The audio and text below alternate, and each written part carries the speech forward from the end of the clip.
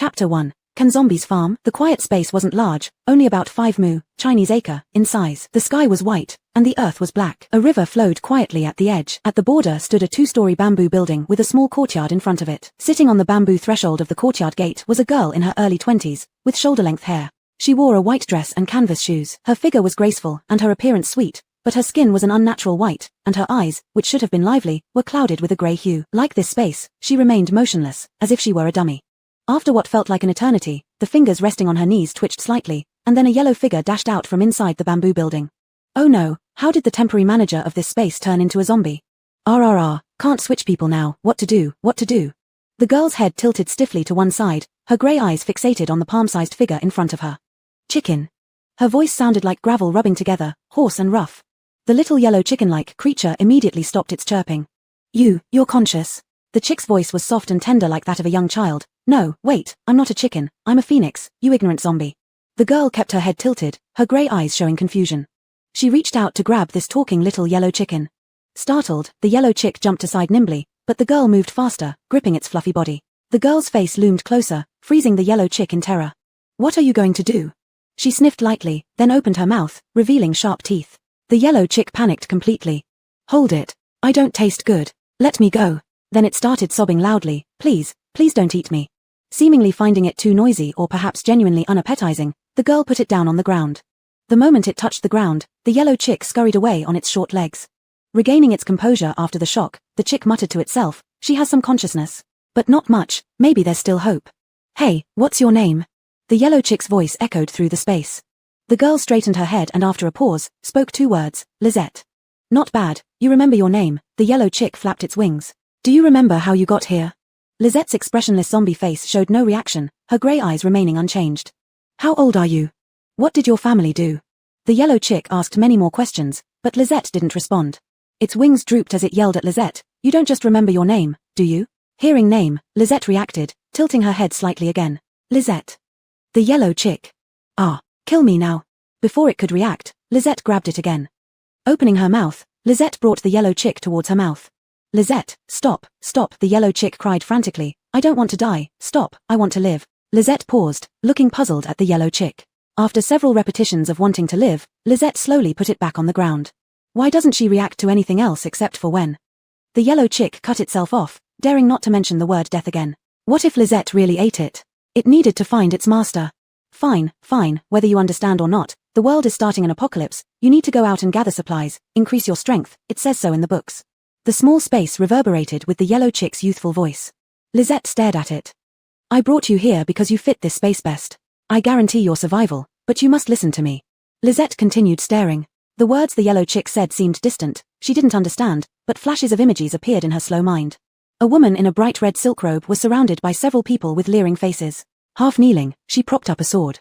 As those around her looked terrified, the woman gave a malicious smile and sealed her consciousness before self-destructing. Lizette didn't understand what these images meant, but her heart felt heavy. Seeing no response from Lizette, the yellow chick became anxious. Little zombie, do you understand? Oh, heaven, it seems you don't. It had just realized what kind of supplies a zombie would need. Finding a master, might be necessary. It wanted to find a master, and it saw a glimmer of hope from Lizette. After thinking for a while, the yellow chick said to Lizette, wait here, I'll give you a demonstration. With that, it disappeared. Lizette stood up and touched where the yellow chick had been, finding nothing. She looked fixedly, seemingly confused. Shortly after, the yellow chick reappeared, along with 3 white cloth bags. On each bag were pictures of wheat, corn, and rice, with fresh red letters written, premium seeds 2 kilograms. See, do as I did, bring the supplies from outside into. Lizette interrupted with 4 words, seeds, farming. The little yellow chick. What are you farming for? Is now the time to farm? You need to go out. Ignoring the little yellow chick, Lizette stiffly bent down and dragged the seeds towards the river. She felt that she should farm, as if it was engraved in her soul. Of course, she didn't understand this now, she acted purely on instinct. Little zombie, don't walk. The little yellow chick jumped to catch up with Lizette. Lizette reached the river, her grey eyes focusing on the transparent barrier across it. The little yellow chick explained, this space has boundaries, you can't cross the transparent barrier. Lizette retracted her gaze, slashed open the bag with her nails, and let the plump seeds spill out. Little zombie, how will you farm without tools? You still need to go out. The little yellow chick repeatedly urged Lizette to leave. You can do anything outside, you must go out. Lizette, as if not hearing, squatted down and stuck her hand into the soil to dig holes. Ignoring how she looked like someone dead for days, her hands were long, graceful, and beautifully shaped. At this moment, these beautiful hands were covered in mud. A zombie's body was too stiff, making her progress extremely slow. It took her an hour to dig only a small patch of land. When Lizette stood up, the incessantly talking little yellow chick thought Lizette had been convinced and flapped its wings. Little zombie, have you thought it through? Then quickly go out. Lizette stood there for a while, slowly making some gestures, forming a seal. In an instant, to the little yellow chick's wide-eyed amazement, dense whirlwinds appeared out of nowhere in the space. Underneath each whirlwind was a hole, all uniformly sized and deep. Little yellow chick. Little zombie, did you awaken a power? That doesn't make sense. Level 1 zombies have no attributes or powers. The little yellow chick was bewildered. What move is this? Spiritual energy. You used spiritual energy. Lizette formed another seal, and seeds dropped into the holes, automatically covered by soil. After completing this, Lizette seemed exhausted, slowly sitting on the ground, her grey eyes staring at the threatening little yellow chick. Little zombie, no matter what power you used, now, get out, immediately. Chapter 2. Apart from farming, nothing else makes sense. Unfortunately, Lizette remained motionless as if she hadn't heard the little yellow chicken's words, giving no response at all. The little yellow chicken went crazy. I beg you to go out. After multiple pleas failed, the little yellow chicken gave up. In its memory, there was no method that could persuade a zombie. A moment later. Little zombie, wait, you're from this world, so how do you know cultivators' techniques? The little yellow chicken had accompanied its master to many worlds, making it a well-traveled little yellow chicken. Thus, it knew that the technique Lizette used wasn't an ability but spirit power. The little yellow chicken circled around Lizette several times, and Lizette's eyes followed its movements as if considering whether the chicken was edible. Sensing danger, the little yellow chicken said, "Let me remind you again, I can't be eaten. If you eat me, you won't be able to farm anymore." No, eat. The word farming triggered Lizette's remaining neural response, and she stiffly replied with 2 words. Little zombie, what kind of technique are you using? Where did you learn it? How did you become a zombie? Lizette didn't respond. After resting enough, she stood up, stared at the river for a while, and started gesturing with her fingers again. Her mud-covered fingers traced several gestures, evoking no response. What are you trying to do now? Just as the little yellow chicken spoke, thick mist rose from the tranquil river and gathered at Lizette's fingertips. Once the mist reached a certain density, it formed a large cloud floating above the land Lizette had planted. Lizette changed her gesture, and fine raindrops began to fall from the cloud. The raindrops were so light and gentle they landed silently, gradually moistening the soil. The little yellow chicken. She seems quite skilled. Could she be a professional farmer? Lizette turned her head toward the little yellow chicken and slowly uttered 2 words, farming. The little yellow chicken, also within the range of rainfall, paid no attention to its wet feathers sticking to its body as it stared at Lizette. Ah, my feathers. The little yellow chicken screamed, running out of the rainfall area with its short legs, shaking off the water from its feathers. But it wasn't like a dog that could shake dry easily. Its feathers stuck to its body, turning it into a soaking wet mess, looking half its usual size. Seeing Lizette staring blankly at it, it jumped up and shouted, "All your fault. My feathers are all wet." Lizette looked at it for a while, made a gesture, and the little yellow chicken felt lighter as the water on its feathers vanished. You can do that too? The little yellow chicken looked at Lizette in surprise. Why don't you use it on yourself? Lizette's skirt and shoes were covered in mud, and so were her hands, but she tilted her head in confusion. The little yellow chicken realized that only the right words could make Lizette do anything besides farming. The clouds dispersed, and the rain stopped. Lizette slowly moved back to the courtyard entrance, sat on the doorstep, and stared at the fields in front of her. The little yellow chicken suspected that if undisturbed, Lizette could remain still, watching seeds sprout, grow, and mature. It walked not too far from Lizette and said, "Little zombie, spatial crops take a month to mature. There's nothing for you here, go out." Lizette maintained her posture without moving her eyes. "I beg you, go out. Outside, there are many, zombies, you can play with them. Only by going out can you evolve and become stronger. Oh, heavens, what will it take for you to leave?" Days passed, and no matter how much the little yellow chicken pleaded, Lizette remained in the same position. "Hey," the little yellow chicken said listlessly, "little zombie, aren't you hungry?" Zombie Lizette wasn't hungry and didn't react. "Little zombie, is there a way to make crops grow faster?" The little yellow chicken began to babble. Yet, these words moved Lizette. She stood up and walked to the newly grown crops, her fingers twitched, and nearby plants began to grow rapidly and produce ears. "You." Just as the little yellow chicken said "you," the crops turned slightly yellow and stopped growing. Lizette seemed drained, collapsing straight away. Originally, she would have fallen toward the crops, but somehow ended up falling in the opposite direction. There was a thud. The little yellow chicken felt the pain even listening to it. It flapped its wings, observing from a distance where Lizette couldn't reach. "Hey, are you okay? Sigh, you're not dumb after all. Even when falling, you avoided crushing the crops." Lying on the ground, Lizette closed her eyes and lay motionless, seemingly dead. The little yellow chicken spat twice. When a zombie doesn't move, it does look dead. Why am I so unlucky? I can't switch people, nor can I force the little zombie to go out. Whoa, master, I've let you down. The little yellow chicken kept chirping, but Lisette remained still. It wasn't until the crops Lisette catalyzed matured that her fingers twitched again. She was covered in dirt, the soil stains on her skirt forming brown patches. Despite the little yellow chicken's repeated reminders, Lisette didn't use any technique to clean herself. Lying there for so long made it even worse. Seeing Lisette move, the little yellow chicken shouted loudly, "Little zombie, get up quickly, your crops are ripe." Lisette moved. First, she moved her head, then raised her arm, and finally, she wobbled to her feet. Fortunately, there were no humans around, otherwise, they would have been terrified. The little yellow chicken acutely noticed something different about Lisette. She had actually blinked just now. Before this, except when her eyes were closed, Lisette's grey, lifeless eyes never blinked. When those ashen eyes stared at the little yellow chicken, it always felt its feathers ruffling. Just now, Lisette actually blinked. There was a little less grey in her eyes, and one could see a hint of white. The little yellow chicken screeched, "Little zombie, can you understand what I'm saying now?"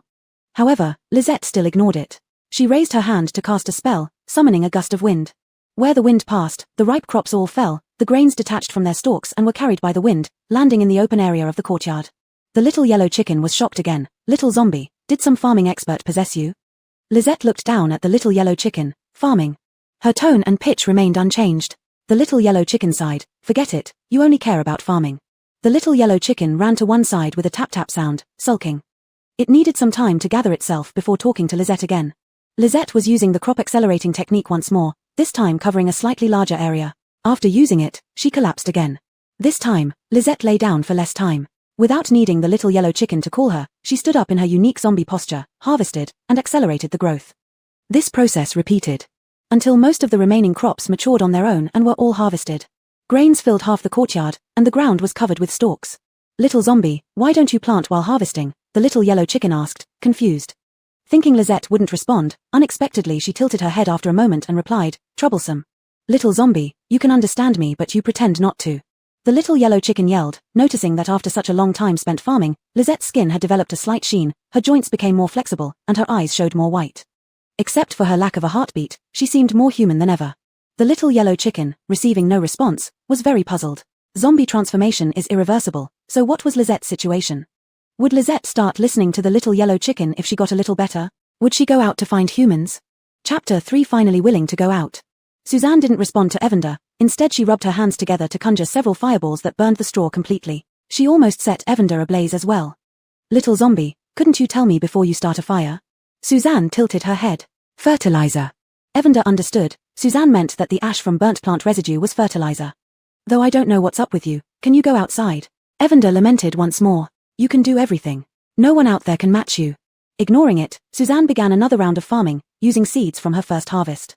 The seeds brought back by Evander had been soaked in genetic water. Logically, the fruits they yielded shouldn't be viable for sowing. However, who could argue with how unique both the space and Suzanne were? This time, Suzanne added a step to till the land. Initially, the soil was loose, but after one planting cycle, it needed to be turned over. Rows of wind quickly flipped the land perfectly. Suzanne took a brief rest before proceeding to sow seeds, water them, catalyze their growth, harvest, burn plant residues into ash, till the land again, and sow seeds once more. Evander noticed the interval between Suzanne's spellcasting grew shorter, and her body became much more agile. The unnamed spell she used for accelerating growth had widened in range, and after use, it wouldn't leave her bedridden anymore. The grey in her eyes also diminished, making it hard to notice unless carefully examined. "Little zombie, you really should go outside. Human psychics have evolved, zombies too. If you stay here any longer, you won't be able to compete. Little zombie, please go out. Humans have built several bases already. If you don't go now, it'll be harder to enter them later. Little zombie, besides extreme heat or cold, natural disasters aren't eruptive anymore. It's safer for you to survive now. Little zombie, if you don't go out soon, the supplies will spoil." Evander kept nagging, but Suzanne remained unaffected, filling the entire space with crops, stacking food high in the yard.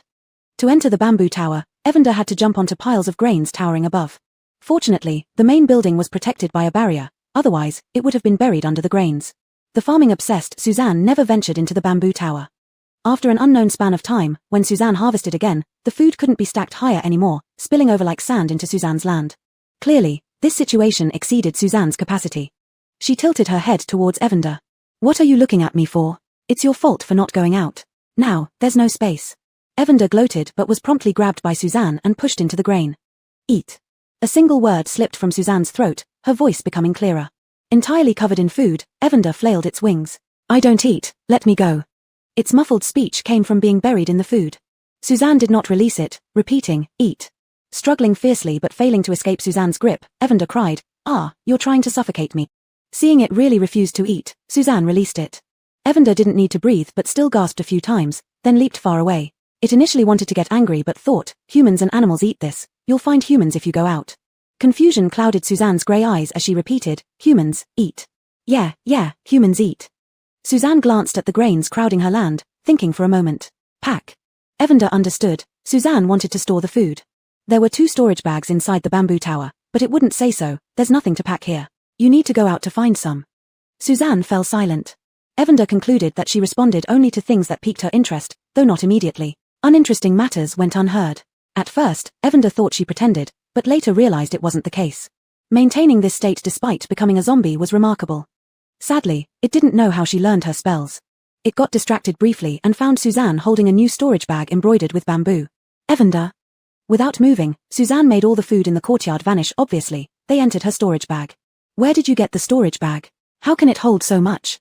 Evander demanded, hopping angrily, yet received no response. Suzanne was farming again. How can one live like this? Evander wanted to go out but needed considerable energy. It hadn't recovered since the last time it went out. It must be taken by Suzanne. But Suzanne. Evander felt stifled. Why does this zombie love farming so much? Too lazy to complain, the storage bag will fill up eventually. Unknown time passed, until Suzanne lay down after 2 rounds of planting. The food piled so high this time that it filled half the land. Even the remaining ground had scattered grains. Suzanne, who was becoming more and more human-like, tilted her head to look at Evander. Evander instantly ran far away, wary as it said, I don't eat, you should go find humans outside. Finally, Suzanne spoke the words Evander wanted to hear, go out. Upon hearing Suzanne's words, Evander, which should have been happy, showed no emotion or excitement. Perhaps it was numb by now. But still, it was a good thing, little zombie, think about going out, and you'll be able to get out. As soon as it finished speaking, Suzanne vanished from where she stood. Evander shouted, take me with you. Its figure also disappeared from the space. Outside, it was daytime, with the sun blazing like a giant fireball. Suzanne found herself in the middle of ruins that were once probably a small town but were now nothing but rubble. Looking around, there were several huge vines flourishing amidst the ruins. The moment Suzanne appeared, one of the vines moved, then froze. I last came out here, and it was a store. How many years have passed? Oh heavens, this must be over 40 degrees Celsius. Where can I find humans? Evander perched on Suzanne's shoulder, assessing the situation and lamenting. The vine moved again, realized Evander wasn't edible, and stopped moving. Evander turned to look at the vine, heaven's sake, mutant ivy, how did it get so big? Thank goodness this body was made by the owner, it has no flesh, or it would have been eaten by this thing. Human, Suzanne said and started moving. Hey, little zombie, that's not a human, it's your kind, another zombie. Suzanne's gait matched those of the few scattered zombies wandering around. Evander kept complaining that it wasn't a human, but Suzanne didn't listen. Suzanne approached one of the male zombies. The zombie wore an unidentifiable t-shirt and tattered jeans, with half its face missing, exposing bones and blackish-green rotten flesh. Under the scorching heat, the zombie moved extremely slowly, almost emitting steam. Seeing Suzanne approach, it showed no reaction. Suzanne grabbed the zombie, human. My goodness, I told you it's not human, Evander exclaimed anxiously, be careful, it might bite you. The zombie couldn't break free from Suzanne's grip. It clawed at Suzanne's arm, but not even a scratch appeared on her fair skin. Evander. Connell. Now holding a handful of wheat, Suzanne stared at Connell with her grey eyes and extended her hand, eat. Chapter 4, the first day of not finding humans. The zombie showed no interest in the wheat in Lizette's hand. It struggled and, in a hurry, opened its sharp, black-yellow teeth to bite her. Evander, be careful. It was unknown what would happen if Lizette got bitten, but even leaving a mark wouldn't be good. Barnaby didn't bite any soft flesh, instead, his mouth was stuffed with a handful of wheat by Lizette's quick hands. Eat. Lizette released Barnaby, staring at it intently. Once freed, Barnaby allowed the wheat to remain in his mouth and turned to run away. At that moment, Evander seemed to see itself. Brother, you can't escape from this woman's clutches. Sure enough, Barnaby was caught again. Lizette roughly pried open its mouth, scattering the wheat on the ground. I told you, it's not human. Perched on Lizette's shoulder, Evander sighed in exasperation. It was so hard to communicate with Lizette. Not human. Lizette stared at Barnaby, repeating the words. Feeling the danger, Barnaby struggled even more fiercely. In the next second, Lizette punched Barnaby in the face, and its head exploded. Evander watched the shattered head of the zombie lying amidst the ruins, falling silent for a moment before exploding in agitation. Don't you have magic? No, you can't say magic outside. Do you have ESP? Evander accused. Why did you hit it directly? That's too disgusting. Waste. Evander actually heard a hint of, wrong word here, maybe grievance, in Lizette's unchanged tone. No, Lisette understood. Evander couldn't help getting even more annoyed. When it saw Lisette picking up the wheat with her hands covered in an unidentified sticky liquid, it exploded again. Stop, don't pick it up. Wheat that has been eaten by zombies is no good, Evander shouted, hopping madly, can't you just wash your hands? Lisette paused for a moment, then water appeared out of thin air around her hands. She clumsily rubbed her hands, washing away the sticky liquid and dirt, revealing her pale, round fingers. Evander, so you do care about this. After washing her hands, Lisette didn't go to pick up the wheat again. Just when Evander thought she had listened to its advice, a white cloth bag appeared in Lisette's hand. The items inside made the bag bulge. Without asking, one could tell it contained grain. This bag looked familiar, it was precisely the seed bag that Evander had brought back earlier. How did you get it out? When did you fill it with grain? Lisette ignored Evander and opened the bag. A gust of wind emerged, instantly cleaning the wheat grains on the ground. The wind swept them into Lisette's pocket. Evander, you can also take things out of space. Lisette thought for a while, then stiffly tilted her head to the left and straightened it back. She couldn't take anything out. It's correct that you can't. Given your current ability, it would take about half an hour to get out so much grain. Without caring whether Lisette understood, Evander explained. But as you take things out more often, the intervals will shorten, and the quantity will increase. After saying this, Evander noticed Lisette was searching for people again. There were only a few scattered zombies in this ruined area, and no humans at all. Lisette kept catching zombies, feeding them wheat, and smashing their heads when they refused to eat. Despite Evander's repeated warnings, Lisette still didn't listen. Until there were no more zombies to find. From 2 zombie heads came small red peanut-sized crystals. Crystal core? Quickly pick it up, it can enhance power and give more land for the space. Lisette initially didn't pay attention, but upon hearing about more land, she picked it up and threw it into the space. Evander, I knew it. The space was somewhat small, and Evander couldn't do anything about it. This space was merely one of the owner's many treasures, which the owner had upgraded when bored and then left alone. It hadn't taught Lisette how to take or put things in, yet Lisette had figured it out on her own. Not finding the people she was looking for, Lisette continued wandering with Evander. Besides a few zombies, the ruins only had some mutated plants. Eventually, Lisette gained experience. Those who didn't eat from her hand, didn't speak, and tried to run were zombies. There weren't many zombies left, and after being killed by Lisette, they were gone. Evander, this won't work. You must find a human base. Suddenly turning her head, Lisette's grey eyes enlarged in Evander's vision, making it flinch, almost falling off. Lisette steadied it. A human base is where humans live. Now, with such high temperatures, bad air quality, and many polluted animals and plants, there are no humans here. While Lisette didn't know this, Evander did. It was already the 5th year of the apocalypse, disasters had passed, and bases had been established. Meaning Lisette missed everything. Evander felt a pang of sorrow. Clearly a zombie, why did it insist on farming?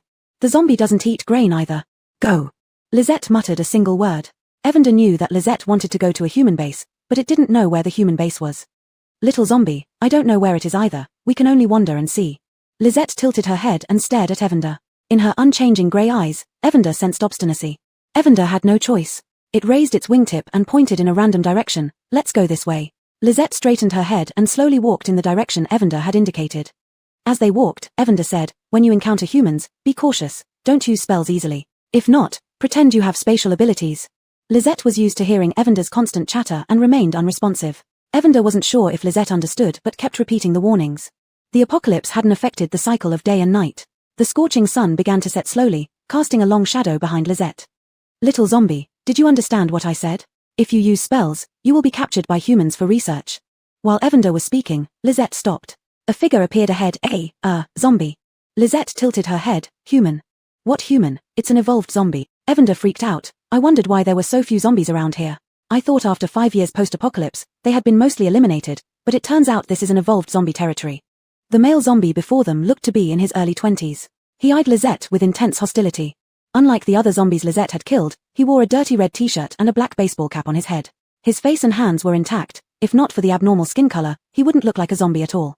Lisette, be careful, it's at least level 5. If it gets too dangerous, retreat into the space. Evander patted Lisette's cheek with its wing. The male zombie had been staring at Lisette for a while now. It sensed that if it ate Lisette, it would become stronger. However, Lisette looked just like any weak human, yet there was something about her that made it uneasy. Lisette took out a handful of wheat and firmly offered it to the zombie. Eat. Chapter 5. Growing mushrooms. The evolved zombie thought of the other zombies and concluded that Lisette was just incredibly strong. Baring its teeth, it overcame its fear and charged at Lisette.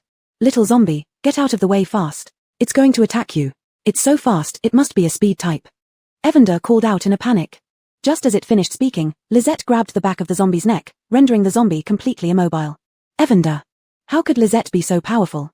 Holding a handful of wheat in one hand and the zombie in the other, Lizette presented the wheat before the evolved zombie. Eat. The evolved zombie didn't want to eat, but having gained sentience, it couldn't break free, and recalling the fates of the other zombies. It obediently opened its mouth. Lizette tossed the wheat into its mouth, her movements too quick for the zombie to even attempt to bite. Unable to do anything under the watchful inorganic grey eyes, the evolved zombie swallowed the wheat. Lizette seemed delighted and spoke to Evander. Person. Evander covered its eyes with its left wing. That's clearly a zombie. Lizette released the evolved zombie. Unnoticed by her, the sun had vanished, replaced by droplets falling into the ruins, emitting strands of steam with a pungent smell. A raindrop landed on Lizette's arm, causing a white spot to appear on her skin, which not even zombies could scratch through. Startled like a rabbit, the evolved zombie ran toward the hillside, ignoring Lizette. Little zombie, quickly enter the space. This rain is contaminated. Evander tried to shield them with its wings. Ignoring Evander, Lizette pursued the evolved zombie. The evolved zombie moved incredibly fast, leaving after images behind, but Lizette was faster, catching up within a few steps. Evander felt dizzy. Although it was a projection, this projection had a physical form, gripping tightly onto the fabric on Lizette's shoulder, afraid of being shaken off. Little zombie, Evander wanted to say something, but its words were lost in the wind caused by their speed. The evolved zombie reached the hillside and dove into a cave. Lizette came over, glanced at the abandoned terraces, then followed into the cave. Evander knew what Lizette intended. Forget about farming outside. The soil is contaminated, normal seeds won't grow. Plants, Lizette contradicted. She saw only colorful, oddly shaped weeds and creeping vines in the ruins, but on the other side of the mountain, there were many plants. Various colors and shapes of plants formed a magnificent yet eerie scene. Just as Evander was about to mention that these plants might be man-eating monsters, the evolved zombie stared intently at Lizette, who had entered the cave. Seeming to ask why she had come. Lizette stared back, producing a handful of wheat out of nowhere. Eat. The evolved zombie jumped back in shock, running deeper into the cave, disappearing around a corner. Little zombie, I told you it's a zombie. Why don't you go into the space? Outside, the rain fell heavily, the heat causing mist to envelop the entrance of the cave, obscuring everything from view. Amidst the sound of rain, strange noises could be heard, cracking sounds, howls, roars. Lizette stood still for a moment. Seeing no sign of the zombie, she began walking in the direction it had disappeared. The cave was vast, and as they went deeper, it became damp and slightly cooler. However, Lizette didn't feel it. The darkness deepened, and Evander, lacking special abilities, gradually lost sight of its surroundings. Evander shuddered. Little zombie, enter the space. Lizette touched Evander, thinking for a moment before a soft glowing, walnut-sized bead appeared in her hand. The light dispelled the darkness. Evander was astonished. Did Lizette care about it feeling scared? Then it realized and screamed, Lizette, where did you get that night pearl from? Evander recognized it, a night pearl powered by spirit energy, capable of emitting light. Lizette tilted her head, another item appearing in her hand, the familiar storage bag. Evander froze, flapping its wings twice. Lizette, are you from a cultivation world? Lizette put away the storage bag and continued forward with the bead. Lizette, I know you understand me. If you can take out a storage bag, what restrictions does the space have on you? Evander resumed chattering, though this time it was more irritable than usual. Finally, Lizette stopped, tilting her head. Mushroom. Evander regained its senses, staring at the scene before them, and fell silent. Fungi of various colors grew all over the cave walls, some large enough to reach a person's height, others about the same size as pre-apocalypse mushrooms, all glowing softly. The gentle light cast an even glow throughout the cave, making Lizette and Evander feel like they had stepped into a fairy tale. Lizette paused, approaching the mushrooms, while Evander noticed some of them moving slightly. Little zombie, these mushrooms have mutated.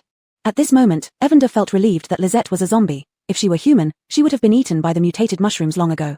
Lizette tilted her head to look at Evander. Mushroom, plant. How can you think of planting everything? Can these things even be planted? Aren't you going to find humans? Evander couldn't do anything about Lizette. This little zombie didn't listen to it at all. Little zombie, let's go find humans. Evander said listlessly. They had been in this cave for 2 days, and Lizette had been studying the mushrooms, not wanting to leave. The evolved zombie that had fled earlier also returned. The moment it came back, Lizette handed it some wheat. Strangely enough, the evolved zombie didn't dodge and obediently ate the raw wheat from Lizette. Pleased, Lizette gave it a whole bag of wheat. After giving it, she pointed to the evolved zombie and told Evander, person. If you say so, but can we please go out? Evander pleaded, what future does growing mushrooms have? If you're not eating them, why grow them? As soon as it finished speaking, Lizette walked out. Little zombie, you've finally come to your senses. Evander was thrilled, but then it saw the evolved zombie following behind. Little zombie, what are you planning to do? Evander felt something wasn't right and fluttered its wings, asking. As expected, Lizette didn't respond to Evander, nor did the evolved zombie. Outside, the rain had stopped, and various plants grew even more densely, with a pungent smell lingering in the air. Some plants moved when Lisette approached. Evander knew these were mutated plants. It observed that these mutant plants had bad tempers and carried heavy pollution. Lisette moved slowly, but her posture was strangely light. She stopped before an elm tree. After some unspoken communication, she pointed at the elm tree, and the evolved zombie extended its sharp claws, slashing at the base of the tree. Hold it, that's a mutated elm tree. It could be heavily polluted. Evander tried to warn them too late. The elm tree, which had remained still, seemed to sense the threat. Its branches twisted and grew longer, striking viciously toward Lisette and the evolved zombie. Evander closed its eyes in fear. Why were these two zombies courting death together? Lisette's mud-covered hand touched the trunk of the elm tree, and instantly, the tree became docile. Evander waited anxiously for Lisette to be struck away, but nothing happened. Opening one eye, it saw the evolved zombie cutting down the elm tree with its claws. Little zombie, what did you do? This time, Lisette responded. She looked at her hand and then pointed to the fallen tree. Evander sensed that the violent energy within the elm tree was gone. To be precise, the pollution from the elm tree had vanished. Chapter 6, Cultivating Abandoned Farmland. In the post-apocalypse, some humans first turned into zombies or evolved into psychics, followed by all kinds of natural disasters. While destructive disasters like earthquakes, tsunamis, and floods became less frequent, and extreme weather could be dealt with to some extent, pollution was the most terrifying issue. Water couldn't be drunk, land couldn't be cultivated, edible animals and plants were scarce, and even the air was toxic. Animals and plants had mutated, some became stronger, while others turned into monsters outright. Humans exposed to pollution would lose control and become irrational mutants. Life was incredibly hard for humans. The little yellow chicken could sense chaotic, violent energy from these monsters and mutant flora and fauna. Pollution itself was a kind of energy, mixed with toxins and uncontrollable forces. After the rain, there were no animal or plant corpses visible, they had been consumed. In this environment, zombies were paradoxically the safest.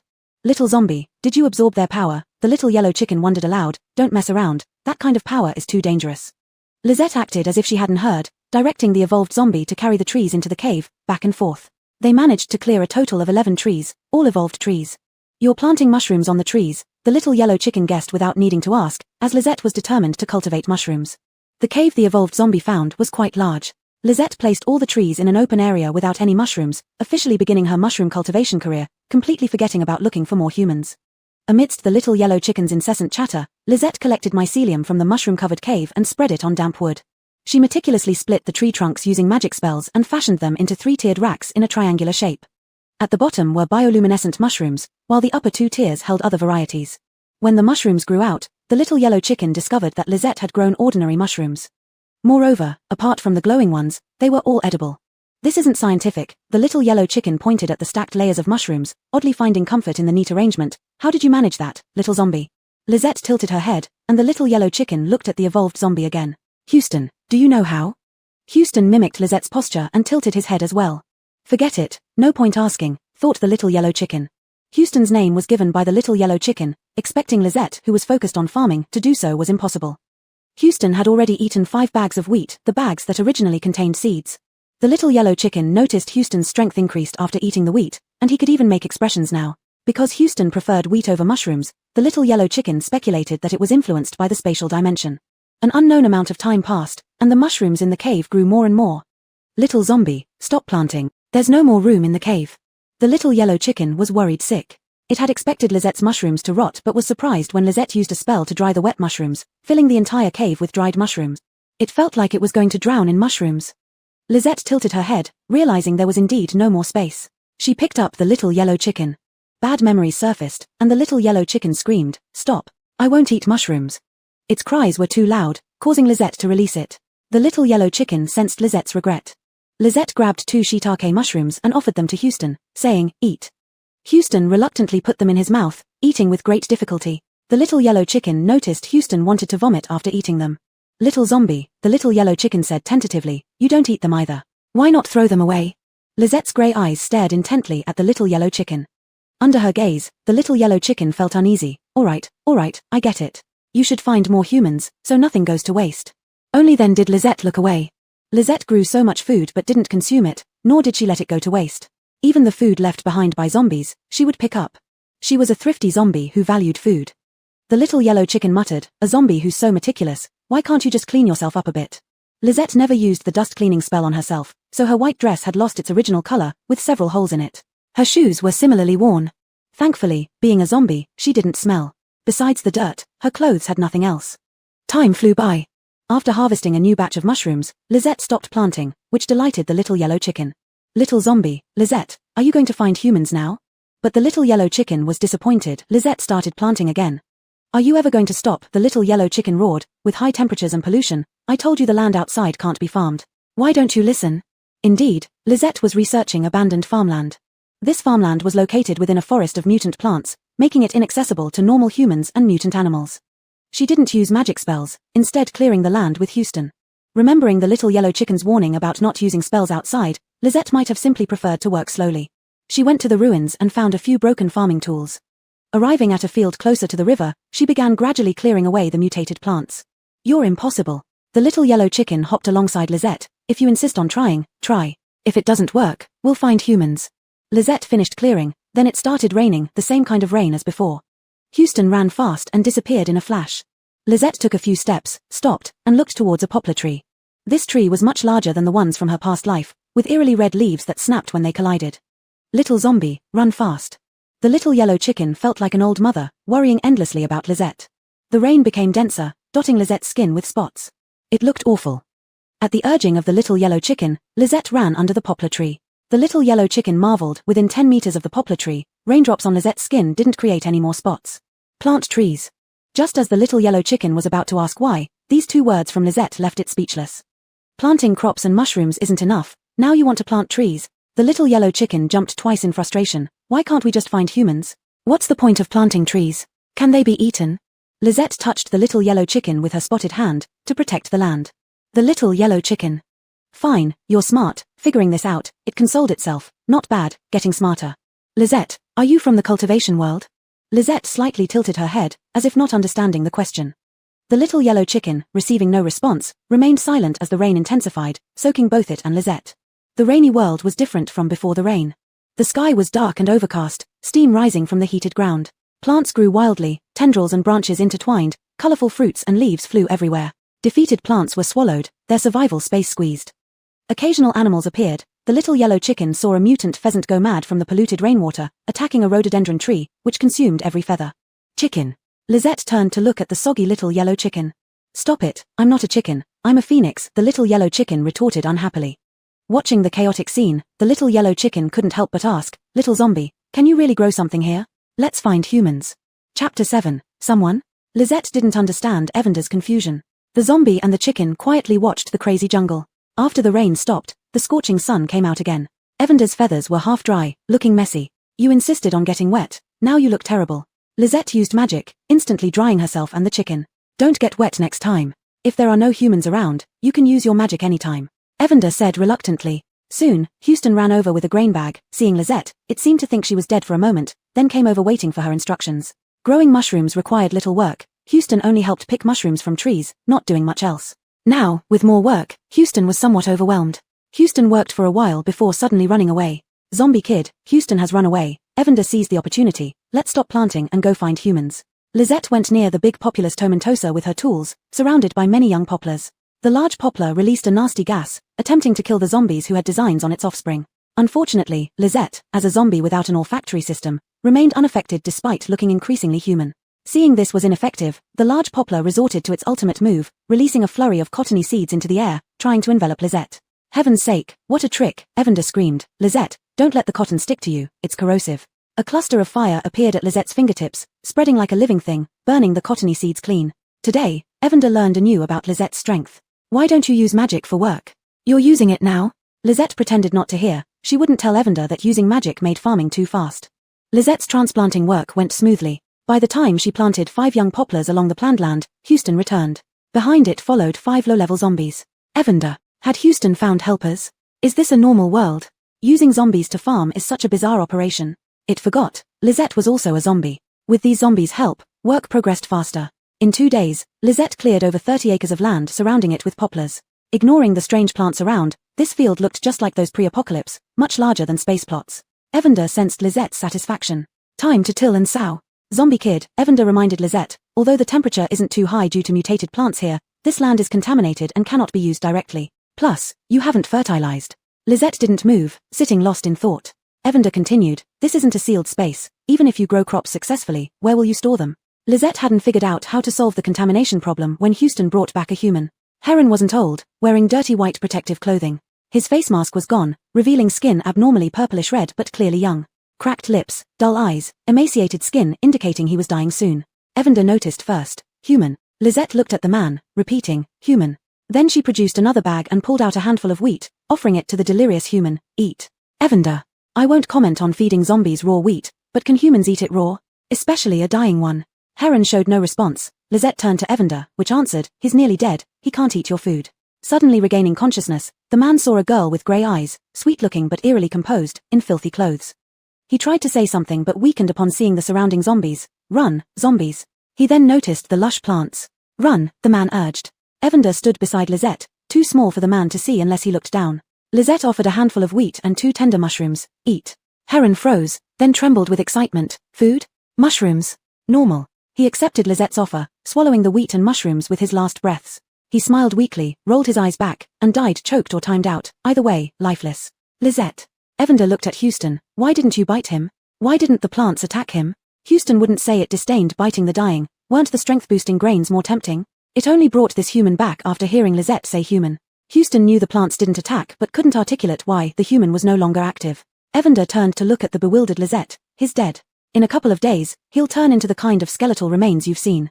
Noticing the man's clothes, Evander suddenly said, Lizette, take off his clothes and wear them yourself. Lizette didn't understand what Evander meant, so it demonstrated by hopping over and pecking at the man's clothes with its beak. After a few tugs that did nothing, Evander hopped up shouting, your clothes are all worn out. If you go to find humans looking like this, they'll be scared. The word human resonated with Lizette, who slowly started unbuttoning the man's clothes. She had just undone 2 buttons when Evander suddenly said, don't move. It's inappropriate for you as a girl. Let Houston do it. Lizette tilted her head and looked at Houston. Houston immediately began taking off the man's clothes. No good, Houston, go over there, don't let Lizette see, the overly concerned Evander directed. Houston understood Evander's meaning. Although it often pretended not to, it also felt this was inappropriate this time, so it carried the body to one side. As Lizette wandered around, Evander knew without asking that she was thinking about how to deal with the soil contamination problem. Evander muttered to itself, sigh, it's such a pity. I barely saw a person, didn't get to ask anything, and he died. Even as a laborer, he would have been helpful. It seemed nearby zombies were all gone, otherwise, Houston wouldn't have only brought back a few. Just as Evander was lamenting, Houston returned with the clothes, followed by a zombie wearing only underwear. Evander. Houston, how did you turn a dead person into a zombie? Houston tilted its head in the Lizette style, nearly driving Evander crazy. That's not right. You need to find him some clothes, Evander shouted loudly. Lizette is a girl and shouldn't see a man's body. Then it covered Lizette's eyes. You can't look. Lizette had no interest in men, she was merely curious about how the man could move again. If Evander said not to look, she wouldn't. Evander then instructed Houston to strip a loose shirt from one zombie and put it on the new zombie. Chapter 8. Changing clothes and decontamination. It still feels weird, it's too indecent to be bare-legged. But Perla had no other choice. Seeing the clothes next to Lizette, it had a sudden idea. Lizette, you go change clothes, and give the new guy your old dress to wear. Lizette didn't move, she was still trying to understand what Perla meant. Wait, Perla suddenly remembered something. These clothes aren't clean. Use your magic to purify them before wearing. After Perla repeated this several times, Lizette finally took the clothes and left slowly. She walked into the dense forest where lush plants grew. As soon as she entered the woods, her gaze was drawn by the enormous rape plants and cotton. There were over 10 giant rape plants, each as tall as a person. Herony huge rape plants crowded together looked like a dark green flower. The color of the rape plants after the apocalypse remained green, just deeper. About 50 meters away from the rape plants were 5 cotton plants. The cotton wasn't particularly large, but they bore green and dark yellow bolls. Lizette felt a surge of wild energy from the bolls. The soil beneath both types of plants wasn't contaminated. She wanted to plant, but Lizette didn't forget her main task. With a casual cleaning spell, her clothes became pristine, as if they had never been worn. She took off the dress that was now unrecognizable and changed into a blouse, jeans, and protective gear. A metal card fell from the clothes. It showed a portrait of a man with a peaceful face and gentle eyes. There were 2 lines of text on the card, -452-5701. Lizette recognized it but didn't understand its meaning. She put the card in her pocket casually. What she really wanted was to plant. After changing her clothes, Lizette headed towards the rape plants. All living things have the instinct to reproduce, including rape plants and cotton. As Lizette approached the rape plants, they showed no reaction until she placed her hand on their stems and leaves. By then, it was too late for them to respond. They rapidly grew, flowered, and set seed. Having completed their mission, they withered, their yellowed stems and leaves collapsing limply on the ground. Perla, fearing something might happen to Lizette, came over only to witness this scene. Zombie girl, what are you doing again? Dressed in white protective gear, Lizette could almost pass as human. The protective suit was a bit oversized, making Lizette look even smaller and cuter. Her short hair reached her ears, looking very obedient, no longer like a boss who had just escaped from a horror movie. Perla commented, "Not bad, this way you won't scare people anymore." "Hold on, you haven't told me what you're doing yet." "Seeds." Perla sighed, "I know." Lizette explained briefly and then walked toward the cotton. Feeling threatened, the cotton burst out with countless seeds from its bolls. Lizette raised her hand, and all the seeds fell to the ground. She took out a bag that Hustontu had provided, coming in various sizes. Dry mushrooms were stored in these bags. With a flick of her hand, the cotton seeds flew into the bag. The cotton plants, having lost their seeds. Lizette obtained the seeds and dragged the bag back to the field. She didn't fertilize the soil but instructed Hustontu to have the zombies plant them. "Zombie girl, mutant plants can be planted, but why these? They can't be eaten." Perla was curious. Edible plants were rare in the post-apocalyptic world, and the pollution levels here weren't low. To decontaminate. Lizette was as concise as ever. Perla was stunned. To remove soil contamination? Lizette gave Perla a look, though it wasn't clear what it meant. Perla imagined it was affirmative. Lizette handed the metal card to Perla. Puzzled, Perla examined the card and read the backside, which Lizette hadn't seen. "We are humans, for the dawn of humanity. Northern underground base." A base. Perla suggested excitedly, "Zombie girl, let's go to this base." Lizette put the card in her outer pocket and went back to planting. Perla couldn't help her at all. It took Lizette a day to finish planting the rape and cotton. After planting, she stared blankly at the river. It was true they were near the river, but using polluted river water wasn't an option. Populous Tomentosa ensured that rain wouldn't harm crops, but with such high temperatures, Lizette had only seen 2 rains in the days since she arrived. Relying on rain would dry out the crops long ago. White she, there must be water purification equipment at the human base. "Let's go to the human base," Perla said. Lizette didn't move, still staring at the river. "Look, the rape and cotton over there are growing well. Using river water shouldn't be a problem, right?" Seeing Lizette ignoring her, Perla changed the subject. Sure enough, Lizette turned to look at Perla. "No, decontaminate." Perla understood Lizette's intent. Removing soil contamination was the priority, and using river water would slow down the process. Perla jumped onto Lizette's shoulder, pouting, "Zombie girl, are you even considering how slow this will be?" As long as it was about farming, Perla felt that Lizette could farm until the end of time. Speaking of which, what kind of energy did zombies rely on to sustain their movements? It seemed that as long as their heads weren't blown off, they could live indefinitely. Thinking of this, Perla felt it wouldn't do.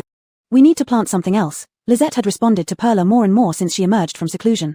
Perla guessed that farming could help Lizette recover her spiritual power, making her smarter, but except for farming issues, she ignored everything else unread.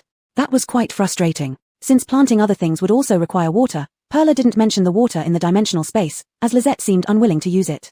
A zombie who fusses so much about farming. "Go check if there are any other plants with filtering capabilities," Perla suggested reluctantly. After hearing this, Lizette looked toward the cotton plants. She stared for a while, thought for a moment, then tilted her head. "Magic." Perla replied sarcastically, "Use it. After all, there's no one around here. Evolved zombies like Houston didn't study you, and as for other zombies, they acted purely on instinct and Houston's wishes. It was impossible otherwise." Lizette stood up and made a gesture over the rapeseed plot. The rapeseed sprouted, grew leaves, and kept growing larger.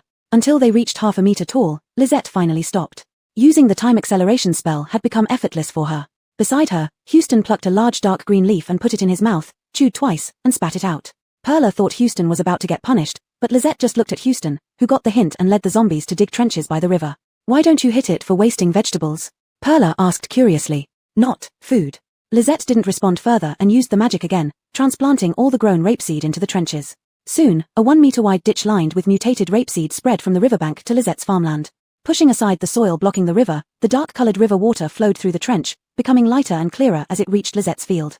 Perla flapped its wings. "You go to great lengths for farming, why can't you find humans?" Perla gave up trying to command Lizette. Let it be. The master wasn't lost for only a day, and with Lizette around, they'd find him eventually. While Perla was nagging, Lizette replanted rapeseed on the open ground. Chapter 9, Too Hot, Let's Find Some Humans. The rapeseed plants were large, and the spacing between Lizette's plantings was wide. The seeds were sufficient. Evander gazed into the distance at the colorful, oddly shaped plants, its large black eyes filled with melancholy. It wondered how long Lizette would stay here. It was so boring, wouldn't it be nice if some humans came by? Afterward, whenever possible, Lizette avoided using magic, relying on mutant rapeseed and cotton and poplar trees to clear more than 200 acres of cultivable land. The climate in this apocalyptic world was highly unstable. Within a mere month, there had been 2 heavy rains filled with pollutants. During the downpours, the plants appeared as scattered as people pulling each other's hair in fights. Animals. There were cries of animals but none to be seen. Even insects that passed by would get devoured by mutant plants. Only zombies, perhaps because they didn't taste good, were ignored by the plants. Lizette used an acceleration spell on the poplar trees, which, once grown, didn't exhibit the rebellious nature typical of wild ones. Evander thought about it for a long time but couldn't figure out why. Anyway, Lizette remained a mystery. Little zombie, did you wait until after earthquakes and floods before you came out? Evander asked while looking at the seedlings in Lizette's field. After clearing the ground with the acceleration spell, Lizette planted spatial seeds. Initially, due to high soil temperatures, the seeds failed to sprout until Lizette used a lot of water to cool the ground. Now the small green seedlings formed a vibrant carpet. Tilting her head, confusion flickered in Lizette's grey eyes. Evander didn't expect a response from Lizette. After a moment of contemplation, it continued, "Hey, little zombie, you need to build a house. Otherwise, where will you store your harvest?" "House," Lizette echoed. "Yeah, without a house, your crops will get wet in the rain, and even the sun can damage them," Evander explained patiently. "And your clothes will wear out too. You'll need shelter when it rains." Forgive Evander for not reminding Lizette earlier. Who could have known Lizette wasn't human? During the last 2 rains, Evander itself had hidden in the space. Its feathers couldn't withstand more soaking. After Evander spoke, Lizette went to find Houston. After their conversation, Evander noticed Houston seemed quite excited. To think, ever since Houston started eating the crops grown in the space, it had become increasingly smart. Unfortunately, it only listened to Lizette, a source of frustration. First, Lizette led Houston to chop down trees, almost finishing off all the nearby mutant trees. Once the trees were cut, Houston skillfully processed the thick trunks into boards, beams, and nails, creating a mountain of lumber, which Lizette then dried using spells. Evander remarked, "Okay, I understand Lizette is impressive, but what's up with Houston? Were you a carpenter when you were human?" Needless to say, Houston wouldn't respond. Another zombie named Dash joined them, having likely eaten Lizette's food before becoming a zombie. Dash, like Houston, had grown smarter. Houston, being a speed zombie, led the others to complete the foundation within 2 days. Over the next 10 days, they built a row of neat wooden houses beside the poplars. After the houses were completed, Houston led the zombies into the mutant plant forest and returned with a liquid similar to varnish. The zombies coated the inside and outside of the wooden houses with it. Evander was astonished. Why weren't these creatures following common logic? "Houston, were you an architect before becoming a zombie?" Houston tilted its head, as if not understanding what Evander was saying. On the night the houses were finished, a strong wind blew. The wind knocked over many trees and swept various corpses and debris through the forest. "Lizette, get inside," Evander shouted. "You might get blown away." It saw limbless zombies carried by the wind. Lizette brought Houston and the zombies inside, and Evander instructed Lizette to block the windows. The wood made from mutant trees was very hard, the foundation solid, and the houses shielded by poplar trees and the forest, protecting them from damage. Heaven be praised, it's finally over. Evander flapped its wings against its chest, sighing in relief. Looks like reforestation really helps prevent wind erosion. The wind raged for 2 days, leaving broken branches, leaves, and animal corpses everywhere. But once fallen, any zombie that landed was quickly devoured by the plants. Lizette removed the debris from atop the seedlings, inspecting them carefully. Though not damaged by the wind, some had been crushed. Touching the seedlings with her fingers, she emitted a faint green light, and they immediately stood up straight. Evander, now accustomed to such sights, was more concerned about the zombies the wind had brought. "Houston, strip this zombie's pants off and give them to Dash." Houston didn't move. The zombie is female, it's inappropriate for Dash. Evander knew how to command Houston, just mention Lizette. Sure enough, Houston dragged the brain-damaged zombie away and soon returned with a dirty, tattered pair of pants. "It's a good thing this zombie has clothes on," Evander muttered, "otherwise, Dash wouldn't have any pants to wear." Zombie Dash entered the small wooden house and put on the pants, rendering Lizette's skirt utterly useless. Many trees fell in the strong wind. Houston dragged them back and used them to make beds, cabinets, tables, chairs, and various pieces of furniture. They also built a circle of wooden fences around the cabin. Lizette thought for a moment, then went into the jungle and dragged back 2 mutant roses, planting them beside the fence. The roses absorbed energy from Lizette and had little aggression. Even if they did, it was no big deal. There were no humans here. Using her spell, Lizette made the roses cover the fence. The roses bloomed in several different colors, dark red, pink, cream yellow. They looked stunningly beautiful. Evander remarked, "You're zombies, why bother with such niceties? Neat wooden houses, lush farmland, vibrant roses. If not for the zombies here." Evander almost felt like this was a countryside retreat before the apocalypse. It was just very bizarre. After Lizette harvested the first batch of crops, the temperature rose again, reaching an estimated 60 degrees Celsius at its highest. Most mutant plants turned yellow and withered, entering dormancy. Without the cooling effect of mutant plants, Lizette's crops stopped growing too, even though her seeds had been improved in the spatial world. Ordinary zombies had shut down, and Houston and Dash lost their vigor, hiding in the wooden house without coming out. This delighted Evander, who chirped, "Little zombie, we can't farm anymore, let's go find some humans." The harvest filled half the house, leaving almost no room in the spatial world. As for the land in the spatial world, Lizette couldn't let it go to waste. Lizette repeated, "Humans." She needed someone to help consume her grain. "Just step outside, and we'll run into humans." Evander tried to persuade her. What year was it now in the apocalypse? Never mind, how many years didn't matter as long as humans hadn't gone extinct yet. Lizette took part of the grain from the wooden house and left some for Houston and Dash in the spatial world. After exchanging glances with the listless Houston, she tilted her head and beckoned Evander, "Let's go." Evander hopped onto Lizette's shoulder, flapped its wings a few times, and said in a rising tone, "Houston, you take care of the place. We'll be back after a while." Houston waved, and surprisingly, Dash waved too. Chapter 10, Found Humans. Farewells held no significance to zombies. Lizette felt no attachment, and Houston didn't either. Lizette returned to the cave to pack some mushrooms before heading out of the forest with Evander. The sky was a deep blue, with a few clouds floating around. A zombie and a chicken walked in the scorching air that could cook a man alive, their shadows large and small stretching long under the sun. "Amora, are you hot?" Evander asked idly, beginning its chatter once more. "I know you aren't, neither am I. Amora, when we meet humans, you can't use your magic. I wonder what kinds of powers today's humans possess. Teleportation is one, and then what? What do you think is good? We've been walking. I wonder if Houston would cry." Evander found it strange that Lizette wasn't affected by the high temperature and even exuded a hint of coolness upon close approach. Walking with Evander, Lizette reached the ruins from where they emerged, where broken cement blocks seemed to melt in the heat. No mutated vines or zombies were in sight. The world was vast. Behind them was the mountain they came from, ahead was an endless stretch of land. Under the sky, it felt like only Lizette and Evander existed. Evander wanted to say something but was stopped by a gust of hot air. It spat twice, feeling its body sinking as Lizette bent over. Evander hurriedly grabbed Lizette's protective suit with its tiny claws.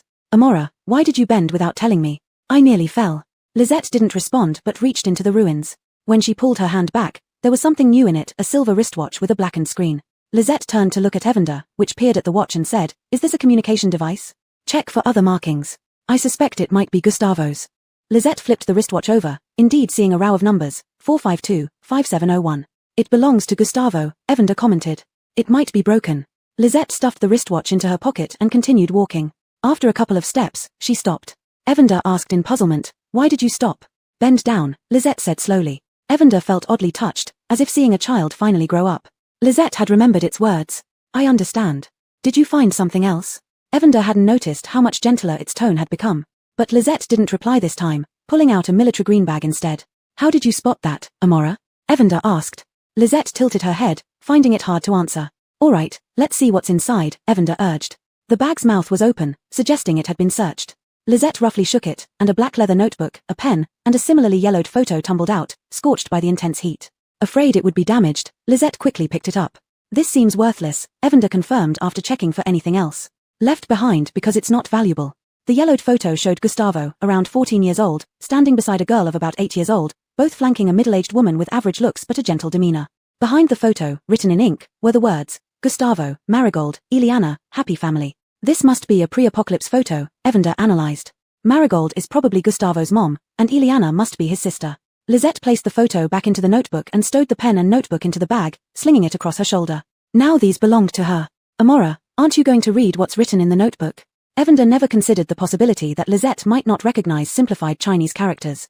"Heat," Lizette simply replied. Evander, the precise translation expert, understood Lizette's point. The extreme heat would damage the notebook if read now. "Fine, later then. Speaking of which, do you use traditional Chinese characters? Do you know simplified ones?" Evander only realized this question after Lizette took a few more steps. Instinctively, it assumed Lizette came from the cultivation realm, hence should only use traditional characters. Lizette's response was silence. Walking for a day and night, Lizette left the town behind, passed through 3 villages, and arrived at a larger ruin just as dawn broke. Suddenly, Evander became excited, hearing faint sounds of combat and wild animal roars. "Lizette, Lizette, do you hear that?" Its voice rose in pitch, beating its wings against Lizette's cold cheek. "Humans. Hurry and check it out." Lizette tilted her head. "Humans. Yes, go in that direction." Evander suddenly recalled something. "Be stealthy and observe the situation before deciding whether to contact them." In this post-apocalyptic world, who knew whether humans were good or bad? Lizette might excel in farming, but she appeared rather naive outside of her gardening and being gentle. Following Evander's advice, Lizette used her magic to float silently towards the sounds. "Evander, I didn't know you had this capability, absorbing the power of mutated plants, just to do this." Ignoring Evander's complaints, Lizette approached the humans under the cover of buildings, completely undetected.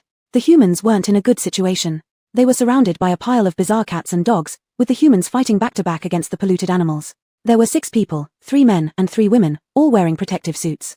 The temperature wasn't too high at this moment, so none of them wore helmets like Lizette did. Whenever a monster attacked, a bolt of lightning struck down, killing 2, a gust of wind blade went past, taking down another one, a fireball was thrown. Well, the fireball's power was a bit small, only singeing some of the monster's fur. The one casting lightning was a rough-looking man in his 30s. He cast a bolt of lightning and said sternly, "This can't go on. I'll create an opening for you to escape." I'll stay behind. It seemed they had held out for a long time. The faces of the 6 people were slightly pale. Captain, no, a tall, efficient short-haired woman insisted, if we're going, we all go together. The others also disagreed. Follow my order, the captain said, otherwise, we will all die here. Alanis, give me a bit more power. Alanis, the short-haired woman, had a white glowing light in her hand, but it looked dim. Little zombie, Evander felt these humans were decent. Can you help them? Lisette tilted her head. These are hard to find humans. You can sell your food to them. Evander thought this proposal was perfect. As for giving away for free, forget it. That food was hard-earned by Lisette. Lisette pondered for a moment, and then she held a snow-white sword. Evander, where did the sword come from? How many secrets do you have? No, that sword is too eye-catching. As soon as the sword appeared, the surrounding temperature dropped a few degrees. The blade was pristine white with intricate patterns engraved on it, gleaming coldly. An elegant apricot yellow tassel hung from the hilt. The blade trembled slightly, making Evander feel like the sword was excited. Chapter 11, The Red Moon Mercenary Squad. Lisette paused for a moment. She remembered that Evander had said no spells, so she took out her sword.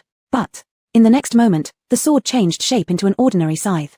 Evander, you never forget about farming. Scythe is fine. Evander ignored the scythe's discontented tremble. Remember, you're currently a spatial anomaly user. The squad leader used lightning to blast a gap open. A young woman conjured a long blade in midair and tossed it to the leader. Captain, use this. Then, she ran out with others, their faces filled with somberness. At this moment, Lisette, with Evander on her shoulder, appeared holding the scythe. Alanis saw Lisette and, regardless of her peculiarity, shouted, "Young lady, get out of here." A teenage boy around 18 or 19, who was firing fireballs, his face very pale, eyes constricted upon seeing Lisette, also yelled, "Don't come over here." The teenager's reaction seemed as if he recognized Lisette. Afraid it might influence Lisette, Evander didn't speak but gave the boy a few extra glances. However, he felt more goodwill towards these people. Lisette looked lucky. The captain had exhausted his anomalous energy and was fighting with a long knife, too busy to help. Hearing his teammates shout, he also had no time to look. Ignoring Alanis and the teenager, Lisette gripped the scythe in her right hand and dashed forward at an incredible speed. Sensing the threat, the strongest of the cat-dog mutants left the captain and lunged at Lisette. "Be careful," the teenager shouted. Lisette, small and slender, held what obviously was a farming tool. A scythe seemed not capable enough to fight monsters. Lisette wasn't distracted. Her scythe burst with unseen dark brilliance. With a light flick, Lisette sliced through the heads of the cat-dog monsters as if they were made of tofu, which then fell one after another. The teenagers and Alanis widened their eyes. Were the monsters really that weak? Or did they and Lisette fight different kinds of monsters? Only the captain and power evolutionists could do this. Only Evander felt weary. Lisette using this move suited farming perfectly well. Black and green blood from the monsters splattered on the ground, dyeing it into an eerie color, looking filthy. The captain suddenly felt less pressure. Alanis and the rest returned to assist. It didn't take long before the monsters were dealt with. Most of them were killed by Lisette. All 6 were exhausted, leaning on their weapons and panting where they stood. "Captain, great. We're saved." A big-eyed girl said excitedly, "Thanks to this gal." Everyone's eyes were fixed on Lisette. This girl looked a bit off. About 1.65 meters tall, round-faced, with short hair just below the ears, she looked like a sweet girl by appearance. But those lifeless grey eyes, cold expression, the scythe in her hand, and ill-fitting protective suit made her seem bizarre. And the thing on her shoulder, was a chicken? One of the handsome men, upon first glance at Lisette, almost whistled, but forced it back. "Buddy, thank you." Captain Clement thanked sincerely, ignoring the oddity. "I'm Clement, the leader of the Red Moon Mercenary Squad." "What's your name?" "Lisette." Upon hearing Lisette speak, the 6 were dumbstruck again. This hoarse voice severely mismatched her pretty appearance. Was her throat damaged? They didn't know it sounded better already. But none of them thought zombies. In the 7th year of the apocalypse, there weren't many zombies left, and most of the remaining ones were high-level, rarely seen. After a brief silence, Clement finally said, "Let's clear up the battlefield first." He then looked at Lisette. "Sister Lisette, the white core belongs to you. You saved us. What do you want?" "Food, credits, white core crystals, anything." Lisette didn't know how to respond. Evander spoke softly, "What is a white core?" The others were taken aback. The big-eyed girl pointed at Evander and exclaimed loudly, "A talking chicken." Clement shot a glare at her. "We've seen evolved pets before, why make such a fuss?" A delicate-looking long-haired woman spoke up, "Evolving chickens are quite rare. I think it's interesting too." Evander didn't like this woman. Throughout the whole process, she had been hiding behind others.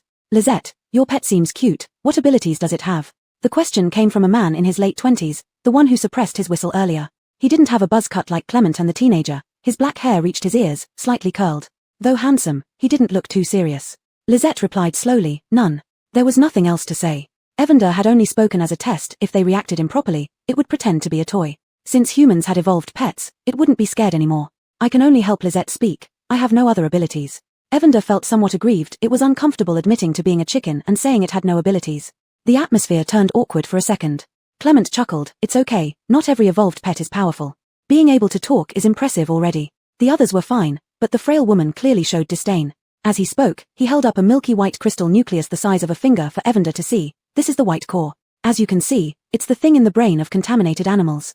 I wonder why such ugly monsters have this in their brains. The teenager couldn't help but ask, hasn't your owner used one?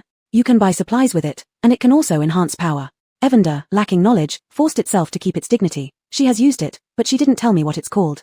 Seeing Lisette like this, she didn't seem to be the talkative type. Everyone quickly accepted Evander's explanation. They soon cleaned up the battlefield, and Lisette and Evander learned their names. Captain Briar, the handsome young man Ulrich, and the teenager Dennis. The healing ability evolutionist Alanis, the woman who gave Briar the knife was named Audria, and the frail woman was Muriel. Briar said, the sun is coming out, let's talk in the car. Dennis looked at Lisette. Sister Lisette, how did you get here? Evander answered first, we walked. Lisette responded after a moment, yes. Ulrich seemed deep in thought, glancing at Lisette from time to time as if pondering something. Briar paused, having just witnessed Lisette's strength. It seemed Lisette was even stronger than they had imagined, however, her reaction was somewhat slow. The others wore varied expressions. Except for Evander who saw Muriel frown.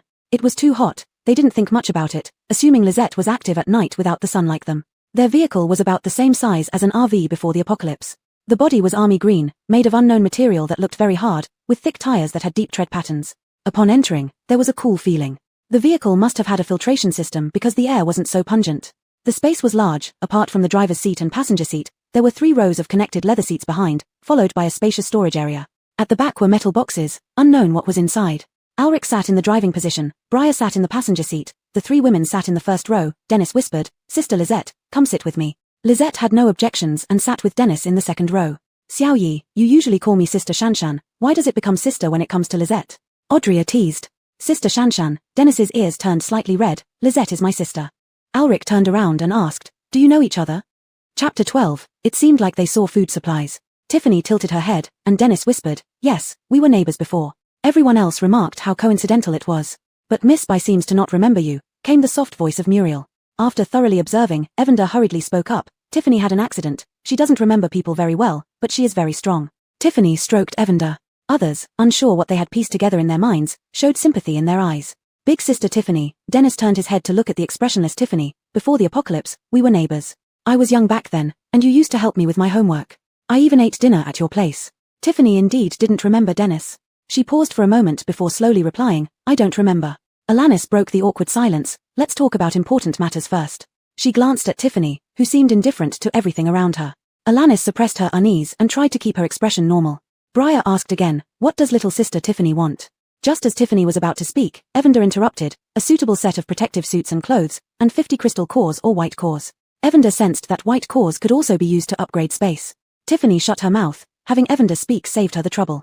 They would discuss the food issue after seeing more humans. 6 humans wouldn't consume much. She wanted to plant crops in the space area. Sure, where are you headed? I'll take you there. Evander didn't ask for much, so Briar readily agreed. We don't know where to go. Evander suddenly sounded sad and dejected. Tiffany was locked up before, and someone made her. Well, later Tiffany took someone else's clothes and fled amidst the chaos, taking me with her. Evander insisted it wasn't lying. Tiffany locked herself up, planted fields by herself, and took Dash's clothes. Due to high temperatures, she couldn't plant in the fields, so she left to find humans. Tiffany remained silent and stroked Evander again, finding its feathers pleasant to touch. Dennis's eyes reddened, his voice trembling. No wonder I didn't see Big Sister when the apocalypse happened. After revealing his relationship with Tiffany, Dennis started addressing her as sister. They didn't doubt Evander's story. Besides the northern underground base, there were also private bases of various sizes, and Tiffany's situation wasn't uncommon. The usually straightforward Alanis softened her tone. How about letting Tiffany join our mercenary squad? No, Muriel opposed immediately. We don't even know where Tiffany comes from. Zhao Ji, Dennis was unhappy. You shouldn't be interfering with our team's business, as an outsider. Dennis then addressed Briar. I can assure you, sister has no issues. Muriel felt humiliated by Dennis. Normally, Dennis treated her politely, but ever since cold-faced Tiffany arrived, he had changed his attitude. I'm just doing what's best for you all. You haven't seen Miss Bai for years. As a mental ability enhancer, she used her power while speaking. Briar said, Xiao Yi, we trust you, but this still needs to be Tiffany's decision. Muriel was slightly angry. Her power didn't have much influence on Briar and the others. Muriel, don't mind. Ulrich's almond eyes curved into a smile. Xiao Yi is still young and speaks without tact. I don't have the right to mind, nor will I. Despite saying she didn't mind, Muriel lowered her head. Evander couldn't stand Tiffany being bullied. We'll just go to the human base. We won't trouble you further. Tiffany, stroking Evander, nodded. Go, to the base. Briar handed a bag containing over 30 white cores to Alanis. This is for Tiffany, let's return to the base. Tiffany accepted the bag, which disappeared into her hand. Big sister, are you a spatial ability enhancer? Dennis's reddish eyes sparkled with excitement. Recalling Evander's instructions, Tiffany nodded slightly in acknowledgement. Except Zhao Hanxiu, Briar, and the others displayed evident excitement. Spatial ability enhancers were highly valued. In the 7th year of the apocalypse, those with special abilities were collectively known as enhancers, also referred to as abnormalists or power holders. Evander silently noted this title. Ulrich started the car, which rumbled loudly as it drove out. Due to the lack of roads, the ride was bumpy, but Tiffany didn't seem to mind. Continuing their earlier conversation, Briar turned his head, his expression eager. You were so impressive earlier, I thought you were a strength ability enhancer. Dennis asked curiously, did you learn martial arts, big sister? Images of practicing swordplay flashed through Tiffany's mind. Dennis and Tiffany continued talking in low voices, mostly Dennis talking and Tiffany listening. From Dennis's words, Evander deduced several points. In the 7th year of the apocalypse, the most severe crisis humanity faced was pollution, rainwater pollution, air pollution, soil pollution, and animal and plant pollution. Evander couldn't help but ask, then what do you eat? Dennis cast a strange glance at Evander. All bases are more or less the same, whatever sister eats is what we eat. Evander, Lisette never eats anything. From the front seat, Ulrich shouted, you talking about food makes me hungry. Xiao Yi, get me something to eat. Dennis responded and knelt on the back seat rummaging through things as Evander watched him. After some rustling sounds, Dennis took out a pack made of unknown material, opened it, and pulled out a grey lump. Sister Shan, this one's for Brother Li. The lump was shared among them, including Lisette. Muriel mumbled something, and Dennis glanced at her. What sister eats will be deducted from my points. Briar said, no need, Lisette is a benefactor to our mercenary team, a bit of food is nothing. Oh, when can we also eat pure natural grains? This stuff wouldn't even be eaten by pigs in the past. Audrey grumbled after taking a bite of the lump. Do the bases grow crops? Evander seized the opportunity to ask. Yeah, those researchers spent 4 years on it, several died before they managed it. But the conditions are too stringent, only the upper echelons of the base can taste it, Audrey explained. Seeing Lisette not eating, Dennis explained, sister, this is a good grass cake, with lots of rat grass leaves inside. It's edible, give it a try, sister. Evander had gathered another piece of information, rat grass. Lisette shook her head, I'm not hungry. She sensed kindness from Dennis and wanted to repay him with food. Miss Bai has space, you must not lack for food, Muriel spoke up again. Lisette tilted her head, yes. Before Evander could stop her, a familiar bag appeared in Lisette's hand. Evander panicked and its voice rang in Lisette's consciousness. What are you doing? You didn't understand the situation but are already giving things away. Lisette was confused how Evander's voice was now sounding in her mind. This is a bag from before the apocalypse, Briar remarked, quite rare now. Polluted plants can't be eaten anymore, so they're only used for protective suits and daily items. Evolutionary plants were edible a few years ago, but not these days. He paused, as if he saw grains of rice still unhulled. Chapter 13, Can it be exchanged for food? The others were also stunned, even Muriel's face was one of disbelief. Lisette handed the bag to Dennis, here you go. Why has everyone gone silent? Ulrich, who was driving, asked in confusion. Food.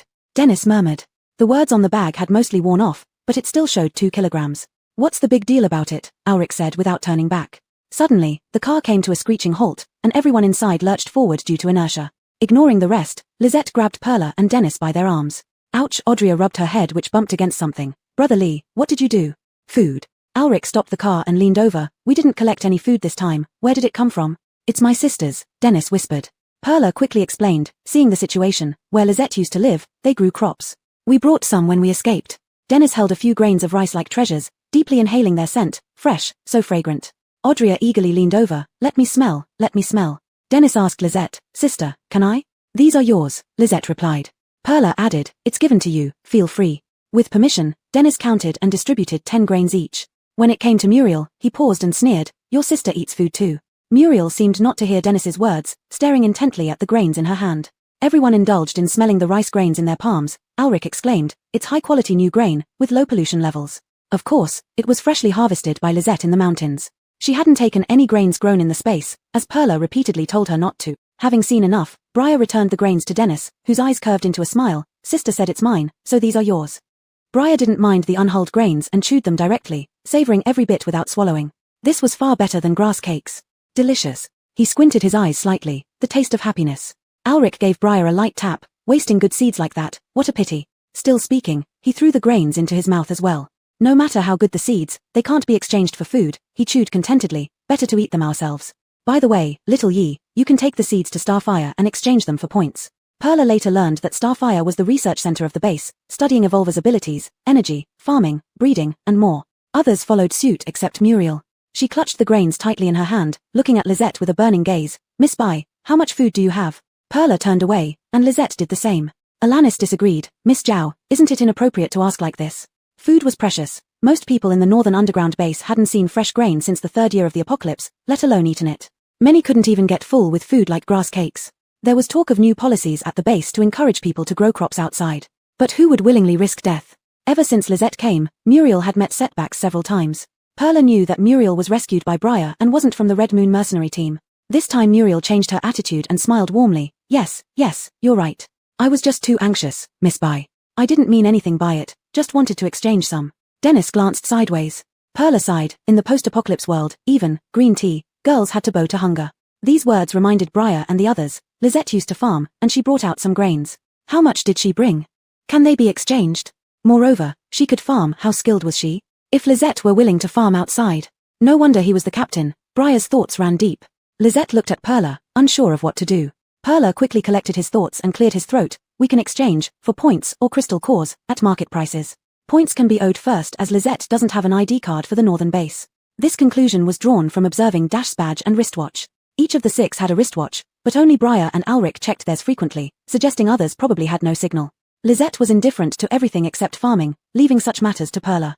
Audria's next words confirmed Perla's suspicion. Even if we have the items, we need to return to the base to provide them to Lisette.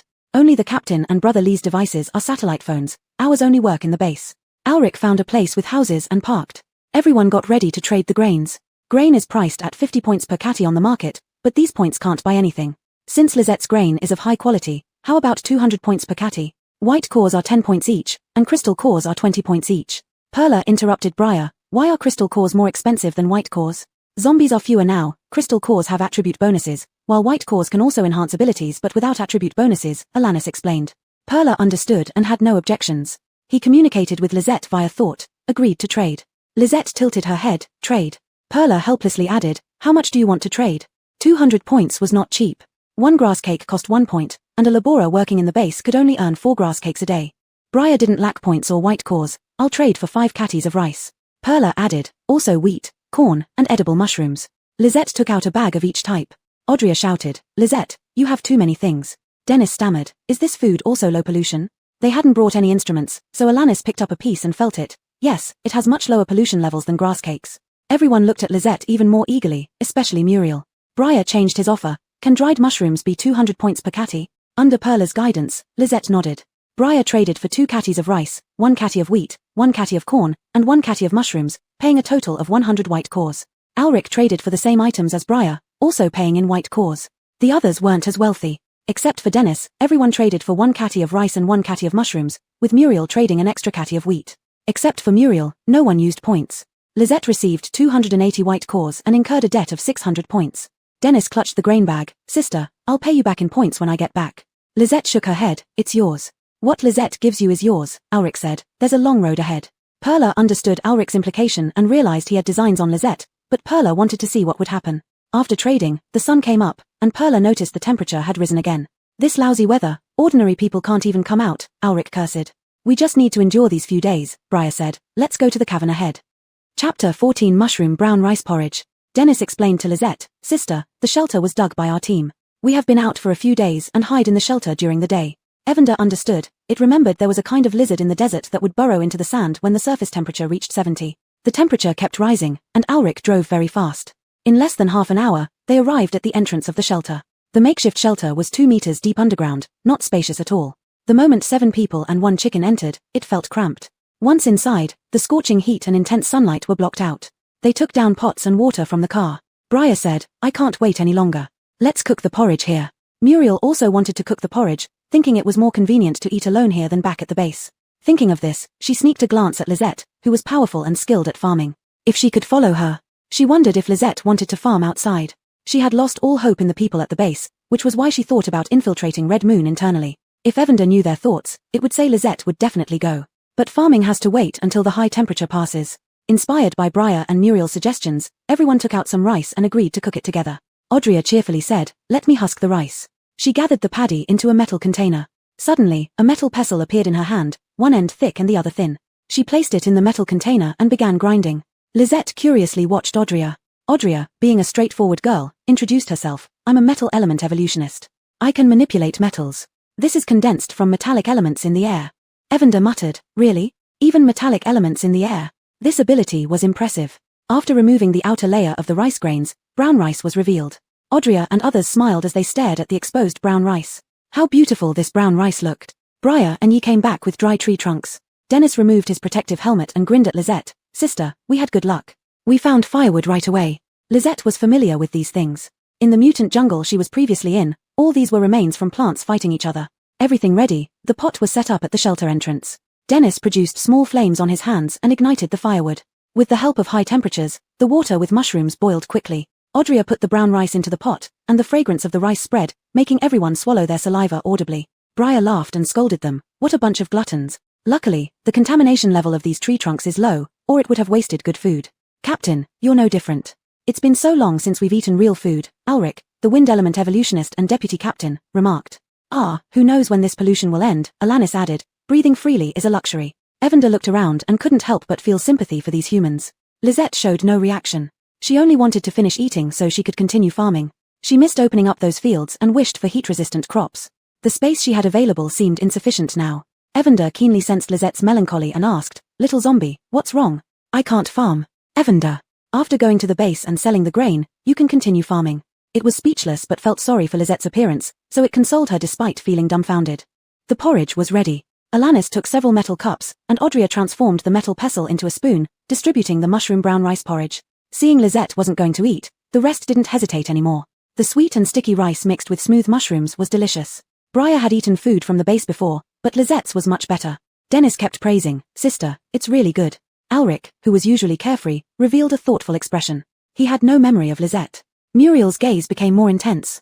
She hadn't acted rashly because such matters required understanding Lizette's intentions. She observed that Lizette responded slowly, but she wasn't foolish at all. After finishing the porridge, Briar said, After eating, I feel my body is lighter and stronger. White cheese grain has less pollution, Alanis agreed. It's been a while since I've eaten food with such low contamination levels. Muriel casually asked, Where was your previous base, Lizette? Lizette tilted her head. Evander pointed its wingtip toward the direction they came from. It takes 2 months to get there from here. We escaped during the chaos, so we don't know if the base still exists. These people had strong imagination abilities. Many large and small human bases had disappeared since the apocalypse began.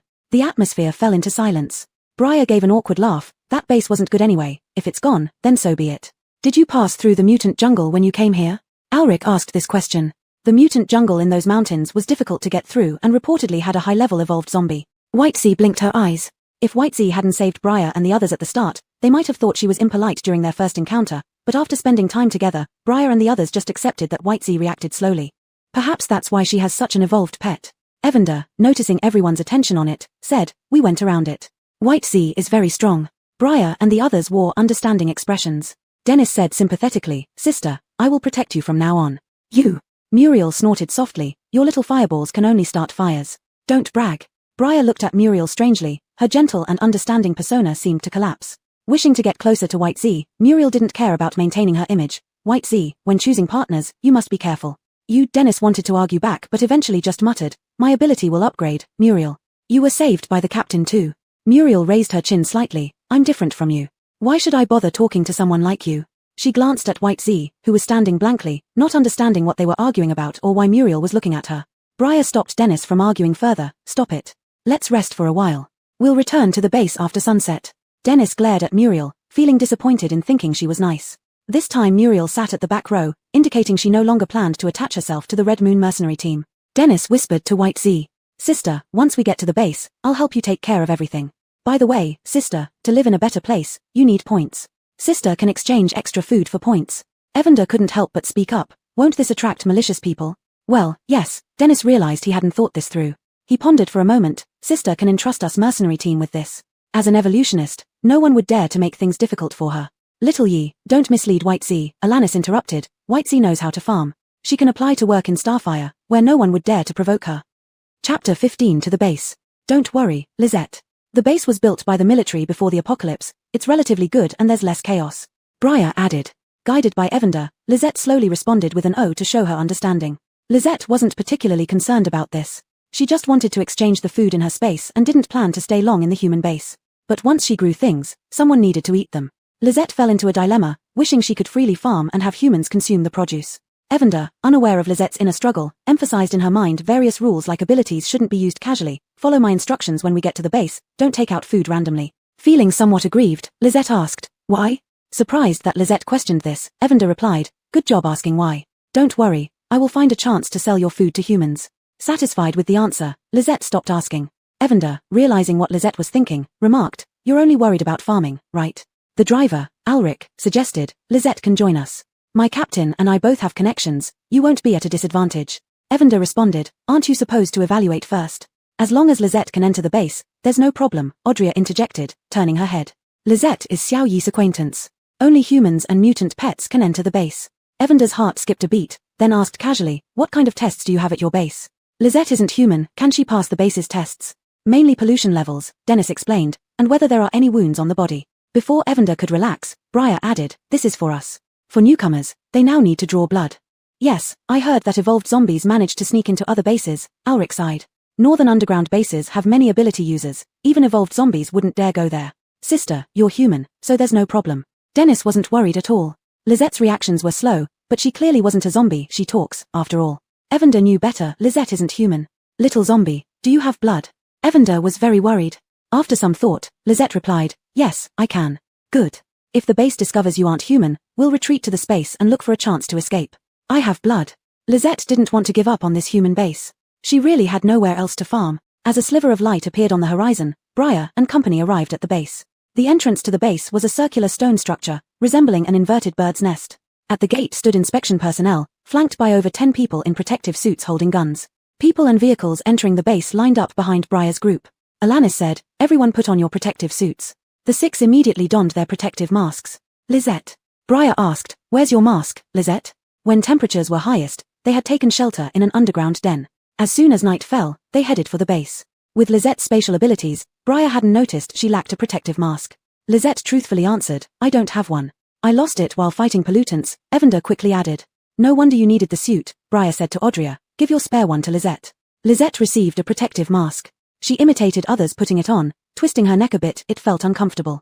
Evander warned, don't take it off. Lisette only felt uncomfortable but had no intention of removing it and didn't respond to Evander.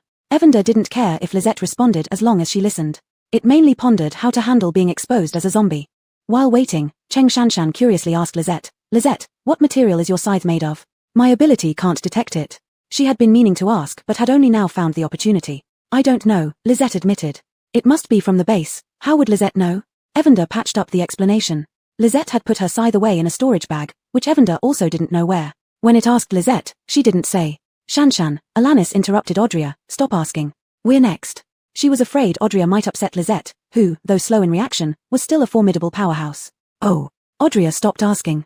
Evander realized Alanis did this intentionally, increasing its fondness for Red Moon members slightly. Once again, it marveled at Lizette's good luck, meeting humans of good character not just the first time but the second. Evander didn't have a specific goal, only feeling that Lisette couldn't stay in one place. Alas, the child didn't listen to it. Their turn arrived, and Evander's heart tightened.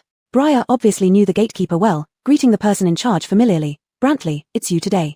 Hey, Captain Fan is back. The voice under the protective mask was muffled but didn't dampen Brantley's enthusiasm. What good things did you get this time? Briar pressed his communicator against a device and passed through a security gate similar to those before the apocalypse. Then he laughed and said, in this weather, where could I find anything? Just took down a few pollutants and collected some seeds. I wonder if Starfire will accept them. Brantley said enviously, where there are monsters, there are white cores, that's already much better. It's been 7 years since the apocalypse began, almost 8. There's barely any supplies left. When the apocalypse started, it caused explosive disasters. After such a long time, supplies were scarce. Brantley wasn't surprised by Briar's statement, it was normal for him to say so. While others were being checked, Briar added, we picked up a young girl, a former neighbor of Xiao Yi.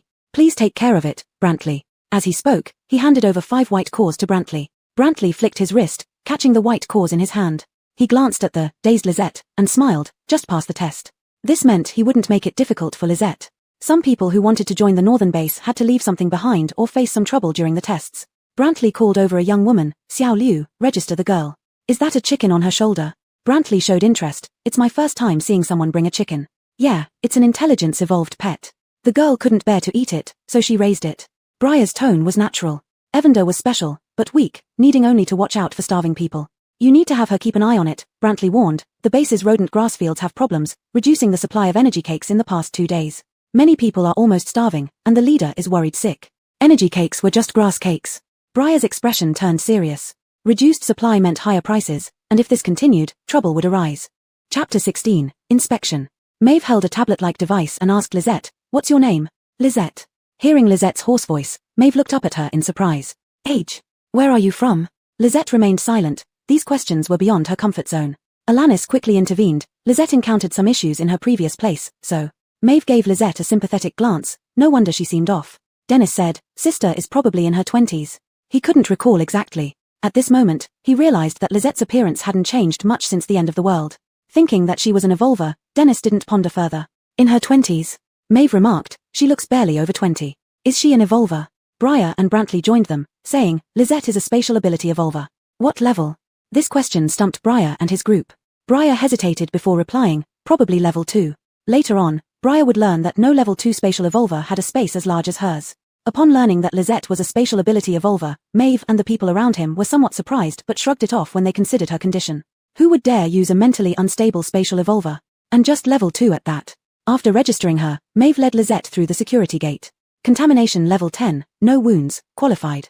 This contamination level was low compared to Briar's group, who ranged between 12 to 20 due to long-term consumption of grass cakes.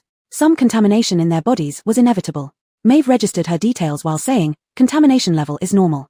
Briar and the others were astonished but then thought of the grain Lisette had brought out. It made sense why her contamination level was lower than theirs.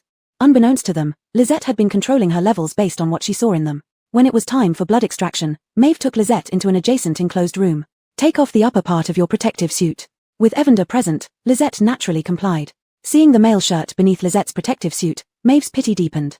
This frail little girl didn't even have decent clothes. Little zombie. Evander, seeing the needle in Maeve's hand, thought about Lisette's skin that zombies couldn't bite through and wanted to warn her. Before it could warn her, the thin needle smoothly pierced her slender arm. Bright red blood flowed through the blue veins into the syringe. A huge question mark rose in Evander's mind. How did Lisette do that? Was she really a zombie? Unfortunately, Lisette wouldn't answer it. Evander scrutinized Lisette several times, sensing again, yes, still a zombie. After drawing the blood, Maeve put away the syringe with a smile. "All done. Go outside to get your proof, and use it to apply for an ID card. But housing and communicators require points." Lisette stiffly replied, "Thank you." Back in the car, Lisette handed a bag of mushrooms to Briar, "For you." Lisette had taken out around 2 pounds, surprising Briar. "For me?" "Earlier, yours," Lisette explained. Briar realized, "You're talking about the white nucleus I provided? That doesn't equate to this many mushrooms." Lisette added, "Helping." "Lisette means you helped her," Evander clarified. "This is payment." "You're too kind." Briar accepted the mushrooms. "I'll send someone to assist you with the paperwork later. Your evolution pet should remain silent, it stands out too much." Muriel wasn't pleased. She had planned to take Lisette herself. Briar also considered that Evander's speaking was too conspicuous, and Lisette wasn't good at communication. "Captain, let me handle sister." Dennis believed Lisette's matters were his own. "Let Alanis join you," Briar decided. Meanwhile, Maeve packed away Lisette's blood sample, muttering, "Such a low contamination level, I wonder what she eats." They drove down a long ramp, passing through 2 gates and reached a square. Beyond the doors and the square, large signs read "No parking zone." Further inside, under bright lights, vague figures could be seen in the distance. Dennis explained, "The base primarily uses solar and wind energy. If it rains continuously or there's extreme cold, the lights won't be as bright. Rumor has it that Starfire has nuclear power, but I don't know if it's true." Seeing Lisette looking at those people, Ulrich said, "These people run stalls." Lisette kept watching them, and Evander understood she wanted to sell grains. Others couldn't understand her intentions. Theo drove past the square and down another level. This area appeared to be private territory with more densely packed buildings. They turned a couple of times and arrived at a gate. Theo honked twice, and the gate opened from inside. The car entered. "Captain, you're finally back." Even before Lisette got out, a young man's surprised voice greeted them. Under the lights, 5 people stood there, both men and women, their faces filled with joy. When the 5 saw Lisette and Muriel, they asked in confusion, "Captain, are these new members?" Muriel waved her hand, "Not me, I was saved by your captain." Communicator number for Captain Fan. "These are 1100 points." Muriel swiftly transferred the funds, 600 for Lisette, 500 as a thank you fee. "I have some matters to attend to, so I'll be leaving now." She then looked at Lisette and Evander, 351-1602, "This is my communicator number. Remember it, Evander. Get in touch with me after you've set up your communicator." Evander. "It's not called Evander, nor is it a chicken, what a headache." Looking at Muriel's unhesitant back, a calm-looking woman said, "Why does she seem familiar?" Briar explained, "She's a mental ability evolver." Then he looked at Dennis and Alanis, "You two take care of them." It's late. Get Lisette settled in and let her rest. After Dennis and Alanis led Lisette away, the young man who spoke first asked, Captain, who is this sweet girl? Why do you value her so much? Is the thing on her shoulder a chicken? Elmer, Captain is tired, let's start unpacking things, said the steady-looking woman. Elmer stuck out his tongue, okay, Sister Sandra. Speaking of this, everyone began to unload supplies and clean the vehicle. Suddenly, Sandra said, I remember who she is, Sister Natalie. Elmer came over, Natalie from the first floor of Eden? Yes, Sandra explained to the curious team members, but I heard there was an internal conflict in Eden, and Sister Natalie died. We rescued her outside the base, Ulrich said. At that time, people were surrounding and attacking her. Briefly explained, but everyone understood. Heard that Sister Natalie was good at influencing people, someone named Michelle remarked, many men fell for her charm. Didn't she do anything to Captain or Deputy Brantley? Briar didn't hesitate, no. Ulrich secretly smiled. Muriel did more than just nothing, it was Briar who was too dense. He kept quiet, no. What's this? Elmer held up a bag. There were plenty of items in the car, animal corpses, plant seeds, white nuclei, samples, miscellaneous pre-apocalypse items, all in dedicated boxes. But this separate cloth bag. Lower your voice, Audrey snatched the bag, it's food. A moment of silence. Michelle, being the eldest, reacted first. Did you collect food? Chapter 17, eyeing the Evander. They weren't collected, Jamonos emphasized, we bought them. These belong to us. Oh, this bag of dried mushrooms belongs to the squad. It was necessary to clarify that these were personal belongings. Where did you buy them from? Elmer leaned towards Briar. Captain, you mustn't hide anything for yourself. Grains couldn't be bought with points and grass cakes didn't taste good at all, and they were also contaminated after eating. Let's clean up first, then we'll talk later. Briar asked Lisette and then spoke to his team members, don't tell anyone else. By the way, we'll have mushroom porridge tonight. The team members immediately perked up, their movements becoming quicker. Big sister, I'll take you to change clothes later, it should be less crowded in the administrative office by then. Dennis said, holding a protective helmet. Evander was confused, isn't it daytime now? Due to the high temperature, people mostly work and return during the night, so now is resting time. Anyway, underground there's not much difference between day and night, Dennis explained in detail. Evander understood, but Lisette didn't react. Lisette followed Dennis and Alanis down 2 streets to a stairwell, where under the dim yellow light, the cement steps looked somewhat eerie. Big sister, elevators are only for special occasions and certain people. Dennis didn't know what Lisette's previous base was like and felt a bit embarrassed explaining it to her. Lisette simply said oh, showing no interest. The 3 went down the stairs to the first floor and crossed a square, where fewer people lingered. A few greedy eyes fell on Evander and Lisette. In these times, having such a small chicken isn't enough to fill one's teeth, a dirty big man complained. Another person remarked, I heard there are chickens in Spark. This girl might be from Spark? Does it matter? Didn't you see people from the Red Moon mercenary team? Those with different degrees of red spots gave up on their thoughts. Whether from Spark or the Red Moon mercenary team, a little chicken with barely any meat wasn't worth the risk. Evander shrank its neck and whispered, Lisette, they want to eat me. Alanis coldly replied, they dare not. Lisette gently stroked Evander, she wouldn't let anyone harm it. Evander eerily sensed Lisette's meaning and added, this projection body was made by the owner, there's only one, don't ruin it. In a corner, a well-dressed man and woman watched Lisette and company. The woman was in her 30s, tall, with short hair and a cold, proud demeanor. Her voice was equally cold, who are they? Where did they get the chicken? Heron was slightly taller than the woman and respectfully answered, Annika, they are from the Red Moon mercenary team. As for the chicken, it's likely something they got on their recent expedition. Heron recognized Alanis and subconsciously assumed Lisette and Dennis were also from Red Moon. Find their captain, I want that chicken. Lisette and the others arrived at a spacious and bright administrative hall similar to a bank before the apocalypse, with glass counters and automated teller machines whose functions were unknown. Dennis smoothly walked to a counter and politely said, hello, I need to apply for an identity card. The clerk was a slender young lady with a few freckles around her nose. She took Lisette's registration form and test report. If you had come 5 minutes later, we would have been closed. Her tone suggested she knew Dennis. I'll try to process it quickly. I just returned to the base, Dennis explained with a smile, more relaxed than when talking to Lisette. Did you find anything interesting? The clerk typed rapidly, I wish I could go out, I can't even afford grass cakes anymore. Just some contaminated creatures, Dennis said. The heat was intense, and we didn't find much. A white core would do too. Going out or staying underground doesn't make much difference lately. Several more people have died or turned into mutants because of contamination. The clerk sighed and asked Lisette, which level do you want to live on? Evander and Lisette knew there were 6 levels underground. If not spending points, they'd default to level 6, which had only a bed in a space shared by 300 people. Levels 1 to 5 required varying amounts of points. Dennis stayed on level 4, with a 10 square meter room, costing 60 points a month. Lisette said firmly, level 4. Dennis was pleased and used his points to pay for Lisette's 1-month fee. Can you assign her near me? 3 minutes later, Lisette received her identity card, which looked like Dash's. The card was silvery white metal with Lisette's emotionless face on it, captured by the clerk's camera.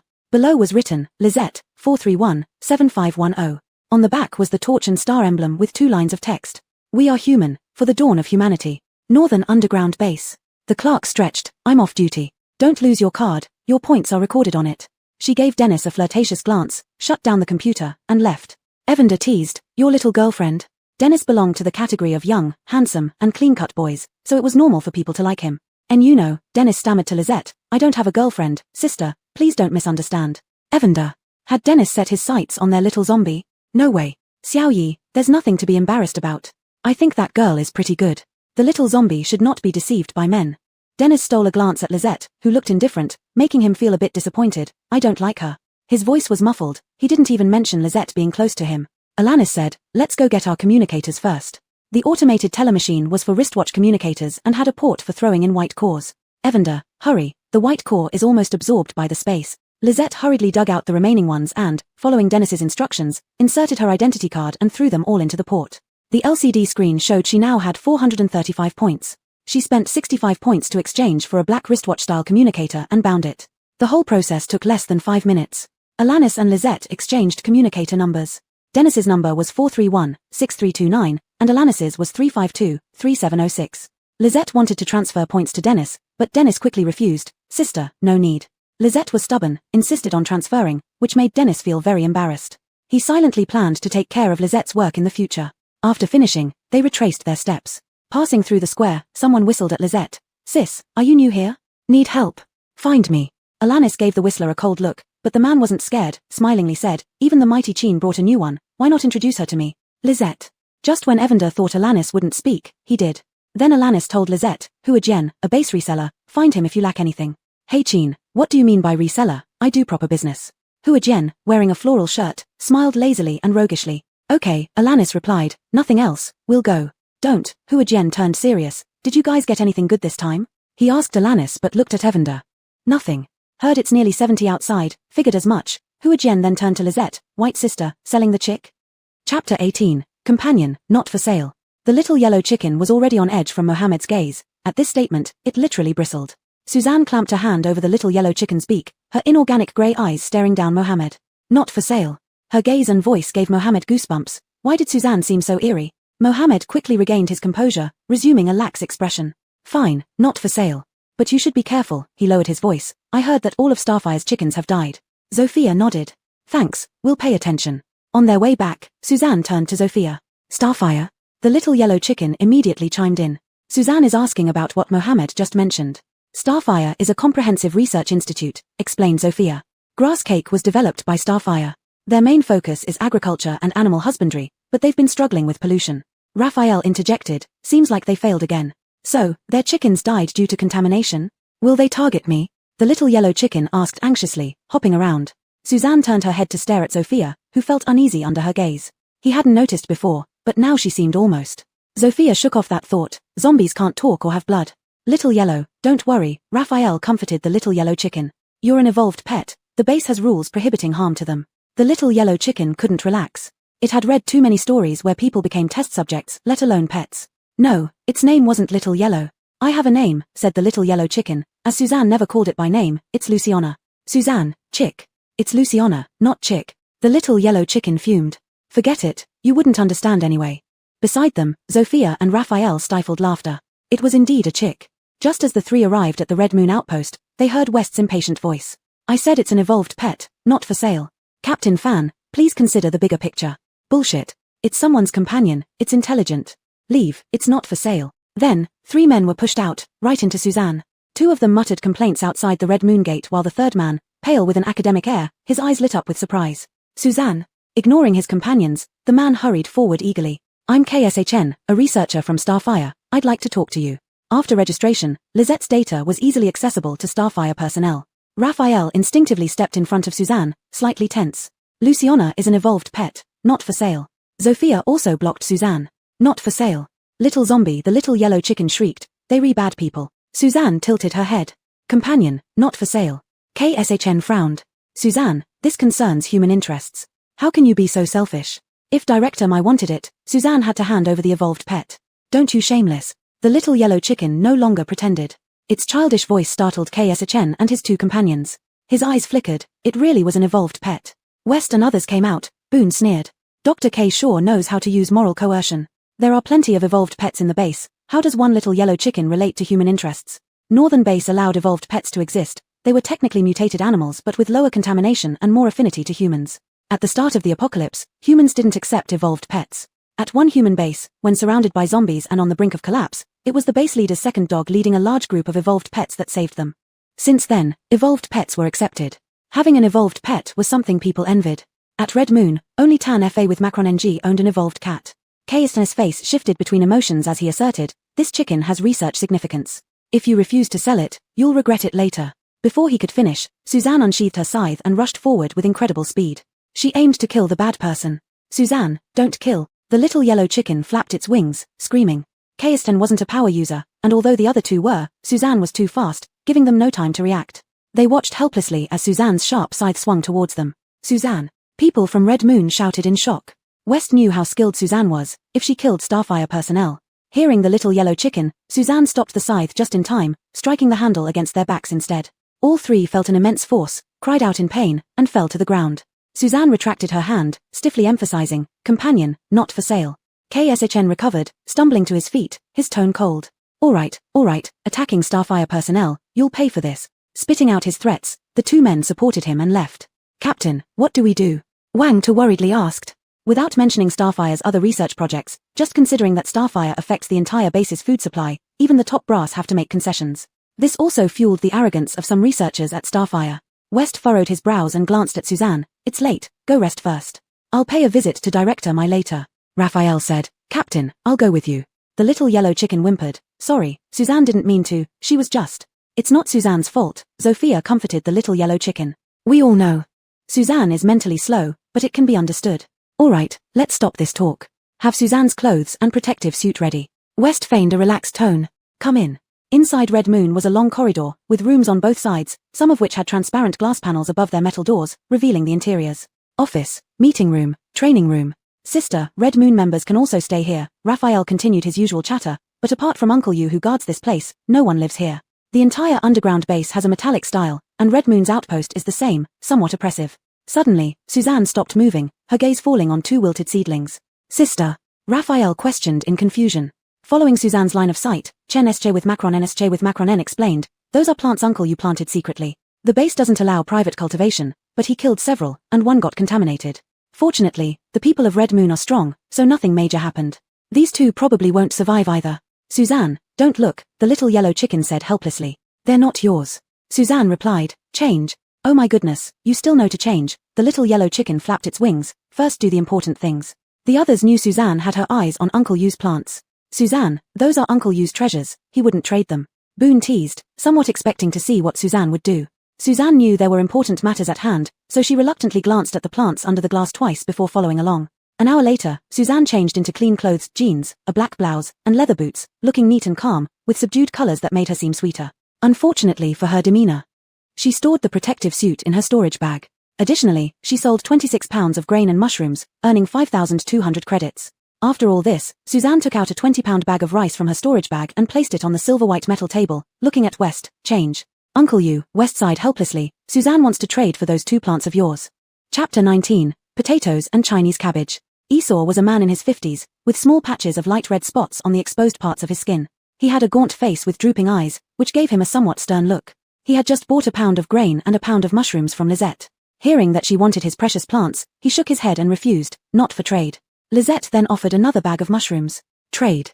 Esau swallowed hard but still shook his head. Lisette tilted her head and added 2 more bags of grain. People inside the room were astonished. How much grain did Lisette have? "Little zombie, be restrained, don't flaunt your wealth." The little yellow chicken was worried, but Lisette didn't listen and stubbornly kept offering more grain. When she reached the 6th bag, Esau shouted, "All right, it's a deal." It wasn't that he lacked willpower, Lisette simply offered too much. Esau was an ordinary person, but he was strong. After 2 trips, he carried the grain back to his room and handed over 2 nearly dead plant seedlings to Lisette. "They're yours," he said without any trace of reluctance. People from Red Moon envied Esau, all because of the grain. By the way, Esau, trying not to attract resentment, quickly changed the subject. "Dinner is ready. Are you joining?" Keep in mind, today's dinner wasn't grass cake porridge but mushroom and rice porridge. This time, people stopped envying Esau and hurried toward the cafeteria. Briar looked at Lisette, who was studying the plants, head down. "Lisette, let's go together." Without raising her head, Lisette remained focused. The little yellow chicken knew what was going on and tapped Lisette with its wing. "Lisette, let's go home." Then it turned to Briar. Lisette has food. We're heading back. Briar transferred Muriel's credits to Lisette. Okay. Big sister, can I walk with you? Dennis waited for Lisette. The little yellow chicken didn't object. Lisette, we need to go back to plant. Reluctantly, Lisette followed, but the little yellow chicken could tell she was slightly unhappy because she couldn't plant right away. On their way, Lisette and the little yellow chicken saw scattered people, all very thin with varying degrees of purple-red spots on their skin. The little yellow chicken asked Dennis quietly, what happened to them? The pollution caused this. It's better for evolvers, while it's especially noticeable in ordinary people because they metabolize the toxins slowly. Dennis's tone was a bit sorrowful.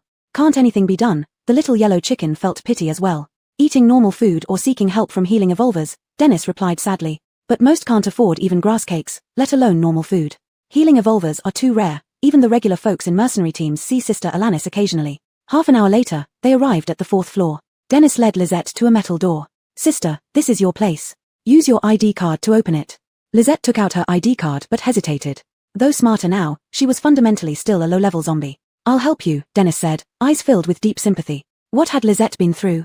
Dennis spoke too quickly for the little yellow chicken to protest, it saved trouble anyway. Lisette handed the card to Dennis, who placed it above the doorknob and pressed the handle with her other hand. The door opened. A 10-square-meter room, dimly lit, with a single bed, a tall cabinet, a rack, and a small table. The single bed had bedding, and the rack held toiletries. The previous owner passed away, so this room became available, Dennis explained. All these items are newly replaced. If you don't like them, I can take you shopping tomorrow. I like it, Lisette said slowly. She wanted to start planting and didn't want to fuss about other things. Be careful with your credits. The bathroom is at the end of the corridor and is communal. Dennis appreciated Lisette's frugality. Little Yi, you should head back. The little yellow chicken noticed Lisette getting impatient and quickly spoke up.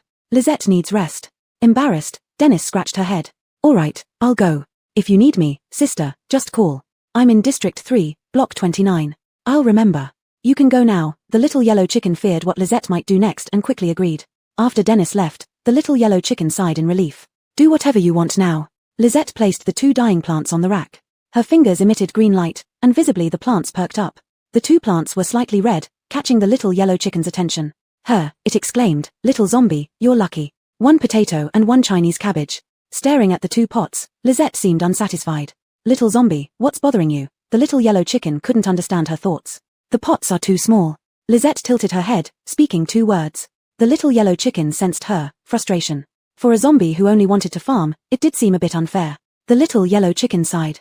You can grow them in the space. As soon as it finished speaking, Lisette vanished. The little yellow chicken. Do you have to be in such a hurry? The little yellow chicken left a strand of consciousness to watch outside, and its figure also vanished. The space remained as quiet as ever, with white skies and black soil, and a large pile of grain in the small yard. When the little yellow chicken entered, Lisette had already planted the 2 plants and was watering them, her fingertips emitting water. Little zombie, the little yellow chicken clucked as it ran to Lisette's side. The space has grown larger. Lisette had just finished watering with her magic when she heard this. She glanced around the space and repeated, it has grown larger. Yes, yes, the little yellow chicken felt Lisette's joy and became even more excited than her. Little zombie, you wouldn't believe how many treasures the master has. If not for him, this space would have become a small world long ago. The little yellow chicken went on about how the master neglected the space and eventually abandoned it, growing increasingly sad. By the end, it was actually choked up. Lisette had just completed the acceleration spell.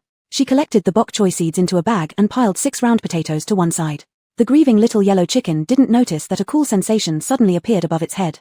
Lisette squatted down and awkwardly patted the little yellow chicken's head, saying, don't cry. I'm not crying, the little yellow chicken replied stiffly. It's rare for you to show some consideration. This small body didn't shed tears. Little zombie, the little yellow chicken noticed the dirt on Lisette's hands and fluffed up in anger. You've dirted my feathers. Lisette cast a spell on the little yellow chicken, which instantly became clean again. Lisette then proceeded to plant the bok choy and potatoes, growing crops that looked just like those from before the apocalypse.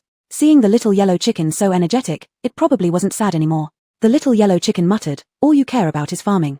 However, Lisette's distraction improved its mood significantly. The little yellow chicken felt that its efforts in raising her hadn't been in vain. Just as it was feeling sentimental, it saw Lisette sitting on the ground, cutting the potatoes with her scythe. You get up right now, your clothes will get dirty, the little yellow chicken scolded, hopping around. The clothes were freshly changed. Little zombie, if you're covered in dirt, humans will suspect something. Can't you use magic to cut the potatoes? Sell grain. Hearing this, Lisette stood up and used magic on herself for the first time. Seeing her daughter all clean, the little yellow chicken nearly burst into tears of gratitude. Chapter 20, Comparison. After Lisette finished slicing the potatoes, she took out cotton and rapeseed from her storage bag. The little yellow chick was too lazy to care about Lisette and went to the bamboo loft by itself. When the little yellow chick came out, it couldn't help but speak up upon seeing Lizette's land. Little zombie, what are you doing? Unknown how many times Lisette had accelerated the growth of crops, her plot was now fully planted. She divided the potato and cabbage into 2 separate sections each, using cotton and rapeseed as separators. All the crops were blooming, and Lisette was busy among them. The little yellow chick noticed that Lisette watered and fertilized the different plots in varying amounts, and wondered where Lisette got the wood ash. Lisette turned her head, her colorless grey eyes staring at the little yellow chick. Comparison. The little yellow chick. Who taught you?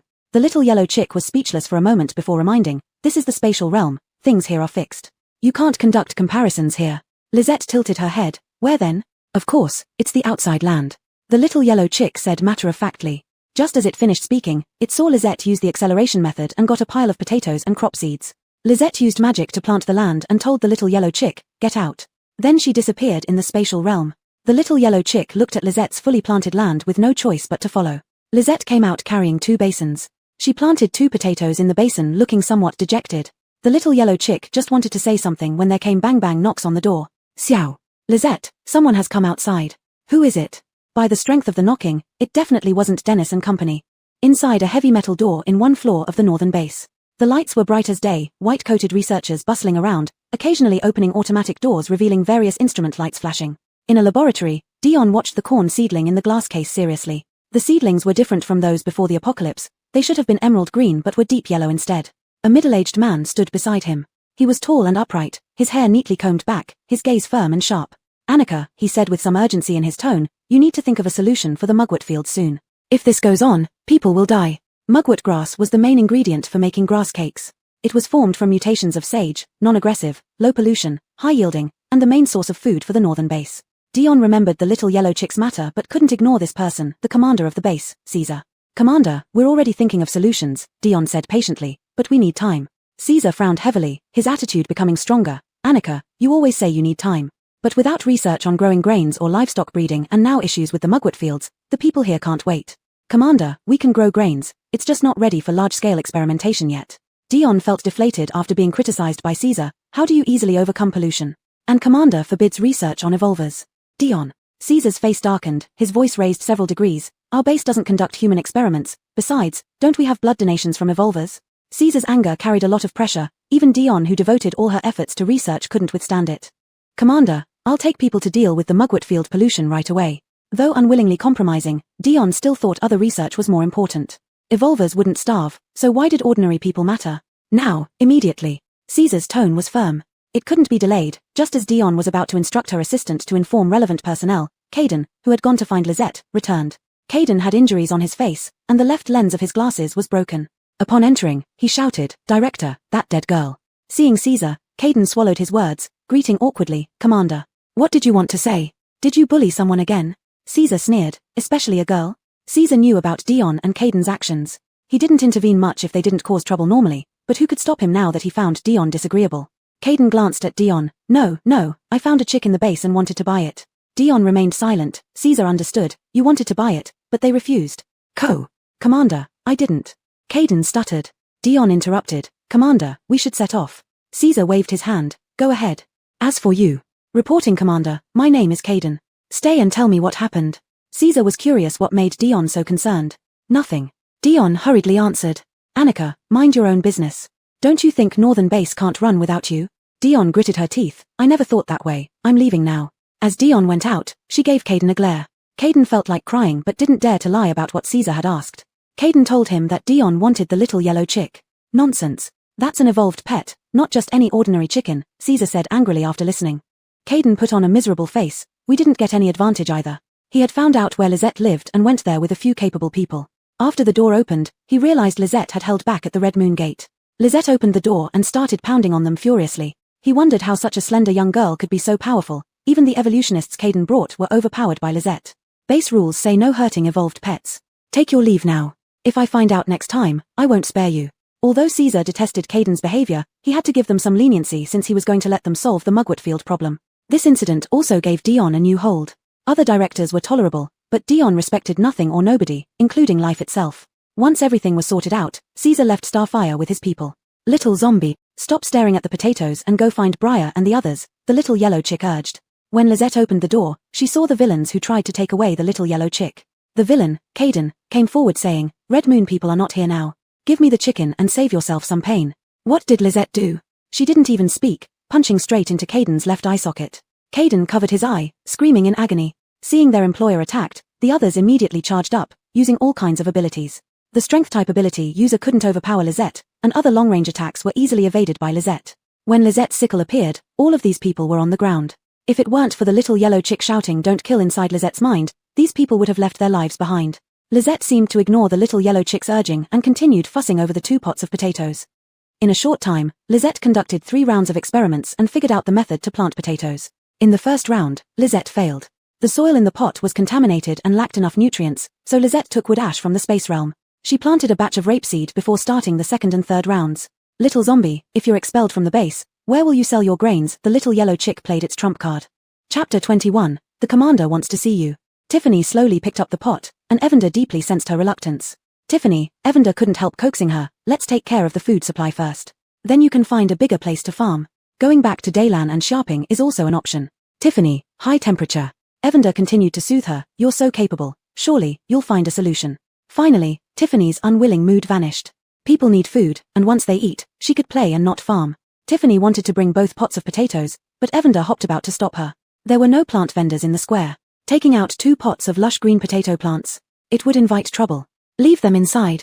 Tiffany was still reluctant, holding on to her 4th-generation potted potatoes with 1 in each hand.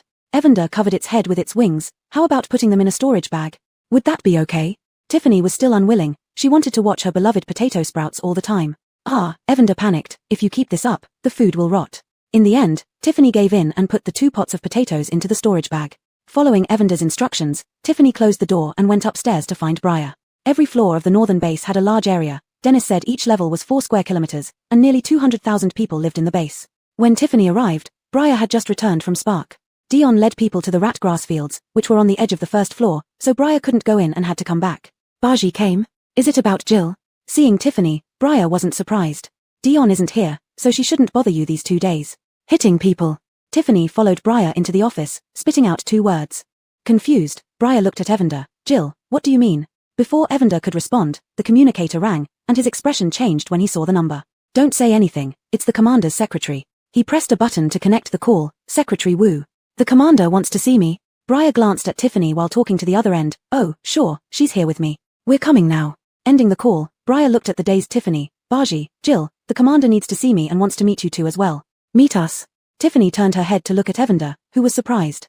He just mentioned it, probably out of curiosity. You don't have to go if you don't want to. Briar interpreted it this way. Evander thought for a moment. Let's go then. The leader of the base, it wanted to see if it could get some seeds or something in exchange for food for Tiffany. Fart. Thinking about it, Evander felt a bit annoyed. What did it have to do with zombie farming? Briar picked up a string of keys. Let's go. Looking at Briar riding ahead on an electric scooter and then seeing Tiffany sitting obediently on the backseat, Evander felt utterly disillusioned. Captain Fan, this vehicle? Evander asked hesitantly. Briar laughed heartily. The core administrative area is quite far, so it's faster by bike. I didn't mean that. This bike. A relic from before the apocalypse, with modified batteries. Don't underestimate this little electric scooter, it's a hot commodity in the base. Briar was quite proud. Not many people have vehicles here. Red Moon has one.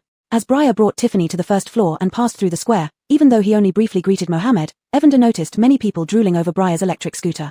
Once fewer people were around, Evander asked quietly, why don't people envy cars? Do you think there's no envy? Briar replied casually, maybe you didn't notice, but cars and electric scooters are different. Cars they can never afford, and even if they bought one, they can't go anywhere outside. Electric scooters are practical within the base. Evander understood but didn't really get it.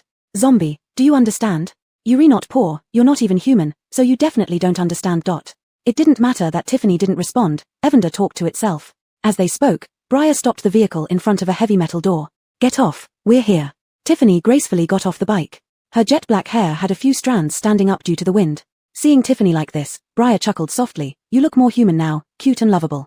Tiffany tilted her head. Evander called her a zombie. How could she look human? Captain Fan, your choice of words is wrong. What do you mean look more human? Tiffany is a person. Evander was startled. Briar saying this meant he subconsciously didn't consider Tiffany human. Briar pressed the doorbell on the door, nonchalantly replying, my word choice was inappropriate. Tiffany is a lively young lady. Evander. There was no need. Tiffany's ghostly appearance showed no signs of liveliness. Captain Fan, please come in. The commander is waiting for you in the office. Sure, Secretary Wu. The sudden voice startled Evander, and it immediately realized the sound came from a few small holes on the door, similar to an intercom. Lisette remained as calm as usual. The door opened, and she followed Briar inside. The space behind the metal door resembled the office buildings before the apocalypse, with the corridor filled with the aroma of tea. Briar took a deep breath, fragrant. Only the leaders in the core administrative area can enjoy such precious tea leaves. If Captain Briar wants to, he can also come to the core administrative area, said a gentle young man, smiling at them. Evander recognized it was Secretary Wu's voice. I'm just a rough guy, I can't do the work here. Let's not talk about it. Briar waved his hand. This is Lisette, the new arrival at the base, Secretary Wu said softly, his gaze sweeping over Evander. I am Forrest. Lisette. Lisette remembered Evander's advice and introduced herself. A flicker of surprise flashed in Forrest's eyes, but he masked it well. Lisette, you follow me. Captain Briar, go see the commander. Lisette, you go with Secretary Wu. Briar explained gently, fearing Lisette wouldn't understand. Evander commented, he talks so awkwardly. Little zombie, follow this human dot. Forrest led Lisette to the room next to the commander's office and considerately brought her a cup of water. Your pet is quite unique. Others usually have cats or dogs. I've even seen pigs and snakes, but never a chick. Forrest sat opposite Lisette. I heard that birds have smaller brain capacity. Chick, partner. Lisette roughly understood but could only find these words to refute. You're the one with a small brain. Evander couldn't help but retort, figuring it couldn't hide its ability to speak from the base leadership for long. If it felt unhappy, it would retaliate. Startled by Evander's sudden speech, Forrest's voice carried amusement, so it's a talking chicken. Don't be so impolite. My name is Jill. Evander wanted to say it was a phoenix but took a deep breath and swallowed the words. How humiliating. Little chick. Forrest laughed. It suits you. Are you going to grow up? While Evander was debating names with Forrest and saying it wouldn't grow, Briar asked Caesar, you called me here to ask about food supplies? Chapter 22, Trading Grain with the Base. Not everyone in Red Moon was an orphan, some had family, so Briar didn't intend to hide the news about grain from them, but he didn't expect it to spread so quickly. Yes, Caesar confirmed, an officer's aide in the administrative area inadvertently revealed it. She is Michelle's family member. Briar knew the details and silently blamed Michelle, but thinking of how Lisette and Jill hadn't avoided selling grain. Commander, we bought this grain. Briar chose his words carefully. The seller is Lisette. I don't know if she has any extra grain. Lisette. The owner of the evolved chicken? Caesar had a very good memory. When Caden mentioned Lisette, he remembered her. He assumed the grain was collected by Briar's group. Yes. After getting a definite answer, Caesar immediately dialed Forrest excitedly, asked Lisette to come over.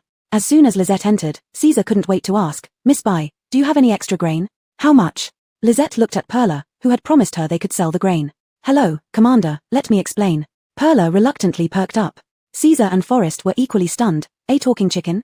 Briar hurriedly explained, Lisette isn't good at expressing herself verbally, so Jill helps her speak. Jill is Lisette's family member. This subtly clarified why Lisette had refused Dion. Lisette touched Perla's feathers gently. It speaks. Caesar didn't react oddly to Lisette's voice, smiling, hello, Jill. We have doctors and healers at the base who can check Miss Bai. Caesar was the first person not to question Perla's name and call it correctly. Perla felt a newfound respect for Caesar, flapping its wings lightly, speaking in a cheerful tone, thank you, Commander, no need for now. Let's talk about the grain. Perla feared causing suspicion, unsure if Lisette could see a doctor without exposing her zombie identity, risking immediate confinement in the space until the northern underground base was done for. Caesar, pleased by Perla's tact, spoke more politely, does Miss Bai have extra grain to sell? Lisette uttered a single word, yes. Little zombie, let me handle this. Perla shouted, afraid Lisette might reveal too much. Caesar rubbed his hands together, not expecting much, but Lisette's affirmation filled him with hope. How much? Caesar's gaze grew more eager. He didn't care where Lisette got the grain from, having grain made her valuable to him. Lisette had never counted the grain that grew on her land, so who knew how much there was? Perla fell silent, also uncertain about the quantity. How much should it say? Seeing the silence between the human and pet, Caesar asked nervously, not much? No problem, every pound counts. Even a pound of grain would be useful, it could be given to Dion to test if it could be used as seeds. According to Chi Siyuan's family, the grain had very low contamination levels. Caesar's attitude reassured Perla, proving Briar right. Caesar seemed fair-minded.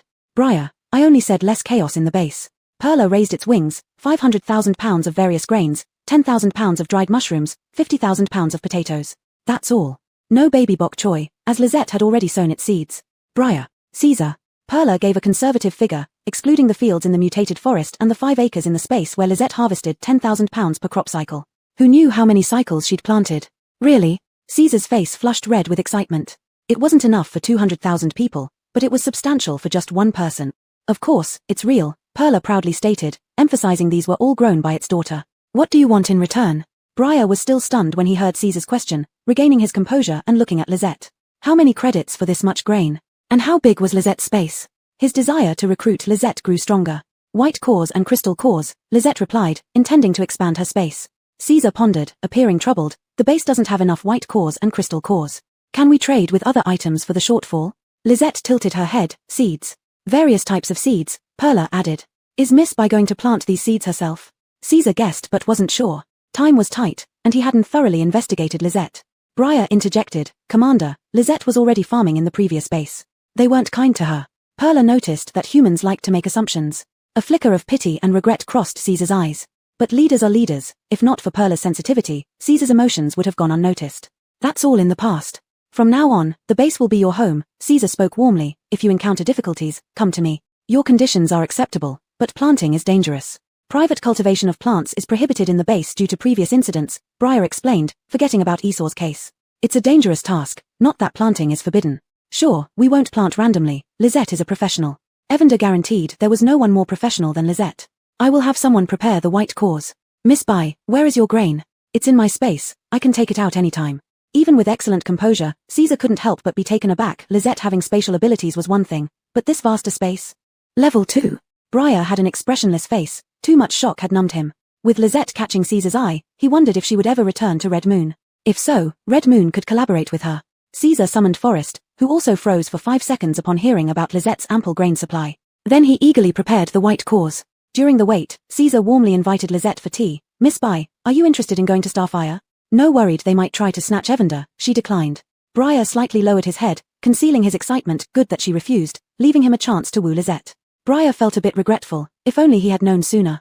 Starfire offers high rewards and provides the best planting conditions with the most advanced instruments. Evander inwardly panicked. Caesar was appealing directly to Lisette's heart. No. Evander was bewildered. Why did Lisette refuse? When Lisette's icy fingertips stroked its feathers, Evander felt relieved and moved. Little zombie, sniff, I'm so touched. Is it because of me you're not going? Lisette ignored it. Commander, Lisette had a bit of an unpleasant experience with the people from Starfire, Briar said awkwardly. Caesar understood. I assure you, no one will bully you. Lisette remained steadfast. No. No matter what Caesar said next, Lisette simply wouldn't respond. Seeing this, Caesar didn't press further. It would be risky to move Dion's team away from Starfire for an uncertain resource like Lisette. Miss Bai can consider it. Caesar's tone carried deep regret. What kind of base could produce so much grain? He wasn't sure how much control Lisette had over it. Briar suddenly asked, Commander, I heard the base is encouraging people to go out and farm. Is that true? Chapter 23, The Power of Food. It's true, Caesar said. Starfire has developed a batch of safe seeds and planting methods and needs to find people to conduct experiments outside. But it's too dangerous out there. Briar frequently went out. The pollution was no laughing matter. Caesar sighed. There's no way around the danger. Hold up underground, humanity would die faster. We've selected a few places, and those who go out will be protected. Aha! Briar understood Caesar but didn't agree. The timing wasn't right. However, seeing the grey at Caesar's temples, Briar felt his eyes sting with emotion and lowered his head again. This time, it's voluntary registration, mainly for evolvers. The allocated land will be private territory. The base will provide subsidies such as seeds and food. Apart from personal use, any surplus crops will be bought back by the base. Caesar spoke clearly, word by word. He watched Briar's reaction, thinking that experienced evolvers like Red Moon could serve as patrol officers in their territory if they didn't want to farm. Briar wasn't paying attention to Caesar but instead focused on Lisette. I want to go. Caesar's surprised gaze fell on Lisette. She was so frail and weak. Isn't it better to stay at Starfire? It's dangerous outside. Little Yellow Chick explained helplessly. Lisette doesn't like being controlled. After the heatwave passes, if Miss Bai wants to go out at that time, I'll consider it. After Caesar finished speaking, Forrest came in to report. Commander, we can trade for a total of 240,000 white cores. There are many types of seeds, depending on Miss Bai's choice. Lisette gave Caesar grains at market price, which created quite a shortfall in white cores. Caesar looked troubled. We don't have crystal cores, and if we did, they'd already be used to enhance the power of evolvers. White cores can also enhance power, but we don't have many left. He pondered for a moment. How about trading just these first? Lisette applied a little more force when petting Little Yellow Chick. She wasn't happy. Little Yellow Chick immediately spoke up. They can sell on consignment. Right, why didn't I think of that? Caesar slapped his thigh. He didn't have enough white cores, but evolvers like Briar had some. After settling the details, Caesar personally led Lisette to the warehouse. Briar shamelessly followed behind. So much grain, I want to see for myself. The warehouse was about 7 meters high, covering 5 or 6 acres, surrounded by thick metal walls, more than enough space for Lisette's grains. Without any movement, corn, rice, and wheat appeared sequentially in the empty warehouse, followed by dried mushrooms and potatoes. Excellent, excellent. Caesar sniffed the fresh scent of the grain, his voice slightly hoarse. It's been so long since I've seen so much fresh grain. Commander, I can detect that this batch of grains is extremely low in contamination. Forrest was even more excited than Caesar. These can be used as seed. Hearing Forrest's words, Caesar suddenly felt he hadn't given enough. At this moment, Lisette was like a merciful bodhisattva in his heart. If Lisette were not a young girl, he would have hugged her and kissed her. Miss Bai, can I call you Lisette? Caesar rubbed his hands together. Resources in the base are limited. If there's anything you need, just tell me, and I'll make sure it happens. After Caesar finished speaking, Lisette felt something extra in the air but ignored it, as long as it wasn't bad. Briar was still stunned, while little yellow chick's tail was high. Lisette was its creation, all the seeds and land. That's all Lisette wanted. Lisette, can you grow this quality of grain? Caesar regretted it. Had he known Lisette's grain quality was so high, he should have insisted on having Lisette join Starfire. Lisette tilted her head without answering. Little yellow chick wouldn't allow it either. I overstepped. Like this, there's unused land at the rat grass field, all of which will belong to you. The seeds will be delivered there. Caesar showed his utmost sincerity. You can do whatever you want with it. By the way, do you need any assistance? Lisette glanced sideways at the stunned Briar. I want the land, not the people. Lisette doesn't want assistance. Little yellow chick understood what Lisette meant. Was she thinking of using Briar and the others? Good, good. The goose has started thinking things through proactively. Caesar and Forrest also glanced at Briar. Caesar lamented. All right, if the people you find aren't suitable, let me know anytime. Forrest's gaze was unfathomable. No one knew what he was thinking. Briar. He felt a bit dazed. Did Lisette want to use them? He wished he could go back and talk to Lisette right away. In the apocalypse, one must eat to survive. They went through great lengths to hunt down pollutants just to fill their stomachs. Caesar mentioned that there were houses at Rat Grass Field with various facilities. When he suggested moving Lisette's residence to the ground floor or assigning bodyguards, Lisette refused both. Lisette put the grains in storage and then filled another warehouse with white cores, all stored in her spatial pocket. Little yellow chick didn't bother to comment. Since Lisette could absorb spatial energy, upgrading the spatial pocket would benefit her power growth. When Lisette and Briar left, Caesar reminded Briar, protect Lisette well. The base won't neglect your contributions. Briar chuckled foolishly, we will definitely protect Lisette well. From now on, the Red Moon Mercenary Squad's main task was to protect Lisette and follow her instructions. Briar was too excited to realize that he initially wanted to recruit Lisette. As they passed through the square, Olafson stopped them. Captain Fan, I heard Lisette has grain. Briar's face instantly turned serious. He glanced around, seeing that Olafson had kept a low profile and hadn't attracted others, so he said, it's all gone now. It's all in the core area warehouse. The base should sell it externally. Oh, why didn't you tell me earlier? Olafson complained, once it's in the hands of the commander, it won't be easy to get. Just wait and see. Briar gave a mysterious smile and rode away on his electric scooter. Olafson asked unwillingly, you didn't keep any for yourself? Without an answer, only the receding back was left behind. Lisette, today was a bit risky, Briar said. You don't know if the commander is good or bad. What if he locks you up to farm? You say, good. Lisette had sufficient reasons. No, when did I say that? I said I was curious. Briar realized suddenly how proactive mentioning Lisette sounded. Lisette. The words died in his throat, unsure what to say without offending. Forget it, don't talk about it. He would care more about Lisette in the future, maybe she would gradually get better. He is nice, after all. As Briar passed by a gilded door, Lisette spoke up, Jiao, Xiao. Briar braked abruptly and saw Muriel through the glass.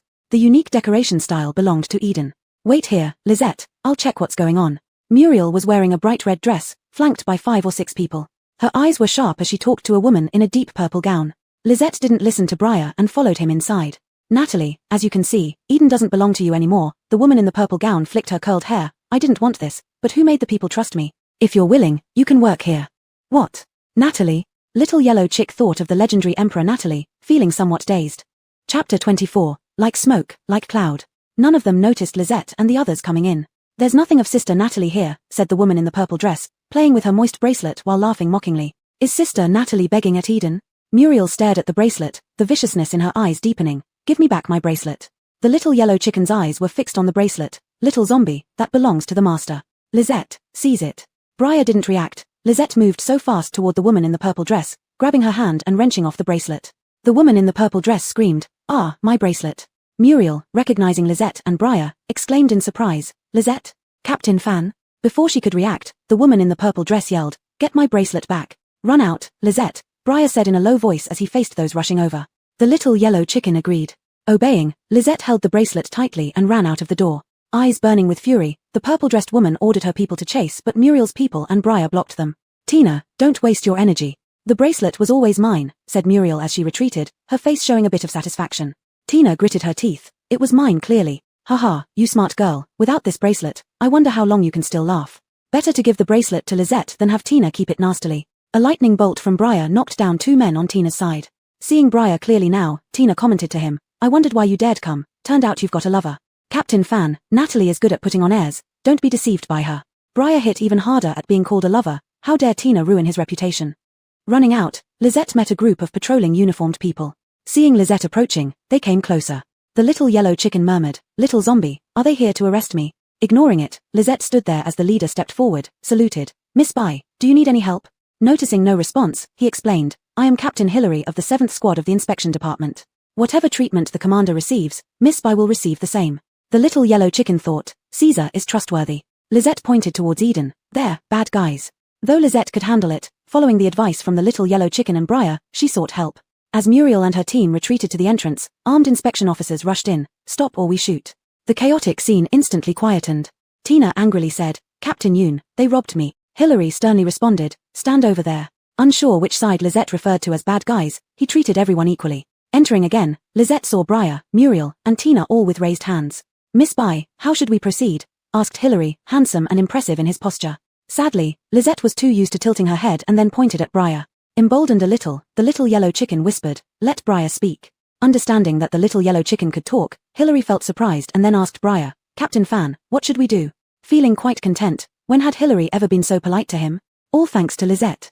It was clearly she who snatched my bracelet. Tina gritted her teeth. The bracelet is mine, Lizette just helped me, Muriel calmly explained. Scanning Lizette's bracelet, Hillary stated, I've seen Sister Natalie wearing it. This matter ends here, Tina, no more fuss. This made Muriel happy for Lizette had matured much in just one day. Probably because of food, Lizette wouldn't go to Starfire. Tina, she wasn't used to Hillary's cold attitude. Giving her some face due to Eden's backing, if she kept up the fuss, she would be taken away. Humph, don't get cocky. Tina glared at Muriel knowing better than to argue further. Muriel mocked, isn't it natural for me to be delighted? You. Seeing Lizette not minding, Hillary impatiently dismissed, disperse. Tina watched helplessly as Lizette walked out holding the bracelet. She must find a way to take it back. Miss Bai, anything else? No orders, we continue our patrol. Lizette stared at Hillary with her grey eyes. Wait. Confused, Hillary listened as Lizette, following the little yellow chicken's instructions, said, follow me. In a hidden spot, Lizette took out a bag of grain, around 20 pounds. Holding it out with one hand, reward. Surprised by Lizette offering a reward and not sure what was inside, Hillary instinctively refused, no need. But when he caught the fresh scent of wheat, he couldn't care less about manners and took it over to open immediately. Food. This is the reward. He could refuse anything else but not this. Hillary pocketed the bag and solemnly thanked, Miss Bai, feel free to ask for help anytime in the future. Before, he was helping Lizette because Caesar ordered him. Now, he truly meant it. Lizette tilted her head. Hillary didn't know she was thinking. After a few seconds he asked, Miss Bai, do you have something to ask? No, this was what the little yellow chicken taught her, as Lizette didn't know how to respond to Hillary. After Hillary left, Muriel said gratefully, Lizette, thank you. Don't mention it. Lizette handed the bracelet to Muriel. The little yellow chicken opened its mouth. Miss Zhao, I want to know the origin of this bracelet. Briar pushed the small electric cart over. It's inconvenient here, let's talk back at Red Moon. The electric cart was too small. Muriel smiled flirtatiously. You go first, I'll be right there. Lizette felt nothing strange, but Briar and the little yellow chicken found Muriel's smile somewhat familiar. It was just like Tina's. In the conference room of Red Moon, Dennis saw Lizette return and rushed up immediately. Sister, are you okay? He felt a bit frustrated that he wasn't around when Lizette was in danger, and now that Lizette came to Red Moon, he was still busy. The little yellow chicken raised its wings. Nothing happened. Xiao Lizette is really capable. She would soon be able to walk confidently here. Dennis looked at Briar, who had already known what happened from the little yellow chicken. Recalling the scene at Eden, he said, it's fine, it's just a good time for us to hold a meeting. While Briar held their meeting, Lizette and the little yellow chicken talked with Muriel in another office. Upon seeing Lizette, Muriel first added her contact number before asking, Little Yellow, what do you want to know? The little yellow chicken wondered why everyone liked calling it Little Yellow. My name is Jill, not Little Yellow, the little yellow chicken explained expressionlessly. I want to know how the bracelet came into your possession. Muriel took out the bracelet. Do you recognize this? Of course, the little yellow chicken recognized it, but it couldn't say, no, but it has a familiar aura. This bracelet belonged to my grandmother. Muriel stopped asking and started answering. A year before the apocalypse, she found an injured cat on the road. Chapter 25. Muriel. Muriel's grandmother took in a poor little cat for a few days until its owner eventually came looking for it. Grandma said that the owner was a very beautiful girl, Muriel recalled, her gaze resting on a metal star and moon-shaped ornament in front of her. She left this bracelet as a reward. Definitely, Evander suddenly held back. Did your grandma say where the cat's owner went? It must be the owner. Evander completed this sentence in Lizette's consciousness, nearly saying it out loud just now. Muriel would have doubted. No, I thought grandma was telling a story at the time. Muriel's smile became more genuine. Who would give such an expensive thing as a reward? So your grandma, Evander asked. You surely guessed it, she passed away, dying in the first year of the apocalypse. Muriel's eyes turned slightly red. She died from being bitten by a zombie while saving me. I'm sorry. Lisette didn't understand Muriel. Seeing Muriel sad, she echoed Evander, I'm sorry. Muriel wiped her moist eyes. Jill, do you want the bracelet? Lisette turned her head to look at Evander, who said, this is yours, wearing it can nourish your mental power. Yes, Tina also found this and thus didn't give it to me. Speaking of Tina, Evander was a bit puzzled. This bracelet had a kind of spirituality. If someone wore it for too long, it wouldn't come off easily. How did Lisette take it off so easily? Later, it asked but didn't get much of an answer. There was too little information about the bracelet for Evander to determine the direction the owner went. What happened between you and Tina? Evander asked Muriel. It's because I couldn't read people clearly. Muriel's parents were divorced, and she grew up with her grandmother. After her grandmother's death, she awakened with a mental psychic ability. I think it's the effect of the bracelet. Back then, it was still called psychic power. I was lucky and came to the northern underground base. Using my advantages, I built Eden, aiming to provide a way out for unfortunate women. Later, Tina arrived, began imitating me, replacing me. The women I previously helped turned to her. Afterwards, as you know, they plotted against me and wanted me dead outside the base. Captain Fan saved me. Evander, after listening to Muriel's account, said, you've had a tough time. Just what I deserve. Anyway, I've opened up now, living for myself. As long as I stay excellent, she'll always be a plagiarist. Muriel's eyes softened. Grandma wants me to live well. Saying this, she looked at Lisette. Lisette, I have nowhere else to go, can I follow you? Evander, how did the conversation turn here? Farming. Lisette said hoarsely. Evander added, Lisette asks if you know how to farm. Seeing Hillary's attitude towards Lisette, Muriel made up her mind. Farming. She wasn't surprised since Lisette used to farm. I don't, but I can learn. Though Muriel didn't feel it, Evander sensed Lisette's disdain. She didn't want anyone who didn't know how to farm. Lisette, she doesn't know how to farm but can manage, communicate, and has connections. Use her. Evander wanted Muriel. Having someone like her could save a lot of trouble. Besides, Lisette's underlings were its underlings too. Lisette listened to Evander. Okay. Muriel's watery eyes showed excitement. Boss, what's next? Why does Hillary listen to you? Farming. Lisette only said 2 words. Cough, here's the thing. The base commander gave Lisette some idle ratgrass fields. Evander put on a leadership tone, so next, we farm there. What about Hillary? Muriel was really curious. Now that she was inside, she should be able to know, right? Hillary listens to Lisette because Lisette sold over 50,000 pounds of grain to the base. Evander raised a wing to make a gesture, keep it secret. 50,000 pounds? Muriel was once again taken aback. Who exactly did she hitch herself onto? Boss, I can keep secrets. Muriel eagerly handed Lisette a cup of water. Can my salary be paid in grain? Hihi, vegetables are fine too. Muriel's radiant looks were quite pretty when not pretending to be weak.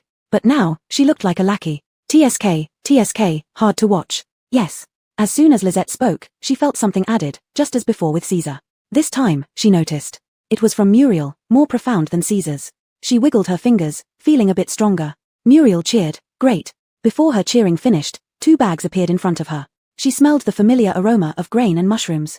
Lisette placed the bags on the metal table and pushed them toward Muriel. Salary. Muriel was stunned for a moment, then hugged the bags. Boss, you're so good, I'm so happy. From now on, wherever you go east, I won't go west. Lisette tilted her head, pondering why she could sense Muriel's emotions but not Caesar's. Muriel understood Lisette's personality and didn't mind Lisette not responding to her. Evander knew Lisette was puzzled. Lisette, what are you thinking about? Lisette pointed at Muriel, then at herself. She gave something. Muriel lifted her head, her eyes puzzled. I didn't give boss anything, did I? Even Evander was confused. What thing? Here, can feel, she's happy. Lisette tapped her own head. Evander still didn't get it. After a moment of deep thought, she exclaimed in surprise. What? You mean soul energy? The term was too abstract for Lisette to understand, and Muriel was even more confused. Jill, what do you mean? Evander used the tip of her wing to point at Muriel. You're a psychic ability holder. Check if there's anything extra in your spirit, no, in your mental space. Puzzled, Muriel examined her mental space and found a small sprout symbol, which made her even more bewildered. She looked up at Evander. There's more. Don't be afraid. Touch that symbol. You can connect with Lisette. I didn't expect this, Evander said earnestly. Lisette is clearly how could she possibly take your soul energy? Clearly a zombie, although not like ordinary zombies. Muriel asked, how do we do it? Lisette also looked at Evander, who said, use your mental power to send a message through the symbol. Boss. When Muriel operated it, Lisette immediately received the message, clear and unmistakably Muriel's voice. Muriel's eyes widened. She had no idea how such an unscientific thing was possible. Immediately, she became worried, sensing that Lisette could kill her through the symbol. Jill, can this be removed? Muriel asked nervously. Yes, either Lisette can remove it unilaterally, or someone with a stronger soul than Lisette can replace her loyalty. Evander didn't hide this information. However, if you're in danger, Lisette can use this symbol to save you, so it's not a bad deal. Now, remove it, Lisette said. Muriel froze. She had just asked out of curiosity. Was Lisette angry? Chapter 26, a pollution value of 0.5. When Muriel heard that Lisette was going to cancel it, she immediately said, no need to cancel it. Seeing Perla and Lisette looking at her, Muriel leaned forward and grabbed Lisette's hand. Don't, it's quite good like this, very convenient. In her haste, Muriel didn't notice the temperature of Lisette's hand was too low. Lisette withdrew her hand and stiffly said, I won't kill you. She only wanted to farm. Perla commented, who doesn't know you? No one knows where your farming obsession comes from either. As Lisette spoke these words, Muriel's mouth opened slightly in surprise. It has changed. Seeing Perla and Lisette looking at her, she explained, I feel that Lisette won't kill me. I can't quite explain it, but I just know through this connection that I can't be killed. Perla turned to look at Lisette, muttering, so powerful? I won't do anything to betray the boss. Muriel raised her right hand, giving a serious promise when she saw Lisette ignoring her. Miss Zhao, since the connection has been established, it proves you did it willingly. Perla weighed his words carefully, and even if Lisette unilaterally changed it, you can rest assured. Whoa, the boss is so kind. But, Muriel's heart raced again as she listened to Perla, if you leave, you will forget everything about Lisette. Perla thought this was perfect, it would help conceal Lisette, and he looked forward to Muriel's reaction when she found out Lisette was a zombie. Muriel thought for a moment. The boss is a pure person, I won't harm her. I've suffered from betrayal before. Why talk about this? Living differently in the future might be nice. She truly wanted to follow Lisette with all her heart, at least for now. Who wouldn't want fresh grain in this apocalyptic world? In her eyes, since Lisette dared to farm, she could surely succeed. After explaining, Muriel asked Lisette to call her when going to the ratgrass field, then left Red Moon. Lisette felt compelled to go to the ratgrass field right away. Let's farm. Perla coaxed, I know you miss the land and seeds, let's go as soon as Briar finishes the meeting. Conference room. All members of the core team of Red Moon were present. After Briar finished speaking, silence fell over the conference room. Briar stayed silent, allowing everyone time to process the information. After a while, Alanis awkwardly asked, Captain, did you say Lisette produced more than 50,000 pounds of grain? Briar replied, yes, I saw it with my own eyes. Theo's eyes flashed with suspicion. Someone like Lisette, he shouldn't forget such an individual. Did she take it out of her spatial bag? Briar nodded. Captain, our mission in the future is to follow Big Sister. Dennis had a different focus. Audria asked, Captain, will we never lack food from now on? At this moment, the conference room buzzed like a bustling market. Briar answered each question one by one, then surveyed the group. I hope no one entertains freeloading thoughts. Work hard, whether it's the commander or Lisette, neither will let us down. This is a team mission, voluntary participation only. No one refused. Those confirmed included the original 5 members, plus Esau who knew how to farm, strength-enhanced Elmer, earth-empowered Yesenia, and water-empowered Sandra. The 3 who weren't chosen felt disappointed, they also wanted to go. Briar explained, we need someone to guard the base, and the rewards belong to the entire team. No one objected to Briar's words. Red Moon had only 12 people, and apart from non-combat roles, everyone took turns going on missions. Hey, where did Mimi go? Yesenia brought an evolved cat, which had disappeared at this point. Standing on Lisette's shoulder, Perla glared fiercely at the blue cat trying to grab him. Lisette, get rid of it quickly. Perla's voice cracked in fear. This cat had sleek fur, a tiger-like body, and eyes filled with mischief, its body poised ready to pounce at any moment. Cat. Lisette uttered a single word. Instead of chasing the cat away, she watched it with interest. Lisette. Perla's feathers stood on end. Are you still watching the cat? Can't you see it wants to eat me? Lisette tilted her head. Eat. Do you care what it eats? Fool. Perla was furious, feeling as though all his effort raising Lisette was for nothing, not protecting him. But even so, Perla didn't enter the spatial realm. I will never admit I'm afraid something will happen to you. Muttering under his breath. Lisette took out a small bag of grain, opened it, and offered it to the large cat. Eat. The large cat flicked its long tail, glanced at the grain, and then its gaze shifted back to Perla. Lisette pushed the bag closer. Eat. Small Lisette, cats don't eat grain, quickly chase it away. Perla urged, it only had this one corporeal form, without it, it couldn't find its master. Getting closer, the large cat smelled the aroma of the grain. Its eyes showed confusion, taking 2 steps forward, sniffing hard again. Next, the big cat's actions left Perla speechless. The big cat pounced in front of the grains, burying its head into them, and a faint crunching sound could be heard as it chewed. Lisette pointed at the big cat, eating. Then Lisette took the opportunity to stroke the big cat twice. Perla exploded, you just wanted to pet a cat, didn't you? You have no heart. Why not pet me? Instead, you pet a wild monster outside. Lisette was speechless. Her little chicken was angry, what should she do? Seeing Lisette's stunned look, Perla became even angrier, not caring why the cat would eat raw grains, he was just very upset. Yesenia walked in and saw this scene. Mimi. The big cat didn't lift its head, and Perla almost burst out laughing. How could a cat be named Mimi? Is every cat called Mimi? The owner's cat, well, it couldn't exactly be called a cat but also Mimi. Once Yesenia realized what the big cat was doing, she grabbed its ear and scolded, Mimi, how can you eat someone else's food? She hesitated, then said to Lisette, Lisette, I'm sorry for eating your grain. I'll compensate with points. Lizette replied, no need. Really sorry. Yesenia hugged Mimi's neck tightly, stopping it from eating, while Mimi let out an unhappy meow. After being with Mimi for so long, Yesenia knew its emotions. What are you dissatisfied about? Eating without permission is wrong. Briar and the others arrived and saw Mimi eating grains. Many people looked envious. Theo remarked, forget scolding Mimi, we'll make it work harder later. Lizette picked up the bag of grains, pointed at the big cat, and told Yesenia, give it, let it work. Yesenia restrained the struggling big cat, shaking her head repeatedly. No way, Lizette, quickly put it away. Briar ordered, if given, take it. It's rare for Mimi to like eating this. Isn't Mimi very picky? Only likes meat and cooked food. Why does it like Sister Lizette's grains? Dennis was confused, and others didn't understand either. Theo, deep in thought, watching the constantly struggling Mimi, asked, has Lizette's grains been tested? No. Briar also seemed to think of something, ordering, Shan, take some grains for testing. At the same time, in the core office area, Caesar stared wide-eyed at the grain test report. Can the result be wrong? Commander, I thought it was wrong too, but it was tested 5 times, all results were the same, Forrest said. If Commander doesn't believe it, you can test it personally. No need. Caesar's eyes were glued to the test report, a pollution value of 0.5, how did Lizette achieve that in her base? Forrest slightly lowered his head, hiding his expression. Unfortunately, that base is gone. There must have been a special method. Lizette has spatial bags, so she probably brought out all the original base's grains. Caesar remarked, probably so. I wonder how skilled Lizette is at farming.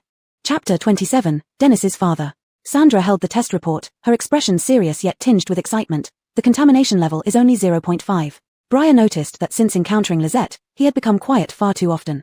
However, it didn't seem bad. Haha, that's really good. Briar felt full of energy. A contamination level of 0.5 wasn't low. In the lab, they could achieve levels below 0.1, while grass cakes had a contamination level of about 2, but Lizette had so much grain. Pre-apocalypse grains also had contaminants, but they weren't called pollutants, they were pesticide residues, very slight, with less than 5 milligrams of pesticides and heavy metals per kilogram of grain. Others regained their composure. Dennis's eyes sparkled. Sister, can you grow such grain? Evander quipped, such grain? Little Zombie has plenty of crops with 0 contamination. Zombies love to eat them. If not for Evander's foresight in mixing the space-grown grains with outside grains beforehand, they would have been astonished. I don't know, Lizette repeated Evander's words. The soil and protective conditions are different, so the crops grown are different. Hearing Evander's explanation, Briar and the others understood. Alric asked with interest, so when do we go to the rat grass field? Lizette wanted to say now. Evander cut in first, tidy up, then we'll leave in 2 hours. It was easy to preempt Lizette's words since she spoke slowly. Everyone dispersed. Esau asked Lizette as he left, Lizette, are those 2 pots of plants still alive? Even though they look different from pre-apocalypse, one should be potatoes and the other bok choy. Alive, Lizette's fingertips twitched slightly. Little Zombie, don't take them out. The crops you grew look nothing like what Esau gave you. That's good, Lizette, take good care of them. Those 2 pots were hard won by Esau, who hoped they would survive. He didn't want to see them but expressed hope as he left. You can farm, surely you can keep them alive. Unfortunately, I'm not a plant ability user. Esau didn't expect Lizette's response but said another sentence at the door. Dennis came over. Sister, let's walk together, my dad wants to meet you, okay? Lizette tilted her head, puzzled by the concept of dad. Can it be grown? Evander clucked. Can grow, planting a dad will yield a bunch of dads. No, Jill don't mislead sister, Dennis blushed. Dads can't be grown, they are the people who gave birth to me with mom, whom you've met before. Lizette instantly understood farming analogies. Okay. On the way, Evander asked Dennis, why haven't you seen any plant ability users? There are few plant ability users, like spatial ability users, most are in Starfire, Dennis explained. Dion is a plant ability user, but she apparently doesn't like using her ability to farm. Evander Ed, while Lizette pondered something. Downstairs on the 3rd floor, Dennis asked if Lizette wanted to return.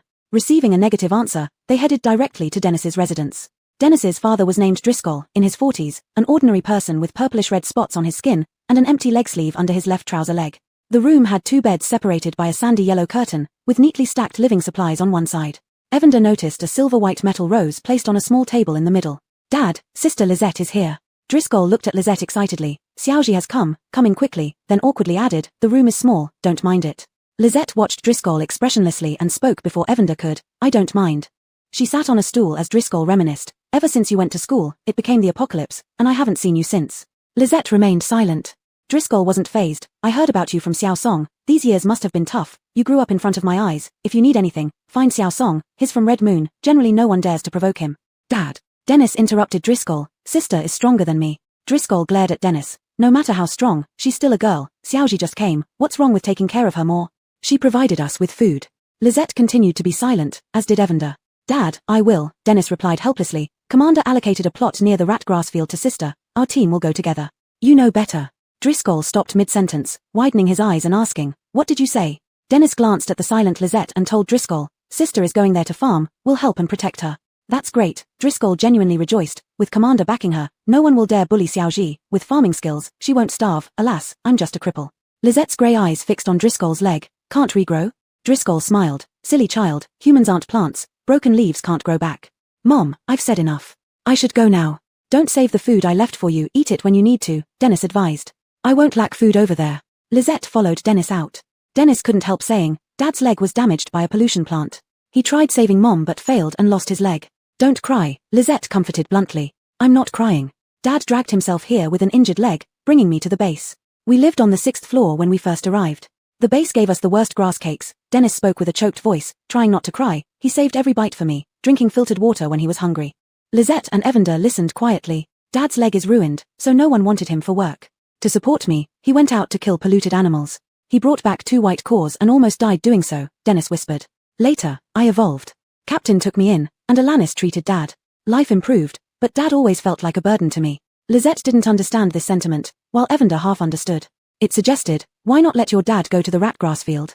"Let's go," Lizette agreed. Dennis paused for 2 seconds before realizing what Evander said. His eyes were already red, and now his face flushed too. His tongue tied up. "Sister, that's not right.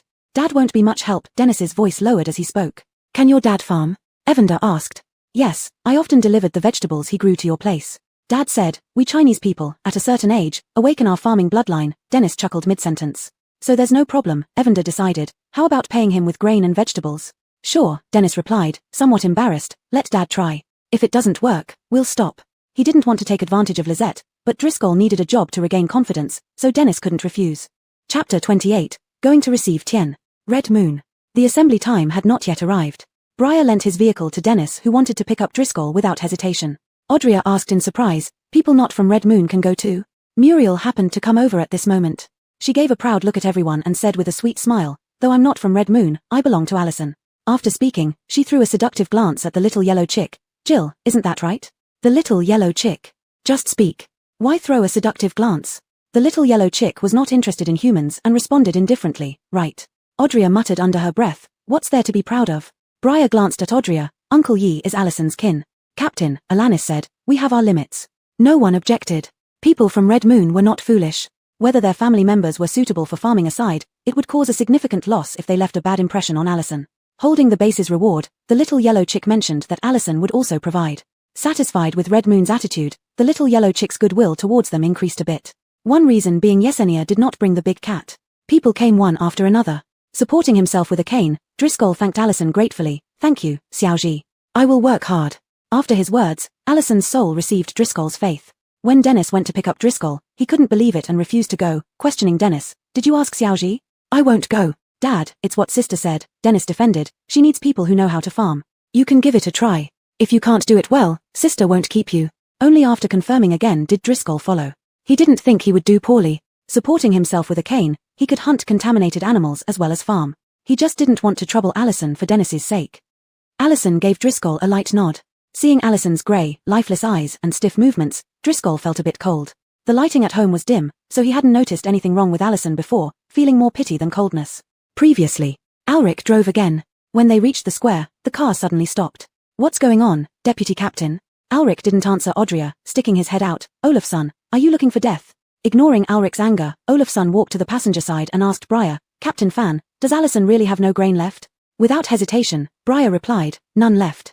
Olafson took out a cigarette and offered it, saying with a laugh, "Captain Fan, I heard Allison is going to grow grain. Can I place an order now?" Cigarettes were precious items. Briar didn't accept it, and Olafson naturally retracted his hand. "Order." Alric interjected, "Aren't you afraid of losing money?" "I have insiders." Olafson still laughed heartily. "Even if I lose, business is business. There's profit and loss." Briar frowned, knowing many forces were watching Allison because of Olafson. "So, Captain Fan?" "Not much, I can't make the decision." Wasting Allison's time, the second-row Allison simply replied with one word to Olafson, "No." "Heard that." Allison doesn't agree. After Alric gloated, he started the car slowly. "Why don't you hear my conditions?" Seeing the car driving away, Olafson shouted loudly, "Be careful like clouds. Little zombie, give him some grain as a reward. The little yellow chick reminded for the second time. This Allison agreed. "Stop." Following the boss's instruction, Alric stopped the car. "What is it, Allison?" Allison took out 2 bags, one filled with rice, the other with mushrooms, roughly 5 pounds each, handing them to Briar. Give it to him, as a reward. Puzzled, Briar accepted the bags while Alanis explained, Olafsson warned us once before, this is the second time. Seeing the car stop, Olafsson ran a few steps forward. So, changing your mind? I won't. His unfinished words about letting you down stopped as Briar threw the 2 bags to Olafsson. Reward, goodbye. The car sped away, leaving Olafsson.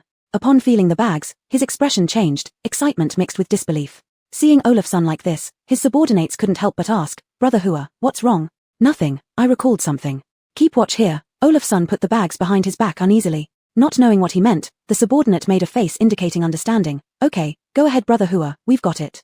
After Olafsson left, his subordinate whispered to a colleague, if you need to go to the bathroom, just go. If you're constipated, just be honest. Returning to the second floor, Olafsson opened the bags eagerly. Seeing normal rice and mushrooms, his eyes turned red. Allison, I must establish a relationship with you. Audrey sighed in relief, thank goodness we acted fast, otherwise, they might have blocked Allison at Red Moon. Allison remained silent. The little yellow chick raised its small wings, patted its chest, and asked with a childlike voice, isn't the commander the biggest in the base?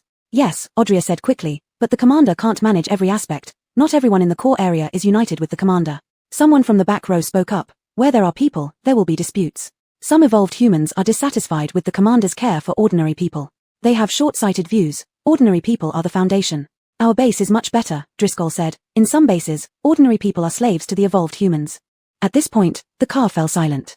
Upon arriving outside the rat grass field, Ulrich broke the oppressive atmosphere. We're here.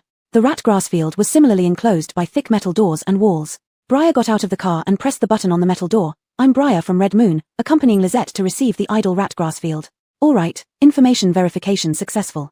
Captain Briar, Miss Lizette, please come in. The voice that came through was young and mixed with electronic tones. Captain Fan, park the car over there, please follow me. To greet them was a young woman in a white lab coat with slightly curly short hair. She was slender, with a delicate appearance and gentle demeanor, looking like someone with a good temperament. Researcher Shia, thank you for your trouble, Briar said politely. Just call me Alma, it's my duty. Alma glanced curiously at Lizette and the little yellow chick. Seeing that Lizette had no intention of speaking, she smiled and led the way. Alma, Alma. The little yellow chick flapped its wings a couple of times, and Lizette held it down. It chirped softly, Lizette, do you think she is? Ulrich suddenly leaned over. Jill, do you think what? The little yellow chick was startled by Ulrich and almost fell off Lizette's shoulder. Nothing, just that Alma looks familiar. The little yellow chick thought it was nothing to hide. How familiar? Curiosity sparkled in Ulrich's peach blossom eyes. Familiar, Lizette repeated. Ulrich became even more curious. Lizette and Jill had never been to the base before, and neither had Alma. Jill, tell us, Ulrich urged. Dash. Lizette responded. Lizette lagged behind, and Alma didn't notice their conversation. Captain Fan, the abandoned rat grass field is highly contaminated, which might not be suitable for farming. The words dash from behind made Alma turn around abruptly. Chapter 29, Lizette gets angry. Alma suddenly stopped and turned to look at Lizette. Her smile faded, a mist of moisture appeared in her eyes, and her voice trembled. Miss Bai, have you seen Dash? Before they arrived, Alma had reviewed Lizette's profile and knew what she looked like. Lizette replied honestly, yes. Evander hated how fast Lizette spoke and interjected. She saw his picture but not the real person. Don't talk nonsense, little zombie. Afraid that Lizette might reveal that Dash had become a zombie, requiring further explanation, Evander hurriedly shouted. Oh. Lizette's reply made Evander realize it had used too harsh a tone, but it couldn't be bothered to comfort her right now. Alma apologized to Briar and quickly walked over, with a pleading expression on her face. Was it a family photo? Where did you see it? Lizette didn't say anything, turning her head to look at Evander. It was found, near the mutated forest you mentioned. Evander then told Lizette, Lizette, give Alma the item. Reluctantly, Lizette slowly took out the bag from her storage pouch. Alma stared fixedly at the bag as if she wanted to pounce on it immediately. Yes, it's my brother's bag. There's a small flower inside. Lizette didn't notice any small flower. She passed the bag to Alma and lowered her eyelashes. Here. Alma held the bag in both hands, tears rolling down her cheeks. Miss Bai, did you see my brother's body? No, just the bag. Evander answered hastily. If Dash had turned into a zombie, he wouldn't fully count as a corpse. If he were alive, he would have come back, Alma murmured, wiping her eyes. Sorry, let me take you to the rat grass field now. Afterward, Alma remained silent, and no one asked questions voluntarily. Walking for a while, their view suddenly opened up, and the light was as bright as daylight. If they weren't underground, Evander would have thought they had left the base. Before them stretched a vast field. The plants growing there were about 1 meter tall, with deep green foliage and purple flowers. The stems below were thick, while the upper part had slender blossoms that looked like a large rat diving into the soil. Alma's mood eased slightly. She clutched the bag tightly as she introduced, this is the base's rat grass field, the main ingredient for energy cakes. Researchers were working busily in the field. Suddenly, one rat grass vine grew longer and thicker, lashing out and knocking down a nearby researcher. This! Driscoll involuntarily exclaimed. He watched as a researcher in protective gear got up cursing, took out a small sprayer machine, sprayed something, and released a faint white mist. The attacking rat grass collapsed helplessly. Alma explained, recently, pollution levels in the rat grass fields have increased. Highly polluted rat grass has become this way. Audria shrank back, sneaking a glance at Lisette. Idle fields were even more contaminated, they must protect Lisette well. Isn't this little Shia? Not minding the rat grass field, what are you doing? That familiar annoying voice belonged to Caden. Beside Caden stood Dion, both staring at the Evander on Lisette's shoulder. Caden glared with hatred, while Dion eyed it enviously. Researcher Ku, Annika, Alma greeted, Captain Fan and Miss Bai are assigned to take over the idle rat grass field. I've been dispatched to receive them. Dion glanced up and down at Lisette and commented patronizingly, young lady, idle rat grass fields are no place for playing. Be careful not to lose your life. Annika, Alma said, Miss Bai was personally arranged by the commander and must possess exceptional abilities. Such remarks are disrespectful. Dion raised an eyebrow at Alma. What, regretting not joining Starfire? Playing hard to get now? People from Hongyu and Lisette's group simultaneously remarked, what kind of human is this? Annika misunderstood. I never wanted to join Starfire, Alma replied calmly. A wood-type ability user who just awakened recently, Caden yelled, what gives you the right to be so arrogant? It's an honor that Annika takes interest in you. Now that you've refused, why are you clinging on? Alma. Everyone. Who's clinging on? They were walking fine. Lisette, impatient with their obstruction, coldly spat out 2 words, get out of the way. This is Annika, whom even the commander respects. How dare you speak like that, you fool? Caden, who harbored deep resentment towards Lisette after being beaten by her, wanted to save face with Dion present. And how do you speak? Muriel retorted, doesn't your brain connect with your gut? A good dog doesn't block the path, understand? Laughable, truly adept at deflecting blame. Dion's face turned livid. In the base, everyone treated her respectfully except Caesar. She had never been insulted like this. Captain Fan, Dion looked at Briar, whose expression was calm, talking recklessly comes at a price. Briar smiled and said, Annika, Muriel isn't from our Hongyu group, so I can't control her. However, we are indeed in a hurry. Dion suppressed her anger, her eyes dark and menacing as she looked at Lisette. Little girl, leave your chicken here. I won't hold your disrespect against you. Annika, this is an evolved pet, it won't be of much help to your research, Briar hurriedly said. No. Lisette replied, her fingers stroking the Evander, growing impatient. Little zombie, calm down. You can't hit or kill people. Evander repeatedly emphasized to Lisette. Lisette ignored her, her grey eyes staring at Dion, who shivered, feeling as if something terrifying was watching her. Evolved pets are still animals and have research value. Captain Fan, give me this chicken, and I can breed a stronger strain, Dion said. Also, you know why the idle fields are idle. If I talk to the commander, how about sending the little girl back? Little zombie, don't move. Evander shouted but couldn't stop Lisette. She moved extremely fast, punching Dion in the eye socket. Dion let out a wail, clutching her eye and crouching down, completely forgetting that she was a high-level ability enhancer. Silence. Including Caden and Alma, everyone stood frozen as they watched Lisette kick Dion aside like trash. Caden, noticing Lisette looking at him, instinctively stepped back out of fear. Go! Lisette's rough voice snapped everyone out of their stupor. Muriel reacted first, and the others followed. Alma jogged ahead, unsure of what to do in this situation, so she just kept leading the way. After a few steps, Dion's furious roar echoed, Fool, you're asking for death. Several thick, blackish-green vines lunged toward Lisette's back. Lisette, watch out. Everyone yelled in alarm, turning around to protect Lisette. Before they could unleash their abilities, Lisette darted forward, leaving several streaks of shadows, slashing the vines into fragments which fell to the ground. Dion collapsed, screaming in agony. Caden took 2 steps back, distancing himself from Dion. Briar and his team maintained their defensive stance, frozen in place. Miss Bai, Alma stuttered, Annika will seek revenge on you. She had developed a liking for Lisette and didn't want anything to happen to her. Lisette, I'll take you to see the commander. Briar stood straight and said resolutely, we can all testify that Dion attacked you first. Chapter 30, Grow something edible. Go to the fields. Lisette urged Dion, wanting to head to the fields quickly. Only now did Briar and others realize that Lisette had a strong fixation on farming. Just as they were about to try persuading her again. Someone's coming, the little yellow chicken warned the somewhat distracted group. Following the little yellow chicken's gaze, everyone saw more than 10 people in protective suits running over aggressively. They're the security team for protecting Dion. Get ready for battle. As Briar spoke, everyone entered combat readiness mode, with power wielders up front and Driscoll and Esau at the back. Seeing Briar and the others, the newcomers didn't immediately attack but first helped Dion get up. Her face was pale, drenched in cold sweat, and she spat out hatefully, kill them, but leave that chicken alive. Hey, Annika, we are Red Moon. Captain Shong here can't take us down, Mason said casually, casting a mocking glance at the leader. Right, Captain Shong. Annika, my team indeed can't match them, Killian replied calmly without a hint of shame. Worthless. Dion snapped fiercely. I order you to fight. Our mission is to ensure your safety, Annika, Killian stated. But they hurt me. Dion's fury seemed to make steam rise from her scalp. Therefore, the priority now is to tend to your injuries. Killian glanced coldly at Lisette. I will report this matter. Briar gazed steadily at Killian. I'll report it truthfully too. He emphasized the word truthfully. Lisette urged again, let's go. Even as they walked away, they could still hear Dion's curses. Miss Bai, be careful, Alma cautioned. After my brother went missing, I awakened with wood abilities. Annika wanted me to join Starfire, but I refused. She sent people to harass me every day until I moved to Ratweed Field. Muriel, who had no prior encounters with Dion, asked, how could she do that? Too many privileges made her lose herself, Mason commented dryly. Driscoll was worried about Lisette. What if something happens to Xiaoji? Don't worry, Commander won't let anything happen to Lisette. Though Briar was uncertain himself, Lisette had given much of their food supply, while Dion had been in the base much longer. If the Commander wants to punish Lisette, I'll take her away from the base. The little yellow chicken couldn't stand hearing its daughter insulted as a fool. While it had advised Lisette not to act rashly, it was internally fuming, looking like an enraged bird. I'll go with Lisette. With Lisette gone, Muriel felt no reason to stay. One reason was her sorrow over Eden Garden, another was that Gracie might seek revenge. Noticing others watching her, Muriel shrugged. Captain Fan knows my situation.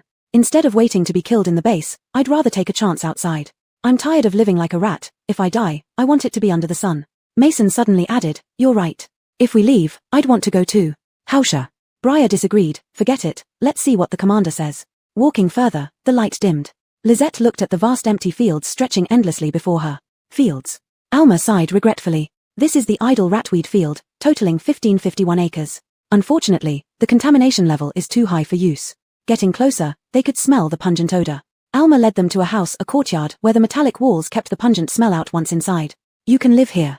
There's filtered water and various supplies. Inside this room are protective suits and farming tools. Using his ID card, Alma opened a room. On one side, metal racks held neatly arranged protective suits of all sizes. Then there were various types of farm machinery. The machines here are multifunctional. Alma pointed at a large vehicle with a cab. This one combines plowing, weeding, ridge forming, seeding, harvesting, bundling, and packaging. Lisette stared at the massive machine, unable to look away. And this, he introduced another device shaped like a spray bottle, is used against highly contaminated crops. It has medicine and electricity, a spray and zap, and the contaminated plants either die or lose mobility. Is that the one we saw earlier? Audria asked. If it's so good, why wasn't it given to those who left? Alma smiled bitterly. There aren't enough units, not even enough for Ratweed Field and Starfire. As for the electric function, it only works twice. When you really need it, it won't help. Can't it be recharged anytime? Dennis asked quietly. Contaminants won't wait for you to recharge. Driscoll smacked the naive Dennis. This is the pesticide sprayer. For watering, there's an automatic irrigation system in the field. Lisette listened attentively, elated by the vast land available. When Alma started talking about their living arrangements, Lisette kept glancing toward the nearby fields. Walking into another room, shelves were lined with various bags. Alma pointed to the small bags. These are seeds. Lisette looked over and saw tree seeds, vegetable seeds, grain seeds, and flower seeds. So many types of seeds, Elma remarked. I haven't seen some of these before. Not just you, I haven't seen them either, Esau commented. Dennis asked, Sister, are we going to plant all these? Not necessarily, Lisette said 2 words, putting the seeds in her storage bag, intending to play with them later or not plant at all. The little yellow chicken knew it would turn out this way. During the introduction, Briar went to make a communication call, and the little yellow chicken heard that they were talking about today's events. Little zombie, if we get kicked out, we won't be able to farm here anymore. Hearing this, Lisette became anxious. No leaving, drive them away. But there are too many of them. Lisette got upset and stopped paying attention to the little yellow chicken, nor did she pet it. Little zombie, I'll try my best to let you stay, and these fields will all be yours. The little yellow chicken had to console Lisette after making her unhappy, sighing. Lisette still ignored the little yellow chicken, while Muriel pointed to the largest room. Boss, this room is for you. Lisette had no objections. This place was for researchers, far better than the base conditions. With multiple rooms available, everyone quickly settled into their new homes. Alma also found a room, and Audria curiously asked, Researcher Shia, you're staying here too? Yes, I applied to help Miss Bai. Alma's voice was a bit low, seemingly shy. That's great, anything unfamiliar, we can ask you. Audria, being lively, naturally looped her arm through Alma's. Let's go see the fields. Lisette couldn't help but urge. Sure, please change into protective suits first, and I'll take you. Just as tour guide Alma finished speaking, Briar, who had finished his call, entered, looking somewhat grave. Dennis cautiously asked, Captain, is the commander going to punish Sister? Not entirely, Briar shook his head. I explained the events, and the commander said the base relies on Dion for food, so he can't overlook it. But Lisette has given out so much food. Esau pointed out. Briar glanced at Lisette. The base offered Lisette compensation. The others grew anxious. What does the commander mean by this? Temporarily no pursuit, but Lizette needs to grow something edible on the idle ratweed field. After Briar spoke, Alma opened his mouth slightly, hesitantly saying, but Annika couldn't even grow anything. If there was a way to plant, it wouldn't have been idle. Then what do we do? Dennis twirled her fingers. How about sister runs away? Chapter 31, Can Plant. The others looked at Lizette. Lizette raised her finger and pointed to the field emitting a pungent smell. Can plant. Lizette, don't be stubborn, Driscoll asked Briar. Can I take Lizette's punishment for her? Dad, let me do it. I'm an ability user with excellent physical fitness, Dennis said. Alric asked, no room for compromise? No, Briar replied solemnly, no substitutions. Dion has a narrow mind, she has only remembered Lizette. They didn't take Lizette's words seriously. The grain Lizette brought out was good, but she is still young, and how she used to be in the previous base. Evander didn't know what they were thinking, otherwise, it would have rebutted, explain clearly what was she like. The key problem was that pollution was hard to solve. Everyone fell silent again, unlike before, this time out of worry.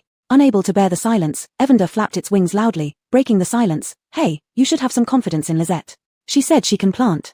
Seeing Lizette unhappy again, sighing, Evander was worried too, worried that these people didn't believe Lizette. Did they think their daughter was easy to appease? Look.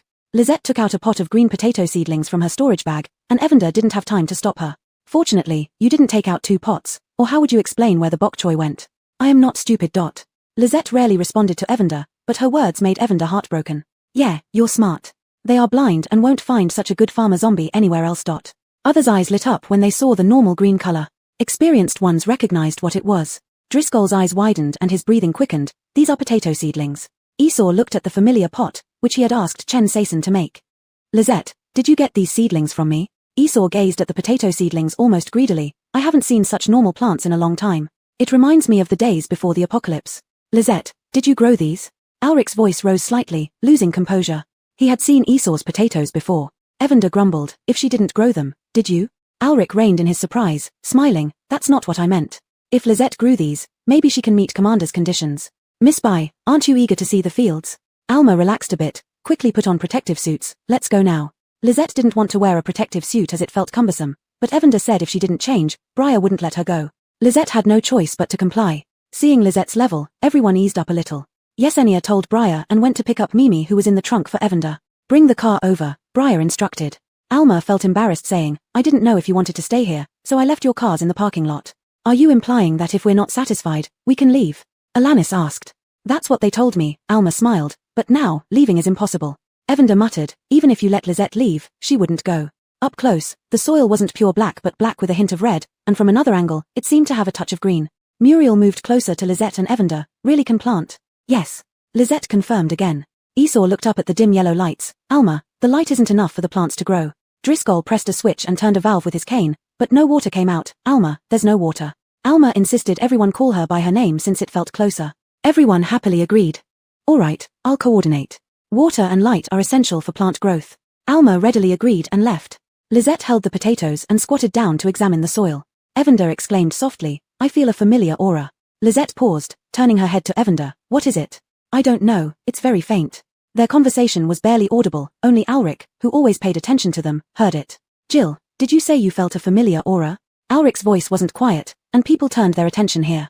Yeah, but it's faint. Evander concealed part of it. I don't know what it is. Is it related to Lizette? Alric sounded gossipy. Don't know. Muriel glanced at the bracelet on her wrist, sarcastically saying, I never thought Deputy Leader Lee was such a gossip.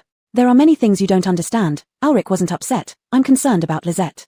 After all, we still need her to provide food. Seeing the two argue, Briar changed the subject. Lizette, what's the next step? Let's wait until they provide electricity and water, Driscoll said, fearing Lizette hadn't thought it through yet. Lizette stared intently at the field, muttering 2 words, decontamination. Decontamination? The crowd exclaimed in surprise. Esau pondered, Xinhua has such technology, but it's confined to the lab with little practical use. However, I've heard that Xinhua has seeds adapted for polluted soil, which is why the base wants people to go out and farm. Uncle Yu, how can the rat grass fields be used then? Dennis asked. The pollution in the rat grass fields is not severe. When this was discovered initially, the base was built here. Besides, during the processing of energy cakes, some of the contamination is removed. Esau knew much about this topic and explained clearly. Youngsters like Dennis and Chen Saison didn't know all these things. Esau looked eagerly at Lizette. Do you have a method for decontamination? Yes. Lizette didn't lie. The people from Red Moon and Muriel couldn't help but anticipate. If this were true, could Lizette replace Dion? Yesenia parked the car and came over with Mimi. Mimi, like Evander, had no protective measures. Lisette looked at Mimi, who ran up to Lisette, rubbing against her leg. You crafty cat, stay away from Lisette. Evander hopped angrily, especially as Lisette stroked Mimi again. Everyone watched this scene with interest. Chen Saison laughed. Does the chicken get jealous? It's Jill, not a chicken, Evander corrected itself, lifting its head high. I don't get jealous. Yesenia also chuckled. I've never seen Mimi initiate contact with anyone else. That's because Lisette feeds it, Evander retorted. This cunning cat was just after food. The grain from the space had spiritual energy. Yesenia sighed. Others have fed Mimi too, but it ignores them once done eating. That's why I control it. Seeing Mimi looking at it again, Evander shouted, if you bully me, Lisette will never feed you again. Mimi gave Evander an indifferent look and sat beside Lisette's leg. Alma returned with a troubled expression. Lisette, Dion is causing trouble. There are issues with the light and water supply. Chapter 32, Useless Ability Users. Driscoll frowned. How can plants grow without light? Upon hearing Diane's excuse about insufficient energy and refusal to adjust the light, everyone became sullen. Muriel suggested, should I look for some old acquaintances? Useless, Briar said gravely. Diane is determined to make things difficult for us. Thinking of Diane's miserable appearance, Briar also felt a twinge of pain. What about water? Esau asked. Water, Alma lowered her head. They said they can provide it, but the filtered water from the water rat grass fields can't meet the demand. As she spoke, the corners of Alma's eyes turned red. This is outrageous. Driscoll pounded his cane heavily. How can we use contaminated water? Should we report this to the commander? Alanis proposed. Briar hesitated. The commander might let this slide for a few days. Diane has suffered enough. The commander needs to take her feelings into account. Lisette didn't show much reaction, but Audria puffed up like a blowfish, and Dennis was visibly indignant. How can they do this? She's the one who started the trouble. Shanshan, no matter what she does, the base relies on her for food supply. The commander has to consider the bigger picture, Sandra said to both Audria and Lisette. Being the commander isn't easy, Audria sighed. So, we just wait. Everyone looked at Lisette, who then looked at Alma. Can you accelerate growth? Evander translated. Alma, can your ability speed up plant growth? Alma's face under her protective mask flushed slightly. I can, but... Before she could finish, Lisette quickly dug a hole, planted a rapeseed, and watered it with water from her spatial ring. She pointed at the hole. Accelerate. Alma. Alma hesitantly came over, wanting to say something but seeing that Lisette wasn't changing her mind. All right. Alma placed her hand above the soil, and bright white light points seeped into the ground. After only about 7 or 8 seconds, the light points dissipated. Alma swayed, and if not for Lisette catching her, she would have fallen on her bottom. Thank you, I'm too weak, Alma mumbled apologetically. Lisette inspected it. Indeed, the seed hadn't even sprouted. Haha, Briar laughed awkwardly. That was still impressive. But exactly how impressive remained unsaid. Little zombie, don't act rashly. Evander sensed Lisette's desire to handle things herself and quickly stopped her. Lisette's farming endeavors were hindered, and no one immediately thought of a solution. There was no light, the water ability user couldn't irrigate such vast land, and the earth ability user couldn't clean the contaminated soil. Dennis timidly reminded, maybe we should wait a couple of days. Lisette didn't speak, clearly unwilling. Unable to see Lisette sad, Evander suggested, what if you grow them in your spatial ring and then transplant them? Lisette's ears twitched slightly as she responded, go back, rest. That's right. After resting, we'll think of solutions. Driscoll breathed a sigh of relief, afraid Lisette would obsess over it. Just as they reached their residence's entrance, they saw Diane, accompanied by members of Killian's team. Diane lifted her chin. Have you seen the land? If you kneel and beg me to leave the chicken behind, I'll let you live and leave the base. Annika, the competition hasn't been decided yet. It's too early to talk about this, Briar said. Without light and filtered water, can you grow anything? Diane smiled mockingly. No one could. Just because you can't doesn't mean Lisette can't. Muriel glared at Diane. Diane's face turned cold. Humph, when you fail to grow anything, begging won't help. Let's see how long you can keep smiling. Annika, you still haven't solved the problem with the water rat grass fields. Alma mustered up courage. You should focus more on your responsibilities. Diane gave Alma a cold look. Wait until I deal with the fool, and then it's your turn. Lisette wanted to act but was held back by Alanis and Audria. Lisette, it's not worth it. Evander also feared more trouble. Little zombie, she's blind. Wait until you grow something before dealing with her. Its words were full of frustration, and Lisette comfortingly stroked Evander. Farm.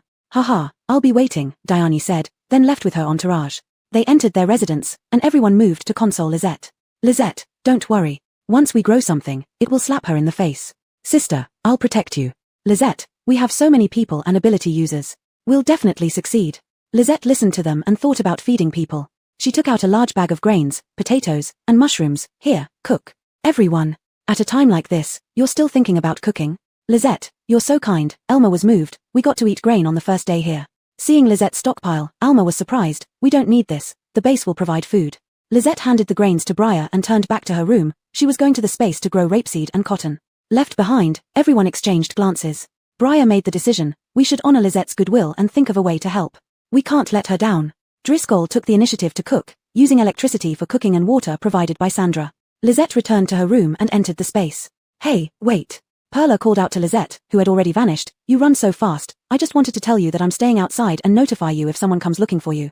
Perla continued talking to itself. That familiar aura is too faint, I'll need to trace its origin later. A third of the white core left in the space was gone, but the space had doubled in size. Seeing the expanded land, Lisette's mood improved slightly. Without stopping, she planted rapeseed and cotton. This time, there was no need to accelerate growth, making them larger directly would do. When they were ready, Lisette used her magic to pull them up by the roots and toss them into her storage bag. She planted 2 batches, then remembered the large amount of land needing seeds, alternating between growing plants and harvesting seeds. It was only after Perla called her that she came out. Lisette, they are calling you to dinner. Perla drooped its wings. I forgot, you have to eat with them, but can zombies really eat? Lisette tilted her head, paused for 2 seconds. Now, yes. You can. Perla exclaimed in surprise. How did you do it? You mean now you can, but before you couldn't. And what about your blood situation? Perla had asked Lisette before, but Lisette couldn't explain clearly. Seizing this opportunity to ask again. Power, transformation. Lisette finally said these 4 words after a while. Perla didn't understand Lisette's meaning. Power transformation? How does that work? Lisette herself was confused. I don't know. As they were talking, Alanis's voice sounded from outside. Lisette, Xiajia, are you ready? Ready, we're coming. Perla shouted loudly, then said to Lisette, think about it when you figure it out, let's go out first. Seeing the dirt on Lisette's clothes, clean the dirt off your clothes. When Lisette arrived at the canteen, Dennis greeted her excitedly. Sister, Uncle you and my dad made shredded potatoes, potato slices, mushroom soup, stir-fried mushrooms, and the main dish is rice. Chapter 33 The Role of Grains and Rapeseed. The aroma of the meal filled the air, causing people to swallow their saliva as they stared at what would have been the most ordinary meals before the apocalypse. This meal feels like being back in a university cafeteria, Driscoll remarked nostalgically. Esau's eyes glistened with emotion. Isn't that true? But this is too wasteful. Before cooking, they had asked Lisette, and Evander said all the ingredients should be used as provided by Lisette without any frugality. Alma sat uncomfortably, hands neatly placed on his knees.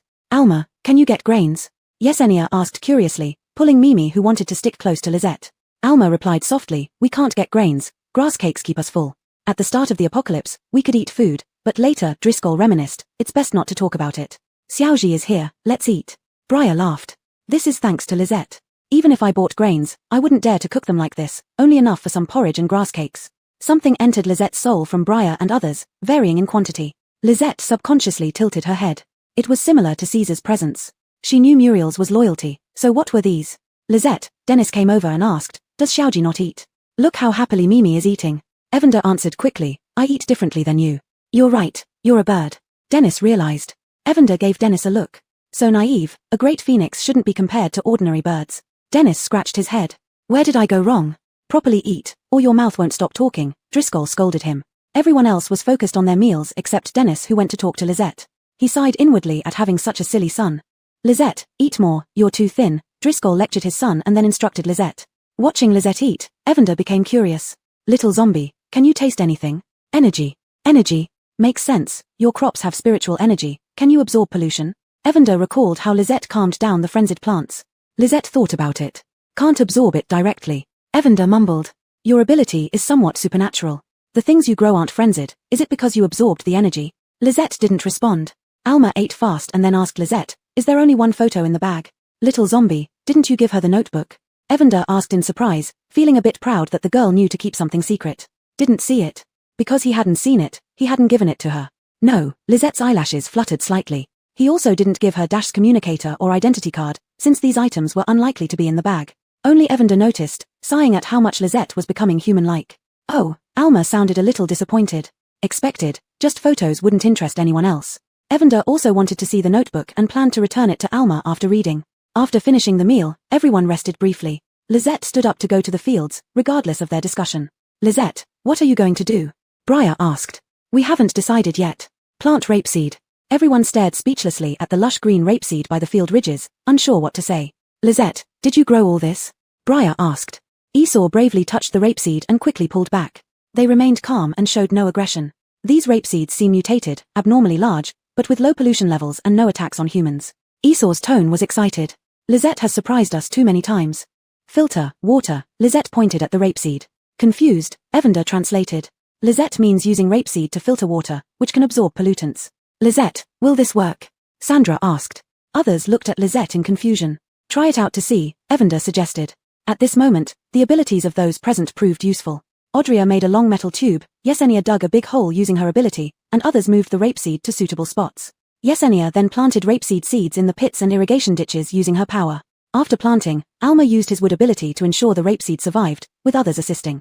Within 2 hours, they finished. Breathing heavily, everyone sat down. Yesenia stroked Mimi. Phew, I'm so tired. Come to think of it, my ability seems stronger now. Previously, she couldn't do as much at once. With you saying that, I feel my ability got stronger too, Audrey added. Just a little, I wouldn't have felt it if not used. Don't you think it's because we just used our abilities? Sandra pondered. No, I also feel a slight increase. 3 minutes later, all eyes were on Lisette. Briar asked first. Lisette, is it because of the grains? It must be. I'm just an ordinary person, but I feel stronger too, Driscoll said. Sister, will there be any problems if the grains flow into the base? Dennis wasn't being selfish. In this apocalyptic world, the most terrifying thing was human nature. Facing the barrage of questions, Lisette remained silent. She hadn't thought about these issues. Evander was worried. Little zombie, what should we do? Lisette looked at the vast land before her. She had initially planned to dispose of the grains and leave, but now that wasn't possible. Drive them away. Her thoughts were that simple. Regarding the issue of the fields, she wouldn't budge an inch. After the joy subsided, everyone became troubled again. No one had ill intentions, and Evander once more marveled at Lisette's good fortune. Briar said, let's start working first. If it doesn't work out, we can say that the grains from Lisette's previous base were fine, and she can't grow them here. That's the only way. Driscoll sighed. If anyone caused trouble for Lisette, he would risk his life to help her escape. If anyone talks about this, don't blame me, your captain, for not showing affection. Briar scanned the group solemnly. No one objected. Over there, Elmer opened the water gate, and the black water flowed through the irrigation ditches planted with rapeseed. Under everyone's watchful eyes, the water gradually cleared up. It really worked. This is unbelievable. The green rapeseed turned a deeper shade of green, spreading its leaves. It was a bit eerie, but it didn't attack anyone, despite everyone being prepared with weapons. Audrey placed the metal tube in a puddle, connecting it to the irrigation system, and added a small water pump to solve the water problem. The water problem was temporarily solved, but what about light? Can these rapeseed grow without light? Briar asked. Like this, can, but won't grow well, Lisette replied. Without Evander translating, they understood her meaning. The current light allowed growth, but it wouldn't be healthy. Alma said, actually, the top can be opened like a skylight, but the high temperature would scorch the crops. Only when the temperature dropped below 40 degrees Celsius would it open. Based on past experience and the weather reports from the Starfire Meteorological Center, it will take about a month, Sandra said. Elmer grumbled, all thanks to Dion, otherwise, we wouldn't be in such a difficult situation. Lisette thought for a moment. Mushrooms. What kind of mushrooms? Alric asked, wondering if they should grow mushrooms. Evander explained helplessly, Lisette has a type of spore that grows into luminescent mushrooms. Chapter 34, Confidentiality Pact, Glowing Mushrooms. Rapeseed has a strong adaptability. The light here, combined with the glow from the mushrooms, will ensure its steady growth. People from Red Moon have never seen glowing mushrooms. Briar asked, how aggressive are they? If mushrooms can glow, they must be aggressive to some extent. The more unusual a plant is, the higher its aggression, it's common knowledge. Lisette tilted her head and thought for a moment before saying, not aggressive. Other mushrooms possess wild power, but not the ones that glow. Even if there were any, she wouldn't cultivate them to be aggressive. How long does it take to grow? Briar asked, if it takes too long, we might as well wait a couple of days. With rapeseed in place, we'll have a better chance when we ask the commander in 2 days. Lisette. Annoyed. Evander sensed Lisette's irritation and wondered if limiting her abilities was over the top. They have their space, at worst, they could hide in it. Evander cleared its throat and solemnly said, there's a way to speed up cultivation, but... Dennis probed, but what? Just tell us, and we'll do our best to cooperate. But this is Lisette's secret. Evander had no choice but to say, you have 2 options, sign a small confidentiality pact with Lisette or leave the field management to her entirely. She won't call you unless necessary. Alric frowned, what kind of pact? Muriel straightened her back, the same pact I signed. I now belong to my boss. Don't worry, it won't kill me. Lisette glanced at Evander, feeling less irritable and gently stroked its feathers. You always make me do all the work. For you, I've put so much effort. Evander rubbed against Lisette's finger, earning a gentle stare. Dennis didn't hesitate, I want to sign the pact. After speaking, Dennis's face blushed slightly under his protective mask. Driscoll quickly followed, I watched Xiaoji grow up, I'm willing. Alric frowned, what exactly is in the pact? It involves the spiritual level, Muriel replied, though she felt it was even higher than that. Is there such a pact? Briar pondered, I've traveled widely but never heard of this. Others echoed Briar's confusion. Just because you haven't seen it doesn't mean it doesn't exist, Muriel scoffed. Considering it involves the spiritual level, Sandra said, it's wise to be cautious. Isortian stepped forward, I'll sign the pact. I want to learn from Lisette. If we can cultivate normal potatoes, it's worth it.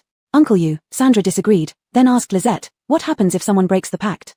Evander answered, "You've already guessed Lisette is pure-hearted and only wants to farm. If violated, you'll forget everything about Lisette. Why insist on a pact?" Ulrich decided but still had questions. If the pact is made, will our pasts be revealed to Lisette? He had secrets he didn't want anyone else to know. Perhaps Lisette held the turning point in fate. He wanted to try. After all, food scarcity was humanity's biggest issue now. "It won't," Evander answered. "Are you sure?" Ulrich returned to his usual casual demeanor. "I'll follow Lisette." "Aren't you afraid Lisette is a fraud?" Elmer whispered. "I'm with Lisette too. During the pact, you'll understand its content and can refuse," Evander clarified, "and Lisette can dissolve it anytime if dissatisfied." "Don't worry, we won't cling to her," Briar reassured. "If you don't trust her, you can go back." Evander waited for 2 minutes, but no one moved.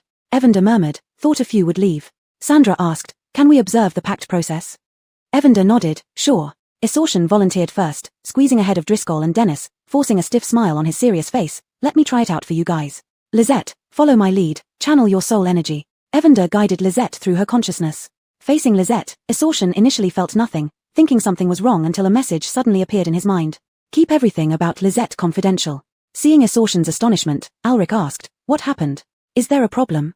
Essortion shook his head, "No problems." Following the instructions, he agreed, feeling something added to him. "It's done," just like Jill said. Essortion's lips forced a rigid smile. "Lisette is a kind-hearted girl."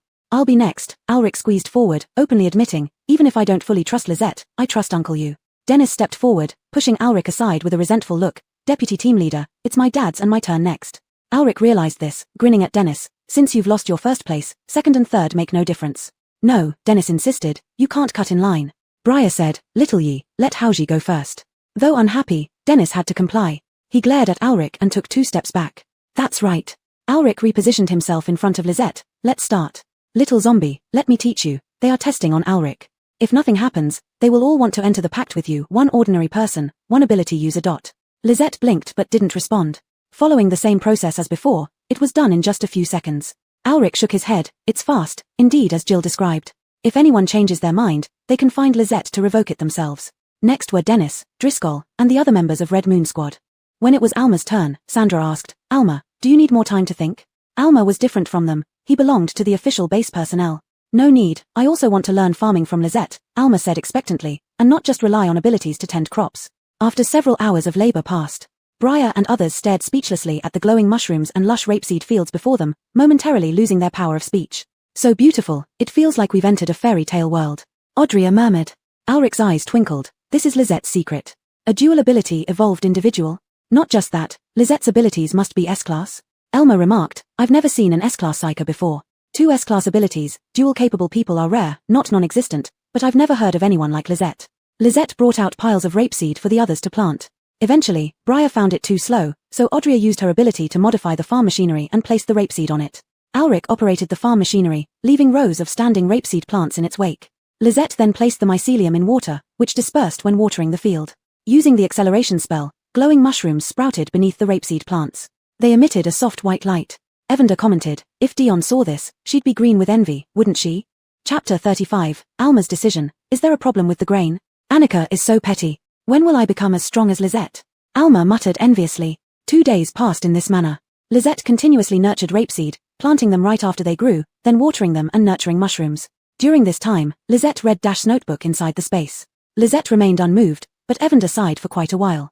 The notebook was a stream of consciousness diary, all about Alma and Marigold. It could be seen that Dash was a person who loved life, filled with heartwarming family anecdotes. Dash only left when Alma fell ill, not expecting it to be a permanent farewell. Evander didn't extract much information from it, only knowing that the one who called Dash out was his neighbor, named Isai.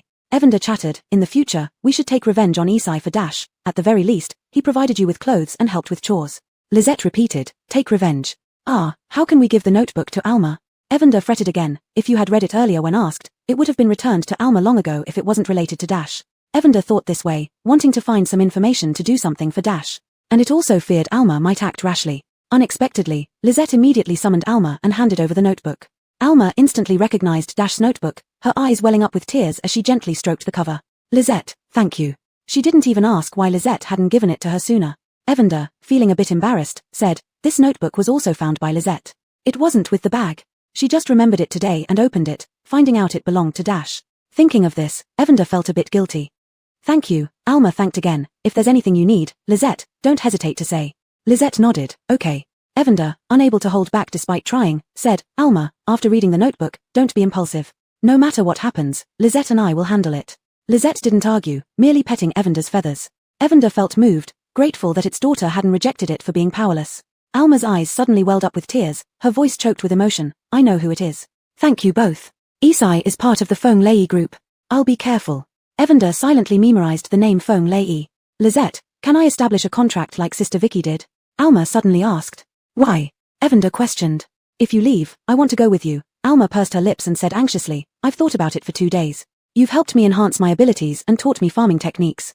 There's no one in the base I'm particularly attached to. But we're not necessarily leaving. Evander sighed, acknowledging that Alma was a girl who repaid kindness. Lisette had assisted Alma in absorbing the white core and provided her with food. Teaching Alma how to absorb energy from food was common knowledge in Red Moon, but they needed to wait for Lisette to receive her salary for more food. Because of their different abilities, Dash and Alma were treated differently. Evander planned to find an opportunity to talk to Alma about Dash and apologize. Wherever you go, I'll follow. Alma's tone was firm. Lisette nodded, okay. Alma became one of Lisette's people, sensing the connection between them. Is it really that amazing? Alma widened her eyes. Can I use Lisette's abilities too? Lisette pointed to the potato sprouts in the room. Try. Alma extended her hand, silently invoking Lisette's name. A force entered her body, her hand glowing white as the potato sprouts grew by about 5 centimeters. Ah, this? Alma was astounded. Under Evander's astonished gaze, Alma matured the potatoes. This differed from Lisette's acceleration method, it was purely the power of life. Lisette, can you give me these potatoes? Alma asked sheepishly, I can trade with you, but I only have points. Consider them a gift. Thanks to Alma, Lisette's strength increased further. Giving Alma a pot of potatoes was a worthwhile exchange. She could produce many more in minutes. After Alma left excitedly with the potatoes, Evander couldn't help but ask Lisette, aren't you tired? Lisette tilted her head, no. This isn't normal. Evander transformed into a questioning chicken, giving her your strength should dissipate 2/3 of it. But yes, your strength has grown so fast that even I can't gauge it clearly now. Lisette didn't understand and ignored Evander, going to the space to plant rapeseed and cotton. On the 3rd day, to simplify things, Lisette had Briar and the others sow the remaining fields with rapeseed seeds. Alric asked, Lisette, can you accelerate their growth? Alma originally wanted to mention herself, but realizing she was using Lisette's power, kept quiet. Evander also worried about this. Lisette's strength grew quickly, but working on so many fields might exhaust her. One field at a time. Lisette, you speak more smoothly now, Muriel remarked with surprise. Muriel visited Lisette and found out she was still the most special one, which made her happy. She didn't know that with Alma around, she wasn't anymore. Evander flapped its wings. Lisette has been getting better bit by bit since leaving the original base. The others were also happy for Lisette, with Driscoll even wiping away tears. Little G, this is really great. Lisette didn't understand what they were so happy about and continued farming. Alma held an instrument to measure data.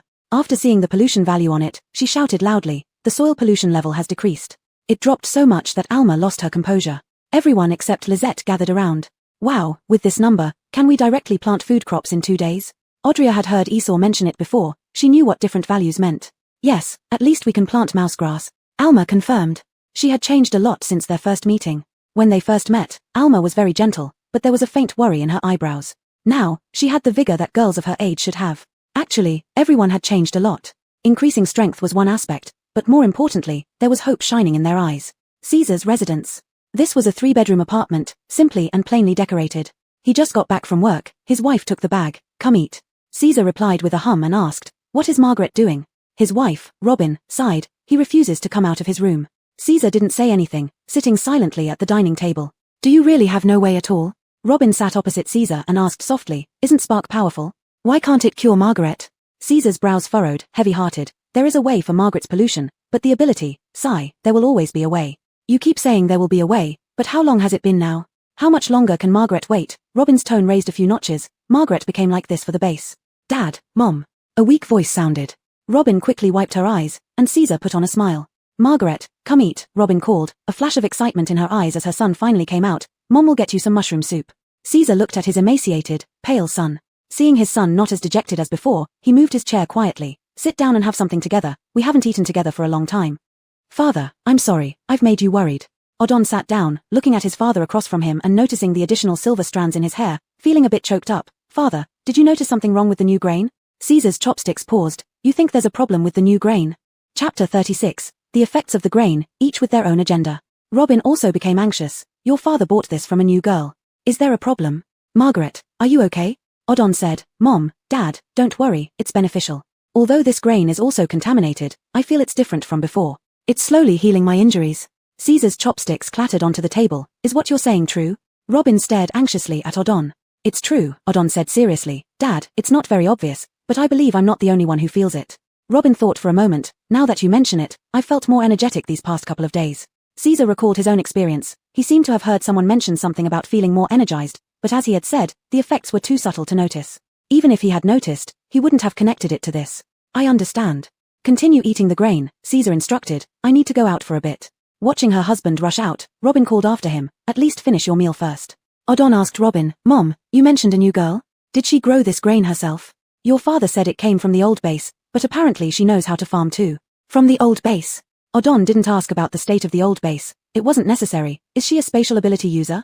Spatial abilities, when the apocalypse first came, seemed useless to others, only able to hold a few items, no combat strength, and once the person died, everything was lost. Now, however, those spatial ability users who survived were quite strong, some even powerful enough to kill with their spatial abilities. There were rumors that some spatial abilities had preservation functions, which was very practical. Others just had a personal space, making it easy to gather supplies. Yes, I heard she's very strong, taking out over 50,000 pounds of grain just like that, Robin said. She must have kept some for herself. Someone saw her give some to Olafsson. Odon took a sip of soup. I really want to meet her. At Caesar's office. You also feel your physical condition has improved? Caesar asked Forrest. Yes, sir, Forrest replied. As an ordinary person, after eating Miss Bai's grain, my stamina increased. What about the others? Sir, the grain was mixed with ratgrass during processing, so the effect might not be as noticeable, Forrest pondered. We sold some, but other factions haven't given any feedback. A knock on the door interrupted them. Caesar said, Come in. Buster, the director of Sparkbase, entered. Old Wang, we can't sell that grain anymore.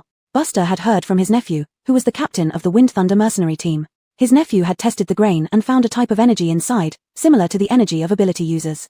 However, some grains had higher concentrations, while others had lower ones. That's why he rushed here. The grain isn't much left now, half has been processed into energy cakes, and the rest have almost been sold, Caesar explained. You know, the base lacks food. What can we do? Buster thought for a moment. Do you know how it's grown? Caesar smiled bitterly. Do you think I would know? Then find out, Buster said firmly. I heard several factions are getting restless, trying to find information about the cellar. She's in the ratgrass fields. Regular people can't get in, Caesar sighed in relief. Ratgrass fields? Buster chuckled. I'll go talk to her personally.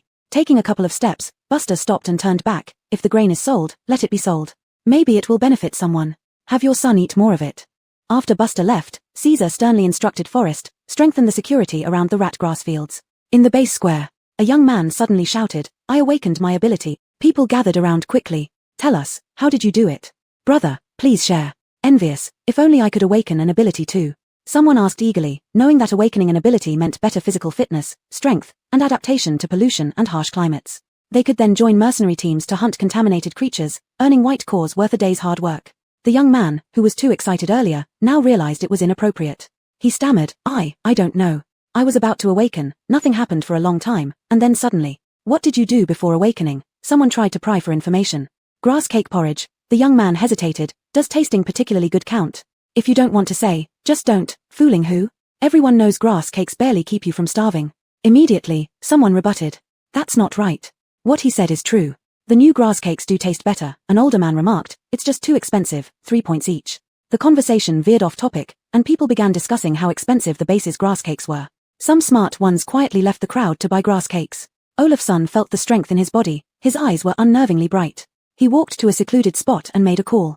Captain Fan, ask Miss Bai if she still needs help with farming. No shortage, no grain left, stop it. After 3 consecutive calls, Briar hung up.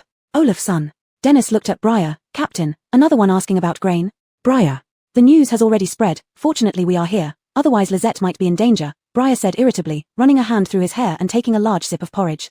Lizette's communicator rang too, but annoyed by the constant interruptions, she set it to automatically reject all calls from strangers with Muriel's help. Not only Briar, others also received several calls, all asking about Lizette. There will be a time when we have to go out, Sandra pondered. Lizette, can you directly tell them the location of your previous base? Lizette tilted her head in thought. Evander also tilted its head. What base? Sigh, I lack experience and didn't expect the grain to cause such a stir. Evander reflected on itself. It's okay, if we can't fight, we run. Lizette comforted Evander. Sure, but both Lizette and I can't give a specific location, it should be gone now, Evander felt touched and replied to Sandra. The mutated forest is not easy to navigate. Briar took another large sip of porridge. Tell them, even if they don't say it, they'll find a way to ask. I agree, Ulrich mimicked Briar's gesture and drank a big gulp of porridge. They won't believe Lizette grew it, telling them would bring us peace. Ulrich's communicator was about to explode with calls. As he had no need to maintain any relationships, he simply didn't answer. Beep beep beep.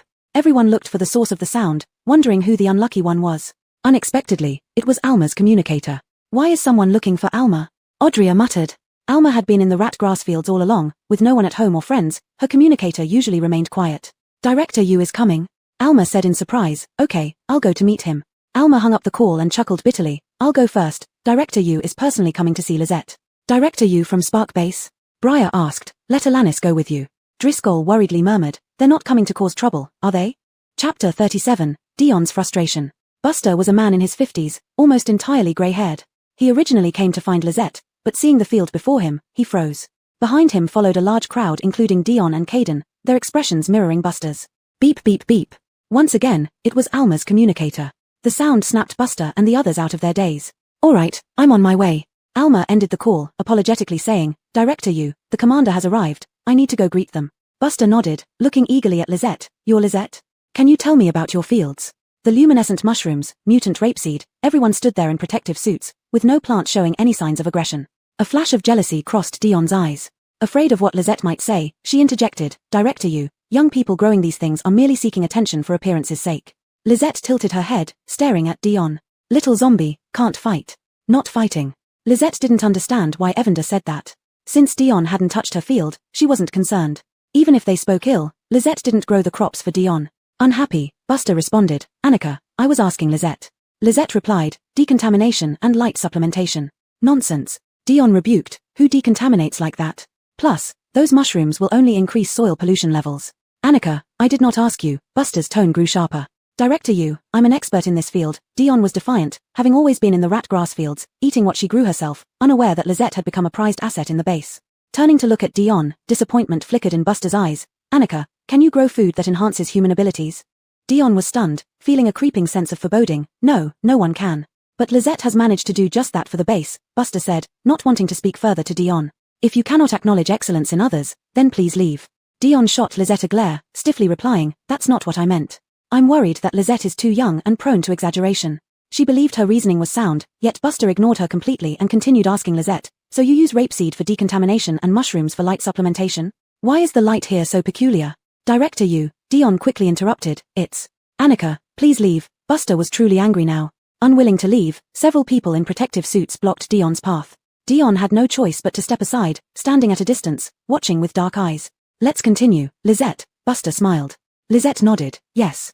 As for the lighting issue, Lizette couldn't explain it, simply glancing at Dion far away. Director Yu, let me explain. Alma joined, bringing Caesar and others, I know this. Understanding Lizette's dilemma, Buster remained kind. Alright, tell us. At this moment, he paid no heed to Caesar. Alma glanced at Lizette, then at Buster. Director Yu, Annika mentioned the energy crisis in the base, so we found our own solution. Lizette took the mushrooms and rapeseed plants from the spatial dimension. Alma, why didn't you tell me about something like this? Asked Caesar. Due to Odon's improvement, Caesar now placed great importance on Lizette. Just remembering the matter between Dion and Lizette. Annika is being petty, competing with someone much younger, Caesar said aloud. I'll immediately arrange to resolve the water and light issues. Following Lizette's instructions, Alma told Caesar, Commander, there's no need. We finally got the plants growing, it would be a good experiment. The matter was thus concluded. Caesar clearly indicated that the conflict between Lizette and Dion was over, not even blaming Lizette. To put it plainly, what sort of person would argue with a child? So how effective is it? Buster asked eagerly. First, Alma showed them the filtered water, then tested the soil contamination levels right there. Seeing the data, Buster and the researchers present were speechless for a moment. It meets the standards for growing ratgrass, Buster exclaimed excitedly. And what about the contamination levels of those rapeseeds and mushrooms? Alma had also tested those. The rapeseed contamination level is 13, the mushrooms 15. Pity, they can't be eaten, Buster lamented. Such large rapeseeds, if less contaminated, would surely taste better than ratgrass and yield more. Director Yu, these weren't meant for consumption, Alma explained. Right, with soil contamination, decontamination must come first. Buster shifted the topic to crops. Lizette, do you have previous base planting plans? We could exchange. Lizette didn't respond, she didn't have any planting plans. Briar had no idea. If there's no plan, can you still grow them, Lizette? Buster saw that Lizette couldn't provide an answer and rephrased his question. Here, no soil, Lizette replied. It wasn't that she couldn't grow them, there were just no conditions from the spatial dimension. Buster felt disappointed, as did everyone else. I figured there must be special conditions, relying on manpower alone wouldn't work. Buster asked again, so where was your original base? This time it was Evander who responded, just keep going in the direction of the mutant forest, and after a month, you'd find it, but that base should be gone now. At the mention of the mutant forest, Buster's expression changed. How did you get through? We bypassed it, and due to high temperatures, many mutant plants were dormant, Evander explained. Buster knew well that the mutant forest was not easy to go around. Thank you. I will send people to look for it. You focus on planting, and the base won't let you down. Evander mumbled softly, you don't need to say that. If you didn't let Lisette plant, she'd want to drive you away. Nobody heard its muttering. When Buster left, he took the rapeseed, mushrooms, soil, and seeds, saying he wanted to take them back to Starfire for study, and later returned to take some water. It wasn't until Buster left that Caesar said to Lisette, if you encounter any difficulties or need anything in the future, come directly to me. After speaking, he seriously added Lisette to his communicator. He then added, Lisette, don't worry about Annika, I'll talk to her. Evander remarked, thanks, Commander, just stop her from always thinking about catching me. Of course, with Lisette depending on you, we won't catch you. Caesar smiled and asked again, Lisette, do you have any grain brought from the base? Can you sell me some? Briar looked at Caesar and suddenly understood something. Commander, is this for how you? You caught on, Caesar sighed, I have no choice. Caesar turned to Lisette, Lisette, if you have any, sell some to the commander, how you really needs it. Chapter 38, I want it all. Forget it, too much. The little yellow chicken sensed Lisette was about to take out the food and hurriedly said, Commander, let's talk somewhere else. Little zombie, don't take out the food in front of everyone. Lisette stopped her movements. Caesar saw that Lisette had food and relaxed instantly. Yes, this place isn't suitable. Lisette led Ulrich back while others continued working since there was still part of the farmland left to be planted. Lisette brought Caesar to the meeting room arranged by Briar and asked, how much do you need? Without the little yellow chicken needing to say, Lisette knew Caesar wanted the grain from her space. How much do you have? Caesar asked, Siyuan, all of you go out first. Forrest hesitated, Commander, your safety. Go out first, Lisette won't harm me, Caesar assured. Forrest glanced at Lisette, all right, we'll be right outside if you need us, Commander. He reluctantly went out with a hostile look towards Caesar. Ulrich also left tactfully, knowing that Lisette was no weakling even with rumors saying Caesar was actually an S-class ability user. Lisette, no one else here, Caesar's tone was full of pleading, how much food do you have? Besides what you reserve for yourself, can I take the rest? The little yellow chicken clearly felt Lisette's excited mood, similar to having finally found someone who wanted the grain. But the little yellow chicken wouldn't let Lisette speak recklessly, I can give you 100,000 pounds.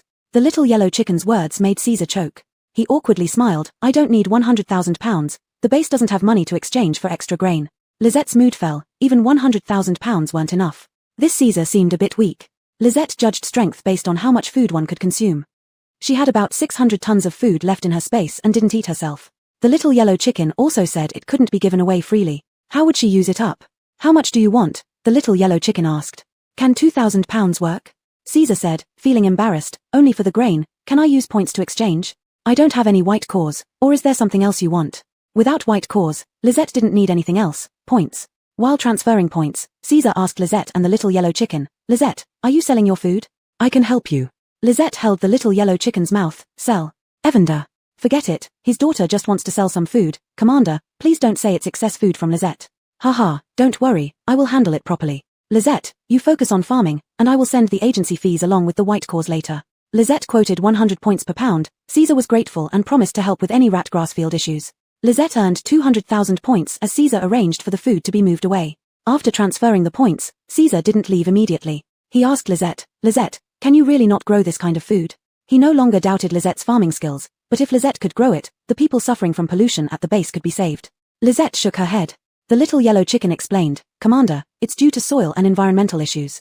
Lisette only knows how to plant, dealing with soil pollution needs special methods, but Lisette can't achieve that. I pushed too hard, Caesar followed up by saying growing normal food was already impressive. The food in Dion hasn't left the lab yet. I will send people to investigate your previous base. The food Lisette brought out was too tempting. The little yellow chicken laughed dryly, okay, Commander. Caesar gave Lisette a deep look and expressed gratitude, thank you anyway, Lisette. Lisette tilted her head, no need, it's a trade. This time, even without the little yellow chicken, Caesar understood what Lisette meant and laughed, still, thanks. Without you, there would be no way to exchange either. After Caesar left, Ulrich approached, Lisette, you sold so much food to the commander. Sure, the little yellow chicken said, it's an exchange. Speaking of which, we just bought it for 200 points per pound, and then selling to the commander got such few points. The little yellow chicken was speechless for a moment, then said, if you're unhappy, why don't you leave? Ulrich hurriedly laughed, leave? Where to? Lisette has always supplemented our food. Ulrich was joking, thinking Lisette's price for food was low. He realized that Lisette cared more about matters related to farming and white cores than points. Caesar figured this out too, hence helping Lisette sell food and collecting white cores. After Caesar and Buster came, they were undisturbed for several days. Lisette, how should we deal with these rapeseed and mushrooms? Briar asked. Both the rapeseed and mushrooms had high pollution levels, unsuitable for consumption. Directly plowing them back into the field wasn't feasible either, as they'd only worsen the soil contamination after barely improving it. Esau chuckled and said, "It's strange, the soil pollution levels are dropping, but the rapeseed's pollution level remains the same. It just grew bigger." Lisette tilted her head in thought. She used to directly cultivate seeds. Seeds, fertilizer. Lisette wanted seeds. After the rapeseed withered, the pollution would naturally dissipate. For fertilizer, it was a bit more complicated. They needed to harvest the rapeseed and mushrooms, dry them, then burn them. The pollution would dissipate when burned and be released outside. Polluted crops were hard to burn, 1 or 2 plants could be manageable, but Lisette had over 1,500 acres of rapeseed and mushrooms. It's fine. If anyone from the base asks, we'll say they were burned. After making up their minds, they started harvesting crops from fields where the soil pollution levels were within limits. They didn't need Lisette to use any spells, a combine harvester did the job, even bundling the harvested crops. I never thought there would come a day when I'd quietly farm, Briar smiled. Ulrich sighed, yes, these days make one feel much more at peace. Driscoll also smiled. Since coming here, he had been busy and his mental state had improved a lot. Who would have thought, since the apocalypse, I never imagined having such days. Dennis looked at his father and couldn't help but smile. Muriel didn't need to say, she loved this life, even if it was only temporarily stable. They chatted and laughed, but in the distance, several people approached. Muriel saw who was coming and her expression changed. Briar and the others also noticed the visitors and stopped working, gathering around. Natalie, sister, did you think you were enjoying yourself somewhere? Tina lifted her chin, never expected you to be working so hard on farming. Tina, the leader of the group said, we're here to see Miss Bai, don't cause trouble. Although he said this, his tone wasn't reprimanding. Tina huffed and obediently stood aside. Lisette, this is Ansel, the second in command of the base, who usually doesn't get along with the commander. Alma whispered to Lisette. Lisette didn't react, while the little yellow chicken watched Ansel warily with its black eyes. Miss Bai, right? I'm here to discuss cooperation. He smiled, but his tone carried a superior arrogance. No cooperation. Lisette flatly refused. Chapter 39, The Bracelet Incident. Lisette, don't be unappreciative. Gracie resented Lisette. If it weren't for her, her bracelet wouldn't have been taken away. If you anger Commander Ju, you won't be able to stay at the northern base. Gracie, don't be rude to Miss Bai, Ansel reprimanded and then turned to Lisette, saying, Miss Bai, why don't you listen to my proposal before deciding? Young people shouldn't tie themselves to one tree. Evander feared Lisette would say something wrong and interrupted, speak, we'll listen. I want all the food Miss Bai brought, 500 points per pound, plus the position of deputy director at the Spark Agriculture Center. How does that sound? Lisette, no. Ansel's gaze turned cold. Evander hurriedly said, it's not that Lisette disagrees, but all the food was entrusted to the commander. I think you are deliberately doing this. Gracie tried to fuel the conflict, disregarding Commander Ju. Ansel said, I can help you get the food back. After all, precious food like this should be sold for 200 points a pound. He observed Lisette's expression, but unfortunately could read nothing from her face. Not only Lisette, others' expressions under protective masks were also inscrutable. No need, Evander replied, we trust the commander. Jeje Christine, don't you try to mediate. Do you really think you can afford to offend Commander Ju? Gracie taunted in an elated tone, hoping to see Ansel displeased so she could retrieve her bracelet. Ansel's smile vanished, his voice turning stern, think carefully. If you don't agree, you will make an enemy of me. Muriel sensed what Lisette meant and coldly responded, Commander Ju, that sounds too heavy. We indeed have no more food, and we don't want to offend the commander. Ansel snorted coldly, do you think Caesar can control the base for long? I hope you don't regret it. Oh yes, isn't your name Christine? Gracie said you took her bracelet, hand it over. Gracie, how shameless you are. You didn't tell Commander Ju that the bracelet originally belonged to me. Muriel laughed at Gracie's audacity. Many can vouch that Lisette took the bracelet from me, Gracie argued, if you don't give it, none of us will leave today well. The men Ansel brought lifted their guns. Briar and the others picked up their weapons and stood in front of Esau and the rest. Do you know whether the commander is aware of your actions? Muriel asked, you bring irrelevant people to the grass field and threaten us. So what if Caesar knows? Commander Ju has authority. Moreover, I'm just retrieving my own property. Gracie said arrogantly, give me the bracelet, and I'll leave right away. Gracie is right. Hand over the bracelet, Ansel smirked, but if Lisette agrees to cooperate, I can persuade Gracie to give you the bracelet. Muriel sneered as she took out the bracelet from under her protective suit. Gracie immediately revealed a greedy look. Want it, huh? A disdainful curve formed on the corner of Muriel's lips. It's a good thing you understand, that bracelet was a keepsake given by Grace's mother, Ansel said, bring it here. Zifu, if you don't want to give it, you don't have to, Briar said. Evander also added, Lisette is very capable. Muriel smiled like a flower while Grace's fingers tightened. Luckily Muriel wore a mask, or who knows what Ansel might do seeing her facial expressions clearly. Want it, take it. With Grace's greedy eyes on her, Muriel fiercely smashed the bracelet against a stone on the ridge. No! Gracie cried out, but it was too late. There came a clear ringing sound, and the bracelet broke into pieces in front of everyone. Grace's eyes turned red, glaring at Muriel viciously. Bitch! I'll kill you. Before she could rush forward, Ansel's men held her back. Ansel spoke sinisterly. Consider you brave, let's go. They couldn't stay any longer since Caesar's men were coming. He couldn't act however he pleased within the base. But soon enough. Before leaving, Gracie said to Muriel, wait for it. After they left, Muriel looked down with tear-filled eyes. Sorry, I caused trouble. Lisette gazed at the jade fragments on the ground, broken. Muriel carefully picked them up and said to Evander, Jill, I'm sorry, it also belongs to you. Evander replied, it's yours, you decide what to do with it. It's a pity, as it was a gift from your grandmother. It's okay, Grandma wouldn't blame me, Muriel said with trembling hands, pretending to be casual. Now broken, maybe she won't remember it. It's not your fault, they were just looking for excuses to pressure Lisette, Evander understood. Briar said, don't blame yourself. Noticing the gloomy atmosphere, the oldest one among them, Esau, said, nothing serious, let's get back to work. Yes, work. I'm fine, Muriel said with a shaking voice. Lisette extended her hand, give it to me. Muriel asked, do you want this? But it's useless now. Lisette, listen to me, we shouldn't keep this thing. Evander tapped Lisette's protective mask with her wing tip. It's okay, here you go. But it's already broken and of no use anymore. Muriel handed the wrapped bracelet fragments to Lisette. Ignoring Evander's advice, Lisette took the bracelet. Lisette, well, forget it. Since Muriel was willing to give, what else could Evander say? Jill, it's all right.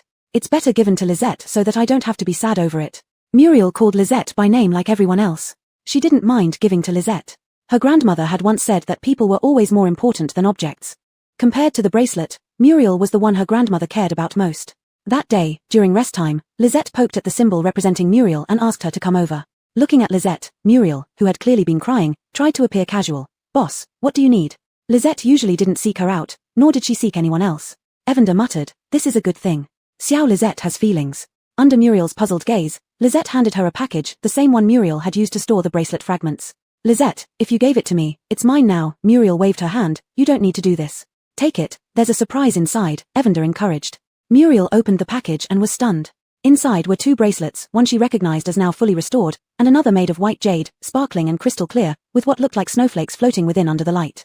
Muriel could sense that this new white jade bracelet was even better than her original one. When she got close, her mental energy felt like it was immersed in water, very soothing. Lisette, this? Muriel's eyes became redder, thank you, but it's too valuable, I can't accept it. Our own people, just take it, Lisette insisted. Lisette, my bracelet I will take.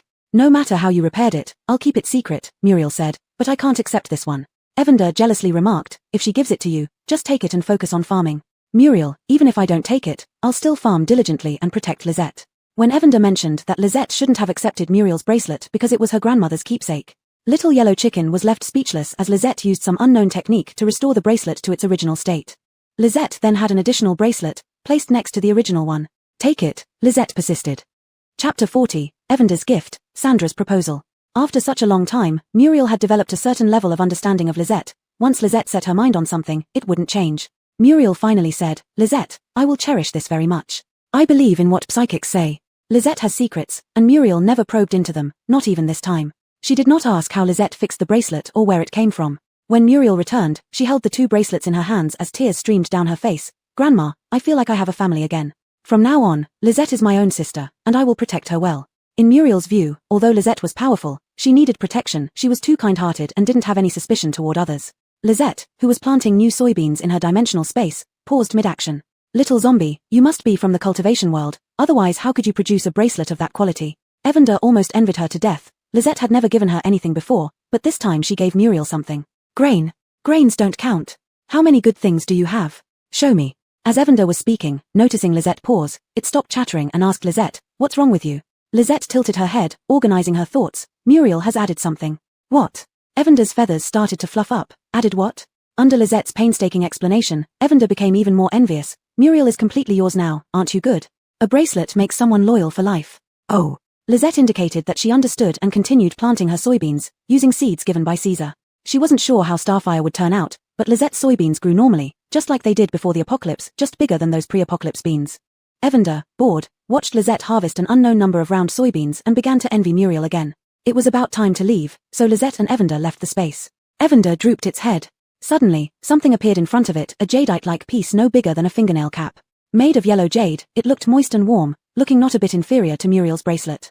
Evander lifted its head in confusion, hearing Lisette say, "I give it to you." "To me." Evander confirmed again. "To you, to protect you."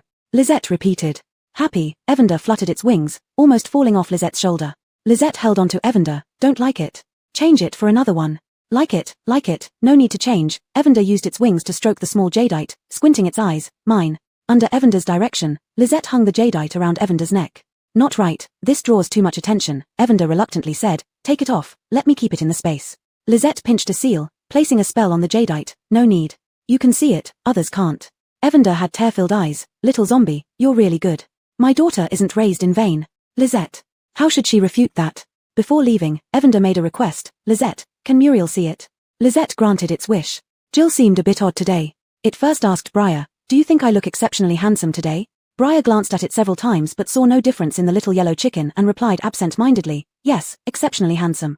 Evander asked around everyone else, who all felt puzzled, wondering if Jill had contracted mad chicken disease. Only Muriel sincerely complimented it. "Jill looks exceptionally nice today, very matching you." Lisette had told her not to tell anyone about Evander's jadeite. Upon seeing Evander's jadeite and observing others' reactions, the intelligent Muriel understood roughly. Another day of being glad to be close to Lisette.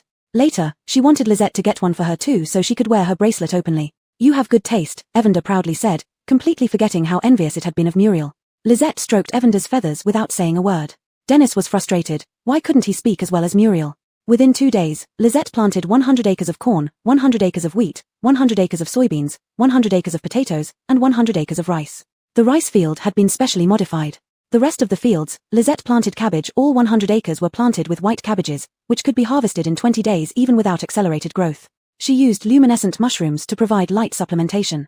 Caesar's seeds included ratgrass seeds. Lisette originally planned to plant them but faced unanimous opposition. "Lisette, please spare us, we've eaten enough grass cakes." "Yes, Lisette, that taste if possible, I don't want to eat it ever again." "Lisette, there are so many rat grasses in the base already, we don't need to plant it." But Lisette was stubborn, especially when it came to farming. No one's persuasion would work. In the end, 50 acres of ratgrass were planted. Without careful watch, Lisette used a spell, and the crops in over 100 acres of fields all sprouted. If not for Evander calling Muriel in time to stop her, the crops would have grown their true leaves. "Lisette, if others see this, they will take you away for research," Muriel sincerely said for Lisette's sake. "The commander is indebted to you, but that doesn't mean he won't have other thoughts. The base isn't as united as it seems." Muriel, who once managed Eden, knew this very well. Lisette remained silent. Evander said, "Lisette, you're not alone now. You can run, but Muriel and Alma can't." Evander didn't doubt Lisette's strength, but it didn't want Lisette to be harmed at all. "Can run," Lisette said. "Can run?" Evander was surprised. "How? What's your plan, Lisette?" Lisette looked around without speaking or moving. Driscoll Jew saw Evander talking about Lisette and came over, saying, "Jill, Xiaoji wasn't intentional. Let it go." Mason also came over. "You know how Lisette is, Jill." Alma, after finishing recording data, came over too. "Jill, it's okay. If anyone asks, we'll just say they were planted earlier." Evander turned its back on them, not wanting to deal with them, feeling like it was the only bad guy while Muriel was equally sly, speaking softly to Lisette. Sandra suddenly said, "If not, we leave the base." "Sandra?" Audrey looked at Sandra in surprise, and so did the others who knew her. Such a steady person, how could she suggest such a bold idea? "Why are you looking at me?" Sandra said matter-of-factly, "With Lisette's skills, we can survive anywhere, even build our own base." Silence. After a while, Briar said, "True, in this world, whoever has food is the boss. Let's not rush into this, let's see," Esau said. But the idea of establishing their own base had already taken root in everyone's heart. "Sister, Annika is here again," Dennis reminded. Except for Lisette and non-human Evander, everyone's faces darkened. This time, Dion behaved differently. She was shocked to see the sprouting crops, and jealousy flashed in her eyes. "There's no need for such caution, I'm here to propose a collaboration," Dion scoffed at the wary crowd. "No." Lisette refused. Upon hearing Lisette's response, Mason and others looked at her expectantly. Would Lisette deal with Dion this time? Chapter 41, She just wants to farm, but you keep provoking her. "Lisette, you can't refuse," Dion said intently, her eyes fixed on the field before her. "This is Chief Jew's intention. Annika offering to take you is an opportunity for you. You'll regret it if you miss it," Caden said with a hint of jealousy. "No," Lisette replied stubbornly. Dion's gaze fell on the others. "Don't you all try to persuade her." Briar, who had just mentioned setting up the base, raised his eyes and responded coolly, "We're here to protect Lisette while getting some work done. We can't sway her decision." Dion stopped pretending, her tone turning icy. "She doesn't understand." "Neither do you. Annika, why don't you explain what you want? Maybe Lisette will agree." Alric said nonchalantly, inwardly criticizing Dion for being clueless about recruitment, expecting cooperation without any explanation or offer. It wasn't as if she were White Core, whom everyone eagerly sought after. I'll take over the fields, you solve the other ratgrass field pollution problems. If you agree, the position of Deputy Director at the Agricultural Leaf Center is yours. Dion spoke confidently, ignoring the change in others' expressions. Lizette would definitely agree. Recalling Chief Ju's promise, Dion saw a bright future as Director of Starlight. No. Lizette's one-word response was like a bucket of cold water, dousing Dion's hopes. Think carefully before you answer. Dion didn't force the issue, mainly because she couldn't win a fight. This time, Lizette didn't say anything, ignoring Dion entirely as she turned and went into the field. Don't you all try to persuade her? Dion asked Briar again. Annika, we can't persuade her, Briar repeated. There's work in the field, so I can't stay to chat with you. Muriel and Alma followed Lizette, and the Red Moon members dispersed. I hate her. Lizette suddenly spoke in her mind to Evander. Evander was taken aback, replying, Little zombie, you're talking to me voluntarily. Lizette ignored Evander's misdirected attention. Little zombie, ahum, I'm too happy. If you hate her, just ignore her. Worst case, we leave here. Before Evander could say more, they heard Dion pushing her luck. Lizette, you must hand over the field, or I'll cut off your water and electricity. Just as Dion finished speaking, a blur flashed before her eyes, and she felt a heavy punch on her eye socket. Evander inwardly cursed. Dion was courting death by touching the little zombie's sore spot. Lizette. Everyone exclaimed in shock. Little zombie, hold back, don't kill her. Lizette's punches landed with each strike, hurting even through Dion's protective suit, and she couldn't resist at all. The people Dion brought tried to help but were pushed away by an invisible force. Killian aimed his gun at Lizette. Miss Bai, please stop, or I'll shoot. Before he finished, a small lightning bolt hit Killian's wrist, making his hand go numb and dropping the gun. Let's see who dares shoot. The Red Moon team surrounded Killian's men. Briar, think clearly, Killian said sternly, clutching his numb wrist. If anything happens to Annika, none of you will escape. Lizette stopped, Dion still alive but lying on the ground moaning in pain. Killian didn't have time for threats, he helped Dion up anxiously, saying, Annika, let's get you treated now. Dion regained consciousness, wanting to say she didn't want treatment but needed Lizette captured. However, only broken groans escaped her lips. Annika, I understand, Killian said, let's leave now. With that urgency, Dion fainted. Briar and the others exchanged looks. Yesenia asked, wasn't this not Annika's real intention? Who cares what she means? Killian isn't as loyal to Dion as he appears, Ulrich said. Indeed, without factions in such a large base, it wouldn't be human nature. Let's focus on work for now. Deal with whatever comes and see what Chief says, Briar remarked. Most fieldwork was done by machines, but some tasks required human assistance. The next day, Forrest arrived with a group. Briar frowned, noticing their armed appearance. You're prepared with weapons, this looks wrong. Forrest immediately explained, Chief knows about this. He wanted to help but is preoccupied. Looking at Forrest suspiciously, Briar asked, what do you mean, Secretary Wu? Those who adapt to the times are the wisest, aren't they? Forrest glanced at Lizette's field, suppressing his surprise. My visit is both by Chief's orders and my own intention. The base is about to change hands. If you want to stay safely, you must obey. Except for Lizette and Evander, everyone else momentarily hesitated. Briar, astonished, asked, are you a psychic? Exactly, Forrest said with a proud smile, Caesar is an S-class strength ability user. After being by his side for so long, I finally gained control over him, and this was all thanks to Lizette's grains. Lizette, you're a genius. How about this, if you solve the ratgrass field pollution and explain to Dion how you grew the grain, we'll leave you alone? Lizette felt agitated, she just wanted to farm in peace, but why were so many people bothering her? Her agitation was sensed by Evander and Muriel. Suddenly, Muriel let out a stifled groan. Don't make any rash moves. My level isn't something you can challenge, Forrest glanced at Muriel coldly and said. It felt like Muriel's brain had been stabbed by a knife, causing intense pain. Suddenly, a gentle force flowed into her mind, completely dispelling the discomfort. It was Lizette. Muriel felt relieved, Forrest was nothing compared to Boss Lizette. No, Lizette replied. Just as Forrest was about to speak, he felt an intense pain in his head. He looked at Muriel in disbelief. You? What about me? Is it fun to sneak attacks on others? With Lizette backing her up, Muriel was full of confidence. Do you have some urinary issues or what? What kind of person are you, plotting against your superiors like that? Looking for death, Forrest gritted his teeth and waved his hand. The people he brought rushed forward. Something unexpected happened at the northern underground base, clearly indicating that Forrest and Dion were part of the same group. No longer holding back, Briar prepared for battle. Moments later, seeing the fallen bodies littering the ground, Briar and his team fell into deep thought. Despite Lizette's seemingly sweet and innocent appearance, why was her combat strength so formidable? My wind blades weren't even used, and the fight is over. Ulrich muttered. I knew Lizette was powerful, but not this powerful. A single scythe took care of more than 20 people in less than a minute. The only thing off was the way she moved, it resembled harvesting crops. I'm here. Let me help you. Juju led another team. Leading them was Olaf's son. Briar's heart sank. If Olaf's son could come in, the base must really be in chaos. As Olaf's son approached, he saw that everyone was fine, except for those who tried to provoke Lisette. Hey, you're all okay? Olaf's son sounded slightly disappointed, then quickly corrected himself with an awkward laugh. I mean, it's great that you're all okay. Ignoring the incapacitated Forrest and his group, Briar asked, what's the situation in the base? Chapter 42, Claim all the farmland. Director Ansel announced that the commander fell ill suddenly, and he took control of the base. He's now arresting the people loyal to the commander, so everything in the base is in chaos. So far it hasn't spread below the 4th level, but who knows if this will last. After Olaf's son said this, he laughed and looked at Lisette. I heard that Forrest intended to harm you guys, so I came over. Lisette tilted her head and asked, claim grain? Olaf's son waved his hands repeatedly. Oh no, no way. I just want to follow Miss Bai around, hey. The usually astute northern underground base merchant actually blushed. Let's not talk about this for now. What should we do next? Briar said while picking up the weapons on the ground with the Red Moon people. Claim all the farmland. This was something Lisette had been thinking about doing for a long time. Boss, ambitious. Olaf's son whistled in praise. Evander habitually patted Lisette with its wings. Be practical, a base with over 200,000 people, trying to take control is a billion points hard. Driscoll remarked, Xiaoji can farm, this farmland should be given to Xiaoji anyway. Dad, it's not that simple, Dennis interjected. Dennis helplessly watched as Lisette, who Driscoll doted on ever since she was little, grew even more like a pampered child now. Sandra slowly said, it's not impossible for Lisette to claim what she wants. Evander was surprised and was about to say something when Ulrich added, it's only farmland she's claiming, not the entire base. Then let's discuss our plan. Briar concluded. Evander was confused. Wait, what plans are you going to make? Jill, it's the plan for sister to claim all the farmland. Dennis explained excitedly. Alma's eyes shone brightly, it should be like this. Aren't you worried that Lisette won't provide food for the base after controlling the farmland? Evander couldn't understand how well they really knew Lisette. Jill, do you think Lisette would do that? Yesenia said while Mimi stared at Evander along with her.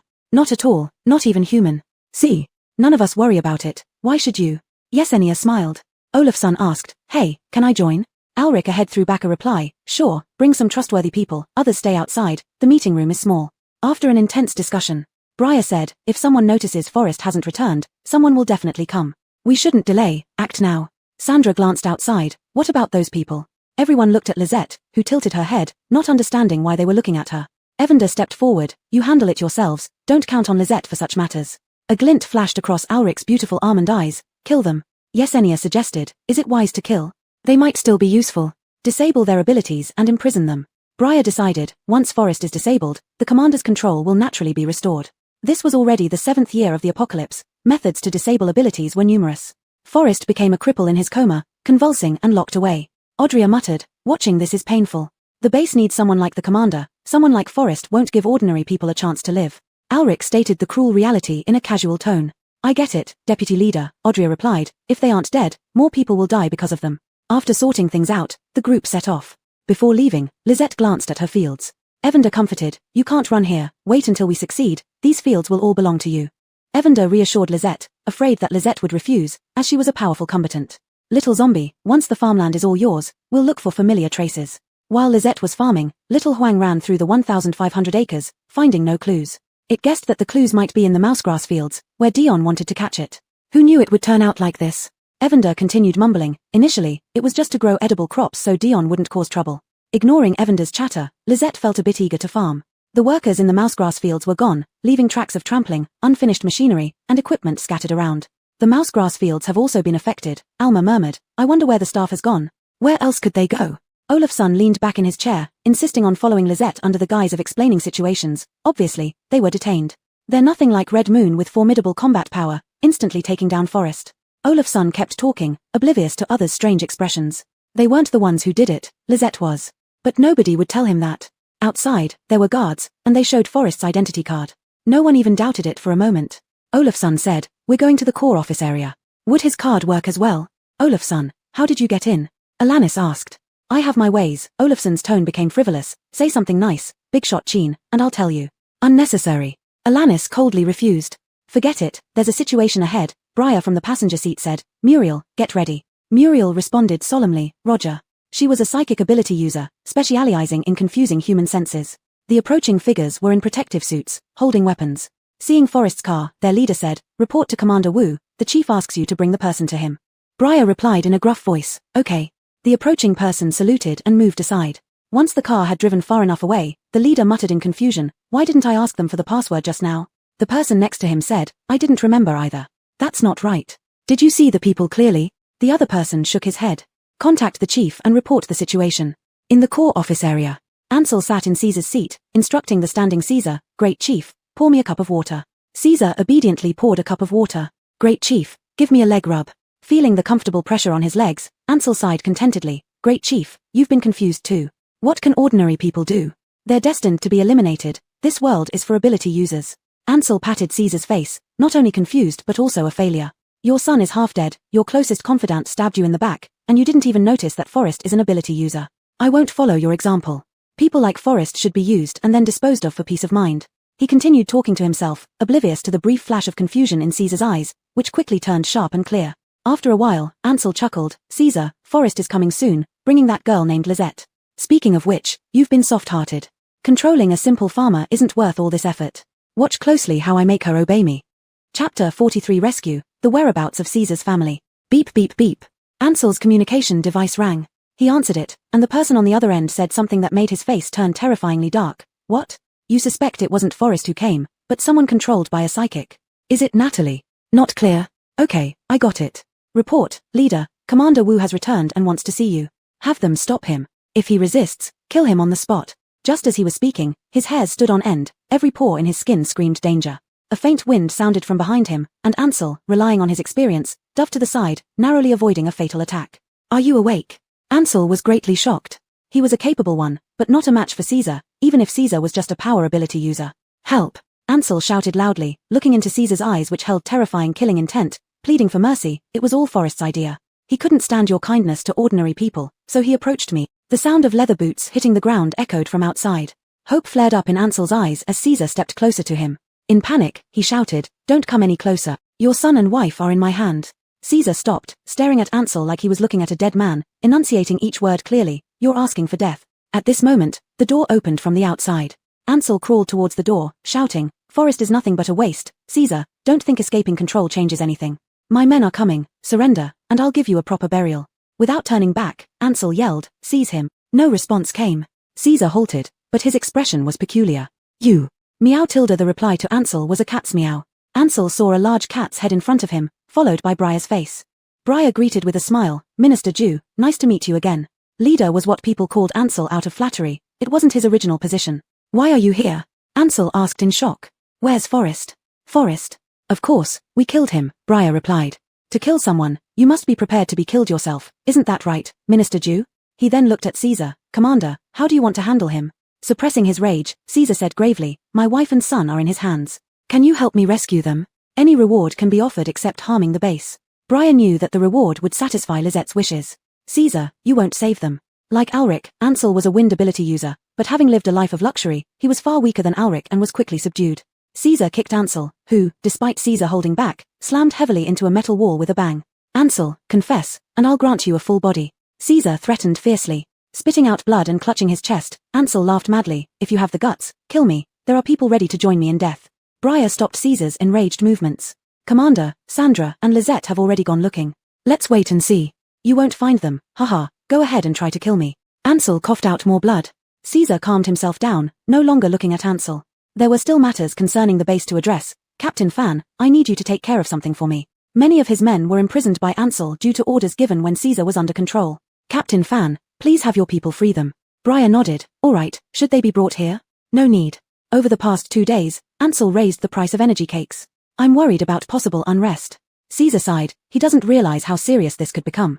Cough, cough, Ansel mocked. Ordinary people can cause no trouble, it's because you're too kind to them. Shut up, Alanis kicked Ansel. Didn't you used to be an ordinary person too? Why don't you die? Alanis, lead the team, Briar ordered. After Alanis left with the team, Briar continued interrogating Ansel. Ansel remained stubborn. Briar wished Muriel were there. In the core office area, Lizette led Muriel, Alma, and Sandra to look for Caesar's family. Briar had told her, knowing Wang Hao Yu and wanting to ensure his safety, she naturally thought of this. And Sandra knew where Caesar lived. Halfway through, Lizette suddenly stopped. What's wrong? Evander noticed Lizette's odd behavior first. Over there, people are being detained, Lizette pointed in a direction. Sandra asked, how do you know? I heard something. What exactly? Lizette couldn't say. Let's check it out. Sandra, thinking of Lizette's abilities, didn't ask further. Upon reaching a metal door, they heard a shout, who are you? 2 armed guards stood at the metal door. Without a word, Sandra shot out 2 streams of water, striking the chests of the 2 guards. They didn't have time to react, letting out humps before collapsing on the ground. You're really skilled, Muriel praised, giving her a thumbs up. Evander tilted its small head and said in its consciousness, Sandra is afraid you'll take action. Lisette cocked her head. Unless it was about farming, she didn't care much. Sandra searched the two men, finding their ID cards and swiped the door open. Inside, there were many people tied up, both men and women. They looked disheveled and sallow, but mostly unharmed. Seeing Sandra and the others, they first glanced with indifference, then one hesitated and asked, Are you from Red Moon? From Red Moon? Everyone suddenly got excited. Did you come to rescue us? These people were all staff members of the core office area and close aides of Caesar. They were imprisoned simply for questioning Ansel and Forrest. We're looking for Commander's family. What about you? Sandra asked. A woman wearing glasses said, We are going back to our posts to control the situation in the base. Ansel knows nothing, he just messed things up. Jesse, who was also a minister like Ansel, complained, Commander has worked so hard to create this situation. When parting, Sandra curiously asked, Do you have no resentment towards Commander? If I guessed right, imprisoning you was probably his intention. Jesse spat, We don't blame Commander, he was under someone's control. After separating, Lisette rescued people from 2 more places, including Buster. But Caesar's house was empty. Sandra asked Lisette, can you still hear where there are people? Lisette shook her head, no. Failing to find Robin and Wang Hao Yu, Sandra called Briar. We're heading to Captain, they captured Ansel. Meanwhile, Alanis met the people they were supposed to save. Hearing that they were saved by Sandra, he nodded and conveyed Caesar's message. The wretched-looking Ansel said, What if I let them go? I didn't mean to do anything to them anyway. But you won't be able to save your family. Chapter 44, Lisette found someone and the requirement was all fields. Caesar had just heaved a sigh of relief upon hearing that the others had been rescued from places he didn't even know, when his anxiety spiked again at the news that Robin and Odon hadn't been found. Lisette and the rest came, and Briar immediately waved Muriel over, you ask. Muriel had taken Ulrich's place. Concerned for his loved ones, Caesar merely nodded as Lisette and the rest arrived. 10 minutes later, Muriel failed, and Ansel, with a pale face but sneering expression, said, Caesar, Xinhua created a mental barrier for you, and I have one too. Precisely because of this, Forrest took a long time to control Caesar. During this period, Lisette picked up a piece of paper from Caesar's desk and clumsily folded it. People noticed Lisette's actions, assuming she was bored, and said nothing. Evander whispered, Lisette, what are you doing? Finding people, Lisette said in 2 words. Dennis leaned closer, Sister, how can this find people? Lisette glanced at Dennis without speaking. Ulrich also moved closer, Lisette, is this a paper crane?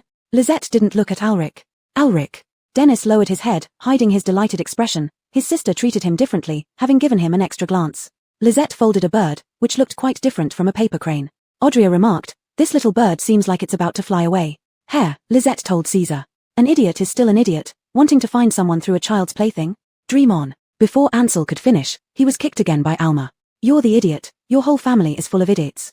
After cursing, Alma kicked Ansel again. Caesar, despite receiving several beatings, Ansel thought Alma's strength meant nothing. Don't tell me you actually believe that fool. This time, after finishing his sentence, not only did Alma hit him, Muriel and Dennis joined in. Caesar pulled out a strand of hair and handed it to Lisette. Ansel, I trust her. Even if it didn't work, Caesar wouldn't say anything. It was just a strand of hair, and Lisette did it for him. Besides, though Lisette seemed dim-witted, Caesar inexplicably felt she had a compelling power. Lisette pinned the hair on the paper bird. With a subtle movement of her right hand, amidst everyone's astonished looks, the paper bird flapped its wings and flew up slowly. It's impossible. You must be using your ability. Ansel's composure finally crumbled. You're also an ability user. No matter how weak you are, you should be able to tell whether an ability is used, right? Muriel seized the chance to mock him. Your stupidity is obvious from the moment you open your mouth. You're the real idiot. Lisette, what is this? Caesar watched the flying paper bird, feeling a glimmer of hope. Follow it, to find people, Lisette explained. You must come from the cultivation world, little zombie, arguing won't help.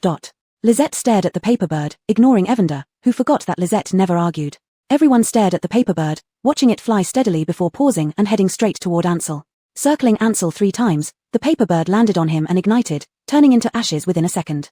Ulrich lamented, too bad, it didn't burn this bastard. Caesar, what does this mean?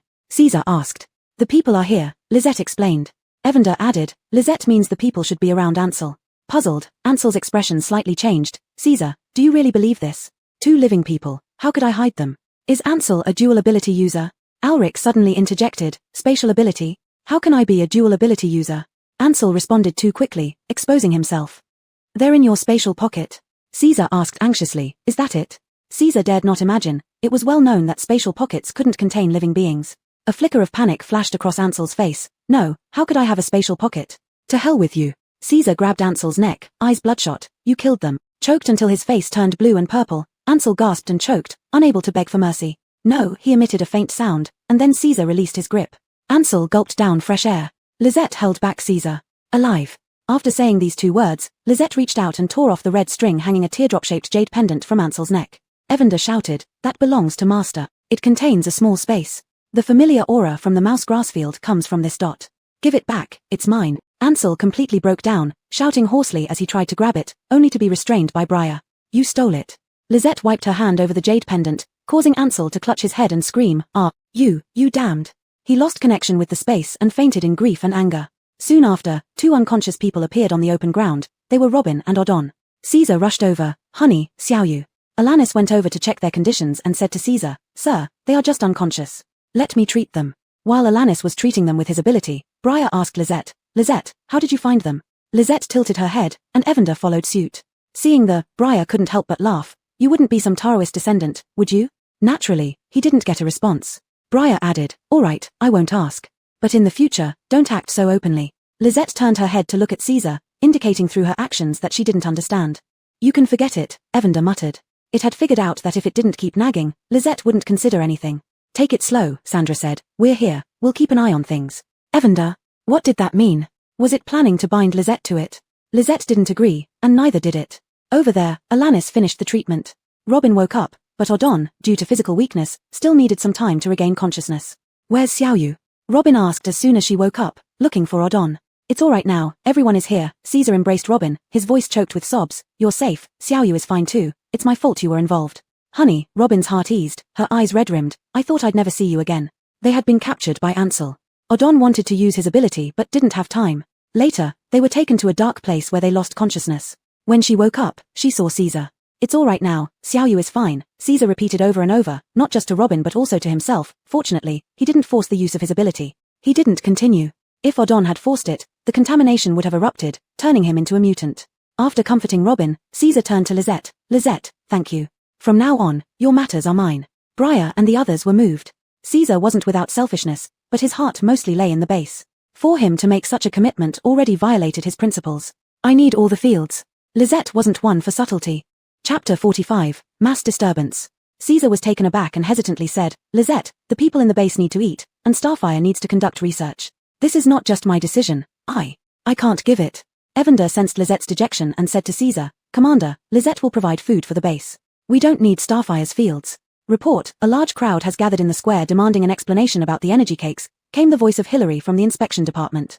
The department was in chaos, with its minister dead and the deputy minister controlling the situation at the square, sending Hillary to fetch Caesar. "Please, Commander, calm the crowd." Briar watched Caesar, who looked pale after these 2 exhausting days. Give me a moment to prepare." Caesar regained his usual composure and turned to Lisette. "Lisette, we'll discuss the field issue after I handle this." Lisette said, "I'm going with you." "Little zombie, why are you so proactive?" Evander was surprised. This had nothing to do with farming. Selling food. Evander. "So you only picked up on the crowd part? I shouldn't have overestimated you. Caesar hesitated, but Briar said, "We can vouch for the commander and assist him." "All right, thank you for your help." Indeed, Caesar lacked manpower at his disposal. As they set off, Hillary approached Lisette. "Miss Bai, thank you." Olafsson felt a sense of crisis as he saw Hillary and pushed him away. "No need to thank." Of course, Olafsson knew what Hillary was thanking her for. Confused, Hillary asked, "Olafsson, did you have something with Miss Bai?" Olafsson stole a glance at Lisette, suddenly embarrassed. "Miss Bai." Lisette ignored Olafsson and turned to Hillary, who felt uneasy under her gaze. At that moment, he empathized with everyone else. Miss Bai looked eerie. "No need to thank." Just as Hillary was about to say something, he heard these 3 words. Hillary gathered his thoughts before saying, "Because of Miss Bai's food, my sister awakened her powers, and my abilities were enhanced. I should thank you." He forgot to ask about Olafsson. Hillary's team also wanted to thank Lisette but didn't want to disturb her. One of them shouted loudly, "And thank you too, Miss Bai." Lisette felt more power entering her soul, making her even stronger. "You're welcome," Lisette responded to Hillary and his team. Using her smart brain, Lisette thought if she could get more of this kind of energy. "Little chicken, there's more. Lisette consulted Evander. What's more?" Evander was confused, recalling the earlier situation, and exclaimed, "You must be talking about the same thing as Caesar. Not to mention, I'm not called Little Chicken. Why can't you remember?" "Yes, stronger, want more. Lisette expressed her desire. Evander pondered and said, "Lisette, this is called soul energy, also known as virtue. Faith is one form of it, and gratitude is another, but it only works if it comes from the heart. Why do you want it?" Lisette understood. "For farming. I shouldn't have asked you. This is very difficult. You just met good people. When I was a phoenix. Lisette wasn't in the mood to hear Evander's stories. She looked expectantly, hoping to reach the square quickly. The base leadership must explain why the grass cake prices are so high. Do they want us to starve? Give us an explanation or hand over the field. When we first opened up those 15,000 acres, we used ordinary people. Why aren't they given a living now? Caesar has failed as a commander. How long has it been since he changed? Indeed, as Caesar had predicted, the crowd had started causing trouble. The square was filled mostly with ordinary people, along with some ability users. A misstep could spark unrest, leading to catastrophic consequences. I am Caesar, I have arrived. Caesar's voice echoed through the loudspeaker. The square fell silent instantly, considering Caesar's past actions were beyond reproach. Alric remarked, that's the charm of leadership. Caesar's steady and powerful voice continued to resonate over the square. Here, I apologize to everyone. Due to my negligence, I was deceived, which caused some negative impacts. The square erupted in gasps. Had this happened without their knowledge? A middle-aged man with a slightly bald head muttered, I said it, the commander isn't like that. An elderly woman beside him grumbled, you were the loudest one just now. You. The middle-aged man saw the old lady and retorted half-heartedly, if you heard it, then heard it. What's there to say? Shut up. Overeating, huh? Listen to the commander speak. The elderly woman glared at the middle-aged man. The energy cakes will remain at the original price, but due to the contamination issue with the vol grass fields, we can only supply them in limited quantities from now on. Caesar's words were like water dropped into boiling oil. The square instantly erupted. What? No way, I haven't eaten for 2 days. Commander, people will die. Starfire is so powerful, why hasn't the contamination problem been solved yet? Exactly, let someone from Starfire explain. But this is just temporary. We've already found a solution to the contamination issue and need some time. Everyone in the car looked at Lisette. If things went as expected, Caesar was referring to Lisette's method. Even though everyone trusted Caesar, anxiety couldn't be avoided when it came to eating. You say you've found a solution, but how long will it take? Some people really can't wait. I heard the commander bought grain a few days ago, why not bring it out? If you have grain, please bring it out. We're starving. It was clear that there were people inciting unrest. Caesar's voice remained steady. I did buy grain before, part of it was made into energy cakes along with volgrass. Some of you must have noticed the difference. That batch was almost sold out, and the remaining little bit was taken away by a traitor in the base. This was what the staff had told him, including Dion. So, we are short of food now, but believe in our technicians and ability users. This issue will be resolved soon. While Caesar was speaking, the inspection department quietly apprehended those inciting unrest. It wasn't difficult for ability users. We've endured so many hardships in this post-apocalyptic world, we can get through this one too. The hungry people in the square weren't convinced. Commander, we're not deliberately causing trouble, but after working hard all day, my family can't even afford a single volgrass cake. 2 more days, and we really will starve to death. Yes, Commander, how exactly will this rationing work? We couldn't get enough before, let alone now. We stormed the energy cake vendor, but there was nothing inside. Without anyone stirring up emotions, the crowd seemed much calmer, but there was no food. Lisette pointed at Muriel. Understanding Lisette's meaning, Muriel spoke to Caesar briefly. Caesar's expression became strange. Chapter 46, An Absurd Decision, Exchange Grain. Lisette, are you serious? Caesar asked in disbelief after turning off the microphone. Yes. Lisette confirmed. Exchange grain for people's gratitude? Caesar asked again, finding Lisette's request bizarre. The energy Caesar provided was almost as much as what Muriel received, which was why Lisette discussed this with him. You little zombie look quite dumb, but you have good luck and can also read people. No way, just beat to death. Lisette replied to Evander like that. Don't underestimate humans. Even at the end of the world, they have trump cards. I heard that their ultimate weapon is satellite nuclear bombs. Ignoring Evander, Lisette stared at Caesar. Yes. Caesar thought for a moment and asked, how much food do you have left? Is it convenient to tell? Red Moon team members were in the car, including Hillary. Lisette said, enough for 2 days. Evander explained, enough for base people to eat for 2 days. You little zombie, can you calculate now? Startled at first, then Caesar became excited. Lisette felt more energy coming from Caesar. People on the square couldn't sit still any longer and started arguing more fiercely. Caesar didn't care about it. He said, leave this matter to me, I'll definitely take care of it well. On the verge of the crowd's outbreak, Caesar's steady voice sounded again. Someone has provided part of the food for the base. There are 2 ways to get it. One is through passing staff tests, the other is by buying with white nuclei or crystal nuclei. Once these words were out, the square fell silent again. What kind of route is this? Buying with white nuclei is acceptable, but what is this test? After a while, someone asked, is there a purchase limit? Caesar replied, of course. Each person can only get enough for 1 day. Those who go out to collect supplies will be treated differently. How many days can we get? Caesar calculated the amount of rat grass in the field, 10 days. After 10 days, the supply of grass cakes will return to normal. After a pause, Caesar announced the last piece of news. After the heatwave passes, the base will issue policies for farming outside. Interested parties can consult the office. Then, Caesar cut off the call. The square was quiet for an instant before bursting into noise again. This time it was different from before. With the food problem solved, people showed smiles. Some asked what the test was, others speculated about the policy for farming outside the base. In short, with Lizette's food, people had hope. Caesar leaned half on his seat, looking gratefully at Lisette. Lisette, thanks to you, from now on, my life belongs to you. Caesar was indeed sincere, he pledged allegiance to Lisette so easily. Lisette. I want farmland. Caesar was too tired to notice anything extra. Smiling, he said, Lisette, let's talk about the farmland later when I rest a bit. Lisette didn't say anything, she just made a no sound. She wasn't in a hurry, she needed to become stronger so she could grow more things. It took 2 days for Caesar to smooth out the affairs of the base. The base suffered heavy losses this time, not only in human resources, but also the pollution in the ratgrass field expanded, and some of the newly grown ratgrass was destroyed by Dion and others. When Dion ran away, she took away data and research results from the agricultural center. Without Lizette's food, the base would really starve to death. The most popular event in the base was the test mentioned by Caesar. When the first person went, it attracted a crowd of onlookers. From afar, Red Moon Squad watched, among whom Mason was the most interested. What do you think Xiao Lisette is doing? Mason asked Briar. Briar pondered and said, maybe Lisette wants to help those who need help. Mason laughed softly without speaking. The first participant wasn't alone but brought a little girl, probably a grandmother and granddaughter. In the 7th year of the apocalypse, children were rare, and the little girl was very thin with tidy clothes and hair. The woman's clothes were a bit dirty, but her hair was meticulously combed back, maintaining her utmost dignity even in the apocalypse. I'm here to participate in the test, the woman said calmly, her voice hoarse with a glimmer of hope. She didn't know what the test was, but she knew that if there was no food, both she and her granddaughter would starve to death. A young girl staff member stroked the little girl's head and said, children can receive 1 day's worth of food for free, but we need to ask you a few questions. Thank you, ask away. Actually, the base used to treat children specially, but later Ansel abolished that policy.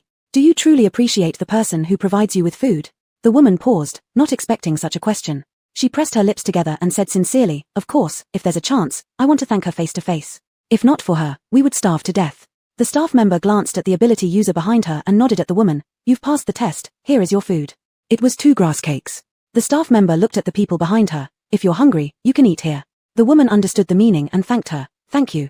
She took her granddaughter to a corner to nibble slowly, knowing that the inspection team couldn't take care of every corner, and they couldn't protect their food either. Nuan, remember those who reach out to us in difficult times. Grandma, I'll remember. When I grow up, I'll awaken my abilities and get lots of food for you and the kind-hearted people. The little girl chewed on the cake carefully, taking small bites and sipping water between each bite. Water was very precious. Her grandma had told her that due to high temperatures and pollution, drinkable water was scarce, and even the base had limited water. Grandma, did people soak in water to bathe before the apocalypse? The little girl asked. Yes, back then, people could use as much water as they wanted, the woman explained gently. Grandma, wait for me. When I grow up, I'll exchange for a lot of water so you can soak in it to bathe. Sharing the food, the tiny corner exuded a heart-wrenching warmth. More people started taking the test. Some tried to slip through by answering just one question, but the staff member had a series of questions ready. Have you killed anyone? Why did you kill them?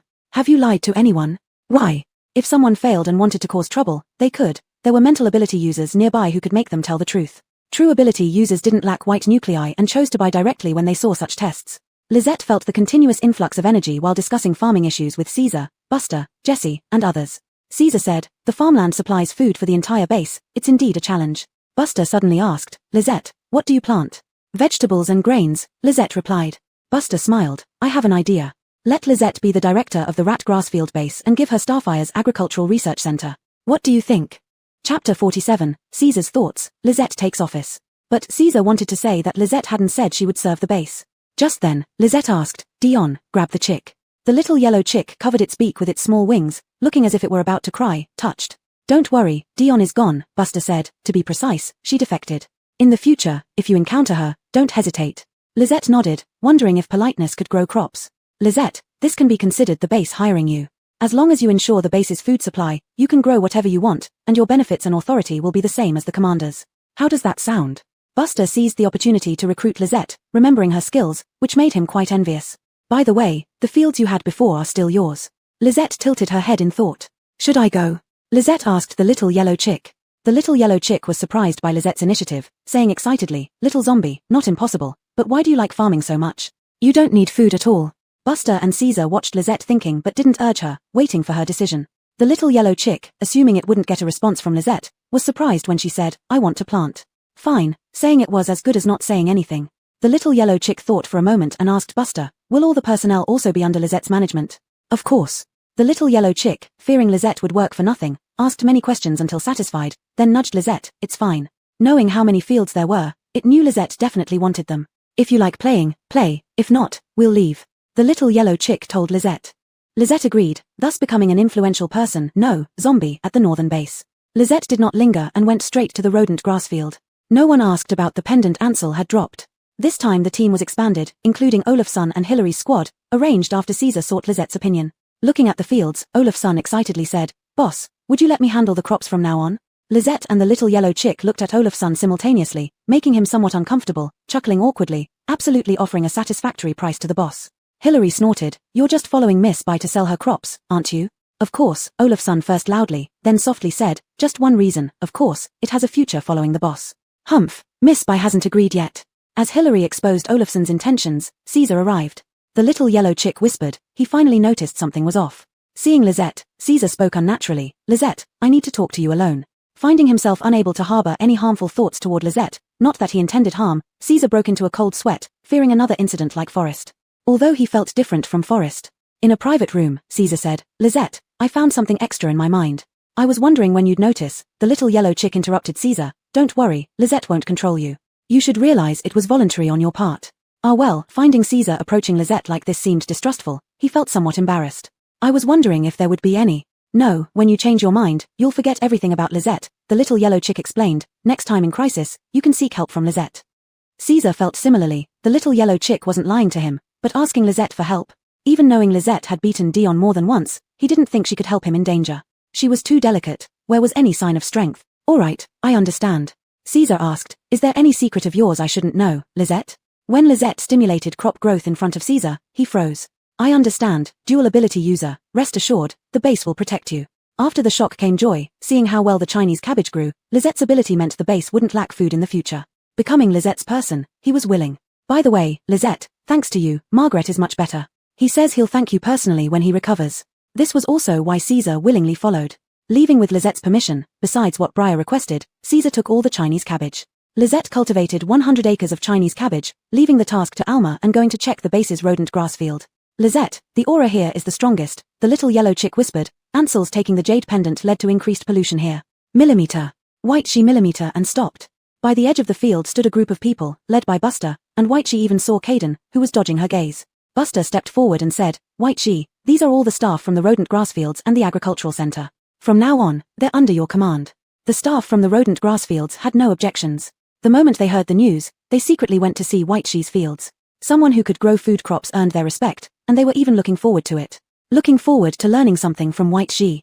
Ezekiel, the deputy director of the agricultural center. "Director you, I don't oppose moving the agricultural center over, but what does a little girl know? Can she do gene sequencing, tissue culture, cell breeding?" Ezekiel rambled off many technical terms, expecting White she to be embarrassed. But unexpectedly, White she showed no expression at all, just staring at him. He even detected a hint of anticipation from White she's unsettling gaze. "What are you looking at?" Ezekiel glared at White she. "Can you do any of those things?" White she wasn't annoyed and replied, "You can." Buster watched the interaction between the two and burst out laughing. "Ezekiel, you didn't submit to Dion before, and she made you sit on the cold bench. I see White she holds you in high regard." Ezekiel turned his head away, only then realizing that White she was a bit different from normal people. He blushed slightly for his previous behavior. White she repeated, "High regard."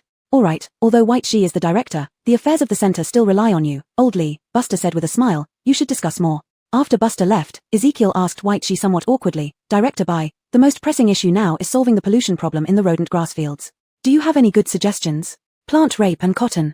Ezekiel thought of the rape plants Buster had given him. He experimented and found that they could indeed absorb soil pollution. The rape plants would grow large, but wouldn't attack people. But there's still rodent grass in the fields. If we reseed, there will be a food shortage in the base. Ezekiel understood this point better than anyone. Alma said, "However, if we don't clear them, the pollution will worsen, and eventually, the rodent grass won't be edible either." That's true, Ezekiel was also torn. With the presence of rodent grass, the pollution couldn't be easily resolved, which was why Dion made no progress. "Let's solve the heavily polluted areas first, one step at a time. We can only trouble the wood ability users to hasten the growth as soon as possible," Alma said. White she remained silent. Ezekiel's gaze fell on her. "Director Bai, what's your opinion?" Chapter 48. No, grandson. Lisette had communicated with Evander. The jade pendant could not be put back, it would be useless if returned. "Lisette, if someone takes it again, the problem will still arise." "Useless." She had observed that the space inside was similar in size to the house in her base, dark and unsuitable even for growing mushrooms. The only advantage was its potential as a warehouse, but Lisette always grew too much grain. The jade pendant was indeed of no use to her. How can it be useless? Evander retorted. Let me think. Ah, right. You can place it in your space, and the two spaces will merge. Evander believed that nothing created by its owner could be so worthless. The only possible reason was that in the Volgrass fields, spiritual energy had been almost entirely consumed. After all, not everyone could convert pollutants into energy like Lisette did. Without hesitation, Lisette threw the jade pendant into her space. She liked the feature Evander mentioned. Combined with the white core given to her by Caesar, the space's area would continue to expand. Seeing Ezekiel asking for her opinion, Lisette tilted her head and responded, I'll do it.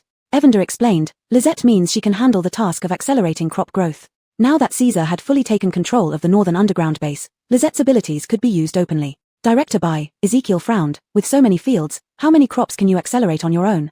Alma couldn't help but say, Director Lee, wouldn't it be better to give it a try? Try it then, Lisette agreed, let's go to the fields. If you want to try, let's try, Ezekiel said, even I, an ordinary person, know that plant ability users can't make crops mature instantly. If you can do this, I'll call you Grandma. Lisette replied, no need, grandson. Now she understood these relationships well. Several people laughed. Ezekiel didn't dare be aggressive toward Lisette's people, but his subordinates had no such reservations. Why are you laughing? What's so funny? Ezekiel turned to scold his own people. If you have time to enjoy the show, focus on improving your skills. I meant what I said, Ezekiel originally said casually, now he had to follow through for the sake of his pride. Lisette clearly showed reluctance but remained silent, starting her work. Looking at the mountain-like oilseed rape and cotton plants, before Lisette even began, Ezekiel's expression faltered. You just talked about cotton earlier, isn't its function the same as rapeseed? Ezekiel asked. Before the apocalypse, cotton could absorb pesticide residues from the soil. Lisette nodded, pointing to the endless fields ahead, harvest. The harvest was, of course, the volgrass in the fields. Dozens of agricultural machines went in, leaving the 1,000-acre field of volgrass completely cleared. Those volgrasses could feed us for 2 days, Esau commented. When Hongyu rescued Caesar from the core office area, he and Driscoll were brought back to the second floor where Hongyu was located. When Lisette came to the volgrass field, she brought all of Hongyue's people.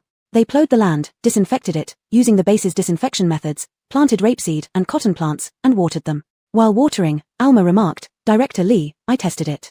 The water filtered by rapeseed plants has lower pollution levels than the base's filtered water. Ezekiel didn't believe it at first but personally verified it, then he was amazed by Lisette's fields. Primarily because Lisette had used acceleration spells extensively on these fields. With Caesar being one of their own, Lisette used the acceleration spell without restraint. But other spells were forbidden by Evander, and Lisette obeyed obediently as a good little zombie. Most importantly, there were mechanical tools available. Director Bai, did you plant all of these? Ezekiel asked in a trembling voice. Lisette nodded. After understanding the planting method, Ezekiel nearly shook Lisette's hand. Remembering she was a girl, he refrained. The base has always wanted to send people out to grow crops. I thought the commander's decision was rash, but now I realize it wasn't at all. Ezekiel's eyes shone brightly. With seeds and rapeseed and cotton, there will be no problem opening up land outside. Muriel said, so, aren't your gene sequencing and tissue culture techniques useless?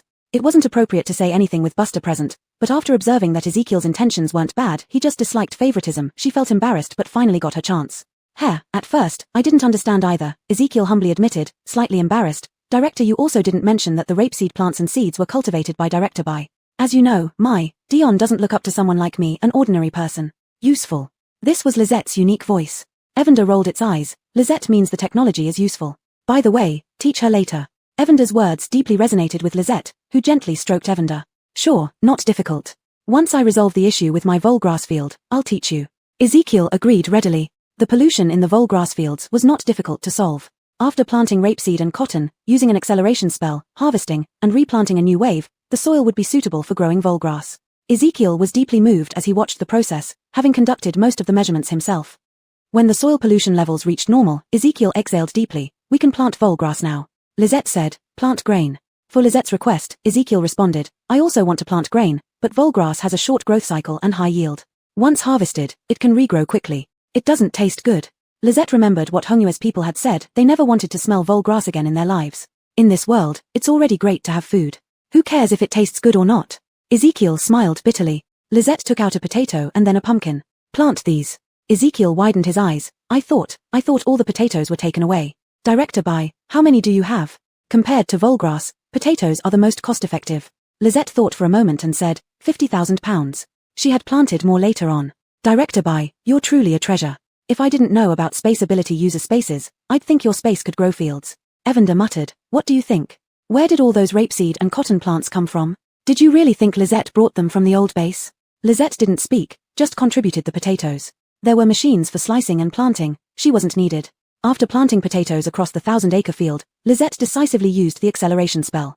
This act stunned everyone once again. With all the energy Lizette had collected, she could cultivate 1,000 acres of potatoes in just one day. Looking at the matured potatoes after just one day, Ezekiel asked Alma, "Alma, as far as I remember, non-ability users can't do that, right?" Muriel, recalling how Alma struggled to make seeds sprout a little, laughed like a blooming flower. "Director Lee, shouldn't you fulfill your promise now?" Lizette not only accelerated the growth of potatoes and pumpkins but also the previous rapeseed and cotton. Alma added, "As far as I know, only Lizette can achieve this level. She seems to have gotten stronger." Ezekiel. Seeing everyone looking at him, he took a deep breath and walked up to Lizette. Before he could act, Lizette walked away with disdain. "No need, grandson." Leon. Briar quickly intervened, "Director Lee, it was just a joke, no need to take it seriously." Leon suddenly felt warm inside. "You're right." Lizette tilted her head, and Leon gave her some energy. 10 days passed in a blink. Every day, someone went through the test, and it became clear that only those who genuinely expressed gratitude could receive food. Among these people, some awakened abilities. Those who failed the test envied the others immensely, some genuinely felt grateful while others couldn't even fool themselves and failed the test. Gradually, this gratitude became a habit. When the 10 days ended, people were extremely disappointed. But the base tried its best to take care of everyone. As long as ordinary people worked hard, they wouldn't starve. Then people discovered to their surprise that the taste of the grass cakes had changed. There were pumpkin-flavored ones, potato-flavored ones, some with vegetables inside, and some without. They still provided the same filling effect as the grass cakes but with more variety in taste.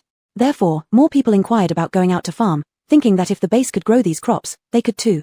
With the soil problem in the northern underground base resolved and Lizette accelerating enough grains for the base's needs, she began growing crops at a normal speed. After arranging everything, Lizette went off to do her own things. When Lizette asked Ezekiel to teach her the technologies she mentioned, Ezekiel stuttered. Chapter 49, Lizette's new skill, the mushroom that steals mushrooms. Ezekiel recalled his previous boast and tried to make up for it awkwardly. "Director Bai, this is quite complex. I can teach you, but if you don't get it right away, we can take it step by step." Lizette nodded. Evander nodded along with her. Seeing the adorable duo, one big, one small, Ezekiel couldn't help but smile. "You two seem to have great chemistry. Speaking of which, the animals cultivated by Starfire's gene research always die off, otherwise they wouldn't have captured me or learned much from studying me," Evander interjected. "Technically speaking, its body wasn't a living being at all. Survival of the fittest," Lizette remarked.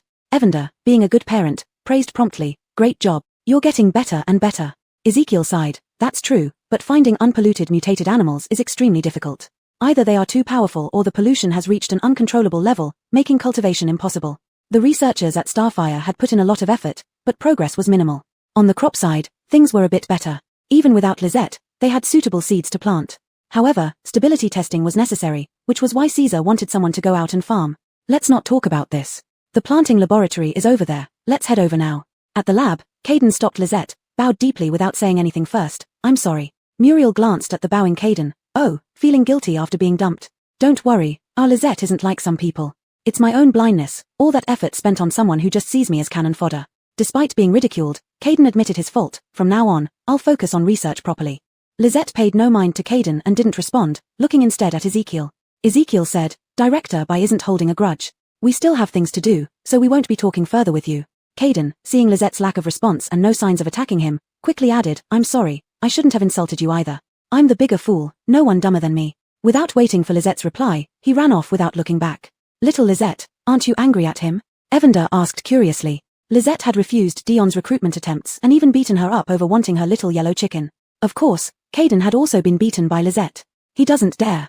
Evander nuzzled against Lizette, knowing well that with Lizette around, Caden wouldn't dare to try anything again. 2 days later, Ezekiel watched as Lizette, now more skilled than he was, fell silent. "If students before the apocalypse were like this, teaching would have been so much easier," Ezekiel remarked, "not to mention your abilities." Despite her seemingly dull appearance, Lizette absorbed information quickly. Ezekiel only needed to explain something once, and she could remember and apply it effectively. More importantly, Lizette's ability allowed her to accomplish tasks swiftly. Gene sequencing and selection were manageable, but hybrid breeding and cultivation usually took time. Not for Lizette, she achieved results within a day. She produced various crops, grains, 23 types of vegetables, and numerous fruit trees. "Ah, if only I had such abilities." Ezekiel envied how convenient things were when using abilities. Before, he believed most people were ordinary, so he diligently pursued research. Now, seeing Lizette's use of abilities, he realized how much simpler everything became. The tomatoes grafted with eggplants were ripe, and Lisette was having Evander tally the yield. Hearing Ezekiel's remark, she glanced at him. Ezekiel was engrossed in the data and didn't notice her gaze. These are all nightshade plants. After grafting, the yield increased by 20%. Ezekiel plucked a plump cherry tomato and popped it into his mouth. It tastes great. Generally, grafted plants are stronger than the original ones. Seeing Ezekiel eat the tomato, other researchers crowded around, smiling sheepishly. Can I have one? Though Ezekiel appeared calm, his eyes lit up with pleasure at the taste, indicating it was indeed delicious. Don't you usually have access to these? Evander asked curiously. Ezekiel laughed embarrassedly. Not everyone has Director Bai's talent. Just growing crops successfully and saving seeds is a miracle. Didn't you have a wood-type ability user? Evander pointed out. We had 20 in total, 11 left with Dion, a researcher named Bram said. None have Director Bai's ability. Dion could shorten the growth cycle of plants but couldn't speed up crop maturation. We previously considered using plants to absorb pollution, Ezekiel explained, but we never found a type of rapeseed like what Director Bai discovered. To be honest, many researchers died searching for and cultivating such crops, including the first director of the Agricultural Center. At this point, the atmosphere turned somber. Lisette was screening eggplant varieties and was now grafting them with potatoes. Allison moved her fingers, and soon enough, eggplants grew out, with the potatoes below also ripening. The researchers looked on in amazement. No matter how many times they saw it, the process of growth right before their eyes was still breathtaking. Ezekiel recorded the data again, sighing, I never thought there would come a day when you'd solve this. I even prepared myself to die. He had assumed that many people would starve to death since crop growth takes time, and they wouldn't have enough time. In the Starfire experimental fields, whatever new crops Lisette developed, she would bring them to the fields for breeding. One day, while Lisette was busy with her crops, Dennis hurried over. Sister, something is wrong with our field. Lisette tilted her head, and Evander did the same. Without waiting for them to ask, Dennis said, the mushrooms in the field are missing. We couldn't find the thief who stole the mushrooms. Lisette became interested. The mushrooms provided light and were inedible themselves. Who would steal mushrooms? The heat wave was about to pass, and Ezekiel had already announced the date for going out to farm, preparing seeds and supplies as Lisette just finished harvesting a batch of crops. She planned to plant tomatoes, strawberries, pumpkins, and some fruit trees next. Let's go take a look. They walked to the field, where Driscoll frowned and said, I was planning to till these mushrooms into the soil, but when I noticed some were missing, I sent Dennis to fetch you. I suspect some animals got in. With the soil pollution levels low, tilling the mushrooms into the soil wasn't a problem. Lisette carefully examined the field before her. When she saw a glowing spot disappear, she quickly walked over. Evander asked, Lisette, did you find something? Ignoring Evander, Lisette moved swiftly and stopped by a patch of glowing mushrooms, watching them warily. Suddenly, she squatted down, her hand darting out quickly. When she pulled back, she held a mushroom. Dennis and the others caught up. Sister, is this a mushroom? This mushroom has turned into a spirit, it can move, Muriel exclaimed, poking at the mushroom in Lisette's hand. The mushroom's glowing cap flickered, its small body twisting and emitting squeaking sounds. Chapter 50, Little Mushroom, Mutation. It did. Lisette said. Do you mean the little mushroom spirit ate the other mushrooms? Perla asked. Lisette nodded. Perla was extremely puzzled. How did this mushroom form? If it didn't see wrong, the little mushrooms had intelligence now. It was the first time it saw a wise mutant plant, but wait, are mushrooms considered plants? Lisette, how do you plan to deal with it? Perla asked. Throw it away. Lisette walked out of the farmland, holding the little mushroom with disdain. The little mushroom seemed to understand what Lisette meant and struggled even harder, squeaking more loudly. Boss, can we not throw it away? Muriel felt that the little mushroom was quite cute. Lisette thought for a while and then stuffed the mushroom into Muriel's hands. Lisette's movement was too sudden. Muriel couldn't hold it in time and the mushroom slipped out. Lisette quickly grabbed it again and shoved it back to Muriel. F***K, what is this thing? Olaf's son arrived as well. It's a pet that Lisette gave me. The little mushroom wasn't very combative, nor did it have much strength. Upon discovering it couldn't escape, it stopped moving. Olaf's son poked at the little mushroom and sourly said, little creature, quite unique, I want one too. Forget it, there's only one. Now it's mine, Muriel said smugly. By the way, what does the little mushroom eat?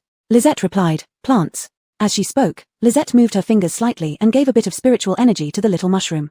The little mushroom perked up instantly, looking fresher. Finding the source of the spiritual energy, it wriggled towards Lisette, making pitiful squeaking sounds. Boss, the little mushroom wants to find you, Olaf's son said. Lisette turned her head away and took out seeds and seedlings, instructing people to plant them. Muriel feared the mushroom would twist itself badly, so she carried it to Lisette. Lisette, do you really not want it? I see it likes you very much. It can't work on the farm. Muriel fell silent. Because it couldn't farm, it wouldn't be kept. Lisette added another sentence, I'll give it to you. Yeah, I'll take good care of it. Unable to farm could be one reason. Another reason Muriel understood was that since it was given to her, it would not be kept anymore. Thinking about this, she felt delighted. Olaf's son envied Muriel to death. Up until now, Lisette hadn't acknowledged him yet. He noticed that Lisette treated insiders very well, and he also wanted such a mushroom. No, he must take the initiative. Hilary asked, Miss Bai, is this mushroom harmful? Being responsible for Lizette's safety, although the little mushroom was tiny, harm should not be ruled out. Eats plants, non-toxic, Lisette pondered and answered. Perla complained, it's because it eats crops, right, that's why you don't want it. It communicated with Lisette. Maybe due to Lizette's frequent use of magic, such a mushroom was grown. Having wisdom, but no skills whatsoever. That's good, Hilary responded. Seeing that Lisette truly didn't want it, the little mushroom whined twice and gave up. Muriel picked some mushrooms for it to eat and fed it grass cakes from the base. The little mushroom extended its white and tender mycelium threads, entwining the food bit by bit, absorbing it. This little thing is pretty shrewd, Olafsson remarked enviously, knowing someone will feed it, it won't run away. He even saw the little mushroom gently touch Muriel's hand with its soft mycelium. In half a day, news of the little mushroom spread throughout the ratgrass field, attracting many people to come and see it. People seem to accept it pretty well, Audria remarked. The world has changed, mutated plants aren't new. This little mushroom doesn't count for much, Germanow said. It was time to test Lisette alone. But Ezekiel didn't think so. He watched the little mushroom for a long time in amazement. Amazing, how did this mushroom become like this? What kind of energy is supporting its movements? He expressed a strong desire to study it. Lisette didn't care, but Muriel disagreed. In the end, Lisette helped Ezekiel collect spores and mycelium threads from the little mushroom for his research. Ezekiel got what he wanted and left happily. The little mushroom whimpered pitifully, and Lisette gave it a little spiritual power. The little mushroom started crying even louder. Crybaby, scheming mushroom, Perla commented, relieved that Lisette didn't keep the little mushroom. Otherwise, might Lisette ignore it? Considering this, Perla sighed, raising a daughter wasn't wasted. The next day, Caesar came over. Busy with the base matters recently, he hadn't visited Lisette. At this moment, seeing Lisette, he got excited. Lisette, save me. Lisette looked confused. Without waiting for Lisette to ask, Caesar quickly explained, it's my son's issue. His pollution level inside the body suddenly increased. Lisette, please, save him. Wang Haoyu's life hung in the balance. Instinctively, Caesar believed Lisette could help and rushed over. As for payment, would white nuclei be okay? Caesar didn't intend for Lisette to offer help for free. Since Caesar was an insider, Lisette didn't refuse. Let me take a look, no guarantee if I can save him. Without needing Perla to explain, Caesar also understood Lisette's meaning and hurriedly said, all right, you take a look first. Lisette followed Caesar out of the ratgrass field, which should now be called the cultivation base since ratgrass was no longer the primary crop. When Lisette arrived, Odon had already undergone mutation. His eyes turned into emotionless vertical pupils, tiny scales grew on his exposed skin, and his fingers curved with sharp claws. He was restrained at the moment and growled menacingly at the newcomers. Robin looked mournfully at her son. Usually, in such conditions, he couldn't be saved. Briar and Hilary, who came with Lisette, were shocked by Odon's appearance. How did this happen? Caesar, looking at his son with heartache, replied bitterly to Briar, it seemed to have gotten better, but I suspect Dion tampered with it during treatment, injecting some contaminated monster substance. Unfortunately, Dion had fled. Caesar hugged Robin, hating himself for neglecting his son. Lisette stared at Odon, who felt Lisette's gaze and snarled at her. But for some reason, he immediately cowered, hiding in the corner and whimpering in fear. What's wrong with him? He's never been like this before, Caesar asked. It seems like he's seeing a natural predator, Hilary commented. Caesar glanced at Lisette but didn't pursue the matter further, asking instead, Lisette, is there a way? Lisette tilted her head and thought for a moment. You stay, others leave. No way, Hilary objected first, I need to ensure the leaders and your safety. Hilary had heard Lisette was strong but subconsciously believed she needed protection. Go out, I can protect Lisette, Caesar said. Only then did Hilary remember that Caesar wasn't weak either. Briar had no objections. The two led Robin out, closing the door behind them. Lisette, what do I do? Caesar asked. Lisette handed Perla to Caesar, watch it. Perla. I don't need watching, it grumbled unhappily. Caesar held Perla gently yet firmly, watching nervously as Lisette approached Odon step by step. Chapter 51, Cured, I have gotten stronger, be careful. Seeing Lisette approaching, Caesar became anxious, ready to intervene and save her at any moment. Odon remained motionless in the corner, occasionally making woof-woof sounds. Lisette slowly reached out and placed her hand on Odon's head. Lisette, Caesar couldn't help but want to warn her. Lisette didn't respond. Odon turned his head, snarling at Caesar as if unhappy with the interruption. Sir, Lisette will be fine, Evander patted Caesar's arm with its wing. Daylan always listens obediently, whereas Odon doesn't seem as formidable. Thank you, Jill, Caesar said softly. Lisette infused a thread of spiritual energy, sensing the chaotic, violent energies within Odon, along with something not entirely human. The spiritual energy alleviated Odon's discomfort. He squatted there, appearing somewhat calmer. As fellow abilities, Caesar also sensed it and felt a surge of joy, opening his mouth but remaining silent. Looking at the worried Caesar, Lisette replied, I can save him. Though her tone was monotonous, it soothed Caesar's unease and anxiety. Lisette then walked toward Evander. Seeing her approach, Odon extended his sharp claws. Be careful. Caesar reminded again. Without looking, Lisette pushed Odon back with one hand. Odon let out a pitiful AO and retreated, staying still. Caesar held Evander, eyeing Lizette's hand with concern. Are you hurt? Being scratched by a creature with high contamination levels could cause mutation. No, Lizette showed her unblemished hand to Caesar, then raised her hand holding the communicator, saying to Evander, Muriel, bring the mushroom. Evander grumbled, why me every time? Can't you do it yourself? Besides, you can contact her without the communicator. Lizette didn't move, and Evander resignedly made the call, which was quickly answered. Muriel, Lizette wants you to bring the little mushroom over. On the other end came a cheerful reply, and Evander hung up. Having completed the task, Evander wanted to say something but seeing Lizette's expression, decided against it. It wouldn't matter anyway. Caesar looked puzzled. Lizette, Xiao Yu ate your crops, he paused, then added, but it wasn't useless. I asked someone from Starfire, and they said if not for your food, things might have escalated earlier. Little mushroom won't eat, Lizette replied. Caesar glanced at Evander, who explained, it's an intelligent mushroom that grew in the fields. Ah! Even with his concerns for Odon, Caesar widened his eyes in surprise. An intelligent mushroom? How is that possible? He had never heard of mutated plants having intelligence. Just because you haven't seen it doesn't mean it doesn't exist, Evander explained. It probably has the intelligence of a 3-year-old child. Just enough to know how to act pitiful and recognize power. And Muriel dotes on it like it's her own eyeball. Caesar looked at Odon. What can the mushroom do? Lizette tilted her head, and Caesar realized she struggled to explain. It's okay, I can wait. Odon seemed much more stable now, so Caesar could afford to wait. When Muriel arrived, Robin couldn't hold back any longer and entered with her. Seeing Odon's condition hadn't worsened, she felt slightly relieved and left after checking on him without waiting for Lizette. The little mushroom was about half the size of a palm, carried in a bag specially made by Muriel. Lizette lifted the mushroom from the bag and approached Odon again. Muriel whispered to Evander, why isn't he moving? Maybe he's scared. Caesar didn't pay attention to their conversation, focusing instead on Lizette placing the little mushroom on Odon's head. Eat. Lizette uttered just one word. Muriel was stunned, cautiously glancing at Caesar.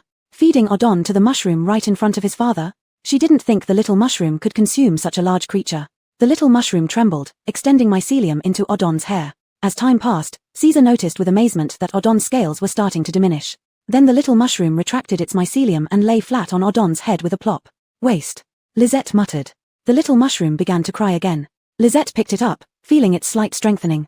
Lizette, how many times will it take? Caesar guessed it would require multiple sessions based on the mushroom's apparent limit. Muriel watched lovingly. Once. The little mushroom recovered a bit, clinging to Lizette's left hand while she placed her right hand on Odon's head. This time was different from when the little mushroom was involved. Odon's scales rapidly disappeared, and his eyes gradually regained a human appearance. Xiao Yu. Caesar called out excitedly. Lizette withdrew her hand and said slowly, done. Dad. Odon was first bewildered, then he became lucid. Didn't I mutate? Dad, you didn't kill me. He remembered requesting Caesar to kill him before losing consciousness. Caesar rushed over and hugged Odon. Xiao Yu, you're fine, you're fine. Evander returned to its designated spot, rubbing against Lizette. Odon let Caesar hold him, looking at his hands, feeling the power inside him. His eyes flashed with disbelief and wild joy. Dad, I got my ability back, and it's stronger, Odon murmured. What did you do? Really? Caesar was also stunned by this huge surprise, then he quickly reacted, excitedly saying, it's Lizette who saved you. Odon looked up, meeting Lizette's eyes for the first time, recognizing her instantly. No one in the base had a little yellow chicken perched on their shoulder. When Caesar unlocked Odon's restraints, Odon looked at Lizette. Thank you. No need, I have my payment, Lizette replied. Evander felt relieved. Its daughter was communicating more fluently with people. And she was learning more every day. Caesar helped Odon up. No matter how much stronger he had become, he still hadn't eaten for 2 days. Lizette, I've recovered my strength, Odon said. I'm an ice ability user. Can I follow you? Xiao Yu. Caesar couldn't help but interject. Dad, I've known for a while, Odon said. You and Lizette have deepened your cooperation. Caesar breathed a sigh of relief, realizing this wasn't a big deal. Knowing he had become one of Lizette's people, Caesar wasn't sure how to explain it to Odon. Can you farm? Evander asked on behalf of Lizette. As Evander asked, it marveled at its daughter's perseverance. When they first arrived, Lizette had been pitifully growing crops in a pot. When Robin, Briar, and Hilary entered, they heard this question. They heard Odon say, no, but I can learn. Muriel, this line sounds so familiar. No, Lizette turned away disdainfully, ready to leave. At that moment, Caesar's communicator rang. He answered it in high spirits, but his face suddenly changed. What? A large number of people in the base have mutated. Chapter 52, The Miracle of Jinyan Hua. Lizette, the base will give it to you. Everyone present tensed up upon hearing Caesar's words. The joy over Odon's recovery vanished in an instant. Caesar ended the communication and looked at Lizette with hope, asking, Lizette, do you have a way? Silence. Lizette, if there isn't, Caesar paused for a moment before continuing, then forget it, there are too many people affected by the mutation. Muriel frowned and said, Lizette is just one person. I know, but not even asking isn't my style. Caesar didn't think he had done anything wrong. He was also one of Lizette's people, so seeking help from the leader wasn't embarrassing. But you don't have much left to trade with Lisette. Muriel firmly defended Lisette's interests. I don't have much left to offer. Caesar suddenly lifted his head. But Lisette, do you still need gratitude? Caesar had managed such a large base precisely because he was always considerate and thoughtful. During their first meeting, he asked Lisette if she needed treatment rather than urgently asking about food. He felt intuitively that gratitude could be useful, so he mentioned it. Go, Lisette increased her strength solely for farming. Let's go back first, Lisette added. If Lisette said to go, then they would go. Caesar said, all right, I'll handle the situation here. When Lisette returned to the planting base, Muriel stroked the soft body of the small mushroom and asked, Lisette, what will we do when we get back? Olaf thing, tools. You mean plants like the little mushroom? Muriel understood Lisette's meaning. Not exactly. Lisette couldn't explain how it was different, so she gave up trying. Does this mean the new plant lacks intelligence? Muriel asked. Lisette nodded. After Lisette returned, she found Ezekiel. The little yellow chicken explained their purpose to Ezekiel. Thinking about the impending deaths, Ezekiel's expression turned grim. You can use the lab as you please. He didn't know what Lisette intended to do, but he trusted her completely. Director Bai, if you have a solution, try your best to save them. Ezekiel led Lisette to the laboratory and couldn't help but add, everyone knows that once the mutation starts, it means death. Lisette nodded. Muriel had already told her on the way that not only would people die, but they would also infect others. Before long, Lisette came out empty-handed, simply saying it's done, and left with her team. Ezekiel watched Lisette's retreating figure and loudly called out, Lisette, prioritize your own safety. Lisette, who was facing away from him, slowly waved her hand. Ezekiel, what kind of feeling is this? A bit moved. Level 6 of the base. Fernand, 7 years old, felt these days were like a dream. His name was given by his father, whom he remembered well. His father had told him that anyone named with Fan was the protagonist. His father had also talked about how wonderful things were before the apocalypse, which Fernand had longed for immensely, but later his father died. He became an orphan and lived in an area full of children, with 2 adults taking care of them specifically. The base took care of them until they were 5 years old, then they had to work and study. He was responsible for cleaning the plaza. Bloodstains often appeared in the plaza, from both monsters and humans. After a day of cleaning, he used to receive a grass cake and a large pot of clear water. At first, the older kids often snatched his food, so he started eating right after receiving it. When others beat him, he sought help from the adults in charge. Later, he could only get half a grass cake per day, and eventually, none at all. Grass cakes weren't particularly tasty, but not eating meant death. The aunt who cared for them said the base faced some issues, and some people went to protest in the plaza. They said those who went might die. For Fernand, death was commonplace. In this young age, he had seen too much life and death. But in the end, no one died. Fernand joined the trial and received delicious food every day. He truly appreciated whoever provided the food. He heard they were a very powerful ability user. However, his happiness was short-lived. He witnessed the kids who bullied him turn into huge insects, opening their terrifying mouths and biting the aunt's neck, blood spurting out differently from the brown stains he cleaned. This time it was fresh and warm red.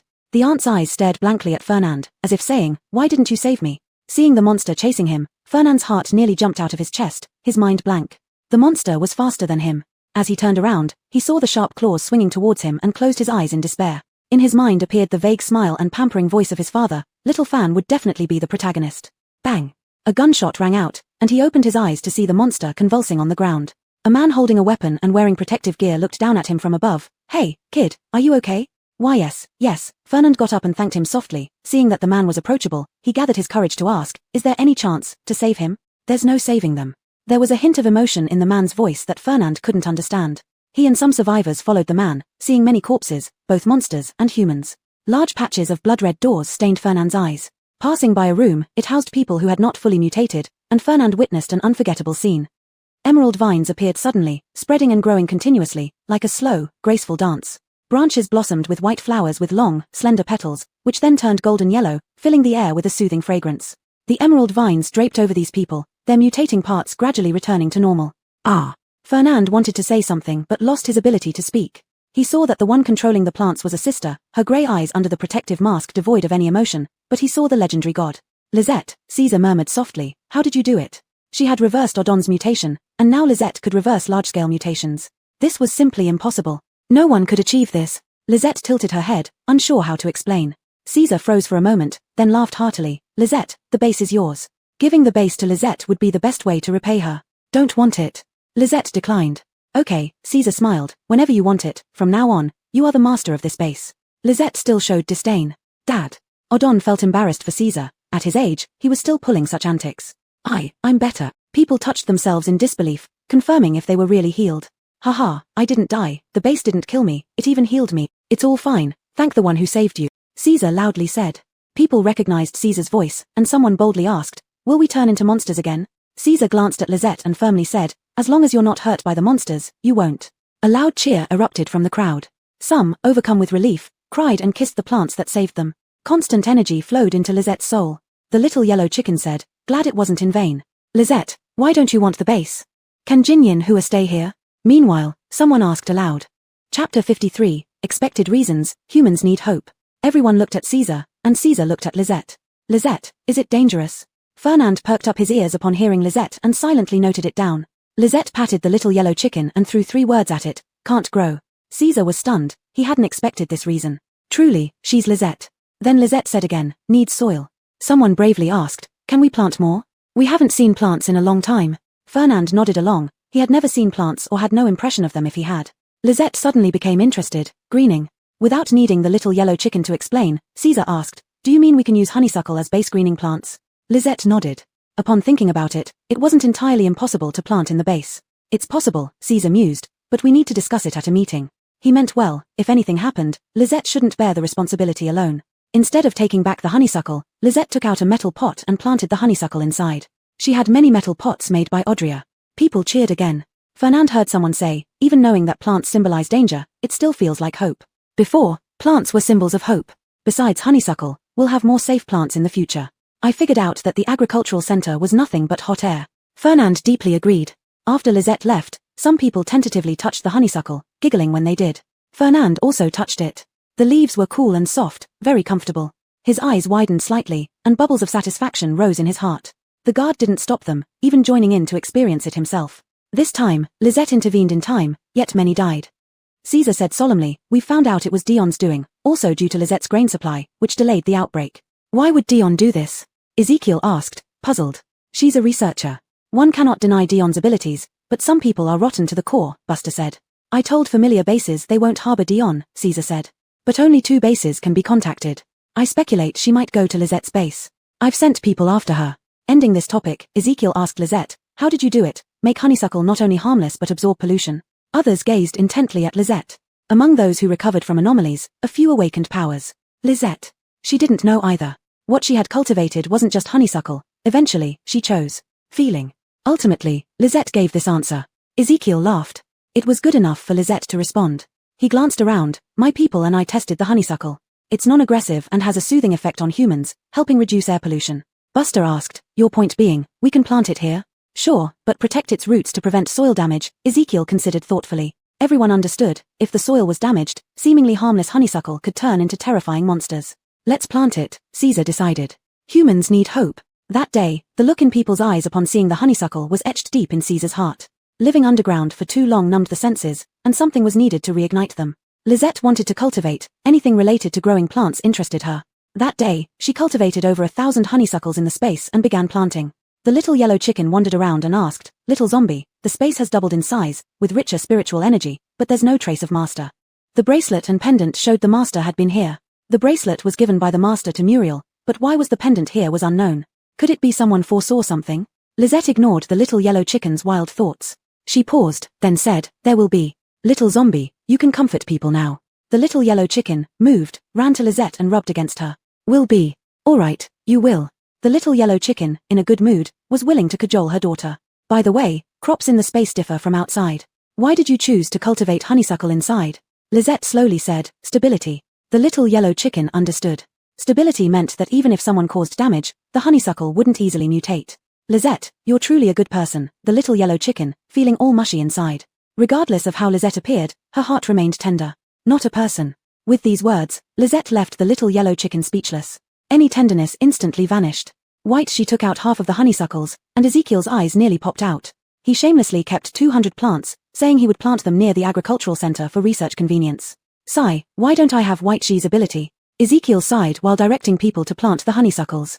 Muriel approached mysteriously. "Director Lee, do you want abilities? You mean trigger a spontaneous mutation and then let Director Bai treat it?" Ezekiel glanced at Odon. Although White She hadn't agreed, Odon had voluntarily followed her. "No, I'm afraid it might affect my thinking. And there's no guarantee I'd awaken abilities. Even if I did, it might not be what I want. People in research tend to value such considerations more." "Not that," Muriel whispered, "there's another way." Ezekiel became interested. "Really? What method?" Olafson joined in. I also want to know, Sister Han, can you tell me? You're an awakened one, so you don't need it. Muriel gave Olafson a look of disdain but admired Ezekiel because she saw White Shi trusted him. The reason behind this trust was clear to everyone who understood. Under White Shi, farming ability was the sole criterion for judging usefulness. And Ezekiel was exceptionally good at farming. Caden and other researchers looked at them enviously, they wanted abilities too. Since Olafson refused to leave, Muriel didn't elaborate further.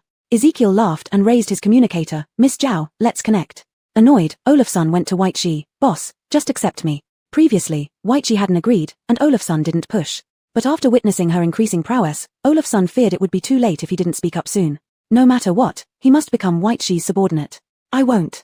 Before White Shi could finish, Olafson anxiously interrupted, boss, White Shi, lady, I can farm, not only farm but solve your food supply. White Shi's food issue had been resolved, so when Olafson mentioned it before, she didn't take it seriously. In her consciousness, the little yellow chicken told White Shi, you'll have more food in the future, you can accept him.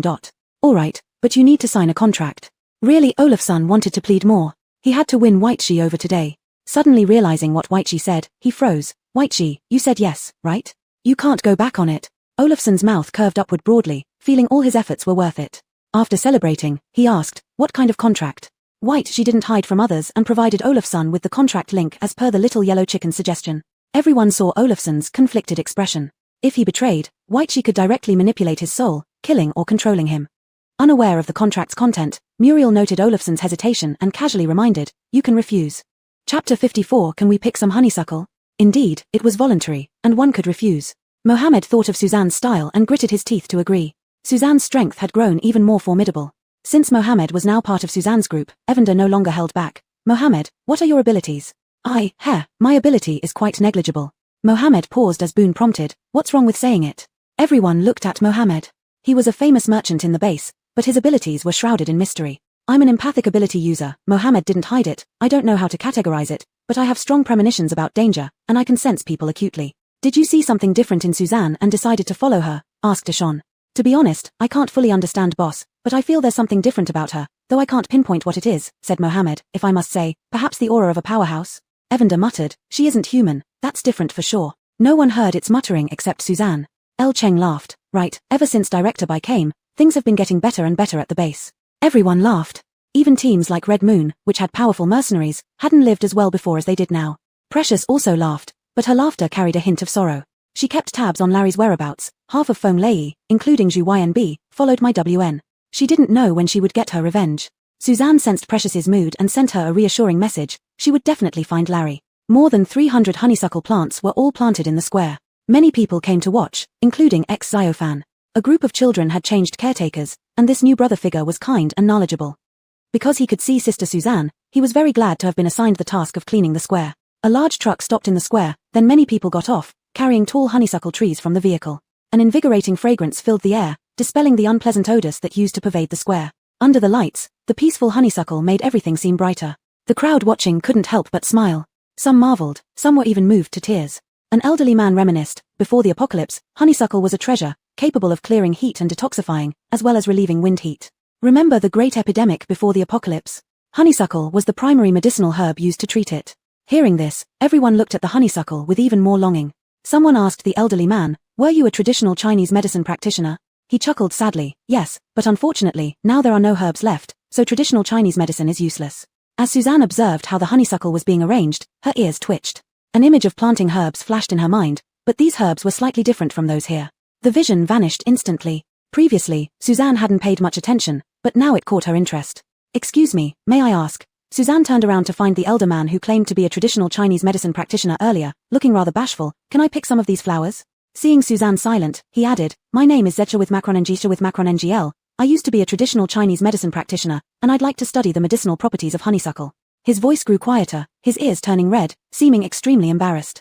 Someone loudly interjected, you're just a regular person, what could you possibly discover? Don't embarrass yourself. Yeah, all plants are polluted and mutated now. What can you do without herbs? Don't bother the researchers. The crowd buzzed with comments, making ZHA with Macron NG SJ with Macron NGL even more flustered. If there were a crack in the ground, he would crawl into it immediately. You can. Just as ZHA with Macron NG SJ with Macron NGL was about to leave, he suddenly heard these two words. Suzanne's voice wasn't melodious, but to ZHA with Macron NG SJ with Macron NGL, it sounded beautiful. Stunned, he looked at Suzanne, his face flushing red with excitement. Thank you. I'll be very careful. Suzanne asked, which herbs do you need? She didn't recognize each herb, only by growing them could she ascertain their effects, which she found hard to describe. What? ZHA with Macron NG SHA with Macron NGL doubted his ears.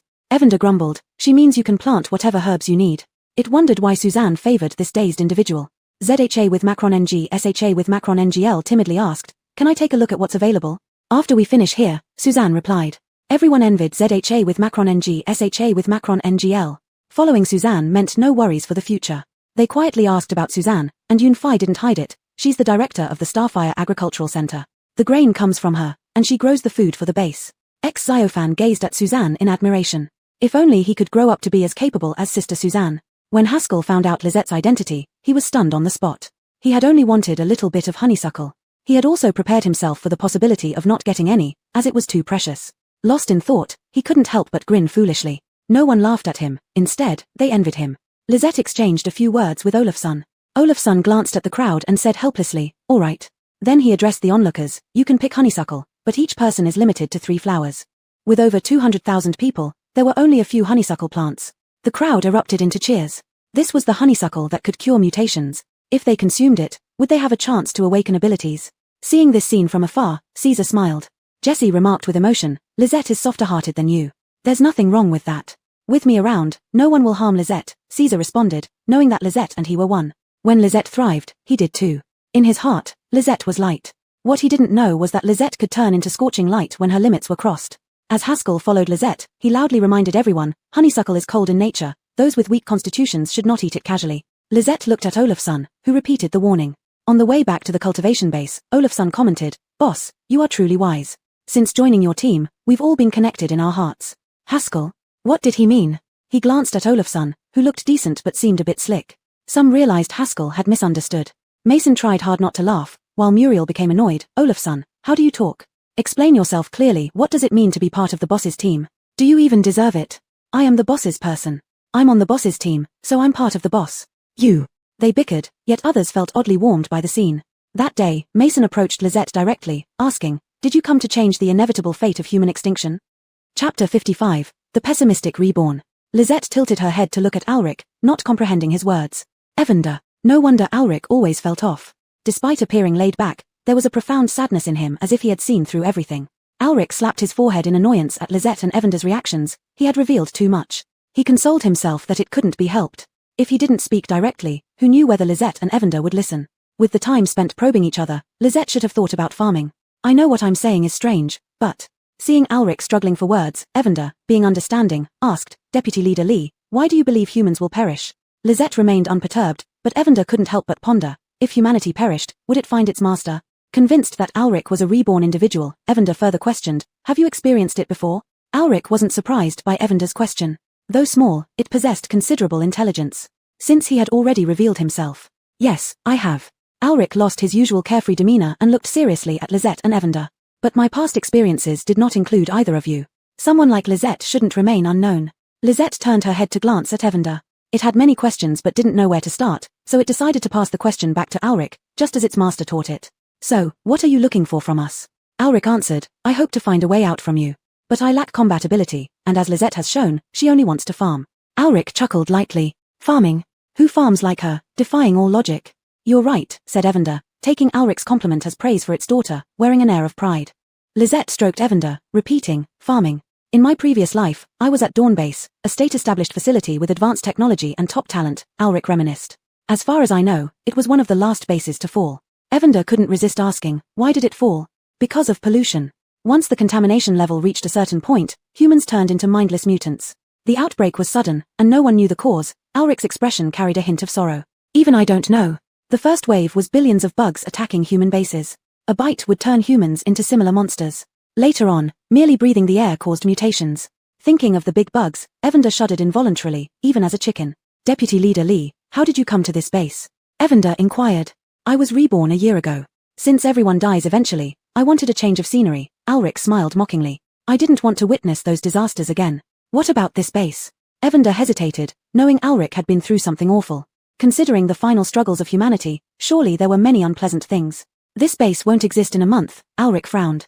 In my previous life, I learned it was breached by something underground. A month? Evander gasped, almost losing balance. Underground? Yes, underground. Something terrifying must be brewing down there. Such a major event, you should report it to the leader. Lisette and I can't do anything. Under Lisette's soothing strokes, Evander calmed down. Caesar is a good leader, said Ulrich, but what could be done? What's destined to happen will happen. Moreover, where would the over 200,000 people in the base go if they knew? Evander paused, considering whether Caesar would believe it. Could Caesar and his team resist whatever destroyed a base? If, hypothetically speaking, if without me and Lisette, what would you do? Evander's eyes showed complex emotions. Nothing, we'd all die sooner or later. Ulrich's tone was filled with fatalism. Dying here isn't bad either. You never intended to warn them, did you? Evander asserted. Ulrich still smiled. You're right. Whether early or late, it's better to die suddenly than to endure torment. Evander. Not a human. Evander couldn't understand Ulrich. Lisette looked completely lost. Why seek us then? Evander was puzzled. I said, for solutions. Maybe you two are the key to stopping humanity's downfall. Ulrich resumed his usual relaxed manner. Of course, it's just a try. Don't you care that we know your secret? What's there to care about? Ulrich scoffed, since we're all going to die in a month anyway. After a while, Evander spat out 2 words. All right. I've spoken my piece, now you should say something. Ulrich suddenly reached out and touched Evander, smiling amidst its surprised and dissatisfied gaze. I've wanted to touch you for a while now, the feel is quite good. Allison, Evander hopped angrily. Why didn't you stop him? Allison tilted her head, seemingly not understanding why Evander was upset, but knowing it was her most important chicken, she explained, won't eat you. Ha ha ha, Ulrich burst into laughter. Right, I won't eat you, nor will I catch you, just want to touch. You don't know how many people want to touch you but don't dare. Evander felt that Ulrich's tone was like he was talking about a pervert, touching and all. Ulrich, if you laugh again, get out. Evander hopped angrily, threatening, don't think I can help you. Ulrich stopped laughing, wiped his eyes, and raised his hands. Highness Jill, don't be angry, I didn't mean anything by it. Who would have thought you were so impressive? I couldn't resist, let's continue. Evander knew Ulrich was soothing it, but the compliment sounded oddly nice. It unconsciously puffed up its little chest, saying loftily, all right, I forgive you. Speak. I've observed that Allison can streamline pollution energy, though I don't know why, Ulrich said earnestly, but this is a direction. I've always wondered what the point of me reliving is. Now, I think I understand. Perhaps, fate is guiding me. Evander raised its wings to cover its eyes, can't see any potential in you as a mystic. In the face of Evander's furious gaze, Ulrich stroked it again, saying solemnly, we need to figure out what's beneath the northern underground base. Does Captain Fan know? Evander realized too late it had said something silly. Ulrich intended to stay here and wouldn't tell anyone. Ulrich smiled faintly, of course he doesn't know. But, he is a survivor. Highness Jill, tell me, how do we find out what's underground? Chapter 56 Lisette's outburst. Evander glanced at Lisette, who seemed indifferent to the matter, and sighed. Lisette, a month from now, there will be a monster that destroys your fields and eats your people. Hussein's handsome almond eyes widened in surprise. Jill. Lisette, who had been unresponsive for so long, stared at him. Bad person, destroying fields. No, not me, Hussein replied as if he were being watched by some terrible creature, losing his usual suaveness, and hastily said, not me, it's a monster underground. Even if he planned to die here, he didn't think it would happen now. He wasn't ready. Lisette stood up. Evander's words successfully sparked her anger. She didn't care about anything else. Anyone who destroyed her fields was her mortal enemy. Lisette, it's underground. Evander hadn't expected such a strong reaction. Don't act rashly. Let's find Caesar and get him to organize some manpower. If there's something we can't handle down there. At this moment, Caesar, Muriel, Alma, and Olafsson received Lisette's rage telepathically. Bad person, destroying fields. All of them immediately stopped what they were doing and hurried over to Lisette. Muriel and Olafsson arrived first, seeing Lisette and asked, Lisette, what happened? Who's destroying the fields? Lisette ignored them and walked straight out. Haskell, holding several types of herb seeds to find Lisette, wondered, what's wrong with Director Bai? His beloved Director Bai ignored him and stormed off towards the fields. Alma rushed over. Lisette, put on protective gear. Muriel looked at Hussein, who avoided eye contact. What did you say to Lisette? I didn't say anything. Hussein touched his nose. Really? It was Jill who said it. Better not have. Muriel couldn't bother questioning Hussein further and chased after Lisette. At this point, Lisette wouldn't listen to anyone. She didn't even wear the protective suit. Muriel and the others followed. Seeing that they couldn't stop her, Olafsson suggested, the pollution in the fields won't hurt you without the suit. Let's see what's happening first. Briar and Hilary saw Lisette and followed behind. When? Did you say something? Briar asked while walking. He knew Hussein had just gone to find Lisette. There isn't, Hussein firmly stated, but seeing Briar's gaze added, all right, I did say something, but it has nothing to do with her reaction. Briar didn't ask further. Although he hadn't known Hussein long, he trusted him. Lisette stormed off to the fields. The field workers greeted her warmly when they saw her. Director Bai. They weren't surprised that Lisette and the group weren't wearing protective suits. Normally, they didn't want to wear them either unless the crop characteristics required it. Lisette barely glanced at them and kept her eyes fixed on the fields. There were vegetables and grains in the fields, more vegetables, their fresh green color pleasing to the eye. Some crops were taller, like mouse grass, and some were almost ripe, accelerated by Lizette. People were planting trees, fruit trees accelerated by Lizette. Such ordinary scenes before the apocalypse were now unimaginable for people. Director Bai, what are you looking for? We'll help you find it, a worker asked. Lizette was both capable and had a good temper, Evander. As long as they worked the fields well, she wouldn't scold them like Dion, who would vent her frustrations on them when she couldn't solve pollution issues. Evander softly said, it's underground. Muriel asked, what's underground? Alma remarked, there are crops above ground, we can't dig. Caesar also arrived, asking Odon, Margaret, what's wrong with Lizette? Don't know, Odon was puzzled, something about underground. Seeing Caesar come, everyone automatically made space for him. Just as Caesar was about to ask Evander for details, Lizette instructed the field workers, come out. The workers didn't understand, but Evander quickly shouted, everyone, come out of the fields. Lizette's acceleration spell affected crops and humans alike, reducing lifespan if involved. After the workers left, Lizette slightly moved her fingers. The soybeans and wheat in the fields visibly sprouted, grew leaves, bloomed rapidly. The crops swayed after flowering, completing pollination. Then turned yellow and matured. Caesar and others. Hussein shrank his neck. Without turning her head, Lizette conjured a sickle and, under everyone's dazed gazes, plunged into the fields, swinging the sickle with a faint glint, felling all the crops within 5 meters instantly. Evander looked at the stunned crowd and loudly shouted, what are you standing around for, harvest? Visibly, Lizette had ripened over 300 acres of crops. Evander then told Lizette, stop, let them do it, it won't take much longer. Lizette stopped, walking towards an empty area. Caesar ran over, Lizette, what is destroying the fields? With such a large-scale operation, and what was on that scythe, was it Aura? Lizette pointed to an empty space, dig. Evander glanced at Alric who had his neck tucked in, and complained, you talk so much usually. Weren't you looking for a breakthrough? Why are you cowardly now? Commander, let's dig, Evander said. Lizette senses something bad underground. Briar also glanced at Alric. Why did he never sense anything before, but immediately sensed something once Alric spoke? Alric whispered, Captain, don't look at me, I really didn't say anything. Caesar would not go against Lizette's wishes. He called in 2 excavators to start digging. Evander added, have ordinary people with no abilities and those with weak abilities leave, and call over ability users. Caesar was puzzled, but seeing Lizette staring intently at the field, he arranged things according to Evander's suggestion. He called in fully armed investigators to surround the area. Ezekiel wanted to watch but was cleared out. What's going on? Ezekiel asked Esau. I don't know, Esau shook his head and remarked, Lizette is really impressive. Xiaoji must have suffered a lot to become like this. Driscoll had different concerns. He looked at Dennis, tell me, you're also an ability user. Dad, my abilities have improved a lot. I will try harder so I won't be excluded next time. Dennis said firmly. On the other side, they had already dug down 2 meters, finding nothing but ordinary soil. The deeper they dug, the higher the pollution level in the soil. Lizette was persuaded to put on a protective suit. Alma whispered to Lizette, we haven't found anything. Keep digging. Seeing Lizette's determination, Evander softly asked, did you just sense something? Are you sure there's something inside? Caesar watched the deepening hole and asked Lizette, there's nothing here. What do you want to dig up? The others were equally confused about what Lizette was trying to dig up. Suddenly, someone screamed in fear, what's below? Chapter 57 Living above a bug nest. The long mechanical arm of the excavator dug out a hole. Through the hole, several giant black bugs could be seen intertwined together. The bugs were covered in armor with fine hairs on their surfaces, and when their bodies shuddered, their segmented bodies rippled like waves. They were roughly 2 meters wide, but their full length was unclear. Caesar broke out in cold sweat. If not for Lizette's discovery, once these bugs grew fully, the base would be doomed. Alric was also drenched in cold sweat. He recognized them as millipede mutations from his past life. The Dawn base had been plagued by swarms of these millipedes, which had killed many people. Dawn base had 3 million people, and over 1 million died from millipede bites. No wonder the northern underground base was almost destroyed, with few survivors left. These monsters had thick skin, making them difficult to kill, and they moved fast ordinary people couldn't escape. Caesar ordered the excavation to stop. Digging any further would disturb the monsters. Lizette, Caesar looked at her, what should we do? Kill them. As Lizette prepared to jump down, Caesar quickly held her back, breaking into a cold sweat. He shouldn't have asked her, don't act rashly. Let's discuss it. Caesar struggled to hold Lizette. He was puzzled by her strength. After all, he was an S-class strength ability user, and anyone else would have let Lizette go. Lizette, we don't know how many such monsters are inside. You can't go down there, said Evander, not wanting Lizette to get hurt. It forgot that Lizette was a zombie, and these bugs probably wouldn't be interested in her. Lizette, these monsters are hard to deal with, Alric added. Lizette, Muriel pulled Lizette, I don't want to see you get hurt, I'd be heartbroken.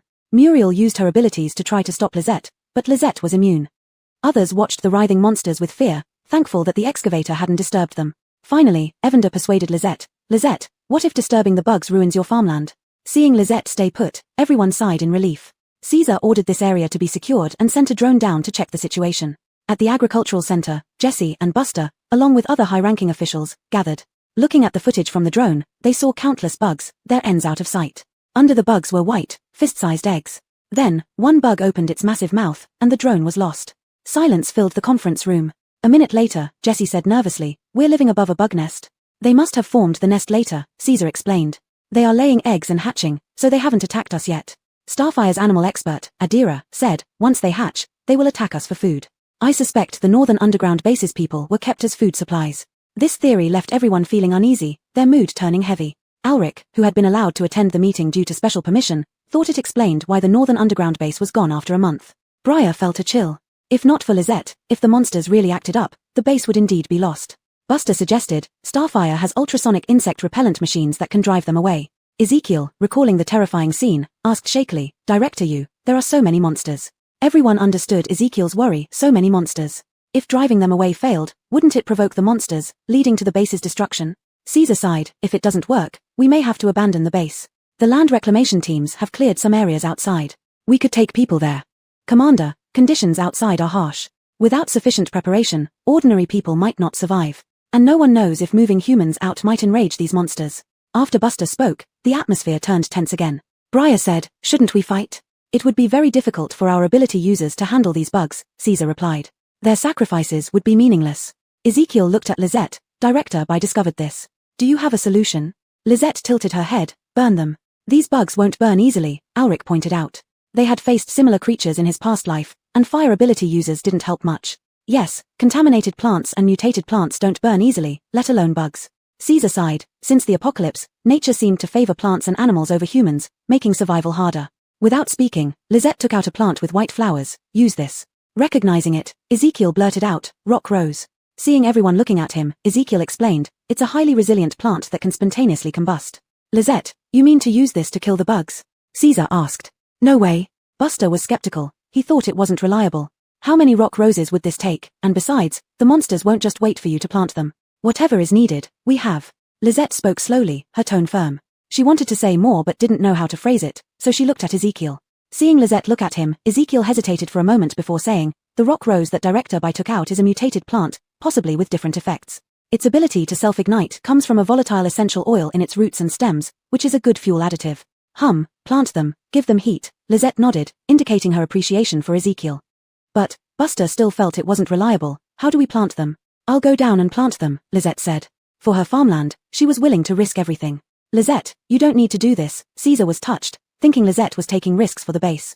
Jessie also said, "Lizette, it's really not necessary. You can't be put in jeopardy." Lizette was an expert in agriculture, and her intrinsic value was greater than the importance of eliminating the bugs. Everyone tried to dissuade her, sharing the same thoughts as Jessie. "Try it," Lizette insisted. To achieve her goal, Lizette intuitively gave orders to Caesar. Upon receiving the order, he sighed and said, "Let's try it. I trust Lizette won't act recklessly, but we should prepare multiple plans to ensure her safety to the greatest extent." After lengthy discussions and finalizing the plan, others reluctantly agreed. Ezekiel, noticing the oppressive atmosphere, smiled and said, "Have some faith in Director Bai. Since she came to the base, hasn't every situation turned into a miracle? Pollution reduction, enhancing abilities through food, using plants to clear soil pollution, various crops that can be normally planted, honeysuckle." Thinking about it, everyone's tense mood eased a bit. "Move out," Caesar gave the command. Chapter 58 Rock Rose. When the meeting adjourned, Evander glanced at Ezekiel several times, never expecting that the most trusted person of Lizette would be Ezekiel. Muriel looked at Ezekiel with a passionate gaze. If Ezekiel completely became one of Lizette's people, Lizette would certainly be delighted. The plan was to gather everyone on the first and second floors, dispatch people to guard the exits well, and use metal barriers as a buffer. Supplies should also be gathered in preparation for abandoning the base. Then Lizette would act. Lizette had no objections, she also needed to prepare. Fernand walked to the first floor with everyone, confused about what was happening, his heart extremely uneasy. His caretaker brother instructed him to take everything he could carry. He didn't have much, just a set of clothes and some food he had secretly saved. A small package contained all of it. This large-scale mobilization must mean something has happened. Who knows, we might have to leave the base. We finally had a few peaceful days. How can there be peace in the apocalypse? It's only because the commanders are decent. Listening to the people's discussions, Fernand felt even more uneasy. Though his memories did not include the outside world, he knew how terrifying it was. What about those beautiful honeysuckles if they left the base? This was his first thought. As he reached the first floor, he saw the man who had saved him and boldly asked, "Are we leaving here?" "Not necessarily," said the man in protective gear with a gun, ruffling Fernand's hair. He remembered Fernand and explained patiently, Someone is working hard to protect the base. Is it that sister named Lisette? Fernand asked, looking up. Her, and many more. Fernand felt a pang in his heart from the man's tone and asked, will she die? I don't know, the man said softly. She's doing this for humanity. When Caesar found Lisette, she had already successfully cultivated the rock rose. Lisette, are you ready? Caesar asked. Yes. Prioritize your safety above all else. Caesar reminded her. Lisette nodded. She wouldn't die, or rather, was she already dead? On the way down, Evander muttered, look how worried they are. It wasn't all for nothing. Lisette remained silent. Evander continued, Lisette, by directly cultivating, you'll also accelerate the growth of these bugs. If you can't control them, have you thought this through? Dimensional space, Lisette replied. You mean, put the bugs into dimensional space? Evander exploded into an angry chick. No way, putting them there ruins the space. Burn them to ashes, Lisette said. For fertilizer. You've probably been thinking this through all along, Evander grumbled, displeased. Proposing to burn them is just for fertilizer. By then, Lisette had reached the edge of the pit from yesterday. People above, holding the safety rope, said over the radio, if anything goes wrong, pull the rope, and we'll hoist you up immediately. Evander pressed Lisette's collar microphone, saying, got it. Forget expecting Lisette to respond. Standing at the edge of the pit, Lisette and Evander sensed the bugs stirring slightly but making no other move. They were uninterested in zombies or lifeless Evander. People above watched Lisette anxiously. The conversation between Lisette and Evander was too low for them to hear clearly, only catching the words dimensional space. Caesar, on the front line, explained to Buster, you agreed not to send anyone down with Lisette. What did she tell you? Initially, they planned to send a squad of ability users down with her. If the fight gets tough, she can take Jill and hide in her dimensional space. Can her space hold people? Buster recalled Ansel. Yes, Jill mentioned Lisette merged Ansel's space into hers, allowing it to hold people. Caesar spoke frankly but kept his voice low. No one around noticed their conversation as they were focused on the pit. Buster felt a little relieved. Whatever backup plan Lisette had, it was reassuring. What they didn't expect was that Lisette intended to contain the bugs, not herself. Alma was very tense and whispered to Muriel, Sister Zifu, do you think Lisette will succeed? Yes, trust her. Alma breathed a sigh of relief until she heard Muriel's next sentence. With her skills, she won't die. At worst, we abandon the base and run away with her. Alma. Muriel said, to me, no one is more important than Lisette. Briar asked Mason, did you really not say anything? Red Moon members looked at Mason together. Mason chuckled awkwardly, really, I didn't. How was I supposed to know there were monsters below? Hausha, Briar said, I always feel like you have something on your mind. We're brothers, I'm not forcing you, but I hope someday we can be open with each other.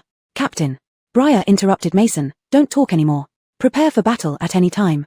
Evander, facing the dense swarm of insects, shivered, you'd better deal with them on the spot. Don't put them in your space. The people above couldn't see Lisette's actions clearly, naturally unaware that she didn't use tools. She made a hand sign, and the wind carried the seeds to the territory of the monsters. Evander's sharp eyes noticed that many seeds landed on the monster's fur. Lisette, can they grow on the monsters? Evander was a bit worried. Yes, Lisette didn't explain to Evander. Rock Rose had the word rock in its name because it could grow in rocks, forget what it became after mutating in this apocalypse. They would utilize the environment to the fullest for their growth. Lisette activated the acceleration technique. Evander saw that the rock roses sprouted and grew, many directly rooting into the flesh of the bugs. Due to acceleration, the eggs hatched into small bugs. Large bugs went mad from pain and hunger, then weakened rapidly, not knowing if it was due to starvation or aging. Evander looked at Lisette, I get it now, you're the real boss. Lisette ignored it. Her abilities had significantly increased, but controlling both the bugs and rock roses was still exhausting. In the endless cave, there was a sea of white flowers above and motionless or wriggling bugs below, accompanied by eerie hisses. Some bugs, too hungry, started eating nearby bugs. Lisette, is it almost done? Evander sensed Lisette's precarious state and felt very pained. The last time Lisette depleted her spiritual energy was when planting in the dimensional space. A tremor and roar came from underground. Caesar's expression turned serious. Commander, should we act? The bugs seem to be rioting, Jesse asked. Wait a little longer. Caesar could see half of Lisette's body. Wait for Lisette. He wanted to ask Lisette through soul contact how she was doing but was afraid of distracting her and causing her danger. Fernand also sensed it. He tightly hugged his small bag, eyes wide open. The crowd was already in chaos. There are monsters. Run, we'll be eaten. Suddenly, a gunshot rang out, and a stern voice came from the loudspeaker. Our warriors are fighting the monsters. If there's an emergency, we will evacuate everyone. But anyone who creates panic will be shot on the spot. The crowd quieted down. Fernand worriedly thought, is Sister Lisette okay? Chapter 59. The roasted bugs smelled surprisingly aromatic. Little zombie, are you sure you're alright? The sight was too intense. Evander turned its head away. Lisette channeled her abilities and threw several fireballs. The rock roses ignited instantly, the rising temperature causing a chain reaction, with each rose spontaneously combusting. The scene before them had an eerie splendor. The massive bug monsters writhed and roared, trying to smother the flames on their bodies, but all their efforts were futile. Evander sniffed. Lizette, the bugs are cooked. Lizette glanced at Evander. Do you want to eat them? Evander wasn't against eating them, so Lizette was prepared to generously share. No, I don't eat, Evander said helplessly. How many times do I have to tell you? I don't eat anything. Some bugs tried to break through the soil above them, but Lizette unleashed a wind blade, felling the monsters.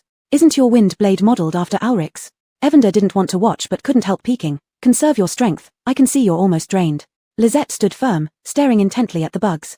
Above, Caesar and the others held their breath, anxiously waiting for results. They were ready to send the ability team down or order evacuation if necessary. The ground trembled more intensely, then gradually weakened. Give me the radio. Caesar took the radio and asked, Lizette, are you alright? Everyone focused on the radio in Caesar's hand. After a pause, Lizette's distinctive voice came through, I'm fine. Good, despite her weak tone, Caesar sighed in relief. How is it going there? Lizette picked up equipment, sniffing the aroma of roasted bugs, recording the scene. Caesar feared the bugs might be sensitive to live streaming equipment, so they only asked Lizette to record video if possible. Evander said, we can go up now. Sure, coming up right away. Caesar hadn't received a direct answer, but Evander's attitude suggested things went well. His spirits lifted considerably. Others also relaxed, unconsciously smiling. Caesar personally pulled Lizette up, and Muriel and Alma steadied her. Seeing everyone's concerned looks, Evander handed over the recorder to Caesar. You check this. Lizette needs rest after such exertion. Alright, should I send a healer? Caesar hesitated, needing Lizette's approval. Not needed, Evander refused. She's not injured, just 2 days of rest will do. Supporting Lizette as she walked a few steps, she turned back to Caesar. The bugs, they're mine. Evander rolled its eyes. She never forgot about her fertilizer. Without explanation, Caesar smiled indulgently. Okay, they're yours. I'll send people to collect them. If Lizette wanted it, even the base itself could be given. Fortunately, Lizette didn't want the base. Can we send people down, Lizette? Jessie asked. Lizette turned and said, yes. After Lizette left, Briar suggested first, Commander, let Red Moon go down first, then send others if it's safe. The new inspection department director James added, it should be our department's people going first. I trust Director Bai. If she says it's safe, it must be. Jessie responded, let's review the footage first. They immediately brought in projection equipment. Watching the roaring flames and writhing bugs on the screen, everyone remained speechless. Finally, Ulrich remarked, Lizette is incredible. If someone like Lizette existed in the previous timeline, so many lives wouldn't have been lost. Lizette changed the outcome of the northern underground base. Perhaps Ulrich felt a surge of hope. Caesar looked around and smiled, seems we don't need to abandon the base. Order normal operations to resume. Buster sighed, is there anything Lizette can't solve? We know Lizette is amazing, Briar said anxiously. Can we go down now? Caesar suddenly decided, I'll go down with you. Commander, Buster quickly stopped him, that's not appropriate. Old you forget that while I'm older, my strength rivals or surpasses these young ones. Caesar chuckled, don't try to stop me. See the footage, where's the danger? Buster replied, alright, I'll go too. In the end, the strongest members of Red Moon, Briar, Ulrich, Alanis, and Hillary's team escorted the leaders underground. As they descended, the fire still burned fiercely, the heat palpable even through protective masks, accompanied by the smell of roasted bugs. Before them lay a vast sea of flames, where they could faintly see the corpses of the bugs, some still twitching unconsciously. This bug must be over 10 meters long, Jessie said. Indeed, Caesar looked at the bug's sharp claws, its mouth with jagged teeth, and its hard shell, feeling a chill of fear, thanks to Lizette. Otherwise, our base would have been finished. Lizette has saved the base once again, Yuxing sighed. These ugly bugs actually smell pretty good. Ulrich, who had just reminded Lizette, suddenly added this comment without any prior remarks. I wouldn't dare eat them. Audrey looked at Ulrich in horror, questioning if he had gone mad. I also think they smell good, Caesar laughed. Before the apocalypse, fried grasshoppers and fried scorpions were excellent dishes. But these aren't grasshoppers. Seeing Caesar's eager expression, Buster quickly intervened. I know you haven't eaten such things for a long time, but these belong to Lizette. I was just saying, Caesar smiled, I haven't been that hungry. The giant millipedes didn't exist before they mutated, and even then, they couldn't be eaten. But in his heart, he decided that if there were bugs with low contamination levels, he would definitely try them if he got the chance. Such huge bugs would yield so much meat. The others didn't know about Caesar's terrifying thoughts and focused on the fiery scene before them. At this moment, Caesar's communicator rang. It was James, the director of the inspection department. Unlike Caesar, he stayed above and did not act impulsively. Comrade in command, the people on the first and second floors refused to return. James on the other end said, I need your approval. Should we show the footage to the public? People heard the faint roaring from underground and felt the ground shaking. Everyone imagined monsters appearing underground. Suddenly, someone announced that the monsters had been dealt with and it was safe to return, but the people were uncertain. You say they're dealt with, just like that. It doesn't seem to be a small number. How could it be so quick? Is this a ruse to send us as cannon fodder to buy time for the upper echelons?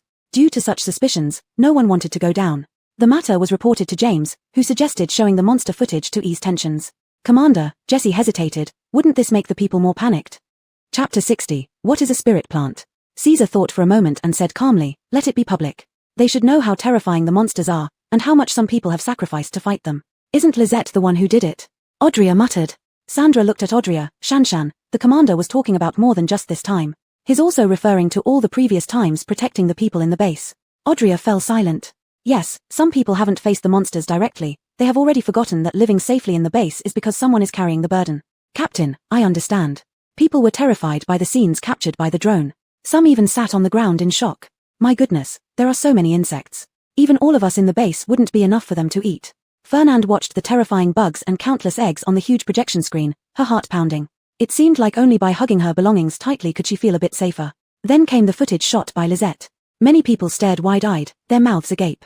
I thought it would be a group of power wielders or cannons. I thought the same, but who knew plants could be used like this? Do you know what kind of crazy plant this is? So what if you do? Are you planning to raise it? Haha, for what? To burn it. Such large plants look mutated, burning them might burn you too. Speaking of which, how many power wielders would it take to grow so many plants and put them among the monsters? Even if my life depended on it, I couldn't do that. The subsequent footage was taken after Caesar and his team had finished their mission. It was clear that the insect-like monsters were dead. As the video ended, a voice came over the loudspeaker, let us remember those who have protected the base again and again. The danger has passed now. Please leave in an orderly manner from the first and second floors, paying attention not to crowd. People didn't move, they were still immersed in the scenes they had just seen. Please leave in an orderly manner, the announcement sounded once again. Someone shouted, can we watch it again?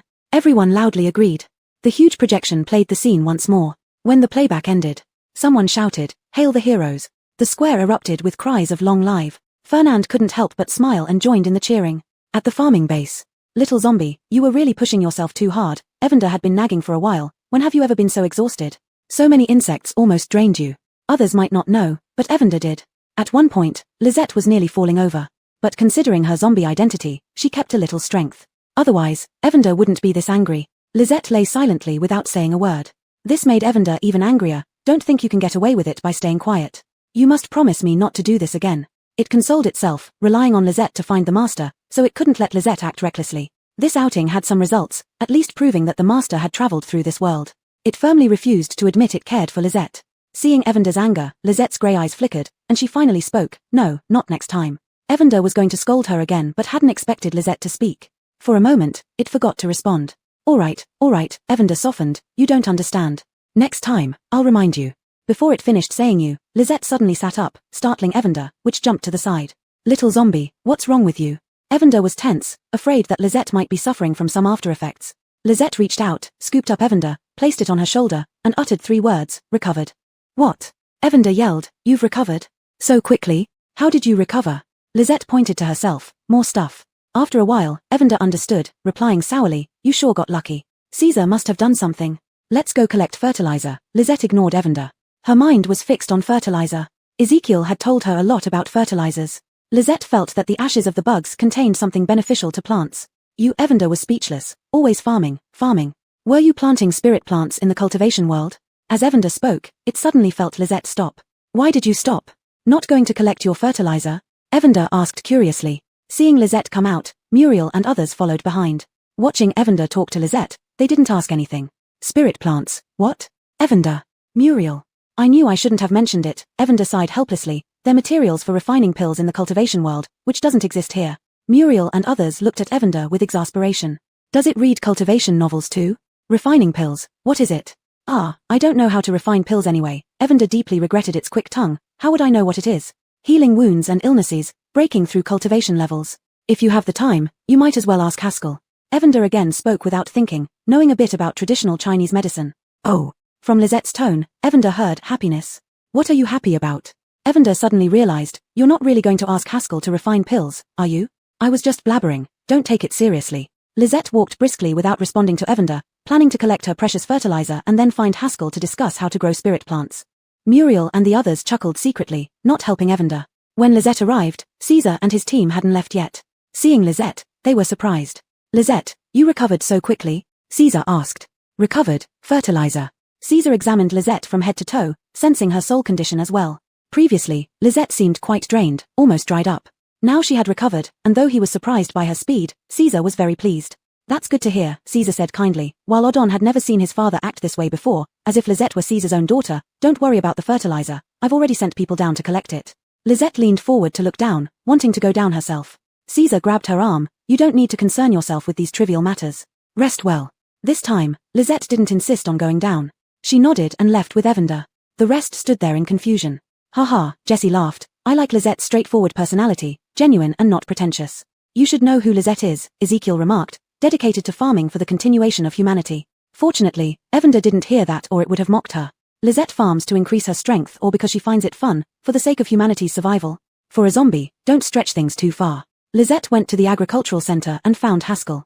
Seeing Lisette, Haskell exclaimed in surprise, Director Bai, you're amazing, solving the monster problem so quickly. Recalling something, he added, I identified over 30 types of medicinal herb seeds. Can you plant them? Lisette stared at the seeds in Haskell's hand and tilted her head. Plant, spirit plants. Chapter 61, Growing Herbs, Alchemy. Haskell was puzzled. What kind of spiritual plants? He was about to say that these were things only found in novels and did not exist in the real world. But then he remembered this was Lisette. Director Bai, what spiritual plants are you talking about? Haskell asked cautiously. I have no idea. The little yellow chicken saw Haskell hesitating between doubt and fear, so it covered its eyes with its wings. Lisette explained for alchemy usage, she said, strangely concerned about the spiritual plants the little yellow chicken mentioned. Haskell thought for a few seconds. Just as the little yellow chicken was about to explain, he spoke up, in traditional Chinese medicine, we do have a concept similar to alchemy. However, it's called pharmaceutical preparation, where herbs are decocted and concentrated into pill form. Haskell carefully described the process.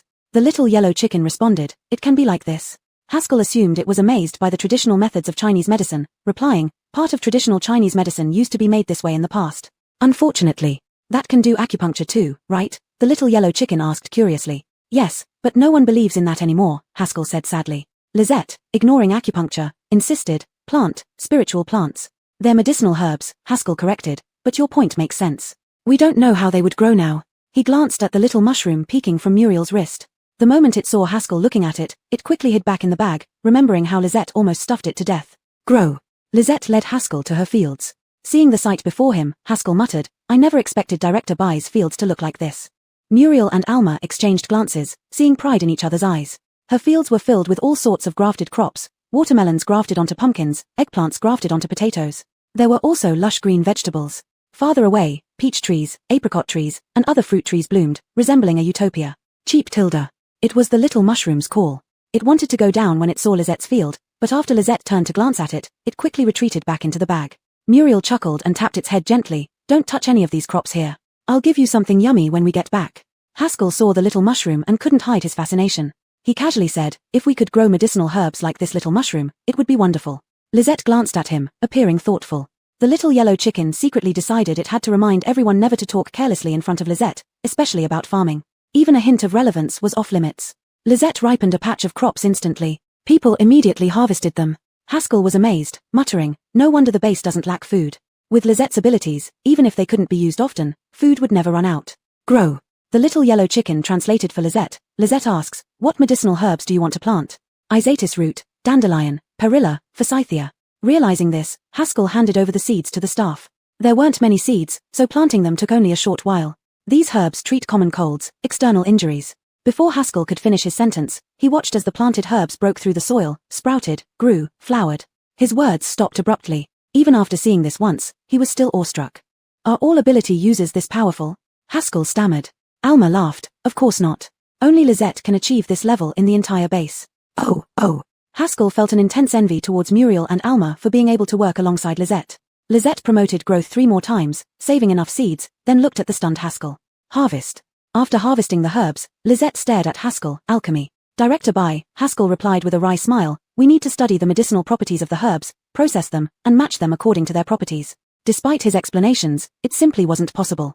Lisette responded with an O, then planted several other types of herbs without accelerating their growth, and left directly. Haskell. Alma, lagging behind, kindly reminded him, you'd better start working on it. Once you can perform alchemy, find Lisette again. Why did Lisette leave? The little yellow chicken wondered, surprised that Lisette gave up so easily this time. Not the same, Lisette answered. What's different? Muriel asked. Suddenly, the little yellow chicken clucked, laughing like a hen about to lay eggs. Lisette disapproved, pinching the little yellow chicken's beak. The little yellow chicken struggled free from Lisette's grip. Isn't it different from what you thought? You should have listened to me. 2 days later. White She was researching different combinations and arrangements of plants when Haskell came in. Director Bai, the herbs have been processed. Would you like to take a look? Go, White Shi said, deciding to go even though she knew it might be different. Agricultural Center Laboratory. White Shi watched expressionlessly as Haskell decocted several batches of herbs until the liquid became thick. Director Bai, there's no honey, so this is all I can do. It won't turn into a pill, Haskell explained awkwardly. The little yellow chicken suppressed its laughter. White Shi, alchemy stuff only exists in novels. Even though the little yellow chicken knew about the cultivation world, it had to say this. What if White Shi went crazy again? White Shi ignored the little yellow chicken, looking contemplative. Ezekiel, however, approached and asked, Dr. Zhong, what does this medicine do? Haskell's ears turned red. Director Li, I only know that the medicinal properties are stronger, but I'm not sure about anything else. He hadn't experimented yet but felt eager to demonstrate his value by showing White Shi his alchemy. Why don't you try borrowing some animals from Director Deng? Ezekiel suggested. White Shi, who was about to leave, paused. Little zombie, why are you interested in this? It has nothing to do with farming. Effect. White Shi wanted to see the effects of her herbs too. As her power grew, crops not grown in the space also gained a bit of the spatial effect, but it was too subtle for anyone to notice except the silly mushroom. The little yellow chicken didn't follow White Shi's thoughts this time and wisely shut up. Adira studied animals. Recently, feeding them the stems and leaves of White Shi's crops had increased their survival rate, which was progress. Upon hearing about the experiment, she brought 2 chicks and a lamb, all looking somewhat listless. Just right, these are sick, Adira made it clear, without medication, they won't survive. White Shi glanced at the little yellow chicken and then at the listless chicks and concluded, you're prettier. Little yellow chicken, thank you for reminding me, I'm not a chicken. While the undead and pet were chatting, Adira gave the 3 small animals a bit of the medicine. Step back, someone shouted. White Shi pulled Adira and Haskell to the back with 1 hand each. Everyone watched the 3 animals change, speechless. Chapter 62, The Miracle of the Pill. The 3 animals let out pained cries, shaking violently as their forms continuously changed. They've mutated, Adira said heartbrokenly. Your medicine, why did this happen? I worked so hard to raise them. Even if they have to die, I don't want them to suffer like this.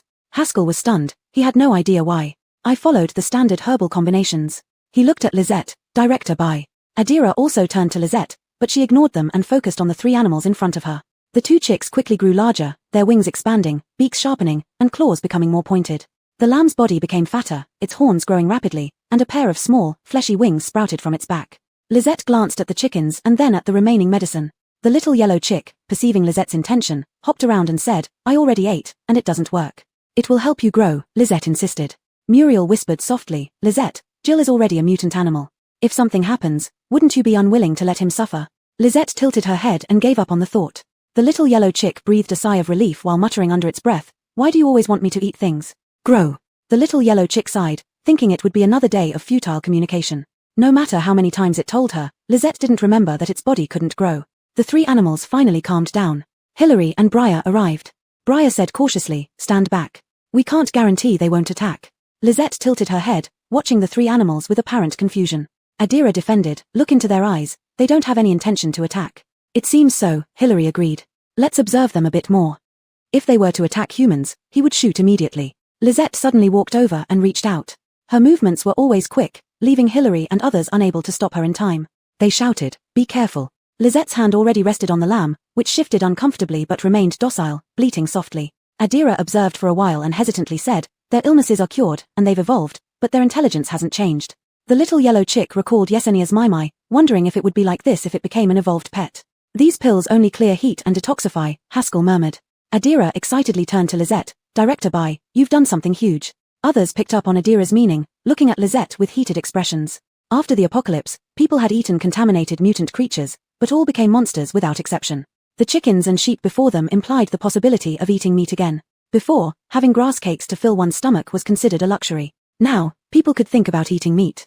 After Hillary helped Adira send the animals away, Dennis approached, his eyes shining as he looked at Lisette. Sister, how come you're so amazing? Lisette denied it and pointed at Haskell, he did it. Ezekiel chuckled, finding Director Bai's way of passing the buck endearing. Haskell muttered, it's clearly because Director Bai's medicine is effective. Why am I treated like a veterinarian? The leftover medicine was packed and taken by Adira. The little yellow chick inwardly rejoiced, otherwise, if Lisette remembered, it would be tortured again. Adira's results came out soon. The pollution levels of the 2 chickens and the sheep were within edible limits. The chickens remained the same as before, while the sheep showed signs of increased intelligence, discovered later. Caesar called an emergency meeting. Animals that consumed the medication evolve, and a few become smarter, but most remain unchanged, Adira said calmly. Their attack capabilities increase. Director Deng, are you suggesting that those that become smarter can be humans' evolved pets? James asked. Yes. Adira nodded. Tests show the medicine contains energy similar to white nucleus. Fresh herbs don't show this when tested, it appears only after boiling. In Lizette's consciousness, the little yellow chick said, "Little zombie, this counts as a successful alchemy." Lisette didn't respond. This wasn't what she aimed for in alchemy. Caesar instantly became excited. "Do you mean humans can use it too?" "In theory, yes, but we shouldn't take risks." Adira nodded slightly at Haskell. "You've done something remarkable." Haskell straightened his posture and volunteered, "I can try other formulas, like tonics." This meeting made both Haskell and Lisette heroes. After the meeting, Haskell hesitantly asked Lisette, "Director Bai, may I have some more herbs?"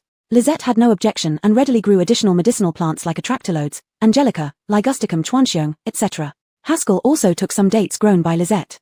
After he left, Muriel complained, "Why let him take them for free?" "For experiments," Lisette replied. Muriel still wasn't happy. Alma comforted her, "He'll eventually return whatever he takes."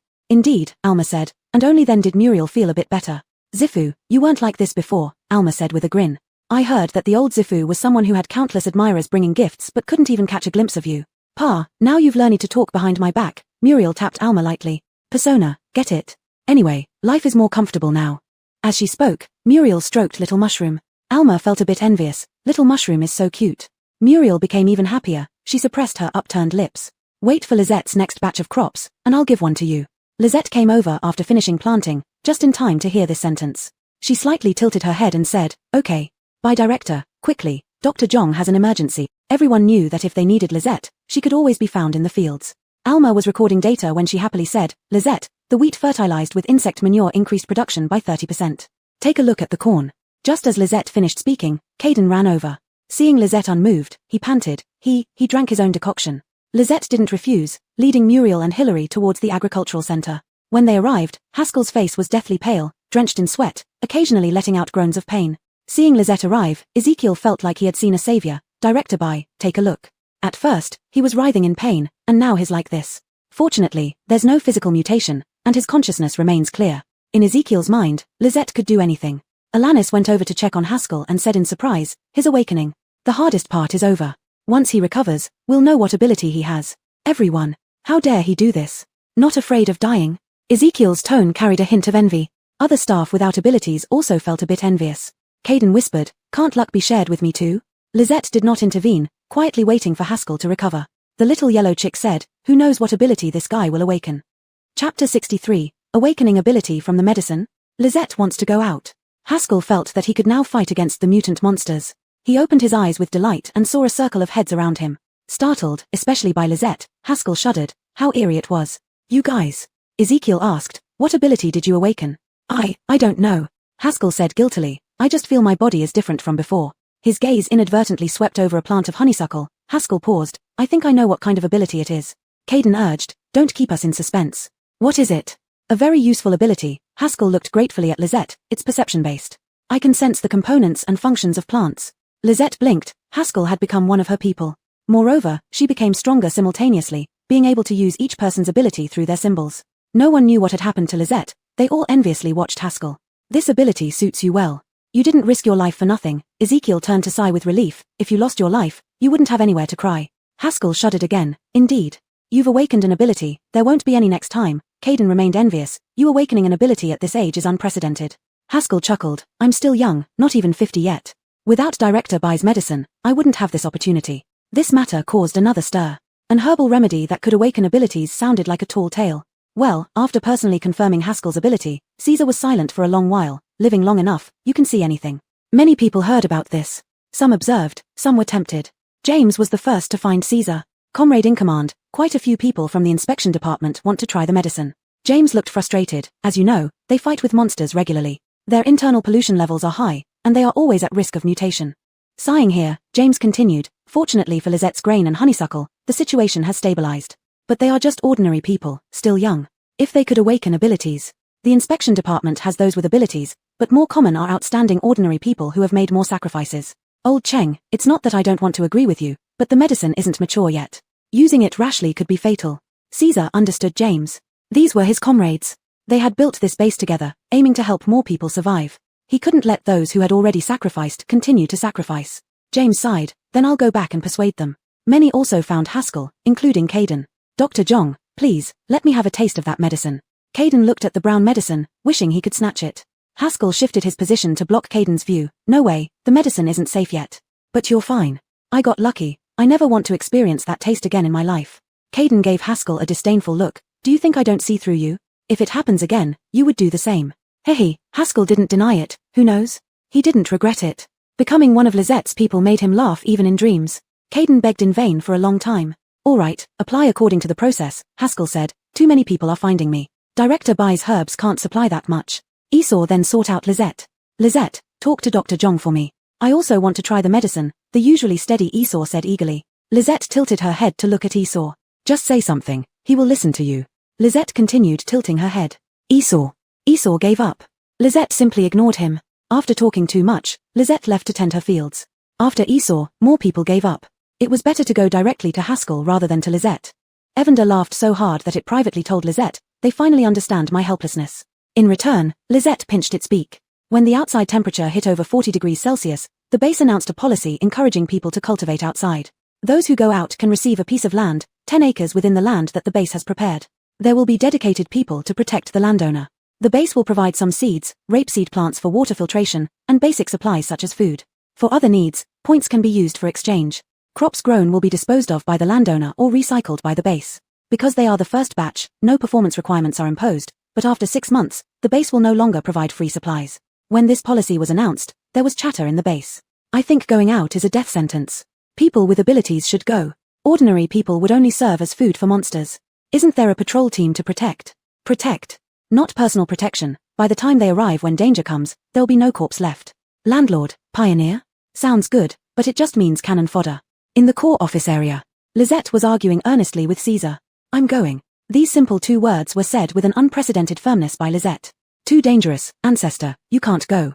Only Lizette and Evander were present. Caesar seemed to be possessed, completely losing his usual calm and reliable demeanor. Jill, persuade Lizette. Caesar turned to Evander for help as Lizette didn't back down. The base's fields are almost in order. Let her go, suggested Evander. If something happens, she can just call for help. If worst comes to worst, you won't lose contact with her. Jill, Lizette is too important, Caesar explained seriously. The others wouldn't agree either. Evander calmly responded, you can't stop her. Caesar frowned deeply. Insist on going? Yes, going, Lizette replied firmly. Lizette has had enough of the base's fields, Evander hinted profoundly. It's time to let people be self-reliant. But what about the base's fields? Caesar knew how much Lizette valued the fields in the base. Over 1,500 acres belonged to Lizette herself, and even the rest she insisted on checking daily. Yes, I want Ezekiel to plant them, Lizette said. Evander added, Lizette wants more fields. Lizette repeated, more fields. Caesar talked himself hoarse but still couldn't persuade Lizette. He sighed, all right, if you want to go, then go. I'll have someone take care of the land, and if you need anything, contact me. It's better this way. With Lizette leading, there should be volunteers. Even though outside was dangerous and could cost lives, the northern underground base did not change its mind. Humans cannot live underground forever. While Lizette was preparing to leave, Haskell, with Lizette and Adira's full support, concocted a potion that could be tested on people. Caesar found Lizette. Lizette, there are many volunteers willing to try the potion. Can you help supervise? Chapter 64, a fight to go out with Lizette. Lizette did not refuse. The northern underground base had endowed her with much power, and she wished for the base to become even stronger. The drug trial took place at the agricultural center. When Haskell saw Lizette come, he said confidently, this time, the energy of the drug is gentler. Lizette glanced over the 12 people waiting for the drug trial. Their skin had many more red spots. Caesar explained, they are retired personnel from the inspection department. Lizette slowly nodded her head. Muriel and the others showed expressions of profound emotion. The inspection department had always been the main force protecting the base, paying too much in this apocalyptic world. Just by looking at their red spots and scars, one could tell what they had experienced. Haskell distributed the medicine in test tubes to them. They didn't hesitate to drink it down. James asked worriedly, Dr. Zhong, you're sure there's no problem? Can't be entirely sure, just relatively safe, Haskell replied. Hardly had these words fallen when Lizette rushed to one person, placing her hand on his head. Everyone looked over and saw that this person's face was twisted in agony, and his skin resembled cracked tree bark. How could this happen? James frowned. Warden Cheng, hold your ground. With Lizette here, everything will be fine. Due to Odon's matter, Caesar had utmost trust in Lizette's abilities. The condition of this person stabilized, but then one after another, the others underwent changes. It shouldn't be like this. Haskell was somewhat flustered. This was completely different from what he had anticipated. Caesar did not blame Haskell. After all, your medicine has never been used on humans before. For humans to gain abilities, sacrifices must be made. I acted too hastily, Haskell said. I should have tried it myself first. It's not your fault, Adira said. You've done enough. Time seemed to stretch out endlessly. The first person Lizette helped gradually recovered consciousness. Carson, how are you? The red spots on Carson's skin had disappeared, but without personally confirming everything was all right, James held his breath. Carson clenched his fist, his square face showing disbelief. Minister, I've awakened my ability. Following Carson, the others gradually woke up. Of the 12 people, 8 had awakened abilities, while the remaining 4 had their red spots vanish. This probability, too high, Caesar remarked. Haskell, who was recording data, said, Commander, if not for Lizette, there would have been fatalities. Sacrifices are inevitable, James sighed. Human history is one of exploration and sacrifice. Purify. In the somber atmosphere, Lizette uttered those 2 words. Haskell's eyes lit up. You also noticed, it's a problem with impurities in the drugs. Can you see any other issues? Facing Haskell's hopeful gaze and those of others, Lizette tilted her head, deep in thought for a moment. Formula needs modification. Yes, the potency is still too intense. Some can't endure it and undergo mutations. Haskell felt as though there was nothing Lizette didn't know. Lizette tilted her head slightly. If Haskell already knew, there was no need for her to repeat it. Talking was exhausting. Carson and the others deeply bowed to Lizette. Director Bai, thank you. Lizette stared at these 12 people. What happened? They had all become her people. Evander later commented with envy, Little zombie, you sure have good luck to win over someone as pure as Carson. Lizette rarely responded to Evander, helped them. In James's office, Hillary and Carson were about to get into a fight. Minister, our team has always been responsible for Director Bai's protection. This time, our team should be in charge of territory security, Hillary said grimly. Initially, they wanted to continue protecting Lizette but were rejected. Evander mentioned that other domain lords didn't have dedicated protectors, so Lizette didn't want it either. To stay closer to Lizette, Hillary sought to join the patrol team. Minister, Captain Yoon is an ordinary person and unsuitable for going out. These words infuriated Hillary. What's wrong with being an ordinary person? If it weren't for Lizette, you'd be an ordinary person too. Let's fight. I'll show you the might of an ordinary person. Captain Yoon, I'm doing this for your own good, Carson retorted. It's not about being strong or not. Ordinary people have lower resistance to contamination compared to evolvers. Let's fight, Hillary insisted, seeing Carson as someone manipulative. James rubbed his forehead. All right, Carson is right. Hillary, you're not suitable to go out.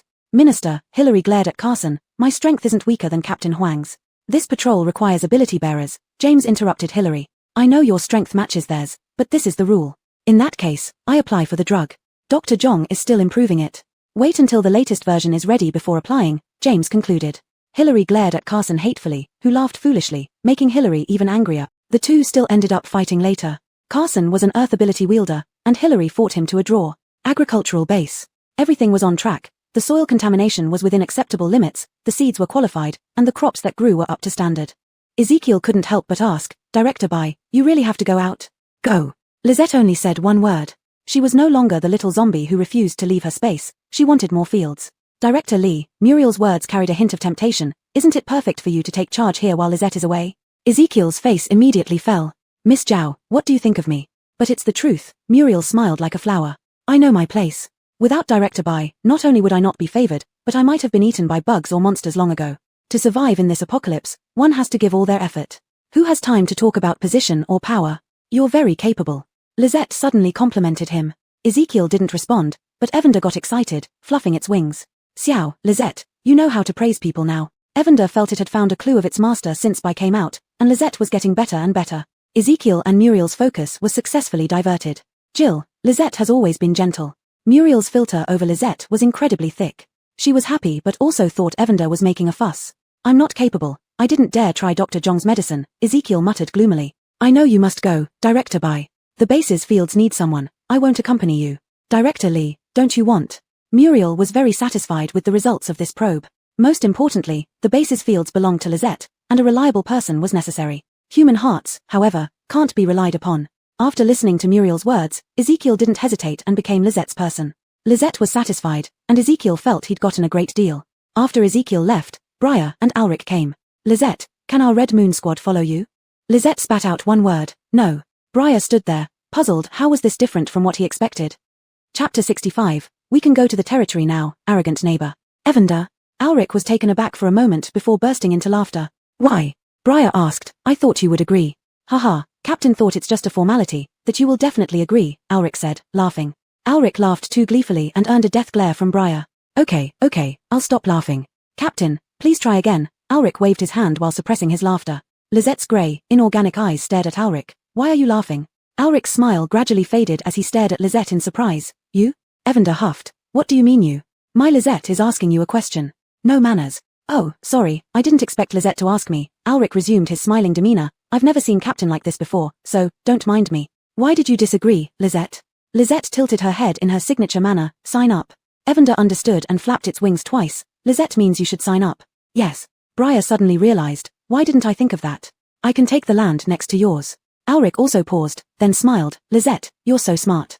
Then we can combine our territories later. Evander retorted, only when it comes to farming. After Briar and Alric left, Evander sighed with satisfaction, little zombie, you're becoming less like a zombie. Lizette ignored it.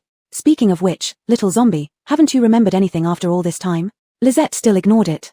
Evander accused, are you pretending to be clueless? This time Lizette pinched Evander's beak and said one word, annoying.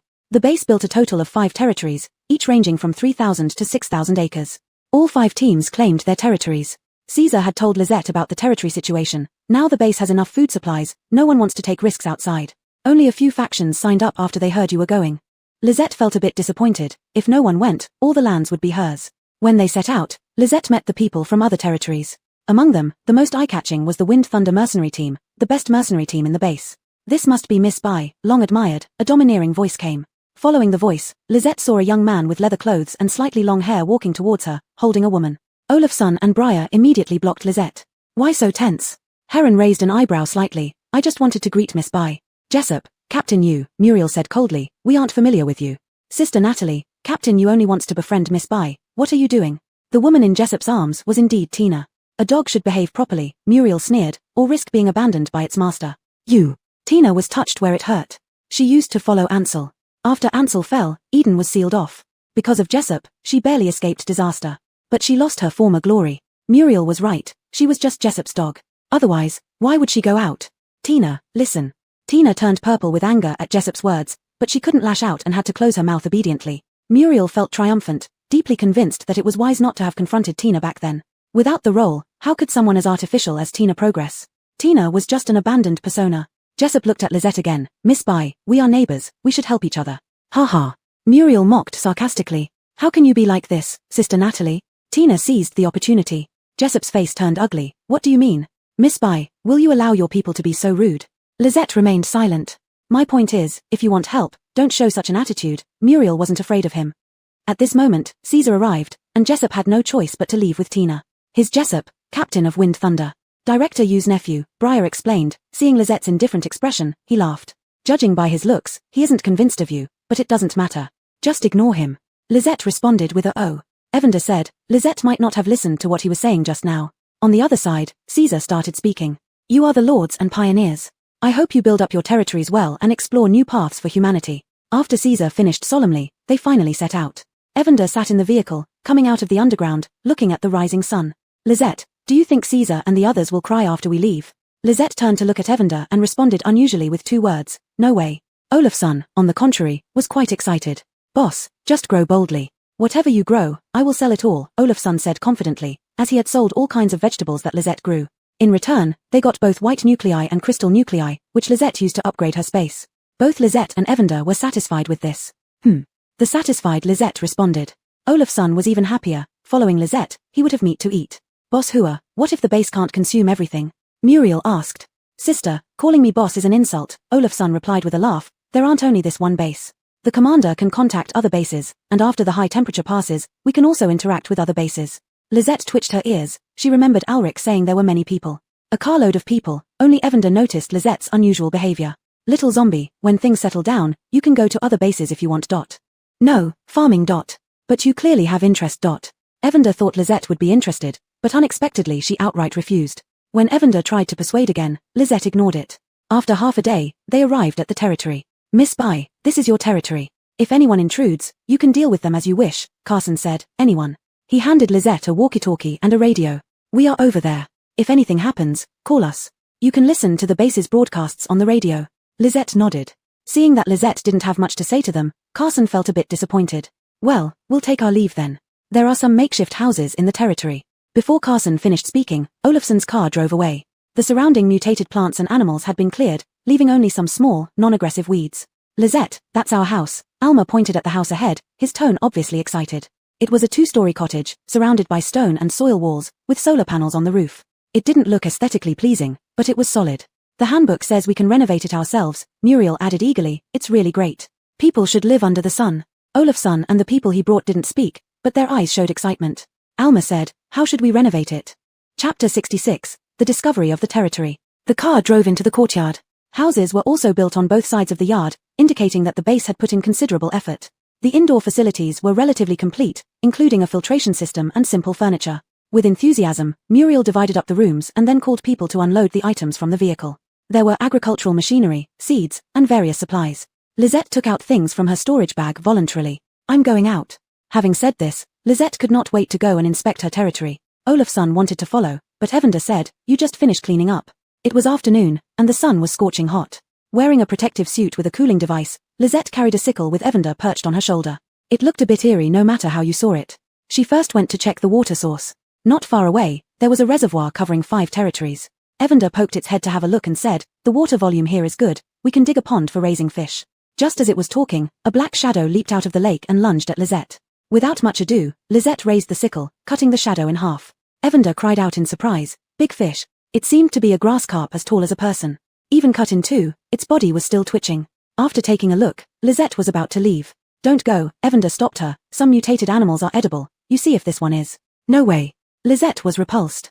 "You don't eat it, but Muriel and others will." Evander tried to convince Lisette, "You can try it yourself. You're fine after eating food, and even better off." Only then did Lisette reluctantly raise her wrist. Before long, Olafsson arrived hurriedly with someone else. "So big a fish," Olafsson exclaimed, "if it's edible, we'll really be blessed with delicious food." He tested it and immediately smiled so widely his eyes couldn't be seen. "The pollution level is within the safety range, it's edible." Another person named Hansen was also delighted. "Our luck is pretty good. We have such a big fish to eat right after arriving, and there are too few edible mutant animals." "It's okay, let's raise them," Lisette said. "Didn't you say you wouldn't eat? Don't want to raise?" Evander didn't dare to expose Lisette but questioned inside Lisette's consciousness. "They eat. You're truly a nice person," Evander pointed out sarcastically, "though you obviously don't like farming." Carrying the fish, Olafsson asked Evander with high spirits, "How do you know the boss doesn't like farming?" Lisette tilted her head and pointed at Olafsson. "You farm." Olafsson. Having inspected the reservoir, Lisette went to check the land which had been cultivated and plowed but needed decontamination. "We need to open the land," Lisette said. "A pity Gustavo and Houston are here," Evander sighed. "They should be awake by now." As Lisette was patrolling the territory, Houston carried a bag of grain and gazed at the ruined town, an expression of melancholy suddenly appearing on her normally expressionless face. In the mutant forest, several people and zombies were working on the farmland. One of them was familiar to Lisette. Dion had large red patches on her skin. She wiped sweat off her forehead and complained softly, "Zombies in this era?" Her pace slowed down a little, and a zombie jabbed her. Thinking of the tragic state of being bitten into a zombie, Dion immediately sped up. "Dash, I wasn't slacking off, don't hit me." It was Isai's voice. Dion knew Dash, who was Alma's brother. She never thought he would turn into a zombie. During rest time, Dion suddenly said, "Don't you think this zombie is?" After thinking for a while, she said, "Like Lisette." "Annika, now that you mention it, yes, he does," one of the former agricultural center members said. "Then do you think Lisette is one?" "Annika, what if she is? We can't go back to the base anyway," Isai retorted. Territory number 2. Standing on a small hill, Lisette suddenly moved her ears. "What did you find, little zombie?" Evander asked. Lisette did not respond and walked straight to a dense patch of mugwort, pushing aside the plants and stones. Underneath was a small pool of water. The water was clear, and you could see the stones at the bottom of the pit. How could it be? Wasn't it said that there would be no drinkable water after the apocalypse? Evander was astonished. Lisette scooped up some water and tasted it before coming to a conclusion. Good for farming. Evander. Suddenly, Evander realized something. "Little zombie," it urged anxiously, "there must be something underneath." Ignoring it, Lisette tilted her head and looked at an animal not far away. "Wolf. How can there be a wolf? Haven't they been cleared already?" Lisette's emotionless grey eyes stared at the distant wolf that was bigger than a man sitting upright. The wolf whined once and, tail tucked between its legs, leaped into the grass and disappeared. He drank the water. Evander said, "I understand what you mean. This place is remote. If the wolf has intelligence, it could have avoided the cleanup." This was a springhead, below which lay an underground river, flowing to unknown places. Without pondering further, Lisette made a call. Over there, Olafsson's cheerful voice came. "Jill, have you found something good again?" Evander glanced at Lisette who was staring at it and said helplessly, "Lisette has discovered water that can be drunk directly. Come over to get the water." On the other side, Olafsson's breathing paused for a moment, then he shouted especially loudly, "I'm coming right away." While waiting for Olafsson, Lisette poured water from her space into the puddle. "What are you doing?" Evander asked when it didn't understand. Lisette stroked Evander's feathers. "They are too weak." "Evander, you're really considering more and more things." Olafsson and Hansen looked at the clear water, almost crying. "This is natural spring water, boss, we've struck gold." Lisette tilted her head, not understanding the connection between wealth and water. "Drink up." Olafsson and Hansen filled 2 large buckets of water, covered the spring, and left. As soon as they were gone, 3 wolves ran over. Lisette turned her head and looked, but took no action. On the way back, Briar and others had also arrived. Briar said, "Lisette, can Dennis and Uncle Yi stay here?" Dennis and Driscoll looked at Lisette hopefully. "Okay." After settling the matter, Driscoll led people to prepare meals while Briar discussed farming issues with Lisette. Dig ditches to channel water from the reservoir to plant rape and cotton, Esau thought aloud. But there's a problem: if it rains, all our efforts will be wasted. Just as he spoke, Alma brought up a large bowl of sliced watermelon. "We need greenhouses," Alma said. "Greenhouses won't work either. Aside from whether they can cover all the fields, they can't block the toxic gases produced by rain. Little zombie, don't you have a solution?" Evander couldn't help but ask. "Look at them." Lisette wanted to see what solutions Esau and the others had. Alma took a small bite of the watermelon slowly. "The base's idea is to use greenhouses and make crops adapt to the environment themselves. The seeds have been screened through several generations and have resistance." "I have a method." Esau asked doubtfully, "What method?"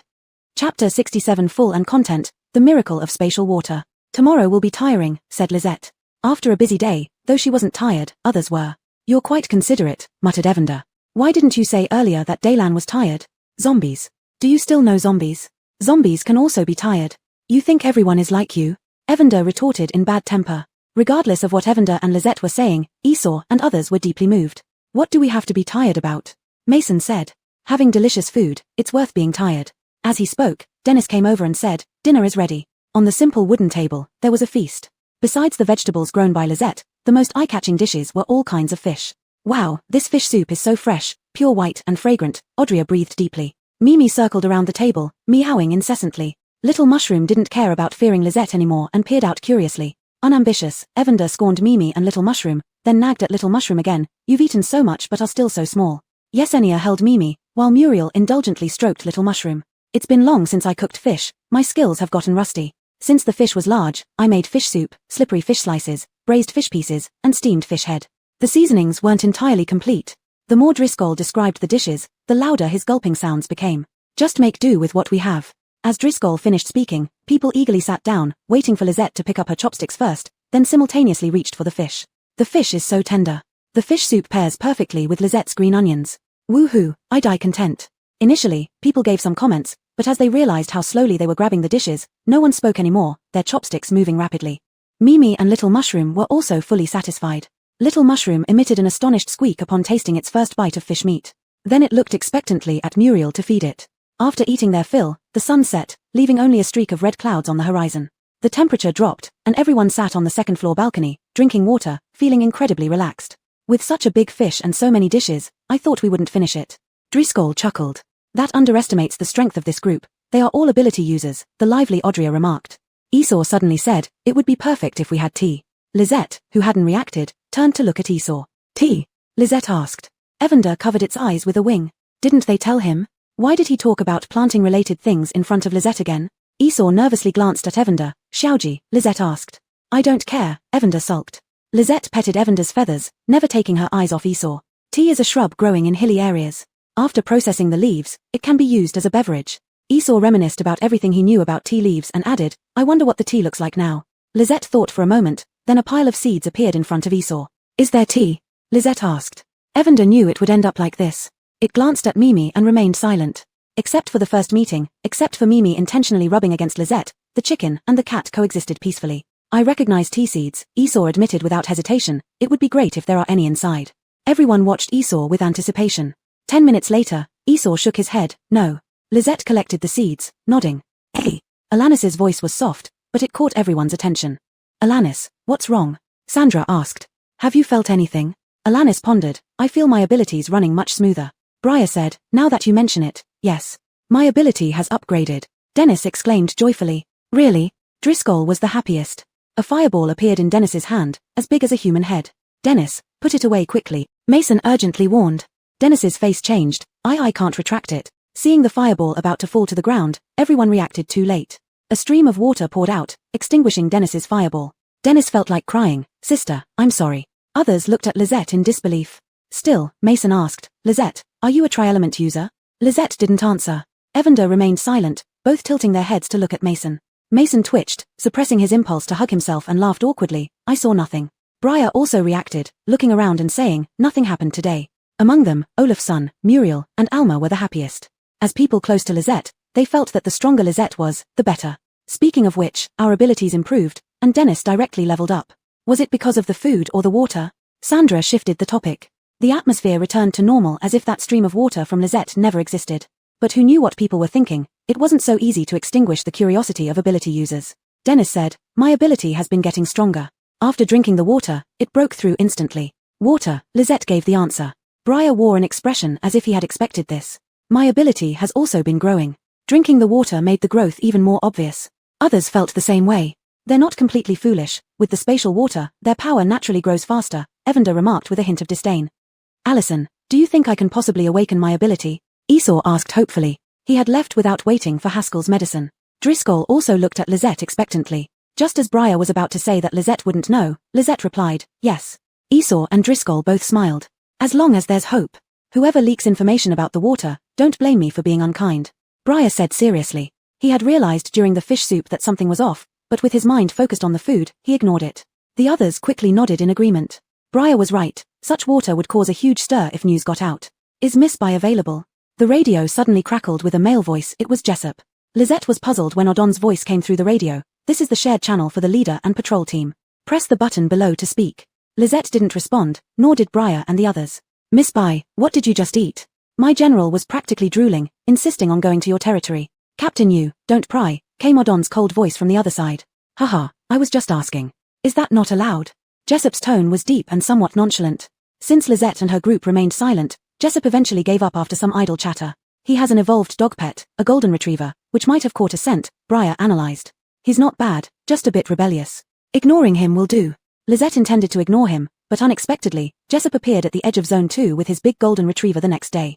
Chapter 68, Just call me next time you have something delicious. Lisette and her group had just transported the farm machinery to the field, preparing to dig water storage pits, when they heard Jessup's shouting accompanied by some barking. "Miss Bai, Lisette, can you help me?" Ignoring him, she continued her work, but Mohammed went over.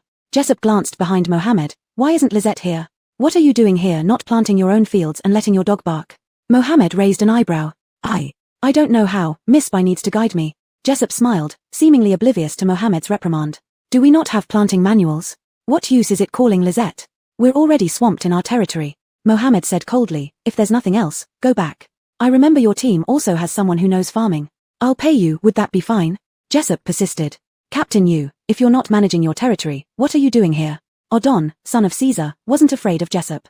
"How you? I came looking for Lisette." Noticing Odon's chilly demeanor, Jessup said, "Don't worry, I won't do anything to my savior, I just want to ask about farming." "Seriously, what are they eating that General won't even eat properly?" "They're eating what's been grown here at the base by Lisette," Mohammed replied. "Maybe our chef is better." "Don't lie to me." Odon interrupted Jessup. "Captain Yu, stop causing trouble." Jessup, with no other choice, led General, who was equally reluctant, away. "How am I causing trouble? Am I like that?" Mohammed listened to Jessup mumbling and thanked Odon. "Thanks, brother." Odon nodded sternly, then unexpectedly asked Mohammed, "What did you eat yesterday?" Mohammed choked a little, pointing at Odon. "Don't ask such things with such a serious expression." "So, did you really eat something special?" Odon leaned closer, his eyes showing a hint of unnoticeable grievance. Mohammed said, "Captain Wang, don't joke around." Perhaps feeling Odon was trustworthy, Mohammed whispered, "We caught a large grass carp yesterday. It was too small, and we accidentally finished it." He didn't mention the water, leaving that to Lisette. Odon remarked, "A large grass carp, yet too small. Next time there's something good, call me." The houses in the territory had filtration systems. Only those with enhanced olfactory senses or mutated pets could generally smell anything. Food that could make a dog yearn must be excellent. When Mohammed returned, Odon added, "Just tell me alone next time, via communication link." Mohammed, "Always thought you were upright." After 2 steps, he heard Odon say, "Ask Miss Bai if I can enter the territory." When Mohammed arrived, Lisette was planting trees, specifically Populus tomentosa. Looking at the strange red leaves of the young poplar, Mohammed stepped back 2 paces. He asked Dennis beside him, "This is a mutated plant, it can harm people." Dennis replied without expression, "Sister said it won't." Initially, everyone reacted similarly when Lisette first brought out the poplar. Until Lisette planted one, and the poplar showed no signs of aggression, they finally felt relieved. Evander explained, "These are from the original base. Within 10 meters of a Populus tomentosa, soil won't be contaminated by rain. But so many trees, won't they affect sunlight?" Mohammed asked.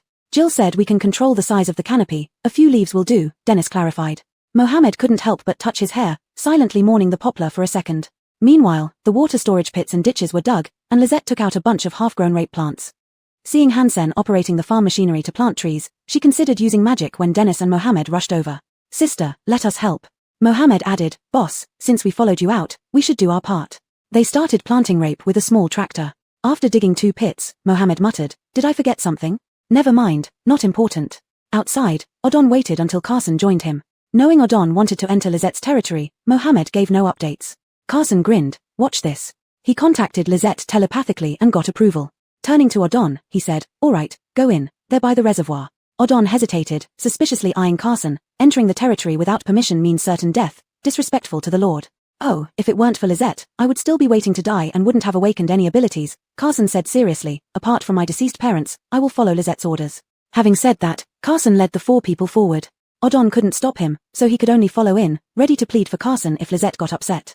At the same time, he felt a bit jealous. Why could Carson call Lisette by her name directly? He always remembered how, when his consciousness was confused, he suddenly saw light. Upon seeing Lisette planting those strangely colored populous tomentosa trees, Carson and Odon instinctively raised their guns. When they knew these trees were harmless and could prevent rain from polluting the soil, Carson admired, Lisette, you sure have many good ideas. Mohammed, upon seeing Odon, felt a bit guilty. Captain Wang, sorry, I forgot about work.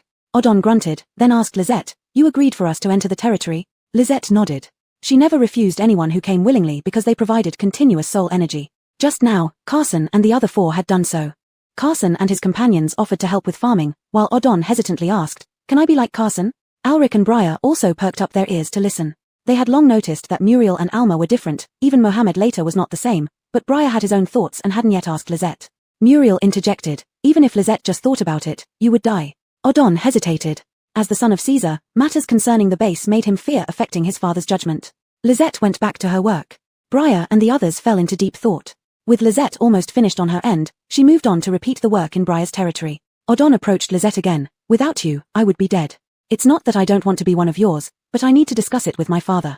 Lisette nodded. She didn't mind this. Evander wobbled its body and spoke in her mind, I bet he doesn't know his father has already become yours. Lisette didn't reply, lost in thought as she looked at the land before her.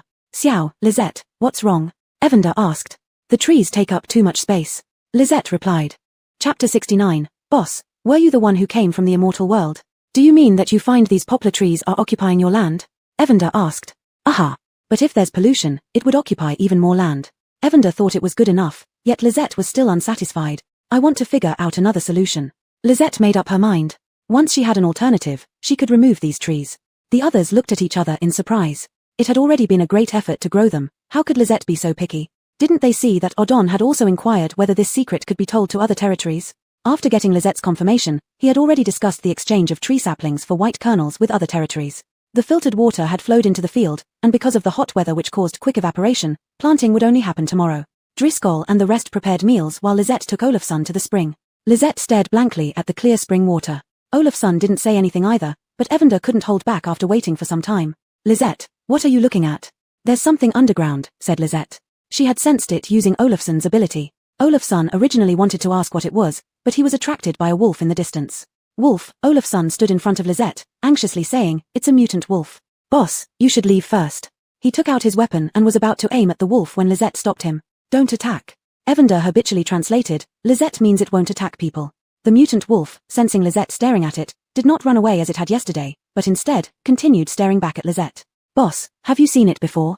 Olafson frowned, why didn't you mention it earlier?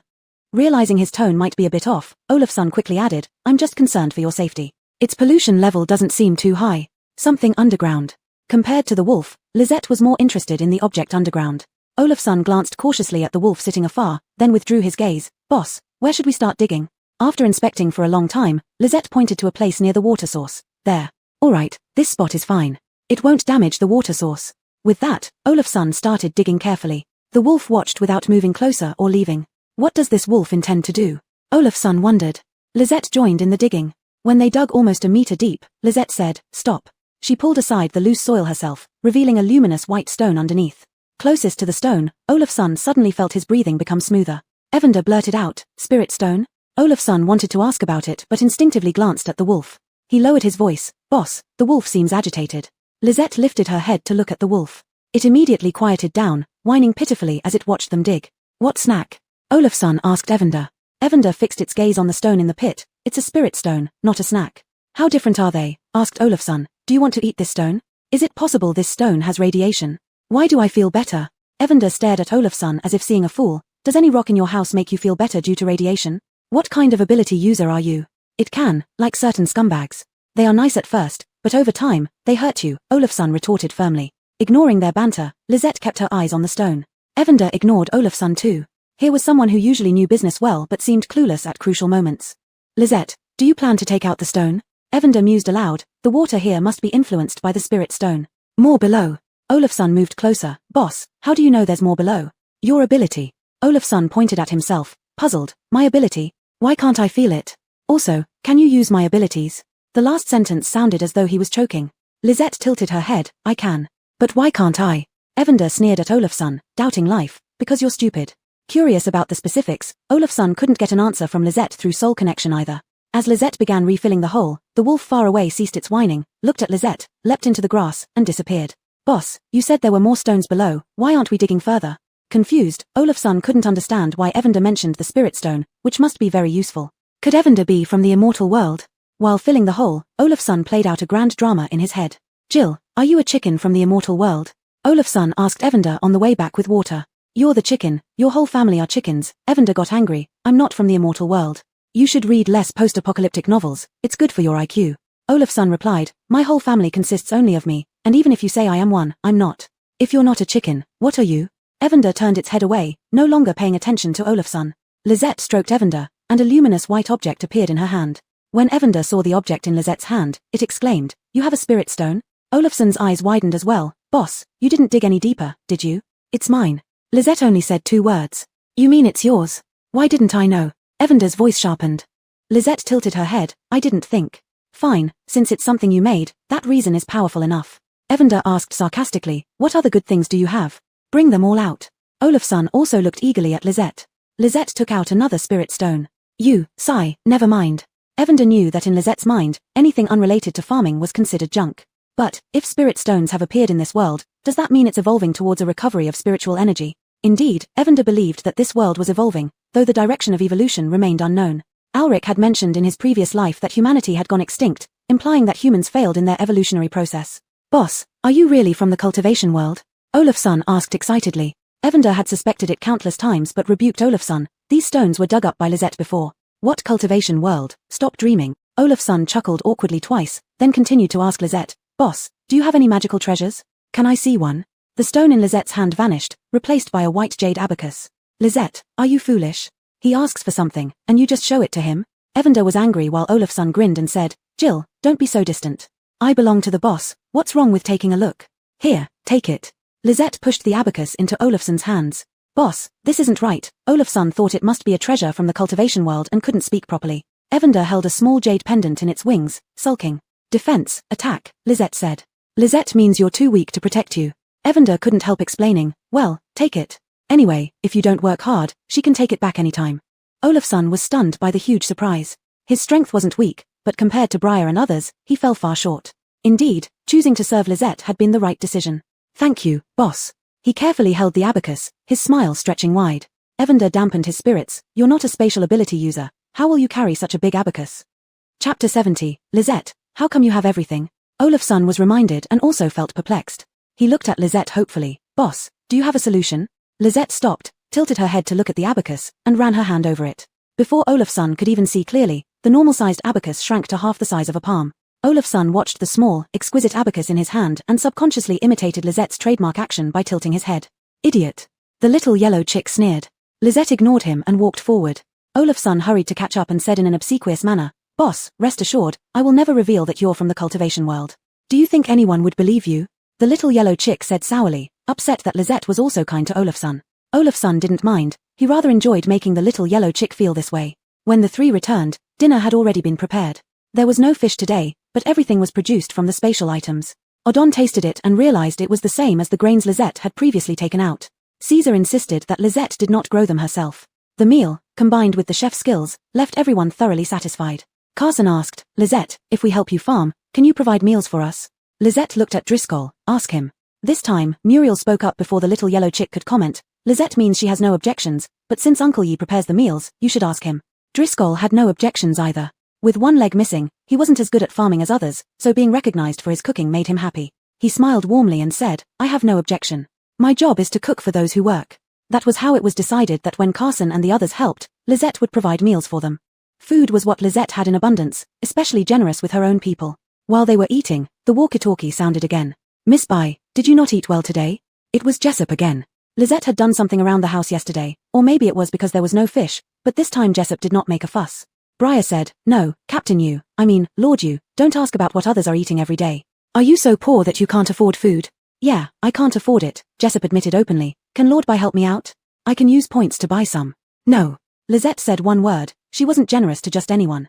Woo-woo, Lord Bai, for my uncle's sake, have mercy on me. Alric commented. Jessup's fake crying sounds so awful. Use seeds to trade. Muriel interjected before the little yellow chick could speak. Our Lord says you must trade seeds or crops, things we haven't seen before. Alright, I'll go look tomorrow. Jessup knew more talk wouldn't help and conceded directly. Carson said, don't delay the farmland work. When Lizette rested, Dennis and Driscoll found her. Dennis felt a bit embarrassed, but Driscoll spoke up. Xiaoji, Uncle and Song want to be like Olafson and the others. Sister, we've thought about this for a long time. Dennis's voice was small but firm.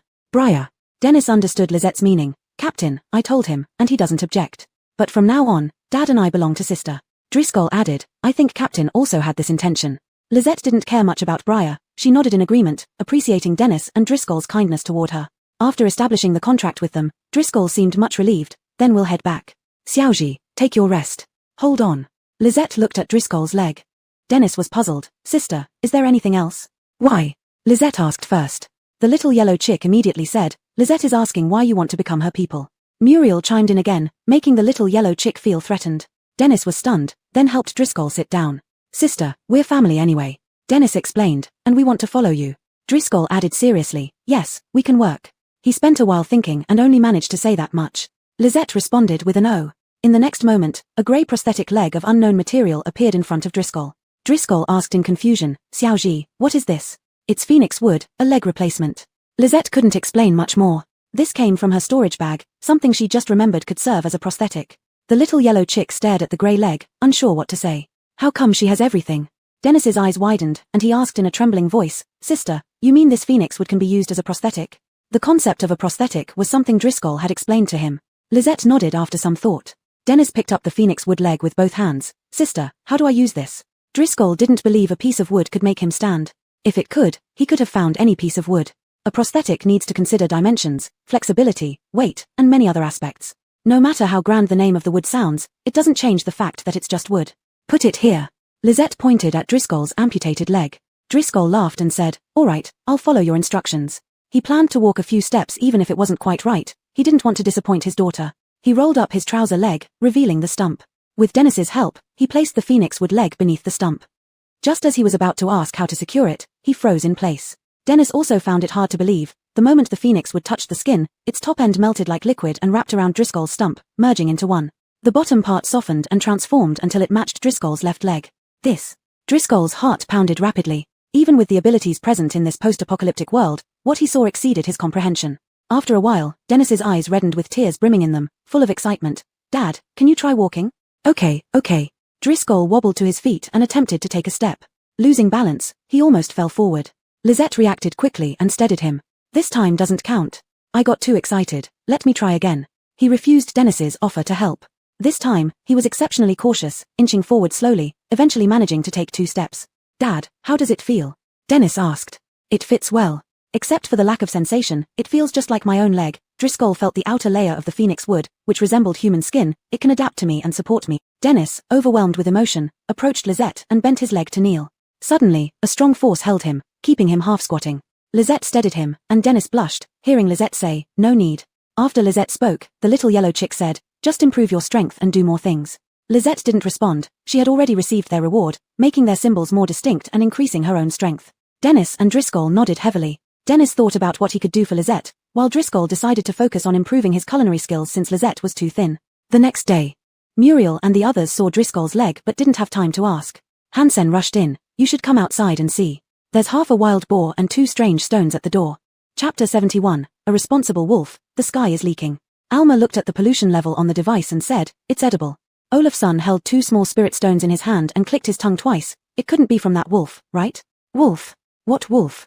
Driscoll had faint dark circles under his eyes. Clearly he hadn't slept well. I saw a mutated wolf when Boss and I went to fetch water. The expressions of Driscoll and others grew serious, worriedly looking at Lizette. Are you alright? Yes. With Lizette's strength, the wolves would only go around her. Since the wolf silently entered our territory, we need someone to keep watch at night from now on, Alma said. I know. Lizette was currently in her spatial ring but could still sense the outside movements. 2 wolves came. Seeing they had no ill intent, she left them alone. It's still dangerous. Make sure to arrange the night shifts well, Alma said. We are your people. We can't rely on you for everything. Lizette didn't say anything. Even with night shifts, they probably wouldn't catch the wolf that left the stones and ran. Olafsson suggested, why not surround our territory with a fence? We can also install surveillance equipment. Leave that to me. Things were decided this way.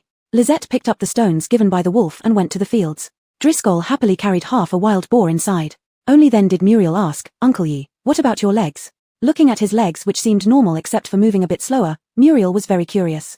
At this moment, Hongnua's people also arrived. Seeing Driscoll's legs, Briar's eyes flickered. After Driscoll and Dennis became Lizette's people and stayed in territory too, their legs grew back overnight. Driscoll smiled proudly. It was little Ji who made suitable prosthetics for me. Look, is there anything unsuitable? They're perfect. Of course, everyone knew Driscoll's thoughts. He had always regarded Lizette as his own daughter. Right now, he looked like a proud old father who couldn't help showing off the gift he received from his child. Lizette was burying the spirit stones sent by the wolf into the ground. Boss, what are you doing? Olafsson asked, puzzled. Protecting the soil. Lizette explained while taking out a pile of spirit stones from her storage bag.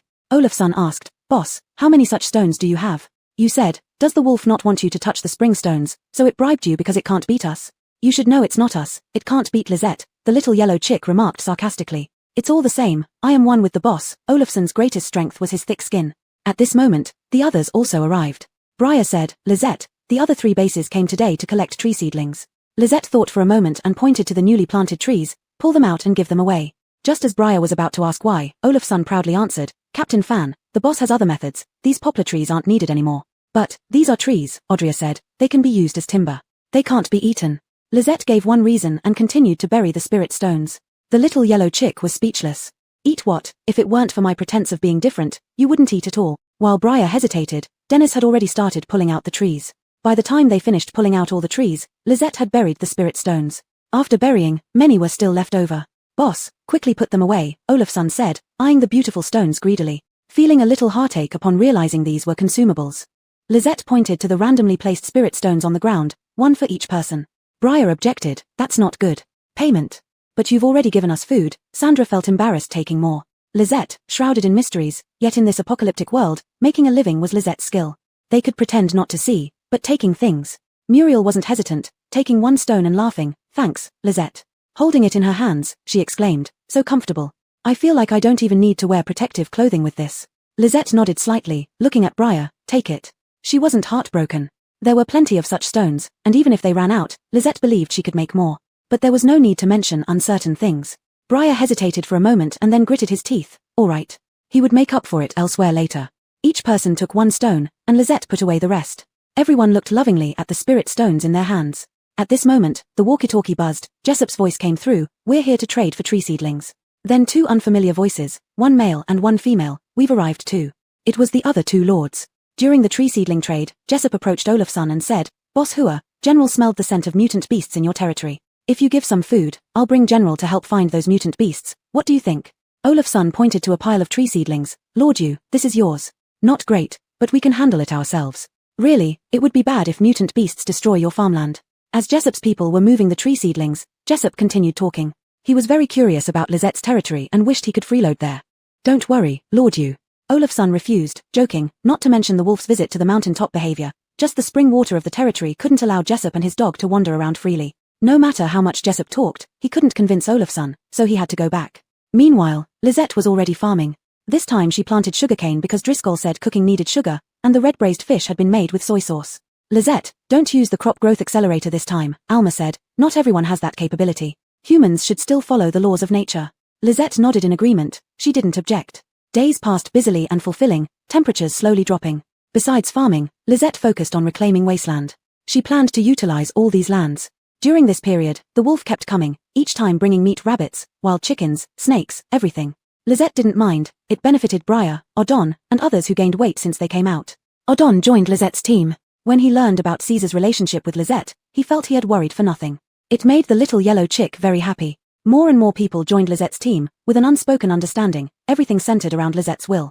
And Lizette's will was only to farm. When Lisette reclaimed over 500 acres of farmland, it started raining. The sky seemed like it had a leak, pouring down heavy rain. The outside air was filled with a pungent smell and a maddening force. On the walkie-talkie, the female lord of Territory 5, Joaquin, asked, "White Lord, something seems wrong with the poplar trees outside.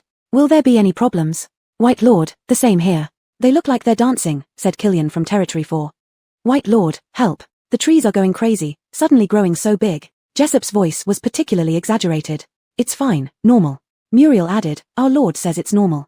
Don't worry. White Lord, those trees don't look normal at all." Grace's voice questioned on the other side, "If something goes wrong, can White Lord take the responsibility?" Chapter 72, Heavy Rain, Plants Go Wild. "Don't believe me? Then go ahead and pull the tree out," Muriel said with disgust. "Unreasonable. If you can't argue your case, then you just let us pull the tree. Are you all frauds?" Tina pressed on relentlessly. "What's wrong? Fonglei is the #1 mercenary team in terms of base strength. Can't they handle a few trees?" Muriel spoke without any restraint. "I believe in Overseer Bai," came Briar's voice from across. "Nice words, who doesn't know that you all stick together?" Tina tried to find fault. "I also trust Overseer Bai," it was Joaquin's steady voice. "My people went out in protective suits just now, the trees have no intention of attacking, pollution levels are slightly high but within normal ranges." Killian's voice echoed, "I also believe in Overseer Bai, the crops I planted have not undergone any mutation, soil pollution levels are normal." "Haha," Tina handed over to Jessup. "Tina, who allowed you to use my radio arbitrarily?" "Sorry everyone, the person below doesn't know better. I have always believed in Overseer Bai." The rain poured down for a whole day, the radio crackled with Carson's serious voice, "Everyone please check if there are new mutant plants or animals growing in our territory. Remove them promptly upon discovery, you can also get help from the patrol team." Lizette's grey eyes flickered, she said, "Let's go out." Dennis quickly said, "Sister, we can go out instead." Would Lisette listen to him? Lisette didn't even want to wear the protective suit. The little yellow chick was worried that Lisette getting drenched might reveal something about her skin condition. Persuading her hard, Lisette finally put on the protective suit. "I really can't do anything with you. The little yellow chick felt weary but thought that considering Lisette is a zombie, it's already pretty good now. So far, no one had noticed anything amiss with Lisette, only assuming she had gone through some bad experiences. Lisette, Bai Jian, Dennis, and Alma stepped out. The little yellow chick feared its feathers would be soaked so it did not follow. They first headed to the sugarcane field. Thanks to the spirit stone, the sugarcane was 20 centimeters tall, swaying in the rain. Alma measured the pollution level, saying, "A bit higher than usual, but normal." Lisette walked towards the spring. Indeed, there were plants and trees popping up along the way, growing rapidly. When they got close to a tree, Alma exclaimed, "Careful." They saw the branches of the tree lash directly at Lisette. Lisette casually caught hold of the branch, and instantly the entire tree became obedient. These people had become numb, even if Lisette flew into the sky someday, they wouldn't be surprised. Dennis calmly asked Lisette, "Sister, shall we saw it off?" Lisette nodded. By the time they reached the slope, more trees had grown, all easily dealt with by Lisette. Until Lisette solved the issue of a tree covered with hairballs and stopped Dennis and the others from handling it. "Leave it can be eaten." Despite the heavy rain, Lisette's voice remained exceptionally clear. Bai Jian looked at the tree which ceased attacking. "Is this a chestnut tree?" Alma confirmed, "It is." "We're in for a treat again," Bai Jian said happily. Near the spring, Lisette stopped. "Snake," Alma said. In the spot where they last dug a hole, a bright green snake as thick as a man's arm coiled there. Bai Jian stepped forward, "I'll take care of it." Dennis swallowed softly, last time the snake tasted nice. Lisette held back Bai Jian. Bai Jian couldn't understand. "Boss, during this period, my strength has improved quite a lot." "No need to kill, it shows wisdom," Lisette said. The big snake had also noticed them. It didn't move, looking at Lisette and the group with caution, its eyes showing a warning. Truly a place of hidden gems, every animal comes here, wolves come to drink water, giant snakes come here to hide from pollution. Bai Jian said with a wry smile. Lisette stared at the big snake, and without knowing what she did, the snake lay down again. "Go fetch water, let's go back," Lisette said. Bai Jian and Dennis approached with their tools, holding their breaths, afraid of startling the big snake. By the spring, the snake still showed no signs of attacking. After fetching water, Lisette took out a small metal flower pot, filled it with a little spring water, and approached the snake. "Sister, don't go. Wait for me." After Lisette placed the pot down, the snake flicked its tongue. Bai Jian remarked, "What's strange, this snake seems somewhat docile." After returning, the little yellow chick rushed over with short strides. "Lisette, next time I'm going with you." Driscoll laughed, "You've only been out for a moment, and Jill keeps mentioning you many times." "I've never been away from Lisette this long," the little yellow chick muttered, "just not used to it." Lisette lifted the little yellow chick and placed it on her shoulder, taking it to change clothes. The rain showed no sign of stopping. That night, the radio suddenly blared Joaquin's urgent voice. "Territory number 5 requests support. A large number of mutated nettle trees have grown." Most residents in several territories weren't fully asleep and were awakened by this call. "All right, we're coming right over." After Carson finished speaking, he left Odon to hold the fort while he led a team to territory number 5. In the rain, apart from the land planted with poplar trees, there was a circle of wildly growing paper mulberry trees around the houses, with yellow-brown leaves and black fruits. Clusters of black fruits attacked the people. The protective suits hit by these fruits were immediately corroded with pits. The protective suits of Joaquin's team were riddled with holes. Carson shouted loudly, "Fall back." He raised his gun and shot at the paper mulberry trees. The bullets had great power, thinner trees were broken by the shots, and several shots could bring down thicker ones. Black-green sap flowed from the broken stumps, and as the rain fell on it, smoke rose up. Those with damaged protective suits withdraw. Carson hadn't expected these paper mulberry trees to be so difficult to deal with, thinking they were only numerous. Without sentience, the paper mulberry trees instinctively identified their biggest threat. The fruits covered in spines were even denser than the rain, pelting down towards Carson and his team. Immediately, Carson used his ability, creating an earth wall in front of him. "Watch out behind!" Joaquin yelled loudly. Behind them, a large number of paper mulberry trees sprouted from where the previous fruits had fallen. Carson's rear earth wall was only half formed, and without fruit-covered branches, the paper mulberry tree branches attacked them.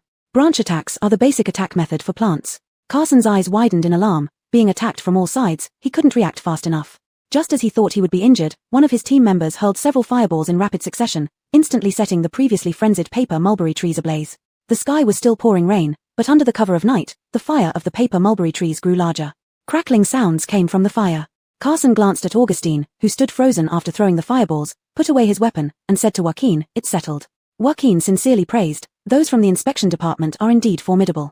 Carson said casually, "Just lucky, if anything happens again, find us. The rain will stop tomorrow." After returning, Carson privately sought out Augustine. "We awakened our abilities together. When did you become this powerful?" "Captain, it wasn't my strength," Augustine said excitedly.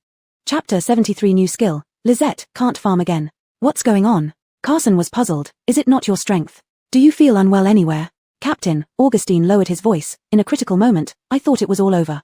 Suddenly, a force injected into my body, and then I released my power. I don't feel uncomfortable." "A force?" Carson still didn't understand. "Yes, you know my ability well." Augustine was still excited. "It's the power of White Leader." Carson became serious. "Are you sure?" "Yes, I saw her shadow in my mind." Carson pondered for a moment. "I know. Don't tell anyone about this." "Captain, I know how to behave. Tell me, when we face danger in the future, can we seek help from White Leader?" Augustine paused for a moment. "I think she is our god." "No, it's not quite right to say that, but anyway, it feels great to have someone protecting us. We can't rely on her for everything. We need to be strong ourselves," Carson reminded the exhilarated Augustine. "Hee, I know. Territory number 2. The walkie-talkie carried Joaquin's voice. "Thank you, patrol team, our territory is safe now." "That's good. It seems our patrol team is very capable," Jessup said. "Aha." Joaquin didn't add anything more. The rain stopped the next day. During this period, the patrol team helped territories number 1 and number 4. People from 5 territories and the patrol team didn't sleep at all that night. After the rain stopped, they still needed to check the situation in the territory. Lizette wanted to go out, but Olafson stopped her. "Boss, we'll go and check." "You rest," said Olafson. "Sister, take a rest." Dennis knew that Lizette was always the most concerned one. "Yes, we can take turns to rest," Muriel added. Lizette didn't insist and stayed behind. Evander was surprised. "This doesn't seem like your style." Lizette replied, Watch. You mean, you can see the outside world through them?" Evander asked, "When did you get this ability? Why didn't you tell me?" "Last night." "Ah, what did you do last night without telling me?" Evander sounded like a husband suspicious of his wife cheating. Lizette didn't answer but only stroked Evander's feathers. Last night, sensing Augustine's strong will, Lizette had given him a hand. Then, she could see their surroundings through her people if she wished. But Lizette wasn't interested in watching them, she wanted to farm. Evander thought for a while, this ability exceeds the realm of humans. "Wait, you're not a human anyway. Cannot farm." "Evander, alright, I got it. This skill that can't be used for farming is useless for you." Lizette ignored Evander and suddenly stood up, walking outside. Seeing Lizette coming out, Driscoll asked, "Xiaoji, aren't you resting? Where are you going?" Before Lizette answered, her communicator rang. Connecting, Olafson's voice came through, "Boss, those wolves we saw before are here." "Wolves?" Driscoll looked nervously at Lizette. "Those delivery wolves. Injured." Lizette explained simply and went out with Evander. This time, there were not just 1 but 3 wolves, 2 of which carried an injured one on their backs. Olafson stood far away, and as soon as he moved, the wolves bared their teeth and growled menacingly. Seeing Lizette come, Olafson felt relieved. "Boss, they should be looking for you." Sure enough, the wolves walked toward Lizette. They put the wounded wolf in front of Lizette, pushed it a bit, and looked at Lizette with pleading eyes. "Hey, have they become spirits?" Olafson exclaimed. Up close, they could see more details about the wolves. The common one had a small white spot on its right ear tip and looked very robust, like an alpha wolf. The other uninjured one had a scar near its eye corner. The injured one appeared much thinner and older than the other two. I can heal. Staring at the pleading wolf, Lisette spoke. The white-marked wolf laid down 2 spirit stones the size of quail eggs, and then the 2 wolves left together. They really have become spirits and even know to pay, Olafsson said. A few people carried the injured wolf back. Its neck and belly bore huge wounds, appearing almost lifeless and no longer posing any threat to humans. After they returned, Mason and Alanis arrived. How's it here? Mason asked. There are many weeds and mutated trees over there. The captain is clearing them, so we came to check here. He hadn't finished speaking when he saw the wolf carried by Olafsson and others. This wolf. Did you catch it?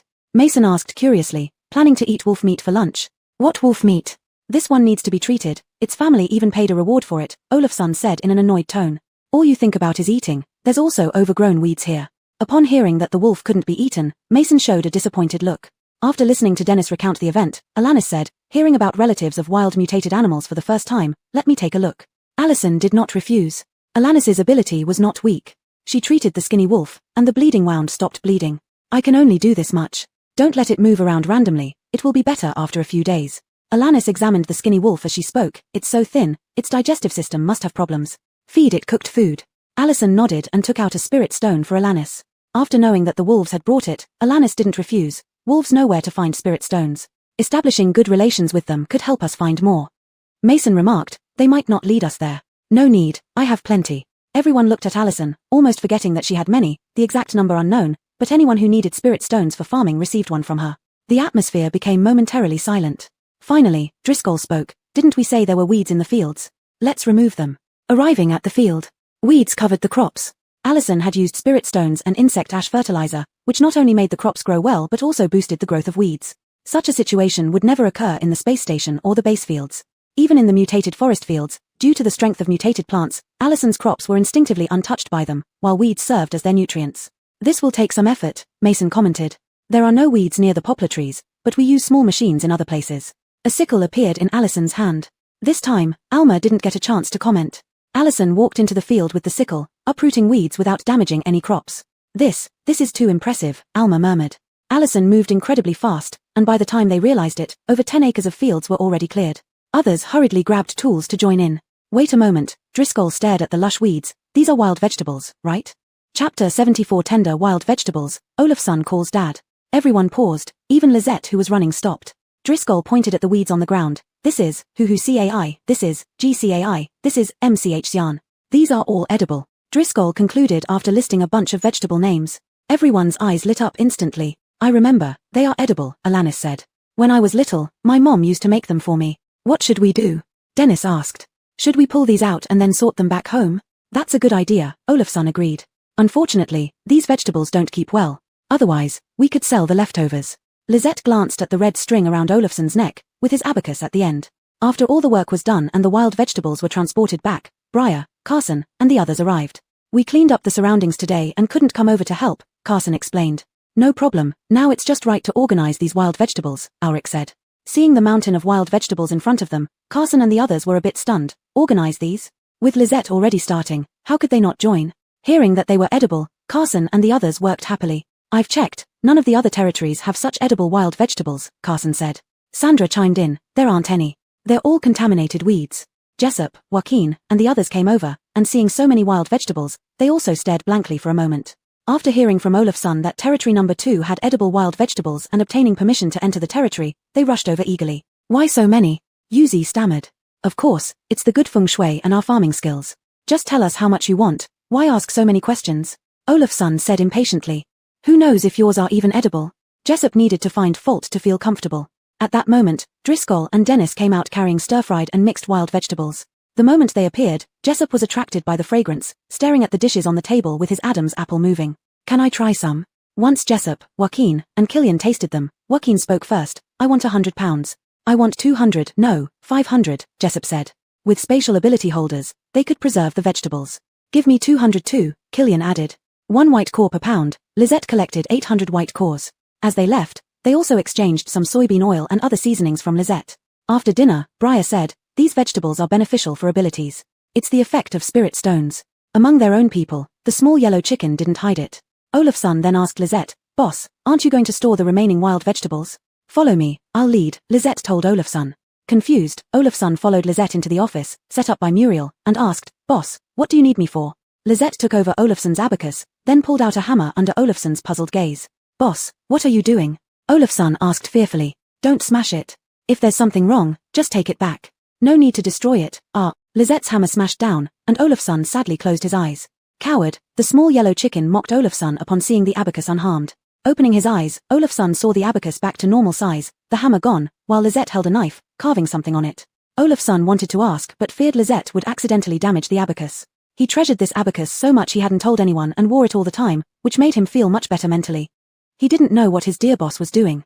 The small yellow chicken noticed and glared at Olafsson. Jill, why are you glaring at me? Olafsson asked quietly. Haha, nothing, just felt you're a bit silly, the small yellow chicken sneered. Olafsson laughed. Silly people have silly luck. The small yellow chicken thought about it, it was indeed true. Elaborate patterns appeared on the jade abacus, making it look mysterious yet beautiful. Boss, it looks nice. Blood, Lisette said. Ah! The small yellow chicken looked at the dumbfounded Olafsson without kindness. Drop blood on the abacus. Olafsson got excited immediately. Wasn't this like the ritual in novels where blood binds ownership? Indeed, the boss must be from the cultivation world. The bright red blood droplet was absorbed by the abacus.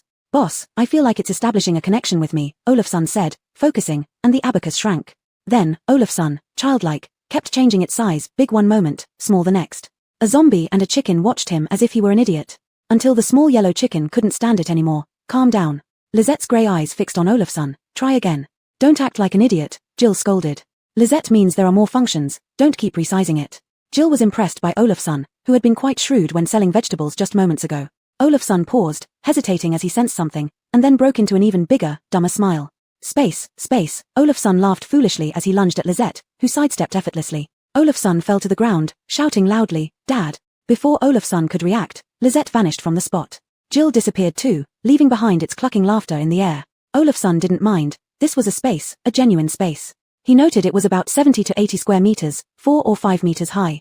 This could hold so much stuff. He clutched the abacus tightly, deciding not to tell anyone. Lisette entered the space, and Jill asked, Little zombie, you've learned how to refine artifacts now. Do you remember anything? Lisette sprinkled insect ash all over the space with magic spells and replied, a bit. Just a bit. Jill thought for a moment. Did Olafsson trigger some of your memories? Yeah, harvesting vegetables. Lisette meant that Olafsson reminded her to harvest the vegetables, and that triggered her memory. Why did you give it only to Olafsson? Jill didn't believe Lisette favored Olafsson. Selling vegetables. Okay, I knew it.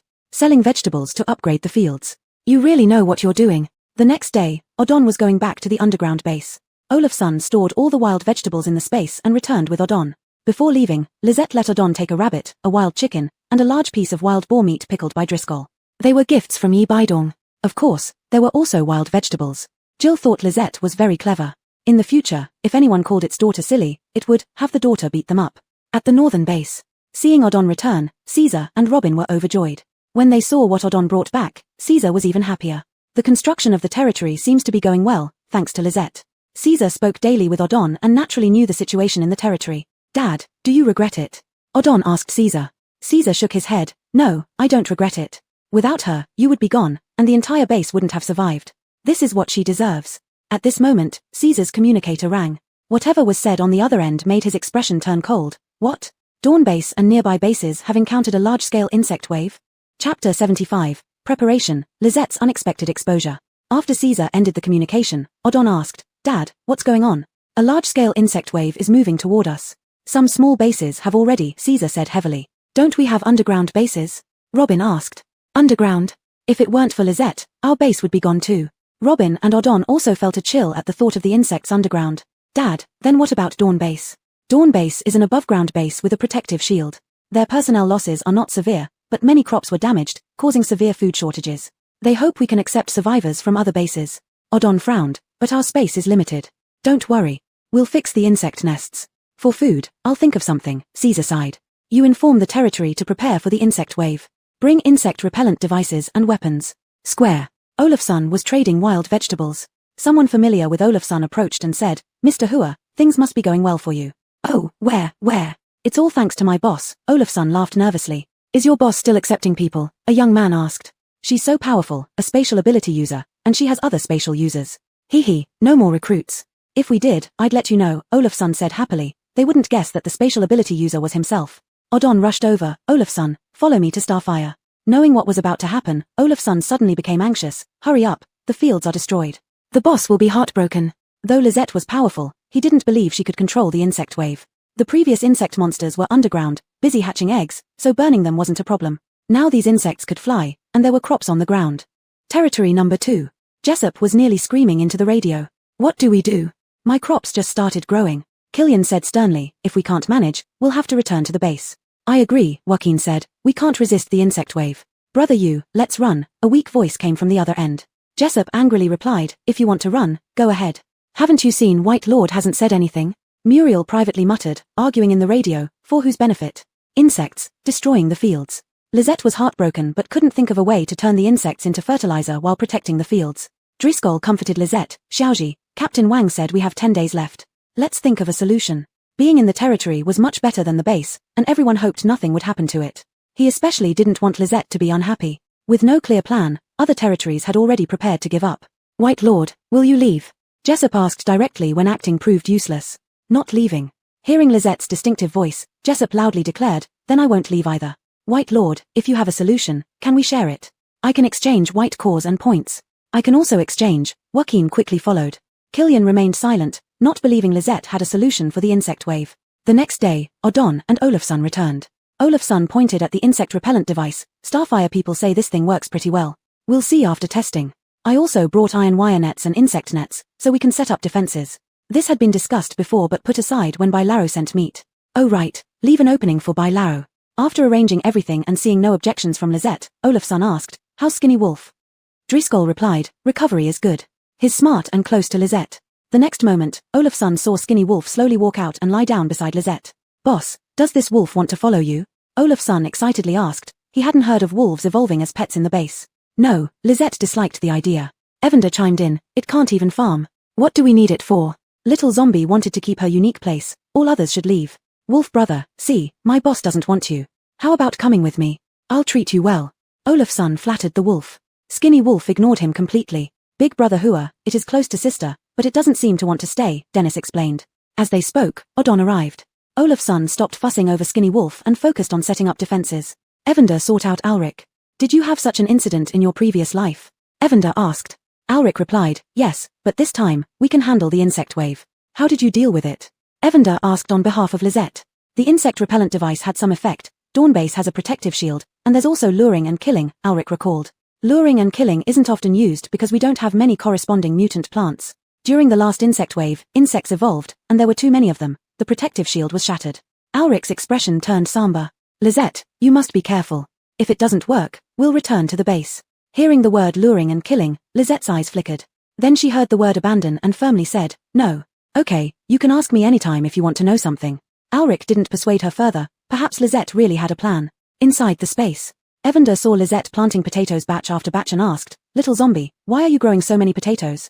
It's what I want. The sudden voice made Evander's feathers stand on end. It stared at Lisette sharply and shrieked, Lisette, you brought Caesar's consciousness over, why didn't you say anything? Do you know your cover is blown? Evander was nearly frantic. You're saying Lisette is a zombie? Caesar asked in disbelief. No, you misunderstood. Evander quickly tried to mend the situation, hoping it wasn't too late. How could there be a zombie like Lisette? Right. Lisette didn't care about the cover being blown. She cooperated with the base inspection back then just to be able to trade the food. She continued planting potatoes. Caesar was silent for a long time before his calm voice rang out again in the space. Xiaoji, no matter what Lisette is, as long as she doesn't destroy humanity, I trust her. Now it was Evander's turn to be silent. If she really is one, you're not bothered. Evander hesitated. She has done so much and saved the entire base, why would I care? Caesar said calmly. I will only protect Lisette. In the time it took to speak, another batch of potatoes matured.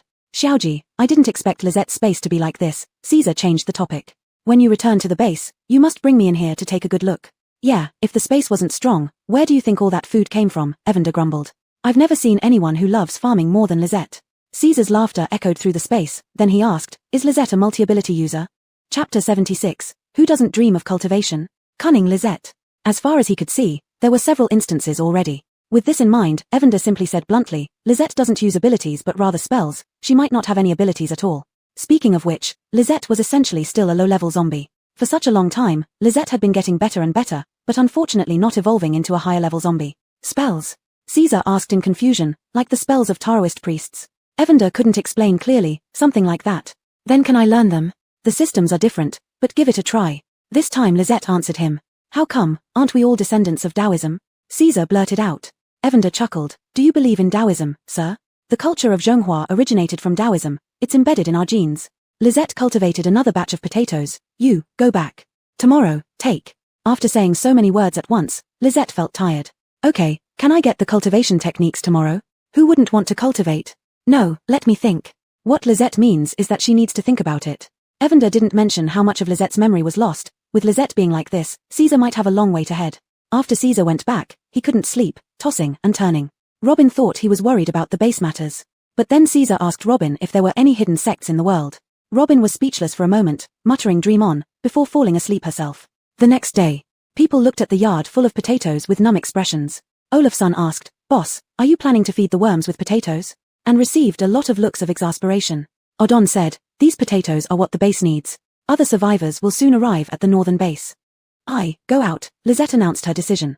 Evander translated, Lisette says she's going out. Olafsson thought Lisette was heading to the fields and immediately offered, I'll go with you. Evander explained helplessly, Lisette won't be back for 3 or 4 days, guard the territory well. No way, it's too dangerous outside. Everyone opposed in unison. Odon suggested, Lisette, take me along, my ability isn't weak, and my combat skills are strong. Olafsson immediately chimed in, Boss, take me. Others also volunteered to follow Lisette. No. Lisette refused. Lisette, we are your people. We can't decide what you do, but we need to protect you. Odon said earnestly. Olafsson, Muriel, and others nodded in agreement. Lisette experienced a headache for the first time. Not dangerous, Lisette said. Evander knew Lisette was going back to the mutated forest to find plants that could lure and kill bugs, indeed not suitable to bring anyone. Lisette is strong, it won't be dangerous, Evander persuaded, it would be different if you follow Lisette. Why would it be dangerous for us? No way, I won't let Lisette go alone, Odon insisted. If Lisette wants to go, you can't stop her. Evander was equally exasperated. We'll stop her anyway. If we can't, where Lisette goes, I'll follow. You, Odon, why are you like a child? Evander lamented. I'm not reassured. Odon wasn't weak, especially after recent improvements. Trying to shake him off, Lisette hesitated, then relented. Bring. Lisette. Evander disagreed, knowing only now that the mutated forest was forbidden territory for humans. Jill, Lisette agreed. Odon didn't care about the danger, as long as Lisette agreed. In the end, Lisette decided to take Odon, Dennis, Augustine, and Muriel. Olafsson tried hard to join but had to manage the potato delivery. Briar wanted to go too but was refused by Evander since they weren't Lisette's direct subordinates. Odon drove out of the base when Lisette suddenly said, Stop. Confused, Odon stopped the car, and the next moment, the scene changed. Everyone in the car. White, what happened? Muriel watched the tranquil space and questioned uncertainly. Stay here, Lisette instructed. Evander almost burst out laughing. Did Lisette agree with this plan in mind? This is Lisette's personal space. While you're here with nothing to do, you can farm inside, Evander cheerfully explained. When we arrive at the destination, you can come out. Odon was bewildered. Lisette, is your space this advanced? Yeah, it's just that advanced, Evander boasted. If you weren't her own people, Lisette wouldn't have brought you in. After being stunned, Odon and the others were concerned.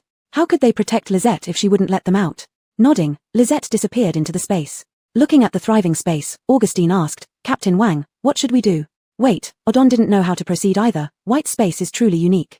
Not only was it vast, but staying in this space, Odon felt his abilities growing as if all the pollution within him was being purified by the air here. Dennis and Muriel said nothing and obediently went to farm. Odon followed suit with Augustine. In future battles, White could just put people inside her space. If she can't win, she can pull them out one by one. Augustine chuckled at the amusing image that idea conjured up. Aren't we just waiting to be pulled out now? Muriel rolled her eyes. The four felt a mix of worry and joy, worried about White's safety, yet happy about her trust. When White emerged, a scythe appeared in her hand. Lil Zombie, why don't you drive? How long are we going to walk? Evander wondered. Fly. I have wings, but I don't know how to. Evander realized what White meant. You want to fly? How? There are mutated birds in the sky too. White stared at the scythe, and Evander noticed it tremble slightly before remaining still. You, carry me. White addressed the scythe. Evander, how can a scythe carry you?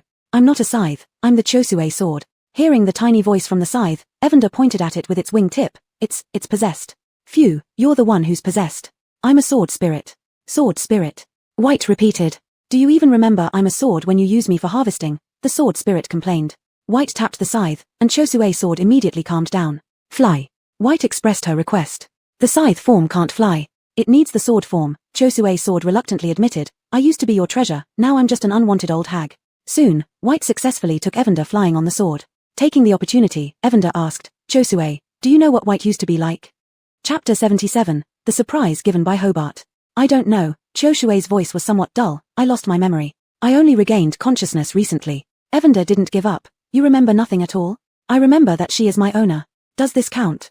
Evander. It couldn't help but recall the first time it saw Lisette and sighed, truly worthy of being Lisette's weapon. What had Lisette experienced that made her like this, and even her sword? Lisette moved swiftly. There were bizarre, mutated birds in the air, but before they could react, Lisette sped past with a whoosh. An hour later, she stopped at the edge of the mutated forest, glancing at Joshue, which shimmered coldly. Joshue's form flickered and then turned back into a grey scythe in the next moment. Hey, why do you follow little zombie so obediently? Joshue said meekly, she is my owner. It's not that I want to listen, but I change according to her will. Ignoring the conversation between the sword and chicken, Lisette saw Hobart. Hobart also saw Lisette immediately, letting out an AO as it dashed towards her. Then another AO, dash also appeared in Lisette's line of sight. Evander chuckled, you're awake? After such a long time apart, you've become quite lively. Hobart circled around Lisette twice, holding a bag of unidentifiable food for her to see. Lisette pressed a finger against Hobart's forehead, and it immediately quieted down. The one chicken and 3 zombies headed toward the fields. After the heatwave passed, the mutated forest resumed its usual vitality. Whenever Lisette approached a plant, it would shudder. When Lisette left, the plants would recover their vigor. Little zombie, look what you've done to these plants, frightening them for so long. They're still traumatized. No. Lisette denied it. What did she do?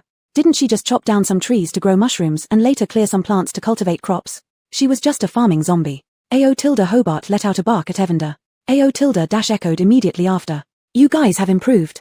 You're protecting the little zombie now. Though they were barking, Evander understood their meaning perfectly. When Evander saw Dion and the others, its eyes almost popped out. You, what did you do? Its voice cracked. Lisette tilted her head, looking at the expanded fields and the people working in them, puzzled as well. Dion heard the commotion and looked up at Lisette. If looks could kill, Lisette and Hobart would have died several times over. Lisette, Dion shouted bitterly, you are indeed a zombie. You lied to me. At this point, how could she not understand? There was no base, it had been a lie from beginning to end. As soon as she finished speaking, Hobart teleported over and punched Dion right in the eye. Seeing Dion crouching on the ground, clutching her face, Evander remarked, do all zombies attack the same way? Always aiming for the eyes. Dion shut up, and the others, seeing what happened to her, dared not make a sound, continuing to work diligently. Hobart lifted its bag and let out an AO again. Little zombie, Hobart is seeking your praise, Evander reminded Lisette. In the next moment, Hobart's bag was full of potatoes. Looking at the large potatoes in the bag, Hobart was puzzled. How did they change and become so big? Evander laughed. Eat them, Hobart. This is your leader's new crop. Hobart tentatively took a bite, paused, and then devoured the potato eagerly. Not bad, these were much easier to chew than the previous hard ones. Dash eyed the scene enviously, too afraid to circle around Lisette, it circled around Hobart instead. Crunch crunch. Hobart ignored Dash, focusing entirely on the potatoes. Seeing this, Lisette gave Dash another bag. Hobart glanced at Dash's bag and then its own, decisively punching Dash and snatching the clean bag. Dash whined mournfully. Evander couldn't stop laughing, giggling so loudly that anyone who didn't know better would think it was laying eggs. Lisette poked Hobart. In the next second, the bag originally belonging to Hobart appeared before Dash. It clung tightly to the bag and fled as fast as it could. Dash, running so far won't help, Evander laughed until it wobbled. Lisette steadied the small, fluffy body of Evander. Hobart's abilities have grown. The punch at Dion felt like a teleportation. Joshue's disdainful voice chimed in, so what? I can be faster than it. With dirt all over its mouth, Hobart stared at the scythe, puzzled about why it was talking. Disgusted by Joshue's noise, Lisette put Joshue away. The scythe disappeared, and Hobart stopped caring, returning to enjoy its potato. Staring at the fields before her, Lisette hesitated. Evander added, little zombie, don't forget the insect swarm, the insect swarm. A man, hearing the shout of Evander, suddenly looked up and asked, what insect swarm? Heron was of medium build with slightly thick lips and wore a pair of cracked glasses on his nose. Like Dion and the others, he had tangled hair, and his clothes were dirty and torn. Pre-apocalypse beggars would have looked more presentable. White she tilted her head to look at this man. Houston, Dash, and White she all tilted their heads similarly, and Evander belatedly also tilted its little head. Heron's scalp tingled, and his body hair stood on end. I was just asking, the man swallowed, my name is Aristide. I used to be from Starfire. Annika, no, Dion said she wanted to find a way to enhance our abilities, and I made a foolish decision and followed them out of the base. Aristide, what nonsense are you spouting? Dion's eyes blazed with fury, and then a zombie raised a hand and struck her hard. Only then did Dion realize her situation. She fell silent, but her gaze remained venomously fixed on Aristide. How were you captured? Evander asked. It couldn't rely on Houston for answers, so it took the initiative since Aristide had spoken up. Aristide smiled bitterly, we were bound by a mutated willow tree, which brought us here. For some reason, when it carried us, the plants in the mutated forest didn't attack us. He thought he was finished then, but surprisingly. Oh, insect swarm. Evander explained the insect swarm to Aristide. The listeners, including Aristide, displayed tense expressions. If it really is an insect swarm, the mutated forest will likely suffer greatly. Aristide smiled bitterly. This land might not be safe either. Just as he finished speaking, the mutated forest suddenly became restless, seemingly dissatisfied with his words. Dion and the others looked in terror at the bizarre, wildly dancing plants. Aristide, what are you saying? Dion shrank back, deeply fearing that she might be killed by the plants next moment. But strangely, not a single plant approached White Cheese Fields, not even a leaf fell. Evander scoffed disdainfully, mocking Dion. With your attitude, you actually thought you could capture me for research? In the next instant, the restless plants calmed down. An old, deep voice echoed through the mutated forest. Jill, is that you? Chapter 78, News from Xiaoji's Master, Methods to Deal with the Insect Tide. Evander stumbled and almost fell off Lizette's shoulder. Lisette steadied Evander, glanced at it with a tilted head, then started walking up the mountain. Daylan and Dash followed Lisette. Lisette turned her head to look at the two zombies, and Daylan and Dash growled, stopping in their tracks. The others did not hear this sound. Who are you? Evander asked in a high-pitched voice. Knowing its name implied familiarity, but its voice didn't seem that familiar. An old acquaintance. A hoarse voice responded.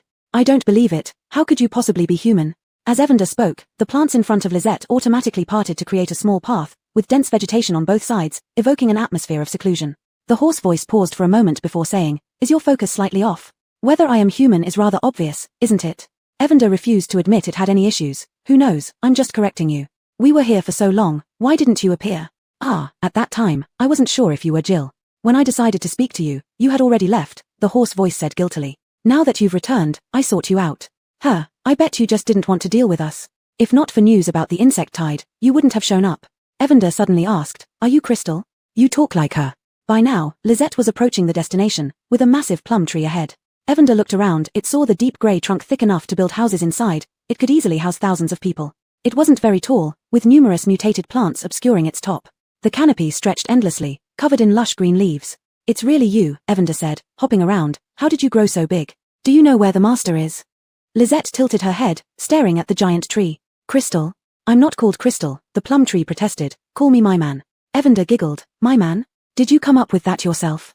The master named you Crystal. If you laugh again, I won't tell you about the master or how to deal with the insect tide. Noticing Mayman's anger, Lisette pinched Evander's mouth and stared at my man. Speak. Only then did my man continue. You're sensible, as is Jill. How did you end up contracted with a zombie? Oh, what's that familiar aura on you? Evander, released, said impatiently, what's wrong with zombies? Lisette is the best zombie, familiar aura. Of course, she's now the manager of my space. In that case, my man felt something was amiss but couldn't pinpoint it. Accepting Evander's explanation, the master planted me here, saying this world would face a great change, and then she set out to find its origin. After that, I knew nothing more. So you're saying the master foresaw the apocalypse? Evander asked, when were you planted here? I don't remember. Trees don't have keen senses of time, my man replied. Apocalypse? Probably. She didn't say much when planting me, only that I should stay put and not wander, promising to return. But, Evander said dejectedly, the master has been gone for a long time and hasn't returned for you. My man rustled its leaves. I don't know, but the master will return. Insects. Lisette patiently listened, reminding my man to get to the point. The insect tide, my man said, there are two methods to solve it. One is planting pitcher plants. There are some on the east side of the forest. They'll eat the insects. The other is growing many flowers. No matter how evolved the insects become, they can't resist honey, and you can concentrate on eliminating them then. The second method sounds easy, but if the insects eat all the flowers, won't they become even stronger? Are you trying to kill the insects or raise them? Evander pointed at my man with its wing tip. Lisette tilted her head, asking, what kind of flowers? I knew it, Jill doesn't know much. Since I suggested this method, I must have backup plants, my man said disdainfully. Little zombie, there's a lilac tree in the southeast. Post-mutation, its fragrance can daze the insects, making them lose their fighting ability when they get close. Thank you. Lisette indicated she was a polite zombie. Hee hee, Mayman's laughter suddenly sounded ingratiating. Little zombie, could you plant some in the mutation forest? The plants there are powerful, but I fear they can't withstand the insects. Even my man understood the principle that many ants can bite an elephant to death. Okay, I see why you suddenly contacted us. Evander angrily hopped around. You wanted Lisette to help you defend against the insect tide. I had no choice. These plants gathered here because of me. Though they lack intelligence, I can't let them die. Fine. Lisette pinched Evander's beak to stop it squawking and agreed. When Lisette went to find the plants, Evander asked angrily, why did you agree with it? Protect, field. Only then did Evander remember the precious farmland Lisette had painstakingly created. All right. Evander wasn't really unwilling to help Crystal. After all, they were once colleagues. It was just that Crystal had clearly seen it but deliberately concealed her presence, only finding it after so long. While Evander was still upset, it felt the coolness from Lizette's fingers. Okay, I won't be mad, ignoring cunning old plum tree, we two are the best in the world. Evander nuzzled Lizette's cheek, feeling that this daughter was extremely affectionate. You, master. Lisette didn't accept its sweet talk. She wasn't the silly little zombie she started as, she knew Evander was looking for its master. Hey, you got jealous. Evander flapped its wings a few times and said seriously, master is the master, you are different. Lisette didn't know what jealousy was, she tilted her head and said, oh. Soon, Human and Chicken arrived at the pitcher plant area. Evander looked at the massive pitcher plants, about 3 to 4 meters high, and fell silent. The flowers on top were as big as 2 people, cylindrical with red and green stripes, revealing sharp teeth inside. This is grass. Crystal responded to Evander, of course, just a bit bigger. Just a bit. Evander was speechless. Lisette walked closer, and Evander called out anxiously, be careful. Don't worry, they won't attack little zombies. Lisette approached, placing her hand on the pitcher plant. Long seeds grew from it, and Lisette used her magic to store the seeds in her storage bag. Not bad, not bad. If you were any slower, the wind would have blown away the seeds. These plants have grown for many years without producing any seeds. Crystal commented critically. Lisette then collected the lilac seeds and vanished. Odon looked delighted when he saw Lisette return. Lisette, did you get there? Can we leave now? Evander, scare you to death if you go out. Chapter 79, The Magical Plants. Little Bai doesn't want to be apart from Lisette. No. After Lisette replied, she used her magic to hasten the maturation of all plants and harvested them. Then she cultivated pitcher plants and lilacs. When the pitcher plants grew, Odon stared at the monstrous flowers and cursed. Damn, Lisette, where did you get this thing? We've only been apart for 3 hours. Interrupted by Odon, Lisette turned to look at him. Protective suits. The little yellow chicken quickly said, you should put on protective suits. Sis, in your space, isn't it unnecessary? Dennis asked this question but still obediently put on a protective suit, as did the others. In the next moment, smelling the rich fragrance in the space, they understood why they needed protective suits. The perfume could indeed be lethal, not an exaggeration but something that could really happen. What are you going to do with these? Muriel watched Lisette cultivate thousands of plants and couldn't help asking. The insects. Lisette, you mean to use this to deal with the insect infestation? Odon gave a thumbs up. Just as I expected from you. Recalling what Lisette had done before, he firmly believed that the pitcher plants and lilacs would bring surprises. As several people watched Lisette hastening growth, until she stopped, Odon asked again, can we go out now? The little yellow chicken said, let them go out. If Dion and those people are fine, it must also be due to Crystal's influence, there will be no problem. All right. After speaking, Lisette packed the plants to be planted in the mutant forest into her storage bag and vanished on the spot. Hey, what about us? Odon didn't finish his sentence when the 4 of them changed their scenery. Facing the mutant plants that blocked the sky and danced wildly, the 4 were momentarily speechless. Sister, where are we? Dennis stuttered while asking. Lisette, is this the mutant forest? Odon recalled passing by here before with Lilia and realized where they were based on the appearance of the plants. The mutant forest? Augustine and the other 2 exclaimed in surprise. No way, these plants aren't attacking us. Muriel hesitated, mainly trusting Lisette. They don't attack you because of Lisette, the little yellow chicken finally said after enjoying the scene. Yes, this is the mutant forest, you should follow Lisette closely. Seeing the nervous looks on the 4, the little yellow chicken found it somewhat amusing. It's true. Dennis, watching Lisette planting trees, suddenly felt less nervous. Sister is so amazing, even the mutant forest isn't scary. Muriel shuddered. Her mental power was sharp, and she always felt like those terrible trees were eyeing them hungrily. She moved closer to Lisette and asked, Lisette, we're staying with you. This place was at the edge of the mutant forest. Without rejecting them, Lisette pointed and said, over there. She then provided tools to the 4. While planting, Muriel noticed the feeling of being watched disappeared. After planting, Lisette hastened their growth, making the pitcher plants bloom brightly and the lilacs appear in white and purple, with a dense fragrance, beautiful yet eerie. At this moment, Crystal spoke to Lisette via consciousness. Little zombie, thank you. Lisette rolled her eyes but did not respond. When the 4 saw the vast land and Dion's group, they became uneasy again. In just one day, it seemed like a dream. Seeing Odon and the others, Dion shouted excitedly, are you coming to save us? Lisette is a zombie. Odon looked at her disdainfully. I think you're the zombie. The other 3 also regarded Dion with contempt. Seeing Lisette return, Daylan ran over, followed by Dash. Instinctively raising his weapon, Odon said sternly, back off, it's a high-level zombie. Daylan tilted his head and showed his teeth at him. Put down, the little yellow chicken hurriedly said, Daylan and Dash are Lisette's zombies. Seeing Lisette nod, Odon lowered his weapon. Odon, I told you, they're together, Dion cried out stubbornly. Odon scolded, shut up. If not for your farming, I would have killed you.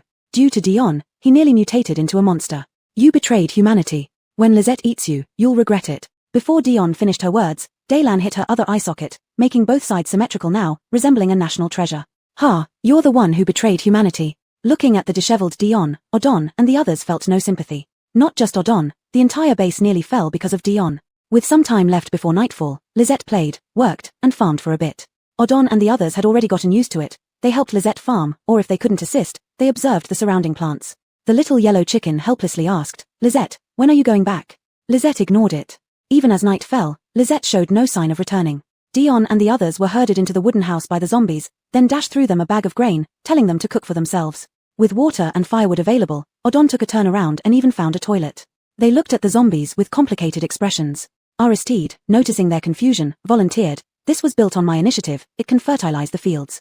To survive, they had been pushing themselves to the limit. Aristide continued, "Can you talk to Lisette and ask her to let us go?" Muriel raised an eyebrow. "Where would you go?" "Back to the northern base, you'd die faster." Aristide was speechless. He knew it was true. But we didn't do anything," another person said hesitantly. "Ask Dion what she did." Odon replied. If not for Lisette, the base would be gone. Though exaggerated, it wasn't wrong. Aristide pondered for a moment, then looked at Lisette.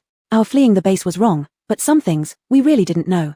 I can continue farming here, can we improve this place?" He had thought about it. Here was safe, there was food, various necessities, except for the lack of freedom. Speaking of freedom, in this world, it often meant certain death. Lisette tilted her head. "Sure, you're in charge." With one sentence, Aristide became the most authoritative person here. "I won't let you down," Aristide said with pleasure. Without Aristide's consent, Lisette signed a contract with him. This contract was different from others, it was a master-servant contract. Aristide's expression froze, and his attitude became even more respectful. The others showed envy and resentment, but Aristide remained unaffected. Odon said coolly, "You can be lenient with the others, but not with Dion and her intimates. They are the real criminals." The next morning, when Lisette was about to leave, she put Odon and the others back into her space. Daylan tugged at Lisette's clothes, and Dash stared pleadingly, insisting on going with Lisette. "No, you have to watch the fields." Lisette firmly refused, but Daylan wouldn't let go. Chapter 80 Stingy Margot, this reminds me of Plants vs. Zombies. "Daylan, you're strong. There's no way things can go well here without you watching over." Harris advised, "You know these fields are Lisette's treasures." Daylan stared obstinately at Lisette. Dash followed Daylan's gaze on Lisette. Lisette could simply leave on her own, but Daylan worked diligently for her fields, even capturing a human who knew farming. Aristide looked at them enviously, if only he hadn't been led astray and followed Dion in the first place. According to Odon and others, the northern base had developed a drug that could activate abilities. Not only that, flowers bloomed abundantly on the square, staying there every day offered the chance to awaken abilities without taking the drug. There was an abundance of food, and they even had the means to accept a large number of refugees. Not just Aristide regretted it, others did too, except for Dion. It wasn't clear if Dion truly didn't feel remorse. Meanwhile, Aristide also worried what would happen if this zombie named Daylan left. He didn't have the capability to control Dion and her gang. "I want to watch the fields," said Daylan. Lisette's attitude had softened, but her precious fields were more important. Daylan let out 2 anxious growls. At the same time, both Lisette and Harris heard Crystal's voice. "Take him away, I'll help watch the fields and these humans. Consider it payment for your helping us against the insect tide." Harris swore aloud, "Crystal, how come you never change your stinginess? Watching Lisette's fields is supposed to be a reward. No way, give something else." "Jill, just this, I have nothing else you'd want," Crystal bluntly replied, "but I do have a seed. Plant it in your territory, and once it grows, you can chat with me anytime." "You cheeky old miser, isn't this just so you can peek outside?" What a convincing talker. Humph, reward indeed. Lisette pinched Harris's mouth shut and agreed with Crystal's proposal, seed and watching the fields. In the next moment, a brown long-grain seed floated in front of Lisette, who put it into her storage bag. Harris said, "Looks like rat droppings." "Crystal, will this thing really grow?" "Call me my man, I'm not Crystal Flower." "Of course, it can. Don't underestimate me," Crystal angrily replied. "Now hurry up, with me here, nothing will go wrong." Lisette instructed Daylan and Dash, "You're coming, but no biting anyone. Ao tilde. Ao tilde." With 2 joyful growls, Daylan and Dash disappeared from sight. Choshire happily returned to its original form, carrying Lisette and Harris back home. For some reason, Choshire was going extremely fast this time. "Damsicle, what are you doing?" "My feathers are being blown away by the wind." Harris's feathers were all lifted up by the wind, as if they would leave it any moment, turning it into a bald chicken. "You say, am I faster than that, Daylan?" Choshire excitedly shouted, accelerating even more. Harris tried to swear but got a mouthful of wind. Lisette cast a protective barrier around herself and the chicken, relieving Harris of its awkward situation. It spat out one word, "Damn." They arrived. Lisette stored the transformed back scythe Choshire. Harris. In the space. Odon and the others were speechless when 2 zombies walked in just as they were about to start work. Without Lisette present, they immediately tensed up. Augustine stammered, "Captain Wang, we can't fight these 2 zombies, what if they eat us?" As soon as he finished speaking, Daylan glanced at them, grabbed tools, and started working the fields. Dash mimicked. The 4 men were speechless. Captain Wang, does it look like it's mocking us? Dennis asked. He actually sensed contempt from a zombie. Muriel, in poor humor, said, yes, it is mocking us and doesn't intend to eat us. Let's get to work. Just as they picked up the tools, everything around them changed. Did we return so quickly? Odon checked their surroundings. It was indeed where Lizette had transported them before. Lizette, now I understand why you were reluctant to bring us. I was short-sighted, Odon admitted honestly, but next time you go anywhere, I'll follow. I can farm in the space and fight when necessary. Lizette tilted her head, saying nothing, but clearly urging them toward the vehicle. The group returned to the territory, greeted by Sholang first, then Driscoll, Hansen, Alma, and others. Hua Jian had gone back to the base to deliver potatoes. When leaving, he lamented that he shouldn't have helped Lizette create the space. But when Driscoll said he wanted it, Hua Jian clung tightly to his abacus pendant, refusing to give it to anyone. Classic case of saying one thing and meaning another. Alric ridiculed him. Normally you wouldn't let anyone see it, yet here you're being pretentious. If not for Hua Jian having a mission, he would definitely have been beaten up by the crowd. This prompted Briar and the others to make their decision early. Xiaoji, did you find a method? Driscoll asked when they returned so quickly, and Odon seemed disinterested. It's okay if you didn't find one, we've installed insect repellents, and there's an anti-bug net in the fields. Dennis interrupted him halfway through. Dad, we found a method. Lizette confirmed, we did. Just then, Briar and the others came over. Upon hearing that Lizette had found a method, they looked equally surprised. So fast, Briar asked, what's the method? Lizette patted Slim Wolf and said, let's go.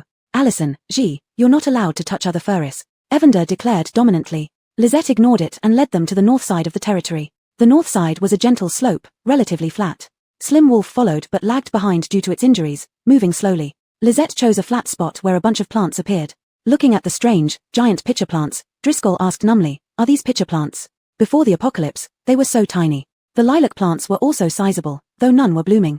Esau identified them. I recognize these, they're lilacs. Lizette nodded to confirm and pointed at the plants. Plant. Then came the time for work. They planted a row of lilac trees in front, forming a large lilac forest. Behind this was a row of pitcher plants. With Lizette present, planting went swiftly. After finishing, Driscoll remarked with a tinge of nostalgia, it looks like the layout from Plants vs. Zombies. Odon asked, Lizette, why arrange them this way? In the mutated forest, the lilacs and pitcher plants were interspersed. Lilac flowers would daze insects, making it easier for pitcher plants to consume them. It was all about teamwork. Bugs, fertilizer. Evander explained helplessly, she wants to burn the bugs after dazing them for fertilizer, and the pitcher plants prevent any escapes. Dennis, a fan of Lizette, commented first, sister really thinks things through. Others were somewhat speechless. Lizette clearly wanted to catch all the bugs. However, bug ash made excellent fertilizer. Crops in Territory 2 grew much better than in other territories. Hey, what are you planting? Jessup called from Territory 1. Seeing the pitcher plants, he turned pale with shock. Aren't you afraid this thing will harm you? Knowing these things were meant to combat the insect wave, Jessup asked again, will this work? Chapter 81. Is the insect tide coming? Will the plants really work? Then you'll know if they work. Muriel said in an irritated tone. Jessup stood there for a moment, just about to ask if he could go over and check, when General came running over, growling menacingly at the lean wolf. Shit, what kind of creature are you raising? A wolf. Jessup had just noticed the lean wolf hiding behind. Muriel couldn't understand how someone with Jessup's personality could have led the storm team to become the strongest mercenary team in the base. The lean wolf gave General a casual glance, then lazily walked over to Lizette's feet and lay down. Evander laughed. Do I see disdain from the lean wolf? Jessup, this wolf has grown into a goblin. It was indeed disdain.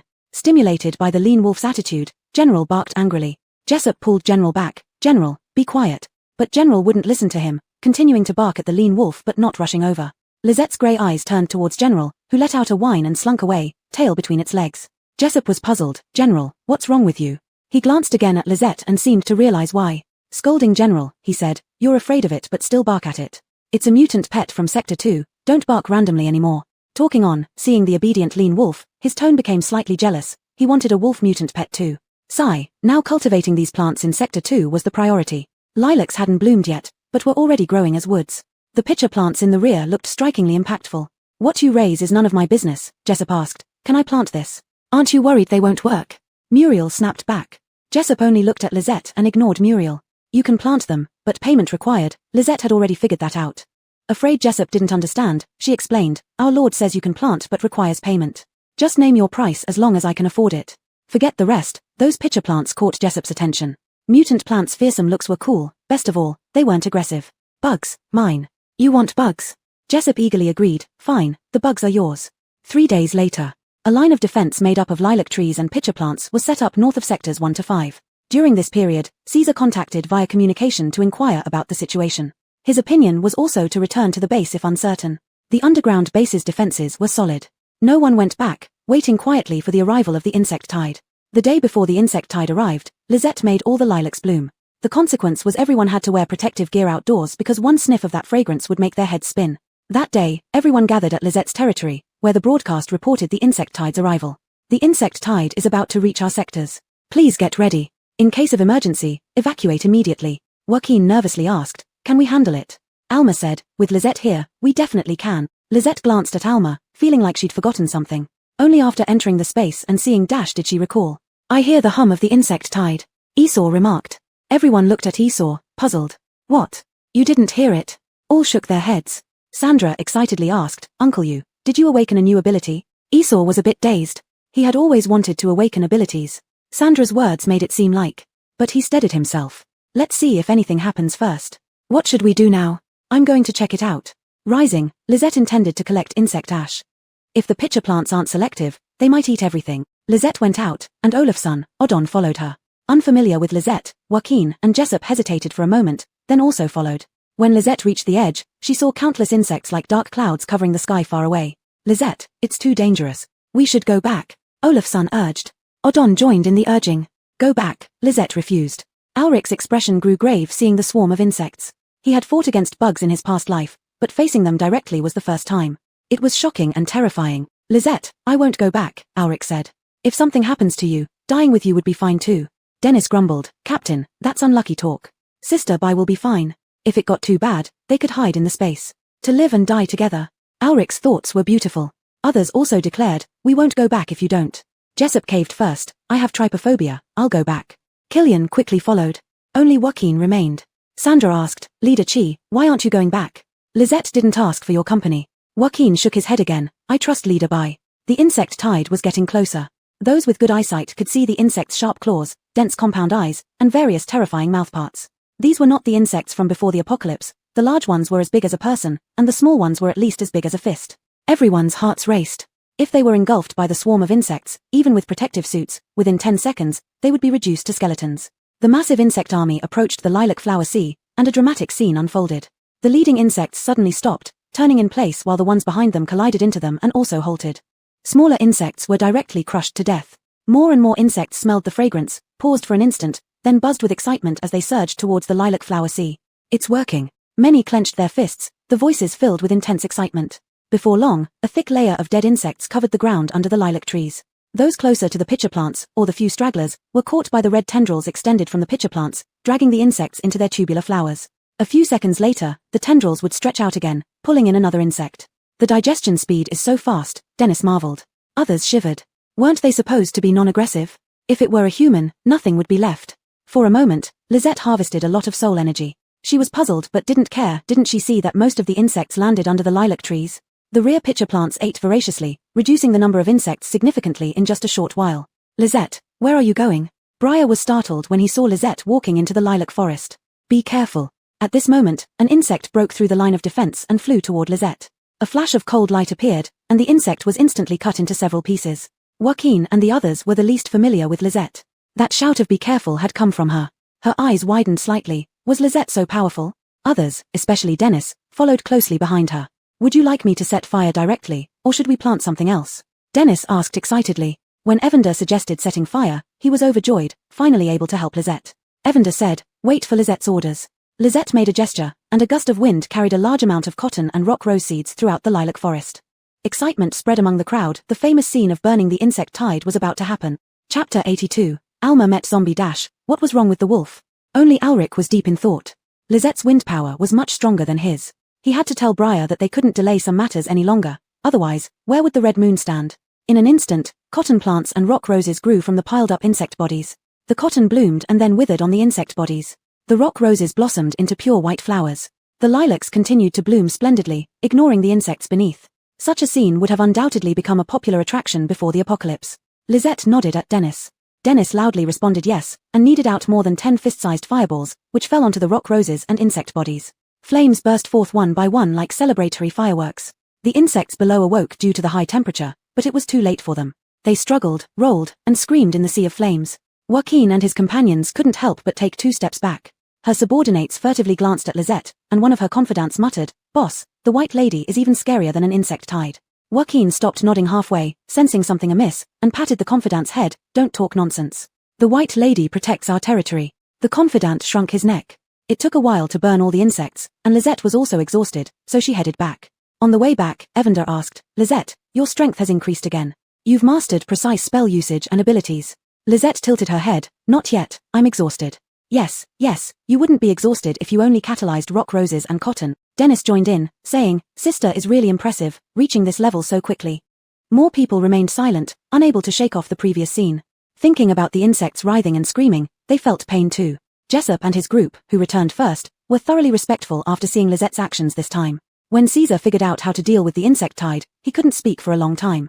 He told Odon, "No matter what Lisette is, follow her closely." Odon agreed with Caesar and decided to act as if Dion never said anything. That night, after Lisette entered the space and saw Dash, she came out and called Alma. Evander said, "I didn't think you'd tell Alma." "Tell." Lisette was busy dealing with the insect tide and forgot for a moment. Odon and others didn't hear Lisette or Evander call Dash's name, so they didn't know the person following Lisette was Alma's brother. After Alma arrived, he asked curiously, "Lisette, why did you call me? Is it about tomorrow's insect ashes?" "No," Lisette replied, "let's go somewhere." Before Alma could ask, the scene changed in front of him. Green crops grew on black soil, with a clear river flowing quietly in the distance. Between the crops, 2 figures were working. It was as beautiful as a painting. This is. Alma wanted to ask how Lisette's face looked like this when he noticed the figure behind the happily running Houston. His vision blurred as he greedily stared at the grey-faced, stiff-moving Dash. Brother. Houston was having a great time in Lisette's space, not only growing stronger but also seeing Lisette every day. Upon seeing the unfamiliar human Alma, Houston simply glanced at him and pointed at the watered crops, barking proudly for recognition. Lisette raised her hand, and Houston immediately crouched down, allowing Lisette to pat its head. Evander remarked, "You're not bothered by dirt." "Washed, it's not dirty." On the other side, Alma looked at Dash with red-rimmed eyes. Dash tried to imitate Houston but stopped because of Alma's intense gaze. He tilted his head and looked at Alma, who shouted brother again. Dash placed a potato in Alma's hand and then went to circle around Lisette. Alma clutched the potato tightly, asking shakily, "What happened to my brother?" "Just as you see, he became a zombie, but thanks to Lisette, he hasn't hurt anyone and retained some thoughts."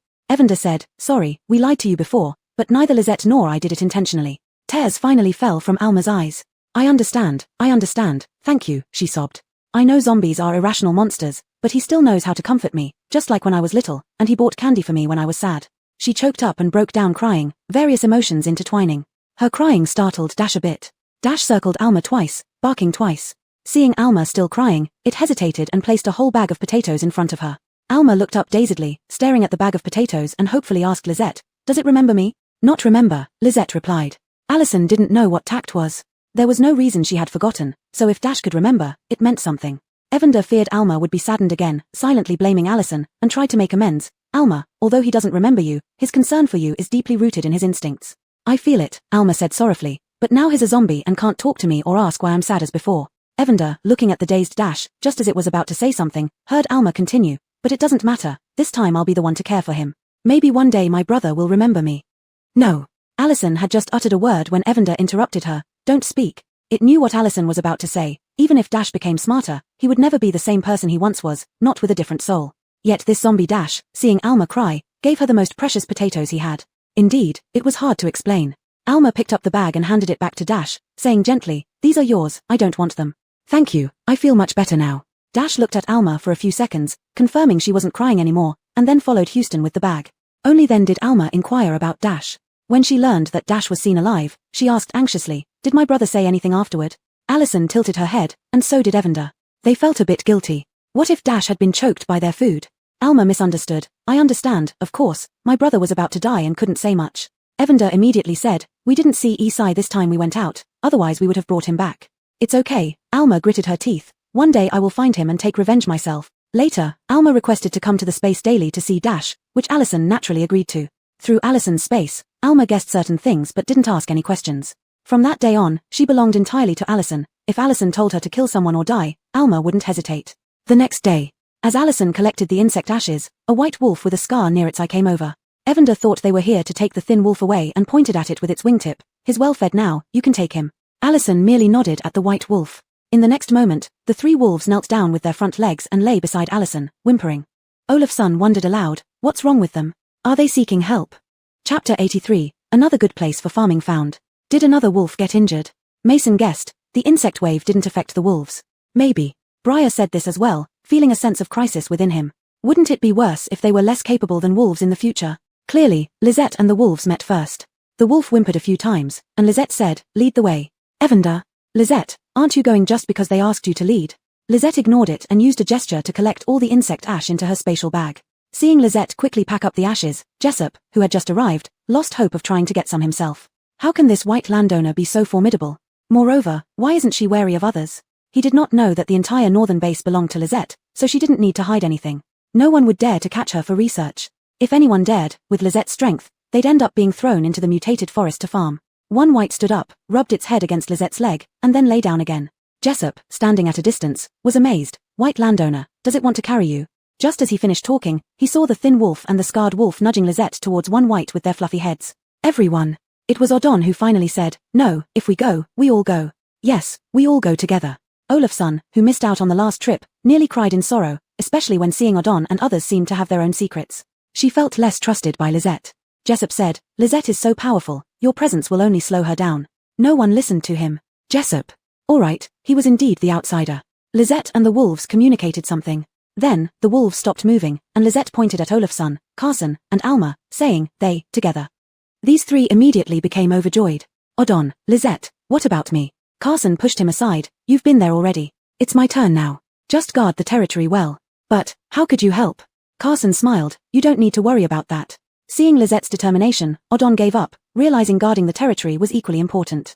Next time, he must join. Lizette and the 4 others followed the wolves to where people couldn't see them anymore, and the scene before Olafsson and the 2 others instantly changed. Olafsson and Carson were confused.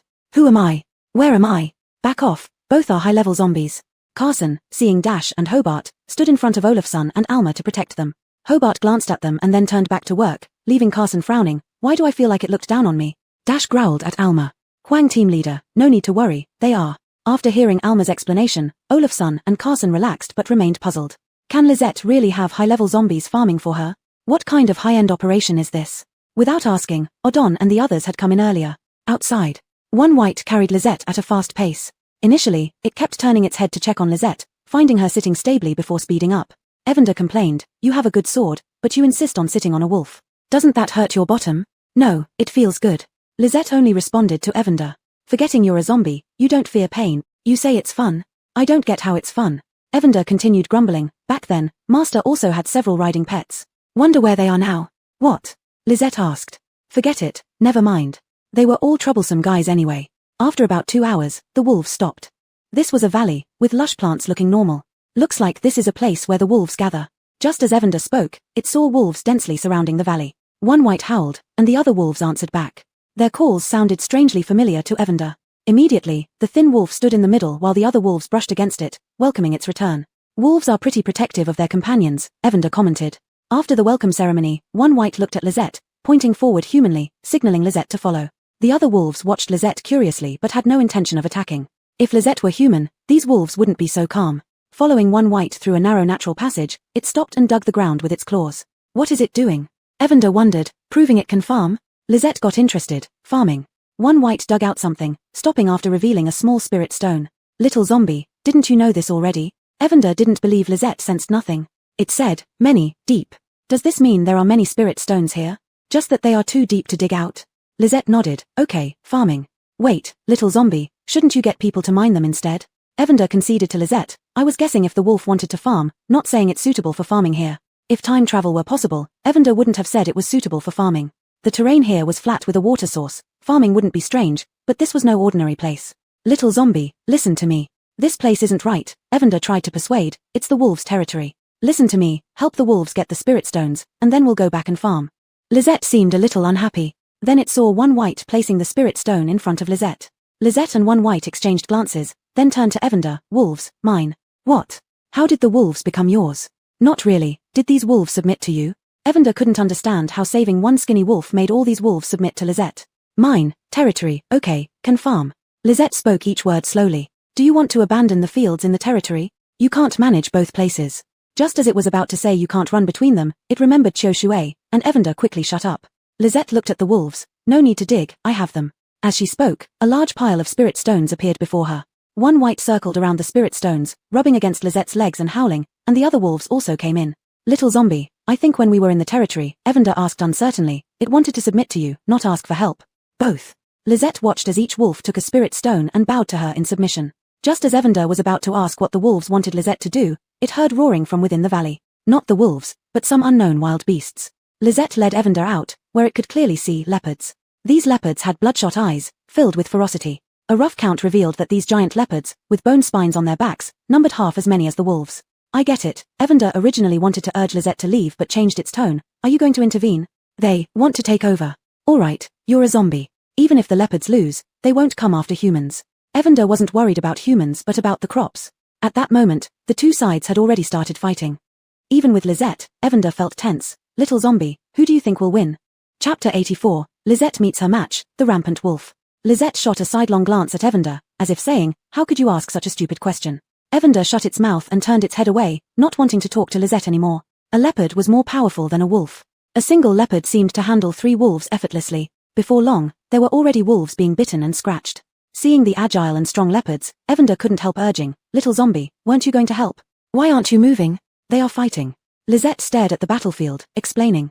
Evander suspected Lisette had become smarter again. How could she think of this too? It noticed with its keen eyes that Prince had bitten onto a leopard's neck while another leopard had clamped onto Prince's back. Prince is injured, Evander reminded Lisette. Lisette's fingers twitched slightly, and the wolves which seemed to be on their last legs just now instantly regained their strength. Their strength increased, easily overturning the leopards that had been pressing down on them. They became agile, dodging the leopard attacks effortlessly, and their attack speed quickened. The situation reversed in an instant. Little zombie, did you do this? Even Lisette felt strained. This wasn't the same as cultivating crops. She was lending power to so many wolves all at once. There were almost 200 wolves here. Doing this was really pushing it. Suddenly, a louder roar echoed, making the entire valley tremble. What is that? Evander's feathers stood up, clearly something big. A monster. Lisette replied, a sickle appearing in her hand, her body tensing up. Evander originally wanted to tease Lisette about where she learned that term from, but then saw a leopard as tall as 5 meters, muscular like a small mountain, appear at the edge of the valley.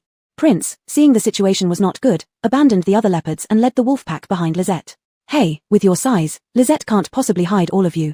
These wolves didn't listen to Evander, acting like they had done something wrong and were now looking for their parent. The giant leopard's blood-red eyes landed on Lisette. Never having seen such a large creature before, Evander worriedly asked, little zombie, can you handle it? If not, let's run. Judging by the aura, calling Alma and the others wouldn't help either. They couldn't win. Lisette stood her ground, unwilling to give up her land. Lisette always believed in the principle of striking first. As for what striking first meant, Lisette didn't know. Instead, she swung the sickle at the leopard. Master, I want to fight, Qiu Shui excitedly urged, finally able to have a fight. It didn't want to farm. Before it could finish being happy, it transformed into a long-handled mallet. Qiu Shui, so ugly. It retreated into self-imposed isolation.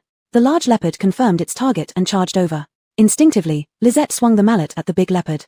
There was a loud noise. Good news, the mallet was fine. Bad news, the large leopard was fine too, just staggering slightly. Lisette tilted her head habitually. Why was the leopard fine? Without waiting for the leopard to react, Lisette's mallet struck the small leopard again. This time, the small leopard was instantly smashed into pulp. This act of comparison completely enraged the large leopard. It leaped, pouncing towards Lisette. Little zombie, run fast. Being hit by this leopard won't feel good. Evander warned. Instead of fleeing, Lisette raised the mallet, which transformed into a long spike according to her will. It pierced deeply into the large leopard's abdomen. The large leopard let out a mournful cry, raising its sharp, huge claws to strike at Lisette. Lisette thrust the spike further into the large leopard's body, ducking to avoid the attack.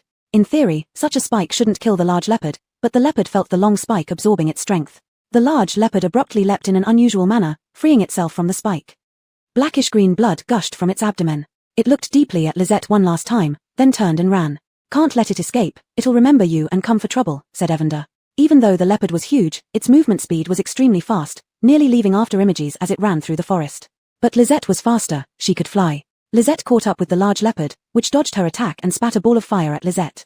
This leopard has abilities. Be careful, little zombie, Evander reminded. Lisette dodged the fireball and then attacked the large leopard with the Qiu Shui sword. Little zombie, use your abilities. Why do you resort to melee combat every time? Why is little chicken talking nonsense? With me here, is that considered melee? Qiu Shui retorted indignantly. Evander noted the insult for later, focusing on the battle now. Lisette pressed the large leopard, whose stamina gradually weakened. The large leopard spat another fireball at Lisette and, taking advantage of her evasion, began swelling. Transforming? No, little zombie, hide, it's going to explode. Evander warned. To Evander's astonishment, Lisette remained standing there, seemingly lost in thought. Lisette, what are you doing? Run. Who knows if your zombie body can withstand an explosion? Evander shouted loudly, snapping Lisette back to reality. She flew up and thrust the Chou Shui sword into the big leopard's head. With a twist of her wrist, the big leopard deflated like a punctured balloon, its body gradually returning to normal. It crashed down with a thunderous sound, stirring up dust as it hit the ground. It just died like that. How could the apocalypse breed such a monstrous creature? Ignoring Evander's words, Lisette dug out a white core, the size of 2 fists, from the leopard's head and tossed it into the space. The people inside the space were taken aback. Carson worriedly said, "How big must that mutated animal be? The task requested by the wolves is this dangerous?" Back in the valley, all the leopards had been taken care of by the wolves. Lisette generously shared the white core she received with the wolves. Then she set fire to the leopard corpses, watching as the fertile land in the valley brought a smile to her face. "By the way, little zombie, do the wolves agree?" Evander persisted, "Sigh, I was hoping we could search for the source of the anomalies after settling the territory issues. Lisette, I'll take you farming." This was something Lisette would never have said before, and Evander was quite content. It rubbed against Lisette, "It's good you're willing. I don't even know where the anomaly source is. Let things happen naturally, this way." Lisette also found a clue. "Ask Caesar." As Lisette treated the injured wolves, Caesar's voice rang out, "Jill, you called me? What? What's going on here? Why so many mutated wolves? Is Lisette all right?" "I'm fine." Lisette continued healing the wolves. In front of Lisette, the wolves were as docile as puppies, whimpering softly once their injuries were healed. Some lay on their backs for belly rubs, while others bounced around playfully. The valley became lively instantly. Lisette used Carson's group member Bryson's ability. He had awakened healing powers. Anyone she healed immediately became energetic. Bryson himself might question his existence. He couldn't heal one wolf, yet Lisette could heal many. Evander explained the situation to Caesar, who burst into hearty laughter. "Haha, Jill finally has a playmate." Evander glared angrily at the group of seductive and cheap fellows. "You're the treasure Lisette cherishes," Caesar said, noticing Evander's rising temper, and shifted the topic. "What did you call me for, Jill?" Chapter 85, The Origin of the Anomaly. Wolf packs and Houston help create a peach blossom spring. As Caesar spoke, his consciousness kept glancing at the wolves. Before the apocalypse, he had only seen a wolf once, let alone post-apocalypse. These wolves were as big as calves. They would be great for transportation. "What is the origin of this world's anomaly?" Evander asked. Caesar paused for a moment, not expecting Evander to ask this question, and its phrasing was somewhat odd. "This world. It sounded as if it didn't belong here." "You mean the origin?" "I don't know. I've just heard some speculations," Caesar said after thinking for a few seconds. "Some say that humans have damaged the world too much, so Earth initiated a self-protection mechanism. Some believe the world is evolving. Others think Earth's lifespan is nearing its end." Evander asked, "Where did the anomaly start?" "Unknown. Climate changes happened first, notably along coastal areas with abnormal typhoons, hurricanes, tsunamis." "Coastal areas?" Evander asked. "Yes, now most coastal areas are submerged. Fewer people live near the sea because the mutated animals there are more terrifying than those on land." At this point, Caesar fell silent. "Do you think the anomaly started in the sea?" "Unknown, but it's very likely." Caesar asked, "Jill, why do you ask?" Lisette was powerful and unique, but solving a global problem, Caesar thought it was best not to get her hopes up. "I want to find someone." Evander's answer was vague, so Caesar didn't pursue it further. Seeing Lisette had nearly finished treating the wolves, Caesar looked at the wolves curiously. "I'm going back if there's nothing else." "Hold on," Evander stopped Caesar. "Tell Lisette not to farm here." "Farm?" Lisette insisted. "Haha, I see the conditions here are excellent, even pollution levels are low. Animals sure know how to pick a place." Caesar marveled when he saw this place, which felt like a utopia post-apocalypse. "If you want to plant, go ahead. Need me to send some people to ensure safety?" Caesar seemed like a doting parent indulging a child without any conditions. "Evander, no need." After Lisette spoke, Caesar left, with a mountain of tasks waiting for him back at the base. "Why can he do this, not considering whether you can come over or not?" Evander mumbled. Lisette tilted her head. Evander had a bad feeling. What had Lisette thought of again? "Space, to carry people," Lisette said. "You're quite thoughtful, putting people in space so you can run away, right?" Evander replied helplessly. "What do you want to plant here?" "Trees." Carson and the others watched the various wolves, unsure what to say. When they landed among the wolves, Carson's adrenaline surged, even wondering if Lisette and Evander had been eaten by them. For a moment, he forgot about the large white core that had appeared in the space. "Lisette, what's going on?" Only after confirming the wolves ignored them did Carson ask. "Mine," Lisette replied. Olafsson hiccuped. "What? These huge wolves are yours?" Evander snapped. "Yes, what's so strange?" Alma's eyes lit up, looking at Lisette with admiration. "Can we play with them then?" Olafsson had previously coveted the lean wolf, and now there were so many. But no matter how hard he tried this time, none of the wolves paid attention to him. Lisette seeing enough, she said, plant trees. The three were bewildered, ? Lisette wants to plant trees here, get to work. Evander explained that since their daughter wouldn't listen, finding others to work together was the only option. Lisette hadn't gone into the space, there was enough spiritual energy here. She dragged Choshure, who protested, to plough the valley soil. The wolves, seeing Lisette ploughing, also joyfully dug with their claws. Olafson didn't dodge in time, getting a mouthful of dirt, which made Evander laugh loudly. After finishing ploughing, Lisette accelerated the growth of saplings, mainly chestnut, peach, apricot, apple trees, and others. Bai watched Lisette's movements and knew what she was thinking. Then, Bai led more than 10 wolves out. Lisette, where are they going? Alma asked. To find food.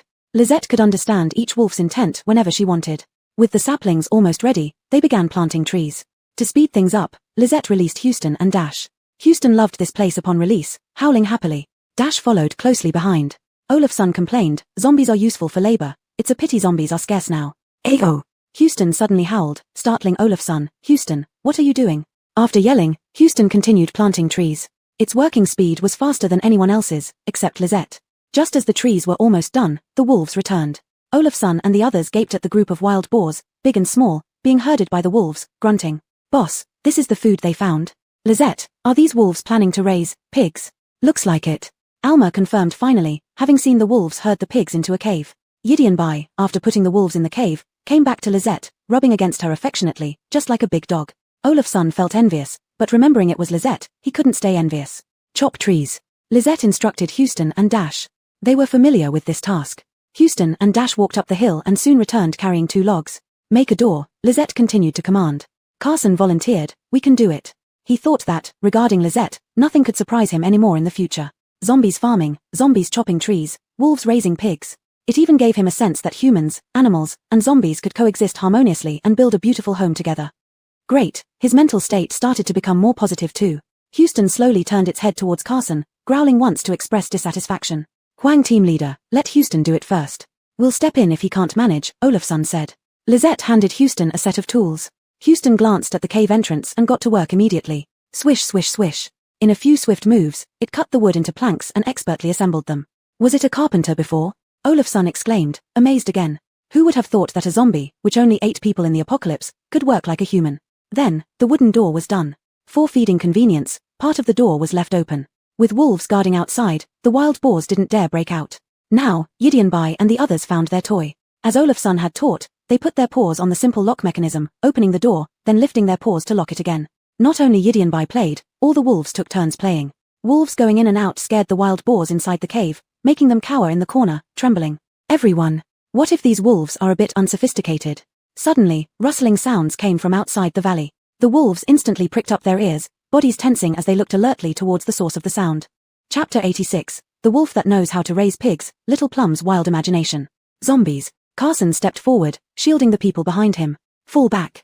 Little Yellow Chick was speechless. This was a conditioned reflex from fighting zombies, forgetting about Daylan and Gustavo. Even in this valley with so many creatures, there were only 3 humans, Carson and the others. Ayuyuyu. Daylan let out a cry, and more than 10 unsteady zombies stopped in their tracks. What is this? Carson realized his misunderstanding. Damn, did I just say that zombies can farm? So Daylan found zombies for farming? Rox's eyes almost popped out. Just as you thought. Little Yellow Chick raised its small wings to cover its eyes. Lisette and Maisie exchanged glances, not knowing what they communicated, but then the wolf pack went back to playing at the door. Then these incomplete zombies began working under Daylan's command. Their movements were slow and stiff, but they didn't stop. Lisette plowed another piece of land and planted it all with alfalfa. Alfalfa? 4 pigs? Roxy asked. Bai, whom Little Yellow Chick often criticized, replied on behalf of Lisette, it's what he wanted. These days, wolves have evolved like this. Will they become human one day? Roxy said, watching the wolf pulling up alfalfa to feed the pigs. The valley before them was full of life. New trees had been planted, and thanks to Lisette's extraordinary ability, they already had flower buds. The alfalfa was lush green, blooming with tiny purple flowers. Were it not for these non-human creatures, this scene would look no different from before the apocalypse. Carson sighed. Lisette, seeing it was almost done, said, let's go back. What about these wolves? Little Yellow Chick asked. What had Lisette actually done? Fought a leopard, tamed a group of self-sufficient wolves, planted a bunch of things, and now she was leaving? Not going to mine for spirit stones? If he guessed right, there was a mine below. Why not dig? Watch the fields. With those 2 words, Lisette decided the fate of these wolves. Little Yellow Chick, watching the wolves trying to get closer to Lisette, suddenly grinned. Okay, this idea is good. Just watch the fields. This time on the way back, Lizette put the 3 humans and 2 zombies into her space and flew back by sword riding. Territory number 2. Jessup had asked over 800 times on the walkie-talkie. Has Lady White not returned yet? Why did she go with those wolves? Initially, Dennis still responded, but later he stopped replying. Until Lizette appeared at the edge of territory number 2. Jessup had been looking this way all along and was the first to spot Lizette and the 4 others. Lady White! Lady White! Jessup shouted, "You're back, great. Can I buy some insect ash fertilizer?" Roxy glanced sideways. Jessup had indeed learned his lesson. In the end, when Lizette returned, people from all 5 territories came. Apart from Briar and the others, everyone else used the excuse of buying fertilizer to inquire about the wolves. Especially Jessup. "Lady White, what kind of help did you give? Why didn't the wolves come back with you?" Lizette remained silent. Jessup persisted. "Did you ride the wolf? How did it feel?" Lizette remained silent. She put down the insect ash fertilizer and left. Crystal hadn't finished planting yet, and she also needed to check on her beloved field. "Lord Yu, here's the fertilizer you asked for. You can leave now," Roxy said with a smile. Jessup had no choice but to leave after buying some wild vegetables. Such a miser, why can't you just talk? He was really curious and even thought about whether he could get a wolf to keep company with General Yi. When Driscoll found Lizette and them, Lizette and Little Yellow Chick were circling a small tree. "Didn't Crystal say she could come through?" Little Yellow Chick said. "Why is there no response after being planted?" "Xiao Ao, what are you 2 doing?" Roxy asked. "Don't you see? Planting a tree," Little Yellow Chick said impatiently. Moments later, a crowd gathered around the half-person tall plum tree. They had never seen a talking tree, only a talking chicken. Just as they thought the tree wouldn't speak, an elderly voice came from inside the plum tree. "Xiao Ao, you finally planted my seed. I've been waiting for so long. Everyone. A real talking tree. Oops." Crystal said, "Why are there so many people?" Roxy greeted first. "Hello, I heard your name is Crystal." "Hello, it must be this chicken who defamed me. My name is My Man, not Crystal," Crystal said. "You're the chicken," Little Yellow Chick retorted. Seeing the tree had sprouted, Lizette lost interest, while Little Yellow Chick asked about the situation in the mutated forest. Crystal told Lizette that she had held back the insect swarm, and everything was fine. Then she continued, "Do you know that it will get cold soon?" Little Yellow Chick asked, "This hot weather hasn't lasted a few days yet, and it's going to get cold?" "Yes, I hope you prepare well." Lizette tilted her head. "How many days?" 2 months, maybe," Crystal replied. "What did you say, 2 months?" Little Yellow Chick said impatiently, knowing that plants had a different sense of time. This time the cold comes earlier than usual. Once it gets cold, all the plants in the mutated forest will go into dormancy, and we won't be able to farm. Olafson asked, "Extreme cold climate?" "Yes, extreme cold climate." Upon hearing they wouldn't be able to farm, Lizette felt a bit anxious. She asked Little Yellow Chick to contact Caesar through the communicator. Caesar was already worried about the refugee situation. A large number of refugees had flooded into the northern base. They were finally settled, but conflict soon arose between them and the original residents over living conditions. Among the refugees were some sinister forces trying to gain control over the northern base and its planting centers. When Caesar heard that Lizette was asking about the extreme cold, he said, "The arrival and duration of extreme cold vary each year. Researchers at Starfire say it may come in 2 months. Can we still farm?" Lizette asked. "We can use facilities, but the cost is quite high." Caesar instinctively said this, then heard Lizette respond, "We can exchange for food." Caesar almost forgot how much food Lizette had. "Okay, I'll prepare the necessary facilities." At the northern base. After putting down the communicator, Caesar wasn't afraid with Lizette's support. Thanks to her, more people in the base were awakening their abilities. Those with ill intentions couldn't do much harm. Little Plum whispered to Little Yellow Chick. Little Plum, sensing spiritual energy, exclaimed, "So much spiritual energy." Little Yellow Chick replied smugly, "With so many spirit stones buried, of course there's plenty. You wouldn't know how extravagant Lizette is. She even planted trees on top of a spirit stone mine." "What?" After whispering to each other, Little Yellow Chick complained, "I don't know what she was thinking, it's not easy to manage." Little Plum suddenly said, "With so much spiritual energy, we can build a teleportation array." While others didn't hear it, Lizette did. She asked, "How?" Little Plum, who liked Lizette, explained in detail when asked. Little Yellow Chick interrupted, "Do you think Lizette understands all this?" "This?" Lizette took out a stone intricately carved with patterns and showed it to Little Plum. Little Plum and Little Yellow Chick fell silent at the same time. Chapter 87, Lizette, someone is trying to take our field. Those who survived to reach the northern base were not weak. Resilient ordinary people are only a small part of the survivors. When disaster came, the majority of sacrifices were made by these common people. Northern Base Core Administrative Area.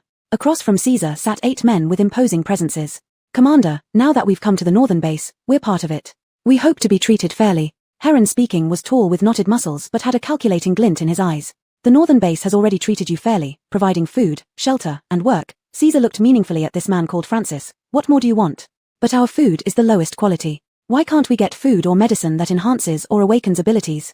Caesar sneered, "Use credits to exchange." We just arrived. Where would we have so many credits? Francis, you're also an ability user. White cores, outside gathered supplies and seeds can all be exchanged for credits, Caesar said coolly. Or are you saying you want something for nothing?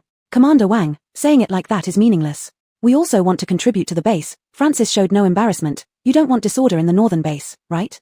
Are you threatening me? I wouldn't dare. We are all humans. Sharing should be natural. This includes the entire base. At this moment, Caesar's communicator rang. Commander, there's trouble. A large number of people have rushed into the cultivation area. It was Ezekiel. Caesar put down the communicator, his gaze cold. Do you think I'm afraid to kill? Commander isn't afraid, Francis spoke firmly. But if you kill so many people, what will other bases think? Will they use it as an excuse to occupy your base? You might not know, but the northern base has become a juicy target. Caesar, of course, knew. In this post-apocalyptic world, merchants and wanderers had spread the news about the northern base long ago. Do you think I'll hesitate? Caesar immediately called Landon. Go to the cultivation area. Anyone who dares to destroy the fields should be stopped by any means necessary. Francis's face changed.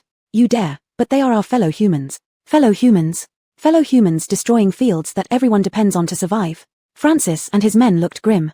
This wasn't how things were supposed to go. Wasn't Caesar, being ex-military, supposed to cherish humanity? Thus, their faction had incited people to rush the cultivation area. The reason was simple. They wanted food and medicine that could awaken abilities. More importantly, they wanted the northern base. Commander, I don't want anything special. But with so many resources, they should be used to their fullest potential. With those people dead, Francis lost his support among the crowd. Just the few of them wouldn't accomplish much. Caesar smiled. This is my base.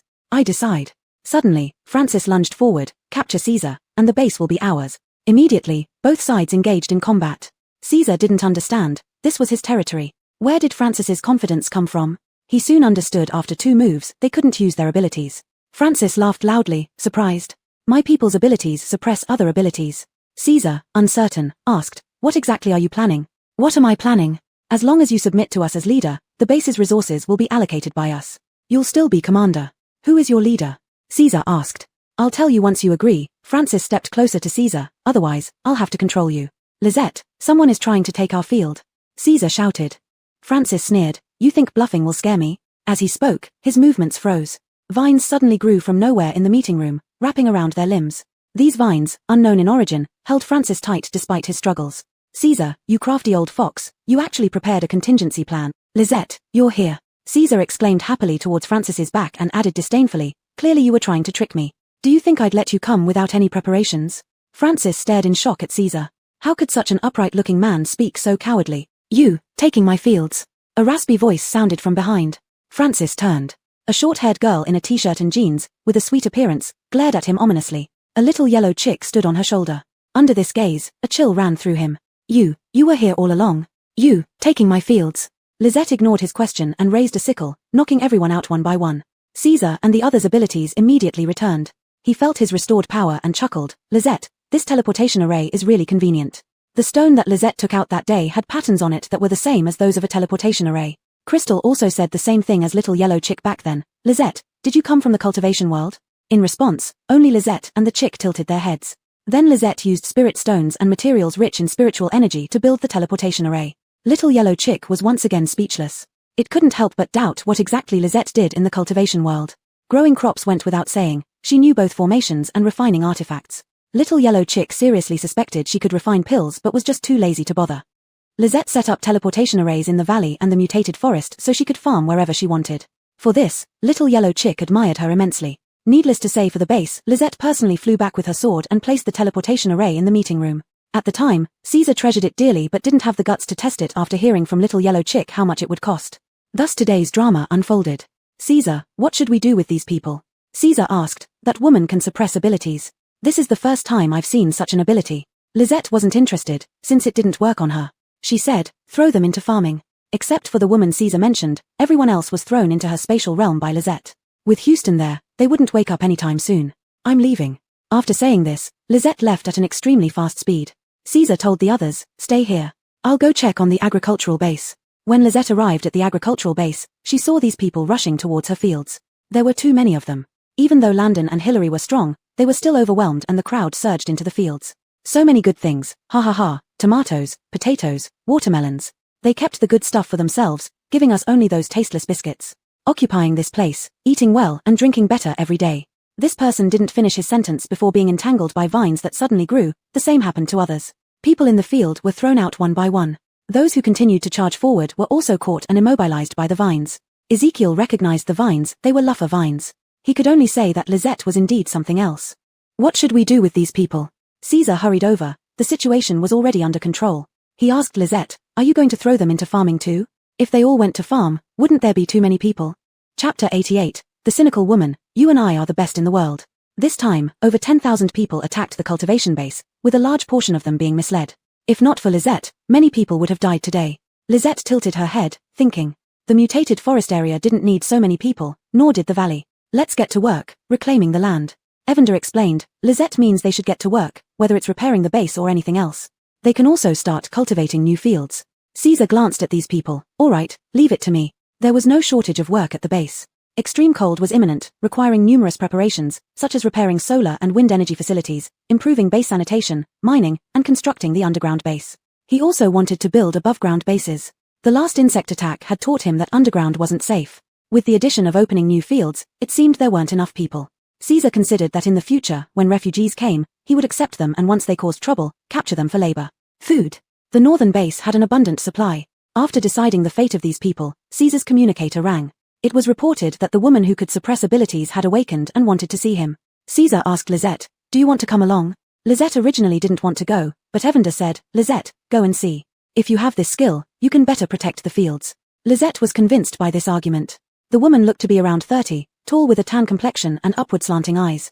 Even with a gun pointed at her, she sat lazily on the metal chair, exuding a world-weary aura. In general, she seemed quite cool. Talk, Caesar said. The woman lifted her gaze, sweeping past Caesar before pausing briefly on Lisette and Evander. I won't help you harm others. Her voice carried a magnetic rasp, pleasant to listen to. You can kill me if you like. Why do you say that? Caesar asked. Because I'm tired of everything. But why don't you commit suicide? Evander asked curiously. Hey. The woman's attention shifted. A talking chicken? Evander hadn't been addressed like that in a long time. It pointed at her with its wingtip. I'm not a chicken, MPF. A spark of interest finally flickered in the woman's lifeless eyes. Because I'm afraid of pain. She kept looking at Evander, which turned its head away, ignoring her. The smile in her eyes deepened. Caesar cleared his throat, speaking seriously. I won't control you, I just want to ask you some questions. Let me pet it, and I'll tell you. She gestured toward Evander. Before Evander could respond, Lisette's grey eyes fixed on her. No. Saying this, she got up to leave. Caesar left a sentence for the woman, it's not up to me, forget it if you don't want to talk. The woman was surprised. Did that young girl have more authority than Commander Caesar? Lisette, Evander persuaded, not letting her touch doesn't mean we can't hear what she has to say. Not listening. Caesar added, if you're not going to listen, let's go. Lisette, maybe throw her into farming? He knew Lisette owned several plots of land. Wait, I'll talk, the woman's voice called from inside. Can I see the little chick again? Caesar understood, she likes fluffy things. Persuaded by Evander, Lisette finally agreed to sit back down. Evander was deeply touched. It hadn't expected Lisette to care so much about it. So, did Lisette care more about it or the fields? While pondering, it mentally asked, are you stupid? How was she not? Asking such a question meant she could take Evander to farm. Evander thought, I shouldn't have asked you. The woman then recounted her relationship with Francis. Her name was Flora, previously a university classmate of Francis. After the apocalypse, they both arrived at Dawn Base together. They became comrades, and later she discovered that during their escape, Francis and his woman had deliberately killed her parents to conserve supplies. I always thought my parents were just unlucky, but I later found out that Francis deliberately abandoned them in an area with many zombies. Afterward, I tried to find opportunities for revenge, but he caught on and used his powers to control me first. He is associated with Talon from Dawn Base, who ordered him to control other bases. Later, that base was destroyed by insects, leading them to discover you could cultivate food, so Caesar already knew the rest. Be cautious. Talon is a powerful figure at Dawn Base with considerable strength. Now that he's set his sights on you, he won't give up easily. Flora finished speaking, a mocking curve on her lips. Everything worth saying, I've said. Everything worth warning, I've warned. You can make your move now. Why do you want to die? Caesar asked again. Hatred flared in the woman's eyes as she gritted her teeth and said, my parents died, and I, a controlled woman, what kind of life can I possibly have? Caesar fell silent for a moment before asking, do you want revenge? Flora's gaze never left Evander. She smiled and asked, can I? Even as she smiled, her world weariness did not diminish. It's mine, Lisette said. You don't need to think it's okay just because you can touch me, said Evander. Sorry, you remind me of the stuffed chick my parents gave me, Flora said wistfully. Sadly, they died, and I lost the stuffed animal. Evander blinked its beady eyes and consulted with Lisette. What if we let her touch me once? Lisette turned to look at Evander, just this once. Look how pitiful she is. You and I are the best in the world. No need, Flora reminisced. It would have been nice if my stuffed chick could talk, but it wasn't. Later, after Briar and the others, Flora became one of Lizette's people. Feeling the strange connection, Flora was amazed. Lisette, Francis only knew you were the Lord, intending to take over the base first before dealing with you all. It seems his preparation was insufficient. When they arrived at the base, they saw large patches of honeysuckle on the square and asked the original residents. They only said it was developed by Dawn Base, conveniently omitting any mention of Lisette. After finishing business here, Lisette put Flora into the space and was about to go through the teleportation array when Caesar asked, Lisette, can I use the teleportation array to visit the territory after dealing with the base affairs? Yes. Caesar grinned. Great, I'll come see you later. Lisette arrived at the fields in the mutated forest. The area had changed significantly. The courtyard had expanded, more houses were built, and high walls made of stone and earth had been constructed with defensive structures atop them. All of this was due to Aristide's efforts. He treated this place as a mini-base. Seeing Lisette arrive, he hurried over. When Lisette released Flora and Francis, Flora had just kicked Francis in the groin. Aristide. What happened? Knowing about Flora's abilities and what Francis and the others had done, Aristide told the embarrassed Flora, now that you're here, you can do whatever you want. Even if someone dies, there's no fear. Flora awkwardly moved her foot away and looked around. Where are we? Chapter 89, She is the light of the world, and the warehouse exploded again. Aristide lashed Francis, who had just woken up, and explained, this weapon was given to me by the Lord. Whoever gets hit by it has to obey. Flora had already understood where she was. She saw the lush farmland and the strange plants around. Her jaw nearly dropped. If she hadn't seen wrong, Aristide had just awakened his ability, and Francis resisted upon waking, leading to a lash from Aristide that left Francis lying on the ground, unable to get up for a long time. You. Every part of Francis ached, especially where Flora had treated him. He covered his crotch area, eyes full of resentment. You bitch, you dirty slut I've used, how dare you, He received another whip. The others glanced at Lisette beside them, bad memories surfaced, shrinking their necks, they didn't dare make a sound. To be alive was already beyond their expectations. Flora asked Aristide, can I use it? Reluctantly, Aristide looked at Lisette, seeing no objection, he painfully handed over the whip to Flora. Whip after whip fell on Francis's body, leaving him writhing in pain, yet powerless to resist. Francis, there comes your day, Flora said with satisfaction, simultaneously sending soul energy to Lisette. You bitch, have the guts to kill me, our leader won't let you off. Dying? Not that easy. Flora's whip fiercely struck Francis again. With Francis's screams, another scream echoed. A red branch whipped back someone trying to escape. Lisette and Aristide had noticed his actions early but did not intervene, and now this person got punished. Aristide sneered, like a true villain, if you don't want to become nutrients for the mutated forest, stay put. The faces of Francis's group changed. Since arriving here, they planned to escape, realizing this was actually the mutated forest. Known as Devil Forest or Hell Forest, the mutated forest was indeed terrifying. You can't fool us, how could this be? Francis screamed, there's still a distance between the northern base and the mutated forest. Try it if you don't believe me. Tired of whipping, Flora walked up to Lisette. Lord, thank you. Lisette. Why did another one call her Lord? Evander quickly said, no need to thank, take good care of Lisette's field, and call her Lord. Previously, when Aristide called Lisette Lord, it felt a bit awkward. Calling such a cool woman Lord? How sinister does that sound? Alright, Lord. Flora readily agreed, her world weariness lessened considerably, only now do I understand why the northern base has so much food. Caesar had asked Lisette about farming techniques, which she had no objections to sharing. However, even if others obtained seeds from the northern base, accelerating plant growth like Lisette was virtually impossible. So, other bases were still in experimental stages. Evander swelled with pride, of course. Flora laughed more sincerely, looking at Evander adorably, couldn't help teasing it. Jill, do you still count what you said earlier about petting you? Evander gathered its wings protectively, missed is missed, no tricks allowed. Without saying anything, Lisette gently stroked Evander. Both Flora and Aristide chuckled. Oh, you even know about stand-in literature, how adorable. Lisette left Flora and took out a wild boar offered by wolves from her storage bag, eat. Then, she returned to number 2 territory. After Lisette vanished, Flora asked Aristide, who is this lord? How can she possess such amazing power? Perhaps she is the light of the world, Aristide said longingly, follow the lord well. Tonight we will have potato pork noodle stew with some green beans and white radish, steamed rice, the taste will be great. Aristide licked his lips, making Flora yearn for the food. I haven't had such meals since the apocalypse, you guys are truly lucky. At number 2 territory, Driscoll prepared braised pork, meatballs, stewed ribs, and other dishes. Alric, smelling the aroma of the food, also rejoiced at following Lisette along with Briar. It was only too late, placing them behind the wolf pack in status. Upon Lisette's return, her gaze swept over Alric, lounging on the sofa made by Houston. Alric immediately sat up straight, chuckling, Lisette, you're back. How was the base? Evander remarked, with Lisette around, everything's fine. After signing a deeper contract with Lisette, she learned that Alric possessed dual abilities in wind and water manipulation. Learning more things, but Lisette, focused on farming, didn't pay much attention. Alric was the son of Li Guodong, one of the rulers of Dawn Base. That is to say, Alric's identity was even more formidable than Odon's. Upon hearing this, Evander sneered coldly. No matter how powerful he is, he can't be more powerful than our little zombie. That's good. Without paying attention to Alric's deep thoughts, Lizette decided to go and check on the fields. Supported by the abundant food supply, 2 5-acre greenhouses stood tall in Lizette's land. This was all she could do. It was becoming increasingly difficult to obtain glass now. As for plastic films, not only were there no materials to make them, but even if there were, they wouldn't withstand the extreme cold and strong winds. Lizette had indeed put in a great deal of effort into these. The weather was indeed getting colder. Whenever Lizette had free time, she focused on promoting crop growth. Unlike the crops inside her space, the external fields required special care. Fortunately, Lizette had insect ash fertilizer. Otherwise, the frequent stimulation would deplete the soil nutrients too quickly. After several rounds of sugarcane planting, Lizette switched to sugar beets for sugar production before the severe cold arrived. Before the intense cold hit, Lizette's warehouse exploded with produce. The base's warehouse also overflowed. It was Caesar who had people dig temporary large warehouses to store Lizette's crops. Other territories' crops also enjoyed a bountiful harvest. Despite the occasional rain, thanks to the help from Carson and others, all issues were resolved. Evander seemed to see times past. Take your time, Lizette. The base has enough food, and our crops can survive the extreme cold weather, Caesar advised. Lizette hadn't expected it either. She just found farming incredibly satisfying. If other bases that were only starting to grow oilseed rape knew this, they would envy her.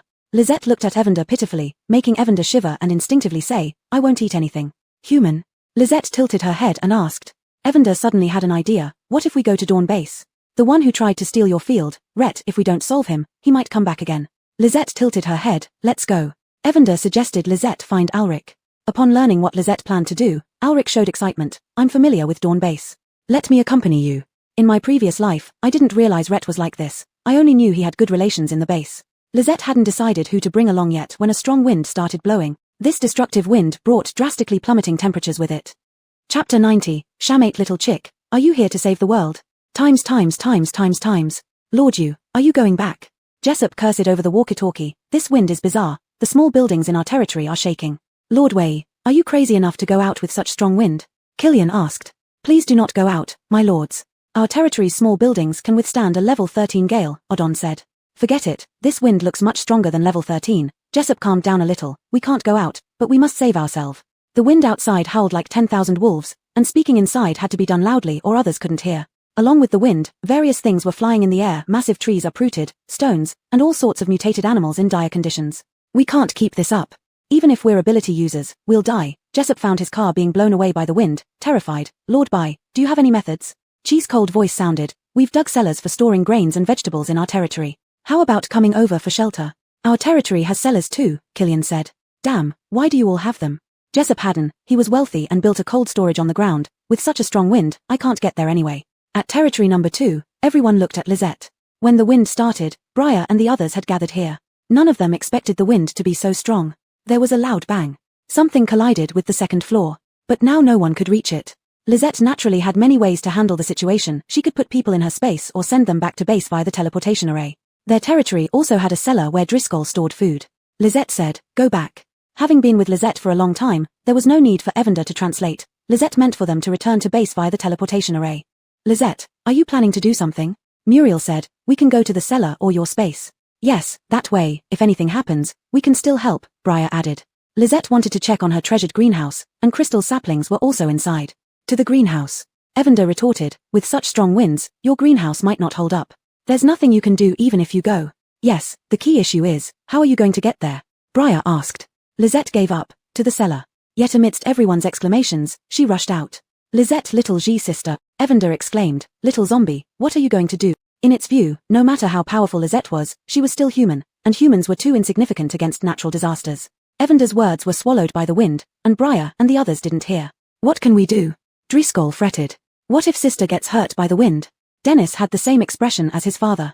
Trust Lizette. Although she's stubborn, she's not reckless. She must have a plan, Briar said. Yeah, at worst, Boss can hide in her space. Olafson had great confidence in Lizette. On the other side, Jessup didn't respond, which worried Odon. He loudly asked, Lord you, are you alright? I'm fine. My people are digging holes and can't talk right now. Contact you if anything urgent. Hearing that Jessup was fine, Odon sighed in relief. Although Jessup was sometimes a jerk, he wasn't bad and had strong power. Help. Moments later, Olafson's cries came through the walkie-talkie. Odon hurriedly asked, what happened? The wind was roaring on the other side. Jessup shouted, our building's roof was torn off, and the earth ability users are exhausted. The cellar isn't big enough for everyone. Jessup was at territory number 2. The second floor was gone, and he clung to the corner of the wall on the first floor, shouting into the walkie-talkie. Under his feet was a heavy iron plate with ventilation holes. He heard muffled voices from inside. Captain, let me go up and you come down, you can't risk it. Jessup ignored it, speaking cowardly words but with a serious expression. He was a spatial ability user, able to store things in a small space and control space itself, short-distance teleportation, spatial slicing, and creating spatial prisons, primarily for combat. If no one came to rescue him, Jessup planned to risk a teleport to territory number 2. The moment Lisette stepped out, she was flipped by the wind, but thanks to her hard skull, she was unharmed except for the poor Evander in her hand. White. The wind pushed against Evander, who couldn't open its eyes and couldn't speak. The next moment, the wind around them disappeared. Evander opened its eyes to find that the wind seemed to flow around it and Lisette as if there was a protective shield within half a meter around them. Little zombie, why didn't you use it earlier? Evander was furious. Its feathers were ruffled by the wind, making it look like a shamate little chick. Lisette got up from the ground. I forgot. Evander was speechless. You. It stuttered but couldn't get a word out. Lisette took out her scythe, transforming it into the stylish appearance of the autumn water sword, and flew toward territory number 1 with Evander. You're flying in the wrong direction. Your fields are over there. Evander almost thought Lisette had been blown into confusion and couldn't tell directions. Go, to save people. Lisette explained that she wasn't the same little zombie as before. If Evander asked questions, she would answer if she could. Go to save Jessup. Lisette didn't reply this time, finding it too wordy and not wanting to bother. Odon had pleaded through the Soul Network for her to save Jessup. The old man Buster was decent, so Lisette agreed. Jessup saw that the walls on the first floor were about to collapse, and he heard frantic knocks on the iron plate. He shouted loudly, stay where you are. I'm going to territory number 2. Suddenly, a large tree crashed into the wall Jessup was leaning against. Instinctively, he activated spatial teleportation. However, the ground beneath him vanished, and the teleportation was interrupted as someone picked him up. Seeing broken cement walls, trees, and rocks crashing toward him, he closed his eyes in despair and screamed. The expected pain never came. Jessup looked up and saw Lisette's slightly sinister face. Lord Bai. He cautiously turned his head, his expression shifting from bewilderment to fear, then to excitement. A towering, muscular man nearly 2 meters tall was being held by Lisette's delicate, crossed-out, pale, hand. Beneath her feet was a sword that glinted menacingly, an exquisite piece of art. Evander stood on Lisette's shoulder, looking down disdainfully at Jessup who was grinning foolishly. Lord Bai, are you here to save the world? How old are you? Still saving the world? Lisette ignored Jessup, while Evander mocked him. If not to save the world, how can you fly? So cool, can you teach me? Your thick skin is beyond ordinary. Lisette had once thought of teaching Caesar but never found the right cultivation method. But Caesar was one person, and Jessup was another. Lisette flew all the way to the greenhouse.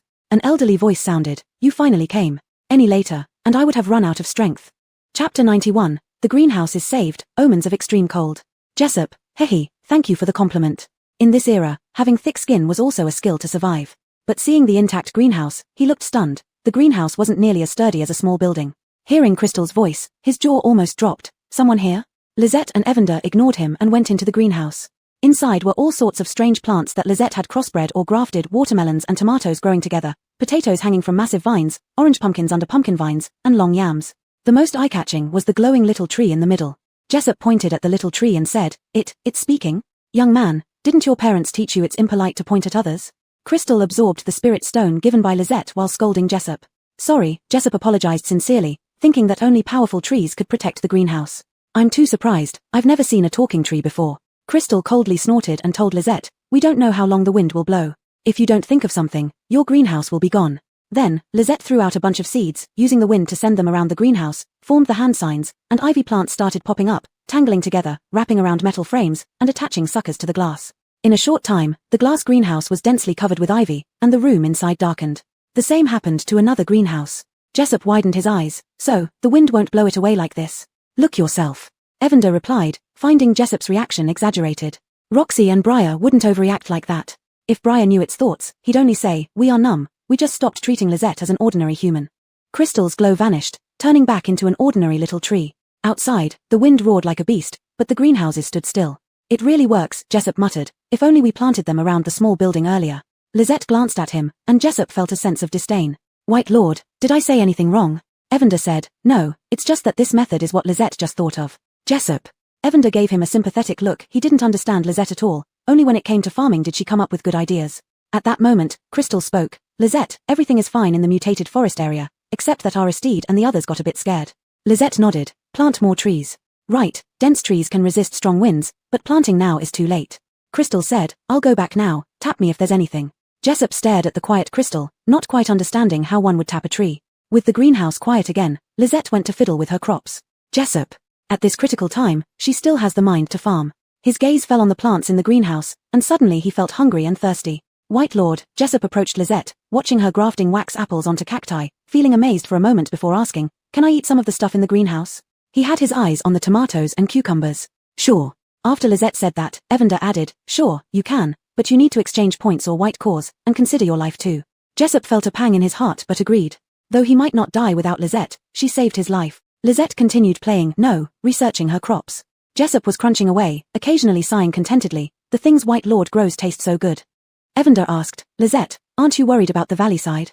Jessup perked up his ears. When Crystal mentioned the mutated forest, he paid attention, afraid Lizette would kill him to silence him. Now, it's the valley. The base's food supply was grown by Lizette. Did she have fields in the mutated forest? And what valley? No. Lizette answered briefly. Evander noticed Jessup eavesdropping and warned, Lord you, now that you know our secrets, we can't let you live. Jessup looked terrified. No, I don't know anything, even if I did, I'll forget it. Seeing Lizette calmly peeling half a cactus, Jessup shivered. White Lord, I won't tell anyone. He swore earnestly, losing his appetite for the cucumber in his hand. After a while, Evander chuckled, for being the Wind Thunder squad leader, why are you so cowardly? If we wanted to kill you, you wouldn't be standing here. Given Lizette's skills, killing me would be like squashing an ant. Jessup relaxed, I wouldn't dare take any chances. As he spoke, Jessup felt like he forgot something but couldn't recall what. The wind finally subsided after 2 days. The crops in the greenhouse were all replaced by Lizette, and the happiest person was Jessup, who indulged himself in eating, drinking, and sleeping. As soon as the wind lessened, Briar and the others came looking for him. They had already known through soul contact that Jessup was here, so they weren't surprised to see him, but rather envious. Lizette, our houses in the territory are gone, needing to be rebuilt. The sugar beets and cabbages we planted before were destroyed by the wind, Briar said. Now the temperature has dropped to -5. Apart from the greenhouse, it's not suitable for planting anything. Lizette simply replied with an O. Briar didn't know that when the wind started, Lizette had harvested all the crops, filling her spatial storage to the brim. Jessup only realized what he had forgotten when he saw Briar and the others. Damn it, my people, I didn't leave them any food. He didn't mention that not only did he not leave them food, he also didn't provide a place for waste disposal. Jessup could hardly imagine how his people had managed. After receiving a pile of food from Lizette, he hurriedly left. When Lizette went out, she found everything outside her greenhouse in disarray. Animal carcasses, scattered trees, and rocks. All the rapeseed and cotton used for water filtration were gone, and all the fish Hua Jian raised in the reservoir had died. Hua Jian was heartbroken. A day later, the other residents of the territory returned to the base. The temperature would continue to drop, and rebuilding the territory would have to wait until the weather warmed up. Jessup had intended to linger a bit longer and chat with Lizette, although he hadn't decided what to talk about. But when his people emerged, they were all disheveled, barely alive, and mentally confused. Especially Tina, who burst into tears upon seeing him, her nose and face smeared with tears and snot. Trying to hug Jessup, he dodged her. Because of this, when the base came to pick them up, he went back with them. Lizette stayed behind, with Caesar sending the best construction team to repair the houses. When the rough outline of the house was finished, Odon and the others approached Lizette solemnly. Lizette, can we use your teleportation array to return? Odon asked. What happened at the base? Evander sharply sensed something amiss. The base suffered a large-scale attack by contaminated monsters, Odon said. Some even burrowed underground, causing heavy casualties. I need to return to protect the base. Chapter 92, Lizette's Preparation, a Hard Battle. Odon felt that after spending so much time with Lizette, he almost forgot this was the apocalypse. Before Lizette appeared, he was still fighting against contamination, and the people in the base were living day by day. They could be threatened by contaminated monsters, natural disasters, and shortages of food and water at any time. They couldn't even get to eat grass cakes. When Odon, Carson, and others were preparing to teleport, Briar hesitated, looking like he wanted to say something but kept silent. Lizette pointed at him and said, You, go back. Evander, she knows you're worried about the base, so Lizette lets you go back. But, Briar was still hesitating. Don't say but. Nothing serious here. The base is key. If there's trouble, you can come through the teleportation array anytime. Teleporting Odon and Carson cost over 100 spirit stones. You wasteful one, Evander complained to Lizette. You could have put them in your space and then teleported. Lizette. It would be hard to expect a zombie to think of that. Besides, Lizette didn't feel the pain, she had plenty more stored in her bag. Briar and the others also couldn't bear it. At this rate, it would cost more than 2,000 spirit stones just to teleport them. Lizette, what Jill said is right, bring us there instead. Lizette tilted her head and looked at Briar. Didn't you say you wanted to teleport? Briar said, you bringing us there is fine, it saves more spirit stones for farming. Then, Lizette took out Daylan and Gustavo and let Olafson and others see her territory, putting Briar and the others back into her space. Not everyone had been in Lizette's space before. Sandra, Yesenia, Mimi, and others hadn't. Who could blame Briar and the others for arriving late? Seeing Lizette's space, no one was left unimpressed. Elmer said in amazement, if Earth can't support life, Lizette's space can preserve the seeds of humanity. Mimi ran around happily as soon as she entered. The air inside was too comfortable.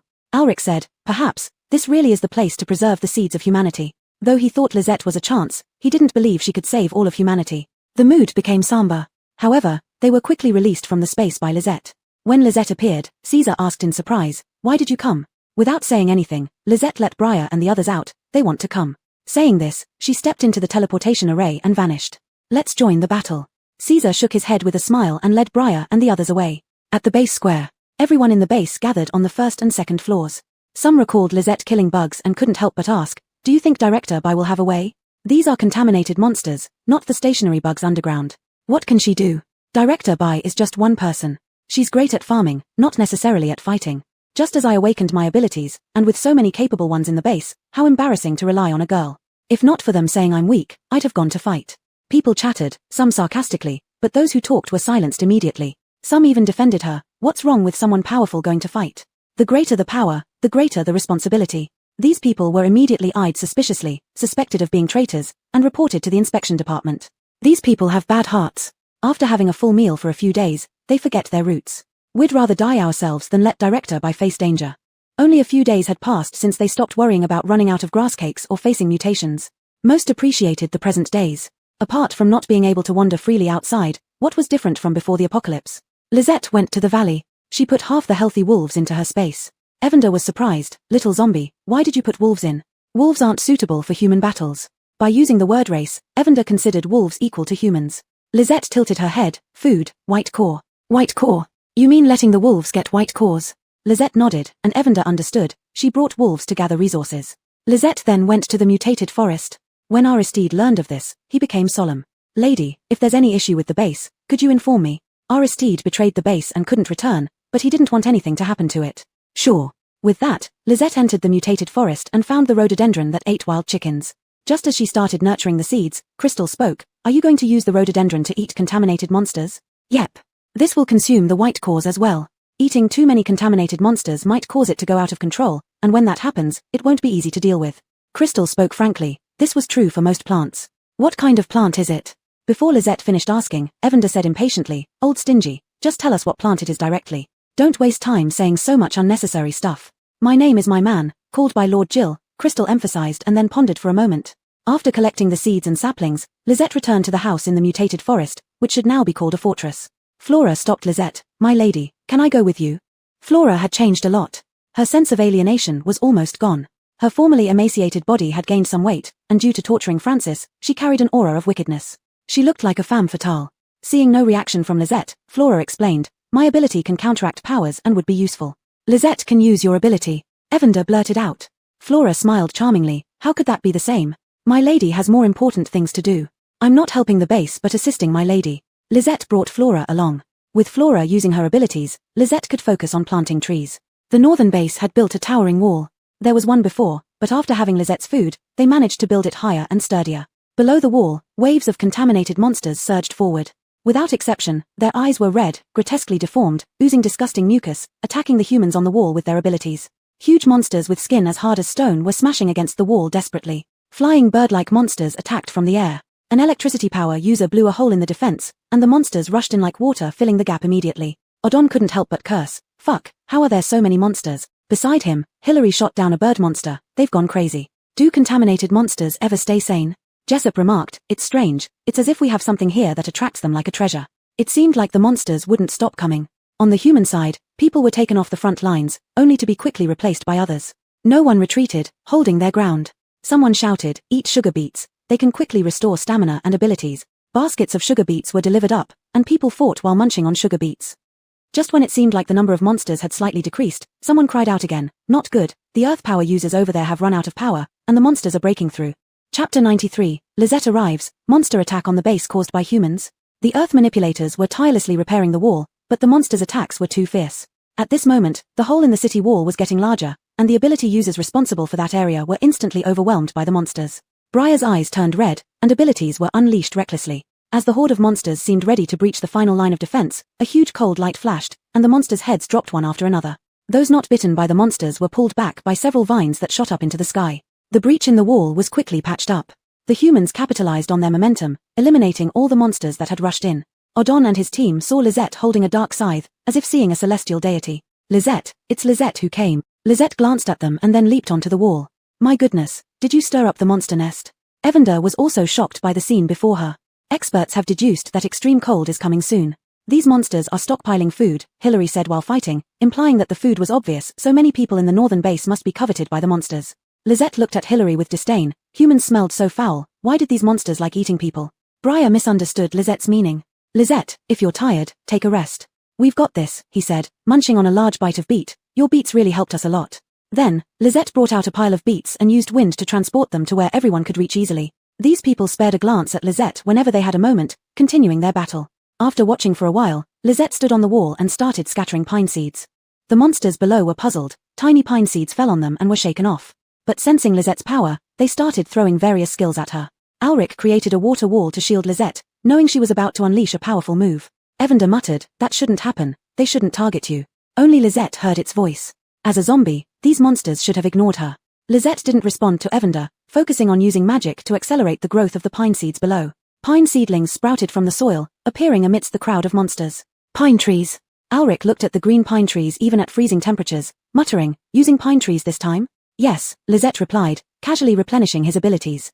Alric felt his body lighten, smiling at Lisette, thank you. Crystal had recommended pine trees at the time. Seeing the pine trees, Evander finally understood why Crystal had recommended them. When they arrived, the pine tree was fighting with a pagoda tree, with pine needles flying like steel needles, embedding into the hard trunk of the pagoda tree. With the pine needles gone, it still had pine cones, which launched pine seeds with a force and speed comparable to bullets. Most importantly, pine trees were cold resistant.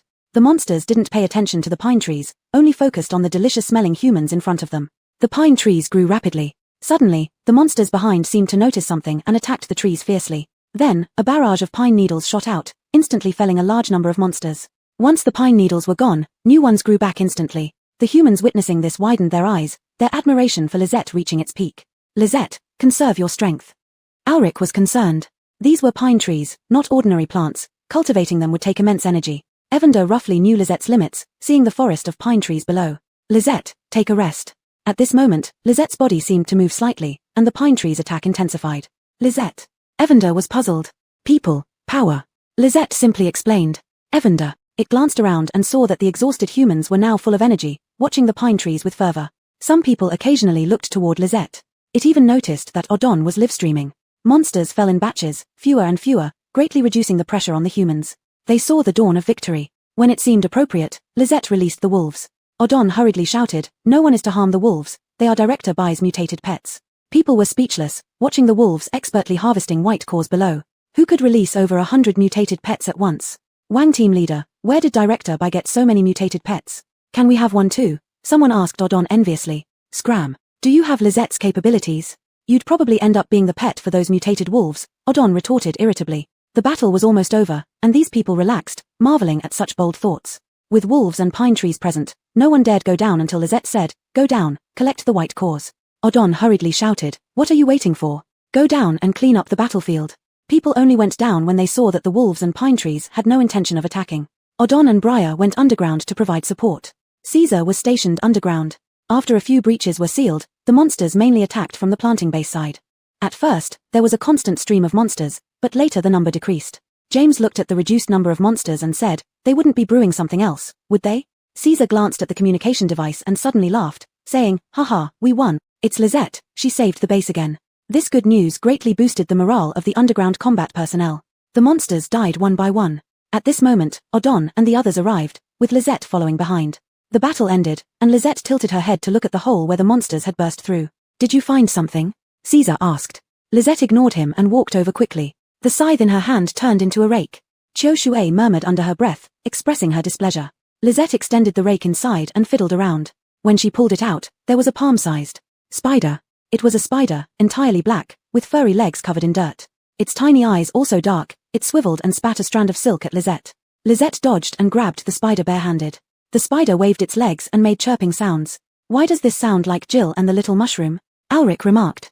Evander became upset, pointing its wing at Alric. Are you deaf or hallucinating? When have I ever made such a foolish noise? Meanwhile, Caesar asked Lisette, what is this? She dug the tunnel. Upon hearing Lisette's words, the spider stopped moving. Dead. Alric watched the spider in Lisette's hand with interest. Pretending. James frowned. It can understand human speech? Could it be a human's mutated pet? Everyone's expressions turned serious. If so, then this monster attack on the northern base wasn't just an ordinary attack, it was orchestrated by humans. Lisette poked the spider and said, humans, destroyed fields, caught. Chapter 94, the mastermind behind the scenes, the base floating in the air. In the sky, a huge platform was floating. On it were circular houses built with metal and cement, orderly scattered around. People moved back and forth busily. The people appeared malnourished, the temperature in the air was too low, and their thin, ragged clothes were insufficient to ward off the cold. On their exposed skin, besides large purplish-red bruises and whip marks, there were also highly swollen frostbits oozing clear pus. If someone slowed down even slightly, they would receive a lash of the whip.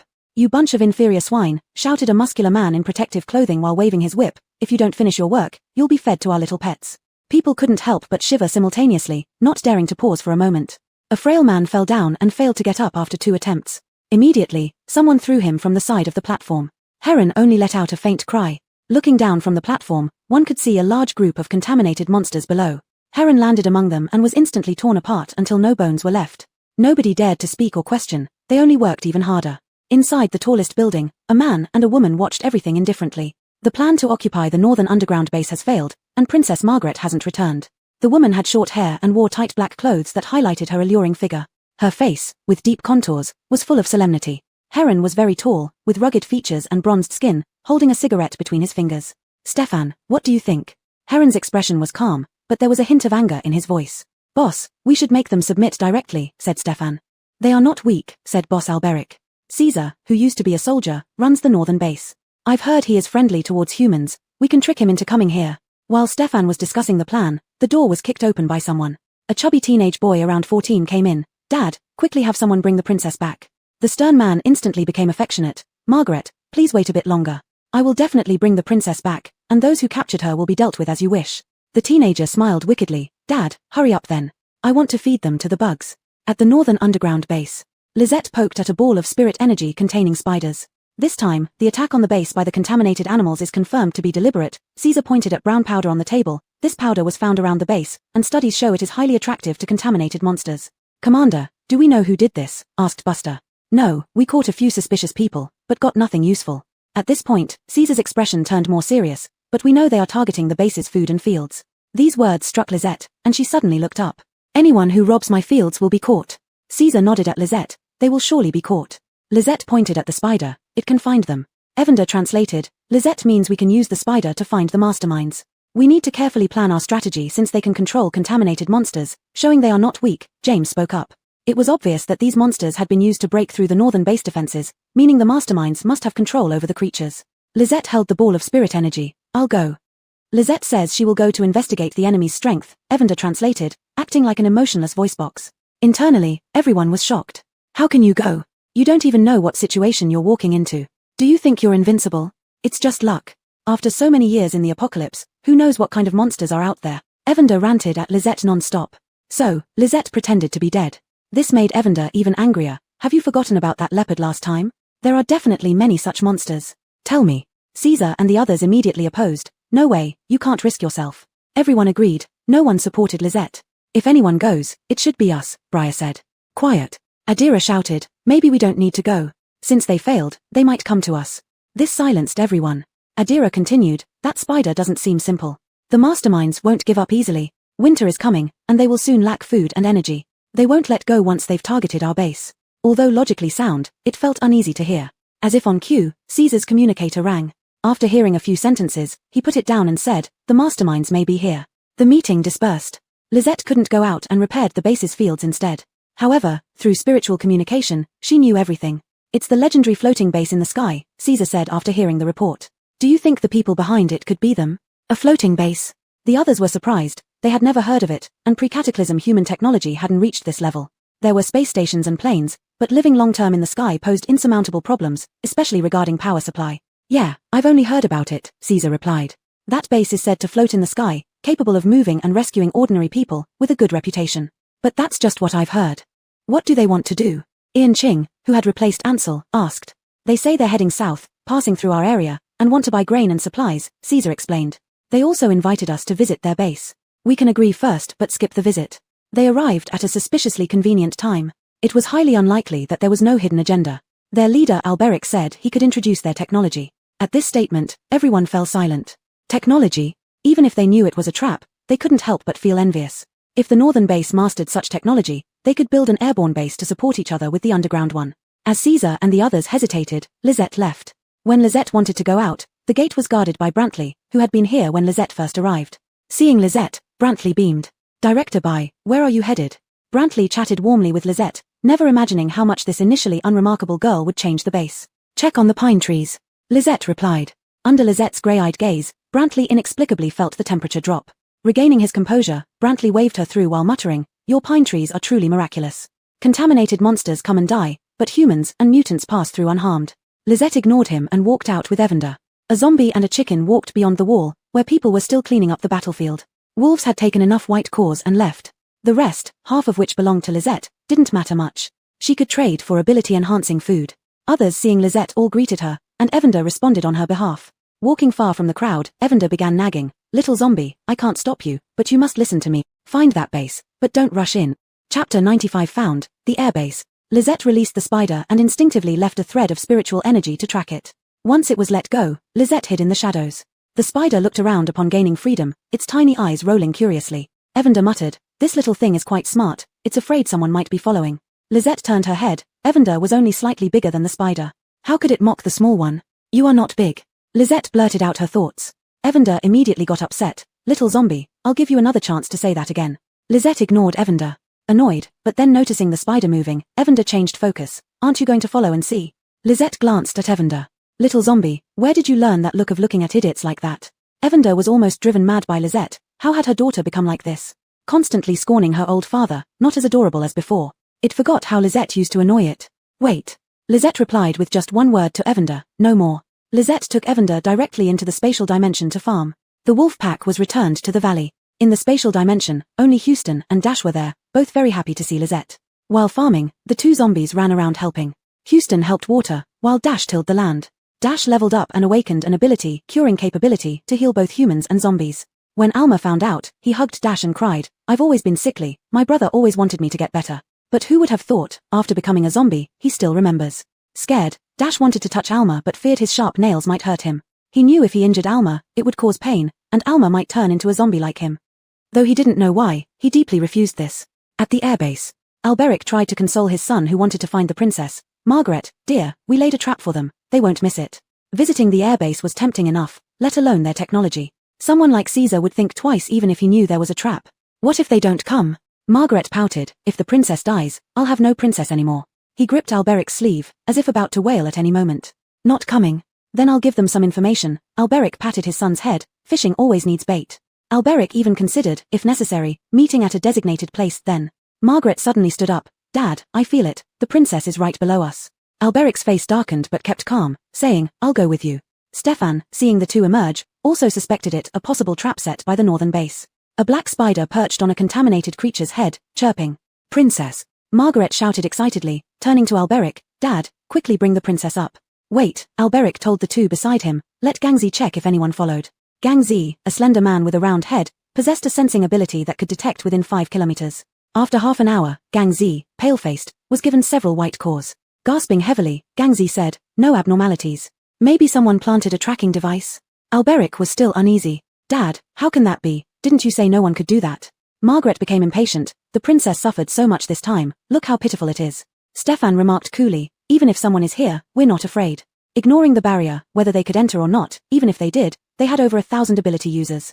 Stefan and Alberic were top tier, whoever came, would stay. Dad. Margaret grew impatient. Alberic agreed, pressing a button that revealed a steel cable elevator. The spider called Princess climbed onto it and was hoisted up. In the spatial dimension. Lisette paused planting seeds. Houston was watering when he noticed Lisette stopped and let out a loud cry. In the next moment, Lisette and Evander vanished from the spatial dimension. Upon emerging, Lisette didn't pause, transforming Choshire to fly into the sky. Little zombie, did you find it? Evander asked, don't act rashly. Should we call Briar? No need. Night was approaching. Lisette wanted to catch the bad guys who took her fields quickly. Within minutes, the site was filled with clustered contaminated creatures. Carefully observing, a fine web encircled them, restricting their movement, but they showed no intention to escape. What's going on? Evander felt a bit nauseous looking at the disgusting monster. Lisette hovered above the pollutant, looking up. What are you looking at? Evander followed her gaze upwards. There was nothing above. Lisette flew up with her sword, but Evander still saw nothing. Little zombie, what did you see? Lisette pointed forward. There, someone. Someone. If you rush over like that, aren't you exposing yourself? Evander got anxious. It won't. I learned from them. Evander understood. This was learned from the airbase's methods. It didn't doubt Lisette. If Lisette said there was something, then there must be. At the airbase, 2 patrolling guards were talking. Hey, I think I saw someone come up. No, the other one stretched his neck to look. You must be mistaken. Maybe it was a bird or something. But right in front of them stood Lisette on her sword. Little zombie, they really can't see us. Evander was a bit excited. Little zombie, I sense Master's aura. Where? Evander pointed with its wingtip to the large platform ahead. IT's all over there. Lisette ignored Evander and headed straight for the platform. The barrier of the platform couldn't stop Lisette. Inside, the buildings were dilapidated structures made of old metal, wood, and stone. Evander commented, there's a kind of decaying beauty here. Lisette was originally going to the spider's location, but she stopped when she saw a hint of green by a window. Hey, where are you going? Little zombie, that's someone's home. You'll be discovered if you go there. Lisette didn't listen to it and approached the window. Evander saw clearly now it was a ginger plant on the windowsill. Growing in a square water trough with only a little water inside, the long leaves were somewhat wilted and yellowing. Below, the small root was purple. Inside the room, 6 children surrounded a gaunt middle-aged man. The children were thin and small, but the oldest didn't look older than 10. A little boy was crying. He had just lost his only relative. Suddenly, a little girl pointed to where Lisette stood. Teacher, there's a sister there. Chapter 96 Lisette's deal, going to find the land snatcher. The thin man smiled gently. What person? He looked up and froze, indeed seeing a stranger. Little zombie, run quickly, you've been spotted. Evander was in a hurry. You stood here so carelessly, how could you let yourself be discovered? I didn't mean any harm. In the next moment, the thin man rushed out, grabbing Lisette and pulling her into the house. Hurry, come with me. If they find you wandering outside, you're done for. Lisette did not refuse and followed the man inside. Heron closed the door and sighed with relief. Which family are you from? Why haven't I seen you before? The man asked. New arrival. Lisette raised her finger towards the ginger. That one, can it be exchanged? Evander hadn't entered, instead jumping down and hiding in the shadows when the man came out. In case Lisette got caught, it would still be able to save her. Now, hearing Lisette say she wanted to trade for ginger, it couldn't help but sigh. Little zombie, do you remember why you came here? To exchange things. Lisette said confidently as if she had really come to trade. Heron realized something. No wonder your clothes are different from ours. Were you newly captured by them? Did you escape? Do you want to exchange or not? Lisette had tampered with the base's fields and hadn't had time to change her dirty clothes, which explained why the man thought she had just been caught. A little boy tugged at the thin man's sleeve. Teacher, is this pretty sister crazy? Don't talk like that. The man looked at Lisette sympathetically. Perhaps because of this sympathy, those men relaxed their guard over Lisette, allowing her to escape. Miss, we don't have anything to exchange. Heron said, just stay here. I'll see if there's a chance to help you escape. Lisette tilted her head. Why, run? The children all looked at Lisette with pity. A little girl said, Sister, they say beautiful girls will be tortured to death here.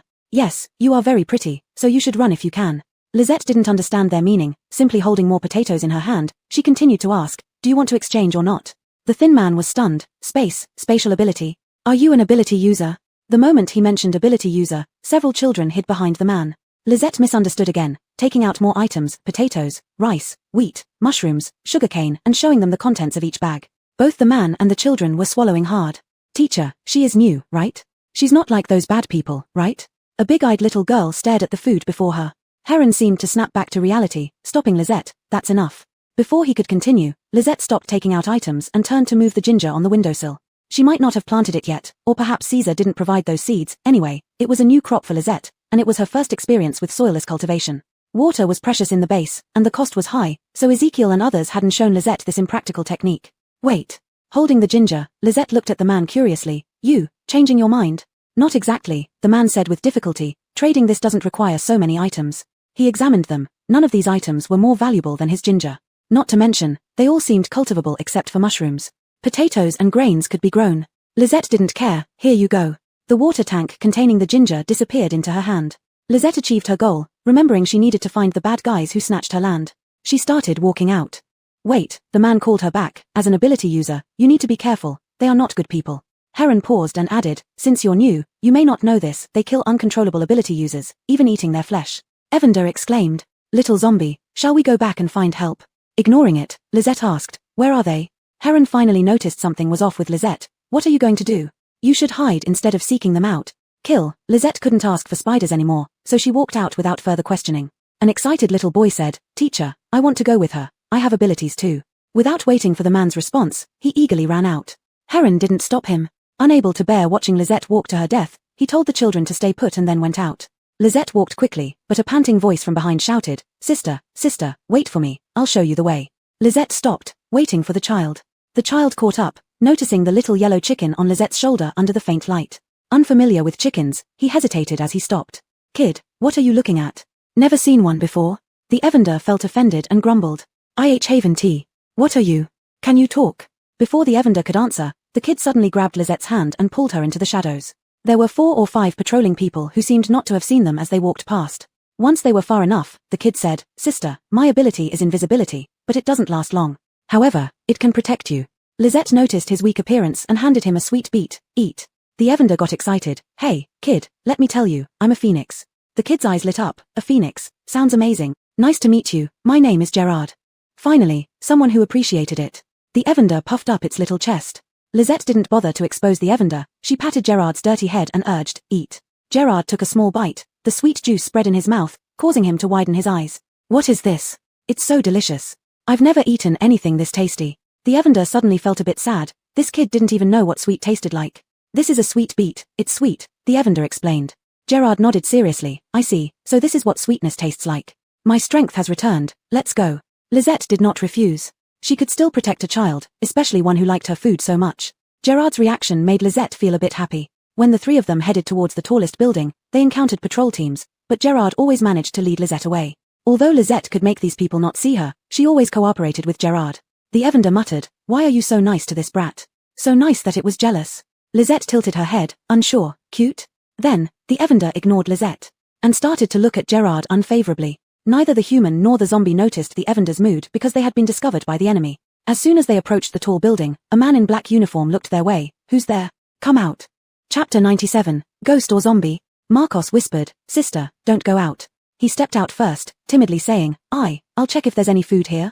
Heron in the uniform looked at him and said, Who are you? You look unfamiliar. Are you also looking for food? Marcos was startled and exclaimed to Lisette, Sister, how did you come out? Run fast. A few men leered and surrounded them. Why run? Aren't you here for food? Play with us, and we'll share the food. Marcos grabbed Lisette's hand and tried to run. Just as the men approached, Lisette moved extremely fast, punching one of them right in the eye. Bitch. Before he could finish his sentence, they saw Lisette's eyes and froze, their expressions turning dazed. Go find those who seized the fields. They didn't react, their eyes becoming even more glazed over. The little yellow chicken clucked, If you say it like that, they won't understand a thing. Lisette tilted her head. If not this way, what else? Forget it, she'd better find it herself. Just as she was about to leave, the little yellow chicken said, Go find your leader. The men received the correct instruction and started moving, automatically walking ahead. Lisette held Marcos's hand and followed the little yellow chicken into the building. The interior was luxuriously decorated with thick carpets on the ground, unimaginable in the post-apocalypse world. Even Caesar's core office area was made of cold metal. As they passed others, they nodded lightly and ignored Lisette and company. Seeing this, 8-year-old Marcos understood immediately that Lisette had been accommodating him just now. His black, thin face with red spots began to burn. Alberic was discussing plans against the northern base with some subordinates when he saw his guard captain walk in. What's going on? Get out, Alberic shouted. Along with the guard captain came several members of the guard team. It's wrong. They're under mental control. Prepare for battle, Stefan yelled. Fireballs, wind blades, and metal knives simultaneously hit the guards, killing them before they could regain consciousness. Lisette, holding Marcos, revealed herself. Looking at the eerie Lisette, Alberic asked, Who are you? Lisette's eyes were chillingly cold, expressionless, resembling something that people become after death. More importantly, their abilities weren't working. Trouble. She can counter our powers. Lisette approached step by step, and Alberic was horrified to find that none of their abilities worked. Several people screamed, clutching their heads, Ghost, ghost. Lisette tilted her head. What is a ghost? Admittedly, the little yellow chicken had maximized the horror factor. Before coming, the little yellow chicken had reminded Lisette, Soon, you float, and if you can make them see no shadow, it would be perfect. The little yellow chicken knew these people must have harmed countless others, making some feel guilty. Even Lisette wore a white coat outside, which Ezekieltsi had given her previously. Without a shadow, it's a ghost, someone screamed, breaking down. Some even mistook Lisette for women they had killed, whether they were ability users or ordinary people. Stefan reacted first, Stay calm, she's not a ghost. Kill her. At the same time, Stefan crouched and drew two curved knives from her leg, charging at Lisette. Those with strong minds pulled out guns and shot at Lisette. Lisette controlled them for an instant, and most recovered quickly. She's not a ghost. We were affected by her mental ability. Allison, go ahead, the little yellow chicken chirped, and Lisette appeared with a scythe in her hand. Marcos disappeared, and Daylan appeared beside her.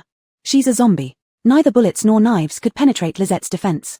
Stefan's knife hit as if striking a wall. Despite her efforts, she couldn't get close to Lisette. Bullets stopped 20 centimeters from Lisette and fell to the ground. Alberic was already calling for help. With a fierce look, he said, "Whatever you are, surrender, and I'll give you a place in the airbase. Otherwise, you won't escape." Estimating their strength, Lisette found these people much weaker than Darbarosi. She tilted her head. "I won't run." Forming seals, a gust of wind arose, dispersing their skills and causing them to stagger. Recognizing this spell used for digging holes, the little yellow chicken commented, "Your spell? Never mind, using spells for fighting is progress." Just as it praised Lisette, she rushed forward with the scythe. Together with Daylan, they moved so fast their figures blurred. In no time, they cut the throats of over 20 people. The people didn't even react. Alberic shouted to Stefan, "Run." Stefan, an ice user, aimed to freeze Lisette. Alberic, a controller able to manipulate polluted creatures, muttered and sent numerous contaminated insects flying towards Lisette. The metal floor was unsuitable for growing plants, but Lisette easily broke through the ice, sending one fireball after another flying out. Densely packed, they looked like fireflies. The fireballs were not large, but there were too many of them. As soon as the insects approached, they were burned to ashes. Lisette caught up with the two people, and the little yellow chicken shouted, "Don't kill them, keep them for Caesar." They didn't care about how much ability Lisette possessed, only then did they realize she was Caesar's subordinate. Alberic's eyes turned red with rage. Caesar actually works with zombies. Before he could finish his sentence, his neck hurt, and he lost consciousness. Stefan ran fast, but Lisette caught up. She wanted to say something, but Lisette knocked her out with a sickle. "Xiao Lisette, look what she was saying," the little yellow chicken cried. "Oh." Lisette didn't admit that she hadn't noticed Stefan trying to speak at all. "We're here. I wonder if that girl is still alive," said the thin man known as Teacher. "Do you confirm it's just one girl? She seems quite troublesome, mobilizing so many people." Luckily our people were keeping watch, otherwise, they would have gone over. A deep voice responded. Lisette let Marcos out and walked over, holding his hand. From the tone, these didn't seem like bad people. Houston had had enough killing, so Lisette put Houston back into the space. Marcos was still dazed, having just changed places, now back again. There were so many foods in that place. He didn't recognize them, but instinctively knew they were food. Such a place existed in the airbase too, which he used his ability to secretly watch. "Don't ask, and don't mention what you saw just now," the little yellow chicken warned Marcos. Marcos covered his mouth, holding half a sweet potato, shaking his head to show he wouldn't speak. "They are over there." The thin man hurried over, grabbing Marcos's shoulder. "Are you hurt?" And the deep voice exclaimed in disbelief, Are these the Honorable Master and Holy Maiden? What kind of weird titles are these? Are these people running a cult?" The little yellow chicken commented. These people's eyes were too intense, so Lisette threw the two of them into the space where Houston was. They wouldn't wake up there. She remembered, this was meant for Caesar. While these people were stunned, Caesar's anxious voice came through the soul connection. "Lisette, where did you go?" Chapter 98, Little Zombie, why are you so nice to me? Caesar and the others were nearly driven mad searching for Lisette. And the soul link was blocked by Lisette, so they couldn't reach her no matter how they called. They asked everyone, but all said Director Bai had gone out. No one knew what she specifically did. "I'm here," Lisette responded to the pitiful Caesar. "Ancestress, you shouldn't just wander around." Caesar almost begged, "Where are you? We will come find you. Did you get hurt?" "No, I'll come back later." Lisette couldn't say where she was. She could only return and bring them over. The exchange between Lisette and Caesar was but an instant. On this side, Marcos, holding sweets, grinned happily. "Teacher, big sister is very capable. I'm fine. We controlled many bad guys." Marcos didn't know what happened afterward, but seeing Lisette standing well proved they had won. "Old son, this girl isn't simple at all. Looks like your worries were unnecessary." The deep-voiced man chuckled, but his eyes didn't carry his smile, flickering with caution. "Casey, I didn't know she was this powerful either initially," and breathed a sigh of relief that they were safe. "What's our next move?" Casey glanced deeply at Lisette. "Girl, where did you put those two people?" Lisette took a step back. "Mine." Casey hesitated. Lisette looked not quite right in the head, and even spoke incoherently. He continued probing. "Girl, why did you come here? How did you get up here?" "To fly, find bad people." Casey confirmed his suspicions from Lisette's reaction. Perhaps Lisette was just physically strong? Did Alberic offend her unintentionally, thus bringing this powerful being over? "Haha, how do you plan to deal with those two?" Lisette turned away, not wanting to speak with Casey. Han said, "Don't talk anymore. Now's the chance. While they haven't reacted yet, let's capture the base." Casey nodded. "Leave this to you. I'll go ahead." Seeing there was nothing left for her, Lisette prepared to leave, having promised Caesar to lead them over. Han stopped her. "Hey, little girl, where are you going? It's chaotic outside. Go back with me." In his mind, Lisette had helped, and they should be grateful. Moreover, Lisette had given him much food. Misunderstanding, Lisette looked at Marcos and tossed another bag of sweets, reward. Without waiting for Han to stop her again, she disappeared into the night. At that moment, cries of battle came from various parts of the base. A rebellion among the oppressed had begun. After walking out, Lisette turned to look at Evander. You, Master. Evander hesitantly replied, this seems to be Master's flying artifact. You can ask Alberic how he found it. Evander just wanted to find the Master. Since the flying artifact was already like this, it was up to Lisette now. Masters are plentiful. Lisette nodded and walked in a certain direction. Evander didn't understand what she intended. You're not going back? Spider. Margaret hurriedly ran out of the building he lived in, hiding near the elevator. It's all because of you. Margaret clenched Aaliyah angrily. It must have been you who brought back the enemy. My father and subordinates are all dead. Sob. Aaliyah screamed as it was squeezed. Margaret's eyes showed venom as he tightened his grip, muttering, kill you, revenge for my father. Aaliyah struggled and squeaked, trying to make its owner change his mind. But its struggles were futile. Just before it was crushed, Aaliyah bit Margaret's tiger mouth. Screaming in pain, Margaret still didn't release Princess. You want to poison me, then we die together. Princess had venom. Margaret's white chubby face already showed green marks, his bloodshot eyes filled with madness. Chirp. Princess's calls grew weaker. Suddenly, Margaret loosened his grip, and Princess fell down. It gained freedom but was severely injured inside. Seeing the newcomer, its black little eyes revealed a pleading light. Oh, little spider, about to die after a short time apart? Evander Jogier saw that Princess was nearly killed. If not for Lisette knocking out Margaret, it would have died. Chirp tilde Princess chirped in a submissive manner. Too weak, if not for Lisette's keen hearing, it wouldn't have been heard. Lisette squatted down, feeding a thread of spiritual energy to Princess. Princess visibly revived, its cries louder. Obediently climbing onto Lisette's hand, it assumed a servile stance. Are you too unprincipled? You've betrayed so quickly. Evander couldn't bear to see it and mocked. Lisette threw Princess into the spatial pocket, ignoring the poisoned Margaret, and left by sword. With sufficient spiritual energy in the space, Princess would recover quickly. Little zombie, why did you save the little spider? Evander asked jealously. She can dig holes. Evander was momentarily stunned by this reason. Alright, in your eyes, a pet that can farm is the best pet, Evander complained. Didn't it see that little mushroom wanted to follow Lisette, but Lisette didn't keep it? So, it meant that it was the most special one. It couldn't farm, yet Lisette treated it the best.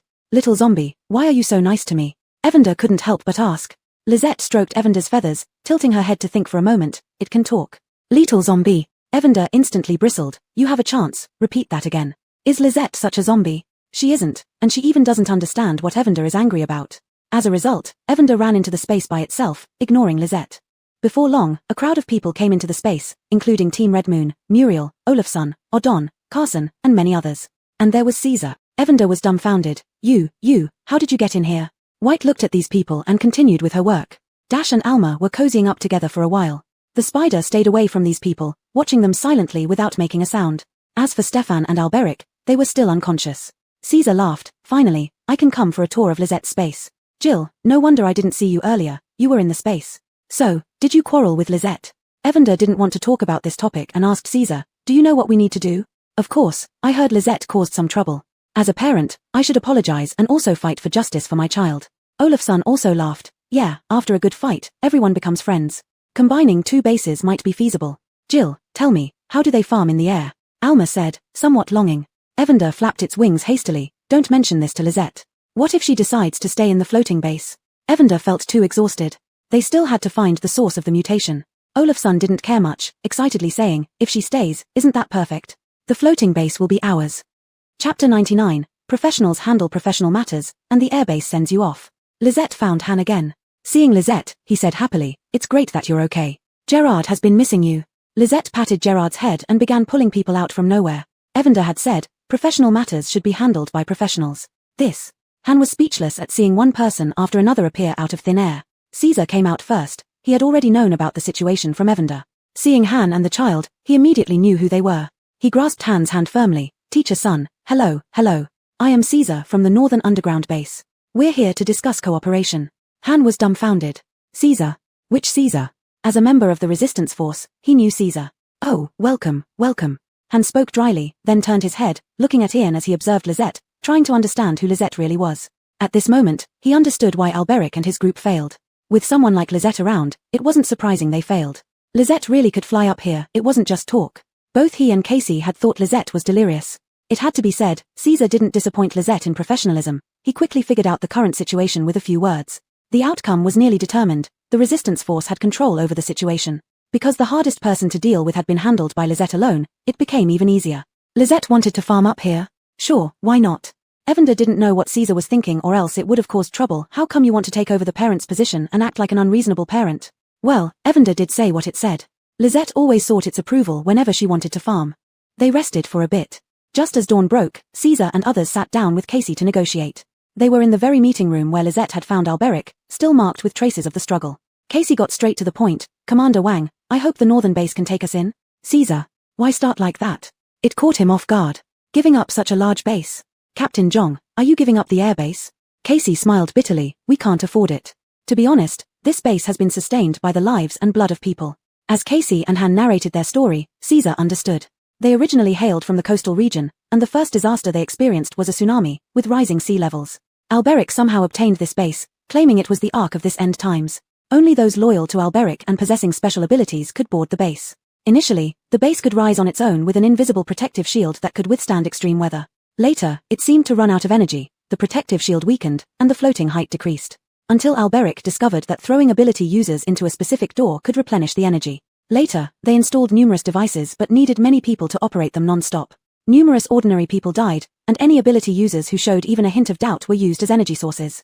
Even so, the base couldn't last long, leading them to grab people everywhere, eyeing the northern underground base as a valuable asset. Casey and the others wanted to maintain it but ended up following in Alberic's footsteps, which meant their resistance was meaningless. Caesar suddenly understood. What do you plan to do with this base? You taking us in will be our reward, Han said. He and Casey had discussed it. The northern base didn't lack food. Lowering their stance towards someone like Caesar might help gain acceptance. Thinking they would need a couple of days to contact Caesar, they never expected to meet him in person so soon. Casey once again wondered, who exactly is Lisette? And, he admitted, he was short-sighted to think Lisette was mentally unsound. No, it was his perception that was flawed. Caesar made the decision. Okay. It was only a matter of 10,000 people. With Lisette around, they could support them. Casey and Han exchanged looks. But, Caesar's next words made them sober up. The base needs to keep operating. Casey stood up abruptly. If that's the case, there's no point in discussing further. Commander Wang, we'd rather destroy it. We cannot allow human lives to be used for your purposes. Han's disappointment was evident. Caesar laughed heartily. You misunderstood. I meant researching the technology and finding alternative energy sources. If you don't trust us, you can supervise. Caesar's sincerity and good reputation reassured Han and Casey, who looked at each other. We hope Commander Wang keeps his word. The two parties quickly agreed. Everyone would be relocated to the northern base, enjoying all rights afforded to northern base residents, while the airbase would belong to the northern base. After hearing this, Caesar grinned at Lisette. Xiao Lisette, you have new fields to farm now. Hearing this, Lisette looked at Caesar. Where? Evander went crazy and didn't care about manners anymore. After all, by age, Caesar should be the one to show politeness.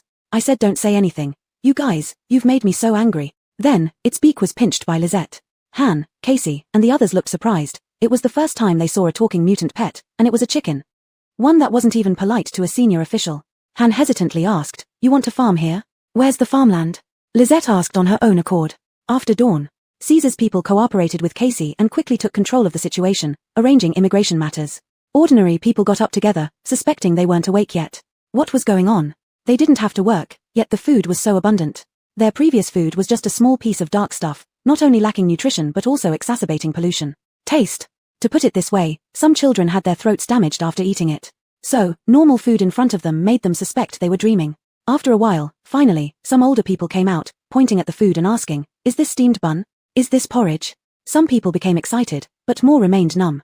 But without exception, their eyes were glued to the mountain of food in front of them. Everyone, Han stood in front, choked up and said, we have overthrown those who oppressed us. We are about to go to a new place.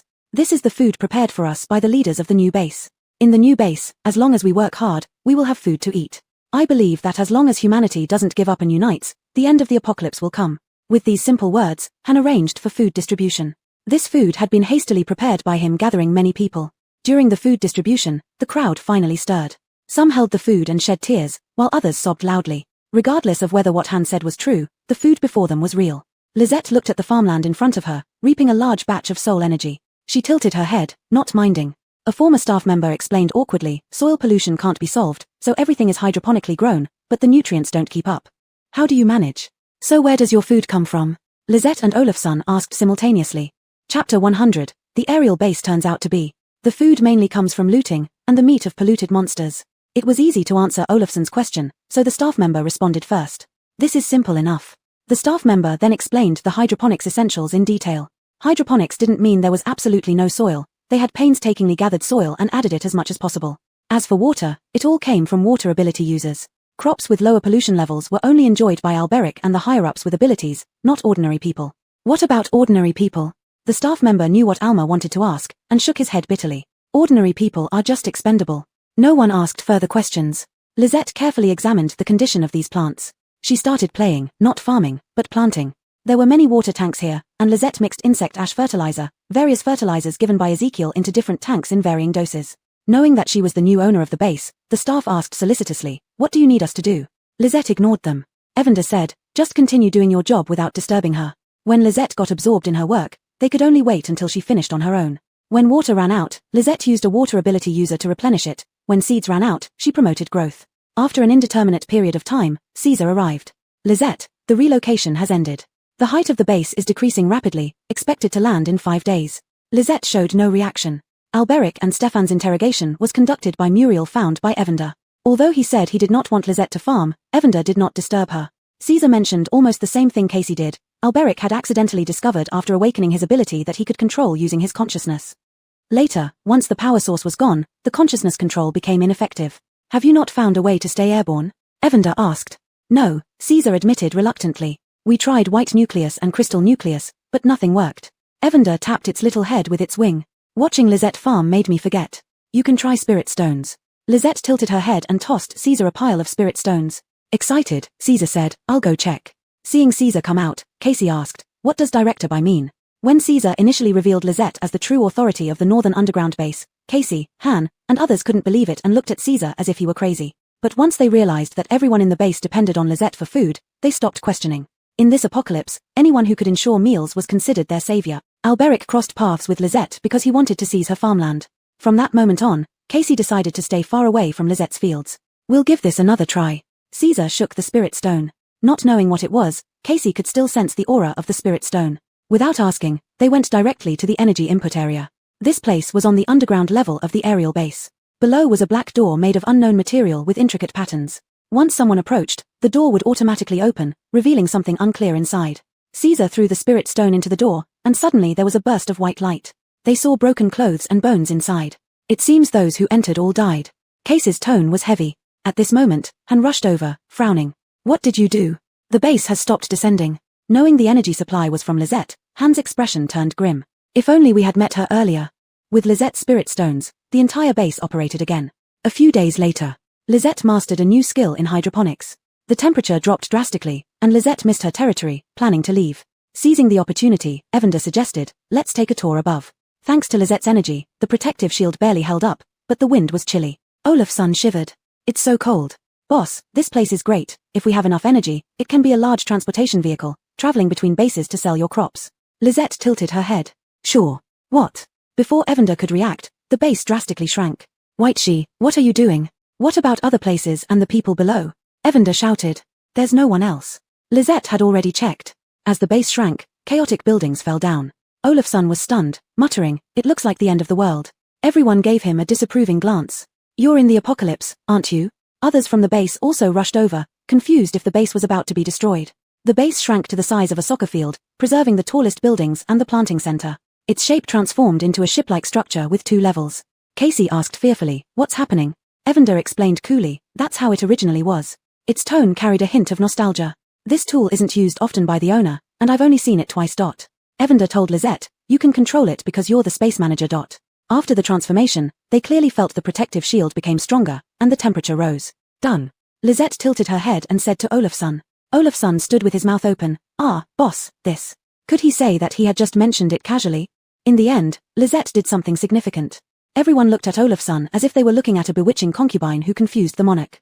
Then he got excited, held his fist, and bowed to Lisette. "Dad." Lisette took a step back, glanced at Olafsson like he was crazy, and walked away. After settling matters at the base and in her territory, the temperature had already dropped to -20 degrees Celsius. Apart from doing comparisons and dealing with emergencies, the northern base could be self-sufficient. Other bases didn't come looking for trouble anymore. Lisette set out for Dawn Base with Evander. "Wow!" The crowd on the flying boat let out exclamations of amazement. Back in the territory, Driscoll, Esau, Alma, and Hongyu took care of things. This time, besides Muriel, Olafsson, and Dennis, Hongyu also brought Alric, Alanis, and Audria. The rest were Hilary and Odon. Others wanted to come too, but Lisette promised to teleport them over if needed. Teleportation couldn't be done on the flying boat, but Lisette could set up a teleportation array upon arrival. To save spirit stones, Lisette reduced the size of the flying boat again, providing each person with a room, ensuring comfortable living. Olafsson watched the clouds within reach and the scenery below, sighing, "Is this going 60 kilometers per hour? I didn't think we'd still be able to fly after the apocalypse." Alric watched an ugly, polluted bird-like monster fly by and said, in the previous life, he had flown. Humans had various flying tools, but it was quite dangerous. Alanis asked Dennis, "What's Lisette doing?" Dennis helplessly replied, "Sister is working on hydroponic crops." They flew for 2 days and arrived near Dawn Base. Lisette retracted the flying boat, and several people put on protective suits and drove 2 vehicles. After traveling a short distance, someone blocked their way ahead. Given their strong strength, they weren't worried about anyone having ulterior motives. The newcomers were 1 man and 2 women. The man was older, unkempt. He spoke in a deep voice. "Thank you. Are you heading to Dawn Base?" Olafsson observed them without showing any emotion and smiled. "Yes. We are too." The man lowered his voice. "Once you get there, don't go alone, it's dangerous." "Why?" Olafsson asked. Chapter 101. There's a problem with Lisette's scan. Olafsson handed a cigarette to the man and asked, "Can you tell us more? We're hoping to trade for some supplies." The tobacco leaves were grown by Lisette. When they were harvested, Caesar and the others had been delighted. But Lisette had complained that they couldn't be eaten and stopped growing them, leaving only a bit in Ezekiel's lab. Cigarettes were different from those before the apocalypse. There were no filters, just plain paper rolled around the tobacco. Surprised, the man sniffed it. "Is this tobacco fresh?" These were traded at a high price from the Northern Underground base. Olafsson smiled cryptically. "Among all the bases we've visited, only they grow these." Others remained silent as Olafsson promoted the base. "Brother, since you're so honest, let me give you the details briefly." 1 cigarette won the man over. Dawning Base conducts human experiments, especially on strangers with abilities. Since you look unfamiliar, be cautious. Mason frowned. "I've been here before, how did I not know?" In his previous life, he had never heard of this, possibly because they hid deep enough to escape Mason's notice. The base management doesn't want anyone knowing. Even among the staff, few are aware. Heron replied casually. Olafsson then took out 3 sugar beets and handed them to the 3 men. "These sugar beets come from the Northern Underground base. Try them, they have high sugar content and low contamination." "That wouldn't be right," the man said while accepting the beets, giving each of his teammates one. "What else do you want to know? Why are they conducting human experiments?" Olafsson asked. "What else could it be? On one hand, many in power want to enhance their abilities. On the other, I've heard they're creating bioengineered humans, aiming to build a team of completely obedient ability users. I'm just repeating what I've heard, not sure about the specifics." After saying this, the man took a big bite of the beet, his eyes lighting up as he started crunching away. Roxy and his group looked serious, and Mason further inquired, "Do you know which faction is involved?" "These beets are quite good. Can I buy some?" The man asked first, then answered, "It's Rhett's faction. Dawn Base's power structure is complicated. Even if the higher-ups know what Rhett is doing, they can't stop him." Olafsson and Mason were inwardly alarmed but maintained calm exteriors. Olafsson laughed. "Thanks, we'll be careful. 1 white core per beet, how much do you want?" Heron grinned, understanding the price. "Let's start with 200, he replied. "My name's Declan, call me Old Jong. If you need help in the base, find me." Jong Hyeon and 2 women, who were both ability users, had gone out to collect some white cores for trading supplies. Unexpectedly, they were surrounded by polluted monsters and had to destroy their vehicle to escape. 1 woman pulled out a bag and handed it to Olafsson. Understanding her actions, Olafsson smiled as the bag appeared in the car filled with sugar beets. "Old brother Jong, check the goods." The collaboration was smooth, and Olafsson asked more about Dawning Base, while Declan showed more interest in the Northern Base. "I've heard the Northern Base's planting methods are effective. Even Dawning Base has adopted them, though we don't get to taste any." Taking another bite, Declan remarked, "Why do we risk our lives outside if not for a bite to eat?" Talking all the way, 2 hours later, the metal walls of Dawning Base came into view. The walls, around 10 meters high, were lined with various instruments that shimmered under the cold sunlight. "We're here," Declan said, "just follow me." Suddenly, the baby chick became nervous and spoke in Lisette's consciousness. "Little zombie, I don't know what they use for detection, can you go through?" "I don't know." Lisette's answer made the baby chick anxious, but with Declan and others in the car, it couldn't speak aloud. "What should we do? What should we do?" Sitting in the back, Lisette stroked the chick's feathers. "Me and people, same." The baby chick's worries materialized when they were passing through the detectors. A man in black uniform stopped them, pointing at Lisette. "You stay." Declan looked suspiciously at Lisette. The uniformed man was an examiner. Any suspicious individuals must go through strict scrutiny to enter the base, and none survived being taken for examination. Olafsson and company also became serious after Declan told them about the scrutiny process. Mason stood up. "I'm Mason, and I'm going with her." Aaron looked surprised at Mason. "Brantley, you're back." Mason deliberately dodged, and Aaron, distracted by Lisette, didn't notice him. "Yes, I'm back." Mason nodded slightly. A bit agitated, Aaron asked, "So, do we still go forward?" Mason's lips curled slightly, and he pointed at Lisette. She is my boss. Wherever she is, I'll be there. Mason and Lisette went to one side of the entrance. The little yellow chick inside the side bag was almost driven mad. Little zombie, if anything goes wrong, you put us in your space, and we run. Revenge. Lisette said. You can sneak back in at night, the little yellow chick said as a matter of course. With their capabilities, they can't stop you. Actually, it wasn't certain, considering how impressive Dawn Base looked. For now, calming the chick was priority. The review was indeed stringent again, involving blood tests and various other assessments. And all this time, Lisette used Stefan's identity. When Alberic was killed, Stefan stayed behind to farm with Houston. So, except for what needed Lisette's answers, everything else was handled by Stefan on her behalf. Not being able to use abilities, an illusion spell could easily solve the issue. 3 hours later, Aaron looked at the completely normal report, his eyes flashing. I still think something's off about her, Aaron said, looking at Lisette, but I trust Brantley. Mason smiled. I'm not a captain anymore. My boss just doesn't like talking or smiling. You can't suspect her just because of that. After bidding farewell to Aaron, Olafsson, and the others who were waiting outside gathered around. Seeing Lisette unharmed, they all sighed in relief. Vice Brantley, I didn't expect you to have such connections in Dawn Base, Olafsson teased. It's nothing. I've been away for so long, Mason replied. Let's go to my place. Mason's father was the leader of a faction within the base, but his father Henry was overly upright, nearly letting the faction be devoured by others. Thinking of using ability users for experiments, Henry was unaware. Seeing Mason return, Henry was so happy his face turned red, though he still said grumpily, you remember to come back. Mason's mother, Aubrey, was a straightforward woman. It's good that the child has returned. With so many friends here, give the child some face. Mason also had many thoughts. He hugged Henry and Aubrey, smiling and saying, Dad, we're all hungry. Henry replied gruffly, wait, I'll go prepare food for you. Report, Chairman, 2 more of our people have gone missing. Henry's face instantly darkened. Find them. Chapter 102, Being Framed, Lisette sets up a stall. Mason's eyes flickered. Such a situation had also occurred in his previous life, but he never found the person responsible. Recalling what Declan said, Mason said, Dad, you go ahead and take care of your business. Henry apologized. I'll be back later. Aubrey tried her best to prepare. There were only 3 kinds of ingredients on the table. Rice, Chinese cabbage, and an unidentifiable meat. These are all we could find at the base. Eat as simply as you can, Aubrey said, somewhat embarrassed. Muriel and Olafsson were social experts. With a word here and there, they praised Aubrey, making her smile from ear to ear. She hadn't been this happy in a long time. Lisette let out the little yellow chicken, and Aubrey was surprised. Is this a mutated pet? It looked no different from before mutation. Fortunately, the little yellow chicken didn't know what Aubrey was thinking, or it would have been unhappy again. After understanding the situation, Aubrey advised Lisette not to release the little yellow chicken outside to avoid drawing others' covetousness. Lisette nodded seriously. The little yellow chicken had said that one couldn't play around much at large bases. Who knew if there were people Lisette couldn't handle or some unknown weapons? After finishing the meal, Mason led Olafsson, Lisette, and the others to the market. The market was much larger than the northern base's market, with the entire street selling various items. Cries of vendors rang out continuously. Olafsson looked around. There were more items than in the northern base, including parts of common mutated animals and plants, various handicrafts, books from before the apocalypse, and electronics, etc. Lisette wasn't interested in these things. Her gaze fell on some plants. Yes, there were plants for sale here, but they were rather wilted. Olafsson, fearing Lisette might exchange for them, asked proactively, Boss, do you want these? No. These were all plants Lisette had grown before. She noticed that buying these plants wouldn't help in keeping them alive. Although Lisette didn't want them, the stall owner didn't want to let her go. Young girl, these are sweet potato seedlings. Buy them and you can eat sweet potatoes in 2 months. No. As Lisette said this, she started to leave. The stall owner grabbed Lisette by the arm. You looked at them, so you must buy. 10 white cores per plant. You can't leave without buying.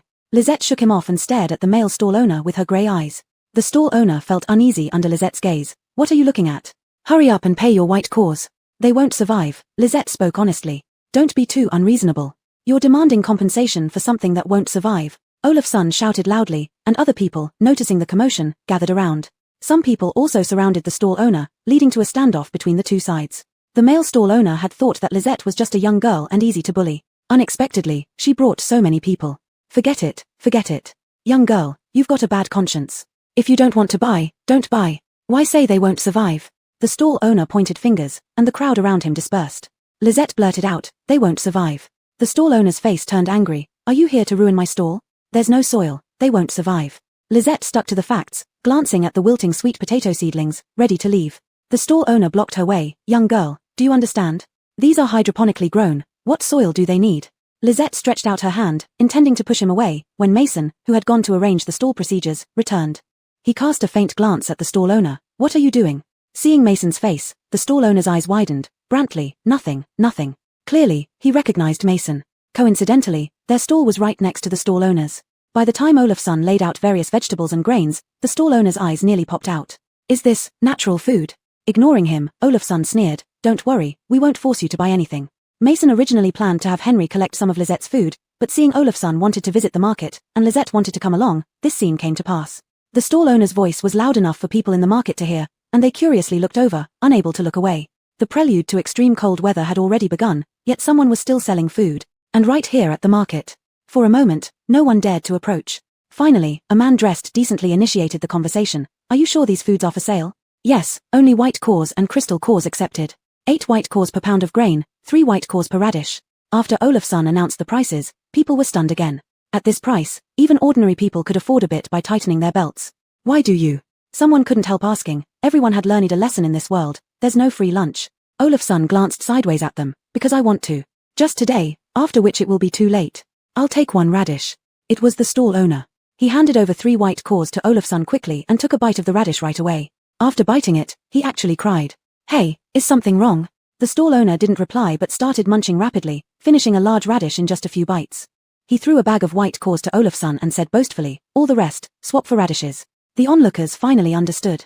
They hesitated no more, instantly surrounding Lizette's stall, leaving no space between them. Still, it was Mason who made them form a line. Lisette tilted her head watching as Evan decided, people at large bases sure have strong purchasing power. Yeah, upgrade. Alright, earn enough white cores for Olafsson and you to upgrade with. Speaking of which, the size of her space expanded day by day, many times larger than when she started. Seeing that they were running low on goods but still had customers, Lisette took out some more. Unbeknownst to her, her actions caught the eye of someone with ulterior motives. The stall owner shamelessly approached, asking, Miss, if you mention soil, do you happen to have plantable soil? Seeing Lisette take out so much produce, even if she didn't have it, he knew where to get it from. Rapeseed, cotton. The stall owner frowned, then asked hopefully, do you have these seeds? Noticing Lizette's silence, he explained, seeds are strictly controlled by the base. We have no way of getting them. Though he wasn't decent, he really loved playing around with plants. Actually, his sweet potato seedlings wouldn't survive even if planted in soil. Even if they did grow, their contamination levels would be too high to eat. Lisette called out, Zifu. With Olafsson busy, Muriel was the sharpest one available. Muriel did not disappoint Lisette, selling 3 rapeseed and 2 cotton seeds to the stall owner for 80 white cores each. They hadn't set exorbitant prices after consulting Lisette. Since there was only one Lisette, humans needed to grow their own food to sustain themselves. Lisette mused that seeds could also be exchanged for white cores, especially in places with many people. Her land would keep expanding. Thinking about it, her grey eyes sparkled. Just as Olafsson finished swapping, a group of ability users came over. Their leader lifted his chin arrogantly and said, we'll take everything. Mason whispered, they belong to Rhett. Sorry, everyone, we're all out. Lizette's goal was Rhett, so Olafsson refused. The leader first glanced at Lisette, then said chillingly, do you know what will happen if you refuse us? Mason stepped forward coldly, Captain Jew, please tell me, what will happen? Chapter 103, Invoking a Super Monster. So, it's Brantley. Tucker had seen Alric earlier but pretended not to see him as Henry was barely holding on. Brantley, the items we want to buy must be sold to us. Tucker, I don't know when you became like this, Alric said coolly, as you can see, there's nothing left. The stall was indeed empty. People seeing Tucker and his gang had long fled, too afraid to stick around for drama. Let her come with us, we need to inspect her space. Tucker pointed at Lisette. Muriel and the others stood in front of Lisette. Don't say there's nothing left, Olafsson said coldly, even if there were goods, choosing not to sell is our right. Ah. Muriel suddenly cried out in pain. Tucker sneered, your mental power might be good, but trying to control me. Not in this lifetime. Muriel's headache intensified. Just as she thought she would die, a gentle force dispersed the pain. Even her abilities seemed restored. She knew it was Lisette but didn't show it, only thanking her through their soul connection. I won't go, Lisette said. If you don't blame me for being impolite. Alric sternly asked, you dare? Tucker had more people, all obviously powerful ability users. Brantley, if you're worried, why don't you join us? Tucker paused his men from attacking with a gesture. Unknown to him, Lisette could have easily beaten them, but Little Yellow Chick wouldn't let Lisette act easily. Afraid Lisette would draw more attention. Suddenly, Little Yellow Chick said, say, if you go, will you meet Rhett? I'll go. Lisette changed her mind. She wanted to see Rhett. She hadn't forgotten why she came here. Selling at the market was just an extra task, and she also learned that Dawn Base had many people, making it easier to trade for plenty of white cores. Lisette's sister. Olafsson and the others were confused. How did she change her mind? Tucker believed his threat worked and smiled smugly. That's better. Don't worry, for Brantley's sake, we'll be gentle with you. I'm going too, Alric insisted. Lisette was strong, but Rhett's methods were numerous. Lisette might not match them. Brantley, there's no need for you to come. Tucker backtracked. He didn't want Ulrich around. If Henry found out, it might cause complications. Once they controlled the base, there would be ample opportunities to deal with Henry and Ulrich. Little did he know what monster he'd invoked. Lisette followed Tucker into a metal building guarded by armed security. Tucker wasn't stopped upon entry, but Dennis, Muriel, and the others had to wait outside. Inside were laboratories filled with precise instruments where scientists in white coats bustled about. Similar to where Aaron had taken Lisette for examination. Everything looked fine, but Lisette smelled faint traces of blood and heard distant cries. Lisette asked Little Yellow Chick, "Do you hear that?" Little Yellow Chick in the side bag asked bewilderedly, "Hear what?" "Someone is crying for help. I don't hear anything, someone's coming. Tucker brought over a man in a white coat, who was slim with wire-rimmed glasses, looking like a scholarly gentleman. "Kirk, this is her. She has spatial abilities and a large space." Tucker pointed at Lisette. Lisette didn't react. Kirk noticed something off about Lisette and asked, "Is she dumb?" "You're the one who's dumb," Lisette retorted, having not been called dumb in a long time. "Good, I'll check her first. If possible, I'll strip her powers." Kirk ignored Lisette's reply, assuming she was dumb and got excited. Little Yellow Chick was nearly furious. "He's so rude, I'll teach him a lesson later. Daring to call Lisette dumb and talking about stripping her abilities. Could they really covet Lisette's abilities? "Wait, you don't have any powers now, what can they strip?" Lisette ignored Little Yellow Chick and looked at Tucker. "I want to see Rhett." Using Muriel's ability, Tucker seemed momentarily dazed, his eyes unfocused. Kirk realized something was wrong. "You." In the next moment, his gaze mirrored Tucker's unfocused state. "Shouldn't he attack Muriel? Doesn't he know who's protecting her?" Little Yellow Chick felt very satisfied. It had expected Kirk to be tough, but Lisette controlled him in just a glance. The two of them brought Lisette to see Rhett. After passing through several command doors, going up to the 3rd floor, and passing through a couple more, they finally reached Rhett's office. "Is he a turtle? He's so good at hiding. Little Yellow Chick commented. Rhett was a man with an upright appearance. Before the apocalypse, he was already a leader. After the apocalypse, he seized opportunities and continuously developed, becoming the most powerful person in Dawn Base. Upon hearing from Tucker about finding a spatial ability user with a large space that he wanted to strip and use for himself, Rhett was excited but also a bit irritated. The spatial ability user had a large amount of food in their space, reportedly smuggled from the northern base. Rhett felt excitement when he heard this, yet he also felt somewhat displeased. The people he had sent to infiltrate were all cleared out by the northern base, except for a few insignificant ones. This was the first time he failed to successfully take over a base. At that moment, the voice of his trusted aide, Tucker, came from outside the door. "Chairman, I'm here." Rhett was puzzled. Could the ability stripping have been completed so quickly? As soon as Tucker and Kirk entered, a sweet-looking girl raised a scythe and swung it toward him. Rhett reacted quickly, drawing a military dagger to block Lisette's attack. "Who are you?" Tucker and Kirk fell to the side, their condition unknown. Lisette didn't reply, she exerted strength, and the Cho Shui scythe cut through the military dagger. Rhett threw the broken dagger to the ground, his eyes fierce. "No matter who you are, don't think you can walk out alive today." A wind blade shot toward Lisette, followed by a bolt of lightning, then various abilities. Good heavens, how many abilities has this person stripped from others? Rhett's face changed as Lisette dodged his attacks effortlessly, and even when hit, the abilities seemed to vanish. "How can you be so fast?" Rhett asked.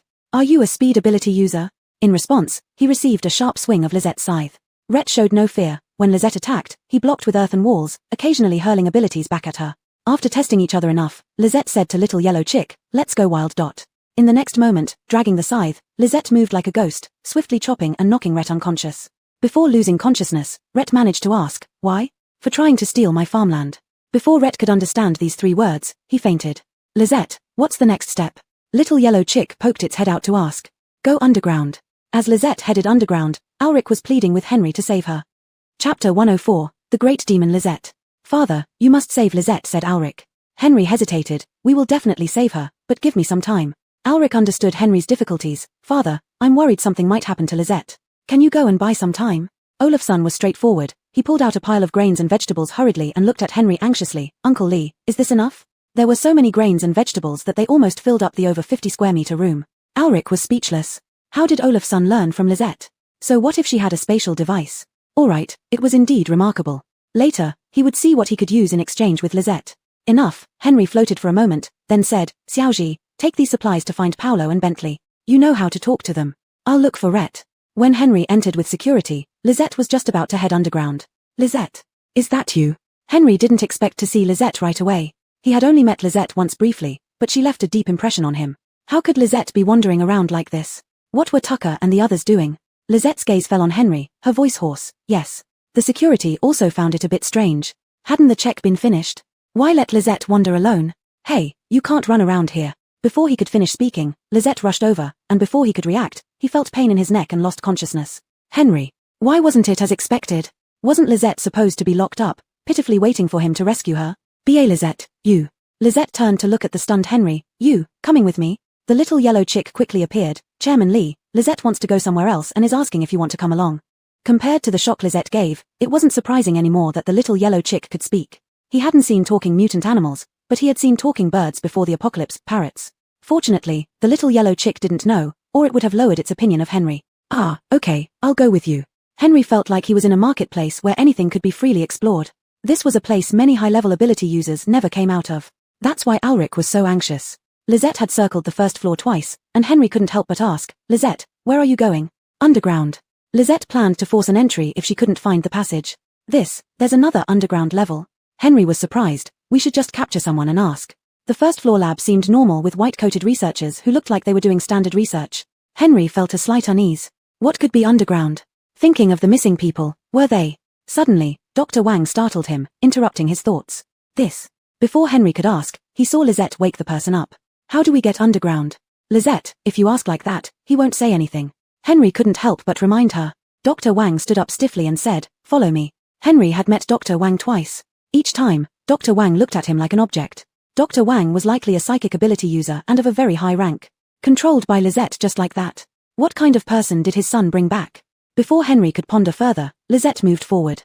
They reached a metal wall, and after Dr. Wang swiped something, the wall flipped to reveal an elevator. Henry didn't want to express any emotions. He just followed. But what he saw below nearly made him want to kill Dr. Wang.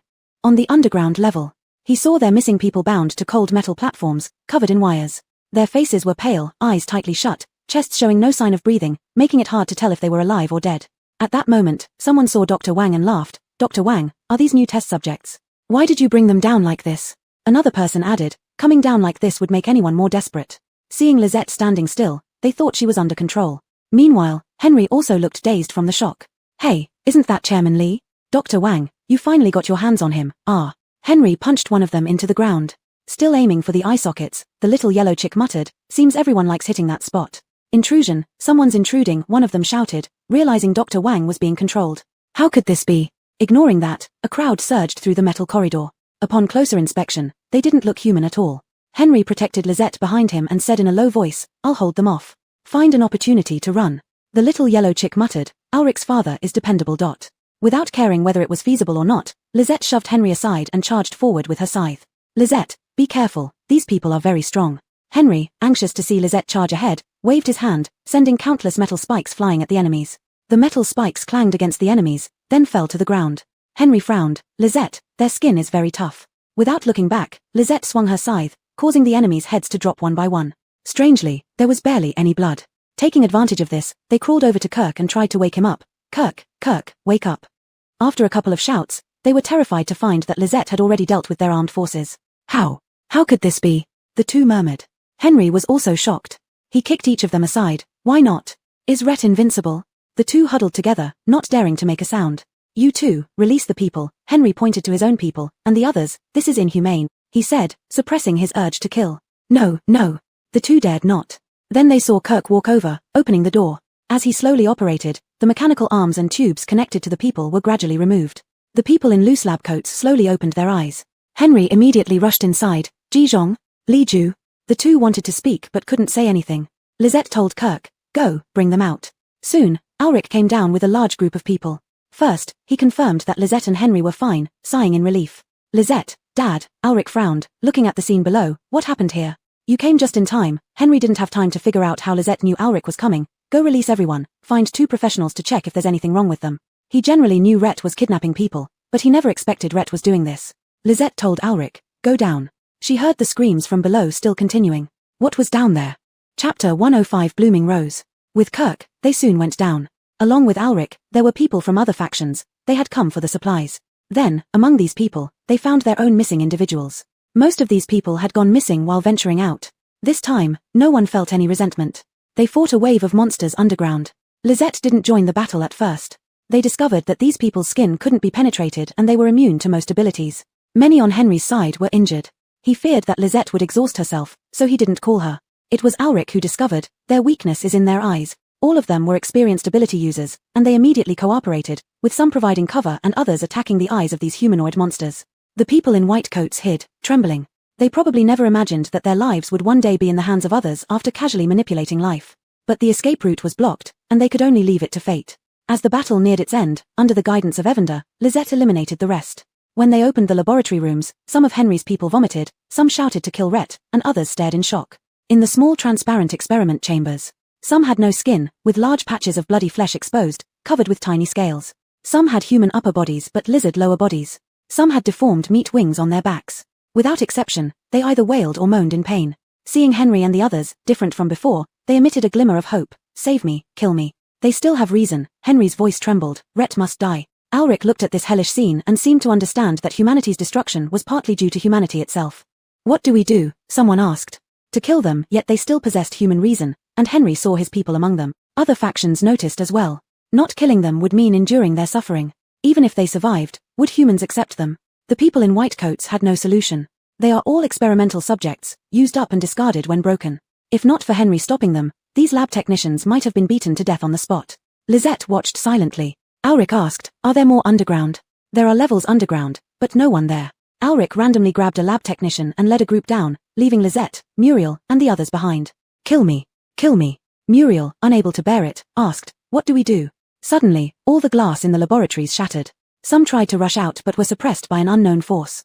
Some near the white-coated figures bit into their necks, smiling bittersweetly. Metal flower pots filled with soil landed in various corners. Lisette made a gesture, and roses grew from within each pot, blooming luxuriously and exotically. The rich fragrance spread throughout. Muriel and the others felt a sudden relief. The continuous moaning of their experimental subjects ceased. One by one, they sat quietly, eyes closed, faces bearing contented smiles. Lisette, Muriel and the others didn't know what to say. Hilary and Odon were relieved they were at the northern base rather than Dawn base. Relieved that Lisette appeared at the northern base. "They can't stay here," Hilary said. "Dawn base's power structure is too complex. They might end up back in the labs." Lisette tilted her head, then their experimental subjects and the roses disappeared. "Did you put them in your space?" Hilary mused. "If anyone asks, say they committed suicide." Some bodies vanished, the rest were burned. Despite the presence of their people, the various factions still ventured down, fearing they might miss out on below-ground benefits. Hilary understood them. He was certain no one besides Henry would investigate. With Rhett fallen, they needed to divide his influence, and these people were burdensome. How they handled this would affect those below. Lisette nodded. As the floral scent faded, Alric and the others returned. There were numerous bioengineered beings underground, the ones who attacked Lisette. Henry's expression was heavy. These bioengineered beings, created using genes from ability users and mutated animals, along with machinery. They lack emotion and thought, only knowing how to obey orders. "Chairman Lee, how do you plan to handle them?" Hilary asked. "We need to discuss this. I advocate for destruction, but it depends on what the other factions say," Henry replied helplessly. When asked about the experimental subjects on this level, Henry remained silent. He simply said, "Since it's their choice, let it be." Without Lisette's concerns, she returned and handed Talon and the others over to Henry. Upon returning, Evander instructed the others not to disturb them and entered the space with Lisette. Inside the space, the roses and the test subjects were together, and the test subjects were still in deep sleep. Little Bai and Dash, who were working, occasionally glanced this way. Seeing Lisette come in, Little Bai and Dash, as usual, howled for praise. They squatted down, seeking a pat on the head. Little Bai is becoming more calculating. Little Bai shoved Dash aside, saying. Little Bai barked at Evander once and, after receiving a pat from Lisette, continued working. Evander angrily said, "Why are you barking? I'm the closest companion of little zombies."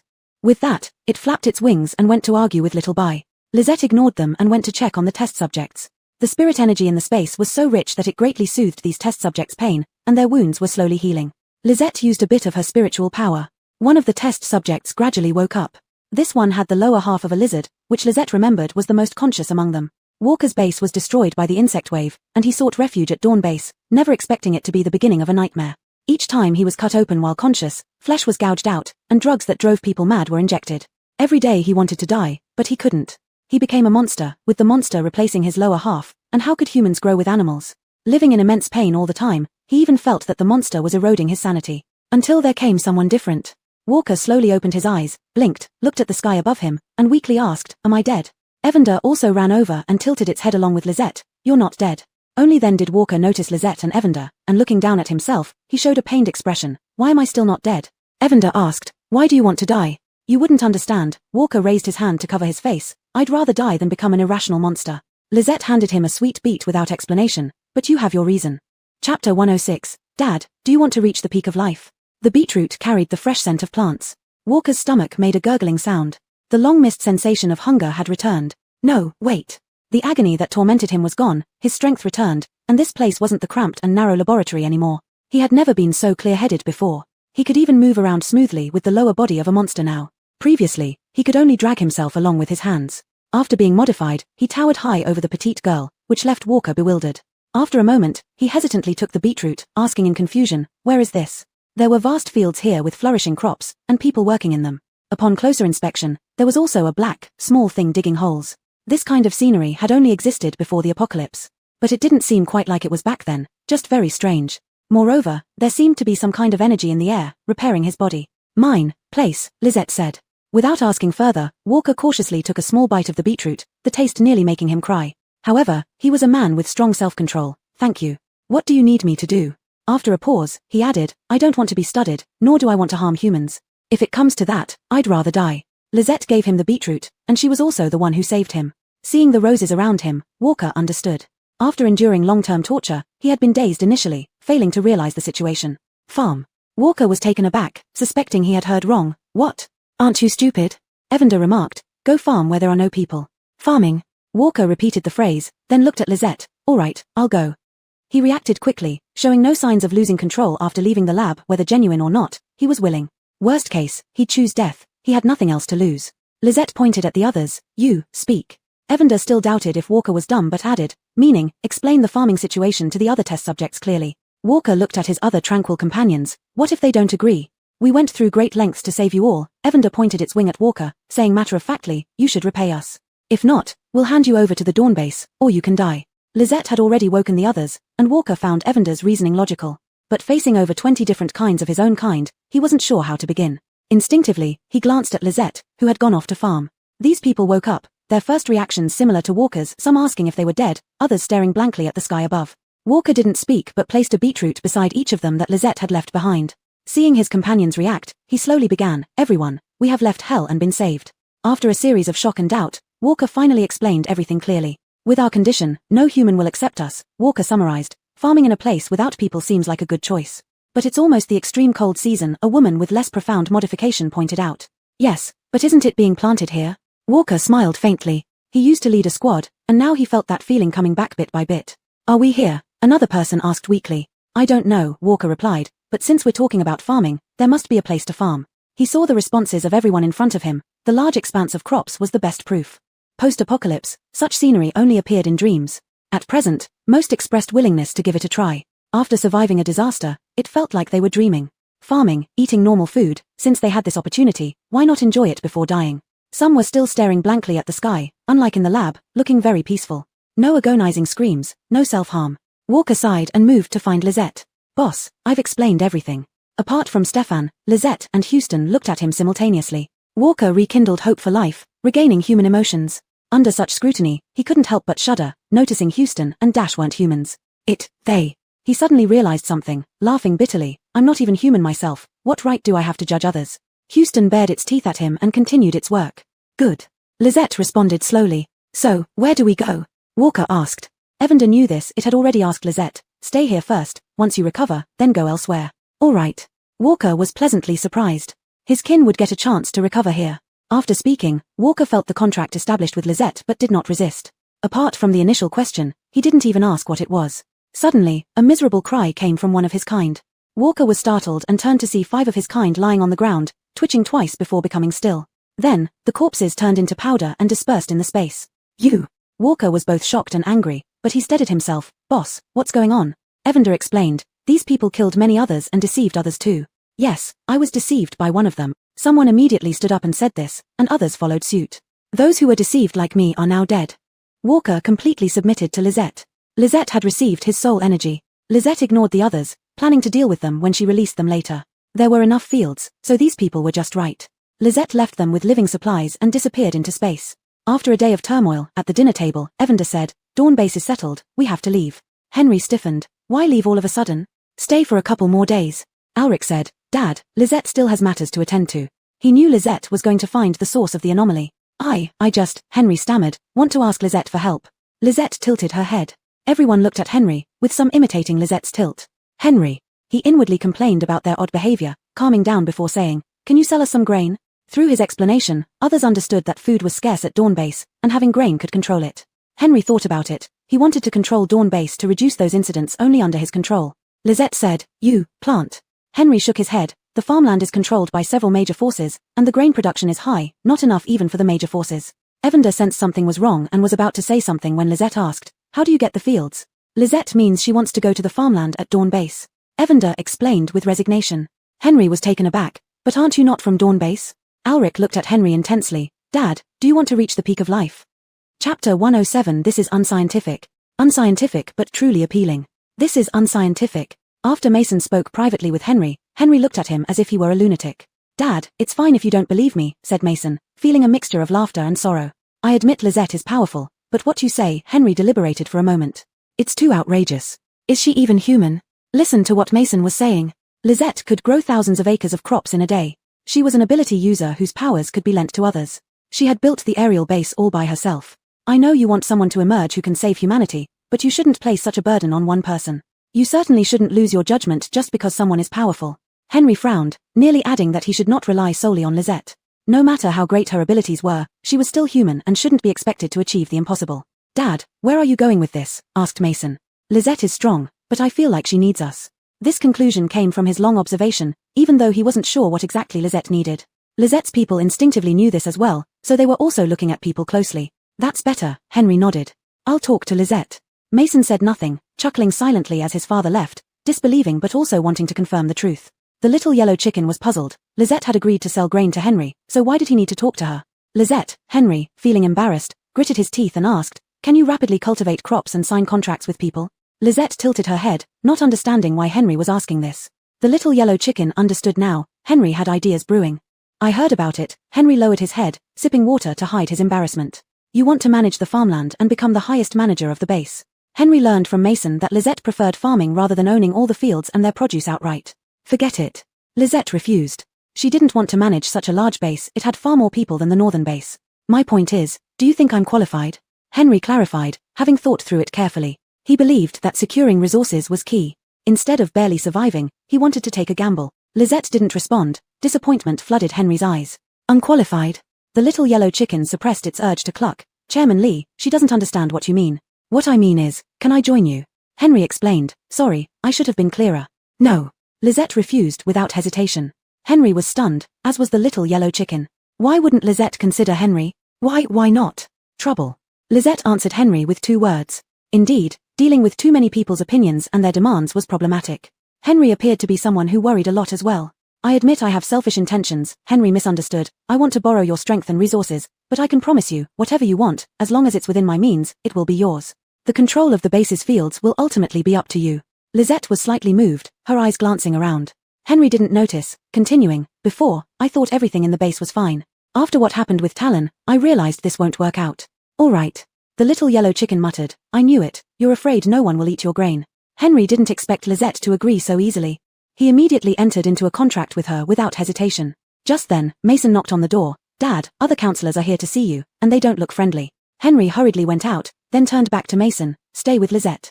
Matters related to grain would be handled by Olafson and subordinates, freeing Lizette from worries." Mason responded with a nod, seeing that it was settled. He had a personal motive. In his previous life, Henry died during the next insect wave. With Lizette's help, maybe he could change Henry's fate. "Lizette, I'm sorry." Mason gathered his composure and apologized sincerely. "It's okay." Although it was troublesome, the little yellow chicken said it would bring more power. Mason smiled. "Lizette, you have a soft heart." "Not soft." Lizette was not human. Zombies had cold, hard hearts. Mason understood Lizette's nature and laughed again. In the small conference room, the atmosphere was tense. "Chairman Lee, you know the weather is getting colder every day. If you have resources, you should provide them. All resources should be pooled together for fair distribution. More people can survive the harsh cold this way." "Old Lee, you've always been noble, don't muddle things up now." Representatives from both major and minor factions filled the room, all either councillors or members.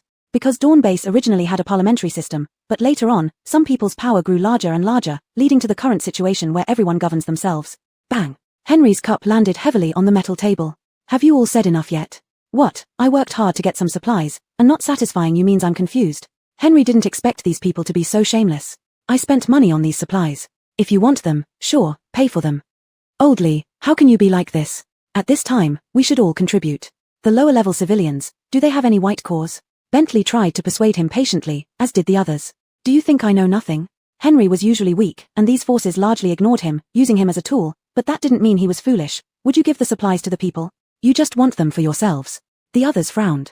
How could the normally rigid Henry turn out like this? We wouldn't let you pay for everything, Paolo calmly said. We'll subsidize part of it, ensuring your subordinates have food to eat. No more talk. Either buy at my price or forget it, Henry firmly stated. I won't give up the supplies, and don't treat me like a fool. Henry, if you insist on this, you won't last long in Dawn Base. Bentley narrowed his eyes dangerously, radiating pressure to try to make Henry comply. Henry pushed back without hesitation. These people only thought about power. This was the apocalypse. Dawn Base was large, but it faced constant danger of collapse. The biohumans were left behind by them. Fortunately, those test subjects were gone, otherwise, who knows what they would have done. Fine, I'll wait and see. The bigwigs of Dawn Base dispersed unhappily, mainly because their puppet woke up.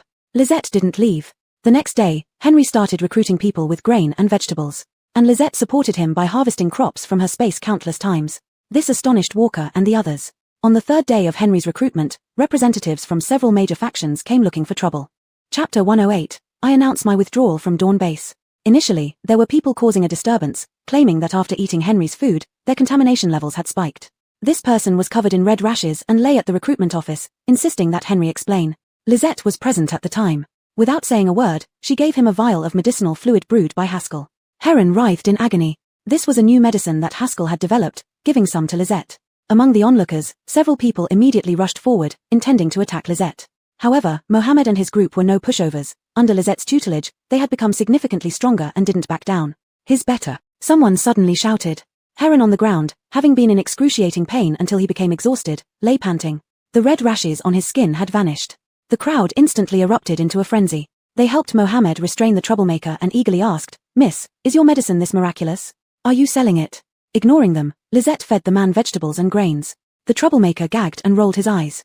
Little miss, don't bother with him. He's clearly just here to cause trouble. Others nearby advised, as controlling contamination was known, but not reducing it. The news from North Base was disregarded as false. Right, he's just here to cause trouble. People chattered, and Mohammed glanced at Lizette before saying, we only want to prove that our food is safe. Once we do, I'll talk about the medicine. Of course, they would have to talk about it since all the white cores were theirs. Not wanting to delay, Lizette started setting up the teleportation array, which hadn't been installed since her arrival at Dawn Base. Mohammed and the others tacitly didn't remind her. After speaking, the crowd finally quieted down. The little yellow chicken reminded Lizette, little zombie, enough already, give him some water or he'll choke to death. Lizette gave the man some water. Then, lifting him up for everyone to see, she declared, no contamination. People instinctively took a step back, feeling a pang of sympathy for the man in Lizette's hand. His contamination levels were lower, but being carried like a chicken by petite Lizette made him suffer not only physically but also lost him dignity. I was wrong. Heron only managed 3 words before Henry's people took him away, along with several other troublemakers. After resolving the situation, people immediately surged forward to sign up. Everyone noticed the medicine, but some paid more attention to the food Lizette had given out. There was no sign of contamination. Afterward, Henry found Lizette. Lizette, will you sell that medicine? Many of his people had been suffering from contamination. If there was medicine, these people had sacrificed so much, and he couldn't ignore them. Lizette tilted her head. I don't know. Mohammed explained, it's made from traditional Chinese herbs that Lizette grew. There's very little because she didn't grow much. She needs to check. Henry wanted to say something when Alric came anxiously. Father, the civilians have been incited to surround us, demanding answers. Henry could no longer focus on the medicine. He apologized to Lizette and left. Lizette followed. Why? Lizette asked the little yellow chicken. While there were malicious individuals in North Base stirring trouble, ordinary citizens were different. They're being used. The little yellow chicken paused then added, perhaps they also desire easy gains. Henry's compound was surrounded tightly by people. Chairman Lee, as the chairman, you feast on delicious food that should be ours. Down with base leech Henry. Return what belongs to us. Alric's face was terrifyingly dark. He said to Henry, Father, let's leave Dawn Base. Henry did all this for the base residents, yet these people. In the previous life, nothing like this happened because Henry's resources were always stretched thin, leaving no room for dissent. I am Henry. My resources are exchanged for white cores, obtained at great risk by my people, Henry said into a loudspeaker. Isn't serving us your duty? Someone yelled back, the white cores you get are ours too. Lizette tilted her head, puzzled. The little yellow chicken muttered, such people waste food. Henry looked grave. That's right, didn't you say everything was for us? How can you not share any resources? Hand over the resources. Who knows if you're telling the truth? Henry clenched and unclenched his fists. I, Henry, have nothing to hide, Henry said calmly. I did all this to rebuild order and provide a lifeline for common people. Who believes you? Henry ignored the skepticism and continued, but if you don't need me. The crowd fell silent as Henry declared, I, Henry, hereby announce my withdrawal from Dawn Base. The entire scene fell silent. This was not what they had expected. After Henry finished speaking, he turned around and went back. Alric remained and announced through a loudspeaker, we will leave immediately. You can go, but leave the supplies behind. Members of several major factions were not willing to give up and continued to incite trouble. They were after the supplies in Henry's hands. Alric shrugged and spread his hands. No supplies, because we won't be buying anymore. A thin, elderly man with grey hair said, how can this be? Why not? Alric replied indifferently, it's true that my father is the chairman, but anyone with eyes can see he has no real power. You all want to find someone to exploit you, but there isn't one here. Those who followed him have always been self-sufficient. Now he's not the chairman anymore, not even a member of Dawn Base. So, if you can't get food, why should it concern him? Alric's eyes were completely devoid of warmth, and he ignored them after saying this. Although Henry had fallen from power, many ability users still faithfully followed him. These were just ordinary people, and if conflict arose, Henry would show no mercy. Dad, some people aren't worth it. Henry was truly hurt. He had planned so much just to find a way for ordinary people to survive, but what did these people return? It's fine, Henry smiled wistfully. Actually, it's better not to carry the burden of others. Seeing the worried expressions of his subordinates, Henry pretended nothing was wrong and said, anyone who doesn't want to leave can stay. I won't force anyone. Chairman, I'll follow you. I'll follow you too. Not a single person wanted to stay, including those recruited recently. They were also not valued in Dawn Base. When they joined, threats were already made. Since they came, they already had intentions toward Henry. Besides, selling grain was Mohammed. As long as they had white cause, food wasn't a worry. Henry said, all right, let's go together. The crowd surrounding them dispersed helplessly. Then someone came to Henry again. Chairman, the other chairmen are here. Tell them I won't see them, Henry finished, then asked Lizette, Lizette, shall we leave tomorrow? Lizette was a bit dazed. How did things develop like this? What about the fields? Chapter 109, Lizette remembers. Mass production of spatial devices. There are too many issues here, she doesn't want this place anymore. Lizette's thoughts were simple. There was plenty of unclaimed land outside, and she could cultivate it herself. Send Spider. After learning that Spider was called Princess, Lizette commented that Xiao Zhu, hope, sounded nice. As for the extreme cold weather, Lizette believed she could find a solution. She loved challenges. The critical point was where to put all these people. Where should they go? Henry paused, uncertainly asking, can we still choose? I thought we could only go to the northern underground base. Alric smiled, that is just one option. Lizette has a territory, and there are two other places. Both the mutated forest and the valley where the wolves reside could accommodate these people, but explaining those locations would be difficult. Seeing Lizette's intention. To the base. Lizette thought for a moment and said, not everyone here belonged to her. After discussing it, Henry instructed his people to pack up and gather outside the base early tomorrow morning. During this time, Henry's communication device rang several times, but he didn't answer any of them. The gates were tightly closed. Anyone who wanted to enter had better think twice. Oh, we're leaving, Henry sighed. It was hard to describe his feelings. Not long after the apocalypse, he and others established this base, investing much emotion and effort into it. Dad, Dawn Base is completely rotten, Alric persuaded. Why don't we start over? Start over? Henry laughed bitterly. Yes, let's start over. Lizette didn't say anything. She couldn't understand such complicated emotions. In her mind, besides farming, everything else revolved around where and what to farm next. In the evening, Alric sought out Lizette. Lizette, his eyes mirroring Henry's, showed rare embarrassment. I want to ask if my father and the others can go to your territory. He understood his old man. Going to someone else's base meant begging for food. It's cold. Not a problem. The houses in the territory are well built. If anything's missing, my father and the others can build it. The territory also needed someone like Henry. Allowing him to participate in construction would give him a sense of belonging. Driscoll lacked organizational skills, and Esau was the same. As Red Moon's deputy leader, Alric naturally knew these details. Lizette, considering Henry's comfort, showed how thoughtful she could be. Fine. Lizette had no objections. Wherever Henry went was fine with her. Thank you, Lizette, Alric said. First to the base, then move those we can control to the territory together. After a pause, Alric asked, Lizette, I want a spatial device like Olafson's. What can I trade for it? Lizette tilted her head. She didn't know what could be traded for it. If it's not possible, forget it. Alric assumed spatial devices were difficult to obtain. Wait. Lizette didn't specify what could be traded, just said 2 words. Alric smiled. All right. After Alric left, Lizette entered the space. Walker and the others were recovering well, with some moving as freely as Walker. Seeing Lizette, Walker approached.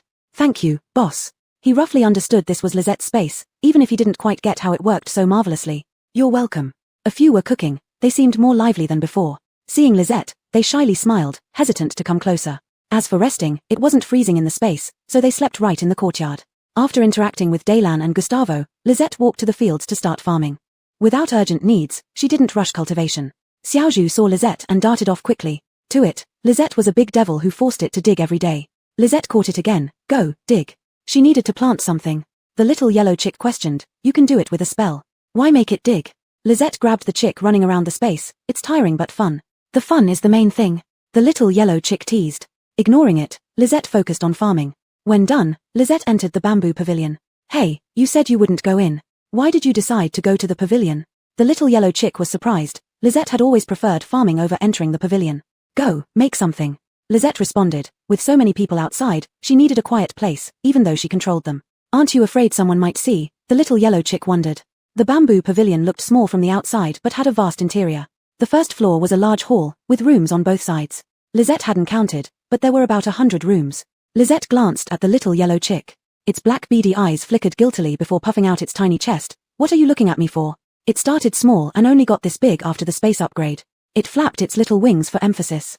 Lizette then stopped staring, sat on the ground, and started gathering materials. Seeing that Lizette was not going to blame it for the initial incident with the grain, the little yellow chick asked, Xiaoshangsha, are you thinking of making a spatial magical artifact? Lizette had everything: fabrics, jewelry, weapons, ornaments, tools, unnamed plants, and items whose uses were unclear. Items filled the ground, each looking expensive and almost blinding the little yellow chick with their luster. Xiaoshangsha, were you a rich woman in the world of cultivators? The little yellow chick was stunned. It hadn't known this after being with Lizette for so long. Lizette looked around and put away all the items, leaving only a piece of jade material, a furnace, and a carving knife. She made a gesture, and the jade material split into countless pieces. With another motion, many rings appeared on the ground. Lizette threw these tiny rings into the furnace. The little yellow chick was confused again. Isn't this a furnace for refining pills? Lizette only glanced at the little yellow chick. In that glance, it saw a cold and stern Lizette. The little yellow chick. This wasn't its cute daughter. In the next instant, Lizette returned to her usual self. What happened to you? The little yellow chick asked nervously. Lizette slowly raised her finger. Something. A scene flashed in her mind. A handsome man in a blue robe smiled brightly. Senior sister, why are you using a pill refining furnace to refine artifacts? In the next moment, the man's face turned sinister, and his fierce moves landed on her. Lizette didn't understand, but something inside her non-beating heart seemed to twist. What thing? The little yellow chick, tense, didn't immediately grasp Lizette's meaning. Not important. Lizette thought it wasn't significant, and the discomfort in her heart disappeared. A flame appeared on her fingertip and flew under the furnace. Dare not to ask again because of Lizette's odd behavior, the little yellow chick remained silent. While the little yellow chick was thinking about various things, the furnace opened, and a pile of large ring-shaped items flew out.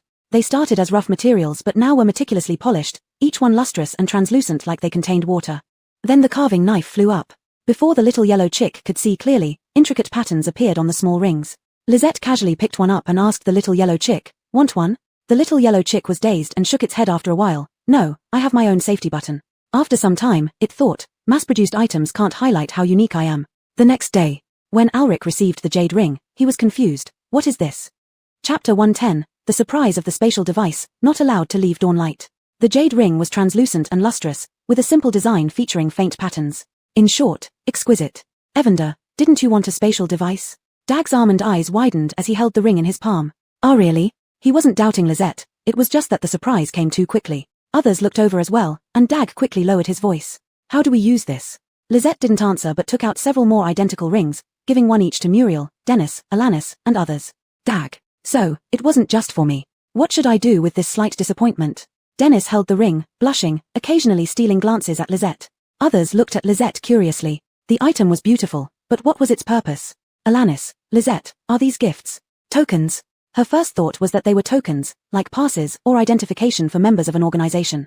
With no outsiders around, Evander said irritably, they're for you all, and they're spatial devices. It stuck to the point without mentioning any other details. Alanis and the others widened their eyes. Spatial devices? They knew Yale had one, a very rare item that humans currently couldn't manufacture. Yet Lizette produced several at once. They knew Lizette was powerful and extraordinary, but not to this extent. Lizette, Audria, holding the ring, asked dumbly, are you from this world? Dennis wasn't pleased. Of course she is. She watched me grow up, and my father watched her grow up. Everyone. That comment implied something about Lizette's age. Lizette tilted her head, responding directly for the first time when questioned if she was from another world. Yes. She felt it was true, even though she couldn't remember anything else. Dag interrupted them. Stop talking. First, let's figure out how to use this. We need to leave soon. All eyes turned to Lizette. Yale spoke up. I know how. Just drop some blood on it. Though he didn't have one himself, he was glad his abacus was unique. Before Lizette could say anything, Everyone punctured their fingers and dropped blood onto the rings. It's not. The blood wasn't absorbed by the jade rings, nor did it react at all. It's not, Lisette repeated, mental connection. Evander laughed loudly. You didn't listen to Lisette. Why so hasty? Dag shot a glare at Yale, who scratched his chin, laughing sheepishly. As ability users, they all had some experience with mental aspects. I feel it. The first to speak was Muriel, and then the table in front of her vanished. The jade ring on her pinky immediately formed an imprint. So amazing, Muriel exclaimed, it feels like I'm not wearing it at all. Others also succeeded, putting it on different fingers. Dennis, however, wore it on his ring finger. Evander saw this and didn't want to comment. It thought Dennis had moved on, but apparently, he was still secretly infatuated. Lisette, how did you come up with this? Wang Haoyu asked, knowing Lisette rarely spent effort on matters outside farming. The jade rings were mass-produced, but Lisette had considered their suitability and whether they would stand out. I don't know. Lisette indeed didn't know, she followed her instincts. The space inside has over 30 cubic meters. Wang Haoyu estimated there were sweets, apples, and various grains and vegetables inside. After checking, Lisette gathered another wave of soul energy. She could now cultivate crops across 10,000 acres simultaneously. Seeing their happy faces, Lisette, whose heart usually remained calm, felt a twinge of accomplishment. When Henry notified them to leave, he received one too. His eyes almost popped out in surprise. He always thought Yale was a spatial ability user, only now realizing that he could be one too. Yale's expression shifted. I foresee leaving Dawnlight won't be smooth. Should we teleport? Henry responded gravely. Lisette, what do you mean? Lisette tilted her head. Follow the plan. Henry laughed. Good. Let's see what tricks they have up their sleeves. When the group reached the base entrance, they indeed saw many fully armed people standing there. We need to go out, Henry said. The leader, Aaron, pointed his gun, asking seriously, are you planning to defect from the base? People on Henry's side immediately grew resentful. We haven't betrayed the base. The base just doesn't give us a way to live. They snatch away our hard-earned resources without caring if we survive. Why can't we leave? We haven't taken anything from the base, everything is earned through labor. Alric loudly said, Aaron, we are not people of Dawnlight base, you have no reason to stop us from leaving. Aaron didn't say anything as a large number of people surrounded them. Henry instructed, prepare to break through. Chairman Lee, you can't leave. To Henry's surprise, these people were not there to cause trouble. If you leave, what will happen to us? The troublemakers from yesterday don't represent all of us. Only Chairman Lee genuinely cares for us. Others don't care if we live or die. Aaron frowned, looking down at the crowd. He didn't believe Henry would betray the base, but he had to carry out orders. And Henry was indeed planning to leave the base. Henry loudly proclaimed, the base has no place for old Lee. I will establish a new base. If you find yourselves unable to survive one day, you can come to the new base and look for me. The crowd fell silent. I can't do much for you here either. Henry was moved. He had long been excluded from the power center, and except for trivial matters, he truly couldn't do much. Chairman Lee, can I go with you? After a moment of silence, someone asked. With this person leading the way, more people inquired if they could join Henry. The bitter cold was coming, jobs were hard to find, earning points was tough, and food was expensive. If they stayed, they couldn't survive either, so it might be better to follow Henry. They weren't afraid of hardship or danger, but going outside only led to becoming cannon fodder, which wasn't their lot in life. Even if they did go, what they would get back wouldn't even cover the cost of food. Henry looked helplessly at Lisette. Evander, fearing Lisette didn't understand, said, Lisette, you decide. Should we take them along? Lisette tilted her head, take them, farm. Everyone was momentarily speechless. All Lisette thought about was farming. Think it over. You can't farm during the bitter cold, Henry reminded Lisette. Take them. Lisette remembered that Sandra mentioned building a base. It would be fine for these people to build one too. Alright, those who want to go should assemble here in an hour. Henry felt relieved, and he unconsciously smiled. Chairman Lee, are you really going to do this? Aaron and the people behind him aimed their guns at Henry and his group. Chapter 111, Consequences of an Angry Little Zombie. Aaron said to the crowd again, if you follow Henri, don't blame me if my gun can't tell friend from foe. The gun was intimidating enough that no one dared to move. We can't get food in the base, why should we not be allowed to leave? Someone couldn't hold back and shouted loudly. Bang! A shot rang out. The bullet flew towards the man who had shouted. Heron's expression froze, as if he was scared stiff. Lisette moved her fingers, deflecting the bullet so that it just grazed past the man's face, leaving a bloody streak. Aaron. Alric looked at Aaron with disappointment. Why have you become like this? Aaron stared at Alric without saying anything. He didn't fire the gun, but he had no intention of defending himself. As long as you don't leave, everything can be negotiated, Aaron insisted stubbornly. Olafson quietly asked Lisette, Boss, what should we do? There might be casualties with so many people here. Evander added, one less death means one less person to farm. Lisette. Under the persuasion of one person and a chicken, Lisette took out the flying boat. The huge flying boat suddenly appeared in the sky above the base. It was as big as a soccer field, casting a shadow over all the people at the entrance of the base. What is this? Aaron asked in surprise and doubt. Before he finished speaking, he saw the people on Lizette's side going up into the air. An underling asked, "Sir, should we shoot?" Aaron waved his hand. He looked coldly at the scene before him, wondering how they got into the air. Not flying, but something had lifted them up to the giant object above. "Xiao Lizette, you used to use magic to gather crops, now you're using it to gather people." Evander murmured, "Lizette always uses farming techniques to achieve something different." Lizette hadn't gone up yet. She turned her head and looked at Evander. "The same." "How can it be the same?" Evander retorted, "Can people be the same as crops?" It didn't understand Lizette's logic. To her, people were like crops. "Watch out." Evander suddenly noticed that several cannons had been mounted on the metal wall, pointing at Lizette and the crowd. Even though it was dead, it felt cold sweat. Even Aaron's team was within the range of the cannons. Henry and others who had already boarded also saw this. They shouted from the ship's rail, "Lizette, watch out, come up quickly. Someone wants to destroy your crops," said Evander. It wasn't worried, just found the top echelon of Dawnlight base too repulsive. As expected, Lizette looked more serious after hearing that, although only Evander could perceive this subtle change.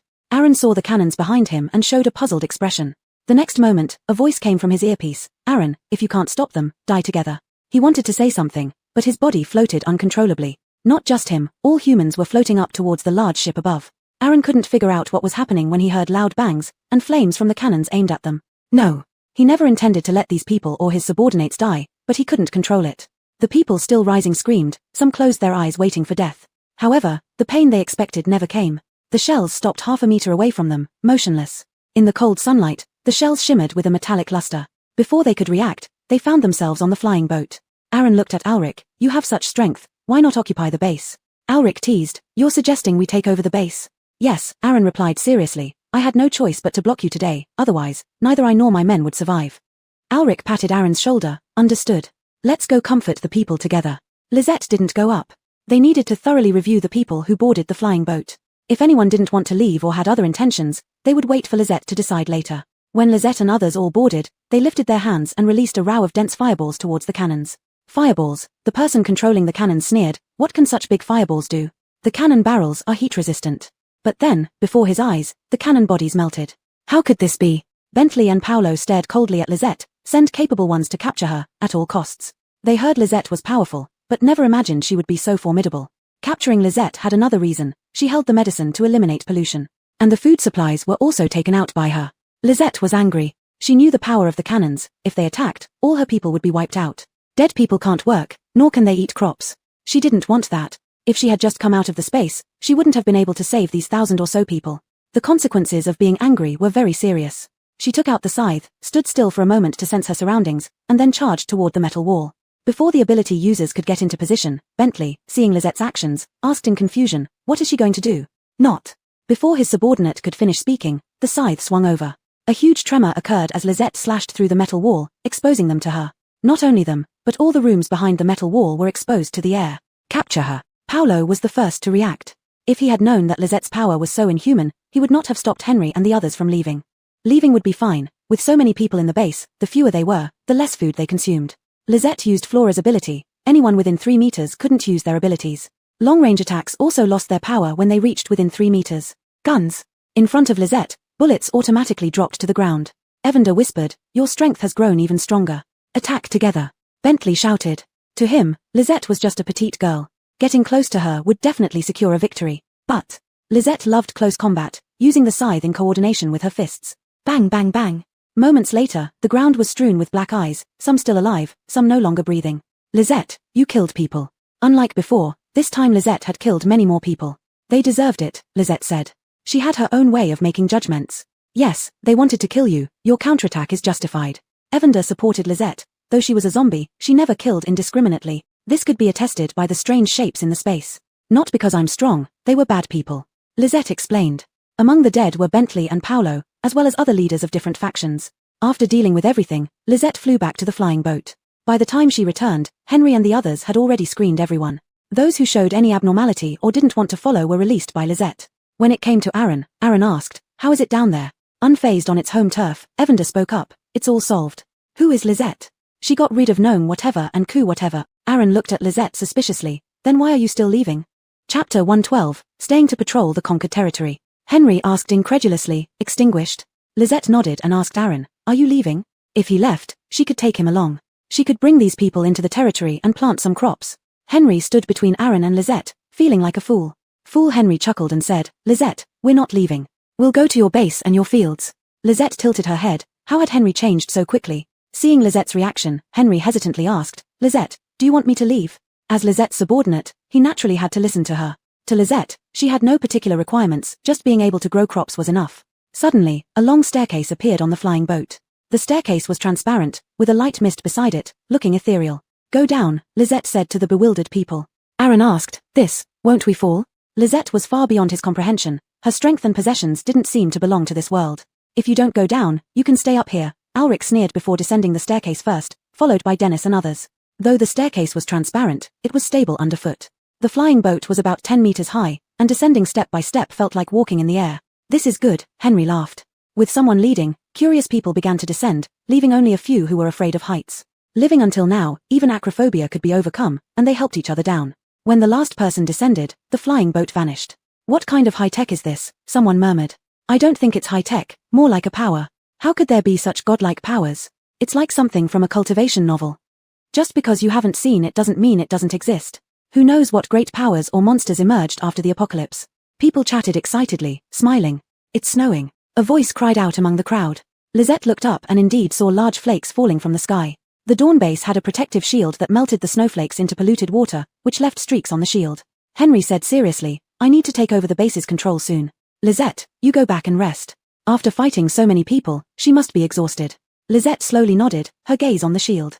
Ulrich explained, it's made of basic particles held together by electromagnetic forces. Lizette didn't understand and tilted her head. She pointed to one direction, it's broken. Evander translated, Lizette means the protective shield over there is broken. We should check it out. Ulrich was startled. Lizette wouldn't make false statements. But how did the shield break? In the previous life, it was destroyed by the insect tide. Could it be? He quickly called Aaron and others, let's go check it out. Aaron got the vehicle ready, while Dennis asked Lizette, Sister, are we going? Lizette is tired and needs to rest, Alanis said. Anything important, Deputy Brantley will inform us. Lizette didn't follow but returned to the original place to set up a teleportation array. With the snowfall, she needed to check on all the fields. First, she went to the mutated forest. Aristide and Flora greeted her. Evander interrupted their greetings, tell her about the fields here. Lizette walked around, it hadn't snowed here yet. Aristide said, the temperature is too low for planting crops. We harvested the last batch of crops and focused on building shelters. Lizette looked around, many mutant plants had lost their leaves and entered dormancy. Flora said, under Senior Mai's guidance, we stored a lot of carbon.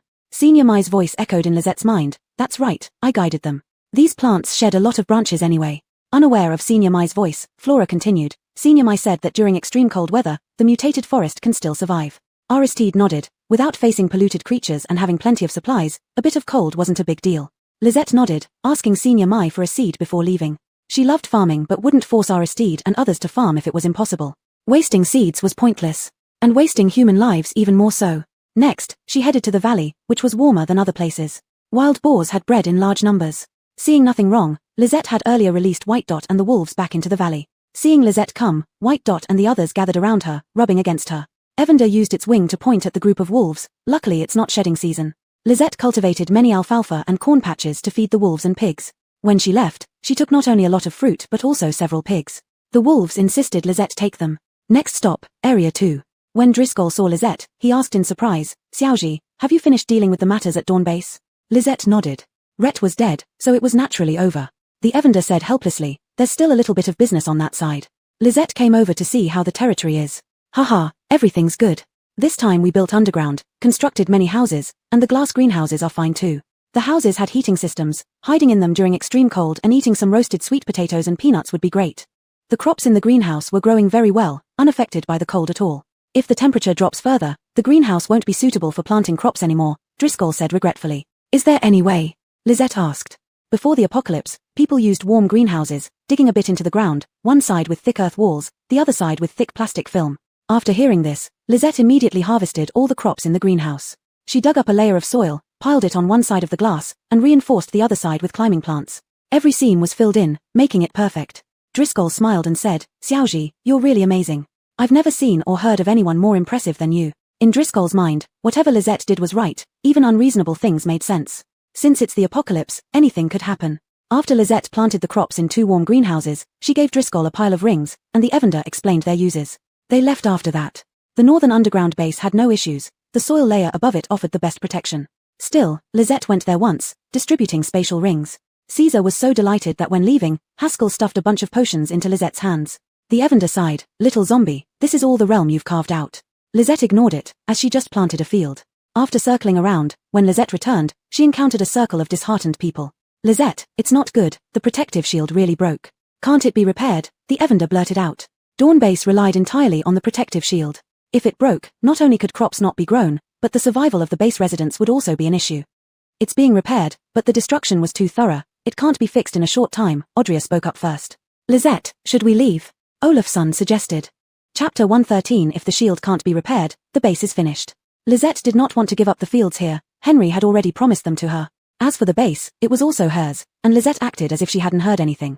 "Let's go take a look." The shield wasn't completely destroyed. There was just a large hole through which contaminated snowflakes kept drifting in. The people from that area had been entirely relocated elsewhere. But with this breach, the entire base's temperature dropped, and the air became polluted. The base relied entirely on the protective shield, unlike the houses in Lisette's territory which were better equipped. The mutated forest had its own air filtration system, so it couldn't be compared. Lisette saw many people wrapped layer upon layer but still shivering so badly their faces turned blue. Just then, Henry arrived. Seeing Lisette, he asked, "Why are you all out here?" "Just taking a look," Alanis replied. "Why aren't you wearing a protective suit?" So many others aren't wearing one either. One less doesn't matter," Henry sighed. "I didn't expect Rhett and his group to die, yet they still managed to damage the shield before their end." He visibly appeared exhausted. There were too many things going wrong. The shield being damaged wasn't just about the temperature and air quality. They had fought off several waves of contaminated monsters. Ironically, during this time, no one caused trouble. Lisette took out a bag of sweet root vegetables and handed them to Henry. "Here, replenish yourself." These vegetables grown in her spatial realm had received praise from everyone who tried them.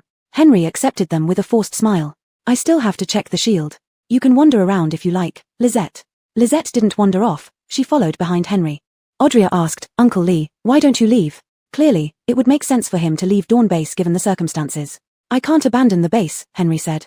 "Part of the reason the shield was damaged is because of me." "Dad, you can't say that. We only wanted to leave. They were the ones who pursued us relentlessly," Alric disagreed. Alanis didn't press further. Some people always prioritized humanity's interests above all else.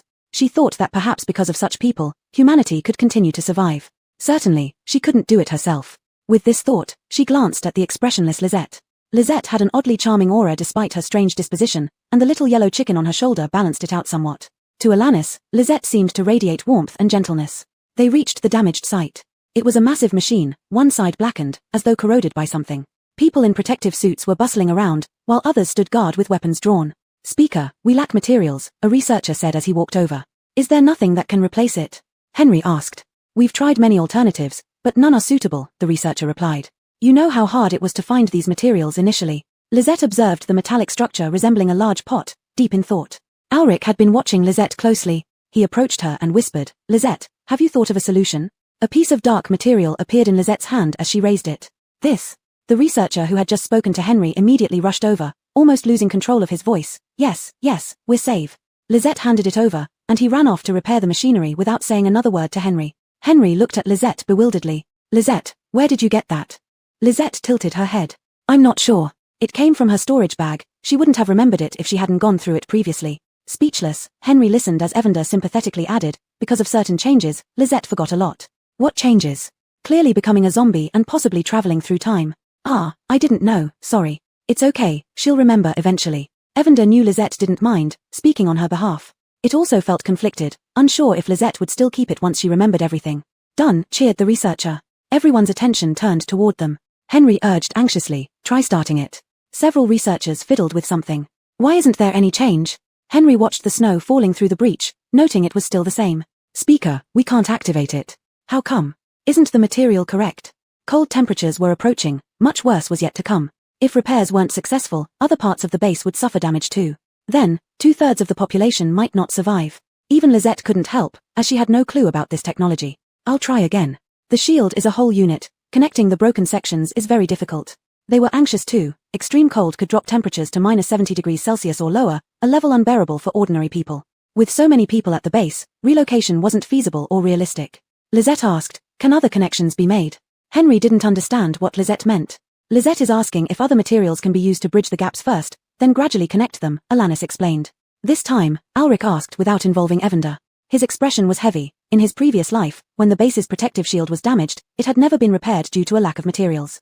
A hasty repair couldn't withstand the subsequent bug-tide attacks, leading to the eventual abandonment of the base. It's not that it can't be done, but we didn't think of what medium to use. Henry said, think again. Every minute earlier could save more lives. Ordinary people with health issues in the base had already begun to pass away. The atmosphere was, and if they couldn't connect the shield, Dawn Base would truly be finished. Psychic ability users might have a way out, but most people here were ordinary. We've thought of something, the researcher said. Psychic ability users can cover the void with their powers, then electromagnetic force can link through the psychic abilities to operate the equipment, allowing the fundamental particle material to gradually fill in the gaps. Gather the psychic ability users immediately, Henry ordered. There are side effects, though, the researcher added, the electromagnetic force is very strong. If they can't endure it, their abilities may be lost, they might become mentally impaired, or even die. Henry couldn't afford to consider those risks. I'll explain it clearly to them, on a voluntary basis. If their abilities are lost, the base will take care of them. If they die, the base will take care of their families. Muriel volunteered first. With Lisette around, she wouldn't be in danger. Evander asked Lisette, can you do it? It wasn't suggesting she should participate, it was just asking. Lisette replied, no. She only knew the theory, not how to actually operate or implement it. Farming skills might help. Then just watch, don't move. Evander didn't want Lisette involved. There were quite a few psychic ability users, but after hearing Henry's words, more than half backed down. I'll go, my parents, wife, and children are all ordinary people. If anything happens to me, please take care of them. Count me in. I trust President Lee. Inspired by these few, others who initially hesitated also became willing. They weren't orphans. If the base were gone, where would they take their families in the extreme cold? Ultimately, half of them agreed. The researchers carefully explained to them, and over 50 people immediately sprang into action. The first attempt failed. The second attempt failed as well. After several tries, they finally found the right method, with their psychic powers gradually covering the breach. Everyone was anxiously waiting for the machinery to start up. Chapter 114, Lisette lies, no longer wants to farm in dawnlight. Bear with it a little longer, the researcher said, if we withdraw now, we'll have to start all over. Start all over. Everyone knew that there might not be another chance. The failure they just experienced had consumed them too much. At that moment of connection, except for Muriel, everyone's face turned pale. Some were gritting their teeth tightly, their faces contorted. Little zombie, humans in the apocalypse are truly hard-pressed, yet resilient. Before the apocalypse, the little yellow chicken had observed that most people would often give up or slack off easily, seemingly being selfish. But in the apocalypse, while there were many ugly sides of human nature, there were also many beautiful ones. Suddenly, someone grunted and was about to fall. Ewan was the first to agree, but he was also the first to struggle to hold on. His mental power had to face pollution from snow and air, and during the electromagnetic process, he felt as if his whole body was numb, followed by intense pain. He gritted his teeth, feeling his mental power breaking apart. As his consciousness blurred, he always remembered that he could not retreat. If he did, the base would be finished. Then, another person struggled to hold on, also being soothed by a force. Almost there, hang on. The researcher shouted loudly to encourage them. The little yellow chicken asked Lisette, did you do something? Lisette stroked its feathers, no. She was lying. She did, but she didn't want others to know. The little yellow chicken didn't believe it. It didn't ask again, just feeling gratified that the girl goose was becoming more lively each day. Previously, things she didn't want to say, she wouldn't say. Now, she doesn't admit to lying. Alric and the others didn't believe it either. Lisette must have done something. Only the researchers believed it, thinking they had endured through sheer willpower. Those who experienced it knew best, without the sudden force, they wouldn't have made it. This time would have failed. They would have to think of other ways, but no one was sure there would be any solutions. It worked. The researcher exclaimed happily. Everyone withdrew their mental power together. Henry and the others gathered around anxiously. How are you? Do you need medical attention? Ewan waved. I've never felt better than I do now, just really hungry. The others agreed with Ewan. Chairman, you should have told us you got experts to help. I feel my ability has grown. Henry was surprised, then thought of something, and smiled calmly. I was worried it might not be reliable. Anyway, the result is good. He looked up at the hole in the sky, which was slowly closing, estimated to be fully closed in 2 days. These psychics were eating. When they said they were hungry, Lisette took out a pile of sweet potatoes, fruits, tomatoes, cucumbers, etc. She lacked nothing but food. To the little yellow chicken, Lisette lacked nothing but memory. This was worth it. If those who left knew what we achieved, they'd regret it bitterly. Ewan said proudly while eating heartily. How long has it been since I last ate such fresh food? The speaker looked at Lisette. Thank you. You're welcome. Lisette was a polite little zombie. She helped these people, and they returned soul energy. Gratitude energy. Only she sensed it. After saying that, Lisette brought out more food, including 2 large wild boars. No more, we can't eat any more, they hurriedly said, eyeing the food greedily but not wanting to appear greedy. Take it away. Lisette explained. Bernie rushed forward. You've worked hard. Take these home to your families. The base won't neglect you. He promised, not just the psychics but their families, Henry would ensure their safety. After the event, Henry continued working on base matters, assigning numerous psychics to guard the closing hole to prevent attacks by polluted monsters until it was fully sealed. Lisette went to the fields of Dawnlight Base. The fields were vast, growing various crops, mostly rape and cotton. The head of the planting center was a woman in her 50s named Melinda, slender and stern-faced. "Are you Lisette from the northern base?" She seemed a bit excited. Others didn't know, but she did. The methods for rape and cotton were developed by Lisette. The little yellow chicken was a bit confused. It was not what it had imagined. It thought it would be put through some difficulties. Specifically, refer to Dion, who farms in the mutated forest. Lisette nodded. Melinda became even more excited. "Hello, may I ask how you domesticated the rapeseed and cotton?" Mutated plants were not easy to domesticate. Lisette tilted her head. Melinda misunderstood and hesitated to say, "Sorry, I just got too excited. These things should be kept confidential." "I don't know." It wasn't that Lisette wouldn't tell her but that she genuinely didn't know. She only used a bit of spiritual energy and pressure to sort them out. Explaining this went beyond Lisette's ability. Melinda was stunned for a moment before sensing something was off with Lisette. The little yellow chicken timely explained, "Lisette only knows how to grow them, she doesn't understand the principles behind it." Melinda managed a smile. "Then let me introduce you to our planting base situation. The fields here were much larger than those in the northern base, but most were contaminated. Once we knew your methods, we also promoted a large number of rapeseed and cotton, with significant effects," Melinda said. "But psychics are human beings, they could only purify a small part. Not far away, indeed, there were some wood psychics promoting growth. They had to rest after using their abilities for a while, so the progress was slow. Besides, we mainly grow high-yield crops like corn, sweet potatoes, and short growth cycle vegetables like baby greens and sprouts." The little yellow chicken asked, "How did you solve the soil pollution issue before?" The northern base had things left by its owner, but Dawnlight Base did not. Psychics collect various low-pollution leaves and materials, and we use hydroponics, but after a period, the pollution levels will also increase. Melinda said gloomily, "In the beginning, many people sacrificed themselves to find materials and grow edible crops." The little yellow chicken dryly said, "All that will pass. Yes, now we have crops that can suppress pollution, and I believe it will get better and better." Lisette took a look around and told Melinda, "You guys are doing well." She didn't want these fields anymore and was about to leave. Everyone was puzzled. The little yellow chicken asked, "Lisette, aren't you going to farm anymore?" Chapter 115, The fragile Lisette enters the second floor of the bamboo building. They plant. Lisette pointed at Melinda. Melinda was taken aback, but the chairman said that planting should be under your instructions. Through her own channels, she knew that due to Lisette's efforts, the northern base no longer lacked food. When she heard that Lisette would take charge of work, she had been excited ever since. Was Lisette now saying not to plant? "Is there something wrong with us?" Melinda asked uncertainly. Evander understood. "It's not that there's anything wrong. It's just that Lisette thinks you all are doing well and don't need her anymore." Lisette nodded. She wasn't the same person as before. Seeing fields didn't immediately make her want to plant. Melinda was stunned again by this reason. She quickly reacted, "But we need you." Lisette tilted her head. Evander didn't know how to respond.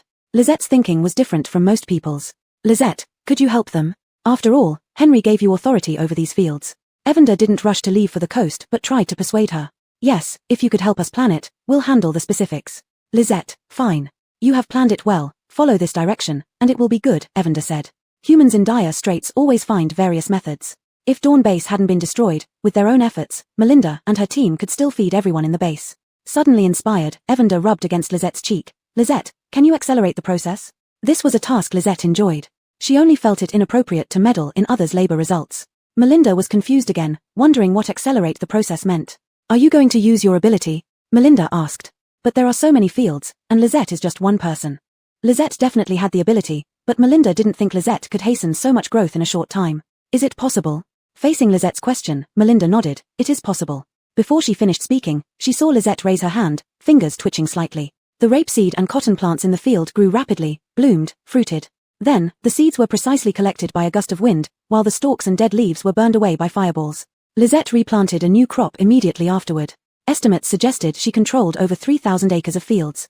Melinda, other cultivators who were accelerating crops, their work was snatched away, and they gathered around, staring blankly at Lisette. "Professor Ian, could a human really achieve such a level?" I don't know either."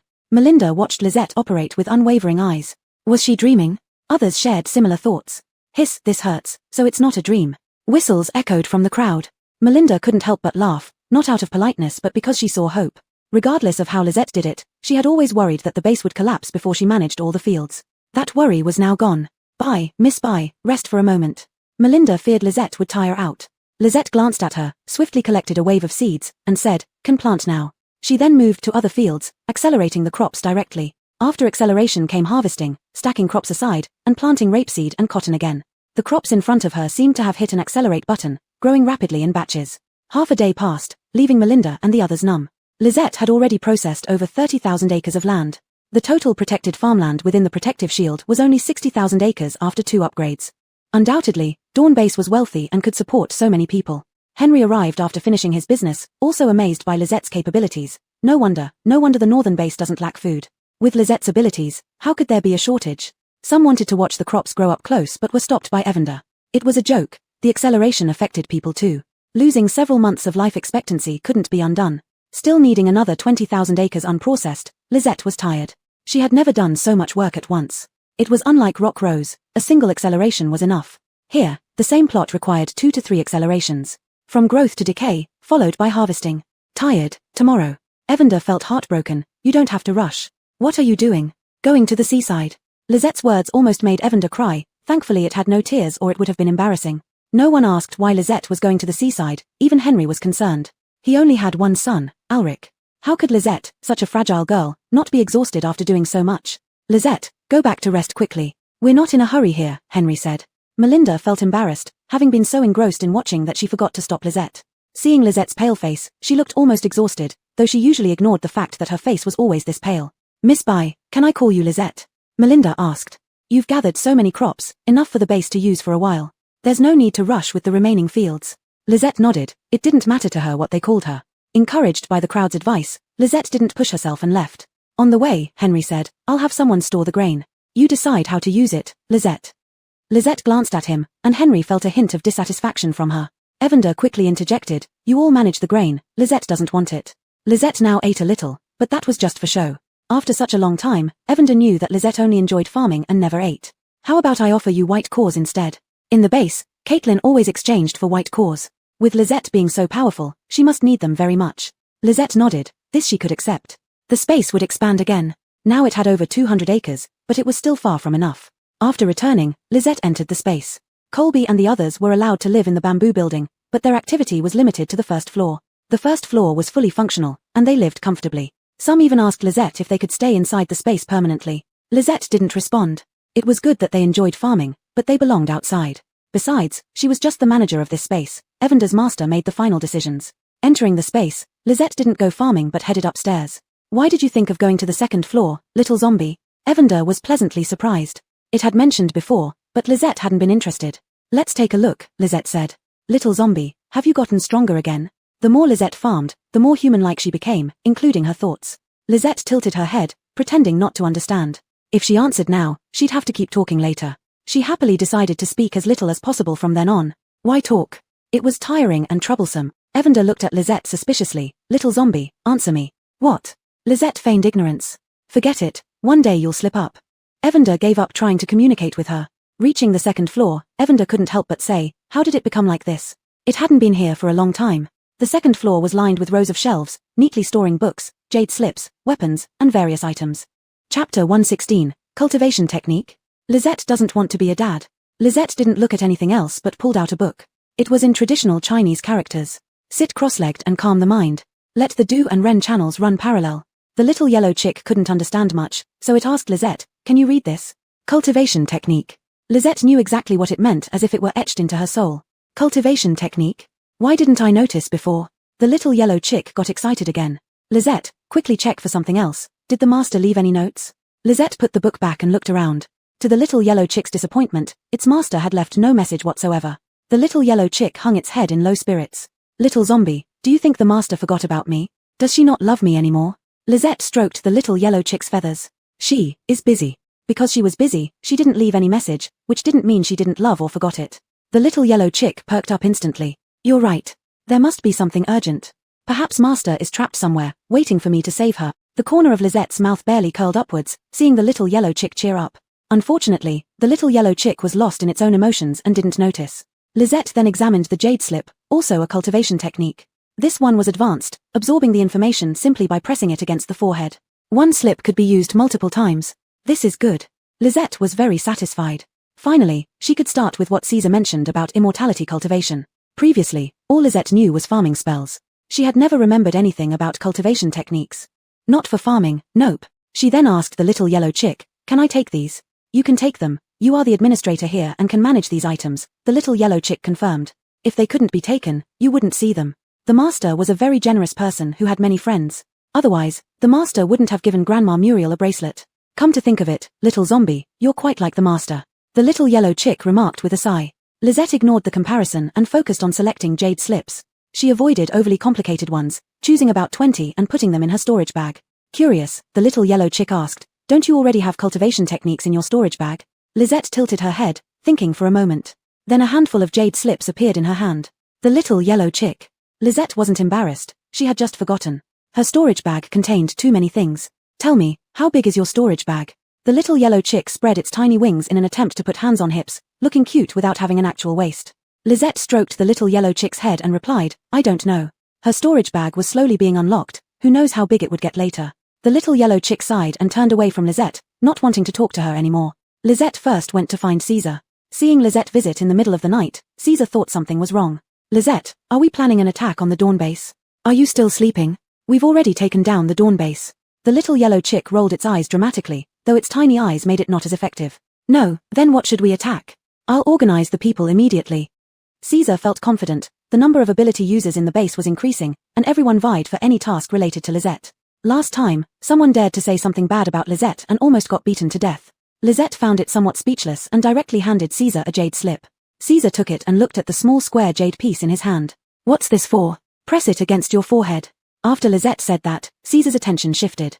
"Lisette, you're speaking more fluently." Impatient, Lisette snatched the jade slip and pressed it against Caesar's forehead. Those who could awaken abilities generally could cultivate immortality. "Concentrate." Caesar subconsciously followed the instruction and froze in place next moment. Lisette retrieved the jade slip and waited patiently for him to process the information. A lot of new knowledge entered Caesar's mind. Subconsciously, he followed the instructions within, finding his abilities strengthened. Remembering Lisette's presence, he snapped out of the mystical state, eyes wide as saucers. This, Lisette, immortality cultivation?" The little yellow chick said with a huff, "Not immortality, just a cultivation method." It's all the same, Caesar kept grinning widely, unable to close his mouth. "I feel incredibly refreshed. Abilities I haven't used for a long time have started working. Rest assured, Lisette, I won't let you down. Whoever you want to hit, I'll personally lead the troops." Lisette didn't bother with the slightly deranged Caesar and stepped into the teleportation array to leave. His condition had nothing to do with Lisette. The little yellow chick was laughing so hard that its giggling sounds attracted Ulrich, Olafson, and others. "What's going on? Jill, staying up late to lay eggs?" Olafson teased anyone. The little yellow chick shut up immediately. "Only you lay eggs, your treasures are gone." Olafson immediately became meek. "Lord Jill, I was just kidding." "Yes, you don't lay eggs, I do." Ulrich and the others found this conversation odd but dared not laugh, fearing they might anger Jill. The little yellow chick gave Olafson a kick on the bottom. Olafson suddenly asked, "Lord Jill, what divine beast are you? Let us commoners have a look at you."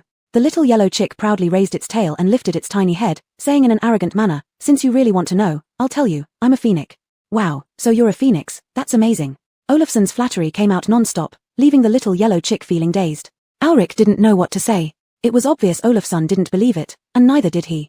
Having cultivators could still make sense. After all, there were countless legends of such beings in the plant-growing family, so the existence of hidden sects seemed reasonable. But a phoenix? Forget it, better not mention it. Still, Lisette stopped Olafson, giving each of them a jade slip with basic cultivation techniques. Just like Caesar, they first felt puzzled, then followed the instructions until they froze in place. Lisette retrieved the jade slips without acknowledging them and entered her spatial realm. The next day, Henry couldn't find Ulrich or Olafson and the others. He asked Lisette, who was holding the little yellow chick, "Lisette, have you seen Xiaoji and the others?" "They're in my room." After hearing Lisette, Henry frowned immediately. "How naughty, I'll go find them." He thought Ulrich had disturbed Lisette's rest. Lisette had exhausted her energy for the base. Before he could go, Ulrich and the others emerged, each looking refreshed and rejuvenated. Seeing Lisette, they rushed over excitedly, startling her into standing up and stepping back. The little yellow chick got so scared its feathers stood on end. "You, Dad!" Olafson shouted loudly, "From now on, I'll be your unfilial son." The others weren't as shameless as Olafson, and though Ulrich wanted to follow suit, a glance at Henry made him refrain from going crazy. Yesterday, those who visited Lisette were only Olafson, Ulrich, Dennis, and Audria. The rest looked at them, confused. Especially Odon, who always felt like he had missed something. "What did you do? You've scared Lisette and Jill." Chapter 117, "We don't have white cores, and we want food. What should we do?" A few people chuckled foolishly, expressing their gratitude before saying, "Wait, Lisette will talk to you." The people in the restaurant looked at Lisette again. Concerned about her fields, she said, "Come find me tonight." After taking care of the field, she needed to find Briar and the others to handle things before heading for the coast. She had promised this to Evander. Another busy day passed with Lisette finishing all the farming work and planting everything. Briar and the others reacted slightly better than Olafsson did upon receiving the cultivation techniques, but not by much. Each one of them was as excited as during the Lunar New Year. Henry also received some. Previously, he had a spatial ring. Now, he had cultivation techniques to improve his strength. The stinky brat wasn't wrong. I've indeed reached the pinnacle of life. As soon as these words were spoken, everyone couldn't stop laughing. When everyone left, Ulrich lingered behind, smiling at Lisette. "Lisette, it seems you're truly here to save the world." "Thank you." In the morning, Henry gave her a room full of white cores and crystal cores. "These are all from Rhett's place. Others will be given to you after I sell the crops." Dawn Base has many ability users, so Rhett and the others focused on accumulating wealth, thus they collected plenty of crystal cores and even more white cores. Lisette stored everything in her space. She planned to expand her farmland within the space. Thanks to Lisette's grain and Henry's decisive measures, the order at Dawn Base quickly restored. And Lisette harvested another wave of soul energy. This was credited to the publicity efforts by Ulrich, Muriel, and others.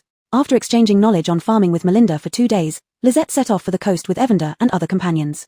On the flying boat, Olafsson marveled, "This is too easy to use." With protection activated, they weren't afraid of how low the temperature could go or pollution creatures and mutant birds. "It's good," without considering how many spirit stones are used daily, Muriel muttered irritably, noting clearly that Lisette was using spirit stones extravagantly every day. "Hee, boss knows." Though pained, Olafsson had mentioned this to Lisette before, but she didn't listen. Evander was also discussing the issue of spirit stones with Lisette. "Little zombie, using spirit stones like this is wasteful. Everyone is an ability user, a thinner shield would be fine. I have enough." It was currently minus 30 degrees Celsius and still dropping. The air temperature was even lower. Lisette was afraid these people might freeze. Primarily because she had enough. "Aren't you going to use spirit stones for your farmland?" Evander thought that no matter how abundant Lisette's resources were, they would eventually run out. Lisette took out a dull stone, and Evander recognized it immediately. "Is this an exhausted spirit stone?" Next moment, Lisette held the spirit stone, and white light gradually filled it. "How can this be?" Evander's voice cracked. "I've never heard of artificially creating spirit stones." Lisette wanted to say she wasn't human but decided against arguing with Evander. "Fake ones, usable." Although Lisette couldn't remember, she instinctively knew these were fake. "Fake?" Evander scrutinized Lisette's hand closely. "Doesn't seem like it." Lisette didn't respond. After inspecting for a while, Evander asked, "Could it be that when you were short on money in the cultivation world, you started forging spirit stones?" At this thought, Evander became speechless again. Lisette put Evander on her shoulder, tucked away the fake spirit stone, and said, "I don't know." Knock knock. A knocking sound came from outside. Olafsson's voice sounded through the door. "Boss, there's a base below. Want to check it out?"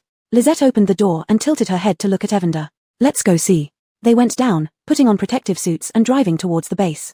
It was a semi-underground base with half of its buildings above ground and half below. Its size was only 1/5 of the northern base. As they approached the wall, someone shouted, "Those entering the base, register here." Olafsson and Hillary went over. The person handling registrations asked, "You're not from our base. Where are you from?" "There aren't many people walking outside these days." Olafsson smiled, "We're merchants." The registrar gave a strange laugh. "Do you have food?" "Yes, we exchanged it from the northern underground base." Olafsson seemed unfazed by the registrar's odd reaction and replied with a smile. After a series of strict checks, they entered this base named Chasing Light. They couldn't wander around freely and were restricted to certain areas. Some base residents were clearing snow, wearing protective suits or not. Snow was piled in ditches along the streets. Olafsson asked, "This snow is contaminated, just piled up like this?" Their guide replied, "Special personnel will clear it away." Hillary and Odon looked serious, whispering, "Something's not right about this base." Their gazes aren't right. Evander remained in the space and hadn't come out. Otherwise, it would have commented on how their gazes resembled those looking at pigs ready for slaughter. "How are they all ability users?" Olafsson asked. It was still easy to distinguish between ability users and non-ability users. Their auras were different. After Olafsson and the others practiced the cultivation techniques, they became more sensitive to these differences. "Ordinary people are all in the houses. In this kind of weather, they can't endure it." The guide answered naturally. "Olafsson, so you still take good care of ordinary people. Everyone is compatriots. Ability users are a bit stronger, so we should do a bit more for the sake of the ordinary people." Olafsson hummed in response and didn't ask further. In this weather, ordinary people could come out wearing protective suits. This was the first time he had seen ability users dedicating themselves solely to helping ordinary people. Even at Northern Base, ability users protected the base and went outside to fight while ordinary people handled the logistics work within the base. There was no case where ability users would clean the base. They were led to a large hall, and as soon as they entered, warmth greeted them. The guide explained, "Our base has heating." "Heating? What energy source do you use?" Odon asked. Northern Base was currently facing an energy shortage, solar power wasn't usable, and wind energy conversion rates were low. The cotton that Lisette planted turned out to be very useful. In places where energy couldn't be interrupted, nuclear power was used because of the lower temperatures. This we cannot tell you, the guide said. We need to be careful, Odon said. Everyone nodded solemnly. Not every base is like Northern Base or Dawn Base, Ulrich frowned and said.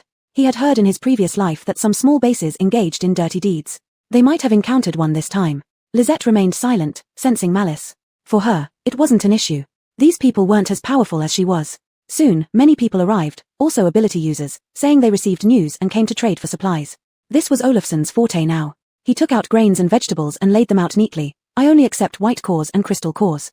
Everyone's eyes fixed on the food, and someone muttered, we haven't eaten these things in a long time. After Olafsson announced the price, an unexpected situation arose. A burly man half smiled and said, but we don't have white cores or crystal cores, yet we want food. What should we do?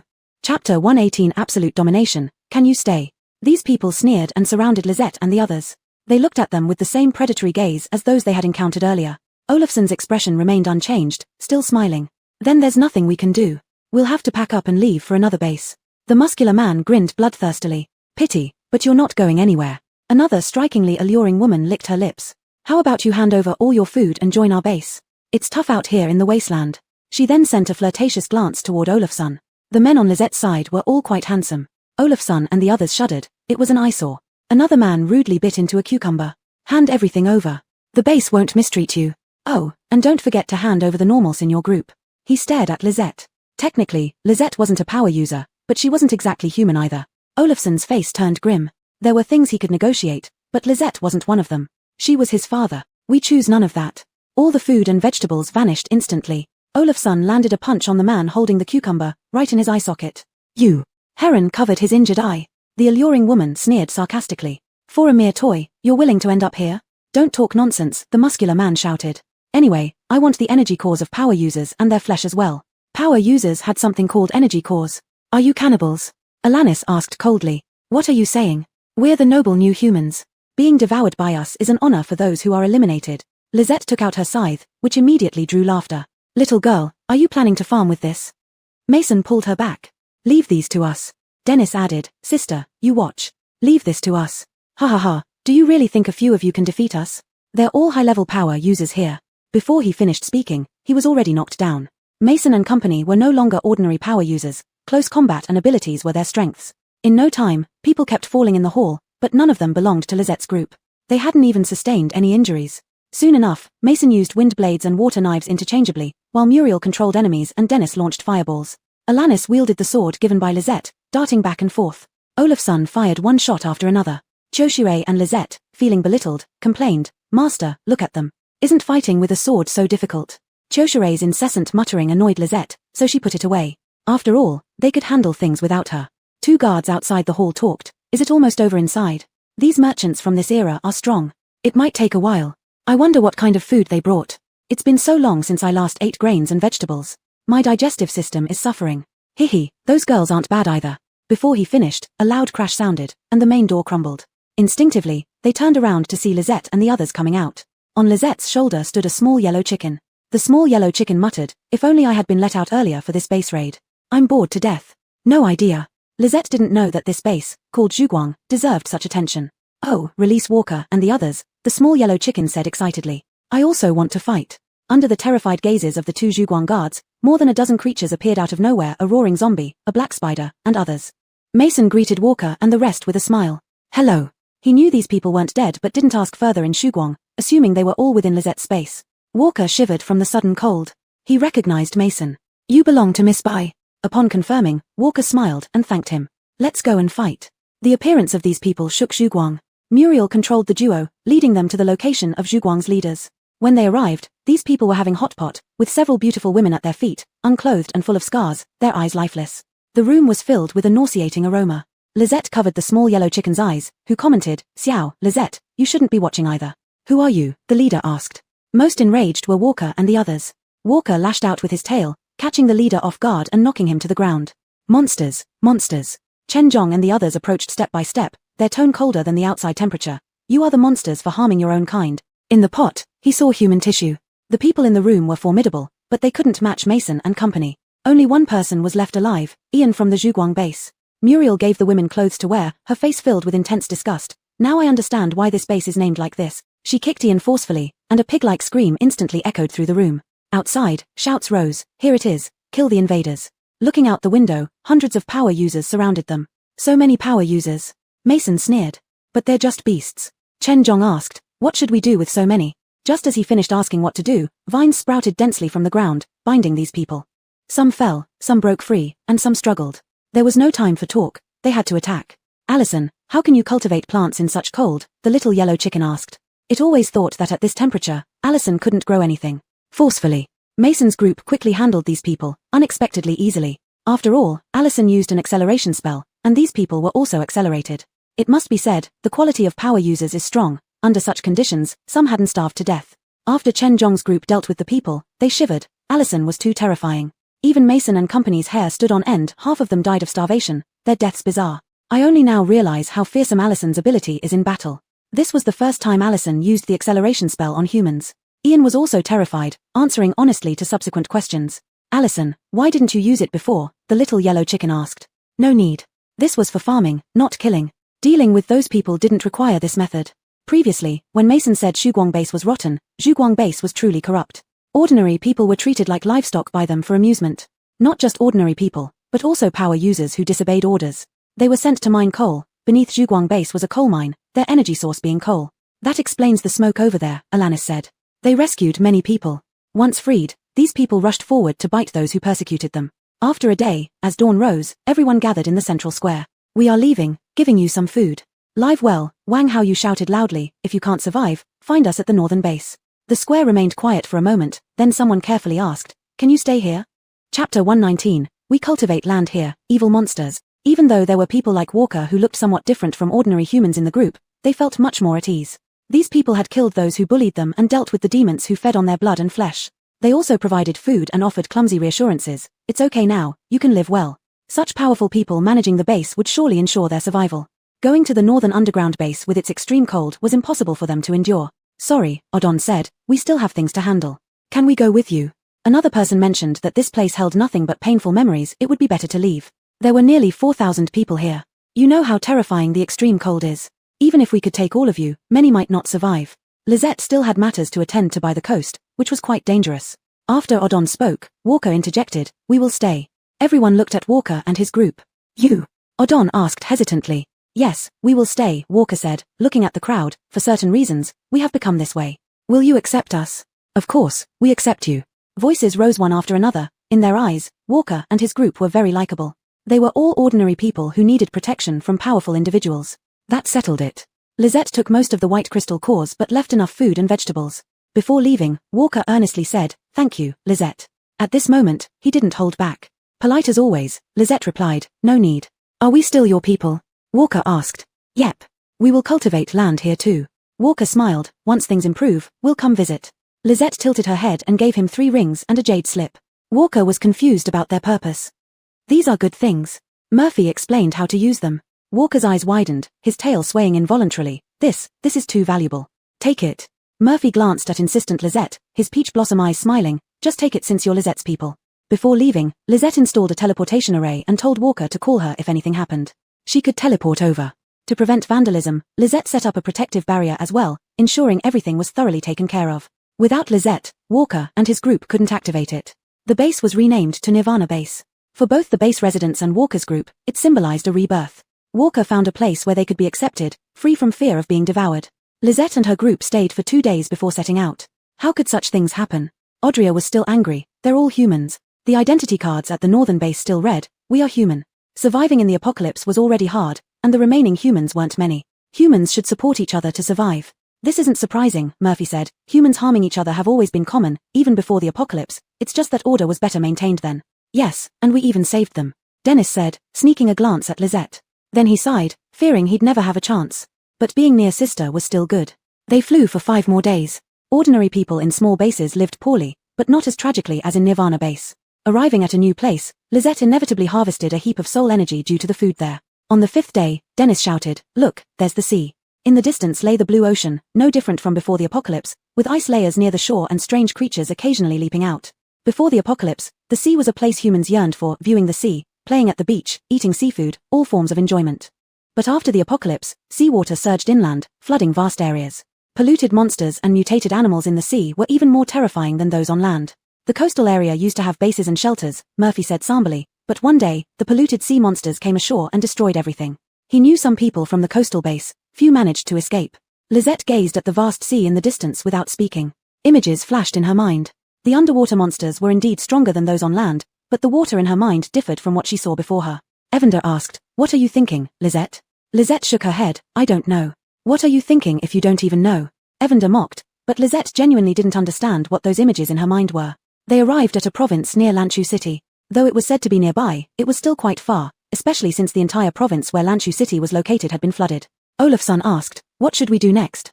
They could fly to Lanchu City, but the contaminated birds over the sea were more formidable. Lisette looked at Evander, who sensed for a moment and replied, "Here, I can't sense any different aura." Everyone knew that besides Lisette, Evander still needed to find another master. Mason had once asked, "Jill, isn't Lisette your master?" "Not really, Lisette is a partner," Evander answered while rubbing against Lisette. Lisette showed no sign of jealousy, or perhaps she didn't understand such emotions. Talking about sensing different auras, Evander couldn't sense either a master or anything special. "Then let's take a rest here before setting out again," Muriel suggested. No one objected, they didn't know what they might face over the sea. The area was in ruins, with occasional strange traces visible. "Do you think monsters will attack us?" It was Audria speaking. She was both curious and fearful of the sea monsters. "Don't be a jinx." Alanis had barely finished speaking when they heard a strange scraping sound. The flying boat had stopped on land. Looking outside, they saw a tentacle monster as tall as a 3-story building approaching them. On the tentacle suckers were countless humans, their clothes and hair frozen solid, eyes hollow, mouths opening and closing as if pleading, "Help me." "Damn, what kind of freakish thing is this? Just looking at it almost drops my sanity points to 0. Olafsson reacted strongly, but his hands moved swiftly, already holding his weapon. He had foreseen that this trip would be dangerous but not fatal, so he wasn't overly panicked. Apart from Lisette, everyone else's expressions were grim, surprised to encounter such a creature upon arrival. Mason said in a serious tone, "Lisette, stay back, let us handle it." The huge creature resembled an octopus but wasn't quite. Getting closer, they could see countless eyes densely packed, gleaming with evil light. Density phobia right here, it'd be enough to faint on the spot. Mason complained but was ready to attack. The flying boat had stealth features. The monster circled around but couldn't find its prey, emitting a dizzying, deadly roar. Countless humans began shouting, "Where are you? Where are you?" Chapter 120, There are still people along the coast. Suddenly, a large fireball smashed into the creature. The monster immediately changed its direction. Everyone looked at Dennis. In a daze, Dennis said, "I didn't do it. Monster, come on, we're going to kill you." A group of people emerged from the ruins, hurling various skills at the monster. Well, who would have thought? Olafsson whistled. They had assumed the monster was coming for them, but it turned out not to be the case. Evander rolled its eyes. "Do you think the protection function of the flying boat is just for show?" Among those people were men and women, old and young. They wore no protective suits but were wrapped up tightly, their eyes burning with deep-seated hatred. Evander clearly saw that when some people noticed the humans on the tentacles, their eyes almost burst with hatred. All kinds of attacks went towards the monster, but it remained unscathed, its cold, evil eyes watching the people before it like little insects. When the tentacles swept over, these people fell one by one. But they did not give up, they got up and continued attacking. Continuous attacks finally inflicted some damage on the monster. It let out a scream and a stream of black ink sprayed down. "Get out of the way." People dodged in all directions. As someone failed to avoid it in time, a wall of water appeared before him. It was the water manipulator in the team. Where the ink landed, rapid corrosion took place, releasing plumes of white smoke. "My God, this monster."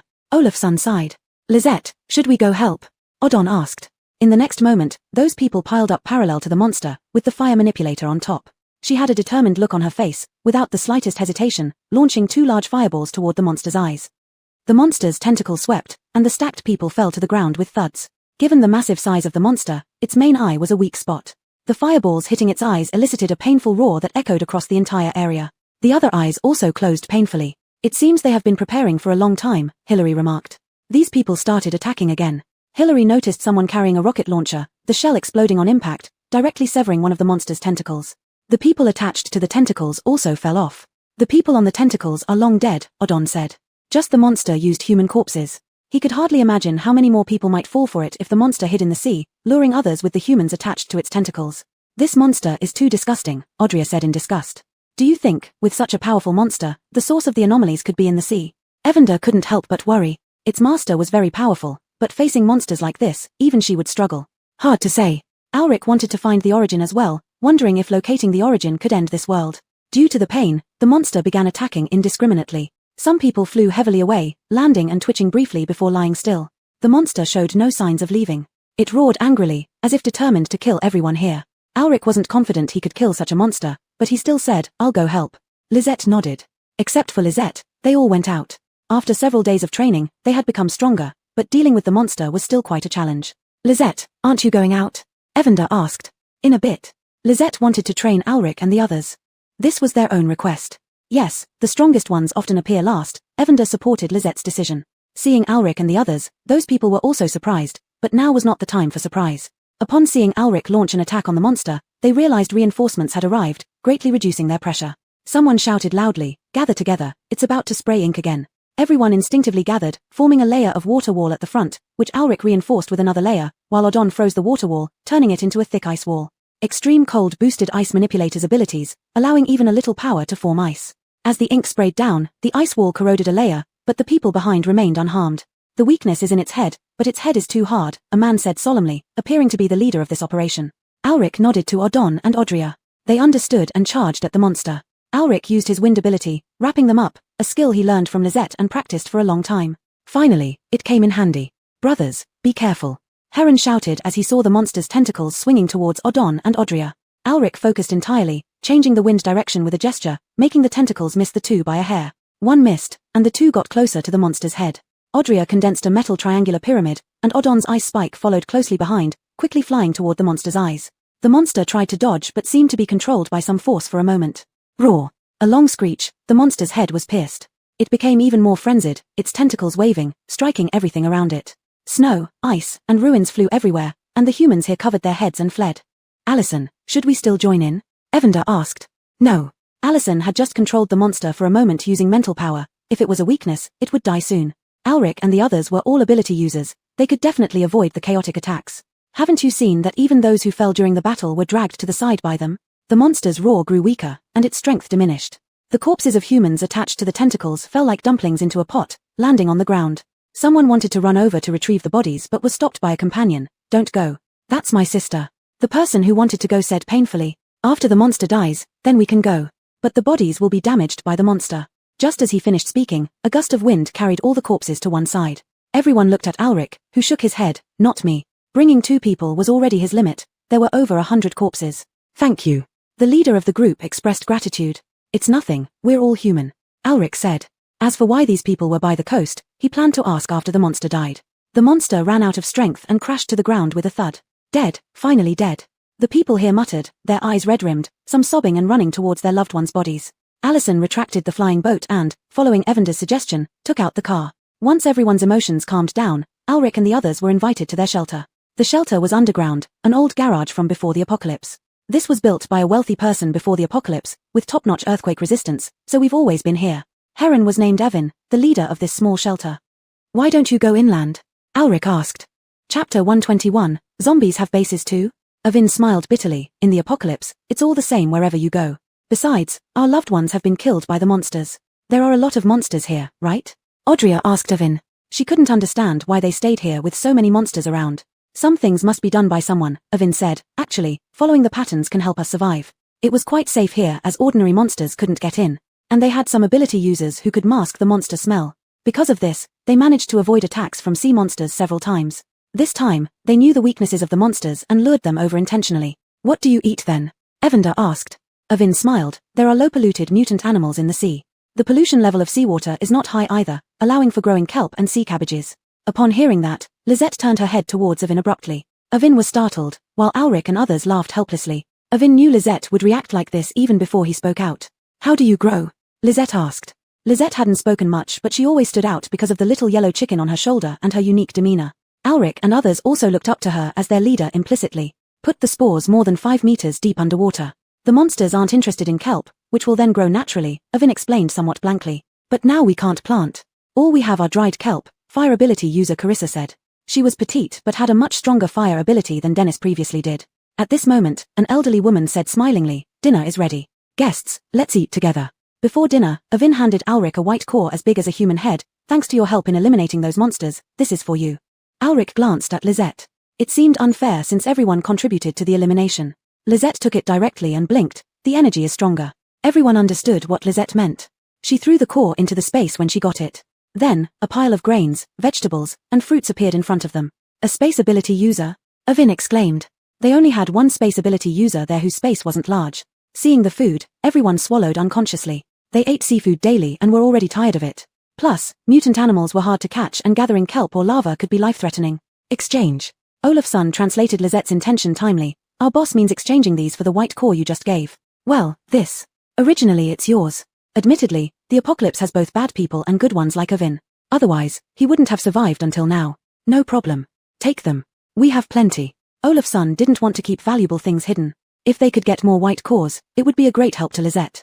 Moreover, they weren't afraid of being cheated with their strong power. Thank you. Avin needed these supplies, thus accepted them. The meal was plentiful due to the hospitality extended to the guests who also helped Avin's group. There were huge fish pieces, shellfish, shrimps, crabs.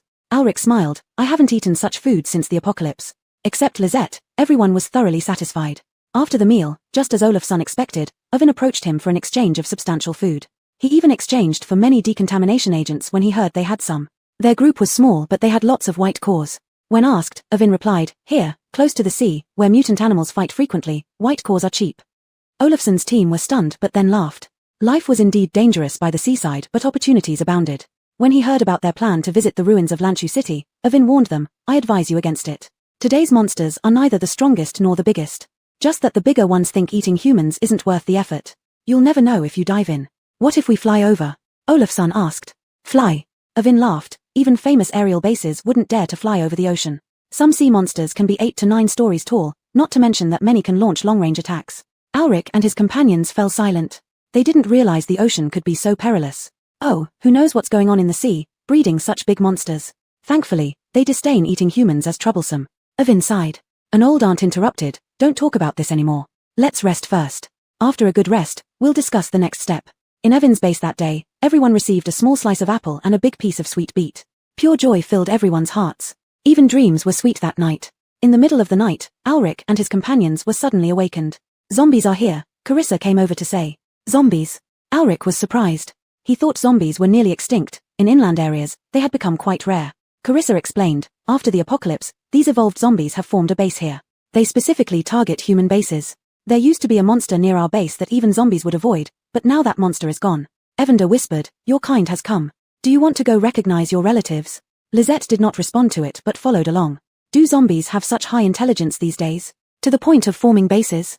Olafson remarked sarcastically. Alric said helplessly, think of Houston and Dash. Both of them knew how to catch humans to grow crops for Lisette. At this moment, no one except Caesar knew that Lisette was actually a zombie. And a low-level one at that. Humans, whether underground or above ground, would always build walls around their settlements. Avin's place not only had walls but also trenches and other defenses. They also had ranged weapons, but not many. When Lisette's group arrived, they saw over 1,000 zombies outside, most of whom looked well kept, a stark contrast to pre-apocalypse times. They yelled and threw all kinds of skills as if they were tireless, unaffected by human attacks, and could stand up again after falling down. There were already human corpses below the wall. But the zombies barely fell. Avin cursed, we're done for. Are these zombies mad? Carissa paled but dared not stop. This won't work, I'll go down, Avin said. Boss, if you get caught, you'll turn into a zombie. Others stopped him. They have intelligence, maybe we can negotiate. Alric suddenly spoke up. Negotiate with zombies? Isn't that just dreaming? Others found it unbelievable. Even if they wanted to talk, would the zombies agree? Humans were still on their menu, though recently, it was heard that they don't bite people much anymore. Attacking humans was still for territory. Lisette slowly said, I'll go. Chapter 122 The Second Talking Zombie. No. Olafson and the others subconsciously tried to stop her. Lisette had Houston and Dash, but that didn't mean all zombies were friendly to her. As they said this, Olafson and the others kept their eyes tightly on Lisette, planning to hold her back even if it meant risking their lives. You're a gentle little girl, you shouldn't go, Avin persuaded her, unwilling to let a girl walk into death. Lisette tilted her head as if asking where she was weak. The little yellow chicken nearly burst out laughing. Let her go, she'll be fine. Jill, how can you be so irresponsible? Dennis objected, upset. If sister turns into a zombie, no one will help you find people. Dennis didn't care how well the little yellow chicken got along with Lisette. I'll go. Lisette repeated herself, and a scythe appeared in her hand. Miss, seriously, don't make things worse. What can a scythe do?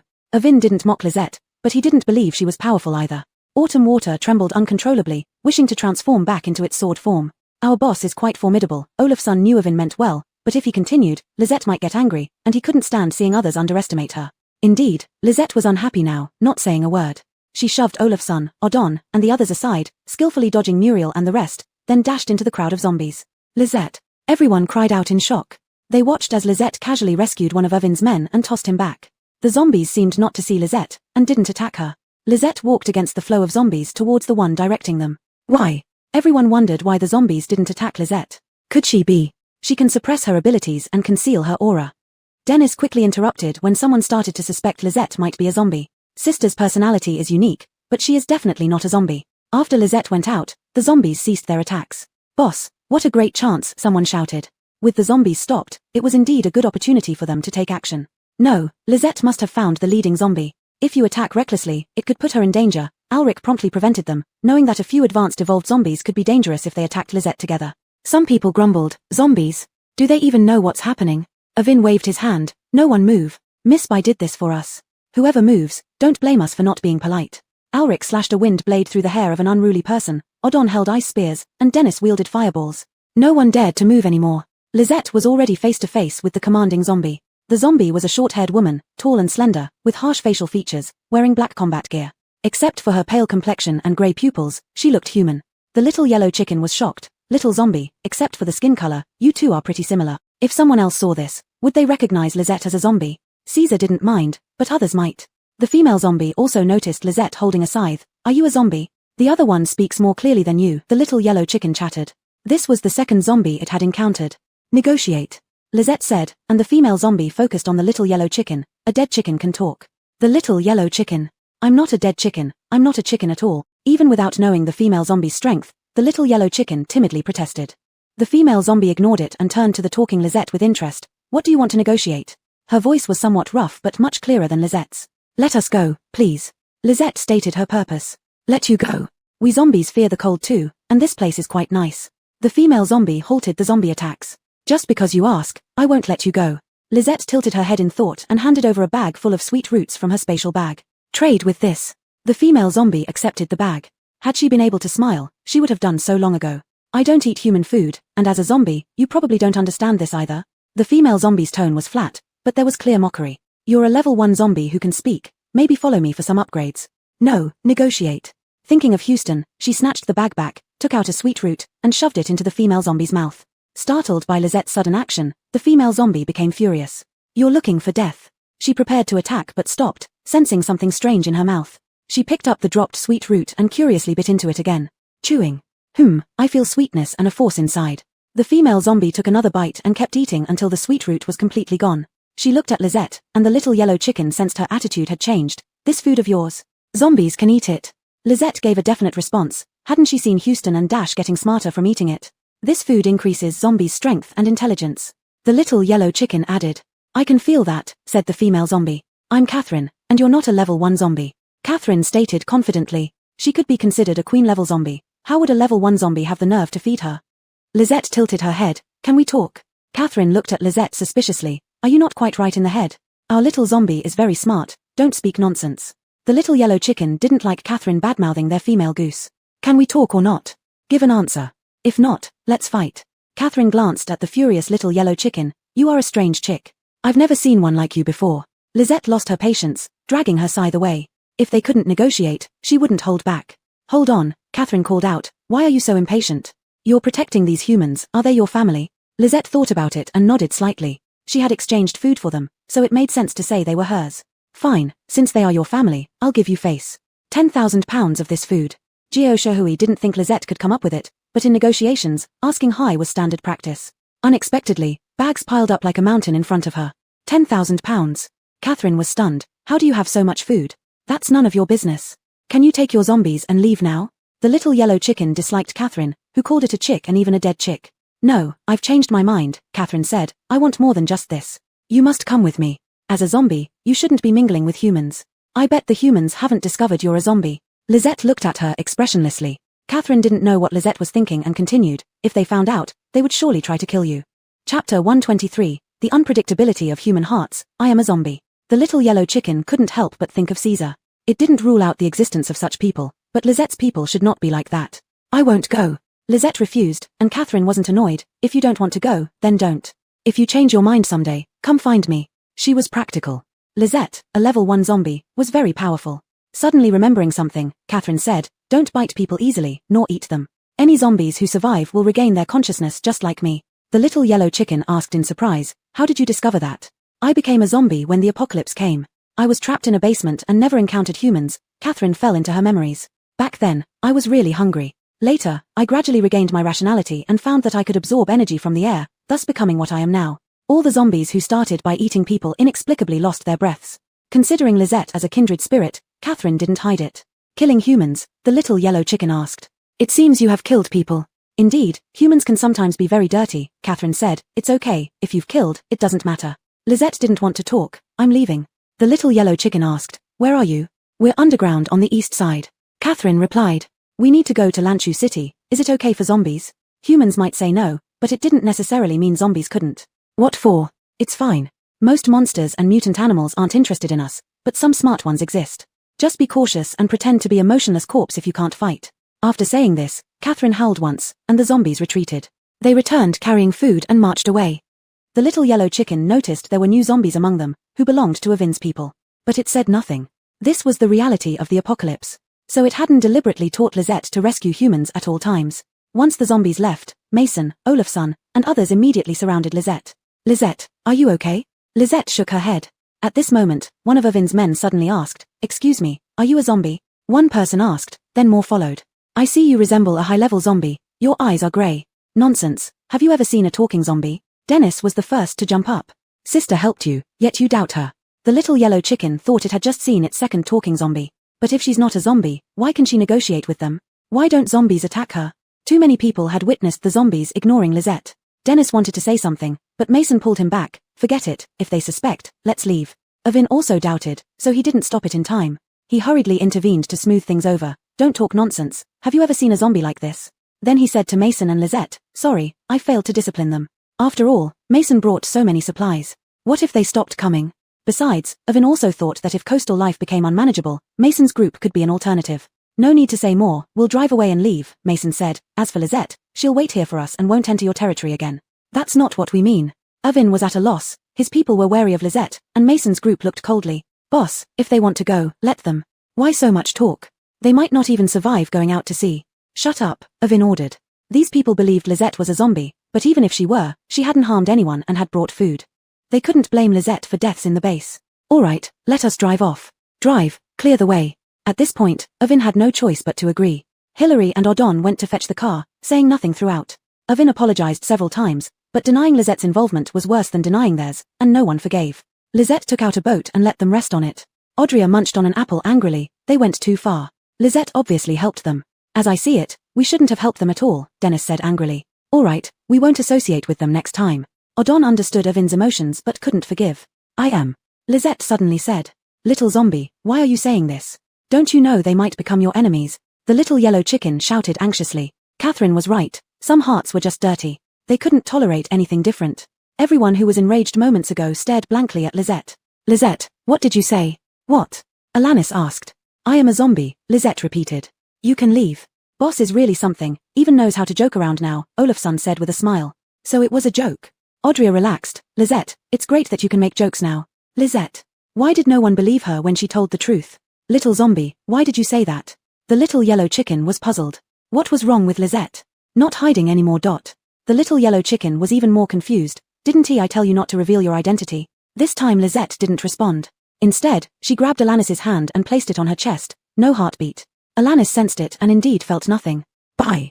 Lisette, are you serious? Even someone as steady as Alanis was stunned. Olafsson saw the change in Alanis's expression and was the first to realize something was wrong. Boss, whether you're alive or dead, I will follow you. No matter what you are, I'll stay by your side. The little yellow chicken sighed, glad that its effort on Olafsson wasn't in vain. Reborn Mason smiled calmly. Me too, I'll stick with you. Lisette was a zombie, yet she did more than most humans. They had spent so much time with Lisette, already completely loyal to her. They all expressed their unwavering support, whatever Lisette was. Except for Dennis, who had red eyes, gritted teeth, and clenched fists. Xiaoyi, you. Mason was a bit worried. Lisette was Dennis's sister. Could he not accept this? Sister. Dennis didn't even notice Mason's words, crying out loudly. I wondered why you were like this. So, he choked. No matter what, you're still my sister. Everyone relaxed. thinking Dennis might do something extreme. However, it was indeed a pity that Lizette became a zombie. Only Mason didn't think so. The way Lizette acted might mean she was more than just a zombie. Others were too shocked to realize this. Lizette took 2 steps back to avoid Dennis wiping his nose on her. She was no longer the carefree little zombie from before, she liked being clean. Then, without expression, she declared, "I'm going, you all go back." The little yellow chicken understood Lizette's intention and translated, "Lizette says she's going, and you all should go back. How can we do that?" Chapter 124, a small island in the sea, where humans are raised by monsters. The first to object was Olaf's. Of course, Lizette could send them back, it was just a matter of using a teleportation array. "Lizette, did you tell us about zombies just to stop us from going?" Mason was the first to react. Lizette wasn't someone who would willingly reveal such information, even Lizette believed they weren't much different. Mason thought today's events had upset Lizette. Lizette nodded. Dangerous. Catherine had mentioned that if it were zombies, most monsters wouldn't care. Evander relayed Catherine's words for Lizette. "That's right. If you follow, the journey will be more dangerous. You saw the sea monsters yourself. Without knowing their weaknesses, we couldn't have dealt with them so easily. Why don't we go into the space dimension? We can come out once we reach our destination," Odon suggested. Lizette didn't want to. If something happened to her, Mason and the others wouldn't be able to get out. She turned to look at Evander. "You, too, come along." Lizette meant that if Evander didn't enter, she wouldn't agree, and she had ways to send Mason and the others back. "Jill, just agree," said Mason. Also harboring private intentions, Evander clearly had access to the space dimension, and he could ask for help later. Evander was reluctant, it wanted to stay with Lizette. This time was different from before, being apart for not just a moment but at least 2 days was challenging. But unable to resist the unanimous agreement, Evander reluctantly complied. "Alright, I'll stay for 2 days. If you call me within those 2 days, I'll find you." "Fine." With Lizette's consent, the matter was settled. These people rested for a night as per their request. The next day, they all entered the space dimension. Qiu Shui finally transformed into its original form because wielding a scythe while flying was inconvenient for Lizette.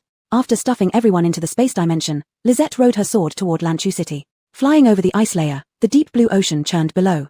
Once over the sea, Lizette felt the temperature rise. Below, massive creatures were battling fiercely, splashing water against her protective shield. Lizette immediately ascended higher. If Evander were here, it would have asked what kind of monster that was. However, Lizette didn't care much about it. While flying, she noticed an island below. It was evident that the island was the peak of a mountain, surrounded by monsters. On the island, there were clearly humans. It seemed these monsters were raising humans on the island. Before she could decide whether to investigate, a huge bird-like monster attacked her directly. From the monster's eyes, Lizette saw both lust and confusion. The lust was understandable. As a zombie, she might be useful to the bird. The confusion likely stemmed from wondering why she could fly. One thing was certain, this bird was intelligent. Its wingspan was around 4 to 5 meters, with sharp claws and a mouth full of sharp teeth when open. Not as large as the sea monsters but still the biggest bird-like monster Lizette had seen. The monster initially tried to grab Lizette with its claws, but she deftly dodged. Qiu Shui moved in sync with Lizette's mind. She was as agile as the wind, evading multiple attacks from the monstrous bird. The bird didn't expect Lizette to be so difficult to deal with. It let out a strange cry, and instantly, numerous birds of various sizes flew over. A hint of challenge flashed in the bird's eyes, as if daring her to try and evade again. Lizette stopped dodging, and Qiu Shui trembled incessantly. "Master, let me handle this." This was its chance to kill monsters without needing assistance. Lizette cast a pollen spell on herself, hovering in the air. With a hum, Qiu Shui flew toward the monsters. The sword gleamed coldly, slicing through the monster birds effortlessly. Chunks of flesh fell into the sea, where sea monsters quickly devoured them. Some birds, sensing danger, let out pitiful cries and fled. Qiu Shui pursued them, leaving no survivors, cutting down each one. Lizette collected the white cores falling into the sea, and Qiu Shui obediently returned to her feet. "All clear, master," Qiu Shui reported, seeking praise. Lizette responded with a nod, deciding to check out the small island. Someone was waving at her. Josh had been living on this island for a long time. Before the apocalypse, they were tourists visiting the area. After the apocalypse, seawater flooded in, allowing them to survive, but ultimately, they never received rescue. Amidst harsh weather and the zombie virus, only 1/10 of the island's population remained. Later, monsters resembling pythons took residence around the island. Those capable of coming ashore were larger than any python Josh had ever known. Eventually, Josh understood that the monsters were raising them as reserve food. They were pressured to reproduce, with kelp and algae as their only food. Monsters regularly ate people. Soon, it would be his turn, he knew. They hadn't failed to resist. Once, they managed to injure a monster together, but the despair was that it wasn't just one monster. Josh was in despair. He didn't know what had happened to other humans, there was no rescue, and it was possible they were the last remaining. But then he saw a girl standing on a sword, effortlessly killing a bunch of monstrous birds. The monsters that kept them had fought with these birds before, and he remembered it ended in a draw. And yet, this girl killed all the birds. Could it be? There's hope. Living in captivity was unbearable. Although not much time had passed, the monsters were getting smarter, making it increasingly unlikely their offspring could learn anything. She's coming here. As Josh felt a surge of joy, a bit of worry crept in. The girl looked slender. He watched her battle the monster and couldn't help but wonder if she could fight off the sea monsters. Ah! A startled cry interrupted his thoughts. It came from their living quarters. Josh couldn't dwell on the strange girl and ran toward the living area. Uncle Lee, my dad was taken by a monster. A little boy wiped his tears. He was born on the island, just 7 years old this year. Helpless against the monster, Josh could only comfort the little boy. Jill, your dad will be okay. I'll go check. With that, he walked out. As Lizette flew toward the island, she saw a snake-like monster carrying a person.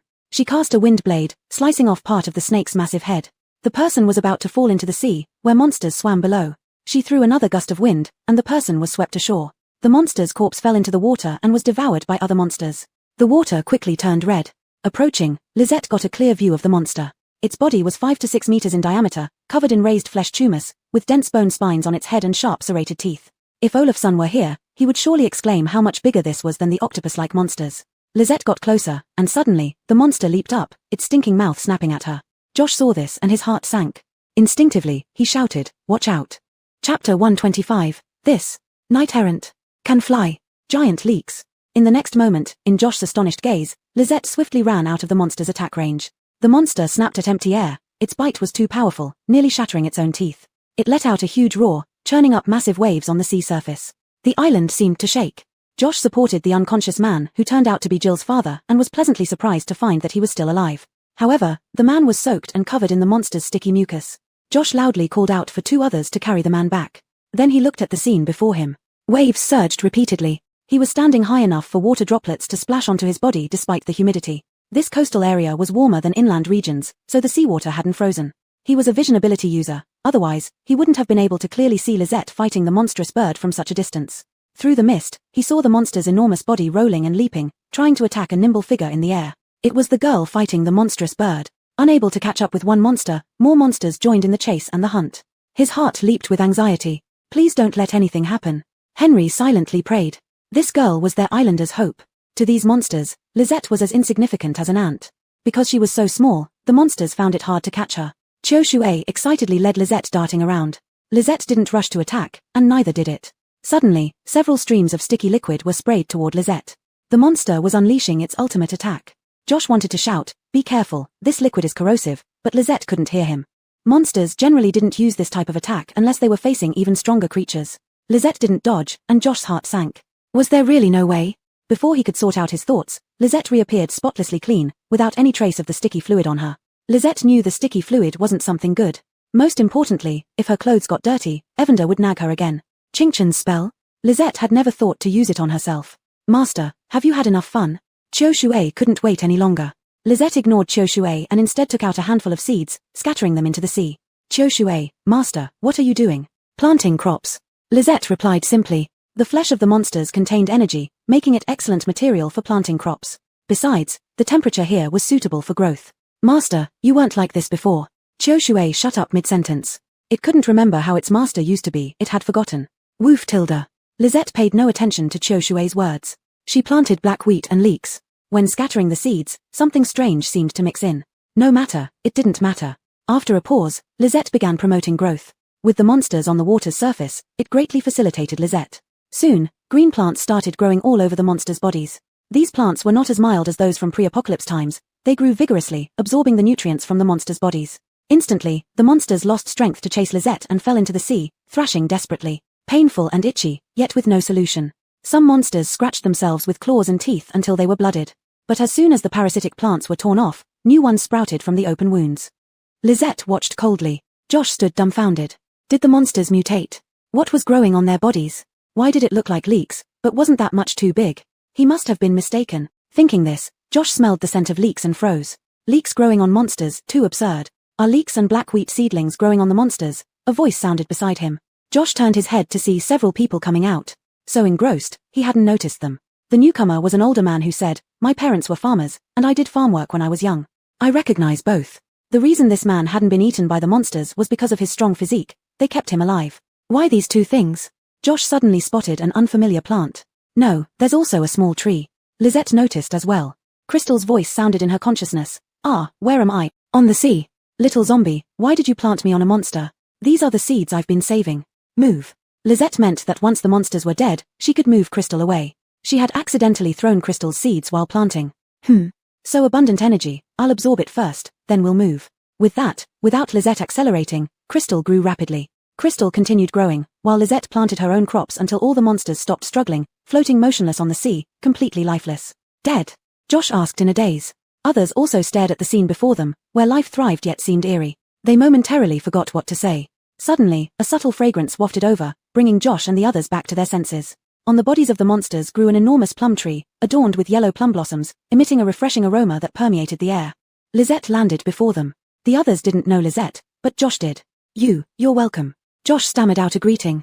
The polite little zombie, you're welcome. The others asked Josh, Brother Yang, do you know her? Brother Yang, she flew here. Are people elsewhere able to fly now? Did she come to save us?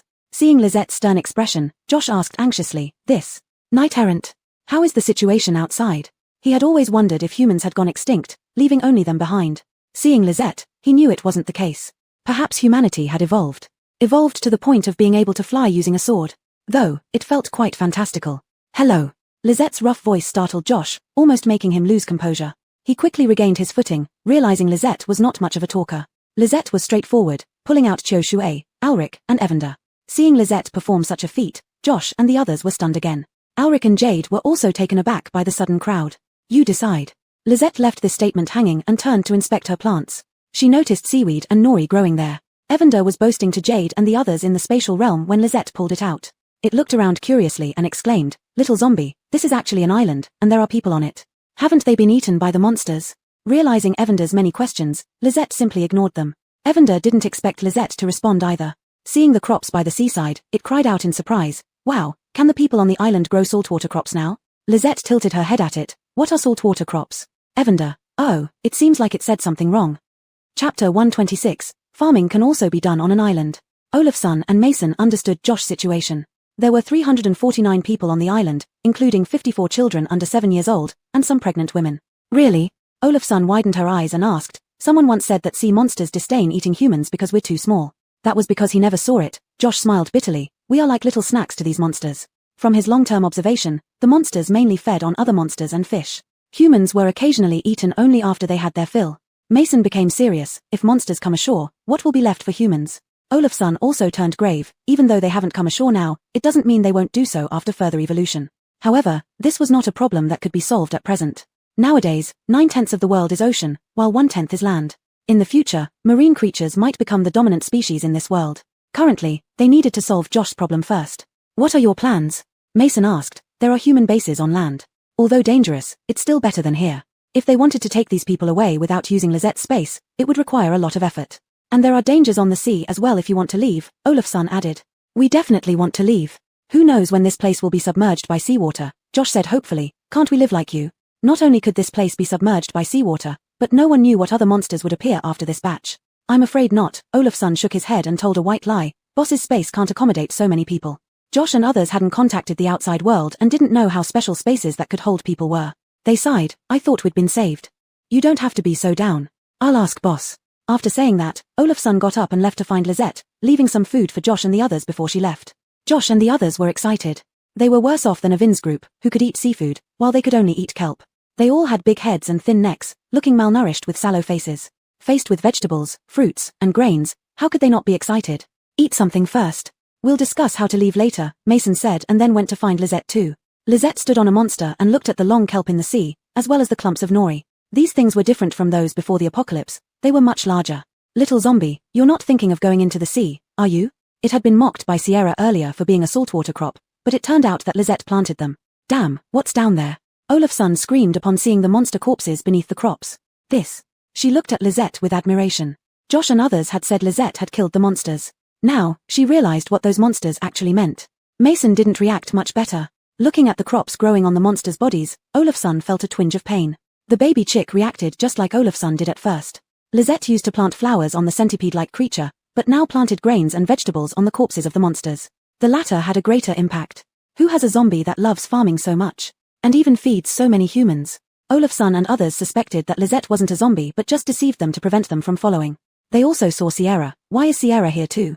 The chick laughed. The old miser was mistakenly planted. That works. They were speechless again. Chick, aren't you polite? Sierra, who wasn't talkative, retorted once and fell silent. Boss, what should we do with the people on the island? Olafson finally remembered the main thing. Lisette tilted her head. You need to figure it out, the baby chick said irritably. Do you think Olafson and the others can take the people away? Olafson mentioned Josh's concerns about seawater and new threats of monsters.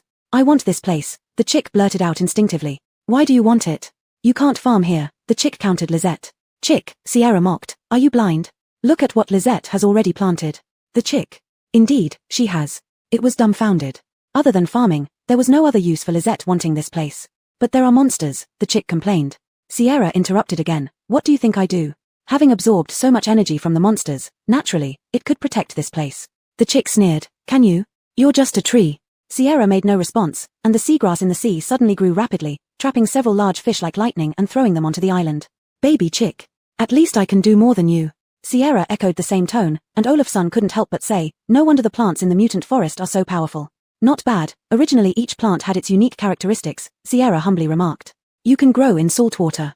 Lisette's focus was on the saltwater point. The salt-tolerant crops that Evander mentioned interested Lisette. It's not saltwater, but the bodies of monsters. But if you want crops that can grow by the seaside, you can crossbreed the crops from the sea, said Sierra. Don't think I don't know that even with seawater, you can still grow. Evander and Sierra had known each other for so long, naturally they understood each other. Sierra did not refute this. Its growth mechanism was different, it could grow naturally or absorb energy. But what Lisette needed were naturally growing crops. Plop. Little zombie, what are you doing? Lisette handed Evander to Mason and dove into the sea. Mason and Olafson were both puzzled. They hadn't figured out how to handle Josh's people. Why did she dive into the sea? Mason stared at Evander in bewilderment. Jill, what do you think we should do? You know her well enough. She wants to farm and it will take some time, Evander said helplessly. Anyway, we have plenty of food, and it's not cold here. Let's just wait a bit longer. When Mason explained to Josh and the others, Josh was also confused. We have to stay here for a while. Josh really couldn't understand what was good about staying here. It felt like being trapped in a huge prison. Yes, we will leave after a while, Mason said. By then, we'll figure out a way to take you all with us, if you're willing. We're willing. Josh couldn't imagine what reasons he would have to refuse. Lisette looked at the kelp and nori in the sea. With Sierra around, any monsters that came would only provide nutrients for Sierra. She didn't just observe but planted as well. She planted crop after crop in the sea.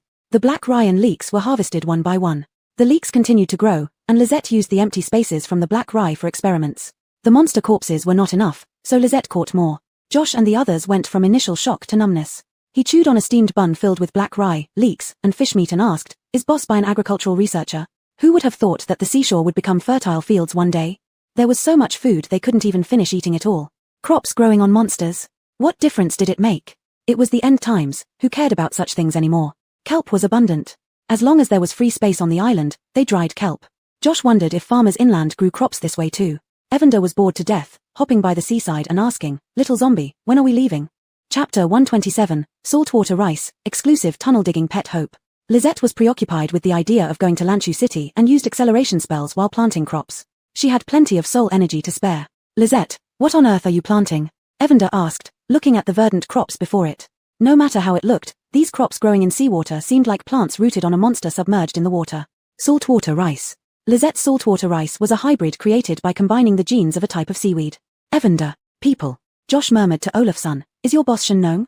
Olafson proudly replied, pretty much. Lisette harvested the saltwater rice twice, yielding between 1,800 and 2,000 pounds per acre, unable to exceed that amount despite the crop plants being much larger than before the apocalypse. She collected all the crops from the monster and then released Hope. Upon seeing Lisette, Hope tried to run away, but its efforts were futile as Lisette caught it and commanded, dig a hole, dig through it. Josh watched from the sidelines. Lisette was a good-natured person. As long as no one disturbed her while farming, they could watch freely. In their minds, Lisette was nearly divine, just as Josh had speculated. Later, after asking Alric and the others, they learned that Lisette was the only one of such caliber that they had ever seen. When a child spotted the black spider, he curiously asked, does Sister Bai have 2 mutant pets? They envied Evander immensely, yet it allowed talking but not touching. Evander immediately refuted, I'm not a pet. I'm a partner, a friend, an elder. Fortunately, it didn't say, she's my goose, or else Olafson and Alric would have caused a ruckus. What does elder mean? Olafson asked, so Jill, are you really old? When Evander said elder with utmost seriousness, it somehow looked cute. Of course, I am a divine beast, Evander puffed out its tiny chest proudly. The children, having never seen a chicken before, exclaimed in awe. Alric stifled a laugh and said formally, look, Hope is starting work. Hope squawked in protest upon seeing the task of digging into the monster. Lisette, emotionless as a zombie, simply said one word, dig. Reluctantly, Hope had to comply. Life in this space was good, so it had no intention of changing masters. It gave a pitiful squeak and started burrowing into the flesh of the monster. Perhaps due to the cold weather, the monster's flesh contained energy and hadn't rotted after so many days. After digging through one hole, Hope suddenly squeaked excitedly and continued digging. Or maybe gnawing on the monster's flesh. A cold hand picked it up and placed it nearby, saying, "This, distance, size." Hope realized it was working for the great demon Lisette. Oh, how it missed the days when it was treated like a princess. Unwilling but fast, Hope accomplished half the work within a day. The number and size of the monster corpses were overwhelming. After digging for a whole day, the round little pearl lay on its back, unwilling to move at all. Lisette tossed it back into the space. She was not entirely satisfied with Hope's efficiency. Alric walked over and asked, "Are you not letting Muriel and the others out?" "No. With Alric and Olafsson present, it would be too noisy if more people came out." Alric chuckled softly to himself, "I've done my best. It's Lisette who doesn't want to let you out." Then he walked away with peace of mind. Inside the space, Muriel and the others were anxious. Although the space had everything they needed, they wondered what was happening outside. As soon as Hope entered, Muriel and the others swarmed around it, asking, "What did Lisette send you to do? How is the situation outside? Is it dangerous?" Hope responded listlessly with a weak squeak and sprawled out, pretending to be dead. What use was it asking? It couldn't talk. That night, Lisette did not enter the space again but sat staring at the sea. Evander asked, "Lisette, what are you looking at?" "Nothing." Lisette wouldn't tell Evander about her ominous premonition. Boss, Olafsson and Alric ran over. "I have a bad feeling. We should leave as soon as possible." Lisette nodded, "All right." Seeing the teleportation array, Olafsson gasped, "How many spirit stones will that cost?" As a businessman, his heart bled. Lisette tilted her head, "We can use fake ones. There weren't many people on the island, but the soul energy provided was abundant and pure. Using a teleportation array was the safest bet. Olafsson understood Lisette's meaning. Precisely because he understood, he was a bit confused. Fake ones? Will they work? Just like counterfeit money before the apocalypse, they wouldn't work and were illegal. Evander interjected, "They will work. Don't ask questions, let's go." Since the northern underground base was the destination, Lisette instructed Alric to go first to prepare for receiving the rest of the group. Alric hesitated, "I want to stay with you." Lisette tilted her head, not understanding what Alric meant. Olafsson pushed Alric into the teleportation array. "What do you mean by together? The one who should go with boss is me, not you." In Olafsson's heart, he believed Lisette valued him the most. Alric was caught off guard. By the time he wanted to come out, Lisette had already activated the teleportation array. Alric didn't get a chance to say a word before his figure disappeared. Then came Josh and the others. They were initially skeptical, wondering if this so-called array could directly transport them to the land base. Is this scientific? Reliable? After Alric disappeared, Josh's mouth dropped open, nearly touching the ground. Where did he go? Olafsson said, "He went there to meet you all." Some people began to feel timid. They were afraid something might go wrong with this teleportation array. "Don't worry, as long as boss is here, nothing will happen," Olafsson said casually. At this moment, a little boy stepped forward, "I'll go." Subsequently, his father also stepped forward, "Can I go with my son?" He was the one Lisette saved from the monster's mouth, devoted to her wholeheartedly. Lisette nodded. Father and son stood in the center, enveloped in a white light, and both vanished on the spot. With one person leading the way, more people followed. The urgency to leave overcame their fear. More and more people disappeared. Someone asked quietly, "Will we really reach the human base?" Lisette contacted Caesar through soul communication and learned that they had all arrived safely, then she nodded. "If we don't arrive, what happens?" This person was very anxious, fearing something might go wrong or being trapped again. Lisette tilted her head. The sea's magnetic field was special, making it impossible to use communicators. Olafsson thought of an idea, let Lisette go there and bring someone back to explain the situation. But the choice was theirs. If they believed, fine, if not, tough luck. Why should she prove herself? Lisette had done enough for them. "You can stay if you have concerns." Olafsson's lips curled slightly, just saving some spirit stones. Some dared, while others hesitated. After a few more people teleported away, only 20-odd people remained on the island, including Josh. Lisette looked at them. Josh pointed to the 7 or 8 people behind him and said, "Boss Bai, can we stay here and farm for you?" His meaning was clear, he wanted to become one of Lisette's people. He thought about leaving but hesitated at the last moment. Why? Evander was very puzzled. What had Lisette done that made these people so eager? Maybe they awakened the soul of farming. There's no danger here, and it's quite nice. Actually, there were many reasons, but Josh mentioned these too. Olafsson opposed first. "No, danger is coming." Chapter 128, Olafsson's Foolish Actions. Lisette was trapped. Josh choked a bit. With Big Boss Crystal around, what kind of danger could there be? Indeed, Josh and the others referred to Margot as Big Boss Mai, which Margot greatly appreciated. "I have perception abilities and can sense danger approaching," Olafsson said seriously. "That's why the boss hastily sent you away. You should know, the pit for the salty rice field was only half dug." Josh looked at Lisette with doubt, who slowly nodded her head. "Leave, then come back." Lisette promised this, considering that Josh and his group had contributed the most soul energy. Farming on the island wasn't out of the question. Evander explained, Lizette means that once the crisis is over, if you haven't changed your mind, you can come back. I won't change my mind, Josh firmly stated. They were teleported away, and the few who were hesitant, seeing Josh go, also left hesitantly. Even without danger, they wouldn't dare stay on the island without Lizette. Once everyone left, Lizette stared at Olafsson, who lingered. Go. Boss, I want to go with you. He was worried. He feared that Lizette wouldn't return if he went back to base. Sometimes Lizette acted capriciously, especially when it came to farming. Lizette didn't respond but continued to stare at Olafsson. Olafsson almost couldn't withstand the pressure but held on. Boss, let's go together. Impatient, Lizette picked up Olafsson to throw him into the teleportation array. Olafsson shouted, no. He clung to Lizette's arm, refusing to let go. When Lizette tossed Olafsson into the array, she inadvertently activated it. Evander shouted, Olafsson, let go. It was too late. Olafsson, Lizette, and Evander disappeared from their original spot. The vast sea was just beginning to brighten.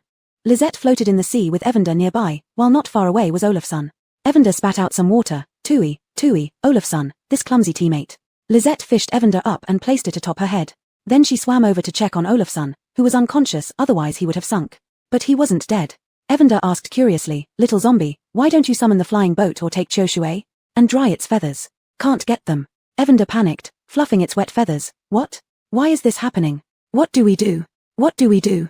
Lizette floated in the sea, with a little yellow chick on her head, unable to tilt her head. Unknown. Evander became more anxious. Can we enter the space? What about your strength now? Not possible.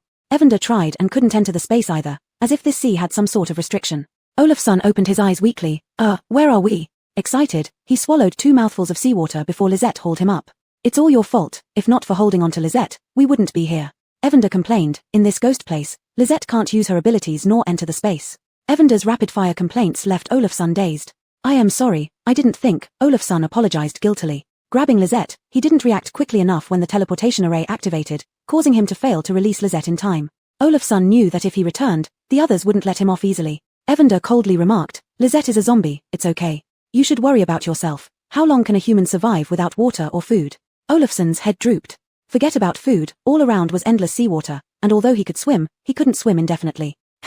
Boss, how do you manage to float? Olafsson shifted focus. Corpse. As a zombie, Lizette's body floated better due to the higher density of seawater. Olafsson was speechless. Sorry, boss. Olafsson felt extremely guilty. Fortunately, there were no monsters, or else he would have endangered Lizette. Apologies aren't enough. The key is what to do now. Evander sighed, if only we had a boat. Lizette thought for a moment, then pulled out a spirit stone from her pocket, leftovers from teleportation. After absorbing the spirit stone, the storage bag appeared, and shortly after, a small boat materialized in front of them. The material of the boat was unrecognizable, but it looked very sturdy. 3 different beings boarded the boat. The boat was really small, accommodating maybe 4 to 5 people, with oars indicating manual operation. Olafsson despondently said, I can't open my space either. Never in his life had he done such foolish things. The little zombie space opened. Evander knew Lizette used a bit of the spirit stone's power. Oh right, where did you get this boat? Finally able to tilt her head, Lizette replied, storage bag. She didn't know either why there was a small, unremarkable boat in the storage bag. Roxy, with his head lowered and voice weak, said, what should we do next? All around was water, the sky grey and cloudy, without the sun, making it impossible to tell directions. If only we had a compass, Roxy sighed despondently. The moment he finished speaking, Lizette produced a south pointer in her hand, with a spoon attached. Little zombie, how did you get that out? The little yellow chicken thought Lizette had used all her spirit power to summon the boat. Just a bit of spirit power, for something small. Lizette replied, then she looked at the south pointer, which kept swinging without pointing definitively. It doesn't work. Lizette put the south pointer aside. The little yellow chicken speculated, the magnetic field here must be chaotic, and there's no sun.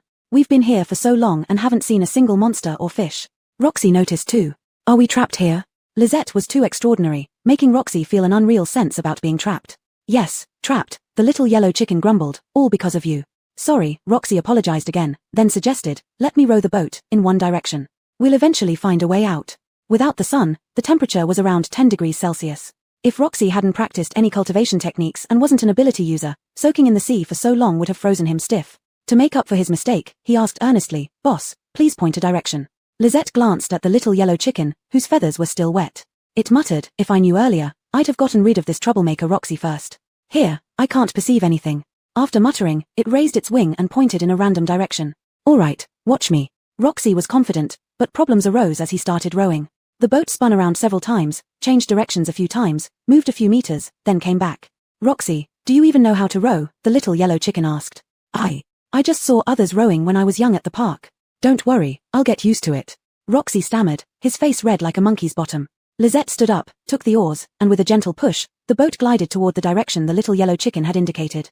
Caesar, Alric, and the others were nearly frantic. The sky had brightened, but Lizette and Roxy hadn't returned. With no response through soul connection, could they be in trouble?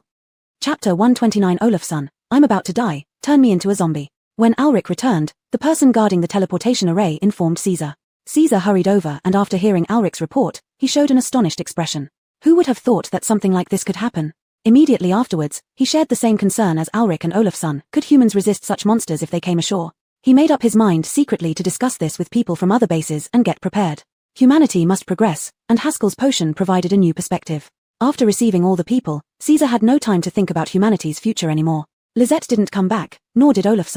Alric said, wait a bit longer. Lizette planted some things, she might still be cleaning up. But he knew that besides Crystal, Lizette had packed everything up. Crystal chose to stay behind. Destroying this clone would just mean it returned to the mutated forest. By dawn, Lizette and Olaf's still hadn't shown up. The soul link remained silent. Unlike when Lizette blocked communication intentionally, it felt completely severed now. Like being out of service area. I'll go find Lizette, Alric said in a low voice. Caesar was anxious but remained rational. Don't be ridiculous, Caesar said. How are you going to find her? It's already minus 50 degrees Celsius outside.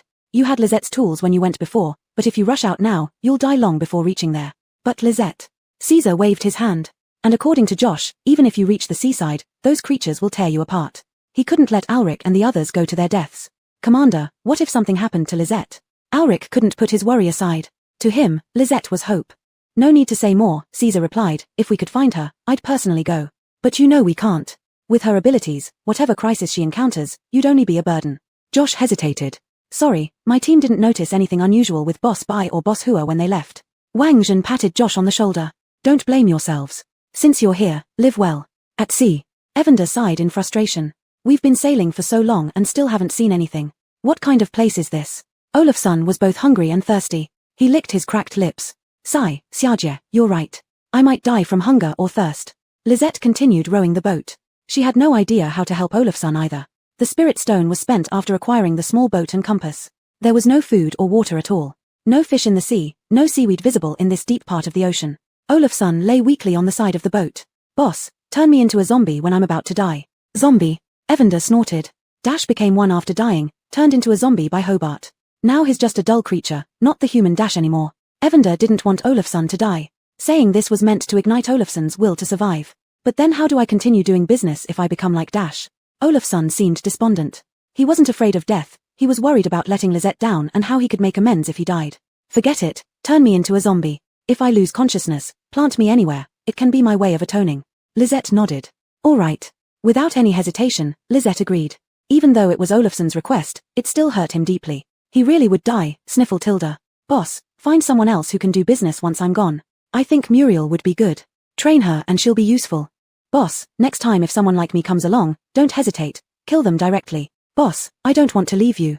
Olaf's started mumbling incoherently. Later, he didn't even have the strength to mumble anymore and lay limply on the boat's edge, eyes glazed over. Evander resented Olaf's for giving up, but it couldn't watch him die. Little zombie, do you have any ideas? Evander asked dejectedly. If Lizette had any solution, she would have used it. Lizette wouldn't abandon her own people. Moreover, Lizette had been rowing the boat non-stop for 5 days. Once they were out of this area, she could open the spatial pocket and save Olaf's. No. Lizette answered honestly. Evander felt sorry for Lizette. As a level 1 zombie without any spiritual power replenishment, she must be exhausted. Little zombie, should you take a rest? Evander suggested. No need.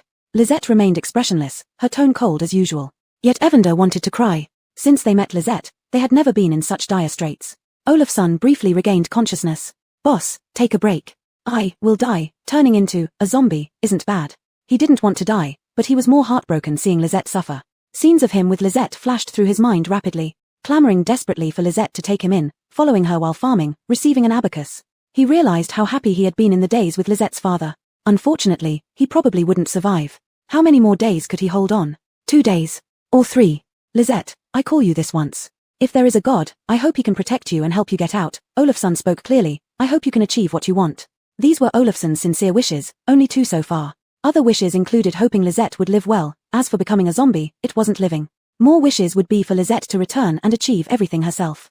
Lisette suddenly stopped rowing and tilted her head to look at the gaunt Olafsson. Little zombie, what's wrong?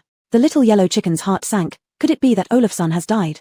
It carefully touched Olafsson, who showed no response. Woof woof, really dead. The little yellow chicken didn't have tears but was deeply saddened, not moving at all.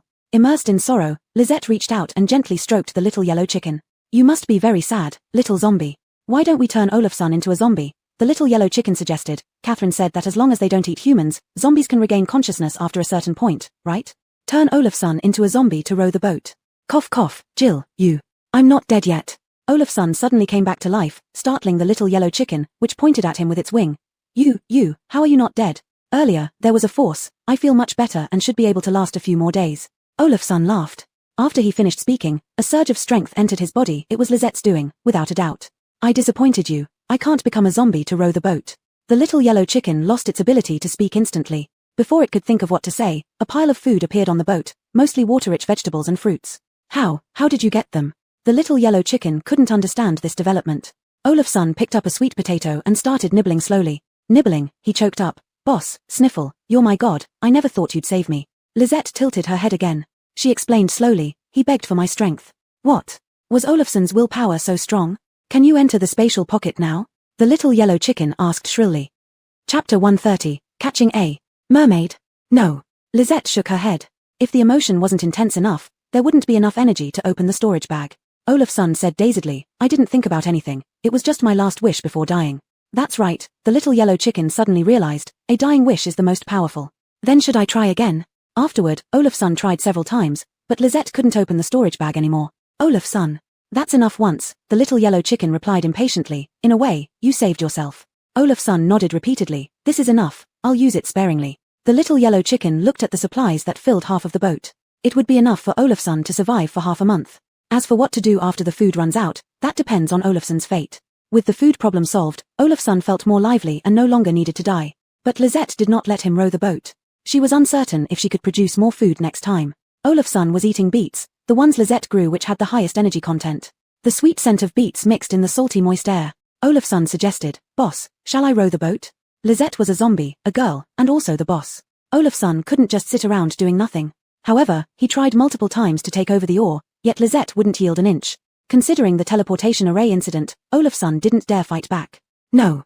Lisette only said one word before plunging into the sea with a splash. It was too sudden. Neither the little yellow chicken nor Olafsson could stop her in time. Olafsson's first reaction was to follow her. But the little yellow chicken stopped him immediately. There must be something in the sea. Don't go, what if you become a liability? Olafsson was still weak. If something dangerous lurked below, he truly might become a burden. Olafsson and the little yellow chicken stared fixedly at where Lisette disappeared. Jill, do you think the boss discovered something? Olafsson asked worriedly. I don't know, we can only wait. Though the little yellow chicken spoke like this, it was also worried about Lisette. Lisette lacked strength now but had harder skin. Lisette noticed some movement. She couldn't use spiritual energy, but her vision and hearing were still intact. Something was swimming in the water. Its speed wasn't slow. Soon, she caught up with it. It's a human. Lisette released a bubble, and the creature ahead turned to see her, revealing pure blue eyes full of panic. Lisette had no sense of aesthetics, but even she found this, tentatively called human, attractive. Its lower body was a fish tail, but retained some features of human legs. The skin glowed white, especially the face. Lisette thought it was even more beautiful than her roses. Blue hair spread out like seaweed. At this moment, it swam frantically forward, seemingly terrified of Lisette. Lisette accelerated and grabbed hold of it. The creature opened its mouth, revealing rows of sharp teeth, making Lisette instantly lose interest in its beauty. The teeth sank into Lisette's arm. The forceful bite nearly shattered those sharp teeth. The creature froze. What was this moving corpse? Its teeth hurt so much. Tears welled up in its eyes as it closed its mouth, looking pitiful. Seeing Lisette return, both Olafsson and the little yellow chicken looked surprised. Boss Olafsson only managed one word before his eyes almost fell out seeing the creature Lisette held, a mermaid. Regaining composure, Olafsson swallowed his expletive. The little yellow chicken was also stunned. What's going on? A mermaid? What's happening in this sea? This is the apocalypse, not a fantasy world. How could there be mermaids? The mermaid blinked, and Olafsson felt dizzy. At this moment, he could do anything for such a beautiful creature. But upon meeting Lisette's gaze, he quickly regained his senses. Boss, be careful, she has the ability to mesmerize people. The mermaid failed, and while dazed, was dragged onto the boat by Lisette and Olafsson. Once on the boat, the mermaid stopped struggling, its eyes glued to the food. Do you think it was lured here by the food? Olafsson asked. Hi, can you give me some food? When the mermaid spoke, Olafsson was almost heartbroken. It spoke English but in a rough, masculine voice. What's going on? Lisette didn't react, and the little yellow chicken named Dudu's eyes were filled with disillusionment. Olafsson's English was quite good. After conversing with the mermaid, crossed out, merman, he understood the situation. This area was near the Tropic of Cancer. There used to be humans who vacationed on an island nearby before the apocalypse. When the apocalypse came, the islands were submerged. They thought they would die but unexpectedly found they could breathe underwater. Their bodies had transformed. All I know is this, among the vacationers, besides foreigners, there must have been people from our country as well. Olafsson relayed the merman Charles's words. Lisette found that she could also understand, but she still remained silent, allowing Olafsson to take the chance to speak. Can you give me some food? Charles asked again. Lisette nodded, and Olafsson tossed him a tomato. It would spoil easily. Have him lead us to find others. Following Lisette's order, Olafsson immediately said, take us to find other people, and you'll get food. Since the apocalypse, Charles hadn't tasted food from the land. The food on the small boat was irresistibly appealing to him, yet he couldn't defeat this corpse. Indeed, as a normal human, Olafsson couldn't sense any sign of life from Lisette. She seemed no different from any other corpse he had seen before. Zombies were something he had never encountered. Charles didn't jump back into the sea either. Instead, he continued eating while flapping his fish tail. Why don't you go back into the sea? Olafsson asked. Mermaids should be in the sea, right? Charles immediately got excited and blabbered a lot. In summary, there was only one reef in this sea area where he could occasionally breathe air. Being transformed from a human into a marine creature, he was quite depressed about it. Lisette caught a piece of information and turned her head to look at Olafsson. Olafsson didn't understand why. Can't go out. Lisette, in her urgency, spoke smoothly for once. Because it was just 4 words, neither the little yellow chicken nor Olafsson noticed. Olafsson hurriedly asked, Charles, can you only move around in this area? Yes, we don't know why, but we can't leave. Charles took a tiny bite of the beet and was immediately conquered by its sweetness. Everything produced in Lisette's space was definitely top-notch. So what do you eat? Olafsson observed that Charles seemed hungry, yet he had a slender figure that didn't look malnourished. Fish, seaweed. Charles did not hide anything. Every 7 days, a large number of fish and seaweed come near the barrier, along with some particularly strong creatures. Charles, who reacted slowly, started off fearing Lisette, but later realized she was harmless. He also noticed that Olafsson, being a human with so much food, neglected their origins. How did you get in here? Charles curiously asked. Olafsson laughed twice. Just like that, we ended up here accidentally. You won't be able to leave. Speaking of which, Charles glanced at the little yellow chicken, thinking it was too small. Otherwise, it might make a good meal. Chapter 131. Is evolving into a corpse really that powerful? Why? Mohammed glanced at Taya guiltily. All this was his doing. I don't know, Charles shrugged, devoid of any charm. We have some powerful people here too. They've always been trying to get out, but we still haven't found a way. We're here, Charles suddenly said and then dived into the sea. Mohammed didn't even have time to shout. Just wait. As soon as Evander finished speaking, heads began to emerge from the surface of the sea one by one. They were no less impressive than celebrities before the apocalypse. But there was something eerie about them. Their stares were on par with Taya's. A beautiful woman with black eyes and black hair asked loudly, normal humans? How did you get in? She spoke fluent Chinese that both Mohammed and Taya understood. From the Hu family. The woman had a very pleasant voice, which somewhat eased Mohammed's disillusions. However, it still felt strange knowing these used to be humans. We stepped on something and ended up here. Mohammed explained naturally. He couldn't mention the teleportation array. Are there still humans outside? The woman asked. She often wondered if there was no more land left on Earth and if they were the last batch of humans. Let's talk another way, or would you like to come aboard our ship? Mohammed suggested. This setup is making me a little scared. Being surrounded by many heads, even beautiful ones, was unsettling. The woman hesitated slightly. Why should you be afraid? We're all compatriots, and this is your territory. The woman thought Mohammed made sense, so she got on the boat. As she did, the other mermaids submerged back into the water. The woman looked at Taya and then at the Evander, saying wistfully, it's been a long time since I saw a land creature. Mohammed smiled and said, these are my boss's companions. Evander puffed up its small chest and said, hello. Satisfied with Mohammed's introduction, Mohammed introduced Taya as his boss, and the woman was taken aback. Is this one of the directions of human evolution? I can't detect her life force, but she gives off a comfortable vibe. After talking for a while, Mohammed learned that the woman's name was Malia, and she came here for a vacation before the apocalypse. Back then, only a few people became mermaids, most drowned, starved, or were killed during their escape. They were trapped in this sea area. Though their bodies changed and they could no longer drown, there was no food here. Then, large quantities of fish appeared periodically at the edges, allowing them to survive. Eating fish and battling big fish over time led to changes in their teeth. It's not just our teeth, our claws and fishtails are weapons as well. Malia didn't hide this fact. After finishing, she glanced at Taya, implying that she saw nothing unusual about Taya, and neither did Mohammed. She was an ordinary human like before the apocalypse.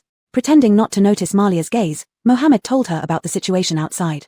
There wasn't much bad news to share. He mentioned that most humans died, only a small part survived, talked about natural disasters and pollution, and also hinted at human abilities without mentioning he had one because it was useless in the ocean. Malia listened attentively, and Mohammed noticed wet heads occasionally emerging from the water, listening intently. Not being able to leave might actually be protecting you, Mohammed concluded. Monsters in the sea are much scarier than those on land. But no matter what, we are still humans. Even having turned into mermaids, Malia considered herself a human. You mentioned that fish entering through this point means there's a breakthrough. When will the fish enter next time? Tomorrow. Malia wasn't surprised by Mohammed's question. After all, Mohammed and his group were eager to get out. You can come, keep the chick on the boat, and everything will be fine. Only they lived in this area, and tomorrow would be feeding time, so nobody would miss it. Malia ate fruits and vegetables on the boat and took an orange when she left. Taya, who hadn't spoken, said, I'll go tomorrow. I'll go with you, Mohammed said instinctively. You'll drown. By saying this, Taya was probably afraid Mohammed might change and become a mermaid. Mohammed might cry. Everything was already frustrating enough. Choking slightly, Mohammed didn't oppose. I'll anchor the boat above, boss Taya, don't go too deep.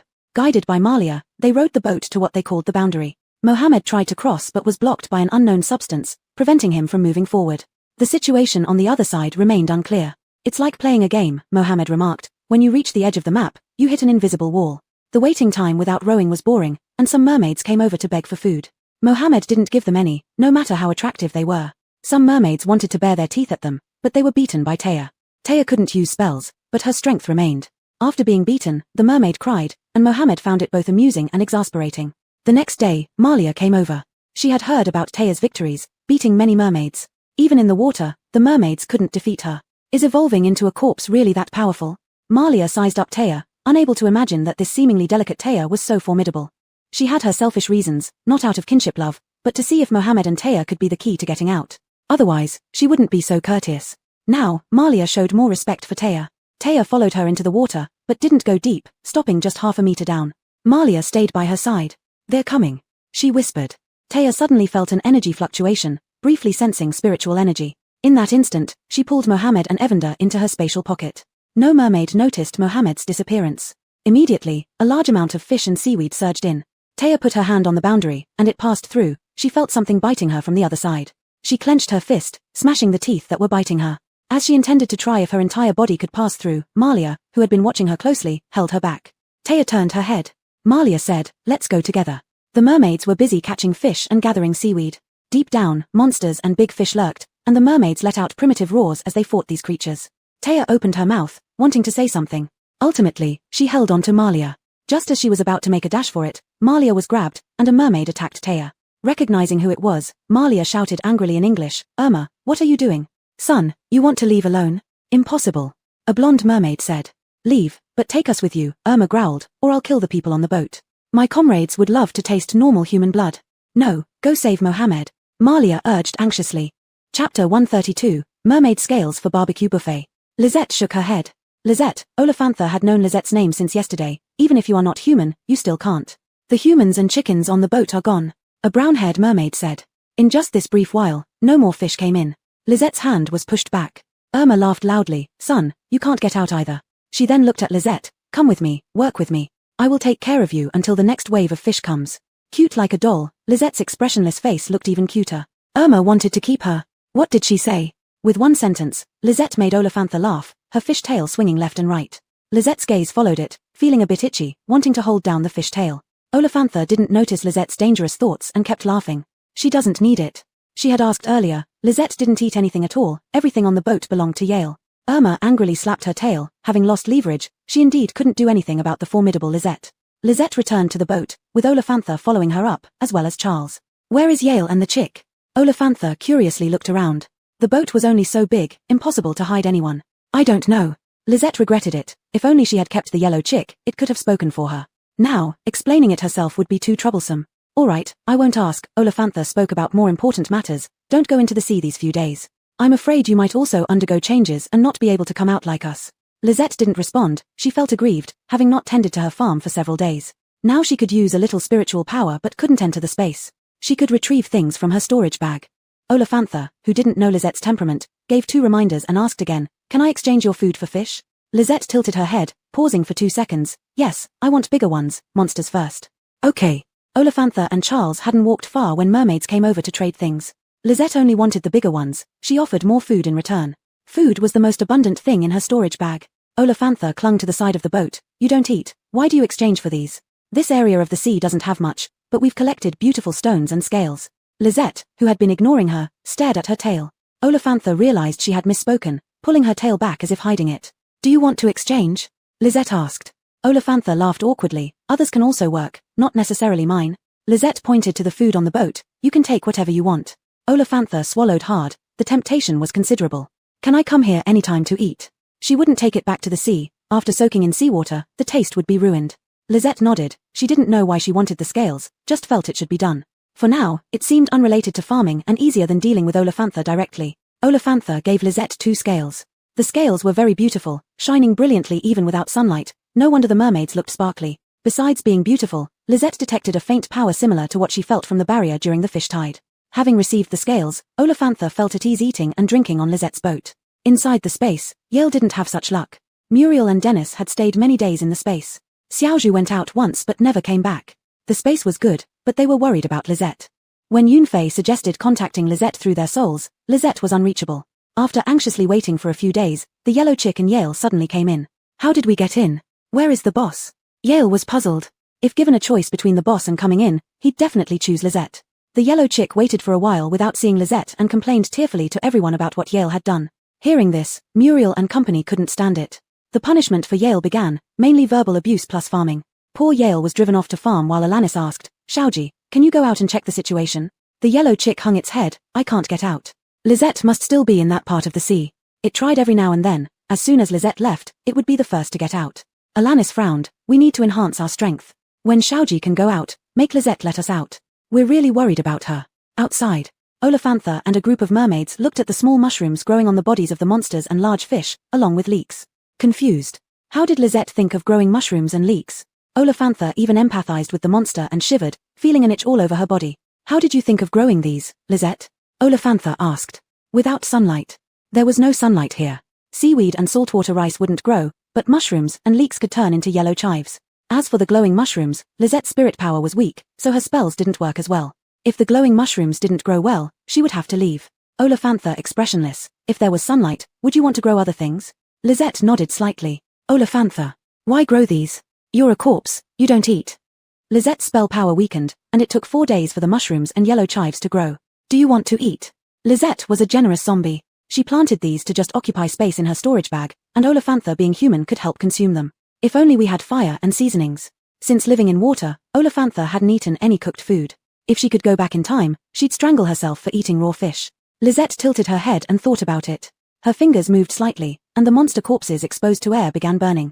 This ability of yours is really useful, Olafantha said enviously. It can accelerate crop growth and start fires. She never thought abilities wouldn't work in this area of the sea.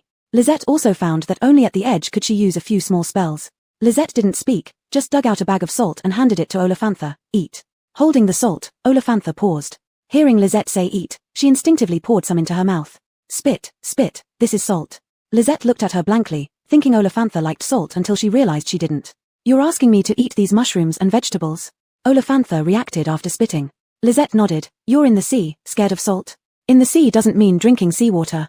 Olafantha sprinkled the salt on the mushrooms. Lisette must have controlled it well. The roasted mushrooms came out perfectly, fresh and delicious. After eating 2 bites, Olafantha was surrounded by other mermaids. Son, we want to eat too, Irma and Charles said. In the end, every mermaid wanting a buffet had to pay with 2 scales for the meal. Just as the buffet was nearly over, another wave of fish was coming. Chapter 133 Living inside a monster's stomach. This time, Irma brought her subordinates and came early. Are you going to leave? I want to go with you. Although she did not get along with Olafantha, like Olafantha, she did not want to live in this place without sunlight anymore.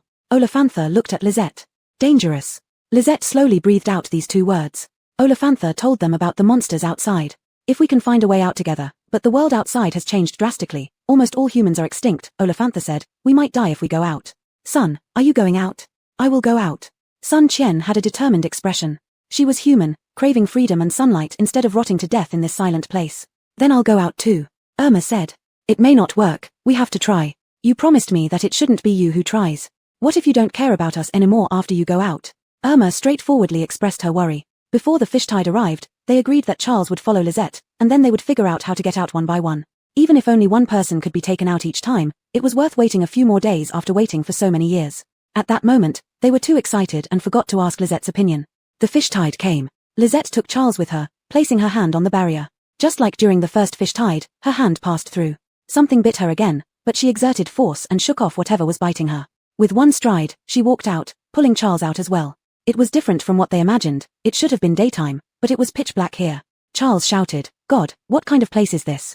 Why is it so dark?" The only certainty was that they were still in the sea. They could feel the gurgling seawater.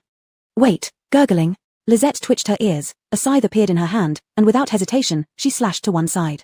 Roar. A huge roar sounded, and the seawater surged violently. Charles nearly got swept away, but Lisette grabbed him firmly. Charles was terrified, unable to understand how things had turned out this way. Didn't they get out? Lisette took out the luminous pearl, illuminating the surrounding seawater with its soft white light, casting an ethereal glow. But the bloody monster before them was anything but ethereal. It was a creature with a large head, horse-like in shape, with eyes occupying half its head. Its mouth hung open, revealing thick, hooked teeth. Its body had a large wound, leaking green blood. The monster's body was fish-shaped, black, covered with tumors of various sizes. My God. Charles was about to faint, and Lisette shoved the luminous pearl into his hands, dodging the monster's attack while holding him. Fortunately, she could use spiritual power as soon as she emerged. She flung Charles aside and used a harvesting spell to keep him above her head. Holding the scythe menacingly, she charged towards the monster. Charles, trembling, held the luminous pearl, opening one eye and closing the other, wondering if tiny Lisette could really defeat such a terrifying monster. In the next moment, Lisette swung her small scythe, slicing the monster into 2 pieces. Charles. The little monster wisely ran away, realizing it couldn't win. Only some foolish fish continued to swim towards Lisette. With the danger resolved, Charles heaved a sigh of relief when suddenly, a tremendous upward force lifted him. Bai! He called out sharply, noticing Lisette was also being pushed upward. Charles's mind raced, his slow brain recalling a pre-apocalypse creature, whales. No way, they couldn't have been living inside a whale's stomach for so many years, could they? Scared out of his wits, Charles reassured himself, it wasn't possible. How could there be a whale that big, forming its own world? In the next moment, he and Lisette saw light and were thrust into the air following it. Blinding sunlight and freezing air constantly reminded him that he and Lisette had finally come out. Charles was dazed. He was right, they had indeed been inside a huge monster's stomach. Without minding him, Lisette dragged Charles safely to the ground. They had been pushed out of a hole over 500 meters in diameter, along with some small fish. By small fish, they meant fish roughly the same size as them. She looked around at the giant black island stretching beyond their sight. There were stones and hills, making it look nothing like the back of a monster. Large bird-like creatures swooped down trying to eat the fish. But they were dealt with by Lisette. Charles asked, "Is this part of the monster's body? Have we been living inside a monster's stomach?" Lisette guessed as much but didn't bother saying anything. Instead, she pulled everyone out of her spatial dimension. Muriel and the others were criticizing Olafsson when the scene suddenly changed. Seeing Lisette, Muriel and Audrey rushed over, crying, "Lisette, you're okay, that's such a relief." Lisette stepped back, avoiding them. She was soaked wet. The others were also excited, and Charles, a shiny merman, was completely ignored. Olafsson heaved a huge sigh of relief. The tough days were finally over, and she felt like crying. "Boss, you're out?" Olafsson asked awkwardly. Evander loudly shouted, "Stop asking. Little zombie, dry yourself first." With such low temperatures here, Lisette wasn't human, but what if she felt cold? Lisette cast a spell to dry herself thoroughly. Then she placed Evander on her shoulder. After these people had their excitement over with, they finally turned to look at Charles. The 3 ladies were particularly excited. It was a merman, their first time seeing one. Audrey even wanted to touch him, and Charles showed a smile that he thought was suave. The 3 ladies immediately retreated. Such a beautiful merman, why did he have such terrifying teeth? Olafsson smiled secretly, then went to ask Charles what happened. When Charles spoke, the 3 ladies took 2 more steps back. This was clearly a rough man. After Charles finished recounting his experience with Lisette, several people fell into deep thought. Looking around, if not for the context, they would have assumed this was just a large island. Who knew they were standing on a monster's body? What about the other mermaids? Olafsson asked. Save. Lisette only said one word. This was her promise, and she would do her best to keep it. Lisette took out the flying boat, enlarged it in front of the stunned eyes of Charles, and had everyone get on board. That hole had already stopped spouting water, so Lisette controlled the flying boat and flew inside. The night pearl was ready. She brought them to where she had brought Charles out from. There was a protective layer outside the flying boat, so no water got in. Hilary remarked, "Like a submarine." "I feel it, my master's aura," Evander suddenly exclaimed excitedly. Could it be that the changes in the mermaids were caused by your master? Facing Olafsson's question, Evander retorted unhappily, "My master saved them." Earlier, Lisette had rushed out too quickly without noticing. Now she could see clearly. Blocking their way was a layer of membrane, opaque from both sides. This layer of membrane resembled a giant bubble, enclosing Olafantha, Irma, and the other mermaids. Lisette looked at Evander. "What is this?" Just as Lisette finished asking, she sensed something and took out a bag. The contents of the bag were glowing faintly, flashing, and simultaneously, The membrane in front of them changed slightly. Hot. Olafsson couldn't help but touch it and yelled. Chapter 134. Even if it means death, we have to leave. Scales, our scales. Charles recognized them instantly. He had also paid the buffet fee for Lisette, who ate roasted mushrooms and roasted leeks. After eating too many leeks, everyone, especially the mermaid Lilia with a sensitive digestive system, suffered. Their flatulence made the surrounding waters stink. The little yellow chicken blurted out, "Did you rob a mermaid?" Lisette ignored it. Thinking for a moment, she placed the bag on the transparent barrier. Instantly, where the bag touched the barrier, a part of it softened. A hand with sharp nails reached out. Those standing close jumped back. Olafantha and others had been guarding by the barrier all along. "Son, are they not coming back?" Irma was anxious, asking for the nth time. Olafantha was worried but managed to stay calm. Maybe something happened, it's dangerous outside. Having spent these days with Lisette, she knew that though Lisette wasn't talkative, she was someone who always kept her word or corpse's word. She was more concerned about the dangers Lisette and Charles might encounter. The fish tide stopped, and this sea area returned to dead silence. Irma said dejectedly, "They won't really run away, will they?" "Irma," Olafantha said seriously, "no one knows what's happening outside. They might have encountered danger or can't get back in. You don't trust Lisette? Then trust Charles." Don't think Olafantha didn't know that while Charles seemed to be on her side, he actually liked Irma. "All right, we'll wait for the next fish tide," Irma said, lowering her head. She didn't even want to catch fish anymore. Finally seeing hope only to end up like this. Olafantha didn't respond but stared intently at the barrier. She saw a boat approaching. On it were Lisette, Charles, Olafsson, and people she didn't recognize. She waved and shouted loudly, "Lisette, Charles, I'm here." But they didn't hear or see her, seemingly engaged in discussion. "What are you shouting?" Irma asked, then froze. Lisette and Charles, back? They hadn't run or abandoned them. Irma felt her nose tingling, her heart pounding fast, finally seeing a glimmer of hope. She pushed past Olafantha, greedily staring at the people outside. Coming back from her excitement, Olafantha said in a deep voice, "We can't see outside, so is it dark outside?" "Dark?" Irma repeated incredulously, "Where are we?" Suddenly, a huge panic rose within her. "If we go out, will we live in darkness?" Irma thought life here might be better. When Lisette operated, softening the barrier, Irma reached out her hand. Recognizing Irma's hand, Charles pulled her out without being told. "Irma." Charles embraced Irma. Lisette's bag was broken, the scales merging with the barrier, which remained intact. With them now able to come out, Olafantha was second. Then more mermaids emerged, stopping after over 10 came out. Once they were out, Olafsson and Muriel explained the situation. Lisette went to the flying boat's room with the little yellow chicken, who still hadn't answered her question. "Little zombie," the little yellow chicken said voluntarily, "this barrier has the owner's aura. It's set by the owner, but I don't know specifics." Lisette nodded. "Do you want to collect it?" The little yellow chicken wasn't surprised by the question. It hesitated, asked the mermaids. The owner's intention was to protect them. Even if it were collectible, they'd need to find a method. Meanwhile, Olafantha, Irma, and others were bewildered. "We've been living inside a monster's body." Irma clutched her head, finding it hard to accept. Their fish tails were strong enough to stand upright and even walk. Olafantha regained composure fastest. "What's urgent is asking everyone else whether to leave or stay." Irma looked at her. Olafantha smiled, dazzling everyone. "I want to go out. This place is just a huge cage." She yearned for sunshine and fresh air, unrepentant even if it meant dying next. These mermaids returned, begging Olafsson to wait for them. Muriel looked at the barrier, unable to resist saying, "Can they adapt to life outside?" Their bodies had changed, they couldn't leave water for long, and watery places were much more dangerous than land. These mermaids were powerful, but sea monsters were even stronger. Odon said, "However they change, they remain human, and humans are very resilient." Lisette came down with the little yellow chicken, listened to Olafsson's narration, nodded, and stared at the barrier. The others didn't disturb Lisette. The little yellow chicken rubbed against Lisette. "I didn't figure out how to remove this barrier." "Wait." Lisette had a vague guess. After waiting for a long time, Olafantha came out. "Lisette," she looked at the boat with difficulty, 856 people, all want to come out, is it possible?" Lisette's flying boat didn't look big. "Yes." Lisette replied, but her eyes were on Olafantha's scales. Olafantha understood. "Do you need payment?" "How about 2 scales?" If Olafantha had known earlier that collecting mermaid scales could open the exit, she would have done so sooner. She felt a bit embarrassed. After all, the scales belonged to Lisette, and they were used up for their escape. 4. Just as Olafantha was about to say 4, she saw Lisette nod. "In batches." Lisette gave 2 words, planning to make 2 trips. Olafantha had no objections. In fact, not every mermaid was willing to leave. They had lived here for 8 years. No natural enemies, regular food supply, aside from being a bit monotonous, there was nothing wrong with life here. Moreover, the outside world was dangerous, and after leaving, the future was uncertain. There were too many challenges to face, and about 1/3 of them hesitated.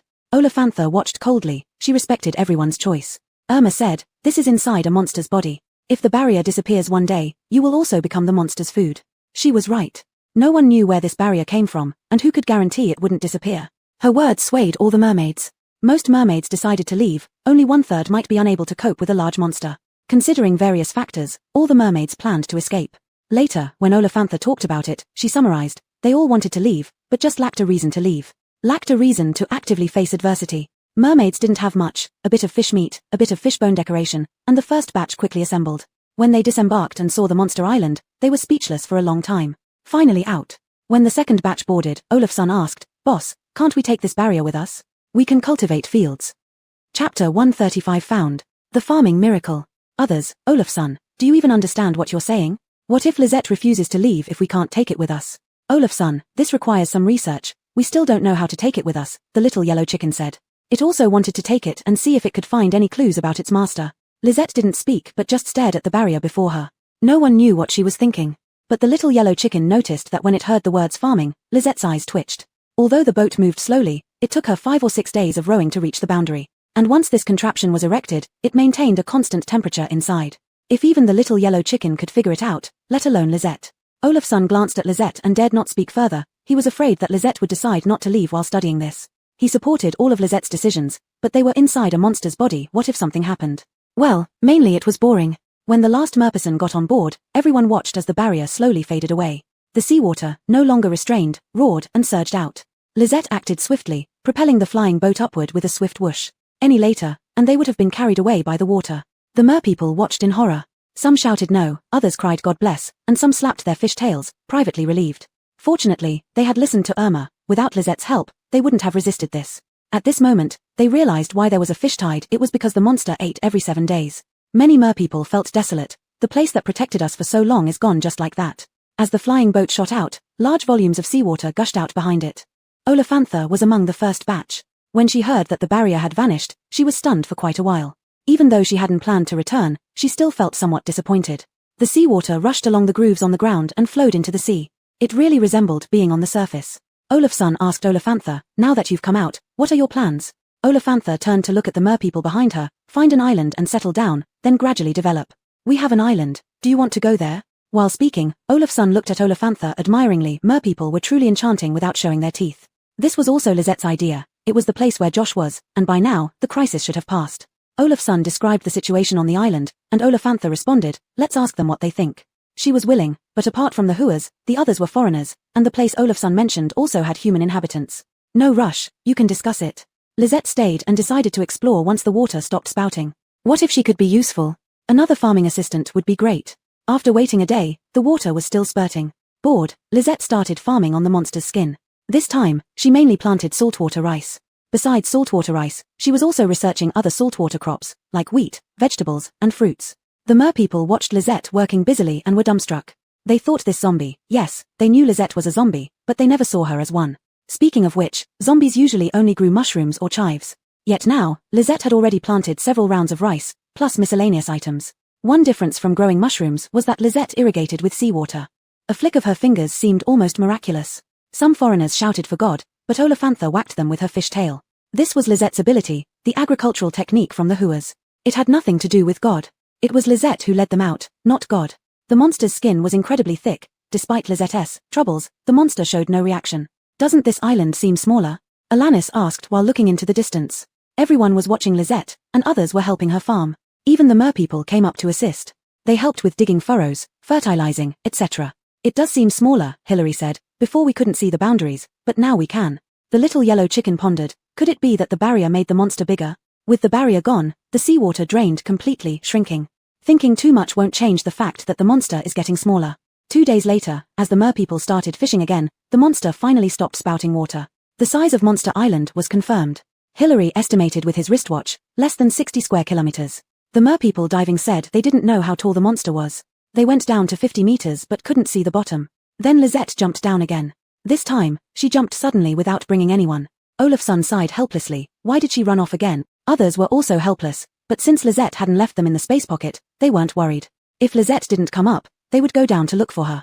The little yellow chicken jumped up in frustration. She didn't take me again. How many times had Lisette left it behind? Once she came back, it would definitely give her a piece of its mind. Lisette descended using the sword skidding technique. The interior of the monster was as dark as usual. Lisette did not bring the night pearl, yet she could see clearly. The inner wall was composed of dark red tissue, slightly pulsating. Following the direction of the water flow, Lisette saw a huge hole. The entrance contracted, sucking in water, fish, and the monsters' corpses into the pitch-black abyss. The suction force was immense. Lisette remained steady, scanning her surroundings with sharp eyes. She saw it. A tiny light point surging towards the black hole. Like a bolt of lightning, Lisette darted over. Just as the light point was about to be sucked into the hole, she used the reaping spell to retrieve the faintly glowing object. A tremendous suction force almost pulled her in as well. Under normal circumstances, Lisette might have ventured in for a look. Now, she had more important matters to attend to. The item in her hand was a lotus-shaped jade pendant, intricately carved and lifelike. As soon as it landed in Lisette's hand, the light extinguished. Holding the palm-sized jade pendant, Lisette flew upward. Lisette, the little yellow chicken that promised to quarrel with Lisette, trotted over. Did you find the thing? Lisette lifted the little yellow chicken onto her shoulder and nodded. Everyone gathered around, including the mermaids Olafantha and Irma. Irma was just there to join in the fun, understanding nothing of what was happening. Lisette did not immediately reveal the object. Olafantha was perceptive enough to pull Irma away, saying they needed to discuss where to go next. Seeing the jade pendant in Lisette's hand, the little yellow chicken got excited. This is my master's item. I've never seen it, but the scent is too strong. So strong that it thought the pendant was its master. Pausing for a moment, the little yellow chicken added, it contains more than half of my master's power. Everyone fell silent. What situation would make the little yellow chicken's master leave such a large amount of energy in the jade pendant? Lisette soothingly stroked the little yellow chicken. After calming down a bit, the little yellow chicken asked, Lisette, can you use this? Chapter 136, Coexisting with the Monster, Mysterious Martial Arts. Give it a try. Seeing Lisette was about to try it out, Evander instinctively tried to stop her, worried about what these mermaids might do if they were given this ability. Odon also said, let's consider this later. Ask the mermaids if they have decided yet. They were quite conflicted. It was too far away from home, and the return trip would take over 20 days. The whole journey back would be over the sea. They feared Lisette might leave them in some space, or worse, they might encounter dangers along the way. Lisette went off to farm, while Olafson went to find Olafantha. They just want to stay here, Olafantha said helplessly. Here. Dennis was astonished, but this is inside the monster's body. Olafantha smiled, just looking at it, who would think it looks like a monster's body? We are different from humans after all, living here is quite nice. Previously, we coexisted with the monster, and now we've just changed the way we coexist with it. Far from humans and out at sea, even the sea monsters wouldn't dare come close easily with such a big monster around.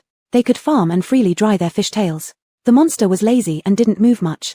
Even when it did move, it didn't matter. Wherever the monster went, they went too. Alanis asked, what about you? Do you want to go back? No, Olafantha replied, I don't know if my family is still around, and even if they are, it'd be hard to find them. And with how I look now, it's better for them to believe I'm dead. Alanis and the others fell silent as Olafantha maintained her smile. Lisette and you all are good people, but not everyone is. Please don't reveal our existence. She knew how crazy and ruthless humans could be. If it weren't for Lisette's strength, she would have suggested Lisette stay here. All right, we promise. Odon looked around and asked, is there anything else you need? Well, yes, Olafantha hesitated. We can eat fish and live in the sea, but we need food. Can you teach us how to farm? Hearing this, Lisette flashed over and said expressionlessly, sure. Actually, she wanted this monster too, for farming purposes. But since she had already benefited, if Olafantha and the others wanted it, she could let them have it. There was plenty of space, but Lisette still wanted it. While farming, she kept thinking about how to convince these mermaids. Evander didn't catch on to Lisette's mood, nor did Olafson and the others. After all, coexistence with the monster made sense logically, and it was too far away. Even if they built a teleportation array. Wait, Olafson suddenly remembered the teleportation array and hurriedly found Lisette. Boss, the northern base must be waiting for us. Olafson felt regretful. How could he forget such an important thing? Forget Alric and Briar being terrifying, even Caesar wouldn't forgive him. Lisette also remembered. With so many things going on, she forgot to reply to Caesar. Caesar could only feel that everything was okay, but no more. He almost panicked when he couldn't contact Lisette, though he couldn't show it. Henry received the news that Lisette had gone missing and was also anxious. Alric was even more worried. The sea was dangerous, and he feared something might happen to Lisette. Initially, his approach to Lisette was for strategic reasons, but after spending time with her, he had come to view Lisette as an essential partner. This held significant weight in a reborn person's heart, at least more than Briar did. When Caesar finally received a reply from Lisette, he was overjoyed, almost to tears. Lisette, you finally responded. Where are you? Is it dangerous? Should I send someone to find you? Caesar asked too many questions. Lisette glanced at the mermaids farming alongside her and said, at sea, very far, not dangerous. Wait for me. Then, before Caesar could ask another question, she cut off the connection. Lisette really didn't want to talk. Once Caesar connected with Lisette, everyone waiting anxiously felt relieved. Meanwhile, trouble emerged for Lisette as a large group of bird-like monsters attacked. My god, what kind of monster is that? No, I want to go back. The mermaids fled in panic, while Lisette's team reacted swiftly and began fighting. Odon shouted, "Get behind us." A slow-moving mermaid was nearly caught by a monster's claw when a wind blade severed the claw. The mermaid screamed and quickly swam towards Olafsson's side. Olafantha, Irma, and a few other mermaids stood with Olafsson. "We can fight too." No one spoke, they all concentrated on the battle. Mermaids used their sharp hands and teeth, while Olafsson's team used weapons and abilities. Lisette watched, rescuing anyone who was about to be captured. During a lull in the monster's attack, Olafantha envied, "If only we had powers too." As soon as she said that, a huge bubble appeared in Irma's hand. When the bubble touched the monster, it exploded, startling the monster with a loud noise, and shards from the burst bubble injured it. "Olafantha, other mermaids, did you get powers behind our backs?" Chen Sanshan picked up her sword, sliced through a monster, and smiled, saying, "Pretty good. This power is very mermaid-like." Worried Irma might not understand, she repeated it in English. Chen Sanshan wielded her sword, while Dennis and the others also drew their swords, all produced on Lisette's assembly line. Irma had been giggling at the compliment, but watching them use the swords left her wide-eyed. With each sweep of the sword, monsters were inevitably injured. Among them, Alanis, Odon, and Hilary used them best. They trained harder when cultivating. Evander sighed, "If we give them new clothes, people would think they're from some cultivation sect." Finally, the monsters were killed off. Many awakened mermaids collapsed onto the ground, flattened into mermaid pancakes. Olafantha also awakened her ability. Strangely enough, all the mermaids' abilities involved bubbles. Olafantha's bubbles enclosed enemies, suffocating them. Olafsson teased, "Maybe we should call you bubble mermaids from now on." Olafantha asked seriously, "I want to ask, isn't your sword technique a form of power? Powers can't be so consistent." The mermaids said it was mysterious martial arts, marveling at it, but Olafantha knew it wasn't. "Doesn't sword glow mean something?" "Yes, the sword's edge shines too." "No, Alanis didn't hide it, Lisette taught us this." "Is there any special relationship between you and Lisette?" Olafantha had long wanted to ask. Sword-wielding zombies, an eerie combination. "To be precise, we belong to Lisette," Alanis calmly said. "Our lives depend on Lisette's whims." Olafantha opened her mouth, disregarding the potential for unattractive gaping. "What? Is what you say true?" she murmured. "Of course it's true," this time Olafsson spoke, "but as you've seen, as long as we don't betray or disturb her farming, she doesn't care about us." Olafsson thought, "Even when I did that, the boss didn't blame me." He subconsciously ignored the fact that Lisette rarely speaks. Olafantha hesitated for a long time before asking, "Can I learn it?" She had confirmed long ago it's cultivation. Who in the Hua family wouldn't want that? If you want to learn, you must belong to Lisette. Are you willing? Chapter 137, Major Progress on the Master's News. I'm willing. Olafantha answered Muriel without hesitation, as long as it doesn't involve doing bad things. Even if it is a bad thing, not killing innocent people is fine. Olafantha was eager to learn, especially since Lisette seemed to be genuinely interested only in farming, just as they had said. Muriel nodded and took Olafantha to meet Lisette. Lisette, holding the Chio Shui spade, tilted her head. "You?" "Yeah, do we need to hold some kind of initiation ceremony for discipleship?" asked Olafantha, feeling considerable pressure. "No need. You lead the merpeople, agree," Lisette stated her condition. Evander suddenly understood Lisette had taken a liking to this place. How could it have been so dense? "Lisette means that you can join, but you must become the leader of the merpeople," Evander explained to the somewhat confused Olafantha. Olafantha looked up at Lisette. "Become the leader?" "Yes." After Lisette confirmed, Olafantha said firmly, "Wait for me." Then, Lisette and the others saw Olafantha start her speech in English, much like a presidential campaign in the beautiful country before the end times. She was skilled at winning people's hearts, from food to monsters, from settling down to housing. Olafsson remarked, if she were from the beautiful country, she might really become president. The merpeople listened intently. Many supported her when she announced she would be the leader. Irma was one who disagreed, and for those who disagreed, Olafantha flicked each one away with a fish tail until all were convinced. Even Irma wasn't a match for her. The defeated Irma said fiercely, "Son, you were hiding your strength before." "Why?" "Of course, I didn't feel like playing your boring games." Irma almost attacked again but was held back by Olafantha's words. "Fine, you can be the leader, but if you fail to deliver what you promised, I'll bring you down." Irma acknowledged Olafantha's leadership, and all the merpeople followed suit. Olafantha moved in front of Lisette. "Is this okay now?" Lisette nodded and handed over the contract, which Olafantha accepted without hesitation. Once the contract was established, Lisette took out a jade pendant. "Lisette, what are you going to do?" Evander asked. "Try." Lisette then took out a handful of spirit stones, absorbed them, thought for a moment, and pulled out the scale used as boat tickets. Olafantha didn't understand. The next second, she saw the jade pendant merge into the monster's body, and the familiar membrane slowly formed. "Hold on." Olafantha shouted. Lisette looked at her puzzled. "Will we be trapped inside?" Olafantha had had enough of being confined. Mermaid scales had allowed passage before, but now they weren't sure about the situation. "Yes," Lisette assured her. Most merpeople were delighted because this barrier meant increased safety. As the barrier gradually spread, Lisette continued leading the merpeople in farming. The clumsy merpeople tilled the soil, sowed seeds, and fertilized. Olafsson and the others marveled, such beautiful creatures should be pampered. Go ahead and pamper them. Lin rolled her eyes. Me? Forget it, I can't afford to, Olaf's shrugged, having already lost his fascination with the merpeople. I'll stick with the boss. It was still better to follow Lisette, everything would be provided. Olafantha also began practicing cultivation using the jade scroll given by Lisette. When she successfully completed her first attempt, the protective barrier was fully formed. Now not only were dangers isolated, but the monsters couldn't even see the merpeople. The old hole still existed, allowing the merpeople to go out whenever needed. Large monsters couldn't get in. The merpeople were thrilled they finally had a safe haven. The barrier covered a small part of the sea, making it convenient for them to dive in and out. The merpeople credited Olafantha for this development, becoming more devoted to her. Little chicken? A melodious female voice echoed, so pleasant it sounded like mountain spring water or clinking jade. Evander jumped up, its eyes wide. Master? If it could cry, Evander would have cried right there. Lisette also heard it, not only heard but saw the figure as well. Before her was an indistinct silhouette, though indistinct, it radiated an exceptional aura of elegance. Lisette tilted her head, discreetly glancing at the others.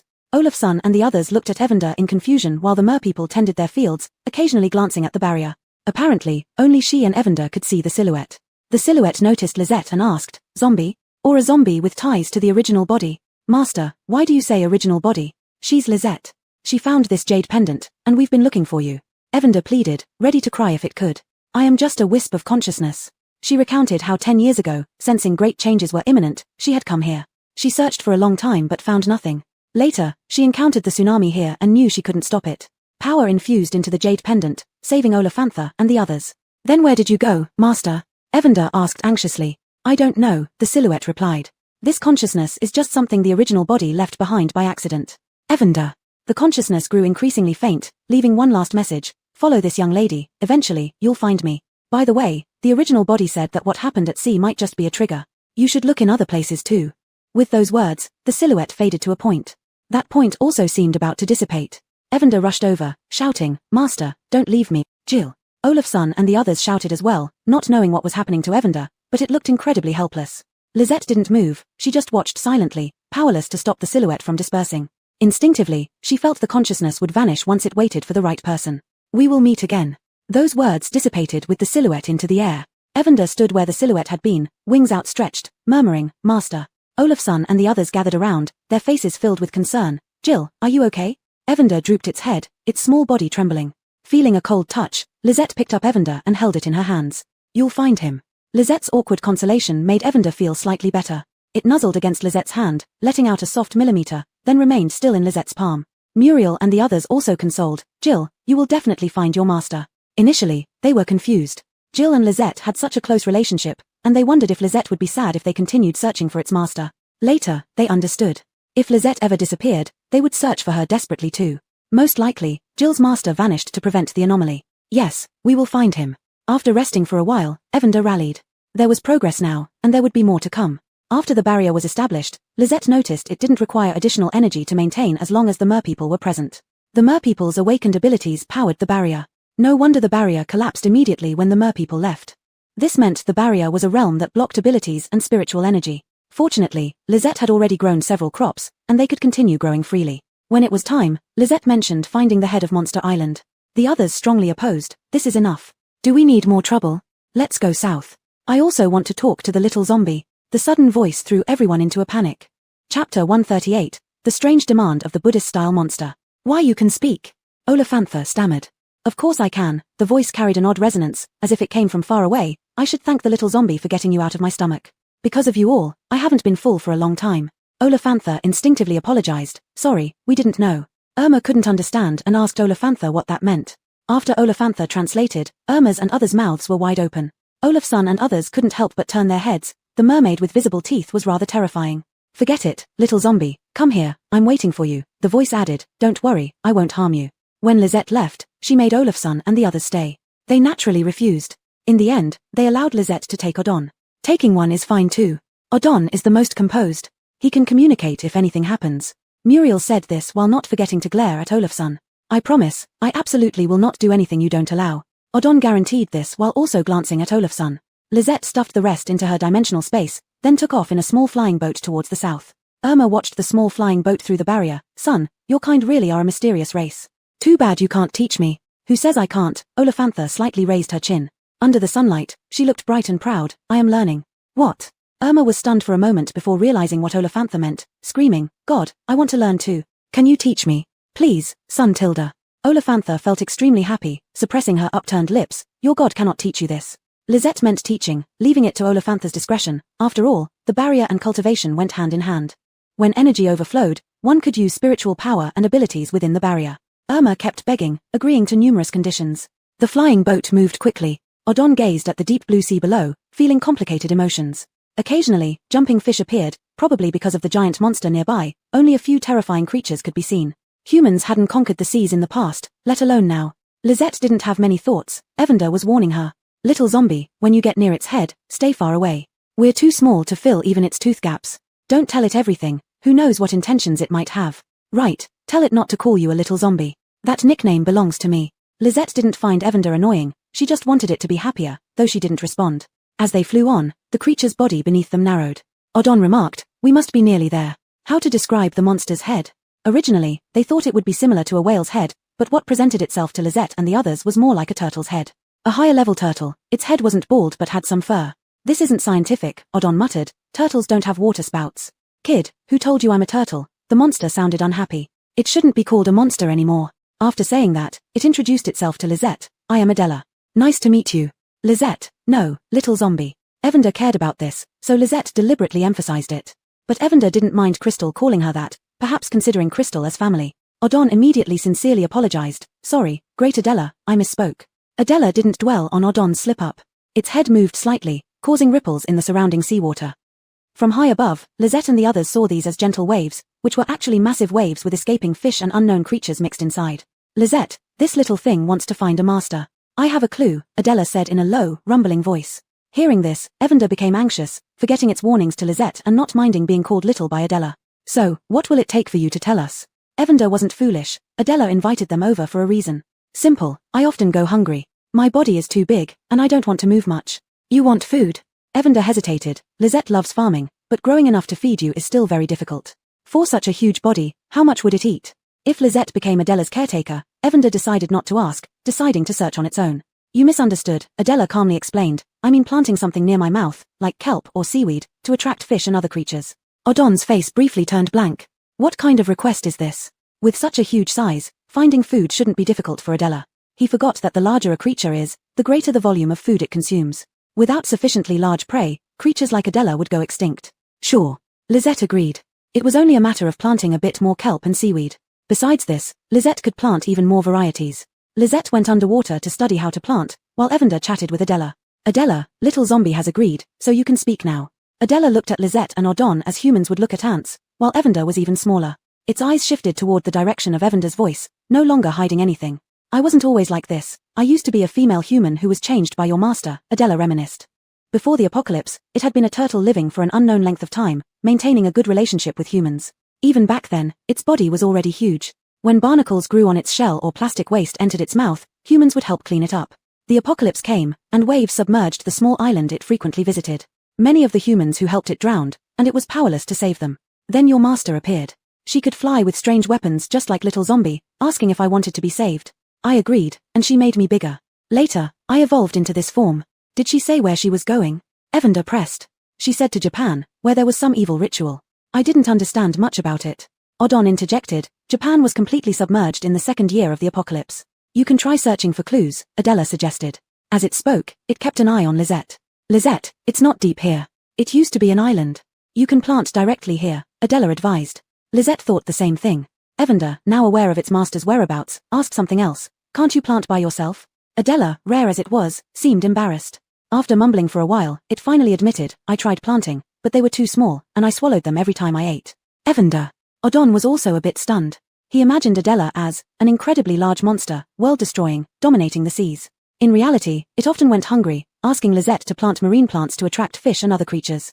He became a bit worried. Lisette, can you really grow that much? Chapter 139 finally can go back. When Lisette was planting kelp, Odon was in the spatial realm and did not witness it. Evander was the first to respond. You should know who Lisette is. Planting this much wouldn't be a problem for her. Adela nodded as well, having seen Lisette's farming skills. The flying boat on the sea was pushed far away. Adela took a breath and suctioned the boat carrying Odon and Evander back. Evander, speechless, said, Adela, you'd better stop moving. It looked at Lisette and saw she had been carried away by the waves and returned by sword flight. Odon drifted around, thinking that it was no wonder plants couldn't grow here. Adela apologized. Evander asked again, is it fine for mermaids to farm on you? No, Adela said, the top layer is all sediment, not my flesh. My skin is very tough. Then, with a hint of nostalgia, he added, there were humans inside who helped me, and I am happy to live symbiotically with them. He learned the word symbiosis from Olafantha. Haven't humans ever hurt you? Evander didn't understand Adela's feelings. Those plastic bags you mentioned are ocean waste, right? They have, Adela said, but those who harmed me are not the same humans living symbiotically with me. With this form, you could be the dominant ruler of this planet. As a human, Odon also couldn't understand. Before the apocalypse, large animals and humans in movies were always mortal enemies.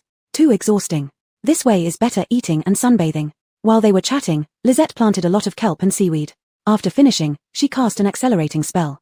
The kelp was over 100 meters long, reaching above the water surface. Looking down, one couldn't see its base.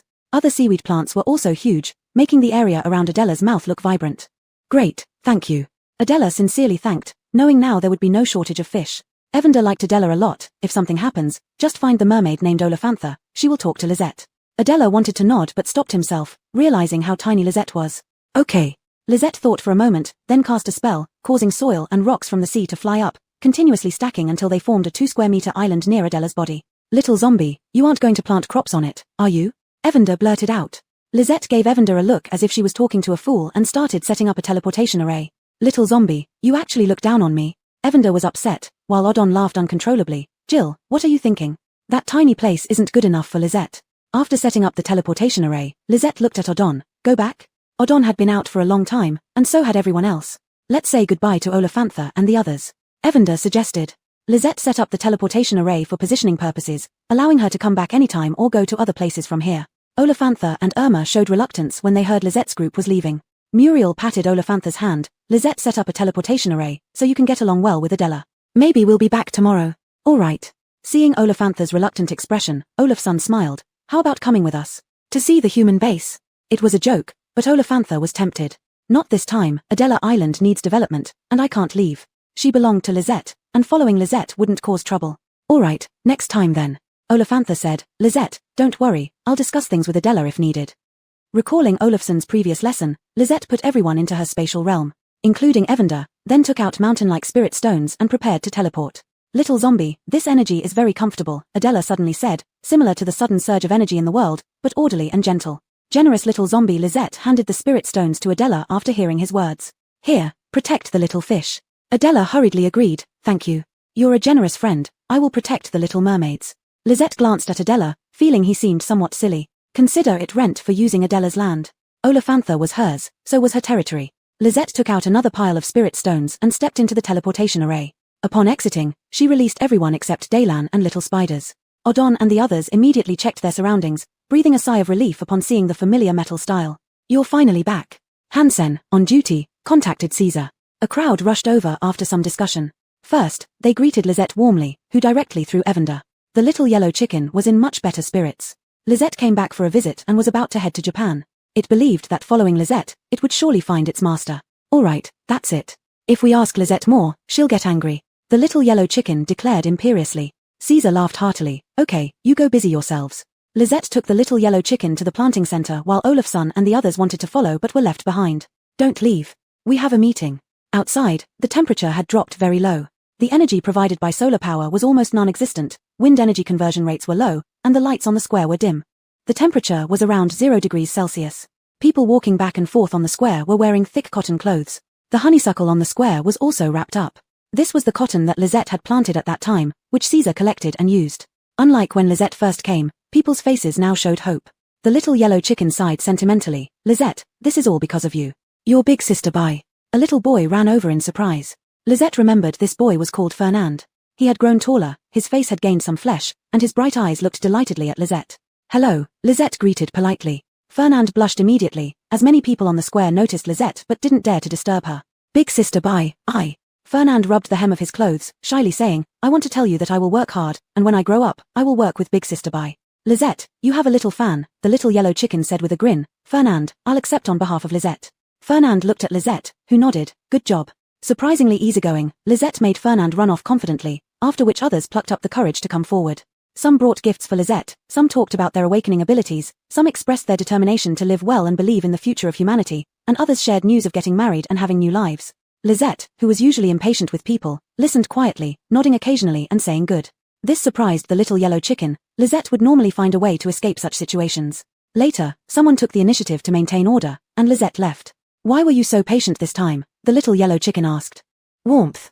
After thinking for a moment, Lisette answered with 2 words. Being a zombie didn't stop her from finding warmth in everyone striving upward.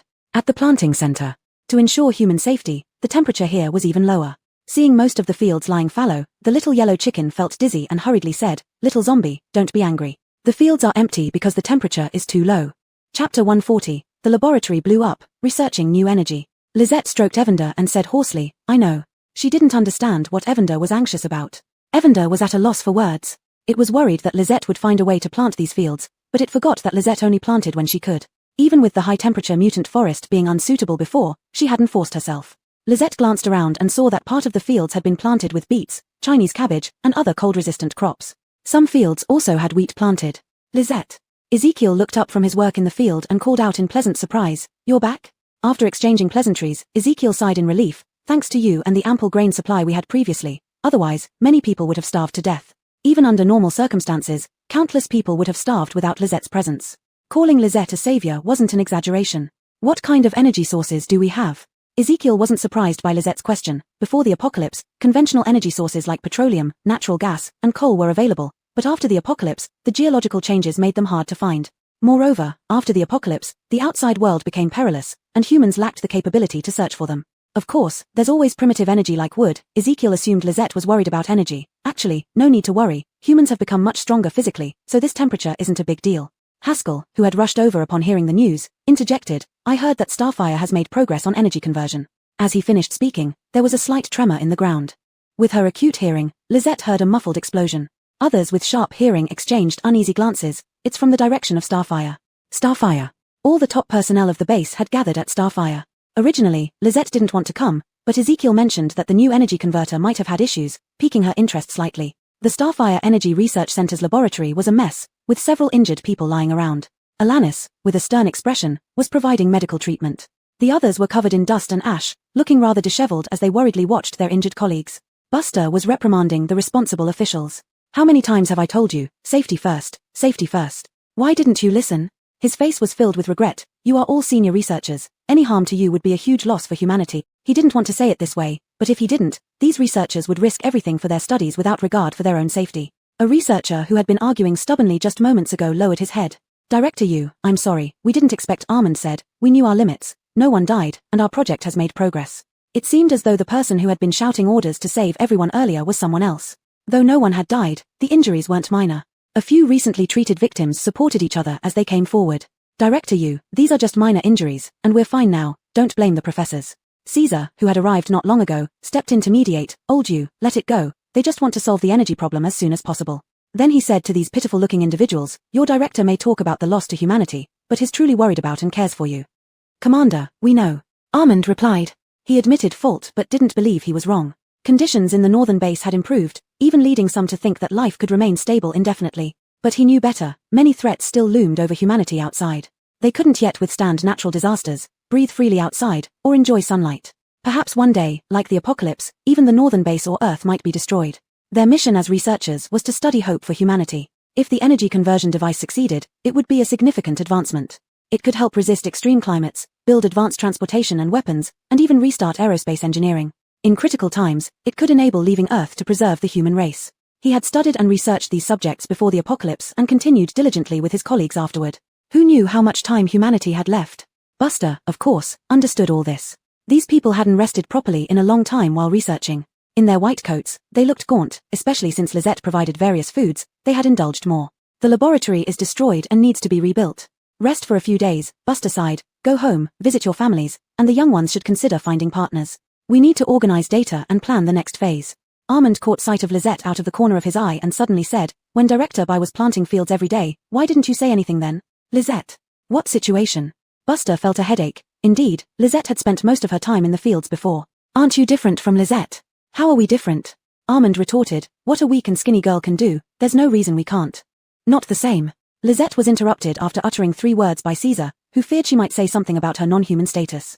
Of course not the same, Lisette is powerful. Caesar still chuckled. All right, it's voluntary. Anyway, these 3 days are for rest, you can do whatever you want. Someone spoke up, and Lisette obediently pretended to be just a bystander. Curious about the destroyed lab, she took a few more glances. Inside were wires and damaged device parts that baffled Lisette. Just as she was about to look away, she detected a faint energy. It felt somewhat familiar. Caesar called for Lisette to leave, but she remained fixated on the lab. Technically, the base belonged to Lisette. Caesar glanced at the heartbroken Armand and others, then explained, losses are inevitable during research. The lab can be easily fixed with a few metal ability users. But the equipment is expensive, and some materials are hard to find. Buster knew this, but Armand didn't, and he looked puzzled by Caesar's attitude toward Lisette. Commander, we will be more careful with the next batch of materials. Armand thought for a moment, assuming Caesar was addressing him, so he cautiously added his thoughts. Buster shot a stern look at Armand. You're only good at research, don't make unnecessary guesses. Ignoring Caesar, Lisette walked into the destroyed lab, reaching out towards the pile of wreckage. Director Bai, don't touch. Armand shouted loudly. Unprotected contact would lead to accidents. Injuries to them were nothing. Lisette was too important, especially being such a delicate girl. Without pausing, Lisette fished out half a shattered spirit stone and some plant remains. Seeing Lisette unharmed, Armand sighed in relief, influenced by Caesar's behavior, explaining unintentionally, these were brought back by mercenary teams, these are mutated pines from outside. Other researchers added, this stone seems to be a product of the post-apocalypse, capable of channeling energy, but unfortunately, it's too scarce. Caesar's expression was a bit complex. Commander, is there anything inappropriate? Odon asked. Not only Caesar but several others had similar expressions. Among them were people from the inspection team and Caesar's son, Odon. Lisette placed a pile of items in front of them. Chapter 141, setting off again, the terrifying scene in the Sea of Japan. Armand's eyes bulged. The other personnel couldn't help but rub their eyes, forgetting about their dirty hands and faces, which resulted in various smudged faces. But no one cared. This. Armand lost his ability to speak as he gazed at over 100 luminous stones, each as big as a fist. Pine trees were understandable since Lisette had planted so many, but special stones? Had he known, he would have sought out Lisette sooner. Here. Evander said these belonged to Lisette's territory, and now, Northern Base supplied her with a large amount of soul energy daily. Lisette was willing to work for the base. For me. Armand's expression turned dazed, happiness struck too suddenly. He wondered if he was dreaming. Yep, Lisette confirmed. Thank you, Director Bai.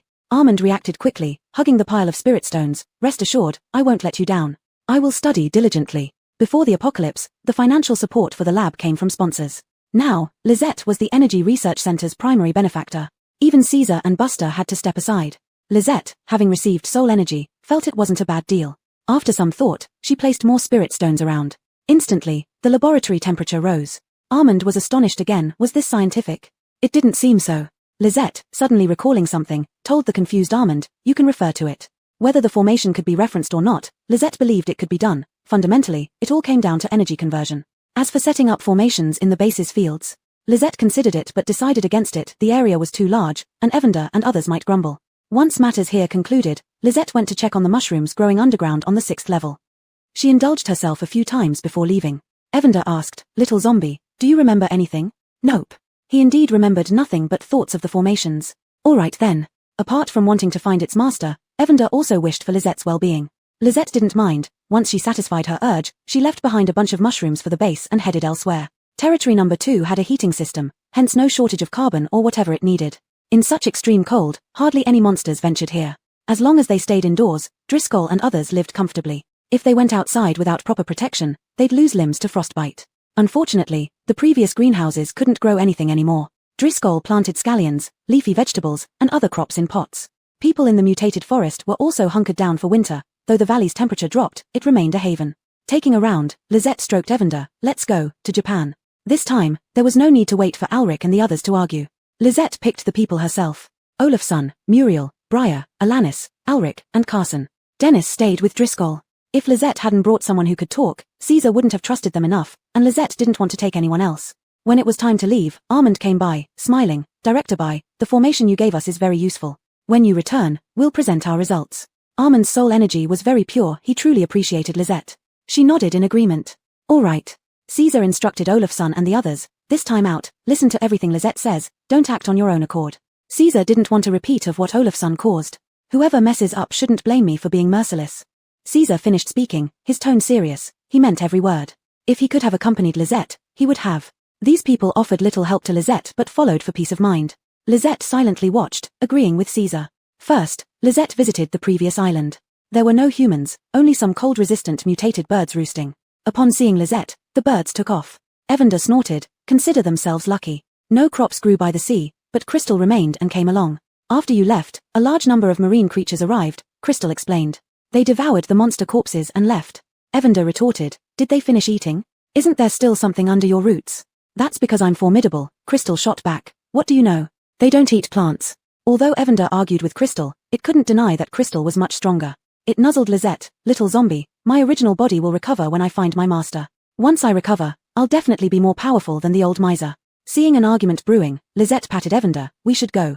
Before leaving, she reinforced the formation to ensure the teleportation array functioned properly. This time, they used a flying boat. Vast seas stretched out before them, with sea creatures occasionally surfacing to attack. Carson muttered, I finally understand how powerless humans are now. It will get better, Alric responded, it must. Whether solving the source of the mutations would prevent sudden outbreaks of pollution and human extinction as seen in the previous life, no one knew for sure. Someone had told him that every species was destined for extinction, just like how humans were bound to die, but Alric was unwilling to accept it. Carson held the positioning device as they passed by one place after another, names familiar yet utterly changed. Once, the coastal areas thrived, being the best economic zones for humanity. Now, all was water, leaving only fragments of buildings protruding from the sea surface, narrating the past glory and current decline. The atmosphere grew increasingly somber. Only when pollution monsters attacked did Alric and his companions rouse their spirits. Approaching what used to be international waters, they could no longer indulge in nostalgia. Monsters lurked both in the sky and the sea, attacking with various means. They were bizarrely shaped, with terrifying appearances. Their sizes were shockingly large. Briar cast a lightning bolt at a tentacle trying to drag down the flying boat, while Olafsson shouted, are these monsters crazy? We're so small we wouldn't even be a bite for them. He complained, but his hands didn't falter. Initially using the sword given by Lisette, he switched to a gun once the spiritual energy ran out. The base's guns had been modified, with substantial power. Don't mind what the monsters are thinking, Muriel yelled, focus. If you get pulled down, Lisette will have to save you again. Olafsson fell silent. The flying boat continued moving, shaking off one monster only to face new ones. More critically, the flying boat's height was limited. As Olafsson and the others grew exhausted, Lisette activated the concealment formation. Lisette, let's rest for a bit, Briar said. The formation consumes too much energy and isn't fully reliable. Lisette nodded, indeed it wasn't. The underwater monsters relied not only on sight and smell but also other sensing methods. She had just avoided a long-range attack from a monster. This training method is quite useful, Muriel remarked. I feel my strength has increased significantly. They had requested not to enter the space, aiming to enhance their combat prowess. No one knew what awaited them in Japan. That place had always had some unconventional practices before the apocalypse, ignoring the safety of its own people and the world at large. As they neared Japan, Briar and the others' strength had increased markedly, but Juju's gaze turned towards the sea, sending chills down everyone's spine. What are those densely packed things in the sea? Alric murmured. Chapter 142, Someone declares love to Lisette. In the original Sea of Dorngi, countless twisted monsters were entangled together, writhing and moving. One could not see the end. Some monsters bit off the tentacles and arthropods coiled on their bodies, only for new, slime-covered parts to replace them immediately. Ooh! Olafsson nearly vomited. The deformed monsters made him extremely uncomfortable. The others also turned pale. When they had come here before, the monsters hadn't been like this. Is this the result of radiation? Briar muttered. After the apocalypse, Dorngi once sent us a distress signal, Germano said, but the signal disappeared afterward. He continued, someone posted videos from Dorngi on social media platforms back then. Tsunamis, volcanic eruptions, typhoons, and terrifying monsters. I didn't expect it to become a den of monsters. Lisette, be careful. I feel an evil presence. Evander was unusually serious. This aura might be something Lisette couldn't handle. Lisette hovered in her flying boat, expressionless as she stared at the horrifying scene ahead. She had a premonition that once the flying boat crossed over, it would be shattered and devoured. We can't go through. Olafsson said, every cell in my body tells me it's dangerous there. We've come all this way, Alanis remarked. We need to think of a way. Lisette will also be in danger if she goes. Olafsson emphasized this point. He preferred to return rather than let Lisette face any harm. Germano pondered for a moment and said, let's go back and bring heavy weaponry. That won't work. These are products of radiation, most likely immune. Alanis objected. Lisette remained silent. There were too many monsters for her to fight. What about planting? If she got too close, the monsters would notice her, and she wouldn't have time for the plants to grow. Lisette suddenly spoke up. You all, enter the space. No. Briar opposed first, realizing what Lisette intended. We can't let you go alone. This time was different. In the past, Lisette was powerful, but now, as Olafsson mentioned, Lisette might be in danger too. Everyone objected. Lisette ignored them and forcibly packed everyone into the space. As soon as they were inside, a wave of slime rushed toward the flying boat. Lisette stowed it away and flew higher with her sword. Evander was still with her, startled. We've been targeted. It's good you put them inside.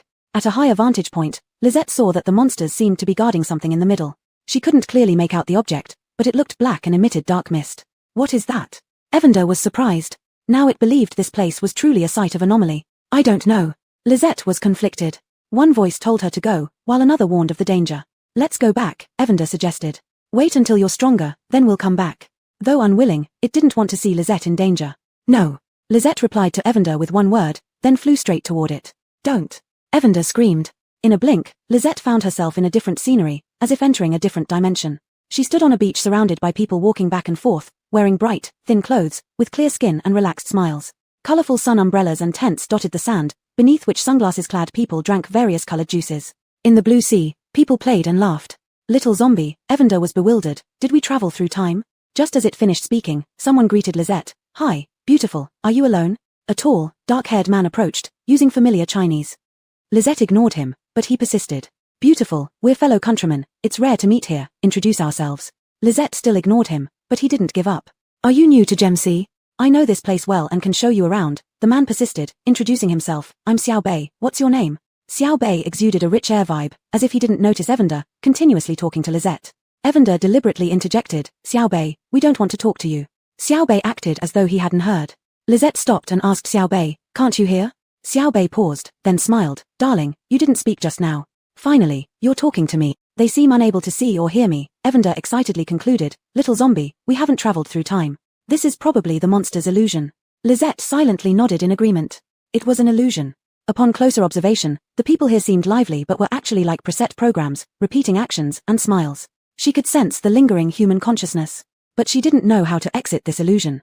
Her gaze fell on Xiao Bai, who wasn't as stiff as others. Perhaps he was the key to breaking through. Where are we going? Lisette's willingness made Xiao Bai even more excited. Let me show you around first. See the beautiful scenery, taste the delicious food, and there will be a celebration in the evening. They say those who attend the celebration receive blessings from the gods and can have their wishes granted. Lisette didn't refuse. Xiao Bai was considerate, leading her to see the sea blue like sapphires, and they enjoyed various kinds of delicacies. Lisette didn't eat but stored them in her storage bag. She still didn't know what this place truly was. Evander kept chattering, little zombie, I feel like Xiao Bai has ill intentions towards you. Lisette didn't argue. Indeed, Xiao Bai didn't have good intentions. You need to be careful, Evander warned. If he says anything strange, don't agree. Xiao Bai was very generous throughout, not letting Lisette spend a single cent. As the sun set on the horizon, Xiao Bai sighed, so beautiful, just like you. Lisette tilted her head as Xiao Bai gazed at her with deep affection. Little flower, from the moment I saw you, I fell deeply in love with you. This is the guidance of the gods. I love you. Can you accept me? The name Little Flower was what Evander had asked Lisette to use. The soft sunset light bathed Xiao Bai's smooth face, his dark pupils glowing as if trying to draw Lisette in. Evander fluffed up its feathers. No, you can't agree to him. Lisette felt a seductive force. If she were human, she would have been entranced. But in this illusion, Lisette remained unaffected by the mental attack. No. Lisette's single word nearly shattered the look of devotion on Xiao Bai's face. Darling, did you mean yes? Xiao Bai steadied himself. I was so nervous, I didn't hear clearly. No. Lisette repeated, while Evander said, he's about to transform. Xiao Bai didn't transform, but his facial expression contorted beyond human limits. Lisette didn't move or speak. Suddenly, Xiao Bai calmed down and smiled gently. It's okay. You go with me to the celebration, and I'll show you my sincerity. Chapter 143. Why don't you love me? While Lisette was negotiating with Jack, she was also observing this illusion. Everything felt so real, she hadn't detected any flaws. Evander reminded her, there must be something fishy about that celebration. What Evander didn't know was that if it were an ordinary human, they would have long fallen into Jack's love trap by now. Or, from the start, lost themselves in the beautiful romance and comfort before the apocalypse. When Lisette first came in, she had a moment of daze, almost mistaking herself for an ordinary tourist here for a vacation. In the post-apocalypse world, where could such a place exist? Lisette felt a bit bored and, taking advantage of Jack's inattention, planted many seeds in the greenbelt by the seaside. She initiated the acceleration spell. Evander noticed and was speechless. Little zombie, don't bother planting fields now. When lush rice seedlings grew out, the illusion quivered slightly. Before Lisette could further cultivate them, the rice seedlings vanished as if eaten by something unseen. Lisette was displeased. Then she planted more rice seedlings, used the acceleration spell again, and once more, the illusion quivered. The rice seedlings disappeared once more. Just as she was about to plant more, Jacques returned and reached out to pull Lisette. Ailey, let's go quickly. The celebration has been advanced. Lisette dodged his hand and acted like she hadn't noticed Jacques' visibly tense expression, saying, let's go. A flash of cruelty crossed Jack's eyes, and a cruel smile tugged at his lips. Attend the celebration, and stay here forever. On the square of the island resort, there gathered numerous couples, all holding hands, gazing fervently at the statue in the center of the square. The statue was a 30-meter-tall monster with 8 gaping snake heads and 8 tails, radiating an evil aura. Ailey, that's the god, Jacques said fanatically. Wishes made by lovers are always fulfilled. Lisette sidestepped away from Jacques' hand and stared straight at him. Anything can be wished for? Jacques felt uneasy under her gaze, muttering to himself that this Ailey seemed more monstrous than he did. Certainly, the god is omnipotent. But I don't like you. Lisette tilted her head, thinking for a moment. With no particular wishes, she simply declined. The square fell silent instantly, everyone staring intensely at Lisette as if they wanted to devour her. Lisette met their gazes unflinchingly. Evander. These monsters, who exactly is the monster? But they were professional monsters. How can you not like him? You must love, it's the will of the god. Their mouths opened and closed, repeating these words with intense mental assaults. Lisette remained indifferent, repeating, I don't like him. You are a sinner. If you don't love, you should die. These people transformed into emaciated, skeletal creatures, their mouths repeating die, lunging towards Lisette. Little zombie, watch out. Evander shouted, wondering why they couldn't just leave Lisette alone, who wasn't even human. The statue changed as well, looking down upon everything from above with blood-red eyes gleaming wickedly. Lisette drew her scythe and beheaded Jacques first. As soon as his head hit the ground, it transformed into the appearance of a monster, its mouth opening and closing. Why don't you love me? Lisette crushed Jacques' head underfoot. His hand tried to grab her again but was stomped on and crushed. Then, wherever her scythe passed, the heads of the monsters fell one after another. If the monster bodies could still move, she cut off their limbs. Soon, the ground was covered with wriggling monsters. So disgusting. Evander complained. Lisette helped it up and turned her gaze to the statue. She leaped up, her scythe striking one of the heads. A dull sound echoed where the scythe and the monster's head met. The skin of the monster remained unharmed. Little zombie, if you can't win, run, Evander exclaimed, surprised at the creature's high defense. Lisette nodded. She dodged an attack from the monster's tail and flew towards its head again. It still wouldn't budge. The monster attacked quickly, and this time Lisette couldn't dodge, being slammed forcefully to the ground by the tail. Little zombie. Evander fell to the ground, its heart aching. When had Mother Goose ever suffered such a setback? Shakily standing up, Lisette flew up once more. Don't go, let's run, Evander shouted frantically. You're a farming zombie, not a fighting one. Lisette was slapped back to the ground again, and Evander heard the crisp sound of bones breaking. Just give up, become my nourishment obediently, a voice from one of the monster's heads muttered. You should feel honored to become the nourishment of the god, allowing you to live forever in a happy realm, giving you everything you want.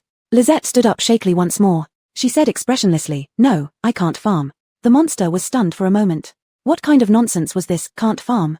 Lisette, little zombie, let's run. Evander was on the verge of breaking down, even zombies could die. Lisette ignored it and attacked the monster once more. When she fell to the ground again, the monster said coldly, I won't play with you anymore. Your soul is very interesting, and I can't wait any longer. Evander ran in front of Lisette, spreading its wings, trying to shield her with its small body. Don't hurt her. The monster gave Evander a cold glance, and thick black mist spewed from its 8 mouths. Lisette's fingers twitched slightly, and dense green sprouts began to grow all over the monster's body. Grabbing Evander, Lisette vanished from the spot. In this illusion, she couldn't enter her spatial realm. Seizing an opportunity just now, she decisively flashed into her space. Lisette appeared in her spatial realm looking disheveled. Her clothes were worn in many places, stained with various marks. Lying on the ground, she closed her eyes to rest. Ouch, little zombie, Evander was terrified. Wait here, I'll find Dash. Briar and the others also rushed over. In their minds, Lisette was invincible, and they hadn't expected her to be in such a state. Houston, Dash, Xiaozhu, and others surrounded Lisette, calling out anxiously. Hurry, treat Lisette first. Without waiting for explanations, Briar shouted loudly. Dash squatted down, his hands glowing with a soft white light. Lisette opened her eyes slightly, her bones were healing. The broken parts of her body were also mending. With ample spiritual energy in the spatial realm, it was conducive to her recovery. She had expended too much energy, resisting evil forces while fighting, so Lisette closed her eyes again, losing consciousness. After Dash finished treating her, Briar and Carson finally fully accepted the fact that Lisette was a zombie. When Caesar mentioned this earlier, they had been skeptical. Which zombie was like Lisette? Apart from her eyes, she seemed human. Not only did she treat them well, but she also had a compassionate heart for humans, growing so much food. Now confirmed, Briar and Carson accepted it. No matter what Lisette was, she was their companion, their savior. Lisette has fallen asleep, Evander said sympathetically. Lisette rarely slept unless she was overly exhausted. Alanis carried Lisette into the bamboo house and then turned to ask Evander what happened. Evander recounted the events. Jimono's expression twisted in disbelief. A handsome monster flirted with Lisette. Chapter 144 Continue fighting. Jill's secret weapon. The others didn't fare much better than Mason. The usually steady Briar and Carson also had strange expressions. Little Yellow Chick was unhappy, What are those faces for? Isn't it very normal that someone likes Lizette? Exactly, boss is so excellent, what's wrong with someone liking her? Olafson echoed Little Yellow Chick's words. Mason was speechless. What are you talking about? Does Lizette look like someone who can fall in love? No, a zombie? There's no one in this world who can match Lizette. Neither are the people luring Lizette humans. Forget it, Mason changed the subject. Let's go out together next time. There's a drawback to the space. Wherever Lizette enters, she exits from the same place next time. After exiting, they would certainly face monsters again. No way. Lizette opposed, she could go out herself, but taking Mason and the others out would be delivering heads with family in tow. Little Yellow Chick also said, no way, Lizette can barely fight them. You guys will be killed instantly if you go out. We're not that weak, Briar retorted, my ability can restrain evil. Lizette still insisted, no way. Mason and the others looked unhappy, targeting themselves. Why were they so weak? Captain Fan, what's the point of us coming out? Carson asked dejectedly, to hold you back. Of course not, Briar said, to quickly improve our strength, and keep an eye on Lizette, try not to let her act recklessly. Although he said that, Briar was also dejected.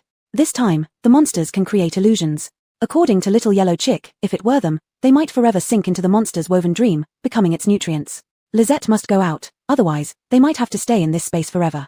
People outside are still waiting for them. Little Yellow Chick ran over with a serious look, saying, stay put, I can help the little zombie. When Lizette was resting, Little Yellow Chick went upstairs and did something on the second floor. When it came down, it spoke to Briar and the others. Jill, don't cause trouble, Briar said equally seriously. Just wait and see. Little Yellow Chick confidently replied, no matter how much Briar and the others opposed, Lizette wouldn't change her mind to take them. And it would definitely follow Lizette. For Lizette, it would give everything. It took Lizette a day to recover. As soon as Lizette appeared, everyone felt that she seemed different somehow. Olafson spoke up first, boss, you seem more beautiful. The others nodded. Lizette looked more lively, her skin glowed, and her eyes were more spirited.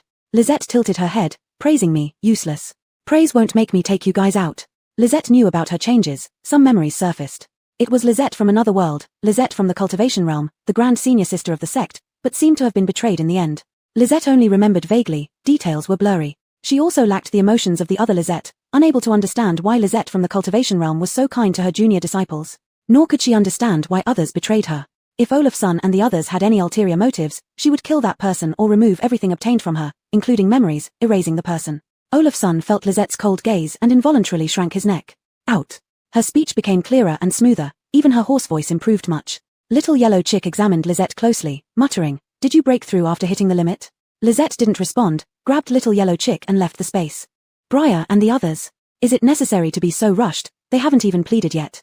Briar and the others held their breath, training even harder, only improving strength would qualify them to stand beside Lizette. Otherwise, not even the chance to be cannon fodder. Outside, it was night. As soon as Lizette came out, she instantly flew high up in the sky with Little Yellow Chick. A monster's tail fell where Lizette had just been. A tragic scream followed as the tail slashed a monster into two pieces. My God, Little Yellow Chick exclaimed, how did it turn like this? All the squares and coasts were gone. Little Yellow Chick's night vision wasn't bad, below was the scene they initially saw. Countless monsters were guarding something. And that thing they were protecting was the 8-headed snake monster seeking Lizette's soul. They were lured to the center of the monsters by that Xiao Bei. There were differences among the 8-headed monsters. Where Lizette cut, blood and flesh spewed, carefully observing, plant roots were visible inside. Little zombie, Little Yellow Chick asked in surprise, did you plant something on it? Lizette's repeated attacks were actually to plant something. The monster extended its countless writhing tentacles, trying to grab Lizette, about to engulf her. But Lizette ascended again. In the moments of pursuit between her and the monster, Lizette grunted in acknowledgement. You despicable corpse, the giant snake monster growled deeply, you can't escape. It had never suffered such a great loss. The plants were pulled out, but the flesh couldn't heal. It would use the cruelest means to torture Lizette to death. You shameless one, Little Yellow Chick cursed, you're the one who can't escape. Lizette's strength had increased, and with its help this time, it was certain they could succeed. Little zombie, throw me down, said Little Yellow Chick. Lizette continued dodging as if she hadn't heard. While dodging, she slightly moved her fingers, and something small fell down. There were too many tentacles, and the monster still had powers. Lizette ran for a long time but couldn't get away, not even at high altitudes, as something blocked her path. Stumbling, Lizette plummeted. These tentacles immediately swallowed Little Yellow Chick and Lizette. Now is the time to enjoy a little snack, the giant snake said satisfactorily. It moved its head, and the sea of tentacles that submerged Lizette and Little Yellow Chick receded like a tide, leaving only a few binding Lizette. The tentacles were covered in numerous tumors secreting revolting mucus. They delivered Lizette to the giant snake. Lizette slightly moved her fingers, and plants rapidly sprouted, grew stems, and bloomed all over the monsters. The monsters writhed and roared, causing the seawater to tremble and produce a tremendous sound. The monsters holding Lizette released their tentacles. Choshire appeared, carrying Lisette into the air. Fortunately, you added a protection layer, or we wouldn't have made it, Little Yellow Chick sighed in relief. When Lisette landed, it wanted to use its ultimate move, but Lisette stopped it. Below, there was now a sea of flowers, and Little Yellow Chick didn't recognize what kind of flowers they were. The flowers were as wide as bowls, with vibrant red petals layered densely, creating an eerie beauty when paired with the monsters below. You dare to harm my guardian beast, the giant snake exclaimed angrily, spewing substantial black mist at Lisette. Little zombie, get away. The black mist carried powerful and ominous forces. After shouting, Little Yellow Chick jumped off Lisette's shoulder. Chapter 145, To Lisette. The Little Yellow Chick was too fast, so fast that Lisette couldn't catch it. Lisette flew towards the direction of the Little Yellow Chick. To Lisette, the Little Yellow Chick was family. Before Lisette arrived, the Little Yellow Chick was swallowed by the black fog. The little thing seeking death, you can't change anything. The giant snake said coldly. Lisette watched helplessly as the Little Yellow Chick was devoured by the black fog. Her eyes turned terrifyingly cold, and countless autumn water sword shadows floated around her. Lisette raised her hand, and the sword shadows dashed at the giant snake. She flew towards the stationary black fog. Just as Lisette was about to touch the black fog, it burst into dazzling flames. The black fog was consumed by fire, from which emerged a beautiful shadow. It was a magnificent and splendid bird, enveloped in flames that could burn away all evil. It turned its head to glance at Lisette. Then, dragging its long graceful tail, it plunged resolutely toward the giant snake. What thing is this? Get lost. The giant snake was cut into countless wounds by the swords, and now it faced the flames it feared in its soul. The firebird wrapped around it, while the flying swords kept slicing through it. The monster's howls gradually weakened. After an unknown period of time, the monster collapsed with a thunderous crash, and the fire began to spread. The flower fields Lisette had planted burned together with the monsters. The sky-high flames illuminated the sea. Lisette carried the unconscious Little Yellow Chick into the space. Upon entering, she also collapsed due to exhaustion. Olafson and others rushed over, with Muriel and Alanis supporting Lisette. Lisette had exhausted herself greatly. The flowers she cultivated were not ordinary crops but spirit beauty flowers that grew from flesh and blood, a demonic plant in the cultivation world. Accelerating their growth already consumed much energy, and Lisette had accelerated the monsters as well, causing them to be hungry and turn on each other. She then used her ultimate move. Lisette kept her eyes tightly closed, seemingly unconscious, yet her hands never loosened their hold on the Little Yellow Chick. Alma just glanced and waved his hand. Alanis pondered for a moment and asked, "Do you mean she's exhausted too much and can only recover on her own?" Alma nodded. Everyone sighed in relief. This time, it was Muriel who held Lisette. Lisette looked extraordinarily obedient with her eyes closed. Her imposing aura subsided, leaving raven-like eyelashes casting a shadow under her eyes, revealing a sweet and innocent face like a harmless, delicate girl next door. Briar and others suddenly realized that Lisette was just an ordinary girl who had taken on too much. Unaware of Briar's assumptions, Lisette knew when she should refute, coming here solely for the Little Yellow Chick. Lisette lay quietly in bed, with the Little Yellow Chick by her pillow. The scene looked incredibly loving. Briar and others didn't know when Lisette and the Little Yellow Chick would wake up, so they could only focus on cultivating. The atmosphere in the space was solemn, even Xiaozhu diligently worked the field. On the 5th day, the Little Yellow Chick woke up. As soon as it opened its eyes, it saw the sleeping Lisette and was startled. "Little zombie." The Little Yellow Chick called out helplessly. Its noise alerted Carson, who was on guard outside. He pushed open the door, delighted to see the Little Yellow Chick's beady eyes open. "Jill, you're finally awake," Carson said, but then his gaze fell on Lisette, and he became disappointed again. "I wonder when Lisette will wake up." Everyone gathered in the main hall downstairs, having listened to the Little Yellow Chick's account.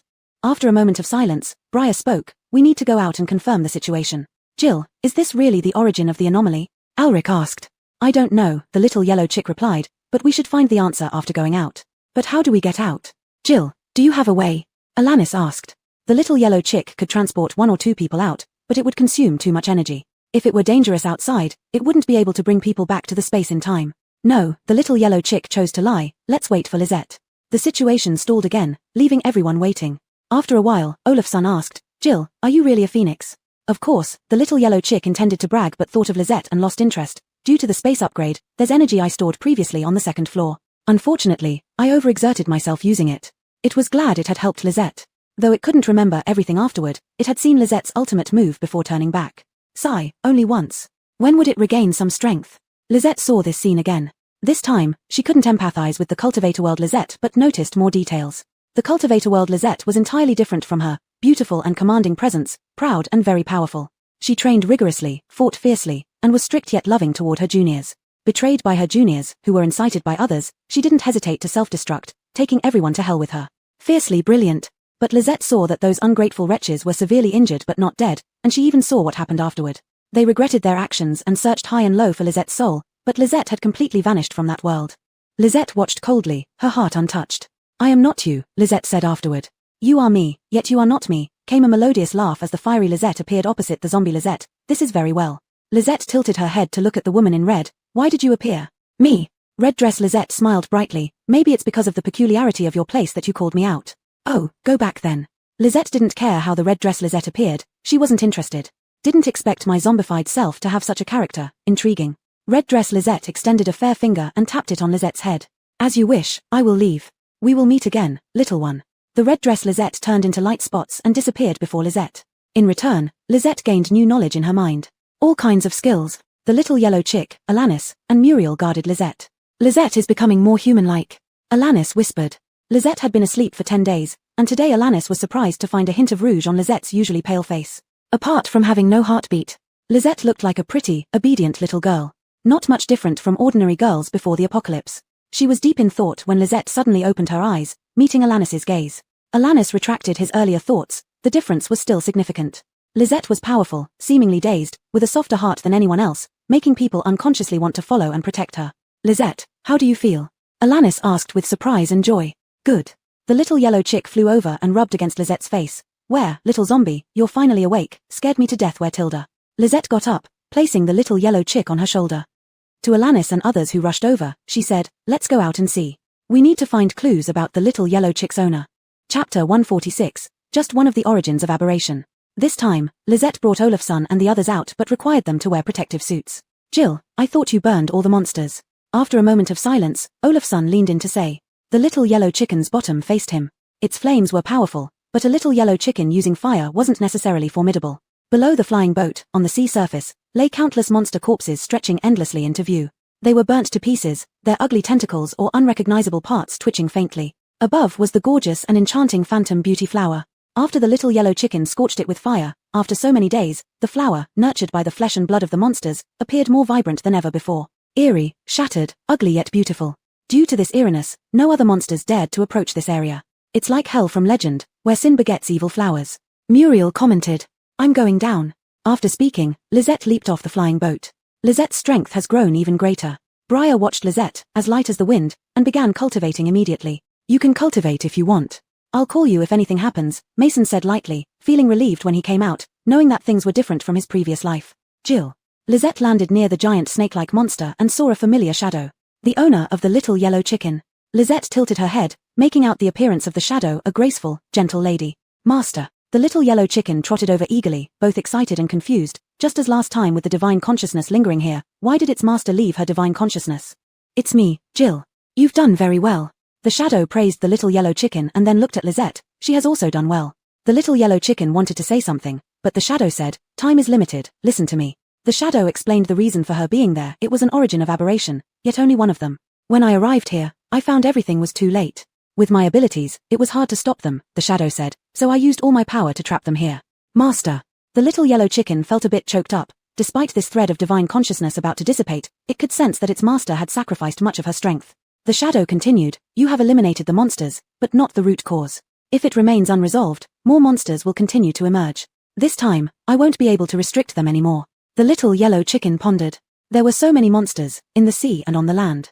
Even if humans utilized legendary satellite nuclear weapons, they might not kill all of them. It was as if Lisette used a slow but steady method. Planting. How? Lisette asked. The item is at the bottom of the sea. It's something born from the desires of people here. Like last time, the shadow became increasingly ethereal. The little yellow chicken tried to touch the shadow urgently, but its tiny body passed right through it. Lisette quickly moved to catch the falling little yellow chicken. Master, where can I find you? The little yellow chicken asked anxiously. The shadow smiled easily. I should go to Sunset Desert next. Master, what about you? Where are you? Its ultimate goal was to find its master. I don't know, the shadow's voice wavered slightly. My physical form might no longer be in this world. The little yellow chicken widened its big eyes. What does it mean that it might not be in this world? Lisette also tilted her head, looking at the shadow. Another Lisette was from a different world, but was it so easy to go to another world? The shadow chuckled softly. Don't look at me like that. Jill, you should know that the original self can travel to other worlds. Alright, hurry up, it's under the sea. Once you come back up, I'll teach you how to handle it. Lisette placed the little yellow chicken in front of the shadow and said, I'll go. She was always someone who did what she said. Using magic to lift aside the monster corpses, she jumped into the sea. Jill, she is very good, the shadow said to the stunned little yellow chicken. If you can't find the original, you can recognize her as your new master. Lisette is Lisette, master is master, the little yellow chicken murmured gloomily, they're different. I feel a hint of familiarity from her. Master, have you met Lisette before? The little yellow chicken asked. The previous divine consciousness had said something similar. No, I can't figure out the source of this familiarity. Perhaps it's an old acquaintance. Master. The little yellow chicken hesitated, unsure how to bring up what it had thought of. Jill, are you wondering if she could be me? The shadow knew the little yellow chicken well. No, she isn't me. For some reason, upon getting the answer, the little yellow chicken felt both relieved and a bit disappointed. If not, it proved that the master might still be alive. As for why it was disappointed, the little yellow chicken couldn't quite explain. Little chicken, don't think too much. Be a happy little chicken. In response to the mocking tone of the shadow, the little yellow chicken pouted and said, clearly master knows I'm not a chicken. Disgusting. The seawater was icy cold. Lisette found that her sensitivity to temperature had increased. In the freezing cold seawater, there was an even colder force. It seemed capable of freezing everything. As Lisette dived deeper, she encountered the ruins of a city and human bones. These were frozen in thick layers of ice. As she approached, faint murmurs came from within the ice. Lisette didn't understand Japanese, but strangely she grasped the meaning contained within these whispers. The world is ours, it belongs to the gods. All humans are the nourishment of the gods. Only the loyal servants of the gods can rule the world. The gods can fulfill any wish you have. Lisette paused for a moment, understanding but not comprehending. Her pause only intensified the murmurs. These whispers beckoned Lisette to join them, to become the offering for their so-called gods. Lisette swept past these layers of ice and swam toward the center. In the middle of the ice layers stood a tree, a 3-meter-tall tree with its crown covered in pure black flowers. In shape, they resembled cherry blossoms. The whispers grew stronger, yet Lisette remained completely unaffected. Her desire wasn't to rule the world. If she wanted to farm, she didn't need anything else to help her achieve it. She could do it on her own. So large a tree, how was she supposed to deal with it? Lisette held Cho Shui in her hand. After all the battles, Cho Shui was exhausted. It complained as soon as it emerged, Master, swords need rest too, and I'm a sword, not a scythe, much less some other odd tool. Lisette ignored it as the scythe-shaped Cho Shui hacked into the ice layer. Infusing spiritual energy, Lisette cut through the ice wherever the scythe went. The whispers became more frantic, but mental attacks were useless. The corpses trapped in the ice couldn't break free. They could only watch helplessly as Lisette cut down the tree and then stirred up a current, carrying the ice-encased tree upward. The moment the tree separated from the ice, the whispers vanished, and signs of melting appeared in the seabed ice. Briar watched as Lisette jumped into the sea. With so many monster corpses, will she be affected? She's diving down. We don't know how deep the sea is or how high the water pressure is. This was the discussion between Olafsson and Carson. As they anxiously waited, a huge block of ice surfaced, and as soon as it did, the temperature plummeted sharply. What did Lisette dig out? Just as Briar asked, he felt a sudden dizziness, a flicker of longing rising in his heart approached the ice block, and the thing inside could save this world. Chapter 147 Human Affairs, solved by humans. Lisette pushed the ice blocks to the small island made of dead monster bodies. Under Evander's incessant chatter, she dried herself casually. Now you're doing it right, otherwise, you'll get sick. Lisette opened her mouth but didn't say that she wouldn't get sick. It was troublesome. She asked the shadow, what should we do? She didn't ask if it was this thing or not. Lisette believed it was. The shadow didn't have time to speak as Briar and the others jumped down one after another like dumplings. With a scattered gaze and fanatical expressions, they walked toward the ice block, their eyes only on the ice. Lisette reached out to stop them, but the shadow prevented her. Let them go. Human desires can only be solved by humans. It's dangerous. Lisette disagreed. Lisette, you cannot protect them forever. The people you chose can be trusted, the shadow said. They are the first batch of humans to come here since this place fell into ruin. As long as they can resist temptation, they can solve it. Can't I go? Lisette wasn't reassured. She would leave Briar and the others' suicide attempts alone, but not in front of her. You are not human, thus you aren't influenced by desire. Evander cautiously said, Master, Lisette has desires too. It didn't specify what desires, though. She doesn't count if she can control it herself, the shadow said. She is very powerful. Briar lay on the ice block as if trying to melt the ice with his body heat. Lisette tilted her head for a moment before lifting each person up, padding thick cotton and straw underneath, then placing them back on top. Shadow. Evander, thoughtful. The shadow confirmed again that Lisette wasn't her. The real entity probably wouldn't be, indescribable. Offer me your soul, and I will lift the restrictions of this sea area, fulfilling all your wishes. Briar arrived at a vast, pure white space. In the middle of the space stood a glowing tree with pink petals fluttering around, looking incredibly beautiful. Soon, the environment around him changed. He saw his caring parents and comrades in arms training together. His parents had prepared a table full of dishes, inviting him to eat. His comrades, fresh from training, embraced him, asking why he was so strong. On the streets, people came and went, couples arguing, mothers soothing their children gently, young men on the phone saying they were almost home. This is what you desire. If you offer me your soul, you will live eternally in this bliss. That ambiguous voice continued to tempt him. No. A moment of clarity pierced through Briar's clouded mind. His soul belonged only to himself and that person. The beauty before his eyes crumbled inch by inch, and the beautiful flowers disappeared, replaced by a tree covered in black blossoms. Pure black, emanating a discomforting aura. Briar momentarily wavered but quickly regained clarity. He said sternly, I am from the flower planting family. How dare you call yourself a god? Olaf's broke free as well. Pa, what kind of creepy thing are you? My god is only the boss. You can't even farm, yet you try to impersonate the boss to deceive me. You call yourself a god? What state must the people of Japan be in to create something like you? Ulrich said coolly. Humans are their own masters, including you, a product of humanity. Muriel drew her sword and slashed at the tree with black blossoms. Do you know about flower planting culture? Trying to tempt us without knowing anything, even pretending to be my family, I'll cut you down. Alanis remained silent, seeing her family and lover as well. She cast healing spells at the tree once she regained consciousness. Pure power restrains evil power. The flowers on the tree are withering. Evander shouted. The nearly transparent shadow sighed with relief. I knew they could do it, little chicken. My time is running out. Remember my words. Master, Evander, now more composed, choked back tears. Master, I will definitely find you. Good, I'll be waiting for you. These words dispersed along with the shadow in the salty, damp sea breeze.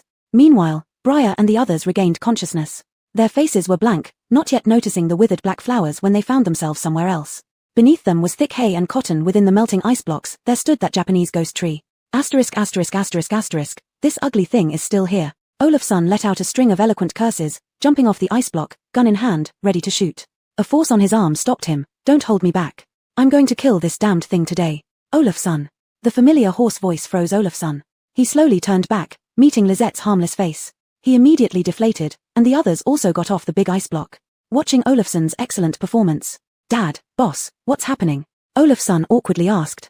The ugly thing can be dealt with later. The black flowers were losing moisture, wilting on the branches, about to be finished. If there was trouble, Lisette wouldn't have held back Olaf's. The others also waited for Lizette's answer. They didn't remember how they had faced this eerie cherry tree. Evander quickly adjusted from the sadness of the shadow's disappearance. Let me explain. They listened to Evander tell the story amidst the bodies of dead monsters and red flowers surrounding them. Of course, it did not include Lizette's experience underwater.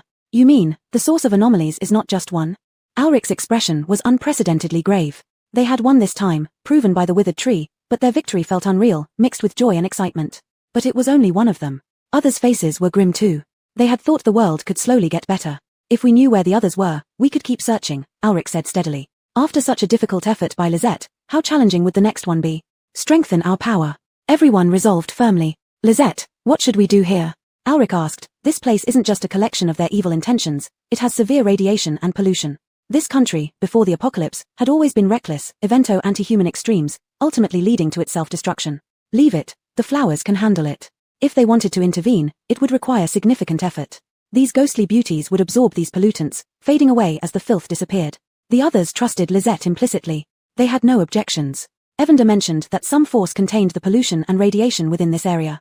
In reality, the world had already deteriorated so much that the remaining humans couldn't survive, let alone care about these issues. Look, Olaf's shouted, that ugly tree is disappearing. Indeed, the tree was melting along with the ice blocks. Lisette thought she wouldn't need to burn it. Carson suddenly said, do you feel it's getting warmer? Chapter 148, the temperature rose. Thanks to Lisette. The temperature did indeed rise. Previously, the temperature difference between the sea and land was significant, but it wasn't warm. Carson measured it. It rose by over 10 degrees. 10 degrees sounded like a lot, but the temperature was still too low. A few of them exchanged glances, and Alanis asked, what about the land? They thought along the same lines. Solving one source of mutation must have caused changes globally. If this could solve the extreme cold, that would be great. Briar's excitement was inward. The chances of human survival would increase significantly. Ultra-low temperatures were intolerable even for physically strong ability users, let alone ordinary people. We'll know once we go back. Lisette found a protruding reef stone and created a teleportation array, then teleported back. Upon returning, Caesar excitedly said, the temperature has risen. It didn't reach -70 this year. He looked at Lisette as if she were a savior. Lisette, thank you. Not just me, there are others too. Lisette moved slightly, revealing Olaf's and the others behind her. Your strength is too low, you almost held Lisette back. This time, consider this as compensation. Evander was amazed at how quickly Caesar changed his attitude, sounding so dismissive. Olaf's obediently responded. I am now going to the desert. After saying that, Caesar mentioned Lisette's plan to go to the Sunset Desert. Since it's still around, let's get rid of it and see if there's any news from Evander's master. Lisette always remembered her promise to Evander. No way. Caesar opposed first. Lisette stared directly at Caesar, making it clear that if his reasons weren't sufficient, he might end up getting beaten. Caesar had long been immune to Lisette's gaze, but this time, he felt uneasy again. Lizette's power has increased. Caesar concluded, quickly answering, it's because of Armand. They're manufacturing new weapons, which you can test on your way. In the pre-apocalypse, the Sunset Desert area was uninhabited, perfect for testing. Odon joined in, knowing what Caesar meant. He actually wanted Lisette to rest for a few days. Of course, this time, Caesar intended for Lisette to take more people. If Lisette doesn't need to step in and problems can be solved, that would be best. Lisette, how about delaying it for 2 days? We can plant crops when we return from the desert. Germano Hui knew how to persuade Lisette. Lisette obviously hesitated, she wanted to go sooner to solve things and come back to plant crops. Germano Hui made sense, wait until they returned, and the climate would be suitable for crop growth. Also, the desert needed checking to see if it could be tackled. She hadn't gone to the desert yet. Caesar persisted, Lisette, this is a humble request from the base.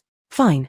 Lisette thought that she couldn't do anything about Caesar and the others, the base was hers after all, and she would reluctantly agree. Lisette agreed, and Caesar hurried to arrange things. Right, Josh wants to see you about some matters. They need your review on the next farming plan for the base. Haskell wants to ask you about medicinal herbs. Once these things are settled, you can check out your territory, the valley. Lisette listened expressionlessly. She didn't realize she had so much to do until Caesar pointed it out. All she wanted was to farm. Germano Hui lowered his head to hide his smile. Lisette really was an adorable girl. These 2 trips outside made Germano Hui realize that despite being a reborn soul, he saw very little in his previous life. He understood too little about the true causes of human extinction. Who knew there were non-scientific forces like those in Dongi? Lisette left with Evander. Caesar wiped a sweat. Giving her something to do isn't easy. He mentioned that Lisette could choose whether to do these tasks based on her own will, also ensuring she wouldn't forget to come back. Dad, I'm definitely going this time, Odon firmly stated. I'll go too. After Odon spoke, Hillary and the others followed closely behind. Briar pondered for a moment. We of Red Moon apply to join the new weapon training. Their goal was singular, to share Lizette's burden and protect her at critical moments. This outing truly made them realize Lisette wasn't invincible or omnipotent. Josh became nervous upon seeing Lisette. Only after coming to the northern base did he understand what Lisette had done. Director Bai, Josh found an appropriate title. We want to go back to the island. This time, fewer people decided to stay on the island. Compared to the dangers on the island, they preferred living relatively safe lives at the northern base. Lisette nodded. There were 21 people guarding the island this time, including Josh and the others, along with base members. They volunteered. Becoming part of Lizette's people was a prize worth fighting for. After signing contracts with Lisette, they were put into her spatial dimension. This time, Caesar and Germano Hui came with them. This is Director Bai's spatial dimension. Alric hadn't seen such a scene for a long time, and Caesar had never seen it before. Yes. Alric replied with a smile, while Caesar glanced at him sideways. Why didn't this kid know how to let the leader take the lead? So amazing. This is a miracle. We couldn't believe that a space for farming in novels actually exists. The people accompanying Josh chatted for a moment, then stood on the familiar island. Josh was a bit dazed. He hadn't even asked who those farming people in the distance were. But soon he became pleasantly surprised. The temperature here has also risen. Of course, the temperature rise started from the sea first. This time it was Li Haiji who said it. Caesar gave another sideways glance at Li Haiji, who acted as if he hadn't seen it, just like before. I really didn't think there would be a day like this. They were too excited. Not only had they escaped the control of the monsters, but he could now be in charge of this island. Lisette ignored them and went to see Margot instead. Margot sighed. Lisette, with the monster corpses gone, how are you going to farm? Lisette, although the temperature has risen, without you, humans can't grow crops at this temperature. The Evander spoke loudly on purpose. As long as Lisette wanted to, she could farm however she liked. Jill, don't misunderstand me. There are mutant plants I manage in the nearby sea, Margot said. If I want to, I can get plenty of monster corpses. Lisette shook her head. This time, she didn't want to use monster corpses. But how could she plant in the sea and keep the plant stable? Otherwise, if seeds were placed in the sea, they would be carried away by the constantly moving seawater even before sprouting. Caesar also came over. The island wasn't large, and after standing on high ground to look around, he frowned and said, there are only rocks here, suitable places for farming are scarce. Not only that, but freshwater resources seemed insufficient as well. Seeing Lisette, he walked over and saw a flowering plum tree. When Li Haiji saw Margot, he instinctively took 2 steps back. What's wrong? The Evander asked. Nothing. As soon as Li Haiji retreated, he immediately realized that Margot was different. Seeing that Li Haiji was fine, Lisette turned her gaze away. At this moment, Caesar arrived. Lisette, this island doesn't have sufficient conditions for farming, Wang Zhong said. It's quite difficult for Josh and his group. How about we choose another place? Chapter 149, An Oasis at Sea, New Weapon. Sir, Lisette doesn't want to farm on the island but at sea. Evander understood Lisette because she had been observing the sea continuously. Sea. Caesar glanced at Crystal and said, the monster corpses won't be useful for long either. Monster corpses decayed slowly, but they did eventually decay. For Josh and the others, this was still a challenging problem. Lisette didn't respond but kept thinking. Alric and Caesar remained silent. Josh had left people to clean up. He brought 2 people over too, seeing if there was anything they could help with. It would be good if we could find something to anchor it, said Caesar. Finding anchoring materials wasn't difficult, but finding large-scale anchoring materials was tough. Lisette wasn't planting just 1 or 2 plants. She aimed for the surrounding sea area. Suddenly Lisette recalled something and almost jumped into the sea. She paused before jumping and turned to look at Caesar. I'll go, to find some materials. Caesar felt reassured but still asked with concern, shall I go with you? No need. After speaking, Lisette jumped into the sea. Ulrich sighed, saying, it's great that Lisette informed Sir first. She usually tells us nothing. Lisette probably fears my nagging. Caesar smiled warmly. Lisette could choose not to listen to him, yet she never showed impatience whenever he talked about her. Under the sea, Evander descended with Lisette. Lisette added a small protective layer around it. The seawater wouldn't wet Evander's feathers, and this protective layer moved with Lisette's movements. Little zombie, this is wonderful. Evander cooed, can you always take me with you wherever you go? Lisette's black short hair floated in the water like a beautiful mermaid. Sure, when it's safe. Lisette slightly tilted her head, giving Evander an answer only when it was safe. Evander, I'm not afraid of danger. Ignoring it, Lisette didn't reply, which meant disagreement. Just as Evander wanted to persuade further, Lisette darted out swiftly. Ahead was a group of eel-like creatures with faintly transparent pink bodies, each about 2 meters long. Evander was surprised by why Lisette chased after these fish. Soon, Lisette had already rushed toward these fish, throwing a huge net quickly to cover them all. Little zombie, why are you catching these fish? Evander didn't understand. Lisette rarely caught fish for humans to eat, especially post-apocalypse organisms that couldn't be consumed easily. These fish looked better compared to other monsters, but still seemed somewhat abnormal. Useful. The next moment, Evander understood what useful meant. The fish inside the net panicked and tried to escape. Upon discovering they couldn't break through, they began spitting transparent sticky mucus, which stuck to the net. Little zombie, look. They're spitting saliva. Evander shouted in fascination. Yeah, farming. Ah, farming. Evander was confused, but Lisette didn't reply anymore. When Lisette came ashore, the net remained in the water, covered with a large amount of gelatinous substance. It resembled pre-apocalypse soft cleaning gel but had no particular odor. Lisette, what's this for? Caesar also didn't understand what Lisette intended to do with those strange, glue-secreting fish. While waiting for Lisette to come back, Caesar took the time to appreciate the seascape. He remarked, if we settle down in the future, we can open a special line for tourists to enjoy this place. There will be such a day, Ulrich agreed. Humans never gave up. Lisette simply replied, farming. She found a patch of land near the shore, sprinkled some insect ash fertilizer, planted rape to detoxify the soil, spread more fertilizer, and then planted more things to speed up growth. Germination, growth. This is grapevine. Josh, watching from the side, softly exclaimed. Watching Lisette plant things felt incredibly awe-inspiring. Even in the apocalypse, with abilities like hers, it was still too unscientific. The grapevines twisted and grew towards the sea surface, becoming more numerous and creating a vast expanse of deep green. Without stopping, Lisette continued to expand the vines rapidly. No flowers bloomed, no fruits bore, only vine expansion occurred. What's this? Caesar murmured to himself, unable to understand Lisette's actions. Farming.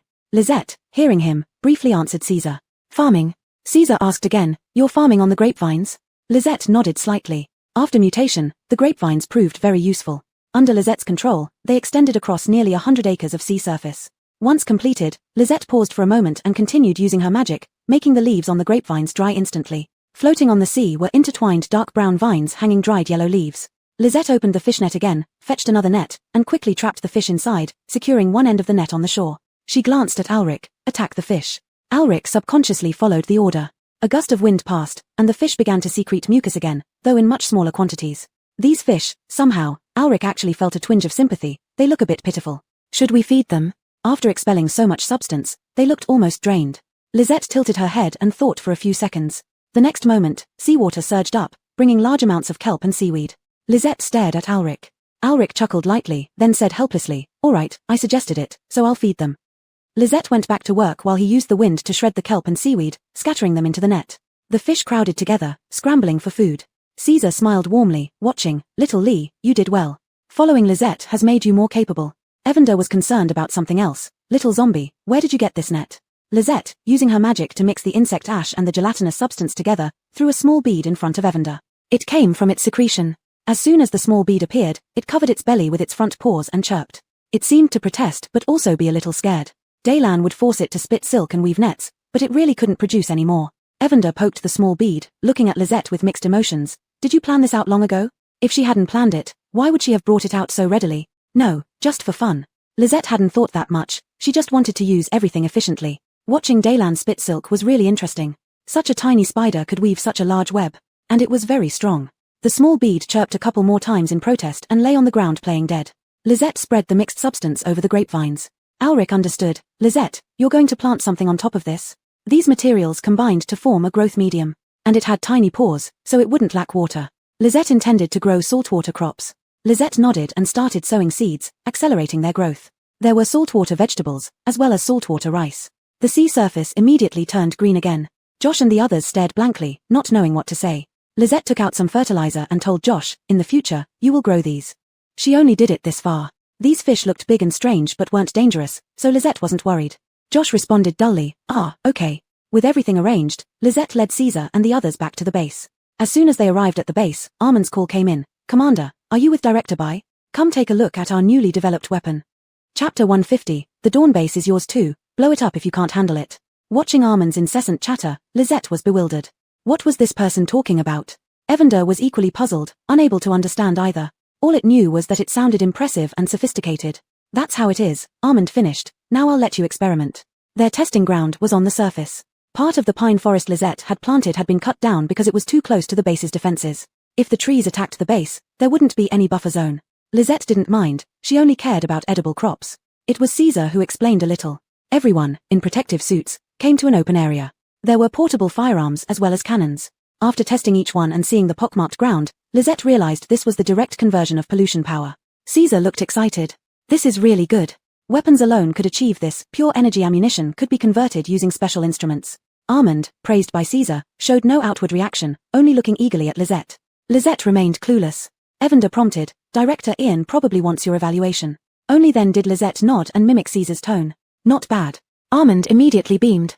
I will continue working hard, Director Bai. Seeing Armand hesitate, Lisette urged him to speak. Yes, Armand responded as if receiving a command, immediately straightening up. Director Bai, are you going west? Could you check if the original space base still exists? Lisette was confused. Caesar added, Lisette, now that we've made progress in energy, we should revive space exploration. Space breeding is also beneficial. Lisette's eyes lit up. Breeding, this sounded interesting. Regardless of what it entailed, she nodded firmly. Thank you, Director Bai. Armand bowed, safety first. The weapons were successful but limited by materials, so few were produced. Just as Lisette was about to take out spirit stones, Caesar stopped her. No need, the mercenaries found a mine. Found? Evander asked in disbelief. Yes, just north of the base, not Lisette's valley, Caesar explained, reassuring her. That place has spring water that can neutralize pollution. Armand added, it seems like a new form of energy formed after the apocalypse. It used to be an abandoned iron mine. Lisette wasn't insistent, finding it was for the best. If she left this world in the future, they wouldn't lack spirit stones. Lisette paused. Why was she thinking about leaving this world? With the weapons issue resolved, Lisette prepared to set off. This time, she was given 30 fully armed personnel, including Hongyu members and Hillary's team, all ability users. Before Lisette could protest, Caesar said, they're all here to test the weapons. Weapons stored in the spatial ring included large-scale arms. Hearing this, Lisette didn't object. Worst-case scenario, after the weapon tests, she'd send them back via the teleportation array. Caesar reiterated to the 30 people, remember, everything revolves around Lisette. Protect her. As these men shouted their affirmations, Lisette received a surge of soul energy. Time to leave. Lisette teleported everyone into the spatial realm and transported herself directly to Dawn Base, cutting some travel time. Upon arriving at Dawn Base, she released everyone. Henry and others greeted Lisette enthusiastically. Caesar had informed them it was Lisette who solved the East Asia problem, causing the temperature to rise again. So, I knew it, Ulrich recounted the events, while Henry added bitterly, now it's gone, dragging humanity down with it. Reflecting, Henry continued, thanks to Lisette, are you going to Sunset City? Need more people? Lisette shook her head. No. She wouldn't have brought so many if not for weapon testing. Muriel and Olafsson would suffice, acting as her mouthpiece. Henry felt a bit disappointed but quickly adjusted, sincerely saying, Lisette, Dawn Base is your base too. Okay. Lisette, focused on farming, didn't know what use a base served. Besides farming, nothing else concerned her. Evander chuckled, knowing Lisette hadn't caught on. Henry faltered, realizing Lisette didn't care much. Lisette, Dawn Base is like Northern Base, you have the final say. Resources are at your disposal. Frustrated, Henry explained, hoping Lisette understood the significance. He also blamed Caesar for raising her. Dad, Lisette knows, Ulrich interjected, she doesn't need it right now. What matters is making sure everyone knows what Lisette has done. What Lisette needed was something that could strengthen her. Lisette nodded in agreement. Henry expressed his understanding. Before Lisette left, Henry saw her alone and gave her a device similar to a remote control. Lisette tilted her head, confused. This thing didn't seem particularly special. Lisette, I trust you, even though you are not human, Henry said solemnly. Before the apocalypse, Sunset City was a war-torn area and also a region where nuclear weapons were used. I don't know what's there. At this point, Henry sighed. I know the apocalypse was humanity's doing, but it wasn't most of humanity. Let me explain this. This is the command device for the satellite weapon over Sunset City. If you can't solve the problem, you can destroy it. Evander was alarmed. Speaker Lee, you trust Lisette so much with this? Trust, Henry smiled gently. Anyway, the base belongs to Lisette. It wouldn't be an issue even if she destroyed the entire base. Why would you want to blow up the base? Lisette asked. Just hypothetical, haha. Henry laughed then turned serious. If one day, the humans in the base get infected, you must destroy the base. In Henry's smile, Lisette saw a hint of resolve. It won't happen. Evander told Henry, Speaker Lee, humans won't all get infected, and Lisette doesn't want to go through the effort either. Alright. Henry didn't press on this topic anymore. He gave Lisette the command code, left the remote control with her, and departed. I really don't understand humans, Evander said. Why give this to you instead of Ulrich? Lisette put away the remote control and glanced at the sky through the window. Leaving those satellite weapons behind, was it for self-destruction? In the end, Lisette didn't take anyone from Dawn Base. She loaded everyone onto the flying boat and left. The moment the flying boat ascended, many people saw it, and Lisette received another surge of soul energy. The terrain in the west was higher, and there were more human bases. Olafsson traded for quite a few white nuclei, which increased Lisette's spatial realm every day, making her very satisfied. After flying for over 10 days, they reached another base. After completing their transactions, the leader of this base had someone stop them. You cannot leave, a young man said. You've come to Eden with great difficulty. As fellow humans, we cannot let you suffer and risk losing your lives. Chapter 151. What kind of place dare to call it paradise? Only Olafsson and Odon came to this base with 4 others. A question mark slowly appeared above Olafsson's head, and the others looked just as bewildered. What were these people talking about? He glanced around at the emaciated figures and dilapidated buildings. How could they have the audacity to call this place paradise? How could they have the nerve to ask them to stay for such a reason? Or maybe they really looked like fools. Thank you for your kindness, but we prefer our nomadic lifestyle and don't wish to join any base, Olafsson politely declined with a smile. These people were different from those in other places. Elsewhere, people would simply rob them of their belongings. But here, they tried to snatch away their freedom.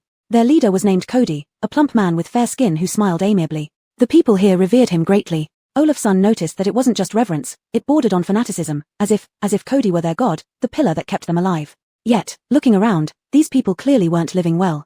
He witnessed firsthand a ragged team returning and devoutly offering all their white cause to Cody. Olafsson didn't care much about this, he was just passing through. Other people's lifestyles were none of his concern.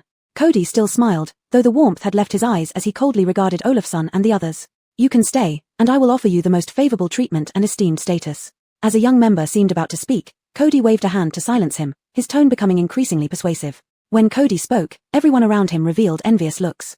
Olafsson glanced at the people who seemed ready to devour them, then calmly said, Thank you, but we don't need it. Please let us pass. Cody's smile vanished. These few individuals were stronger than he'd anticipated and hadn't fallen for his charm. He commanded in a grave voice, Stop them. All present raised weapons and aimed them at Olafsson's group.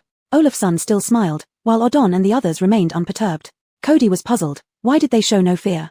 As he wondered, Olafsson took out a walkie-talkie. Report, we've been intercepted. We'll meet up later. A clear and pleasant female voice responded from the other end, Roger that. You have more people? Cody questioned, Didn't you say there were only a few of you? I never said that, you guessed, replied Olafsson. With that, a gleaming sword appeared in his hand. Odon and the others followed suit. Cody first froze, then burst into laughter. You're going to fight us with such outdated cold weapons? How naive. Olafsson's group remained silent as they dodged skills and bullets, their swords moving swiftly. Moments later, bodies littered the ground. Olafsson mockingly eyed Cody's now grim expression. Our cold weapons make quick work of you. You. Cody suddenly laughed again. Indeed, you're impressive. Unfortunately, these useless ones are all you can handle. As he spoke, a massive shadowy figure of Cody appeared behind him, its edges shimmering faintly golden. Don't look. Odon shouted loudly. A single glance stirred an urge to submit, prompting him to warn the others. It's too late. Drop your weapons and kneel to repent to the god. Cody's voice sounded both distant and near, ethereal and haunting. None of Olafsson's group dropped their weapons. At this moment, more people from the base entered, intent on attacking Olafsson and his companions. Suddenly, a gust of wind swept in, carrying away all those trying to attack them. Accompanied by a youthful voice, Lisette, isn't this the reaping spell? Standing on Lisette's shoulder was a small yellow chick, her expression indifferent as she arrived, followed by others in combat gear. Her entrance was quite imposing. Boss, why are you here? Olafsson exclaimed in surprise, we'll be done soon. Lisette was worried about you, fearing something might happen, so she came to check. The little yellow chick said matter-of-factly, though in truth, Lisette hadn't wanted to come, it was the chick who had wanted to watch the commotion, and the others wished to fight. Lisette remained silent, quickly flashing over to grab Cody, who was attempting to flee. Is this the one? Lisette asked. Cody regretted everything. Without even a fight, he knew these people were strong, especially the girl who now held him. Boss, leave it to me, Olafson grinned menacingly. Cody shuddered, trying to resist, but the others who tried to help were stacked up by Lizette's wind spell. Even the little yellow chick found it pointless to comment, knowing Lisette always resorted to her farming spells during battles despite recalling numerous others. Those who were stacked lost all mobility yet still struggled to crawl over, shouting, "Don't touch our god." This left the others speechless. Audrea remarked, "Are these people brainwashed?" Olafson grinned maliciously, "I'll do you all a favor and help them see the true face of their so-called god." Cody was very powerful, but no matter how strong he was, it couldn't change the fact that he controlled others and hid behind them. People like him were generally cowards. After his power became ineffective, to suffer less, he confessed everything. Cody's ability was mentally oriented, making people wholeheartedly believe in him. The more people who believed in him, the stronger he became. With the first batch of believers, he established this base. As more people joined the base, his power grew stronger. Those who believed in him not only gave him their blood but also felt happy, finding hope. This dilapidated place was called the Paradise. As for Olafson's group, it had been a long time since Cody had seen new people here. Olafson and his companions were strong, and after successful brainwashing, they could bring him a lot of resources. Olafson kicked Cody hard, spitting on him. "You deserve it." If it were ordinary ability users, they might have fallen for Cody's tricks. But Olafson's group was terrifyingly strong. Especially Olafson, Briar admired him greatly for always following Lisette and gaining strength comparable to theirs. Back then, he was just a courteous second-hand dealer. When Olafson tried to expose Cody, he encountered difficulties. Even as Cody appeared pitiful, crying and saying he had deceived them, these people still considered Cody their god. "Release your control over these people," Olafson commanded. I can't," Cody sobbed, now looking like a bruised, chubby man, an unpleasant sight as he whimpered, "I only know how to control." The followers were blinded. If not restrained by Odon's group, they would have rushed forward. Elmer sneered, "Can you do it?" Olafson shot him a glance, "And can you?" Without waiting for others, he walked up to Lisette. "Boss, look at these poor souls. How about?" Lisette cast a cold look at Cody. "Kill him." "Don't kill me, I can try my best to solve this, and I can tell you a secret." Terrified, Cody didn't want to die and begged. Chapter 152, Renaming Base 1012, A Chance to Live. "What secrets could someone like you possibly have?" Olafson sneered disdainfully. "The boss is right, killing you will bring them back to normal." I really do, Cody hurriedly said. "It's about ordinary ability users.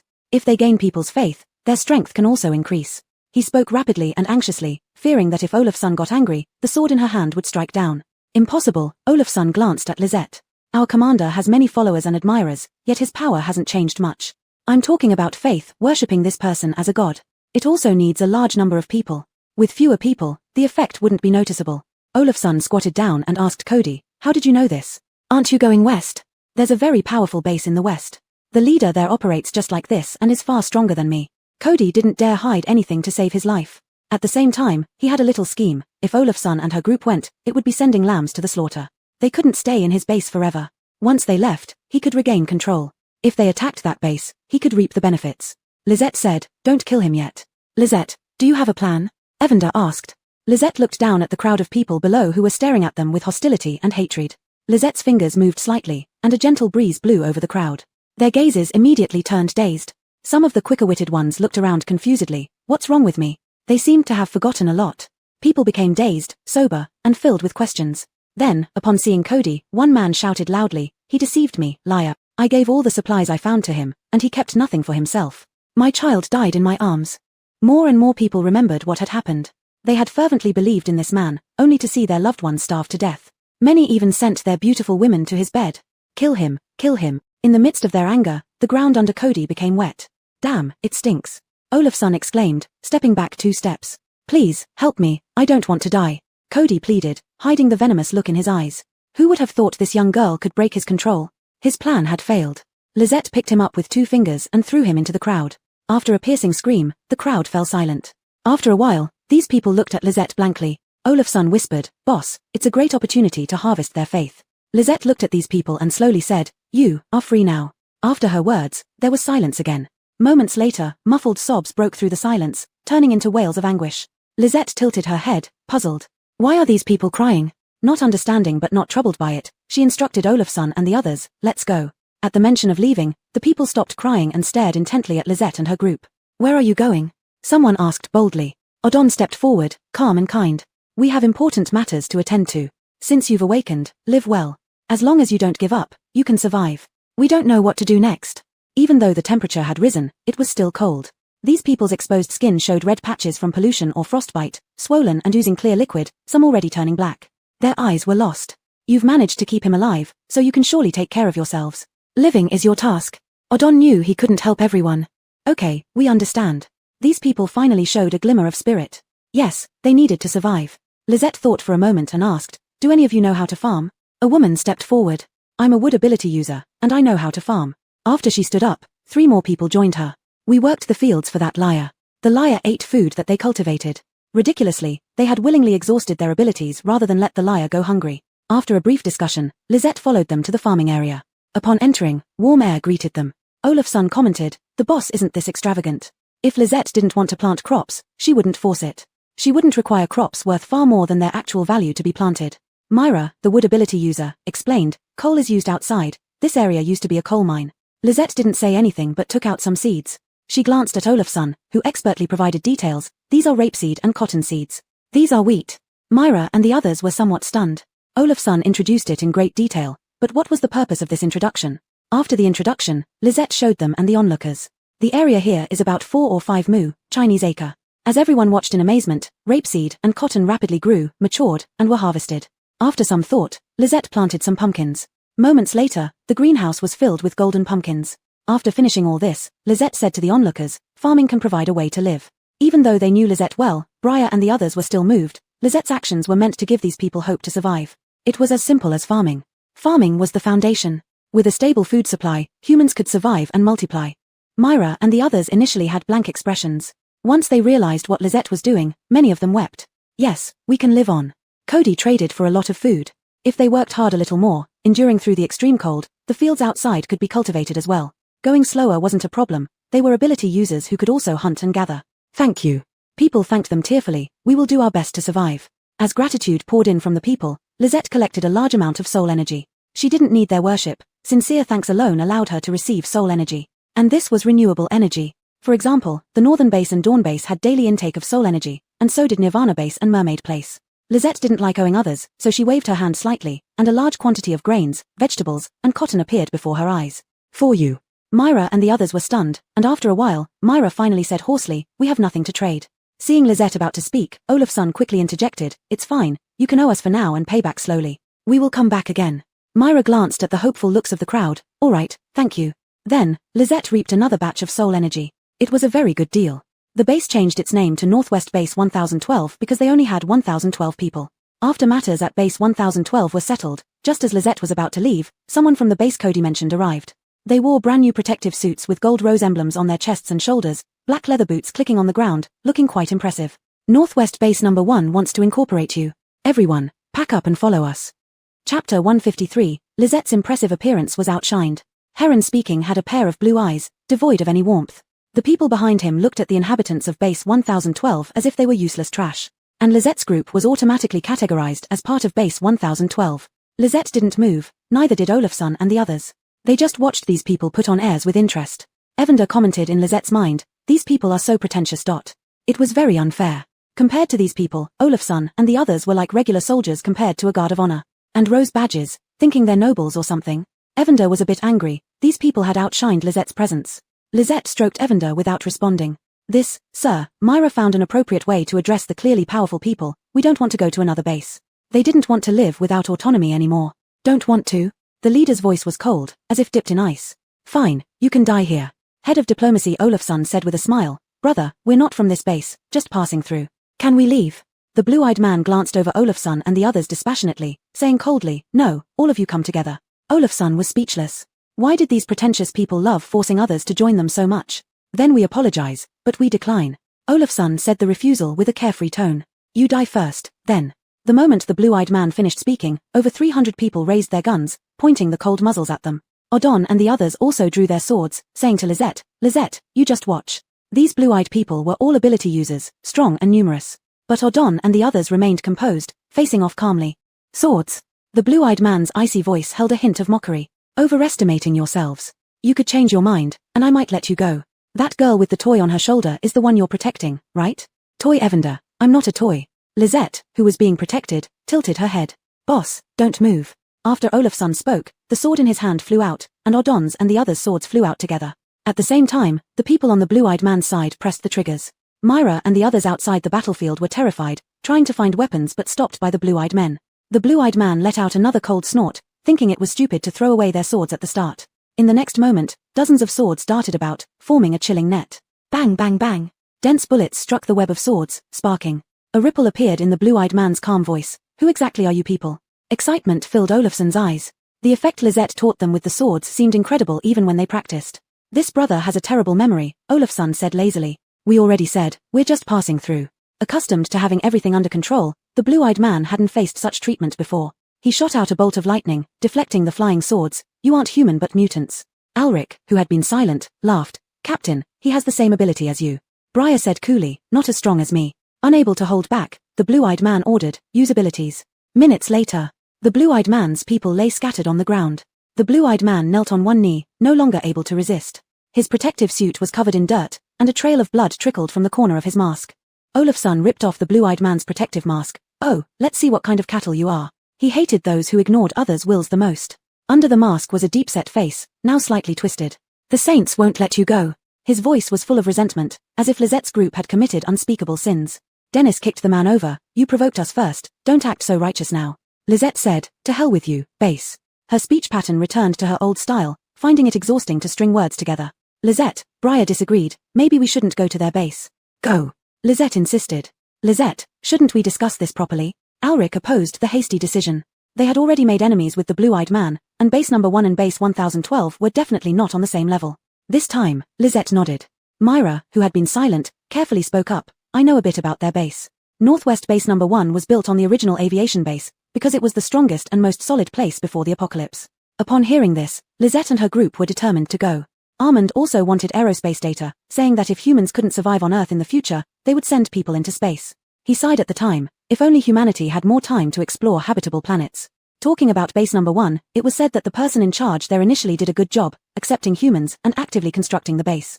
But later, due to food shortages and attacks by polluted monsters and zombies, ordinary people became the lowest class. After the death of the first batch of base founders, a Row Salvation Corps took control of the base. And that's how it became now. They want us to go so they can brainwash and absorb our faith, Myra said. But ordinary people and less powerful ability users are like us, disposable. They think dying for them is a noble thing. Her voice trembled as she spoke. She remembered how living like that was no longer being human. You're slandering. The blue-eyed man shouted. For the holy cause, establishing God's kingdom, what does a little sacrifice matter? The body will be destroyed, but the soul will find eternal peace.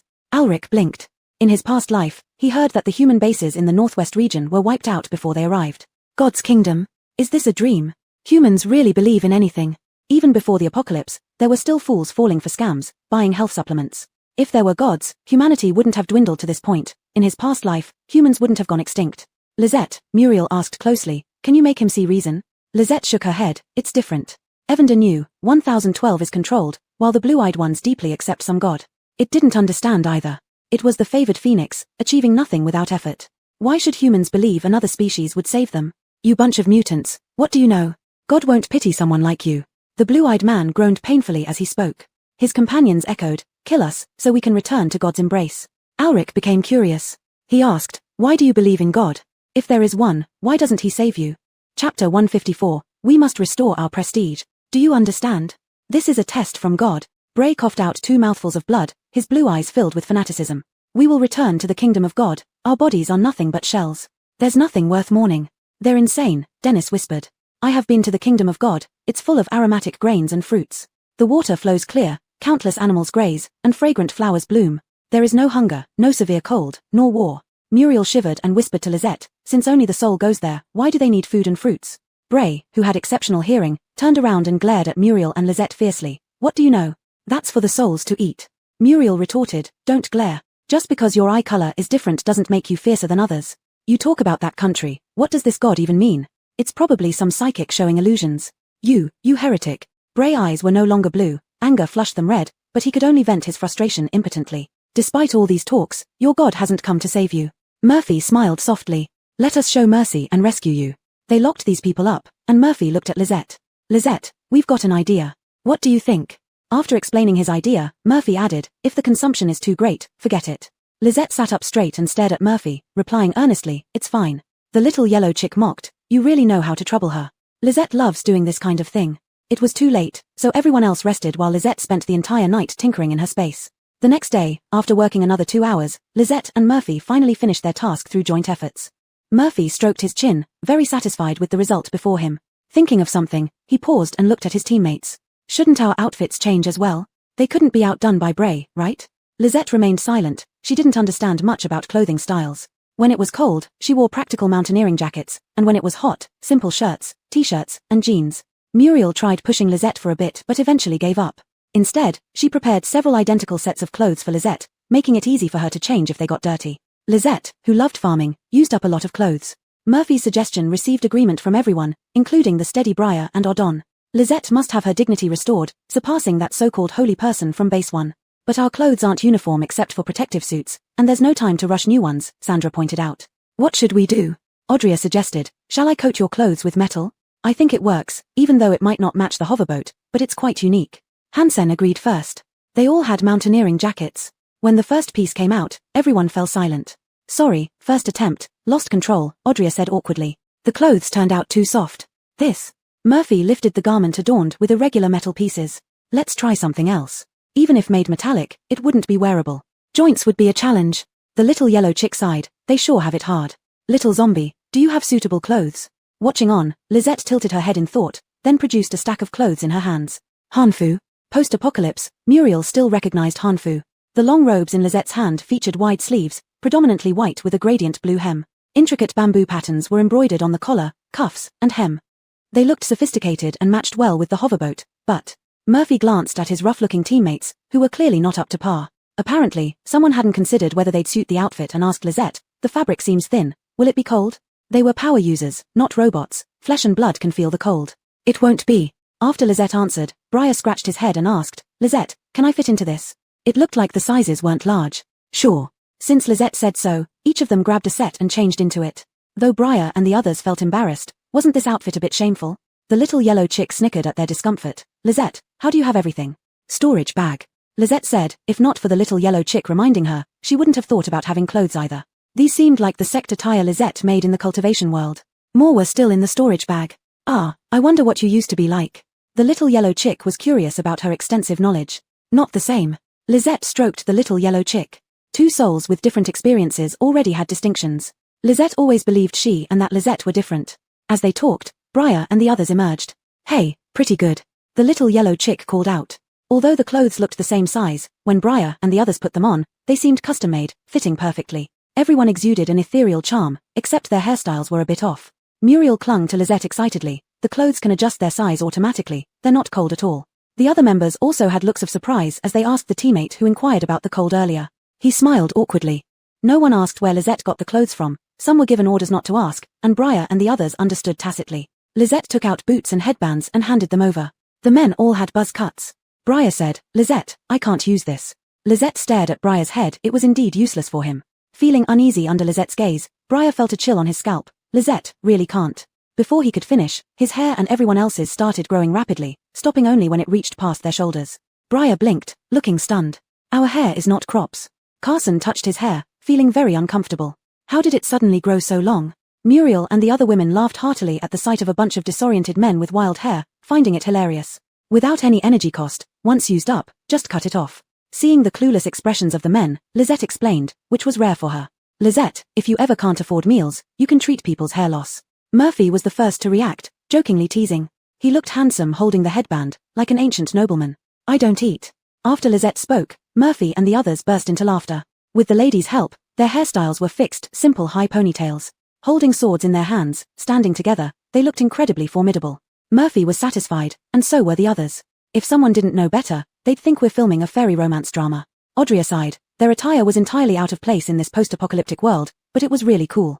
When Bray Bogdan saw Lisette and the others, his eyes widened. Olafsson casually flicked his sleeve and moved aside to reveal the hoverboat behind. Bogdan, come and see, is this God's kingdom? Chapter 155. Anyone who has been to a farm before the apocalypse. The flying boat hovered 1 meter above the ground. It took the shape of a round island covered with lush trees, fragrant grasses, and blooming flowers everywhere. A clear river flowed around the island. There were sights of rabbits and wild chickens hopping and running about, trees laden with aromatic fruits of all colors, and amidst the green foliage, fields planted with vegetables and grains could be seen. Bogdan and his people were stunned. He rubbed his eyes in disbelief, muttering, this can't be possible. How could a realm that one enters only after death appear in reality? A bunch of fools. If only they had visited a farm before the apocalypse, they wouldn't have been so easily deceived, Muriel sneered. It was only the 8th year of the apocalypse. How could they have already forgotten life before? Calling them fools would be an insult to the word fool. Bogdan's group was too numerous, so Alric used wind to fling them onto the flying boat, and they all boarded it. Waving to Myra and her group, he said, "We're leaving. Stay alive, and we will return to settle accounts." Myra watched the slowly ascending flying boat and Lizette's expressionless face, feeling warm and reassured. She breathed a sigh of relief and shook her head to clear her mind. If there is a god, then Lisette must be it.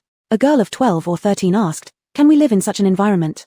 She was young during the pre-apocalypse times and hadn't visited a farm as Muriel described nor seen such scenes on a flying boat. She was extremely envious.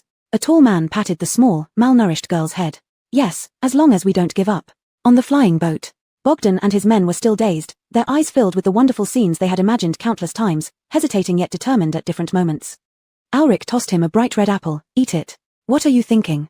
Bogdan, having lost his fighting ability but still able to move, didn't want to catch it but instinctively did.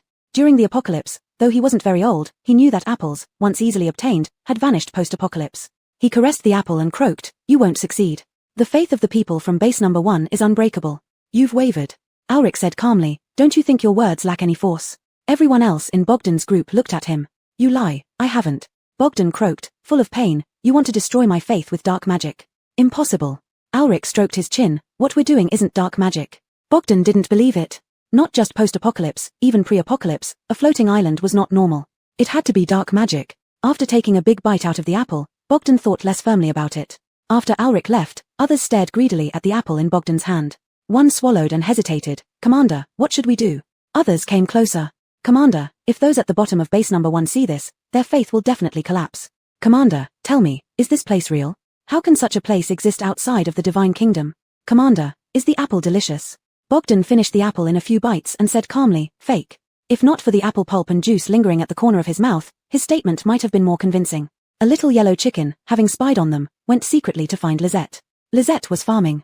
The crops she planted on the flying boat were already arranged by others who helped.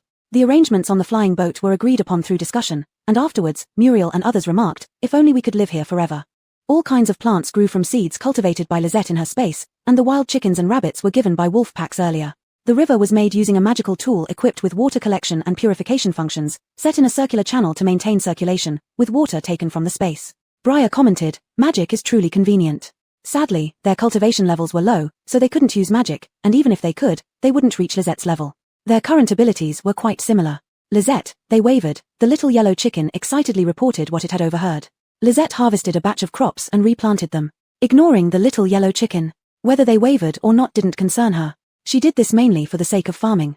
Olafsson gave the little yellow chicken some face and said, "They are the Rose Army, known for their steadfast faith. If they wavered, what about the people of base number 1? Alric chuckled. He reckoned that in this world, only Lisette could perform miracles, while others could only deceive people and describe miracles. "I say, they just prey on people's desires for food and stability," Muriel opined, "so it's easy to break." Base number 1 had 50,000 residents. Lisette's appearance could save much effort and prevent being besieged by the base's people. As they spoke, base number 1 drew near. Base number 1 was similar to the Dawn base, with a metallic style. However, base number 1 lacked a protective shield and relied on instruments to drive away insects and polluted monsters. From a bird's eye view, radar-like devices at each corner were constantly rotating. Above, there was a large sphere emitting warm light continuously. "Clever," Odon remarked. Bogdan mentioned that this was base number 1's artificial sun, capable of regulating the base's magnetic field and climate, making it easier for the base to be overlooked by the polluted monsters. Olafsson sneered, "You can exert your initiative quite well, yet you choose to believe in some deity who can't change your magnetic field." Bogdan retorted stubbornly, "Without the guidance of God, we couldn't have created the artificial sun either." Phew, weren't they the scientists from before the apocalypse? Think about it, did they believe in any god? Seeing Bogdan and his group hang their heads without responding, Olafsson didn't press further. Someone came out from base number 1. "Who are you?" The newcomer wore neatly tailored black uniforms instead of protective suits, looking quite imposing. Before they could fully register the strange floating object above them, these people had already appeared. Alric, mimicking Lisette, guided his 6 companions down. The black uniformed personnel were puzzled, unsure what to make of these people. Their attire looked like robes, suggesting something odd. Yet, Alric and company remained immaculate after the apocalypse, and their entrance posture deterred the guards from voicing their true thoughts. "You." The black uniformed one looked up at the massive airborne structure, uncertain how to inquire. Alric smiled, "We're just passing through. Someone asked us to pick up some items at base number 1. Naturally, we'll do some trading as well. He didn't pretend to be supernatural, it was more interesting to let people fill in the blanks themselves. The black uniformed guard hesitated, wanting to chase these people away but curious about the floating island overhead. They could vaguely see the greenery around the edges and faintly smell the fruit. Wait here, I'll report. Under normal circumstances, passers-by could enter the base after going through the procedures. But Ulrich's group was too strange, forcing them to proceed cautiously. After waiting a while, Ulrich saw a crowd gathering around 3 leader-like figures emerging. The foremost person was tall and slender with a gaunt face. Ignoring his greedy gaze toward the floating island, he appeared refined and gentle. Chapter 156, Showing Off, Only One Can Save Oneself. Mason repeated what he had said earlier. The leader of the group felt puzzled inside but smiled calmly. I am Tommy, the head of base number 1. Welcome to our base. I'm Mason, responsible for logistics at the aerial base. Mason lied casually. He is Olafsson, in charge of trading. Olafsson shot a glance at Mason when he heard his introduction. Upon hearing aerial base, Tommy's eyes flickered. You are dressed like this? He asked smoothly. Mason and Olafsson's attire was indeed unusual. All 6 of them showed no sign of cold and their skin had no traces of pollution. These clothes are made by ability users with special materials and methods. Mason continued his lie. They have protective functions. Incredible, I've never seen such technology. Tommy sighed while contemplating how to acquire this technology. It sounded both unrealistic yet impressive. After a brief inspection, Mason and his group entered base number 1. Few people were moving around in the base.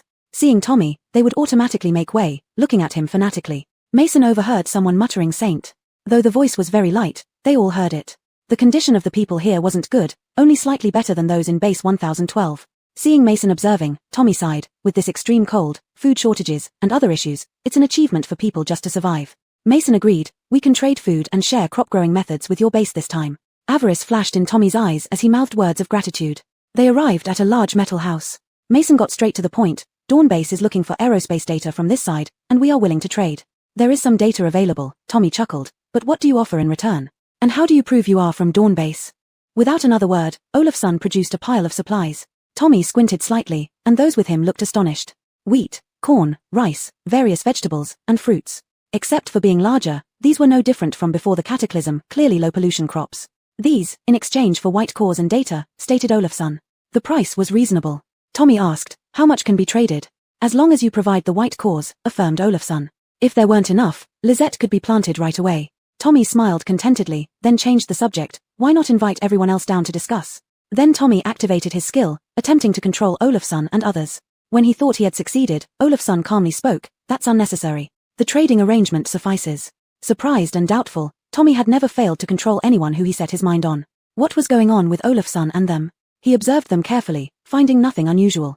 The data and white cores need preparation, and will treat you hospitably as fellow survivors, Tommy said earnestly. He didn't dare move against Olafsson and them openly, unsure of the situation at the aerial base.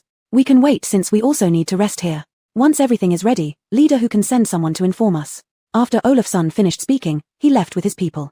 Tommy's expression changed several times, secretly ridiculing Olafsson and the other's stupidity for coming in so easily and giving him the chance to manipulate them.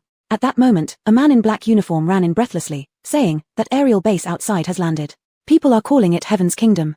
Originally, Tommy planned to test the waters and organize forces to occupy the aerial base, but he hadn't expected this turn of events. Outside base number 1. People gathered as news spread, more still coming. The floating object 2 meters above resembled the Heaven's Kingdom described by the saint. Some people started sobbing in excitement. Heaven's Kingdom, the saint did not deceive us. Some kneeled, praying to enter. Briar said to Bogdan hidden nearby, see? They all think it's Heaven's Kingdom. Bogdan weakly commented, you will invite covetousness this way. Base number 1 is not a small base, it has many ability users and excellent weapons. It's precisely what we want, Briar sneered. Mason returned and controlled themselves to fly up again. Their mission this time was to show off. Stirring their greed would facilitate manipulating them outside. This task is simpler than expected, said Mason. With so many people below wanting to figure out the situation, they can't afford to wait and act. Tommy came out with his people, gazing at the aerial base in the distance, and solemnly said, organize the troops to take back Heaven's Kingdom. Regardless of whether it truly is or isn't, it must be ours. When the cannons of base number 1 were aimed at the aerial base, it ascended. At the same time, a massive projection appeared below, displaying images of the aerial base and Lizette's scenes of cultivating crops in batches. Tommy ordered people not to look, but the aerial base emitted a loud sound. We aren't some divine kingdom, we are just an ordinary base. You have been deceived. If you work hard, you can create such a paradise too. There is no God in the world. Only humans can save humanity, and only you can save yourselves. The voice was not only loud but also powerful, reaching everyone in the base. The image grew higher, making Tommy anxious. He ordered the patrol team to hurry indoors and forbade them from watching. But the patrol team was bewildered. They believed in the so-called God to enter the beautiful land depicted by Tommy. Yet someone told them that they didn't need to wait until after death, they could achieve it with effort now. Don't listen to their nonsense. The will of the gods is beyond our understanding. Only devout faith can bring peace to the soul, Tommy countered. The aerial base's voice sounded again. If you want peace, why not die now? Why live such a hard life? Without hesitation, Tommy ordered the launch of shells. The shells whistled towards the target, and many people dared not watch, but the expected scene of the aerial base crashing down did not happen. The shells hit an invisible barrier and fell down. They didn't even explode, let alone hurt anyone inside. People in the base saw this clearly. Their faith wavered. While wavering, they felt that the aerial base must be a true divine kingdom since it couldn't be penetrated. Briar asked Lizette, should we counterattack? Lizette nodded. She continued farming while Briar and others did as they wished. Under Tommy's dumbfounded gaze, the aerial base fired energy beams like light. These energy spheres struck their weapons, causing them to shatter into pieces, and even created a large hole in the metal wall. Bogdan witnessed all this, her faith wildly shaken. With merely 30-odd people, how could they be so powerful? Tommy felt his faith draining away and said with a malevolent look, it seems I have no choice but to use the Dragon Squad. Chapter 157, Our leader likes these little dinosaurs. Evander was excitedly chattering with Lizette, who would have thought that Ian has some real skills. The weapons are pretty impressive. It kept flapping its wings, and if it weren't for its palm-sized body, it would have tried the weapons too. The last time Evander transformed into its phoenix form, it looked fine, but it had just recovered well.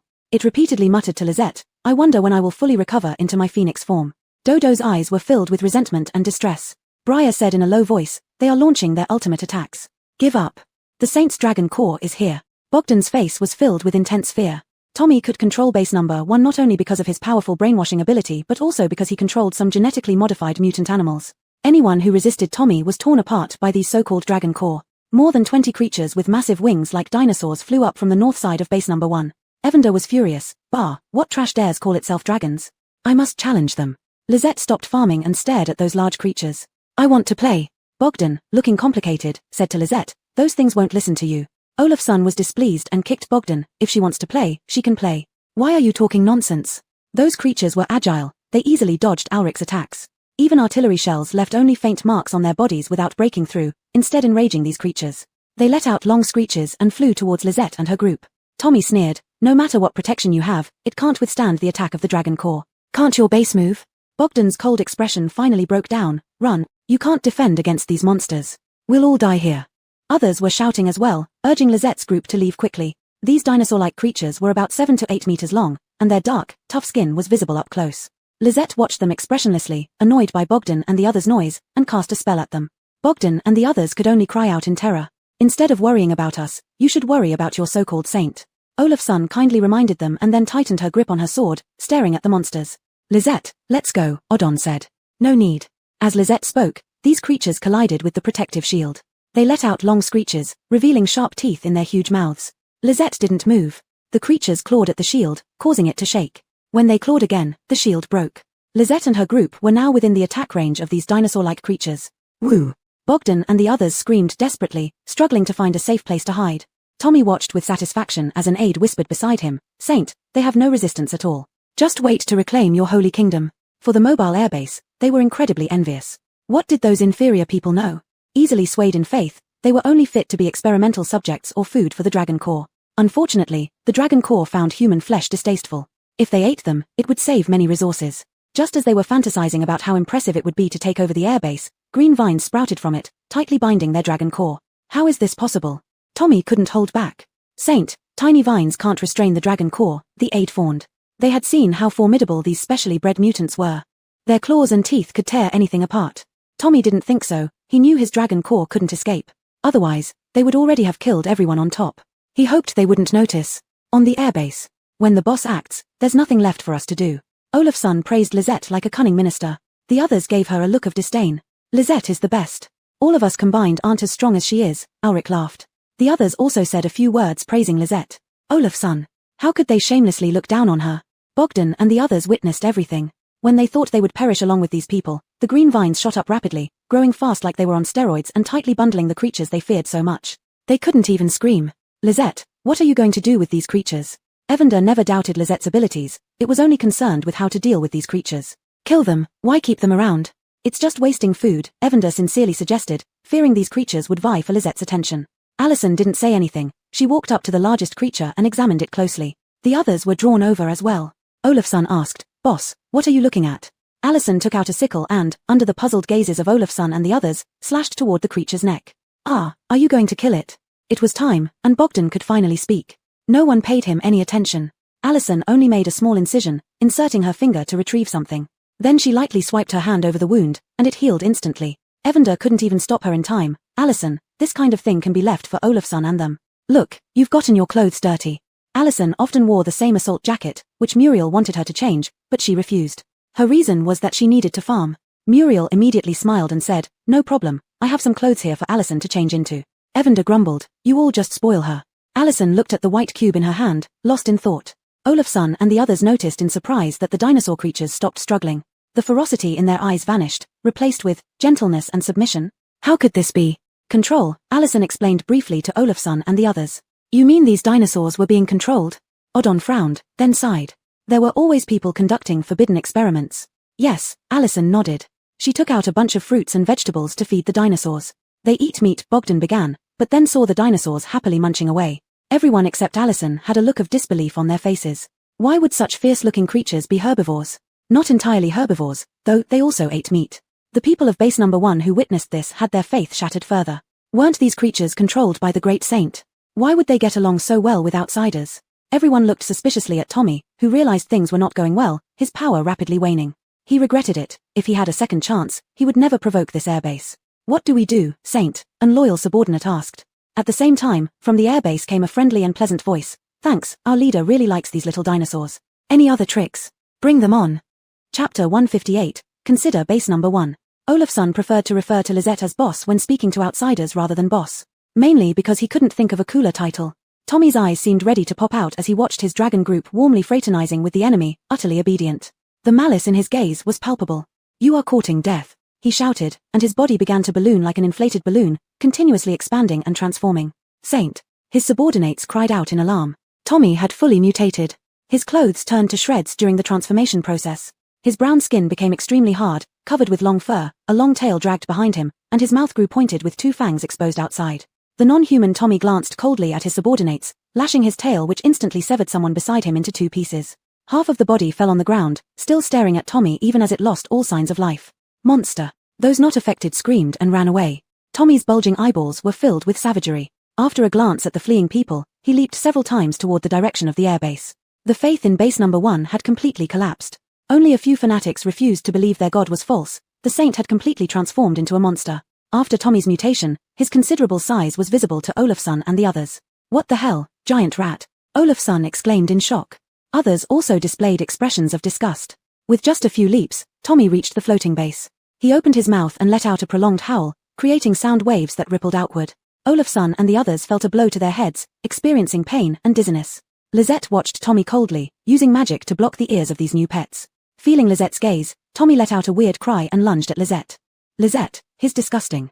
Evander faced Tommy and screamed in surprise. Tommy easily broke through the barrier, slashing his claws at Lisette. Lisette pulled out a scythe, causing Tommy's claws to fall to the ground. Olafsson and others attacked as well, although not as fast as Lisette. Their weapons struck Tommy's body, only causing a few hairs to fall off. Deprived of a hand, Tommy opened his mouth to launch a mental attack, but a spell from Lisette made no sound emerge. Vines snaked forward, binding Tommy tightly. Only his eyes remained exposed. Briar said, "He's mutated, let's kill him." How can anyone turn into something so disgusting? Even calm Caroline couldn't tolerate it. Alric looked at Bogdan and the others who had turned pale. "Hey, tell me, was your saint like this?" Bogdan and the others opened their mouths but couldn't say a word. They lowered their heads. As Briar dealt with Tommy, Bogdan suddenly asked, "Can I do it?" Briar didn't refuse, and Lisette restored Bogdan's ability to move. Everyone watched as Bogdan took heavy steps, including his teammates. Tommy emitted a low growl, his eyes bloodshot as he stared at Bogdan. Standing before the bound Tommy, Bogdan's face showed no emotion. Pausing for a few seconds, he turned to look at Lisette. "Can I talk to him for a moment?" Lisette waved her fingers, releasing the restraint on Tommy's mouth. You betrayed me, you deserve death." Tommy roared out these words instinctively. "It was you who betrayed us," Bogdan said calmly. "You saved me after my parents died, gave me shelter, taught me to grow up, and taught me to believe in the gods. I regarded you as a father, and I was willing to give everything for you. Good boy, I love you, save me," Tommy induced maliciously. "Ha, Bogdan burst out laughing. "But you've been lying to me, lying to everyone. There is no God, everything was your lie, just for yourself. If you were still human, I would take you away, but now you." Several blinding bolts of lightning descended, turning the monster Tommy had become into ashes. Bogdan stood there blankly, saying 3 words emotionlessly, "It's over." "Why could you strike him dead?" Olafsson asked, puzzled. Lisette tilted her head, no defense. She had helped Bogdan by removing Tommy's defenses. The matter ended there. Bogdan returned to base number 1, controlled the people who colluded with Tommy, and stabilized the situation. Base number 1's residents' faith had crumbled, leaving everyone in confusion, making them follow whatever Bogdan said. Every base has its secrets, and base number 1 was no exception. In the underground laboratory were various tormented animals and power users. Animals were captured by Tommy, and people were lured under the pretense of seeing the gods. Instead of meeting gods, they entered the devil's hell. On the floating base, holding several hard drives and a large amount of paper documentation, Bogdan said, "This is the information you asked for." Ulrich accepted it, saying, "We will provide you with equivalent supplies." Bogdan glanced at Lisette, who was leading 2 zombie farmers. Beside her were the dinosaurs. A look of hesitation and conflict appeared on his face. "Say what you want to say," Ulrich urged, also glancing at Lisette. Originally, this matter should be handled by Lisette, but she only wanted to farm. After hesitating for a few seconds, Bogdan still asked, "Can you take over base number 1? Lisette heard this and lifted her head, replying, "No." Ulrich chuckled. "Did you hear that? Our boss doesn't want to." "Why?" Bogdan struggled with whether or not to give up the idea. He hadn't thought about Lisette refusing. "Obviously, my boss finds it troublesome. You can see she just wants to farm with her little pets." Bogdan looked at Lisette, whose small dinosaurs bared their teeth at him. "Bogdan, can we exchange farming techniques with the people of base number 1? Bogdan asked. At base number 1, the greenhouses here were more advanced than any Lisette had ever seen. The soil was man-made, and when the pollution level became too high, it would be replaced. The crops above didn't grow particularly well, but they weren't bad either. 2 fields contained normal crops, while the rest grew bizarrely shaped potatoes. Potatoes have high yields, making them the main food source for people in the base, Bogdan explained. After mutation and contamination, the potatoes became even more contaminated. "Haven't you heard that rape and cotton can clear soil pollution?" Evander curiously asked. Base number 1 was large and maintained contact with the outside world. Bogdan shook his head. "No, maybe Tommy knows. He controls the channels of communication with the outside." Evander understood it was for better control over the people. Before the residents of base number 1 realized it, Lisette had checked the soil pollution and planted potatoes in all the fields. "Bogdan, I don't want to eat potatoes anymore." Now they had already contacted Beacon Base and other bases. After discussing with Henry and Caesar, Bogdan looked intently at Lisette. "You already have 2 bases, why not consider base number 1? Chapter 159, Riding the Little Dinosaur for Fun. Because of the strength of the air base and Lisette, base number 1 provided her with a massive amount of soul energy. Lisette tilted her head as if she hadn't understood. Ulrich and others who followed her laughed.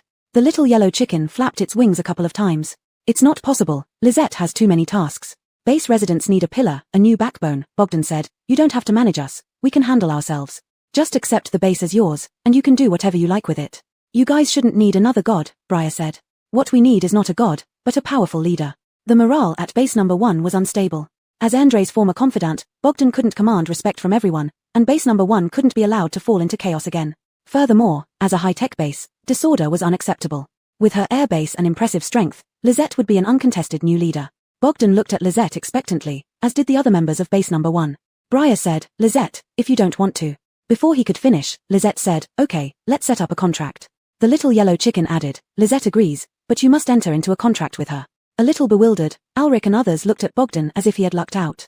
After understanding the content of the contract, Bogdan hesitated for a few seconds before agreeing. He realized why they were looking at him that way after receiving what Lisette gave him. Bogdan grinned foolishly, holding onto the jade ring and sword. "I will not disappoint the boss and will manage the base well." This earned him a disapproving glare from Olafsson. "Don't mess things up, otherwise, the boss can kill you in a heartbeat," Olafsson warned, then ignored the fool, resolving to work harder to maintain his position under Lisette. "I won't mess up," Bogdan promised, initially forced into the contract by necessity. Now he felt extremely lucky to have chosen Lisette. Seeing Olafsson and the others convinced him. Once Lisette became the leader of the base, those who harbored ill intentions immediately fell in line. And let's not forget, all of Tommy's little dinosaurs now belonged to Lisette. After handling the matters at base number 1, Lisette repaired the teleportation array as usual, informed Bogdan that he could contact her via soul link if necessary, and prepared to leave. Hearing that Lisette was going to the Sunset Desert, Bogdan remarked, "That area used to be uninhabited, filled with monsters. You must be careful." He wanted to follow but couldn't leave the base. Lisette nodded, acknowledging his concern. Bogdan also mentioned, "I'll find scientists to install 2 instruments on the airbase to repel polluted monsters and insects." Lisette shook her head. After discussion, they decided the airbase should revert to its flying boat state. Lisette reluctantly agreed when Briar and the others argued that the airbase's movement speed was too slow and that she wanted to cultivate fields quickly once they resolved the issues at the Sunset Desert. The little yellow chicken said the same thing, so Lisette reluctantly agreed. But the placement of her little dinosaurs became problematic. Dinosaurs weren't fast flyers. Alric suggested, why not leave them at base number 1 with plenty of food? Lizette didn't respond, confusing the little yellow chicken. Why do you want to keep them? Then Lizette demonstrated by riding one of the dinosaurs. Tiny as she was, sitting on the back of a dinosaur flying through the air wasn't just admired by the people at base number 1, even Olafsson and the others thought it was cool. You keep dinosaurs just for riding fun?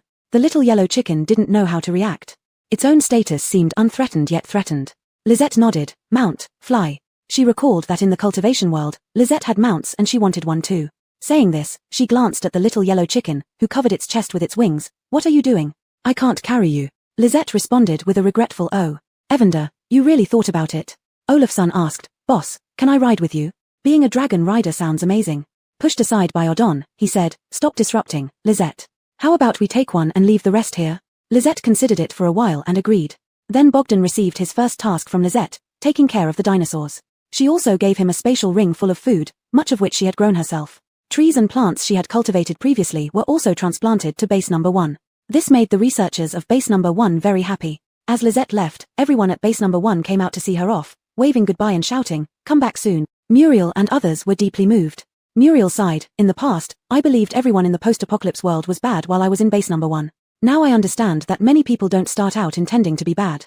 Just couldn't survive, even if they tried, so they had to turn bad and fight for survival. Odon said. Muriel laughed. Captain Wang, you've always been a good person. I didn't expect you to understand bad people so well. Odon had been severely injured while trying to save someone, almost mutating into a monster. In fact, I didn't want to be a good person either. The way you put it isn't accurate. Most people just want to survive without harming others. Lizette paid no attention to their conversation.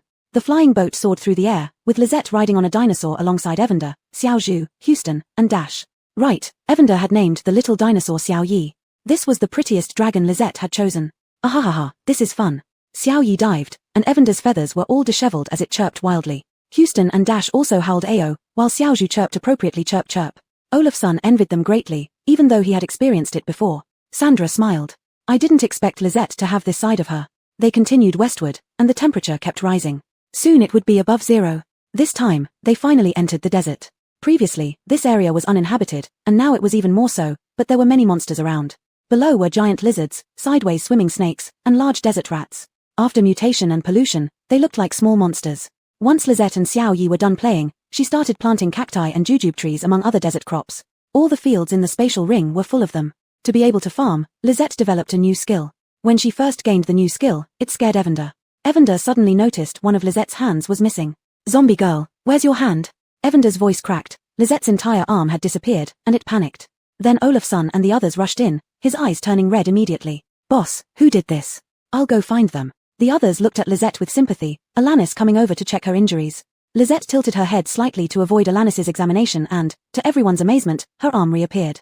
Evander was initially embarrassed, then asked sternly, Zombie girl, what's going on? The others also looked at Lizette. Space, farming, Lizette explained. Evander was confused for a moment before realizing, you can reach into the space to farm? Chapter 160. When a person becomes abnormal, can they still maintain their sanity? Lizette nodded. Seeing everyone understood, she continued to stretch her hand into the farmland. This was something she discovered by accident. The flying boat's area is small, and she could only plant in metal pots. It wasn't satisfying at all for Lizette. She wanted to farm in the space, so she extended her hand into it. You. Jamanasong thought for a long time but didn't know how to evaluate it. Audria said, it's a bit scary, like a ghost movie. Then she was glared at by Dennis. Sister isn't scary at all, she just wants to farm. What's wrong with Lizette, who wants to farm? Boss, I want to see the space. Olafsson also felt a bit eerie, but he was more eager to enter the space. Evander and others stood inside the space, watching a fair-skinned big hand working busily over the fields. It was like a farming minigame before the apocalypse, with one hand continuously operating in the farmland. Houston and Dash curiously watched Lizette's hand, while Stefan shrunk to one side, staring at the large hand in terror. After Olafsson explained, knowing it was Lizette's hand, Stefan put her mind at ease and continued farming. She had been staying in Lizette's space for a long time. But since Lizette did not let her out, there was nothing she could do. She even tried seducing Olafsson and others who entered the space, but no one was willing to save her. She could only cultivate the field with resentment. She couldn't run away, nor did she dare to die. As long as Lizette had time, her right arm would be in a disappeared state as she studied grafting cacti and other crops. After several days of flight, Olafsson and his team cleared the invading contaminated monsters and saw strange buildings below. The buildings were adobe houses, similar to the Nirvana base, half underground and half above ground. The ochre-colored houses, irregular in shape, looked like stones eroded by wind in the desert. If not for the irregular defensive walls around them, Olafsson wouldn't have recognized them as houses at first glance. Boss, should we go down and check? Olafsson asked. Humans surviving here seemed particularly resilient to him, and they must lack food. Helping a little could get them white cause to upgrade the space. Absolutely not, because they are tired of eating cacti. Go! There were too many sand jujubes and cacti in Lizette's storage bag. If humans could solve that problem, it would be best. Olafsson's team disliked eating cacti anyway. First, they found a place to land, then took out the car, pretending to pass by. This base was different from other bases. There were no guards or entrances at the wall. Carson drove around for a circle before finding a relatively low adobe wall. Wearing protective suits, Olafsson shouted loudly, "Is anyone here? We are passing merchants, looking to trade some items." Calling several times with no response and no one coming out. Olafsson frowned. Isn't anyone left in this base? At this moment, a small head peeked out from the wall. Hey, are you really merchants? It was a boy of about 13 or 14, large red blotches on his face hiding his original appearance. Feeling puzzled in his heart, Olafsson nodded without showing any emotion. Yes, kid, where are your parents? Do you do business with heavily contaminated humans? The child didn't answer Olafsson's question but asked back. Yes, Olafsson said, we have decontamination agents here as well, which can be traded. Lisette gave Haskell many herbs, and Haskell gave Lisette various types of medicine. Decontamination agents were among the most numerous. He advised Lisette to drink one if contaminated. He didn't know Lisette was a zombie. What? Then two more heads popped up, with faces covered in large red spots, and signs of mutation appeared. You guys. Olafsson looked at them in confusion. These people had mutated so deeply, yet they still looked rational. One woman said shyly, we're all highly contaminated people with mutations. Odon stepped forward, no need to feel ashamed, let's trade. He had experienced mutation, that thirst for blood and madness. Thinking about it now still sent shivers down his spine. How did these people maintain their sanity? Hearing Odon mention trading, the few heads showed smiles. Without doing anything obvious, the child made a large hole appear on the ground. He waved them over at the hole entrance. Come on in. Surprisingly, they placed no limit on the number of people. Olafsson and his team left the car outside and all went in. They were led into an outer hall, where the woman said, wait a moment, I'll call DR over. Only they, the child, and a man remained in the hall. The child stared at Evander on Lizette's shoulder, extremely curious. His body had mild mutation features, but he was much better than the two adults. Olafsson and his team sized up their surroundings. The walls were made of adobe, with no windows. Above, there was a hidden skylight from which light beams shone down, and oil lamps provided illumination. The furnishings in the room were simple, just a few chairs and 2 tables. It looked like a living space. Kid, why do you keep staring at me? Evander, unable to contain its impatience, asked in a dignified manner, creating an amusing contrast with its childlike voice. The kid's eyes widened as he turned to look at the adults present. Uncle Jew, it can talk. Evander pointed at the kid with its wing. Is it strange that I can talk? You lack knowledge. The kid didn't get angry. The adult surnamed Jew saw nothing unusual and did not stop him. What are you? So cute. I'm a phoenix, and by the way, I'm not cute, I'm majestic. Evander said proudly. Who says cute? How could the great phoenix be called cute? Lisette stroked Evander's feathers. Cute. The adult surnamed Jew kept watch, relieved to see that the kid was getting along well with Lisette. All right then, majestic. The kid was a well-behaved one, agreeing with whatever Evander said. This drew a round of laughter from Olafsson and the others. Jill, give it up. You're just fooling a kid who's never seen a chicken before. Evander flicked its tail at them. At this moment, someone came in from outside. Including the woman they met earlier, there were over 10 people, all showing signs of mutation. Some had claws for hands, some had tails growing from their backs, some had faces that were no longer human, and one even had a pair of wings on their back. But they were all lucid, showing no signs of madness. The leader was a woman. Her eyes had vertical pupils, her body covered with tiny scales, and she had horns on her head. Hello, I'm Rihanna. What items do you have? Her tongue was also long and thin, giving her speech an odd accent. Olafsson shook hands with her briefly. Hello, I'm Olafsson, from the Northern Underground base. We mainly have food, clothing, and medicine. He laid out the items one by one, and Rihanna and the mutated people behind her lit up with interest. Your items are quite tempting. What are your prices? Rihanna asked while looking at the items. Before we talk about prices, can you tell us what happened here? Olafsson asked, which was also what Lisette wanted to know.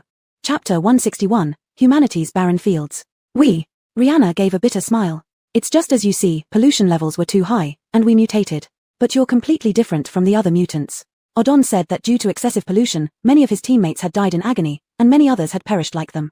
Yes, it's different. There's a chance for some mutated people to regain their human sanity, Rihanna said with a strange tone tinged with sadness. But many have died. I discovered something by accident and brought back the mutants, which you call aliens, to build this base. But how do you survive? Odon couldn't imagine how they managed to live. Eating contaminated animals and plants, we've adapted. My biggest hope is for them to live well. As Rihanna spoke, the eyes of those behind her moistened. They also wanted to live, but aliens weren't accepted by humans, so they could only survive in sparsely populated areas. And while they temporarily retained their sanity, they would eventually mutate into monsters devoid of humanity. Doctor. Someone called softly. Rihanna was like a mother to them, offering encouragement when they felt hopeless and striving to provide them with the best possible life. And Rihanna had been continuously researching solutions for the pollution and mutations. I'm sorry, Odon said sincerely. There's nothing to be sorry about, it's the truth, Rihanna smiled gently. On the contrary, thank you for not treating us differently or refusing trade because of what we are. Rihanna and her group hadn't seen any other humans here before. Lizette and his team were the first visitors. When Rihanna first heard someone was coming, her initial reaction was disbelief, followed by caution. She even instructed those who informed her to stay vigilant.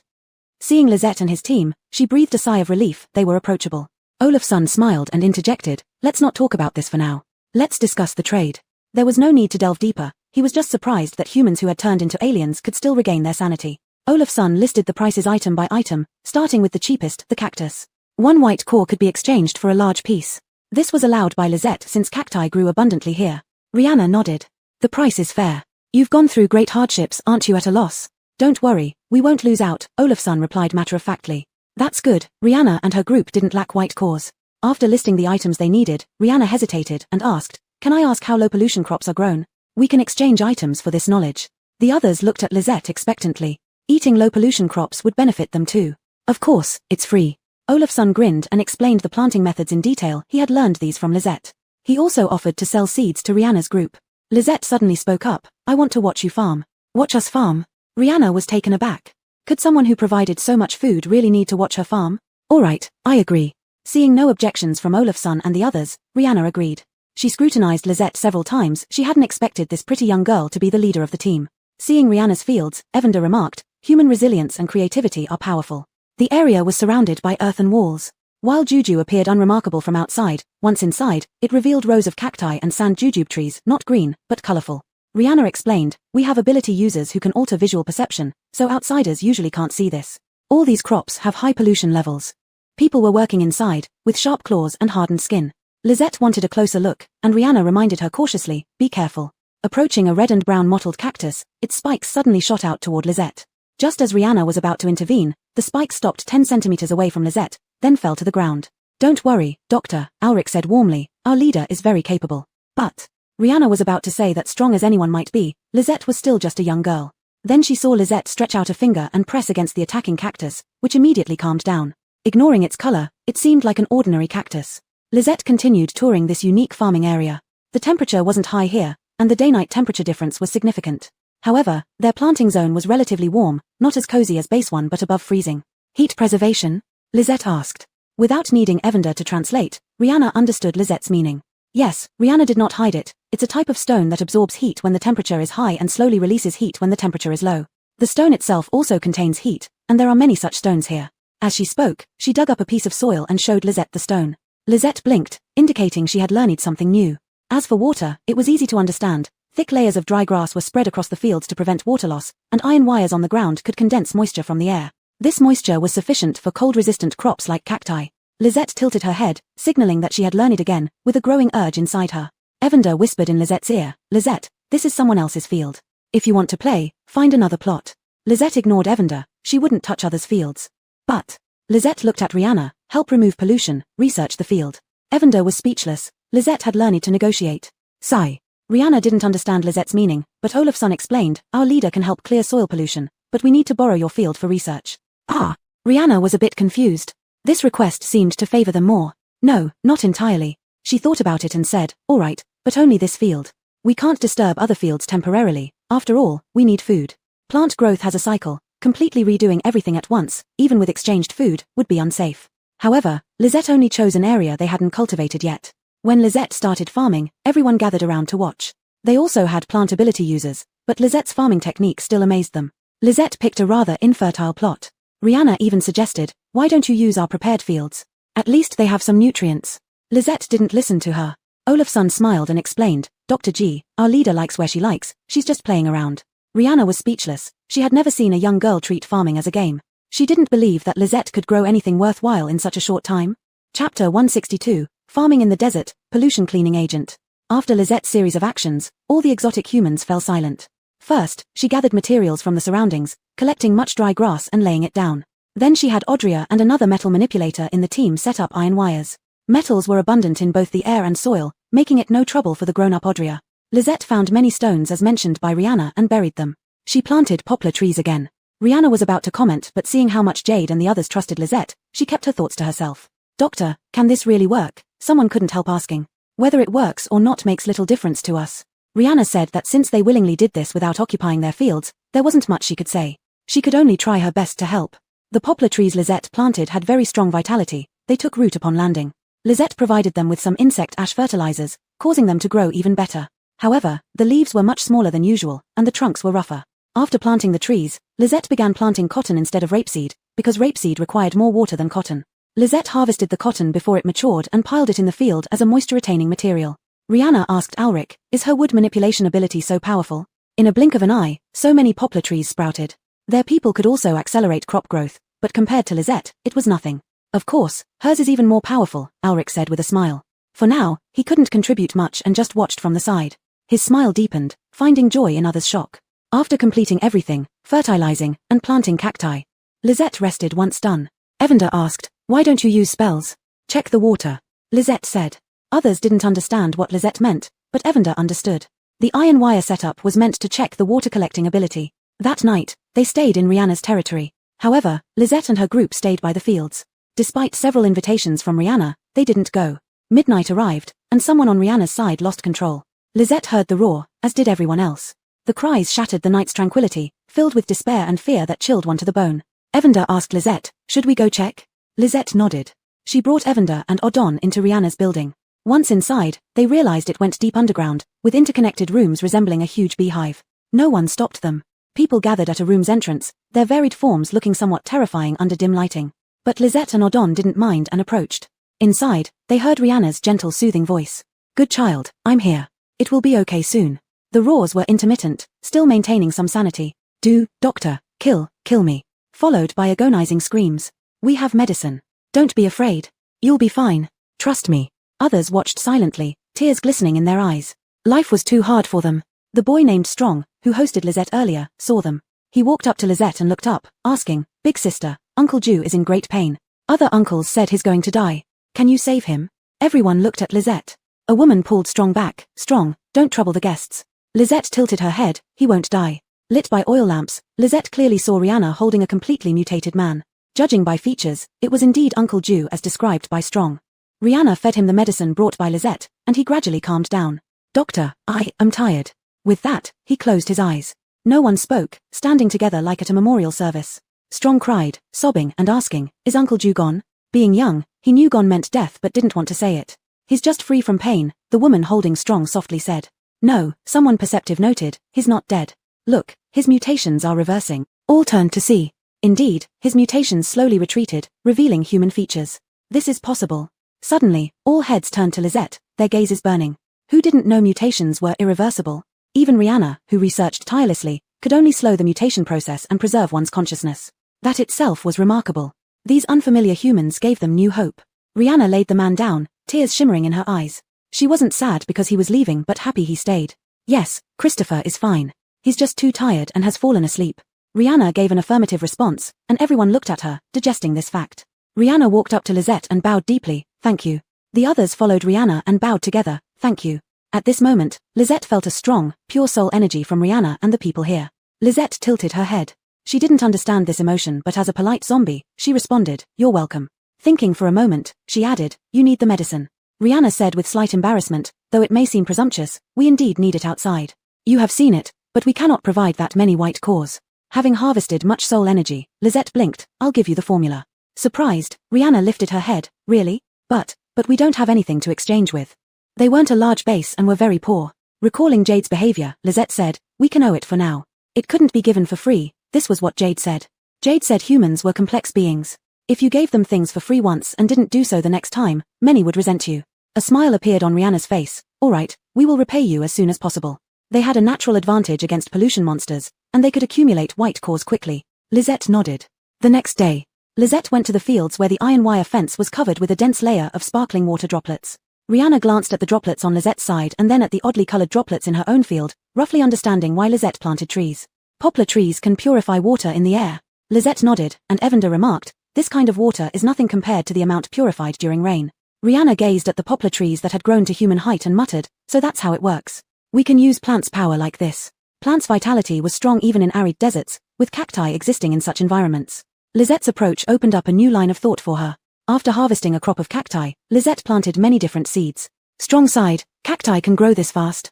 If only I had this ability. Unexpectedly, Lisette did not wait for the water droplets on the iron wire fence to solidify this time but used water from the spatial bag while sowing many other seeds. Evander was puzzled. "Lisette, what are you doing?" Chapter 163 Lisette, I'm just an ordinary zombie. Olafson and the others looked at Lisette in confusion. Only Odon seemed to have an idea. He asked, "Lisette, are you planning to grow medicinal herbs?" Lisette nodded slightly. She did plan to grow medicinal herbs and had given Rihanna the formulas, but the common Chinese herbs before the apocalypse were not something Rihanna could find. Having absorbed so much soul energy, Lisette felt she should do something meaningful. Rihanna's eyes, which had mutated, widened as her eyeballs protruded slightly. "Lisette, you don't need to." When she went to rescue the mutants, she had encountered humans who showed nothing but hostility towards them. But Lisette and her group didn't look at them strangely or disdainfully, they didn't immediately call for violence. Instead, they traded precious supplies with them. Yesterday, Rihanna had exchanged a sweet beet, and the few children were thrilled. They whispered, "Momji, so this is sweetness. It tastes so good." Her tears almost fell hearing that. Christopher had woken up early, still retaining many mutant features, but he was in better shape than before. All of this came from Lisette and her team. Rihanna saw that without Lisette, no one else would have come here. When Lisette's fingers moved slightly, countless fresh green plants emerged from the ground. Bryce and the others were stunned. He had grown up in the wasteland and had never seen such a scene. So beautiful. The children didn't know how to express it but tried their best to convey their feelings. Cacti also had green color, but the ones Lisette grew were entirely green, yet different from the kind of fresh green these were. Just beautiful. In Lisette's hands, it was as if she pressed fast forward, and the plants grew instantly. Some bloomed with flowers of various colors, while others had large, lush leaves. Lisette didn't stop. She rapidly matured the plants, harvested seeds, continued fertilizing, sowing, and accelerating. After half a day of hard work, Lisette had gathered many medicinal herbs by her feet. She softly said, "Done." Then she handed the herb seeds to Rihanna. "Here." Rihanna, blank-faced, subconsciously accepted the bag upon Lisette's words. Suddenly coming to her senses, she tried to return the bag to Lisette. "Lisette, it's too much, having these herbs is enough." "Here." Lisette insisted, as she had received more soul energy. Odon said, "If Lisette says give it to you, just take it. We won't charge you. If you feel indebted, remember it and repay her when you can." "Okay, thank you." Rihanna took it, and Bryce and the others watched Lisette with bright eyes, as if looking at a god. "Big sister, are you a fairy?" Bryce asked. "No." Lisette tilted her head. What was a fairy? She was just a small zombie, an ordinary one. Evander chuckled, "She's not a fairy, but she's very powerful. You should work hard and maybe become as powerful as her someday." Lisette didn't speak, but under Bryce's expectant gaze, she nodded, tacitly agreeing with what Evander said. After nodding, she surprisingly found 3 additional soul marks in her consciousness. One belonged to Bryce, one to Rihanna, and one to Christopher. She looked up and indeed saw Christopher standing behind the crowd, looking at her gratefully. Lisette was puzzled about why this happened. But having these soul marks meant these 3 people belonged to her, willingly following her. A bit troublesome, but it was okay. Rihanna was the first to notice something was amiss. She raised her head in surprise. "Lisette?" Olafson and the others didn't understand what was happening, but Evander figured it out and spoke in Lisette's mind. "Little zombie, what kind of luck do you have? Voluntary allegiance is so rare. You didn't have to do anything and still gained control over their souls." "Because it was voluntary." Rihanna probably understood and calmly said, "Lisette, can I talk to you?" Lisette sat aside, with Rihanna and 2 others sitting opposite her in the same building where they initially met. Evander perched on Lisette's shoulder, watching Rihanna closely. Lisette said first, "I can remove it." Maybe they acted impulsively, and she could unilaterally erase the mark. "No, I owe you too much. When I pay you back, we can talk about it," Rihanna said. "I mainly want to say thank you, and I will try my best to live well." Christopher looked at Lisette with mixed emotions. "I don't need it either, thank you, Miss Bai." Bryce innocently said, "Now I belong to Big Sister. I will learn from her and become as strong as her. If you change your mind, you can tell me." Lisette really didn't understand, but if Rihanna and the others were unwilling, it was fine. This kind of soul mark brought stronger energy, which was beneficial to her. Evander, fearing they might not understand, explained, "Allison means that if you are unwilling, you can always say so. Allison can the mark anytime." Actually, it was a bit envious. How did these people come to trust Allison so firmly? They even stole all of Allison's attention. "Humph. We won't regret it," Rihanna stated. "Do you have any traditional Chinese medicine practitioners?" Lisette asked. She remembered Haskell herbs were processed, and TCM practitioners understood this. Christopher smiled awkwardly. "I used to study traditional Chinese medicine. The formulas you gave are not difficult, and I can handle them. I know how to process several types of herbs." Lisette nodded. Rihanna suddenly said, although we've said it many times, we still need to thank you, Allison. In fact, if you hadn't come, we might not have been able to hold on for much longer. In the desert without humans, they were not afraid when encountering polluted monsters and mutant animals, but they were also suffering from pollution, with many dying. Rihanna didn't know how long they could last or if future generations would discover that those who had mutated had a chance to regain their senses. When humanity rises again, many years later, will they realize they once struggled here? No need. As she spoke, Lisette took out 3 jade rings, a jade slip, and 3 swords she had refined. For you. Rihanna was puzzled. What were these things for? Were they symbols of some identity? Lisette patted Evander, and it resignedly explained. It knew it would be used as her mouthpiece. Rihanna and the others widened their eyes. What? Spatial devices? Legendary spatial rings? Christopher was filled with excitement. Storage bags and spatial rings are things only found in myth novels. Allison, are you from a hidden sect? Lisette didn't speak. She didn't understand what a hidden sect was. In the cultivation world, Lisette indeed belonged to a sect, but it wasn't a hidden one, and it seemed unrelated to this world.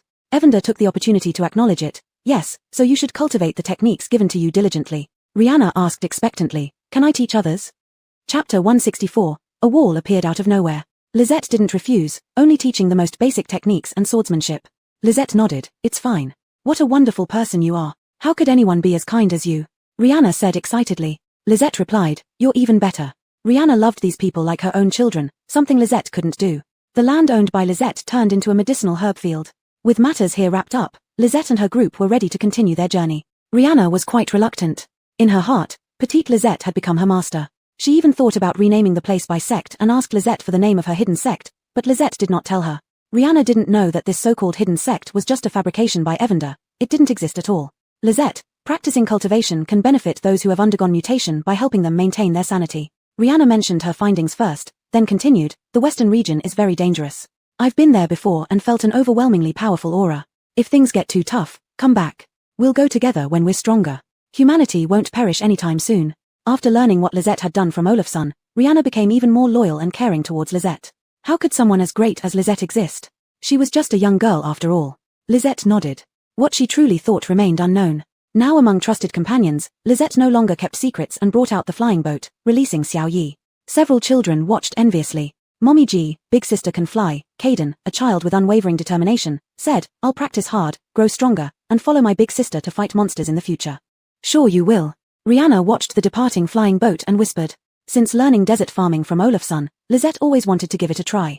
If not for Evander's advice, she would spend half a day traveling, rest a bit, then descend to battle polluted creatures and farm.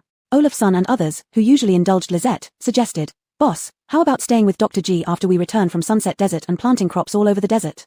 After some thought, Lisette agreed, continuing to cultivate crops using her spatial ability. Even after watching this so many times, Olafsson and others still couldn't adapt to her style. Unable to complain, they tried their best to adjust. Continuing westward, Lisette and her group saw no human bases, possibly due to effective camouflage, rendering them invisible. They fought many polluted creatures. Unlike sea creatures which grew larger, desert creatures evolved with limited resources, developing strong limbs, teeth, toxins, or stealth capabilities. Their cores were small but potent. Weapons given by Armand proved highly effective during trials. Northern Base and Dawn Base had already begun researching aerospace data, which Lisette immediately delivered upon receiving. When she returned, she handed the data over to Caesar without a word, leaving him both amused and exasperated. What else could they do? Everything Lisette did seemed right. Rihanna mentioned feeling powerful auras. Are we not there yet? After several days of travel, Muriel finally asked. She was both worried and hopeful, eager to see if they could handle whatever awaited them. We might not have reached it yet. Mason responded, expressing concern. If the auras were indeed powerful, they'd need Lisette to intervene. Meanwhile, Lisette was absorbed in cultivating crops within her spatial dimension, oblivious to their conversation. Suddenly, Lisette withdrew her hand from the space, halting the flying boat. Everyone looked at Lisette. Evander asked, Lisette, what's wrong? There's something. Lisette walked outside. The others exchanged glances and hurriedly followed her. Outside, Dennis and Carson gasped, pointing ahead, Sister, there's a wall in front of us. Ahead was a wall. An invisible air wall distorted everything on the other side, making it unseeable. It stretched endlessly, indiscernible in height. This, Olafsson remarked, resembles the wall inside Schwanwen's stomach. Everyone stared at the wall in shock, imagining a barrier dividing the earth. Hearing Olafsson's comment, all eyes turned to him. Evander clarified, but it's different. This wall is much larger. Dennis declared, let me test it.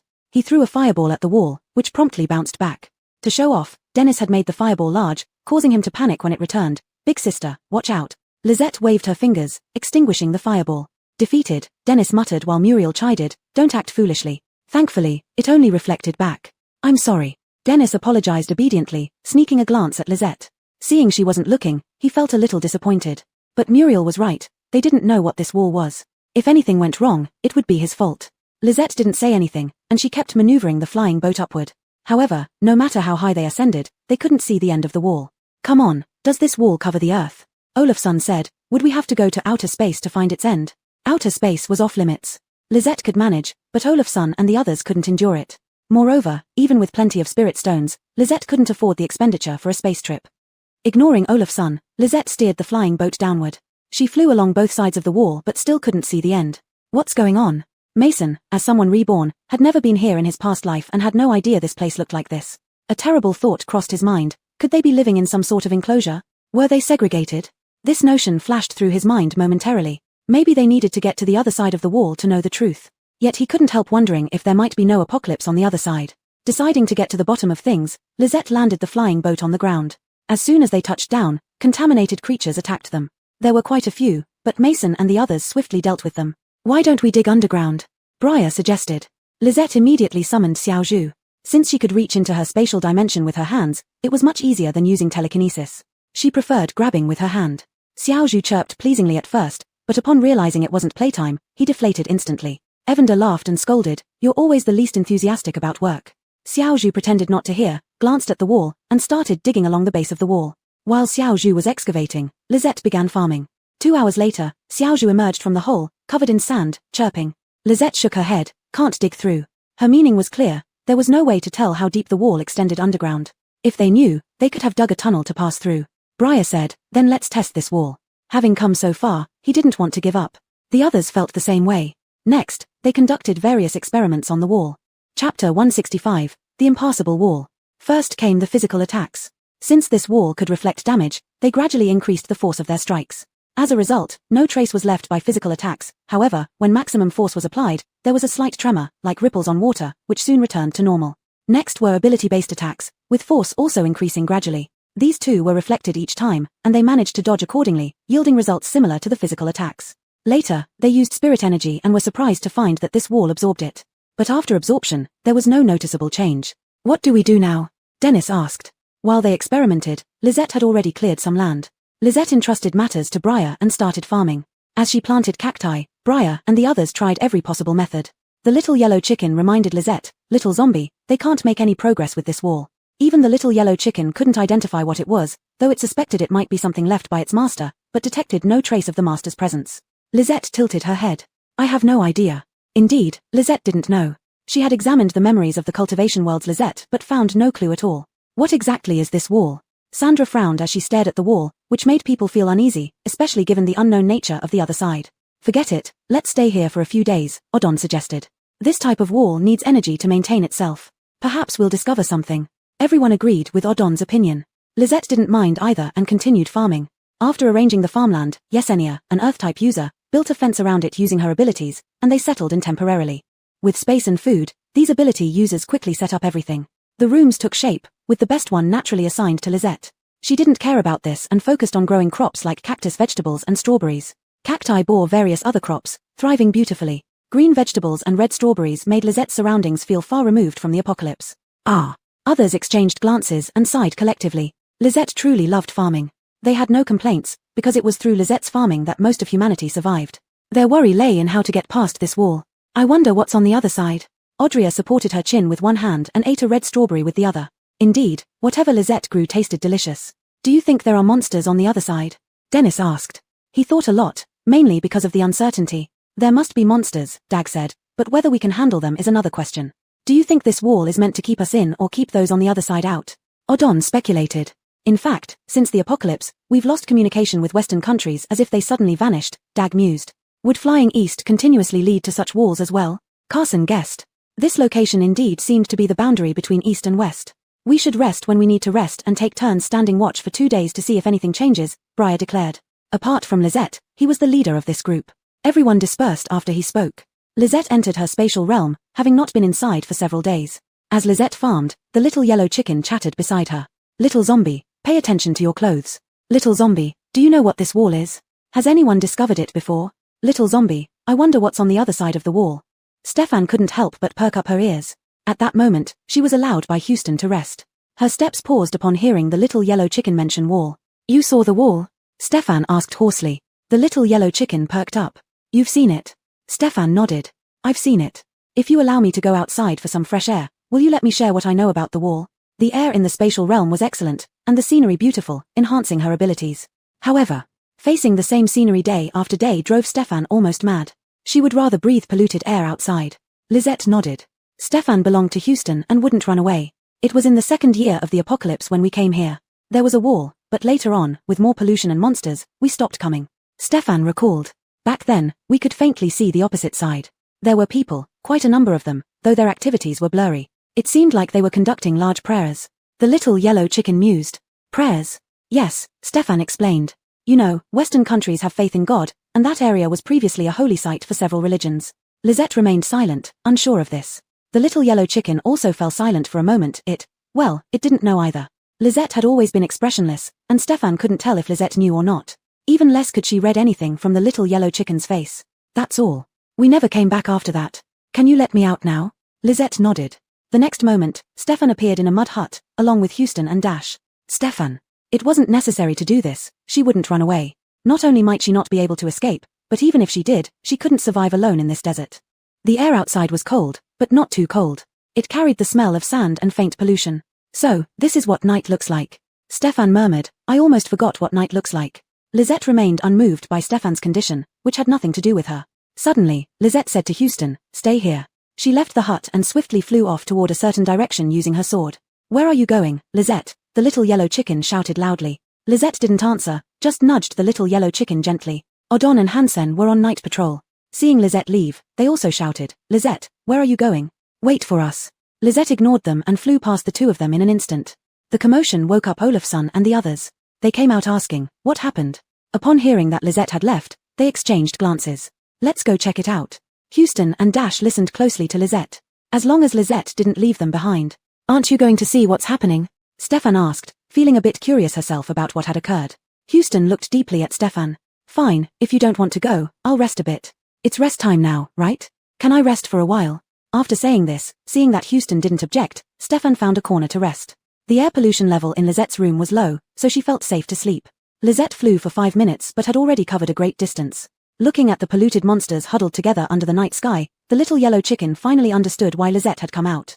The polluted monsters were packed tightly beneath the wall, desperately trying to squeeze through to the other side. What are they doing? They can't get through anyway. In the next moment, one of the porcupine-like polluted monsters vanished near the wall. Chapter 166 Lisette, Evil Things, Ruining My Fields. Evander. Lisette grabbed Evander and was about to rush over.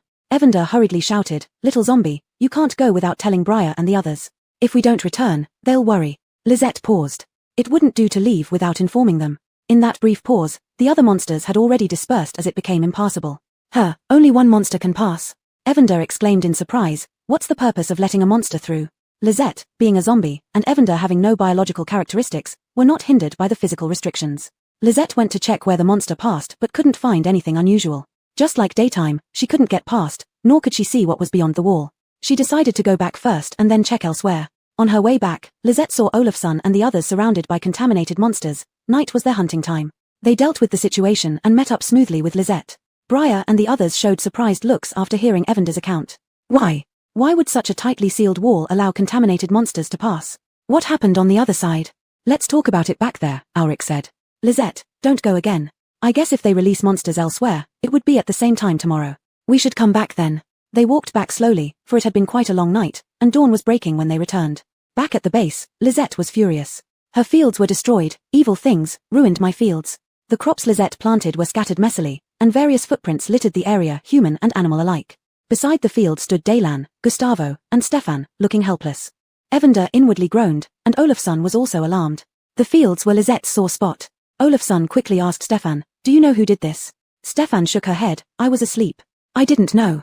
By the time Daylan brought me out, it was already like this. Daylan had heard noises, but the people stealing and ruining the fields were too cautious. Lisette said nothing and dragged Choshure, now transformed into a scythe, heading south. Evander hastily said, Lisette, don't be impulsive. Let's discuss this. Briar, who was examining the footprints, commented, whoever made these tracks must be strong enough to evade detection even at night. And there are prints from unfamiliar monsters. Look, claw marks and hoof prints. No matter what anyone said, it didn't help. Lisette marched south with the scythe, intent on catching the culprits while the crop scent was still fresh. Daylan and Gustavo followed behind Lisette eagerly. Briar and the others exchanged glances with Stefan before following too, just in case a fight broke out. No human or zombie paid attention to Stefan. Stefan hesitated, but after all, she had worked these fields for so long. With a deep breath, she followed them too.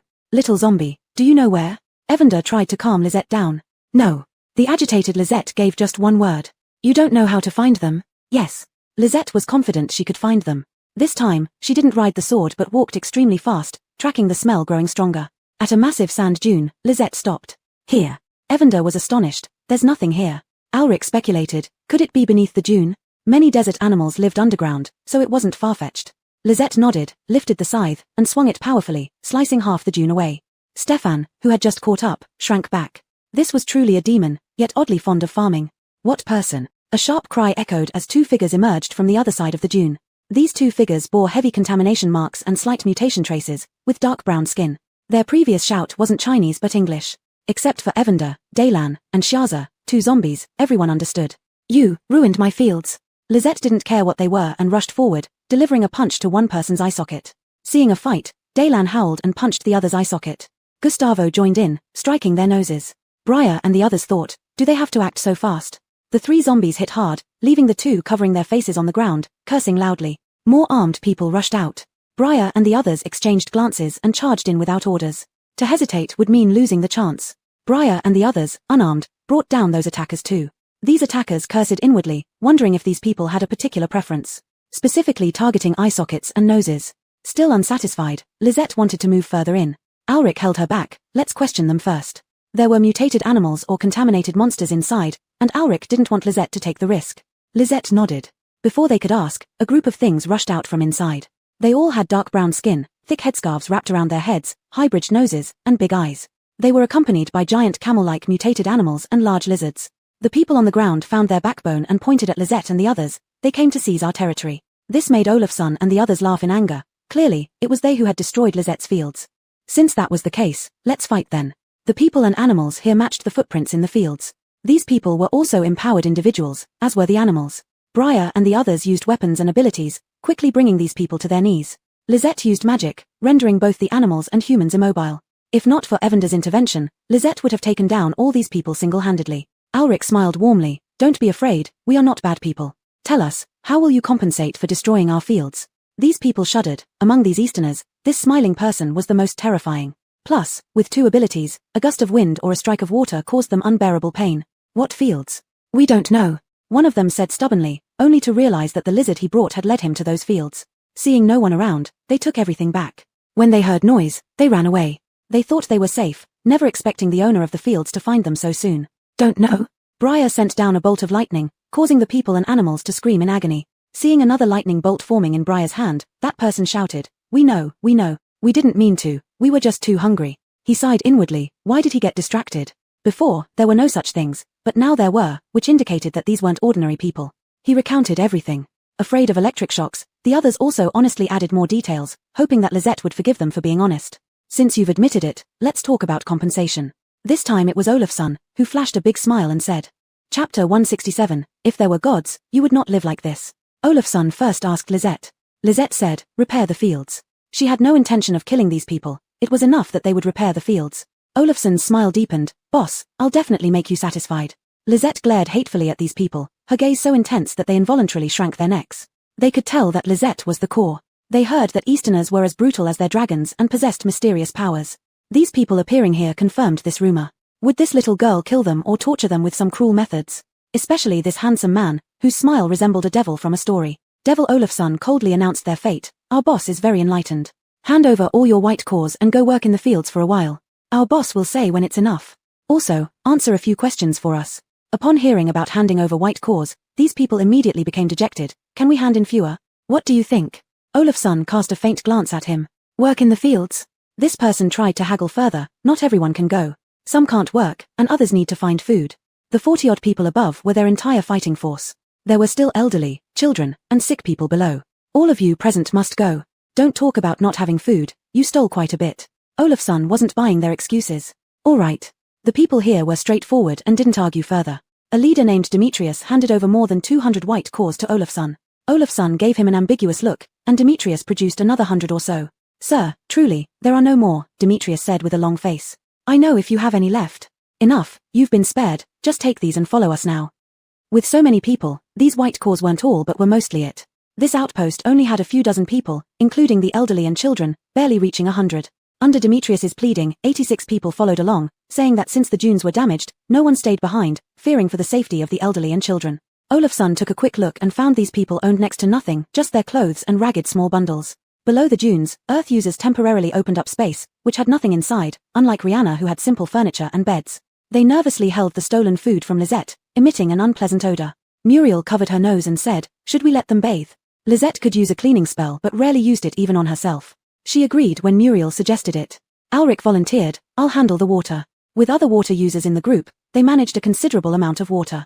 Had it not been for their increased strength under Lisette's tutelage and the scarcity of water here, they wouldn't have gathered so much. Demetrius and his people stared wide-eyed. You are too powerful. Alric smiled, it's nothing much. Hearing this water was for bathing, each of them knelt down, unwilling to agree. It was as if accepting it would subject them to some cruel torture. No, we'll be punished by the gods, Demetrius nearly cried. Wasting water means the water god will forsake us. Alric and the others were speechless, and even Evander was taken aback. Lisette tilted her head, puzzled by their behavior. Demetrius felt uneasy under Lisette's gaze but remained kneeling. Bath or get thrown out. Lisette grew impatient. If there were gods, they wouldn't be stealing her crops. Yes, boss. Alric joked, earning a glare from Olafson. You heard that, no bath, and you're out, Alric said loudly. This water is ours, not your god's. Demetrius didn't want to leave.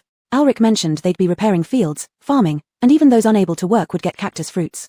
These cacti grown by the Easterners had extremely low pollution levels, and they wouldn't have passed up Lisette's cacti had they not heard the commotion. Reluctantly, these people washed themselves miserably. Dennis and another fire user heated the water, separating men and women into two large pits. After bathing, these people finally looked refreshed. Demetrius blushed, seeing the oddly colored water in the pits. What about this water? Once it cools, it will be used for the fields, Alric replied succinctly. He then noticed their dirty clothes and helplessly asked Lisette to use the dust cleaning spell. Bathing was manageable, but clean clothes couldn't be provided at the moment. Demetrius and his people kneeled again, loudly praising their gods. Alric and others beat them lightly. Pay attention, this is our boss's ability, completely unrelated to your gods. He was almost driven crazy by Demetrius's stupidity. Without the guidance of our gods, we wouldn't have encountered you. Demetrius defended himself softly. Fine, Olafson said with a sinister smile, your cacti are gone. After you fix the fields, all of you can scram. There was no food for those who didn't know gratitude. Lisette had no objections. Demetrius and his people looked at each other in confusion. Leader, what do you think? Demetrius's group was now tangled in indecision. Demetrius looked at Olafson. You Easterners respect others' beliefs very much, don't you? Respecting doesn't mean supporting ingrates like you, Olafson replied coldly. Since your god is so powerful, ask it for cacti. Cacti weren't tasty and shouldn't be given to these ungrateful wolves. Don't do this. The gods will thank you for helping their children. Demetrius still struggled, his deeply rooted belief that everything was an arrangement by the gods. You don't need them, just let them leave. Olafson was genuinely angry now. He asked Lisette, boss, we don't need them for our fields anymore. Lisette nodded. The compensation had been secured. He knew Alric only wanted to help these people while also aiding Lisette in harvesting soul power. Alric said calmly, Demetrius, our fields don't require you anymore. Please leave. Demetrius's people were at a loss. Wasn't there supposed to be an agreement? How did things change? A man mustered up the courage to ask, what he says doesn't represent us. Can I stay and work on the fields? I'll do a great job. Ording. Demetrius glared angrily at the man named Ording. The leader, my child has no food and will starve to death. Tears streamed down Ording's unkempt face. He's dying. He needs healthy food. My wife is already dead. My child and sister can't die too. They've just returned to the embrace of the gods. Demetrius's authority waned. But I just want them to live. Ording roared, like a desperate wild animal. Several others stood up, pleading, we also wish to stay. Please take us in. We know this is your kindness, not related to any gods. Chapter 168, What's on the other side of the wall? Archbishop Malachi lowered his head. As a bishop, he had been baptized in faith since childhood and was taught by his predecessor to preach the glory and belief in God. Yet, his people were the first to betray God. Mohammed sighed, if you want to stay, then stay. If you don't work diligently, we will expel you. Xerxes and the others were overwhelmed with gratitude, repeatedly thanking them, without mentioning their god again. Mohammed glanced at Suzanne, who nodded slightly after receiving the soul energy. Mohammed said, follow me. Xerxes and his relatives walked past Malachi without so much as a glance. Half of the people and animals left, leaving the other half waiting for Malachi's instructions. Malachi, please. Ishon urged, almost laughing out of frustration. It was the end times. What was Malachi still insisting on? If he truly believed in God, why wasn't he dying now to immediately return to God's embrace? We're leaving. Malachi led the remaining people away without further ado. The rest were reluctant but remained silent. Xerxes and his group indeed worked diligently, with women and children also doing whatever they could. Mohammed asked about the wall. This was one of the main reasons they brought these people here. At the mention of the wall, Xerxes respectfully said, "My lord." The term lord startled Mohammed. He waved it off. "Just call me mister, forget about lord." Eshon and others chuckled silently, mainly because outsiders were present, preventing open laughter. Suzanne was puzzled by the term lord. Mr. Xerxes acquiesced. That wall appeared after the apocalypse, in the first year. It separated us from our clan. Initially, it was transparent. We could see that our people on the other side were faring well. Once the natural disasters began, something protected them. Xerxes expressed longing. It must be God. Of course, we are God's forsaken. Continue about the wall, Mohammed interrupted. Yes, mister. I saw orderly houses, functional factories, and good food on the other side. But later, I couldn't see them anymore. In the third year, the wall became blurry. We've tried many methods to get over there. So far, only the contaminated monsters can pass through. After Xerxes finished, Mohammed and the others fell into deep thought. After a while, Raphael commented, they also have natural disasters, but the people there don't seem as miserable as us. He sounded like he was listening to a fairy tale. How could this be possible? What helped the people on the other side? Gannon said, he only sees the surface. The real situation will be known only when we go there. Have you seen movies where aliens farm humans for meat? Zofia remarked.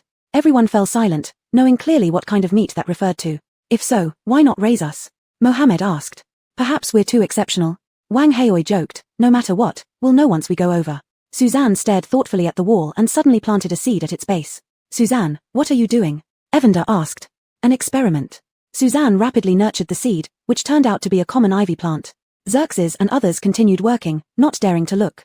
Mohammed and the others watched as the ivy climbed up the wall, noticing it had become thinner. Thinner. Others noticed too. West and Wang Haoi wanted to approach but were stopped by Evander. Why can't you remember? This is Lizette's time magic, not life magic, Evander grumbled discontentedly. Don't offer yourselves up. Suzanne stroked Evander, agreeing, and continued planting ivy. Ivy has a strong vitality. Suzanne only needed a bit of fertilizer and water to keep it alive. Soon, the wall was covered with lush ivy. Xerxes and others gaped in awe at her skills, wondering if she was truly divine. No wonder she cultivated so much land in just 2 days. They quickly returned to work, leveling the ground and planting cacti neatly. Look, the wall is fading. Raphael shouted. Through the ivy, they could faintly see buildings on the other side. It was still a desert, but those buildings had faint signs of people and grass. Should we go over? Mohammed swallowed hard and asked. Let's wait and see. West looked at Suzanne. Suzanne nodded. Her fields weren't ready yet. She would go after they were done. The others assumed Suzanne wanted to assess the situation. Only Evander knew what she was thinking. Little zombie, I didn't sense the aura of the master. Evander was puzzled. It wasn't far to the Sunset Desert. What was going on over there? Let's go and see. Suzanne meant they should go and see for themselves. She had a bad premonition, feeling that there were very powerful enemies there. Mohammed stared at the faint figures in the distance and felt dizzy. I have a bad feeling about how dangerous it is over there. Dangerous? West asked. What kind of danger? I don't know. Mohammed's face turned a bit pale. My intuition tells me not to go over. We can't let that be, West said. We must go over. We've come this far, and I won't rest easy without seeing it. Wang Haoi spoke slowly. I'll go check out the situation. If I don't come back, you shouldn't cross over. No way. Huang Hai refused first. If we go together. Or, Mohammed and Suzanne stay behind while the rest of us go. I'll go. Hearing her name mentioned, Suzanne spoke up after realizing what they were debating about.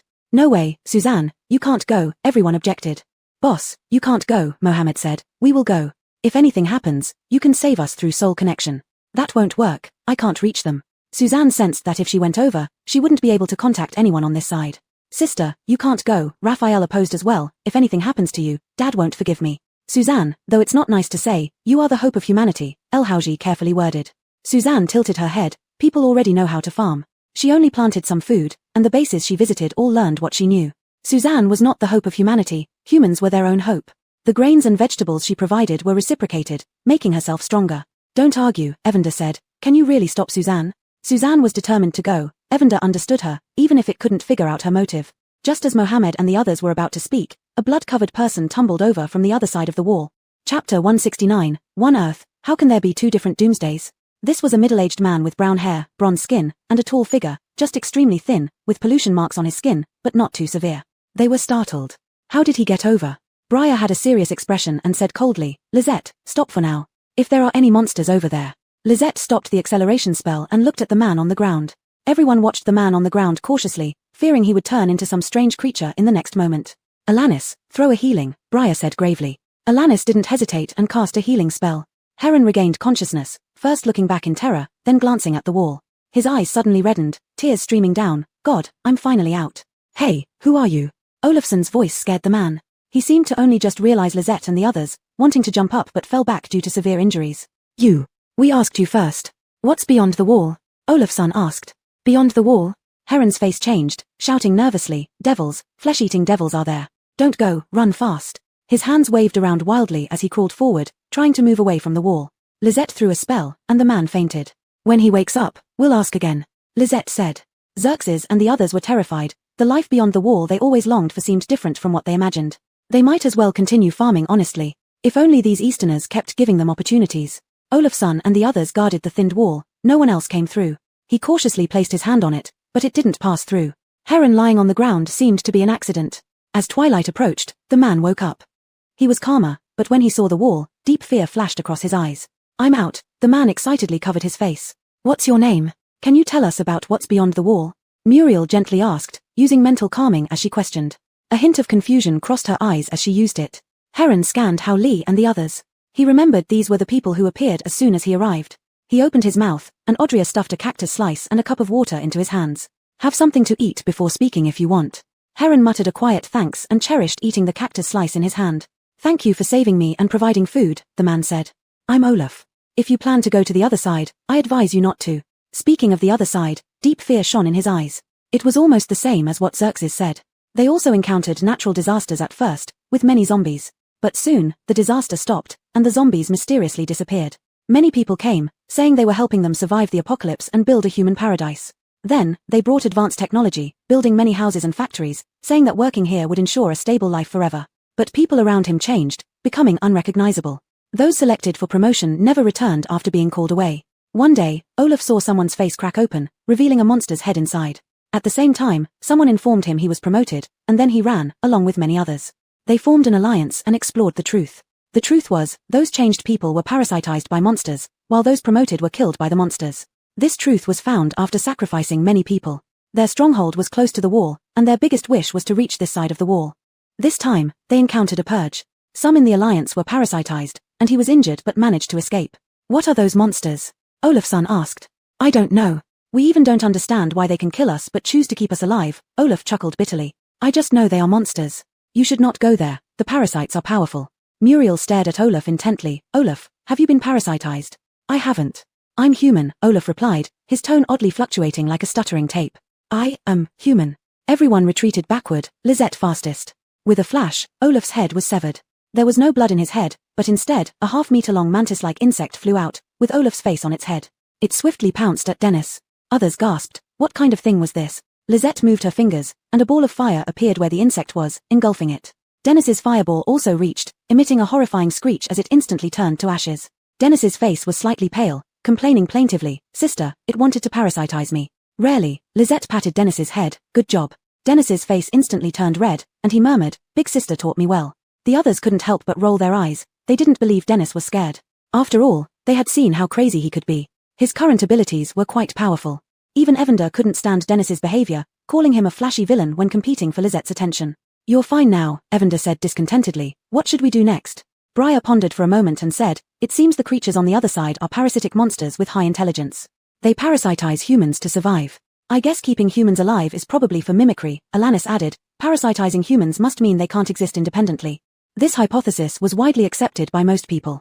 They might be an alien civilization, Alric suggested. Olaf mentioned advanced technology. And Olaf spoke truthfully to us. He had consciousness and didn't know he was parasitized, Sandra noted. Their mood became heavy as they realized that on the same Earth, different groups of humans faced two distinct doomsdays. Wow. Lisette wasn't feeling heavy-hearted. She only knew that problems needed solving. She was curious about how crops were grown on the other side, or whether there were new types of crops on another planet. Evander flapped its wings a couple of times. Let Lisette go. She's a zombie and can't be parasitized. I'll go with her. If it doesn't work out, there's always Houston and Dash. Briar and the others disagreed.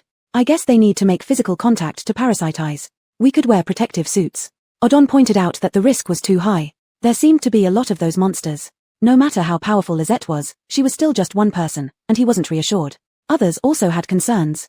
Lisette blinked, finding this slightly annoying. In the end, Lisette compromised, deciding that if necessary, she would carry everyone into her spatial dimension. With everything decided, Lisette's farmland was properly arranged. Xerxes and his group received plenty of food and were allowed to stay, continuing to manage Lisette's farm. Regarding safety, Lisette wasn't worried. Xerxes and the others were capable enough, and she had set up protective formations for them. After making all arrangements, it was time to leave. Chapter 170, Beyond the Wall. Olafson and the others not only put on protective suits, Lisette also drew talismans for them. The talisman paper came from Lisette's storage bag, also of a protective type. With the memory of Lisette from the cultivation world, drawing talismans wasn't difficult. Lisette didn't wear a protective suit, only carrying talismans. The others had objections to this, but Lisette wouldn't listen. First, Lisette encouraged the growth of climbing ivy, gradually thinning the wall so they could see the scene on the other side. Since it was night, what they saw were lights. No one spoke, seriously staring at the other side. When the hole was just right, Lisette went through first, followed by the others. Once everyone was through, Lisette cast an overlooked spell. Standing still, she retracted all the climbing ivy on the opposite side. As soon as the climbing ivy disappeared, the wall slowly closed, returning to its original state within 2 minutes. This side of the wall was different. Through it, they could see the pitch-black night sky, vast deserts, and countless monsters. If I didn't know better, I would have thought that side was hell, Olafson murmured. Let's go, Briar said. In the distance were neatly arranged houses, connected villas emitting warm lights. Coupled with low-pollution air, emerald trees and grass, and a suitable temperature, if they didn't know the truth, Briar and the others would have almost believed they weren't in the apocalypse. Taking a few steps, the distant noise reached them. The monsters are coming again, kill the monsters. Lisette and the others quietly approached the commotion, seeing a group of people surrounding familiar-looking monsters, attacking them. They wielded firearms and energy weapons similar to those used by Olafson's group. As soon as the polluted monsters appeared, they were killed. Immediately, a silver metallic vehicle extended long mechanical arms, collecting the monster corpses. Lisette and the others stayed hidden in the dark. Alric whispered, there are humans here, and there are parasites too. Dennis asked, they're leaving, should we follow? Briar said, we're too many, let's send 2 people. Okay. After saying this, Lisette left the strongest, Briar and Odon, while the others were stored in the space dimension. Lisette and the others followed these people into a factory. They were still discussing. The monsters are coming more frequently now, who knows when these monsters will be exterminated. There will be such a day, the gods will reclaim the lost land. These people entered a building and split up. Briar and Alric exchanged glances and whispered to Lisette, let's control someone and ask about the situation. Without Lisette's intervention, they easily took out an ordinary person.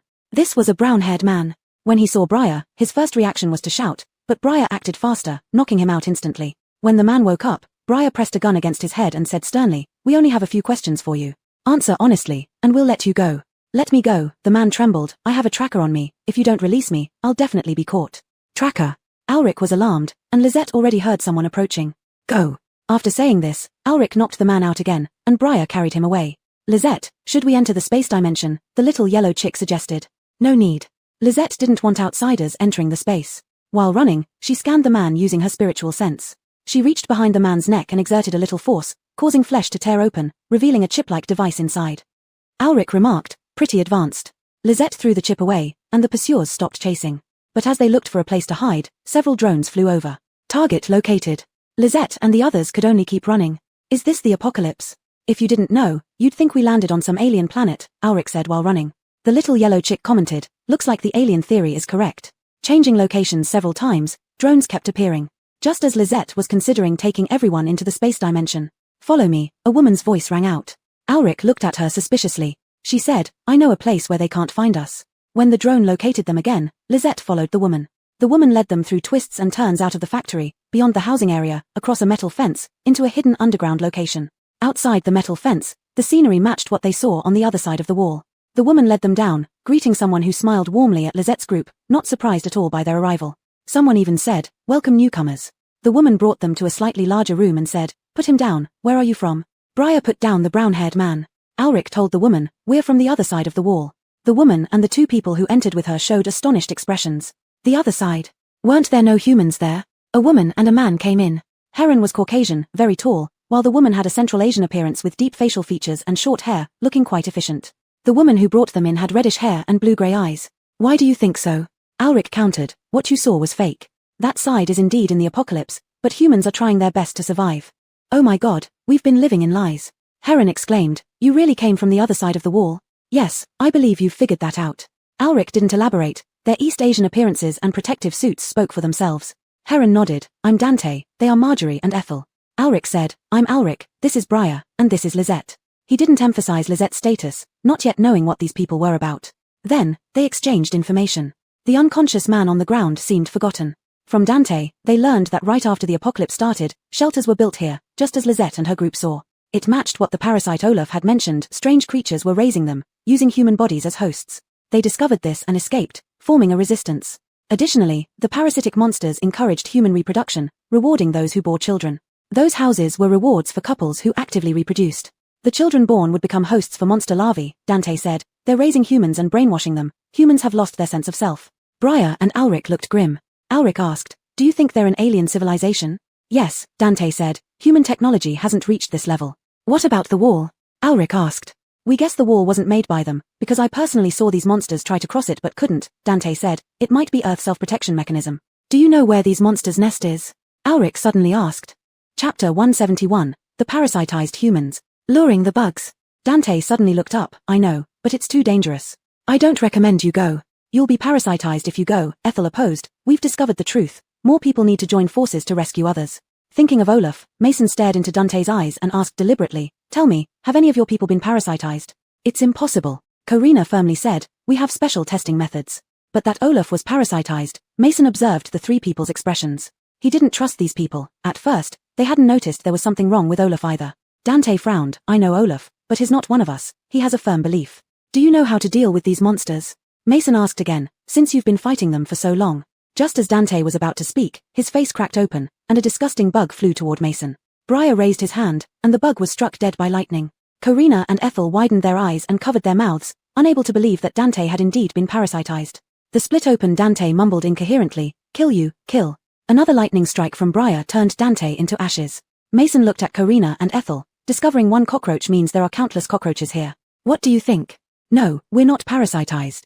Corina and Ethel yelled anxiously. They were unsure themselves. Dante had just been discussing how to deal with the monsters, and then became one himself. "In fact, the monsters have always been watching you," Mason remarked, "using you to lure more suspicious humans and observing your behavior to imitate." "It's not like this," the two screamed helplessly. "Since you don't agree, then tell me, where is their lair?" Mason gently asked. At. Just as they were about to say, their faces also split open, bugs flying out. Briar dealt with the two, saying somberly, "They still have consciousness and don't know they're parasitized by monsters." Lisette gazed thoughtfully at the ashes on the ground. Evander had an uneasy feeling. "Lisette, you?" "Bugs," Lisette replied, "can be lured." Mason instantly understood what Lisette meant, using plants to lure these bugs and then kill them. "But these are extraterrestrial." Evander found it unreliable. "Let's try it first," Mason said. "If it doesn't work, we'll think of other ways." Lisette released the rest of the people and cleared all the parasitized individuals. The brown-haired man they had captured woke up, and immediately began cursing upon waking. "Devils, may God send you to hell." "We don't know whether we will go to hell or not," Olafsson sneered, "but you're going to see hell soon." Taking advantage of the extraterrestrial bug's unawareness, Lisette planted a large number of syringa, pitcher plants, and Venus flytraps. It wasn't difficult for Lisette, whose soul energy was abundant. Syringa blossomed quickly, emitting a strong fragrance. The brown-haired man covered his nose and shouted, "What are you doing?" Initially astonished by Lisette's ability, now he only wanted to escape. Confirmed, this brown-haired man was not parasitized. The plants Lisette grew extended all the way to the metal mesh. As the first light appeared on the horizon, Olafsson and the others saw a sea of bugs and people rushing towards them. "In the factory. What's happening? Where are they going?" a normal human asked. Their close companions dropped their work and ran outside, no one answering when asked what was happening. Lisette and the others watched everything from above. Normal-looking humans turned into bugs once they reached the syringa, tearing through the metal mesh and rushing into the flower fields. Muriel and the others felt a bit nauseous. These bugs aren't supposed to be intelligent. How did they get dazed? "Intelligent beings have weaknesses too," Odon said, surprised himself that the syringa could attract so many bugs, which even extraterrestrial bugs couldn't resist. More and more bugs came, some falling under the trees, some eaten by pitcher plants and Venus flytraps. "Found it," Lisette pointed at a place. "Found what?" Audria asked curiously. Obviously, the bug's lair. Evander knew Lisette had been looking in one direction. The building before them shimmered with metallic sheen. It was a massive bug nest. Had Lisette not approached it, Olafsson and the others wouldn't have seen it. Just as Briar was about to ask Lisette's intention, he saw Lisette raise Qiu Shui and fiercely strike the building. Lisette. With a loud boom, the building was torn open by Lisette. An ear-splitting alarm sounded, and Lisette led everyone inside the building. The building was a massive nest, made up of countless cells. Inside were smaller bugs, slightly pink and translucent. Audria felt like vomiting. "They eat humans. Kill them," Lisette said, noting human tissue on the ground in each cell. An hour later, Lisette had collected much bug ash. They were confronting a nearly 5-meter tall giant bug. "Humans, you shouldn't have come here," The bug buzzed loudly. You killed so many of my offspring. You deserve to die. Be careful, it has psychic attacks, Muriel warned her teammates. The bug not only had psychic attacks, its body moved but stopped halfway. A web covered its body. Evander muttered, Lisette, you really know how. No wonder Xiaozhu runs away when he sees you. Indeed, it was the web woven by Xiaozhu. Lisette used a spell, and Olafson and the others became fully awake. The giant bug realized it was in trouble. Who are you people? Let me go. And what are you? Olafson asked with a smile. We can let you go if you answer our questions. The big bug learned a lot from humans but hadn't learned their deceitful nature. Struggling proved futile, so it gave up. Just as Mason guessed, they were extraterrestrial beings. Their planet had been destroyed, and during their interstellar wanderings, they discovered Earth, which was evolving. Yes, from their perspective, Earth was evolving. However, Earth rejected them, forcing them to choose parasitism. There were quite a few more like it. After explaining, the big bug said, I've told you everything, let me go. Briar looked at Lisette. Lisette replied, no, it might breed more bugs. Lisette decided this after confirming that the big bug had not eaten humans. Vile humans, how can you go back on your word? The big bug panicked. Lisette, the bugs it produces will parasitize, Briar said. Put it in the space dimension. Evander understood Lisette. Xiao Sang, you're not after the bug ash, are you? Lisette nodded. This bug ash would work. She wanted it. Lisette destroyed the giant bug's mind and transported it into the space dimension. As the space dimension upgraded, an underground level unlocked in the bamboo tower, revealing a large prison. It had restrictions, no one could leave without Lisette's or Evander's permission. Lisette placed the bug inside and instructed Houston to regularly feed it unwanted vegetable leaves. Exiting the space dimension, Lisette checked the metal mesh and found the bugs almost burying her lilac flowers. So many bugs. Evander commented, these newborn bugs aren't as strong as the big ones, they couldn't resist such a temptation. Odon's face turned serious. Lisette, should we continue heading west? Chapter 172. Adorable Lisette wants to catch bugs. The others were incredibly serious. This was also an apocalypse, different from their own. Lisette blinked her eyes. She found bugs more interesting. Evander spoke up first. Let's check out the anomaly site. We're not far from the Sunset Desert now, right? Odon said, exactly, we need to learn these technologies. If monster bugs can sustain so many humans, with this tech, human survival isn't a problem. This was after all, the apocalypse, contaminants and zombies could be resisted with it. Lisette nodded, then I'll catch some more bugs. She had destroyed the bug consciousness in her dimension, so catching another for technological knowledge was logical. Alric said with a chuckle, alright, whatever you say. He suddenly found this side of Lisette quite cute. Lisette observed the area, which was entirely surrounded by wire mesh, like a huge town. There were cultivation zones within the town. Why are they growing earth stuff? Evander remarked, sounding somewhat disappointed. Cacti and potatoes were mostly grown there, along with giant breadfruit trees. Seeing a breadfruit tree for the first time, Lisette collected many seeds. What's this? Dennis pointed at a large black mass. It resembled algae covering a vast area. Upon closer inspection, these algae were moving, the protuberant leaf-like structures on top swaying. Squatting before the mass, Lisette watched intently. She didn't know what it was, but she could sense its powerful vitality. Seems like this is what the people here eat, Carson commented, I've seen it. Taking a small sample, Lisette placed it in her space. Alien algae, she found it very rare. Not taking too much, she left some for the survivors. After digging a big hole and placing the algae in, soon the hole filled up, the reproduction rate was extremely high. They planned to study it later. Jian burnt down Daphne and the bugs, collecting the ashes once they confirmed the area was free of bugs, preparing to leave. But as they were about to go, trouble came. Survivors surrounded them, led by the brown-haired man whom Lisette had released since he was useless to her. On these people's faces was neither gratitude nor relief, but hatred. It's them who ruined our lives. The brown-haired man pointed at Lisette and the others. Lisette remained silent. Others initially stared blankly, then laughed. Especially Olafson, who laughed heartily. You're right, we messed up your life. Olafson grinned wickedly. Guess whether we can kill these monsters, or maybe even you. Olafson's smile was cold, making the brown-haired man take a step back, fear evident in his eyes. You seduced the elders with those plants. We are humans, we don't fear you. The brown-haired man raved, kill them, and the gods will bless us again. Youngest Dennis couldn't help but retort, what elders? What gods? They're all monsters. We saved you. We're fine, no need to be saved. Everyone shouted in unison, no need to be saved, among them even children. Lisette lost patience and bound them all with vines. Release us, you devils. These people screamed at the top of their lungs. We'll release you once we leave, Alric said. This place is yours now. Enjoy your freedom. Want to leave? Feed yourselves to the monsters and zombies in the wasteland. Yes, outside the metal mesh was the wasteland, similar to Beyond the Wall. The humans here had long been confined, none fought zombies, none cultivated abilities. Monsters and zombies abounded. On the flying boat, Lisette looked at the shuffling zombies below, puzzled as to why they hadn't evolved. Evander queried Lisette's confusion, zombies down there haven't evolved. Reborn Alric pondered for a moment, maybe they lack evolution methods. Or, perhaps evolved zombies exist that we just haven't seen. Lisette believed in the latter. It made no sense if Catherine could evolve without eating humans, yet other zombies couldn't. Harvest white cores and crystal cores upon return, Olafsson sighed regrettably, noting that the strength of monsters and zombies wasn't significant. It was a pity, they had matters elsewhere, otherwise they would have gathered enough. Right, clearing these monsters will allow Lisette's dimension to upgrade again, Briar remarked. Yet, traveling for 2 days, they saw no such enclosures, nor powerful monsters or zombies. Evander muttered, strange, humans without power make sense, but not having strong zombies and monsters.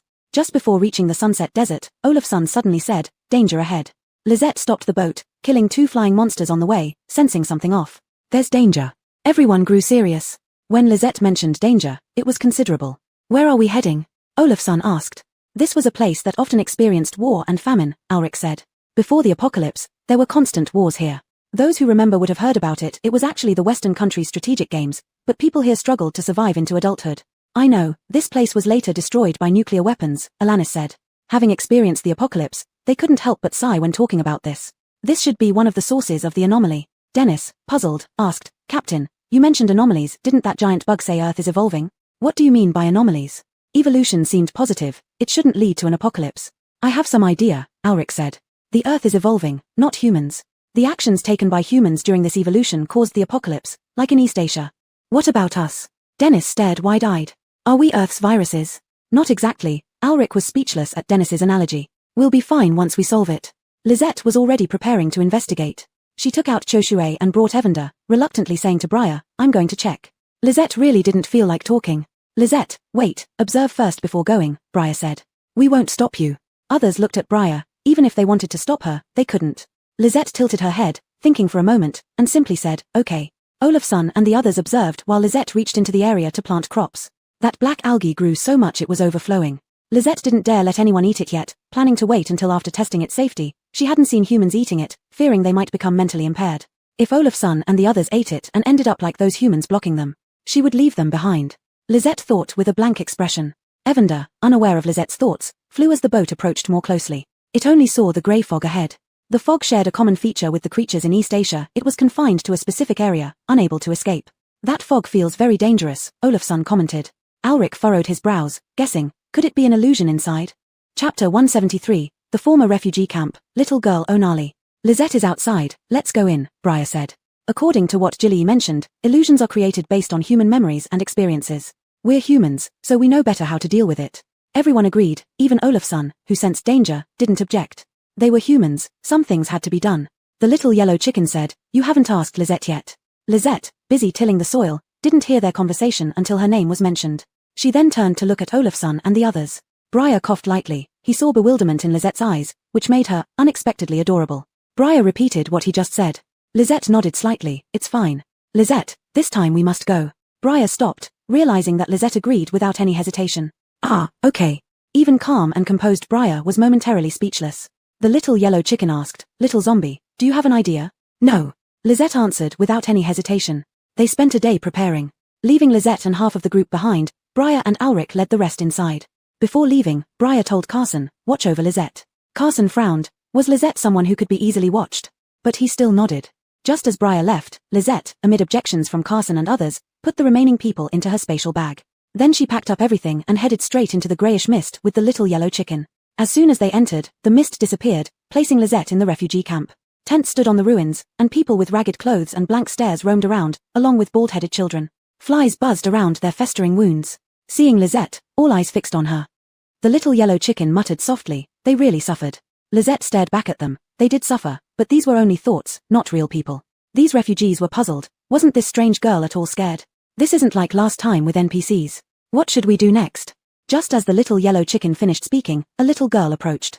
She had 2 loose pigtails, dark skin, a tiny face, and bright black eyes that looked at Lisette with desperation. Big sister, do you have any food? The little girl asked. Water works too. My mom is very sick, and we haven't eaten for days. Though the little girl spoke in a language other than Chinese, Lisette strangely understood her. Just like in Dongying last time, the little girl couldn't see the little yellow chicken, and the chicken's attempts to communicate went unheard. Lisette tilted her head. What can you offer in exchange? She had plenty of food, but Lisette rarely gave things away for nothing. The little girl also tilted her head. Big sister, are you lost? I can guide you out.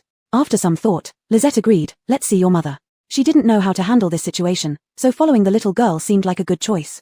Is there a big boss here too? The little yellow chicken speculated. If so, in what form would they appear? Lisette remained silent, following the little girl into the tent. Inside, amidst piles of rags and torn fabric, lay a thin woman. She was skeletal, barely breathing. Had anyone not known better, they'd think she was dead. Hearing movement, the woman opened her eyes and weakly asked, "Onali, who is this?" "Mom," the little girl held the woman's hand, "this big sister will give us food." Lisette nodded, honoring her agreement with the little girl. She took out a cactus, something full of water. The woman's eyes lit up. She glanced outside and then thanked Lisette. The little yellow chicken remarked, "She's worried about people robbing them. I'll find someone, eat first."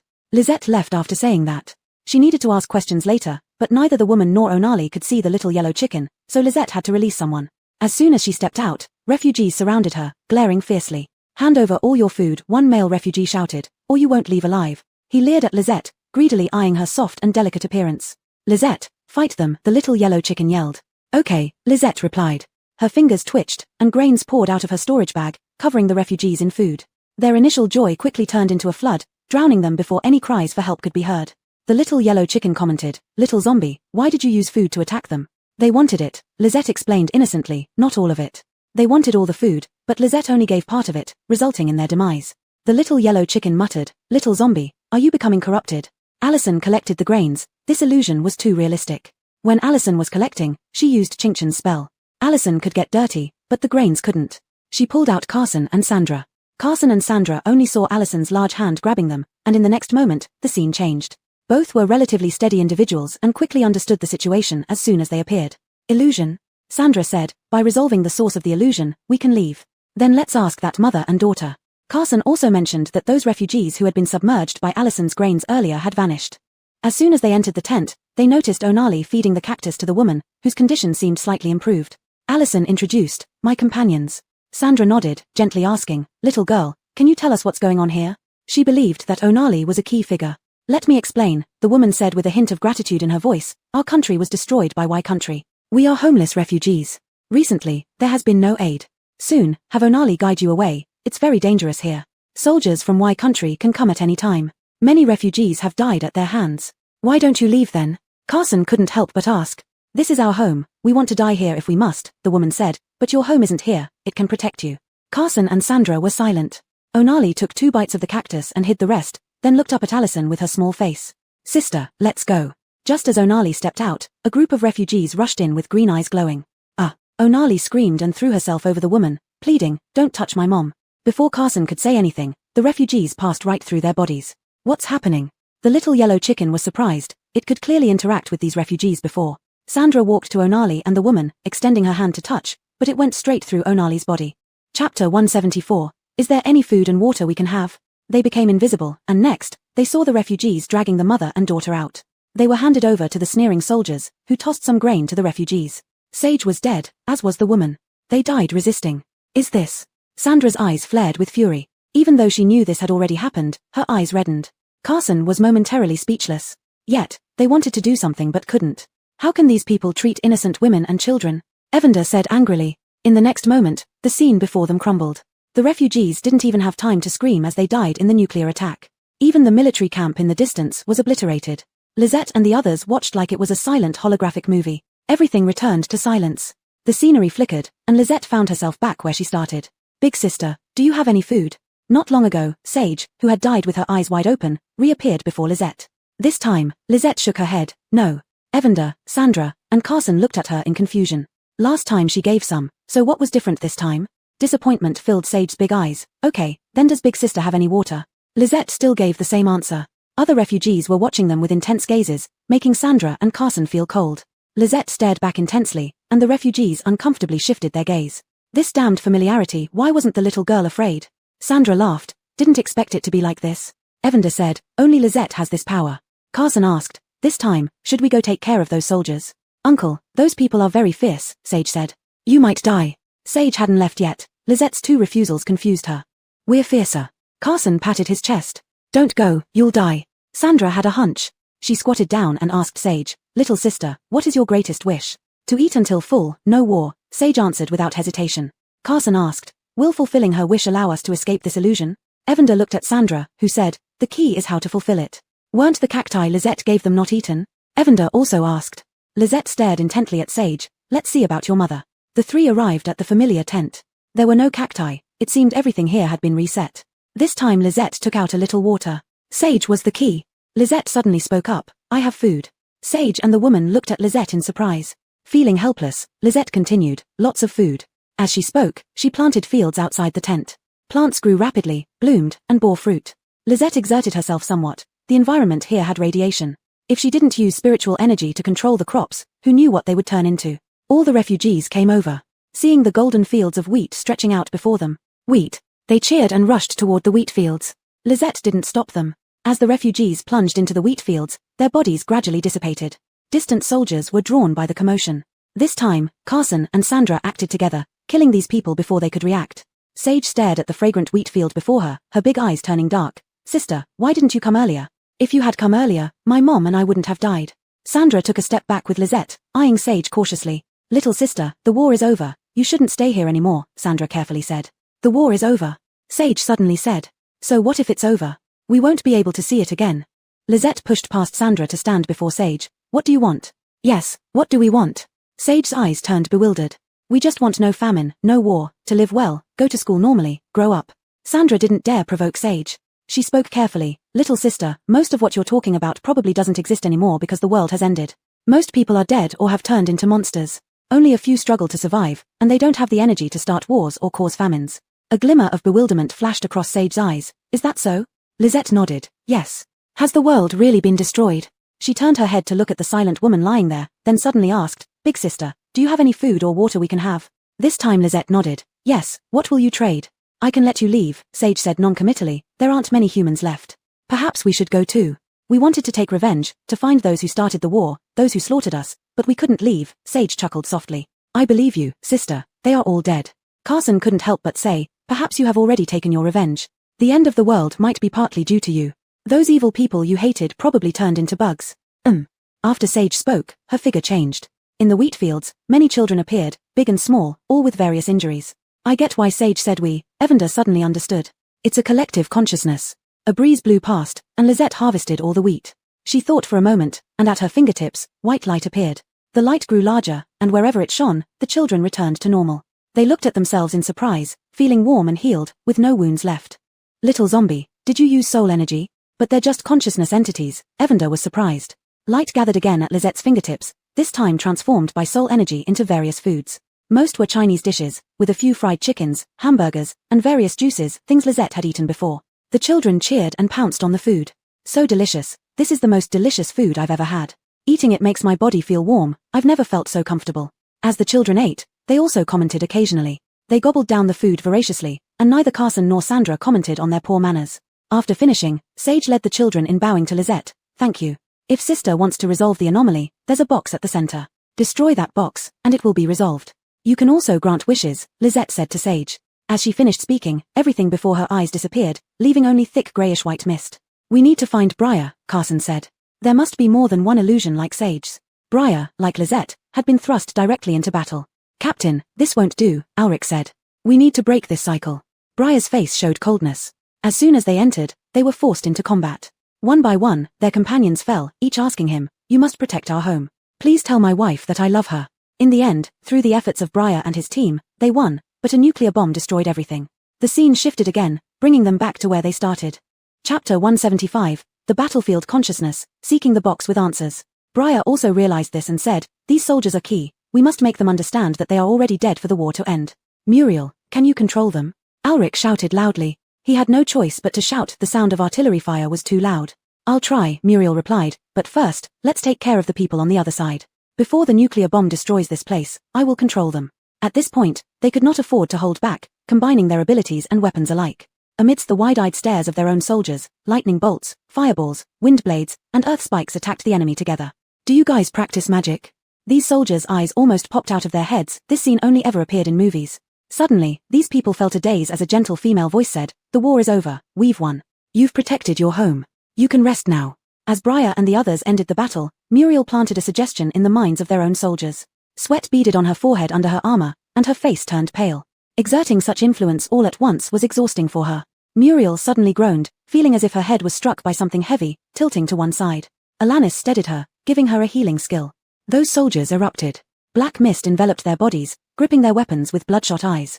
We didn't win. Our homes have been destroyed. These soldiers roared and screamed. Our homeland has become ruins, and our loved ones have died due to the conspiracies of war. We want revenge. Revenge, revenge. Alric frowned. But your enemies are already dead, and it's the end of the world. One soldier grinned at him. Brother, come with us, to seek vengeance. Muriel, are you okay? They're not listening at all. Olaf's son shouted anxiously. They were being coerced, not knowing where they were going. No. Muriel's face was pale as she barely managed to speak one word when a surge of strength entered her body. She broke free from Alanis, stood steadily, and firmly said, I can do it. Muriel once again concentrated on controlling the soldiers. You've already avenged yourselves. Because of you, the world has entered its end. Your enemies died in the apocalypse, and the nation no longer exists. Muriel kept planting suggestions, believing this would work. The highest-ranking officials of Western countries must have been the first to be parasitized by insects. The soldiers' movement slowed, staring blankly at Muriel and the others. Muriel continued her effort. The black mist surrounding them dissipated somewhat, and a slender soldier asked, Is that true? Olaf's son quickly replied, Yes, I'll show you. He pulled out a projector from his space storage and showed them recordings of insects and scenes of the apocalypse. The soldiers fell completely silent. Olaf's son pointed at the cracked insect on the projection. These are the ones that took over their bodies. A soldier murmured, So, the world has already been destroyed. There's no need to worry, we're rebuilding our homes. Your clansmen are still fighting to live. Believe that your homeland will soon be rebuilt. Olaf's son dared not say anything provocative. What he said was true. In the apocalypse, survivors existed among all races. They will surely build a homeland without wars or famines. Children can grow up smoothly, get education, and pursue their favorite careers. With their hands, they will forge a strong race, and no one will dare bully us anymore. Speaking these words, the soldiers choked up. They remembered how long they had been there, yet unable to leave. A soldier who clearly looked like an officer said, Thank you. We know now. I can feel that this place affected the world, but not entirely. Go to the center, there's a box that holds the answers. Grayish-white mist floated around them as the soldiers' figures gradually faded away. May we enter the embrace of God and find eternal peace. They smiled, praying for themselves. The mist suddenly thinned, and green emerged, symbolizing life. So good. The soldiers glanced lovingly at the greenery one last time before vanishing completely. Captain Fan, Lizette, Carson, and Sandra emerged from the mist. Stay alert, this might be a new illusion, Briar immediately warned. Captain Fan, we're real, Carson half laughed, half cried, apart from Lizette, who else could cultivate these crops? Briar remained silent, only looking at Lizette. Muriel said, It's true. Just now, Lizette gave me strength, otherwise, I couldn't have done it. Little zombie, quickly use the soul connection to reach Briar, the yellow chick urged. Lizette tilted her head and sent. Briar felt the 6 new points in his consciousness and sighed inwardly. It had to be Lizette. The two groups joined up and exchanged information. Briar said, Let's rest here for a bit, have some food, and then head to the core area to find the box they mentioned. While they rested, Lizette worked on farming. She kept planting rapeseed. She had many seeds, which could absorb the pollution and radiation here to the maximum extent. After harvesting, she burned the crops and continued planting. By the time Lizette finished another 2 rounds, Briar and the others were also well rested. Audria envied them, saying, Being a zombie is great, you don't even need to rest. This comment made the little yellow chick chuckle. If you think it's so good, let Lizette turn you into a zombie. No, I was just kidding, Audria laughed. I haven't had enough of the delicious food Lizette grows yet. So unless I'm about to die, I definitely won't become a zombie. With this interlude from Audria, the heavy atmosphere dissipated a little. The impact of these soldiers and Aurelia was quite significant. No one mentioned it again as they silently moved forward. The closer to the center, the higher the temperature. Olafsson's protective suit was nearly soaked with sweat, so he hurriedly activated its regulation function. What's in the middle? It can't be a huge volcano, can it? Olafsson asked.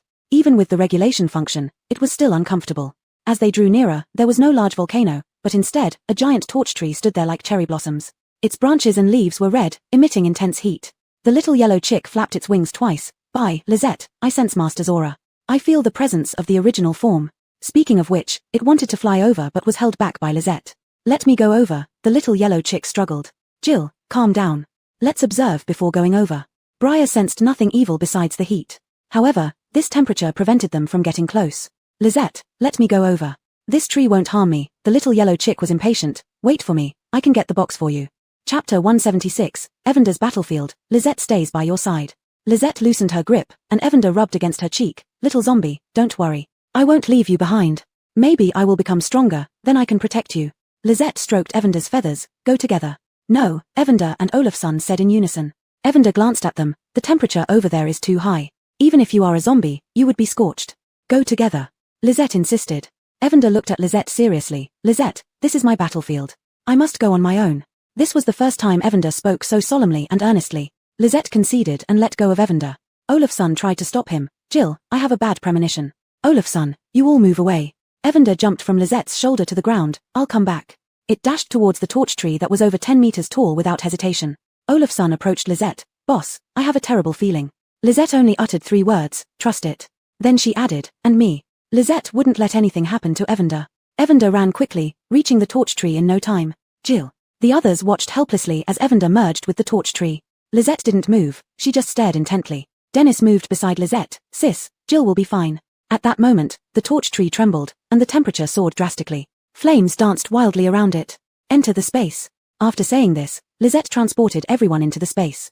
Olafson, Briar, and Alric retreated rapidly upon hearing Lisette's words, avoiding the fate of entering the space. Lisette stood amidst the flames, watching them. We will protect ourselves, Alric said, enveloping everyone in a layer of water curtain. Lisette didn't force them, she converted the water into ice on top of what Alric did. She stopped looking at the trio who had retreated far and continued staring at the constantly changing torch tree. Perhaps it wasn't a torch tree anymore. What are you? To dare lay eyes on me? A gloomy voice echoed from within the torch tree. Lisette's grey eyes turned serious. This tree had consciousness. This is my power, Evander's voice.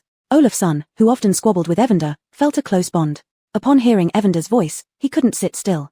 Jill, is there something we can do? Olafson shouted anxiously. There was no response from Evander.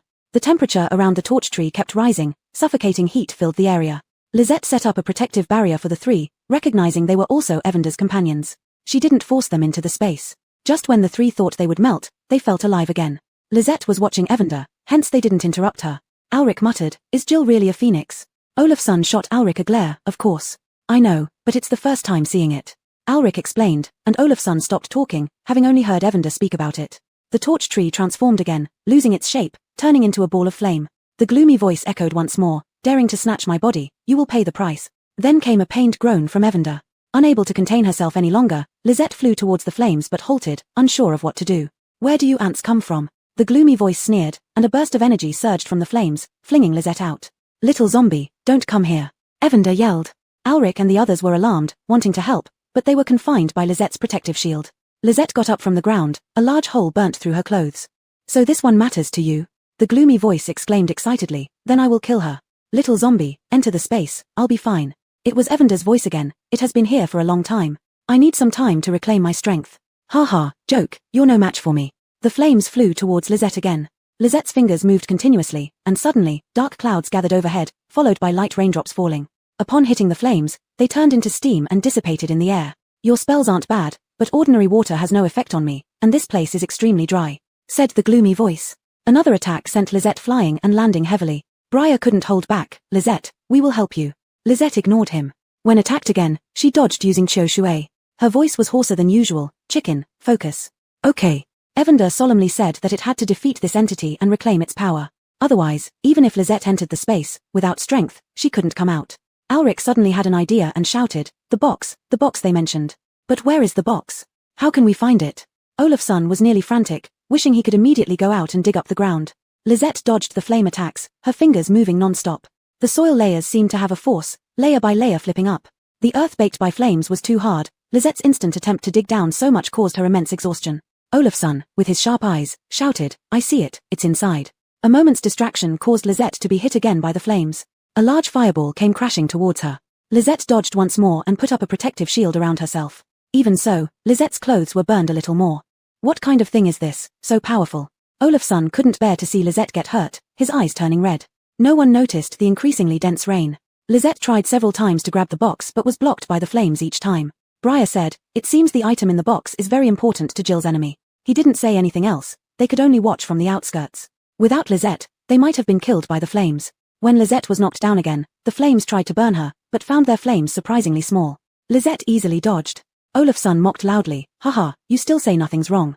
You're about to be washed bald. Impossible, the gloomy voice just realized its abnormal condition. This is just a little rain, how could it be?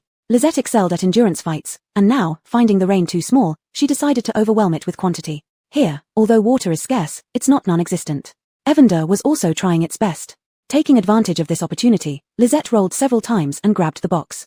The flames attacked again, knocking Lisette into the pit she had dug herself. Evander remained silent, straining to swallow its own power. Boss, Lisette, Briar and the others exclaimed as they saw Lisette crawl out covered in black dirt.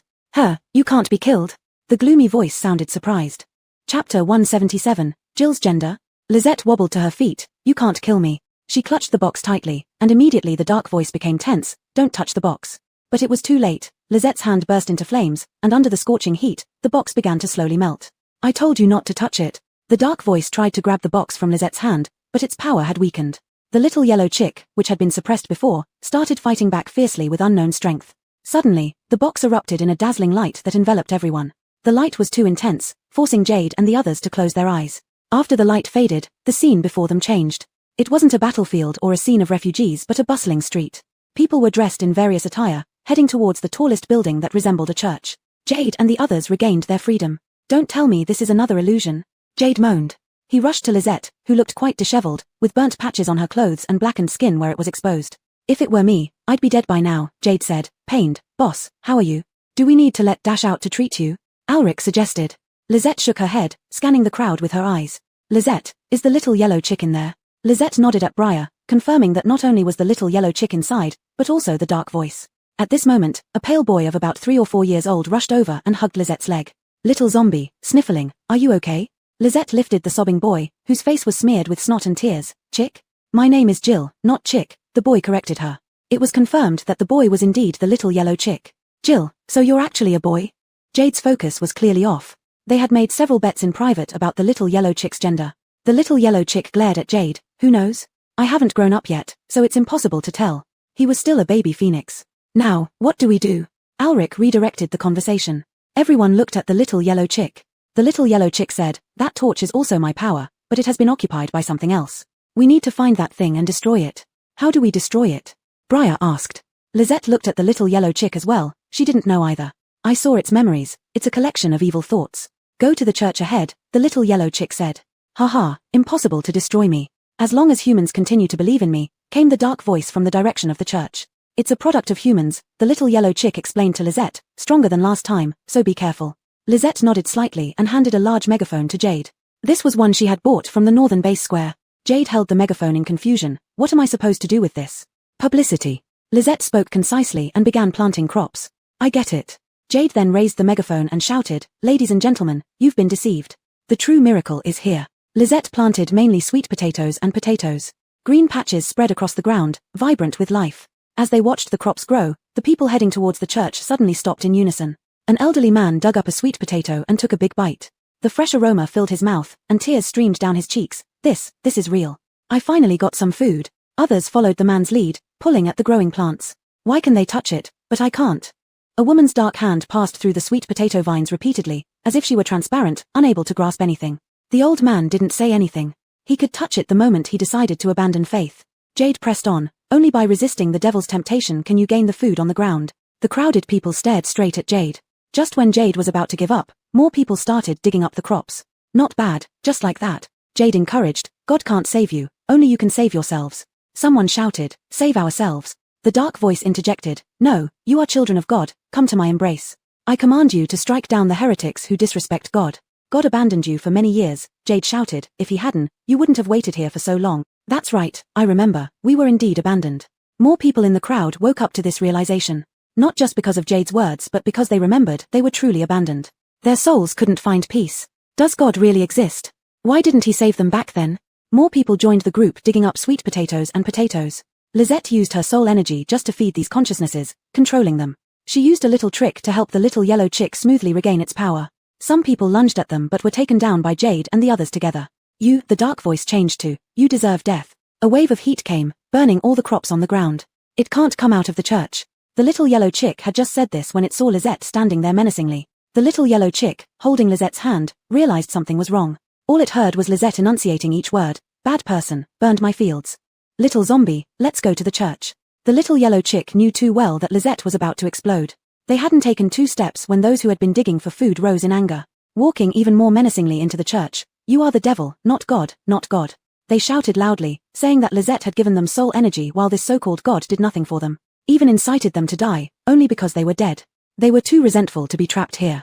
Lizette tilted her head. What's wrong with them? The little yellow chick teased. There's a saying, cutting off someone's livelihood is like killing their parents. Let's hurry up or we'll miss it.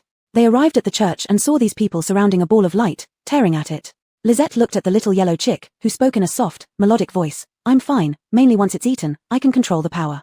Its soft face rubbed against Lisette's hand. Little zombie, I won't stop you from farming again. Seems like you ever did before. Jade chuckled, not expecting Jill to have turned human and still be so clingy. The little yellow chick ignored Jade, and Lisette took the opportunity to grow more sweet potatoes. The dark voice pleaded, claiming it was a god who could give people everything they wanted. But the humans who had nurtured the dark voice did not want to spare it, and its voice gradually weakened. These consciousnesses, now fed, dispersed like Onari. Jade watched clearly as they waved goodbye to Lisette and the others with smiles on their faces. Goodbye. The scene around them shifted, and Jade and the others found themselves outside, looking at the little yellow chick on the ground in surprise. Jill, did you dye yourself? Jade asked loudly. Chapter 178, Evander transformed. The flames vanished, and the searing heat was gone too. On the ground now stood a fiery red chicken. It slowly stood up, glaring fiercely at Olafsson. Olafsson took 2 steps back and shouted, Why are you looking at me like that? Aren't you Jill? You're the one who dyed it. This is my true color, ignorant human. Jill's voice had changed from its formerly youthful tone to a clear and mature young man's voice. Lisette tilted her head. It used to be the little yellow chicken. She guessed she should call Jill by its real name from now on. You've grown so big. It's no longer appropriate for you to perch on the leader's shoulder. Let me take care of you from now on. A hand, blackened and scorched, reached out and grabbed Jill by the neck, placing it on her shoulder. Lisette proved with action that she would still carry Jill. Jill's red feathers were soft and carried just the right warmth, making it very comfortable. Jill shot Olafsson a challenging look, showing that his small zombie still did as he pleased. Olafsson laughed. Jill, you're not as cute in this form. Like you know anything. The little yellow chicken rolled its eyes, not wanting to deal with Olafsson anymore. We need to handle the aftermath, Briar reminded them, interrupting the squabble between the human and the chicken. The greyish-white mist gradually dissipated, revealing the terrain as it truly was. A desolate wasteland of ruins. Their location was in a huge crater. Alric speculated, this must have been the crater created by the explosion. The crops Lisette planted previously had withered rapidly without her maintenance. Jill sighed, isn't it better to live well? Why do you have to do all these things? You don't understand, humans are too complicated, Briar sighed. Lisette and the others walked out of the crater. Olafsson stuttered, why are there so many monsters again? There were traces of crops Lisette had planted around the perimeter, including wilted cacti lying on the ground. But more prominent were the monsters that glared menacingly at them. These creatures looked bizarre and abstract. Some had multiple heads and limbs, some had misplaced body parts, and some were unrecognizable. It was due to radiation. No one knew how they managed to survive here. Several monsters couldn't wait and roared as they attacked. Lisette released the people in her spatial pocket to fight together. Odon and the others had been holding their breaths when they didn't see Olafsson, Briar, and Alric join them. These 3 seemed so sly. Once outside, facing the swarm of monsters, they fought fiercely, ending the battle quickly. Lisette hadn't intervened at all. Mainly because Lisette looked too battered, Muriel and the others wouldn't let her move. Muriel looked at the scene before them and sighed, I wonder if this place will ever recover. Lisette stroked Jill's feathers and said, wait. Under everyone's gaze, she planted a vast field of ice blue flowers. The ice blue blossoms covered the ruins, slowly absorbing the foul air. In the sunlight, they seemed to glow. A few ladies sighed, how beautiful. Alric was about to ask Lisette, what kind of flowers are these? Lisette. Several cries erupted as Lisette fainted again. They had spatial pockets but couldn't enter them. They set up camp at the edge of the flower field. Jill muttered, little zombie, don't be so honest, I'm worried. Get well soon, and I'll tell you the message my master left me. Lisette lay down, and Olafsson wasn't in the mood to joke with the little yellow chicken. He silently focused on his tasks. Lisette dreamt again. This time, she saw many details about cultivating Lisette clearly, though she remained an observer.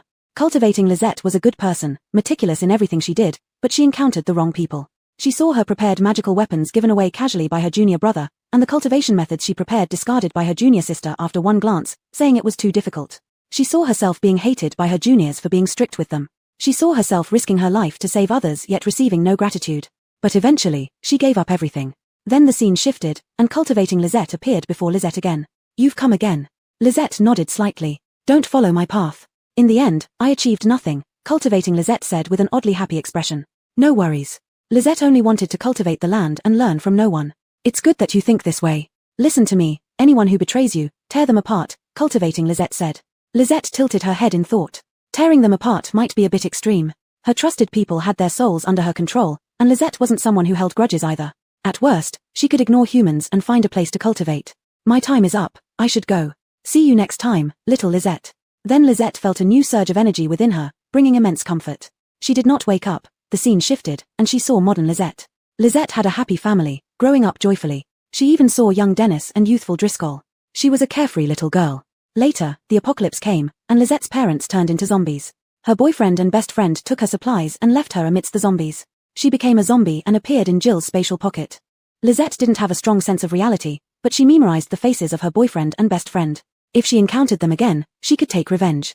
Lisette wondered, who is she really? Is she cultivating Lisette or modern Lisette? Or are both of them her?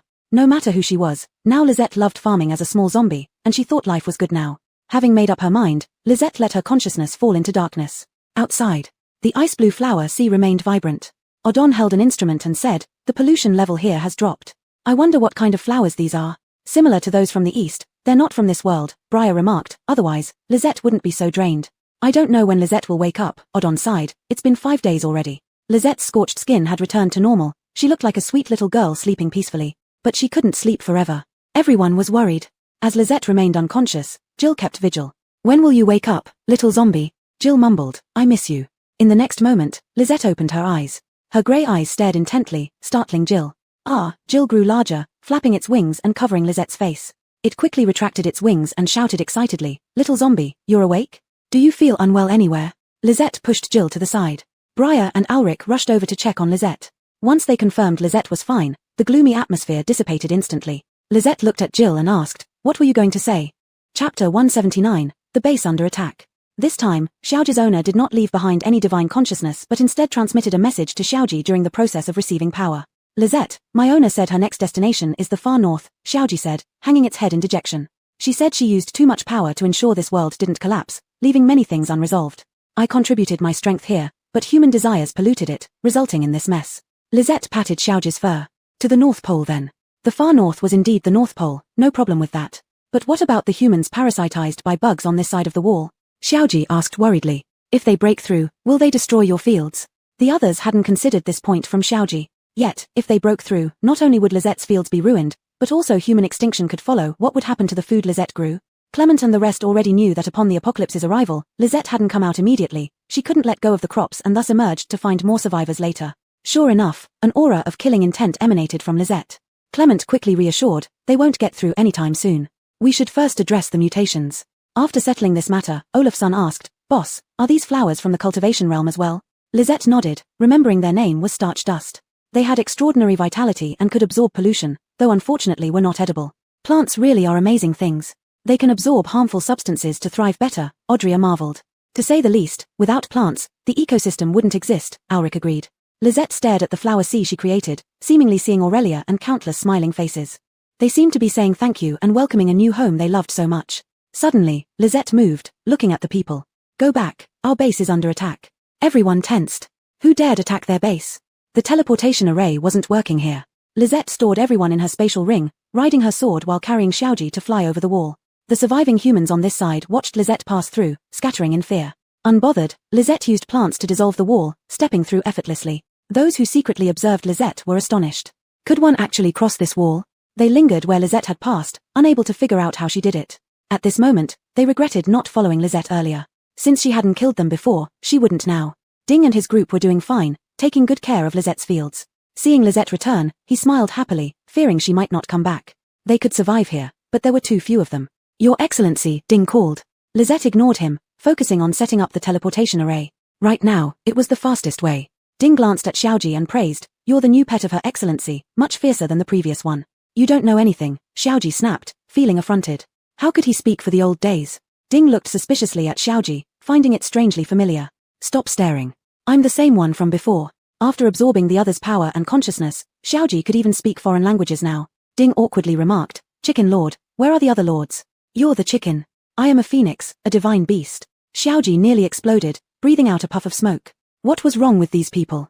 Ding remained confused. It still looked like a chicken, red feathers, longer tail, but couldn't change that appearance. Forget it, it's pointless explaining to someone like you. Xiaoji gave up. Tend the fields well, we are leaving. What? Ding panicked. What about us if you leave? Xiaoji shot a disdainful glance at Ding. This place still belongs to Lisette. Take good care of it. With such good conditions, failing means your incompetence. Ding thought deeply, looking at the tall cacti and sand jujubes outside, as well as the fence they'd built over the past few days. Thank you for the guidance, Chicken Lord. Ding's eyes gleamed with resolve. I will do my best. On the other side, Lisette finished setting up the teleportation array. Xiaoji trotted over eagerly, claiming credit. Lisette, I've briefed Ding. Let's go. Lizette glanced at Ding, who was full of fighting spirit, and left some weapons behind before going. As for the contract, foreigners were excluded. Just as Lizette returned to the northern base, Caesar was informed. Caesar hurried over and reported, the pollution level has dropped again. Odon anxiously asked, Father, tell us about the base situation. Caesar sighed, it's the people from the southern base. Now that it's warmer, they have no food and came to loot. Looking at Caesar's expression, the situation didn't look hopeful. When they went out, they realized how strong the northern base had become. Yet, why were they so worried? Those rushing forward were all weak ordinary people, making it difficult for the elites of the northern base to fight. What's wrong with them? Audria asked. Even though she had been through the refugee camp and seen its dire conditions, Audria still felt uncomfortable seeing her fellow countrymen like this. They didn't have any protective equipment. Wearing tattered clothes, the exposed skin was covered with large patches of red rashes. Their eyes were numb, as if controlled by someone else, pushing them forward. They are controlled, Muriel said, but there is also their own willingness. From the other side, a loud voice called out, Commander Caesar, we just want to join the northern base. We're all compatriots, you can't leave us to die. Jill's feathers bristled with anger, how shameless they are, clearly wanting the northern base. On the side, Hillary said, with them like this, we can't fight. We've already lost many people. The people of the northern base couldn't bring themselves to attack, while these people were using them as shields. The northern base had psychics who tried to free these people from control, but most were willing to be controlled. They were willing to be cannon fodder. Once they occupied the northern base, their families would have food. Caesar loudly replied, if you want food, we can trade. If you want farming methods, we'll give them freely. What more do you want? Nothing much, trading is so troublesome. Aren't you a great benefactor? Why not just give it to us? Our base was destroyed by polluted monsters, and we've set our sights on here. It was a man's voice. Lizette's ears twitched slightly, finding it somewhat familiar. Do you really think the people of the northern base won't move against these people? Caesar was angry. You make a move, and it's perfect to clear away useless people, conserving resources. That voice was unafraid. Our psychics aren't useless either. Their combat strength isn't low, Odon explained to Lizette, and they have more people than we do in our base. So many people, it seemed they had brought over all the survivors from the south. Chapter 180, The Helplessness of Ordinary People, There is indeed food. Indeed, from a high vantage point, it looked like there was a sea of people below, completely surrounding the northern base. The spokesman on the other side seemed to want to occupy the base. Through constant development, the population of the northern base had already reached 300,000. Its area had also expanded significantly. They were currently constructing an above-ground base, which sparked greed in these people. Caesar looked at Lizette. Lizette, I'll try talking to them first. Lizette nodded. She was curious about the familiar-sounding person speaking. You don't have to do this. Our people have solved 2 sources of anomalies, and now the climate has improved, pollution levels have dropped. If you're willing to stay here, we can build a home together. Caesar's voice was loud and sincere. Also, with so many of you, our base doesn't have enough space. From the other side came a mocking laugh. Commander Wang sure knows how to talk big. I could even say we resolved the anomalies. Not having enough space is just an excuse. You should vacate it for us. Lizette stared at where the voice came from. Caesar said, looks like there's no room for negotiation. Lizette nodded, fight, I will provide food. With food, why fight? Caesar said, we can win over these ordinary people and then deal with the empowered individuals. After that, Caesar found a few eloquent people to shout. We know you are forced. Our northern base is here for humanity, so we won't harm humans unless necessary. As long as you are willing, our base is ready to employ you with food to help build the base. If you want to join us, wave your hand, we'll send someone to assist you. The northern base can support all of you if you work hard. And there's also a chance to awaken abilities. These shouts resonated with fervor. Their voices spread to everyone's ears through equipment and empowered individuals. Not only did the cannon fodder feel moved, but even the empowered individuals behind them were somewhat tempted. Don't listen to their lies. We've barely survived the severe cold. Which base has extra food? Only by occupying their base can we get anything to eat. The voice sounded almost frantic. Caesar, don't think a few words will turn our people against us. Surrendering the base is your only way out. Is that so? Caesar replied. The local empowered individuals controlled various powers to prevent them from coming over. The most prominent among them were the wood element users, who imitated Lizette and manipulated vines skillfully. When their power was about to run out, it didn't matter, as Haskell made various potions and provided sugar beet supplements. The situation temporarily reached a deadlock. Raise your hands if you want proof, the northern base people shouted loudly. Ordinary people below felt more compelled. Arlen was one of them. He was from the southern base and nearly couldn't survive the severe cold, until unexpectedly, it ended early this year. His parents and wife died, leaving only his daughter. As soon as the weather warmed up, their base suffered attacks from contaminated monsters. With no choice, he fled with his daughter. He had no food, and the empowered individuals ignored them. His daughter was dying, so he reluctantly joined as cannon fodder. His little daughter hugged his neck, her soft face rubbing away his tears, whispering weakly, Daddy, I'm going to find Mommy, don't be sad. This time, he brought his daughter, deciding to die together if necessary. Unexpectedly, the northern base didn't kill them but only restricted their movements. Now, if they worked, they would get food. And potions. He looked at the fully armed people on the wall ahead and slowly raised his hand. Things couldn't get worse. Arlen decided to take a chance. Those who raise their hands will be shot dead on the spot. Hearing this, Arlen's thin, emaciated body trembled. He heard gunshots from behind, bullets whizzing past him. He clutched the small body in his arms, closing his eyes in despair. The expected pain never came. Instead, his body floated into the air, evading the bullets. In the next moment, he landed on an airborne island, along with others like him. People who come up here, register here for pre-allocated food. People in protective suits were shouting, standing before rows of metal tables, each holding tablet-like devices. Behind them, hot water and food wafted warmth into the air. The aroma of the food filled the space. "Daddy, I dreamed about the food you talked about," his daughter in his arms murmured feebly. Daughter Katrina was born in the end times and had never tasted normal food. She had only eaten synthetic food made by the base. It was very difficult to eat. He remembered giving his daughter a small piece of potato once, and her eyes sparkled as if she were eating the most delicious food in the world. "Baby, it's not a dream. Hang on, we're going to have food soon, the kind of food Dad told you about." Tears streamed down Arlen's gaunt cheeks. "Dad," Katrina opened her eyes, looking much better, "Really? You're feeling better?" Arlen was surprised by the change in his daughter and looked up to see a woman in protective gear with a pale white glow in her hands. A healer. When his daughter was seriously ill, Arlen had also begged the empowered individuals for help, but they ignored them. The woman had a red-feathered chicken perched on her shoulder. Arlen watched in a daze as the woman treated his daughter until she handed him a small bowl of soft porridge. "Tea, thank you." Arlen instinctively took it. The woman didn't speak, the chicken on her shoulder did. "Give the little one some porridge first, she'll be fine." Arlen felt the porridge in his hand was incredibly heavy. At that moment, he truly realized that he and his daughter were safe. Jill complained, "Lizette, can't you speak for yourself?" "I know, you're perfectly fine now." The airborne island was created by Lizette. Food was easy to prepare, a few empowered individuals just needed to lend a hand. People from the northern base trusted Lizette immensely. Whatever she asked them to do, they did. "No." Lizette replied to Jill with 2 words. Her voice seemed a bit softer upon closer listening. Okay, I'll speak," Jill said helplessly. What else could be done but go along with her? As long as everyone who came received their food, mostly porridge, along with fresh steamed buns. Like Arlen, when they got their food, they were stunned it was real, not a dream.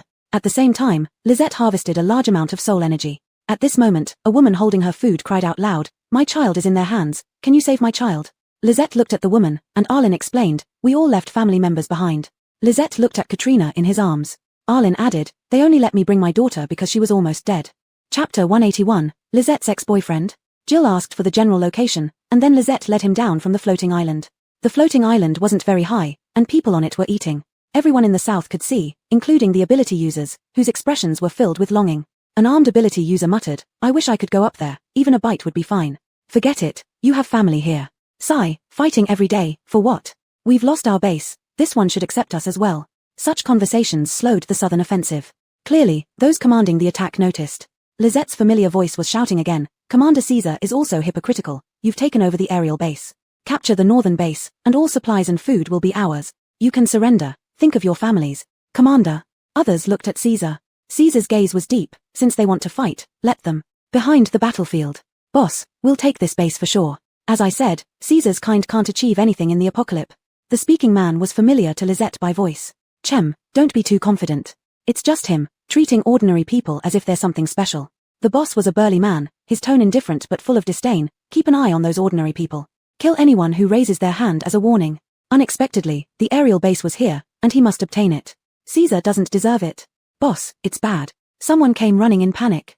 "What's so urgent, so rash?" Understanding what was wrong after saying that sentence.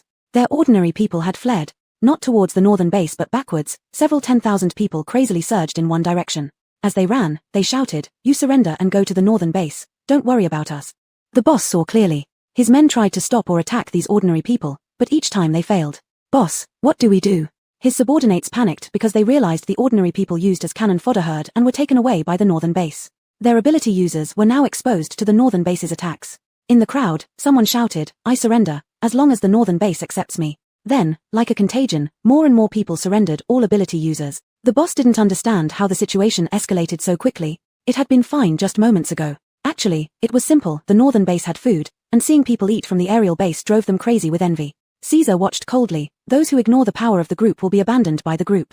The battle ended in such an absurd manner, with the southerners not wanting to fight anymore. But there was much work ahead. So many people needed resettlement, a huge undertaking. Luckily, Caesar was planning to build a ground base. All troublemakers were caught, the leader named Joey, a high-level ability user, but not as powerful as Briar and certainly not Lizette. Caesar, you're despicable. Joey shouted upon seeing Caesar. Those who commit too many injustices will eventually reap what they sow, Caesar replied coldly. I did nothing. Your people betrayed you. If not for your use of food to buy. Caesar interrupted Joey, you mistreated your people, and it has nothing to do with the food. Buy. Lizette. A man exclaimed in excitement, staring at Lizette. You didn't die. Lizette's grey eyes fixed on the man who seemed familiar. Seeing no response from Lizette, the man shouted, I'm Burl, your boyfriend. Everyone, including Caesar, blocked Lizette protectively. Pa, Jill raised his wings. What are you? Daring to claim you're Lizette's boyfriend?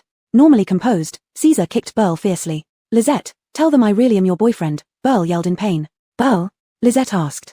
Everyone looked at Lizette, including Joey and his group. Could this seemingly important Lizette be Burl's girlfriend? There seemed to be a significant age difference. This Lizette looked around 20, while Burl looked almost 40. Joey glanced at a direction where a woman was glaring hatefully at them. It's me, Burl kept shouting. His eyes showed calculation. In his memory, Lizette was innocent and easy to placate. Olacia. Lizette spat out a name expressionlessly. Lizette, I'm here. The woman Joey had been looking at changed her expression, gazing at Lizette excitedly as if finding a lost treasure. Lizette, it's wonderful to see you again, I thought. Tears flowed down her cheeks.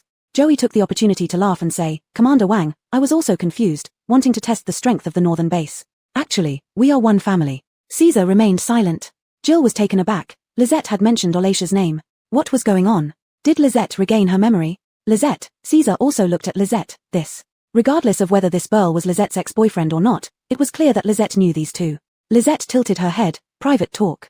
Lizette led Jill, Burl, and Olacia into a face-to-face meeting. There was no one else in the room. Lizette, Olacia spoke first, you look unchanged. Still so beautiful, Burl added with a smile.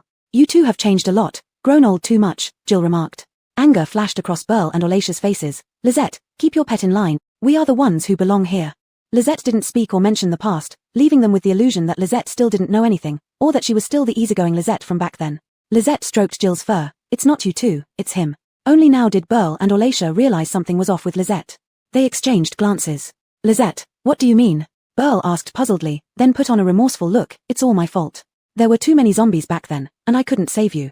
Lizette tilted her head. I became a zombie. Lizette, don't joke. Olacia felt uneasy under Lizette's grey-eyed gaze. How could you possibly be a zombie? When Lizette said this, they started to believe she really did have a hint of a zombie. You pushed me, and I got bitten. Lizette enunciated clearly, her expressionless demeanor sending shivers down their spines. Jill understood. Lizette had regained memories of people. It pointed at the two of them, cursing loudly. So you two are the ones who made Lizette become a zombie? No, we didn't. How can Lizette be a zombie? Olacia didn't expect it to be like this. Lizette, it wasn't me, it was this bitch, she did it. Burl realized the situation was dire and shouted loudly. Chapter 182, What is in the South? Olacia looked at Burl in disbelief. Burl, you? Don't mention me. If it weren't for you, Lizette wouldn't have left me. I loved Lizette. Burl. Olacia glared at Burl. Back then, you were the one who despised Lizette for being useless. Lizette quietly watched the two quarreling. Jill listened to how they had plotted against Lizette behind her back, scheming to take her resources and house, abandoning her among zombies. He felt extremely pained. Lizette, don't let them off. Jill's words pulled the two back from their heated argument. They suddenly realized what they had been saying. They had initially planned to placate Lizette. Given Lizette's high status here, if they could soothe her, their future would be secured. Unbeknownst to them, Lizette had implanted a mental suggestion on them. Lizette, that's not true, believe me, Burl stuttered. I've always thought about you and never stopped looking for you. Lizette had seen enough. Her memory wasn't clear, but she mainly wanted to see what more they might say. Revenge. After uttering this word, Lizette released Dash and Houston. Back then, they had thrown Lizette into a crowd of zombies. Now Lizette was doing the same to them. No, Lizette, I'm wrong, spare me. Faced with two suddenly appearing zombies, Burl and Olacia's expressions cracked. At that moment, they realized that this Lizette was no longer the Lizette from the past. Ah, stay away. Horrified screams echoed inside as Lizette and Jill walked out. People who cared about Lizette immediately surrounded her. How is it going? Lizette, are you alright? Lizette gave a puzzled look. On her own turf, how could anything happen to her? But she sensed another kind of energy, genuine concern for her. This energy was warm. I'm fine. Lizette simply said. Lizette was escorted away, and after Jill told everyone what happened, Muriel and the others were furious. The Lizette they cherished had been manipulated by these two scumbags. I'll kill them. Muriel rolled up his sleeves, ready to deal with them. Killing them is too merciful. They need to suffer alive. Mason narrowed his eyes and said. Ultimately, these two became waste laborious, working the hardest and most exhausting jobs along with other offenders in the base, constantly bullied by those offenders. Every time they claimed Lizette was a zombie, they received severe beatings and humiliation. With ample food supplies, the northern base entered a period of large-scale construction. People from the south seemed to be living in a dream. Arlen was one of them. They hadn't gone underground but lived above ground. Word had it that Director Bai of the northern base had resolved 2 sources of mutation, which helped end the extreme cold sooner. It was also rumored that extreme heat would be alleviated soon. Indeed, he felt breathing much easier. People enthusiastically built their new home. Unlike before when they lived numbly, now they saw hope. In the core office area of the northern base, Caesar looked at Lizette. What? You want to go to the south too? There was a large-scale uprising of polluted monsters in the south, but according to reports, there were still bases and people moving north. Caesar and Henry discussed and organized a team to head south and assist those on the road. Unexpectedly, Lizette told him she wanted to go as well. Lizette nodded. Jill added, yes, we want to check the south. You're not farming anymore? Caesar asked, knowing that Lizette had been farming intensively these days in valleys, at site number 2, and various parts of the base. Food supplies were plentiful, and Caesar worried Lizette might get exhausted. Jill replied, farming is almost done. Lizette wants to visit the south. What's there to see? Caesar didn't understand why. Besides, didn't Lizette want to go to the North Pole? Although Caesar didn't really want Lizette to leave, every day was filled with worry whenever Lizette ventured out, fearing any mishap. He truly believed that human matters should be handled by humans together, not by Lizette running around recklessly. Jill said, there's an uprising of polluted monsters there. We want to investigate any mysterious forces. After thinking for a moment, Caesar agreed, all right, you may go, but be sure to stay safe. Jill wanted to assure him of Lizette's abilities, but recalling how Lizette had fallen asleep twice, he kept quiet. After Lizette left, Caesar sighed, so many things happening. He knew about the alien invasion and the source of mutations in the Arctic. Without Lizette, survival itself would be challenging, let alone dealing with so many issues. Odon comforted, Dad, everything will be fine. On the road, Jill muttered, I wonder if little Mai's words are true. They were heading south because Crystal had mentioned that there was an unusual aura in the south that could attract polluted monsters. Lizette also wanted to see the plants in the south, which is why they decided to go. Along the way, they did not linger much, only rescuing some people, giving them a little food, and telling them that the northern base would accept them. This time, they rescued another group of people. Like the previous 2 groups, they gave them food and information, but these people provided one piece of news: all the polluted monsters were moving toward the southwest. They immediately went southwest. Olafsson killed a polluted monster attacking the flying boat and wiped his face, saying, something's off, are these monsters crazy? Mason, who had experienced such unrest in his previous life, guessed, could it be because we resolved 2 mutations, so these monsters can't sit still anymore? It should be different from his previous life. The closer they got to their destination, the more numerous and frenzied the monsters became. It was as if the stealth function of the flying boat had failed. The monsters fiercely attacked upward. Southwest Base. This base, called an underground base, was actually inside a mountain. Commander Kit, there are too many monsters, we can't hold on any longer. Kit, about Caesar's age, had a thin face and cold, stern eyes. I know, Kit said firmly, activate the final plan. But, Kit waved his hand, interrupting his subordinate, there's no way to retreat now. The meeting room fell silent. Retreat wasn't possible with so many monsters outside. Despair enveloped everyone's hearts. Take stock of supplies and distribute them, Kit said calmly. Yes, Commander. Everyone knew this was inevitable. There was no turning back now. After today, their base would cease to exist. Commander, rest for a bit, said the young secretary Leroy. No need. We'll be resting permanently from now on, Kit sighed. Have we contacted other bases? No. Prepare to deal with that thing. Lizette and her group, looking at the mountainside teeming with various polluted monsters, also fell silent. Chapter 183, A Huge Egg. After a long while, Olafsson muttered, are all the monsters concentrated here? Not only these monsters, but there were more coming from afar as if something fatally attractive was located here. They could only approach with their flying boat, otherwise, they wouldn't make it. Lizette controlled the flying boat to get closer to the entrance of the southwest base. At the entrance, there were many incomplete corpses, both human and those of contaminated creatures. The contaminated creatures continuously attacked the solid defense. The exhausted humans retaliated feebly. As one batch of monsters fell, even more surged forward. They can't hold on much longer, Briar said. Should we help? Sandra asked awkwardly. With so few of them, the aid would be limited. We'll solve the source that attracts the monsters, and that will do, Jill remarked. He had been pondering what exactly was attracting the monsters. Lizette raised her hand slightly, and vines and pine trees grew rapidly, piercing through the skin of the monsters and carrying many away. The pressure at the entrance was greatly alleviated. Lizette led the group to jump down. Alric told the bewildered people, this is our doing. We are from the northern base and want to see your base's leader. Kit stood beside a 6-meter-high cocoon-like object, whispering, I didn't think you were truly alive. The cocoon moved slightly, as if in response to Kit's words. But I cannot let you out, Kit's tone was firm. The cocoon moved again. Is everything ready? Kit asked coolly. Leroy whispered, yes, it's ready. Thank you for your efforts. Kit's eyes turned red, you're still so young. Commander, dying for a cause is worthy. Kit raised his slightly trembling hand. Suddenly, a voice sounded, Commander, people from the northern base are here. Kit frowned at the person running over. How could anyone get in? Everyone stared at the messenger. It's true. They are waiting for you. Kit stared blankly at Lisette and her team. They really came. How did you get in? Kit asked. Once you come in, you might not be able to leave. We came to find out what caused the abnormal behavior of the monsters and found this place. Alric explained. If I'm not mistaken, the origin is in your base, right? Kit looked warily at Alric. What do you intend to do? We only want to resolve the origin, Alric replied calmly. You should leave. That thing cannot be solved, Kit said. If you manage to get out, tell other bases that this side can be sealed off permanently. What is that thing? Alric sensed an unusual implication. Did Kit and his team intend to die here? It's my fault, Kit confessed. When the apocalypse came, he led a group to establish the base. One day, he discovered a cocoon.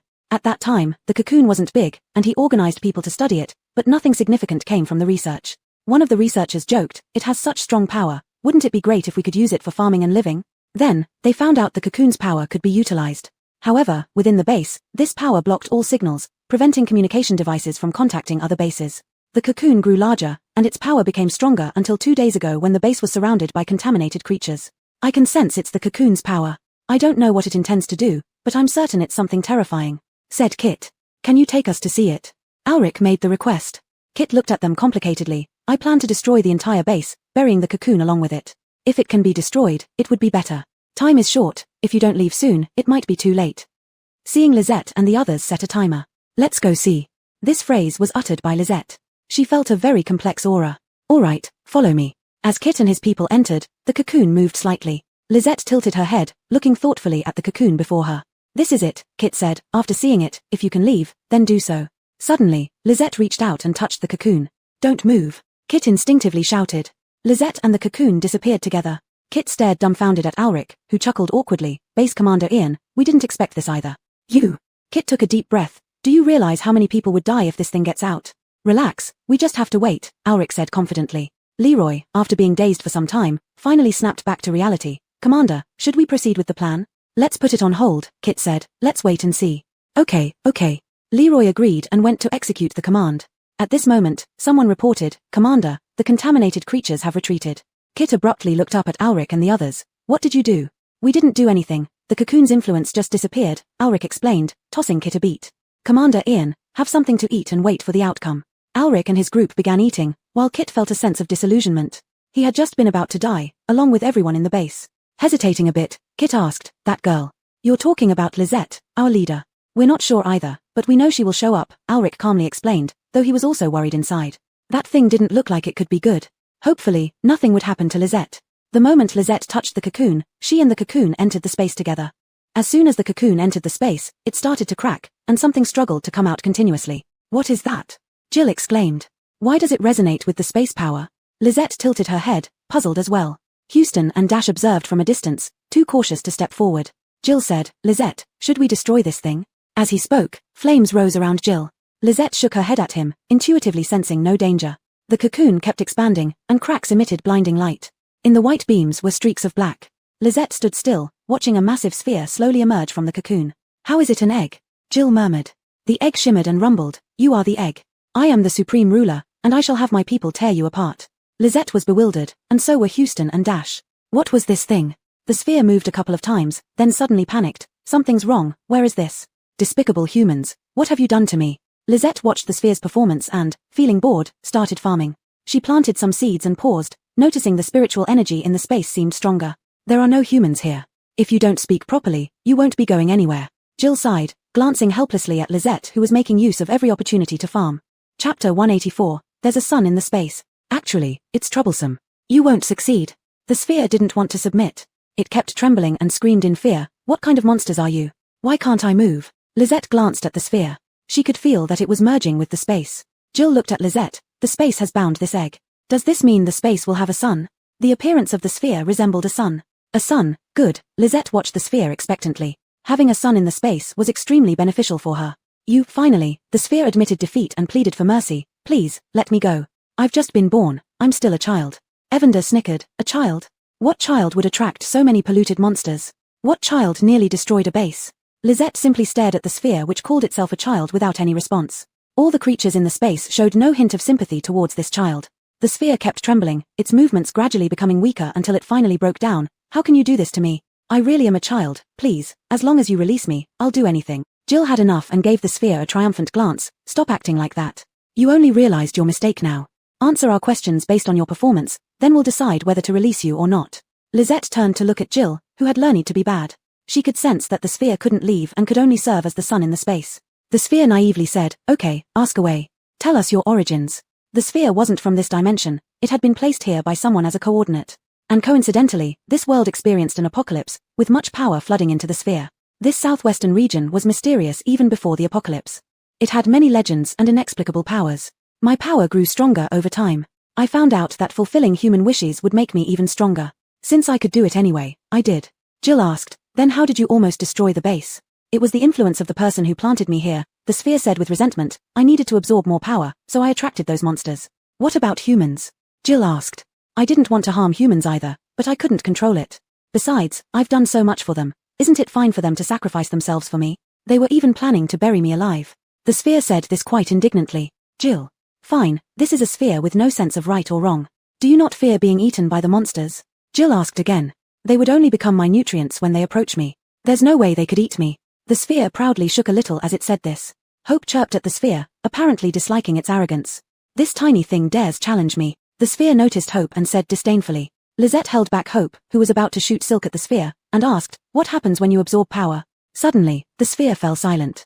Jill immediately became alert and questioned loudly, "Speak up, don't hide anything." I'm not sure," the sphere replied weakly, "but this area will be destroyed, and whatever put me here can reach this world." "Destroyed?" Lisette repeated. "Yes, the power is too great. It's not like a natural disaster but rather turning this space into a void where all life will be extinct." The sphere had confessed, leaving nothing hidden. "Do you know why the person who placed you here did so?" Jill asked. "This world is evolving, but there's nothing particularly special about it." "I don't know much, only that they're looking for someone." This was all the information the person who planted it gave the sphere. It remembered a voice saying, "Soon, we'll be able to reach that world." That was all the sphere knew, and Jill couldn't deduce much from it either.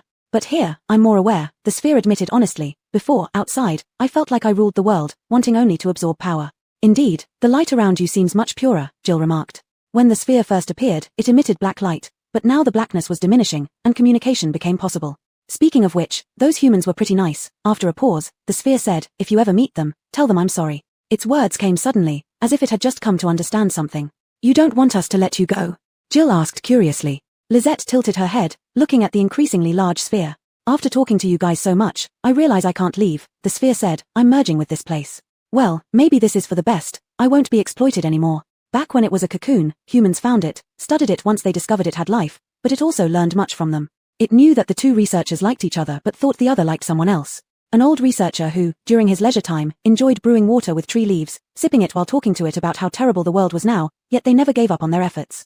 And Kit, who often talked to it and treated it like a child. The sphere gathered many strange emotions, which is why it decided to help humanity. It helped humanity, and humans genuinely appreciated its assistance. Of course, there were some bad ones, but they were few. Kit told it, "Ignore the bad stuff, humans are both good and bad." "It's rare that you have this awareness," Jill commented. "Not awareness, just that if they're gone, there would be no one in this world I relate to anymore," the sphere said gloomily. "Here isn't bad either. At least I can stay clear-headed. By the way." This sentence made Jill alert again. "What?" "Here, those people have less influence over me, but they still do." Lisette also watched the sphere cautiously. The sphere trembled and continued, "They might be able to reach this space eventually, not now, but sooner or later. Forget it, you should leave. Whoever set this grand scheme couldn't be simple." The space was Lisette and Jill's home, their foundation. Jill sighed, thinking what a troublesome son this was. Lisette asked, "Can we go to other worlds through you?" "What?" the sphere replied. Jill translated, "Can we travel to other worlds through you?" "No," the sphere suddenly said. "Wait, no, it used to be impossible. After merging with this space, I found out you could go, but I don't know what world it is." "Really?" Jill was stunned. He asked Lisette, "How did you know?" "Instinct." Lisette felt instinctively that they could go to other worlds, but it required her control. Thinking of this, Lisette grabbed Jill and wanted to try. "Other worlds must have many seeds, right?" Realizing what Lisette intended, Jill quickly stopped her. "Little zombie, don't be impulsive, Alric and the others are waiting for us. What if they can't come back?" This sphere looked unreliable. Chapter 185, Give Us Back the Cocoon. Mason and Kit had been waiting for 2 days. Kit asked for the nth time, "Will she really show up?" The pressure on the base was relieved, which was good news. The people in the base wouldn't die for now.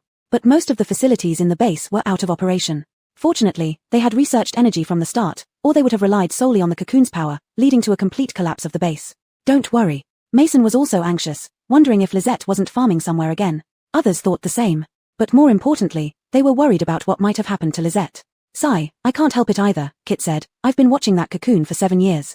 It grew bit by bit. I felt like it could understand me, as if it were my own child. Destroying it was a helpless move. Kit's feelings were extremely complicated, hoping Lisette would succeed, yet wishing the cocoon could still have a glimmer of life. Mason and the others already knew that the Southwest base managed to support nearly 100,000 people because of the cocoon. Having an emotional bond with the cocoon seemed understandable. He couldn't help but think of Lisette if one day he had to choose between Lisette and humanity. Mason shook his head, trying to dispel this terrifying thought. He finally sighed, thinking he would deal with it when the time came. As long as Lisette remained the same, he would choose her. While deep in thought, Lisette appeared with Jill. Mason didn't bother contemplating such dilemmas and hurriedly approached, checking on Lisette's condition. No issues this time. Relief flooded their faces after the checkup. Lisette was fine and didn't seem like she had been in any battle. The dirt on her clothes and hands indicated she had been farming. Excuse me, little Bao, Kit hesitantly asked, what about that cocoon? Everyone in the Southwest base looked at Lisette expectantly. They no longer sensed the presence of the cocoon, was it? Jill's black beady eyes rotated, then said, Lisette is a spatial ability user who placed the thing in her space. Unable to resolve it immediately, we can only try slowly over time. To help you, Lisette took on considerable risk. Space. Kit remarked, we've tried spaces, but we couldn't confine it. Do you believe it or not? Jill said nonchalantly, noting that its space with Lisette wasn't ordinary. I didn't mean it that way. Kit had many thoughts but finally just said, thank you. If there's anything we can do, just let us know. With the matter settled, Lisette wanted to return. At this moment, Kit's subordinate rushed over. Commander, the base people are demanding the cocoon back. They're gathered outside. Kit's expression turned grim. Stepping out, he saw a sea of heads.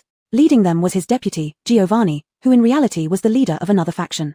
Giovanni was much heavier than Kit, short in stature with facial fat that squeezed his eyes into slits. Olafsson muttered, wow, that kind of build, rarely seen since the end times.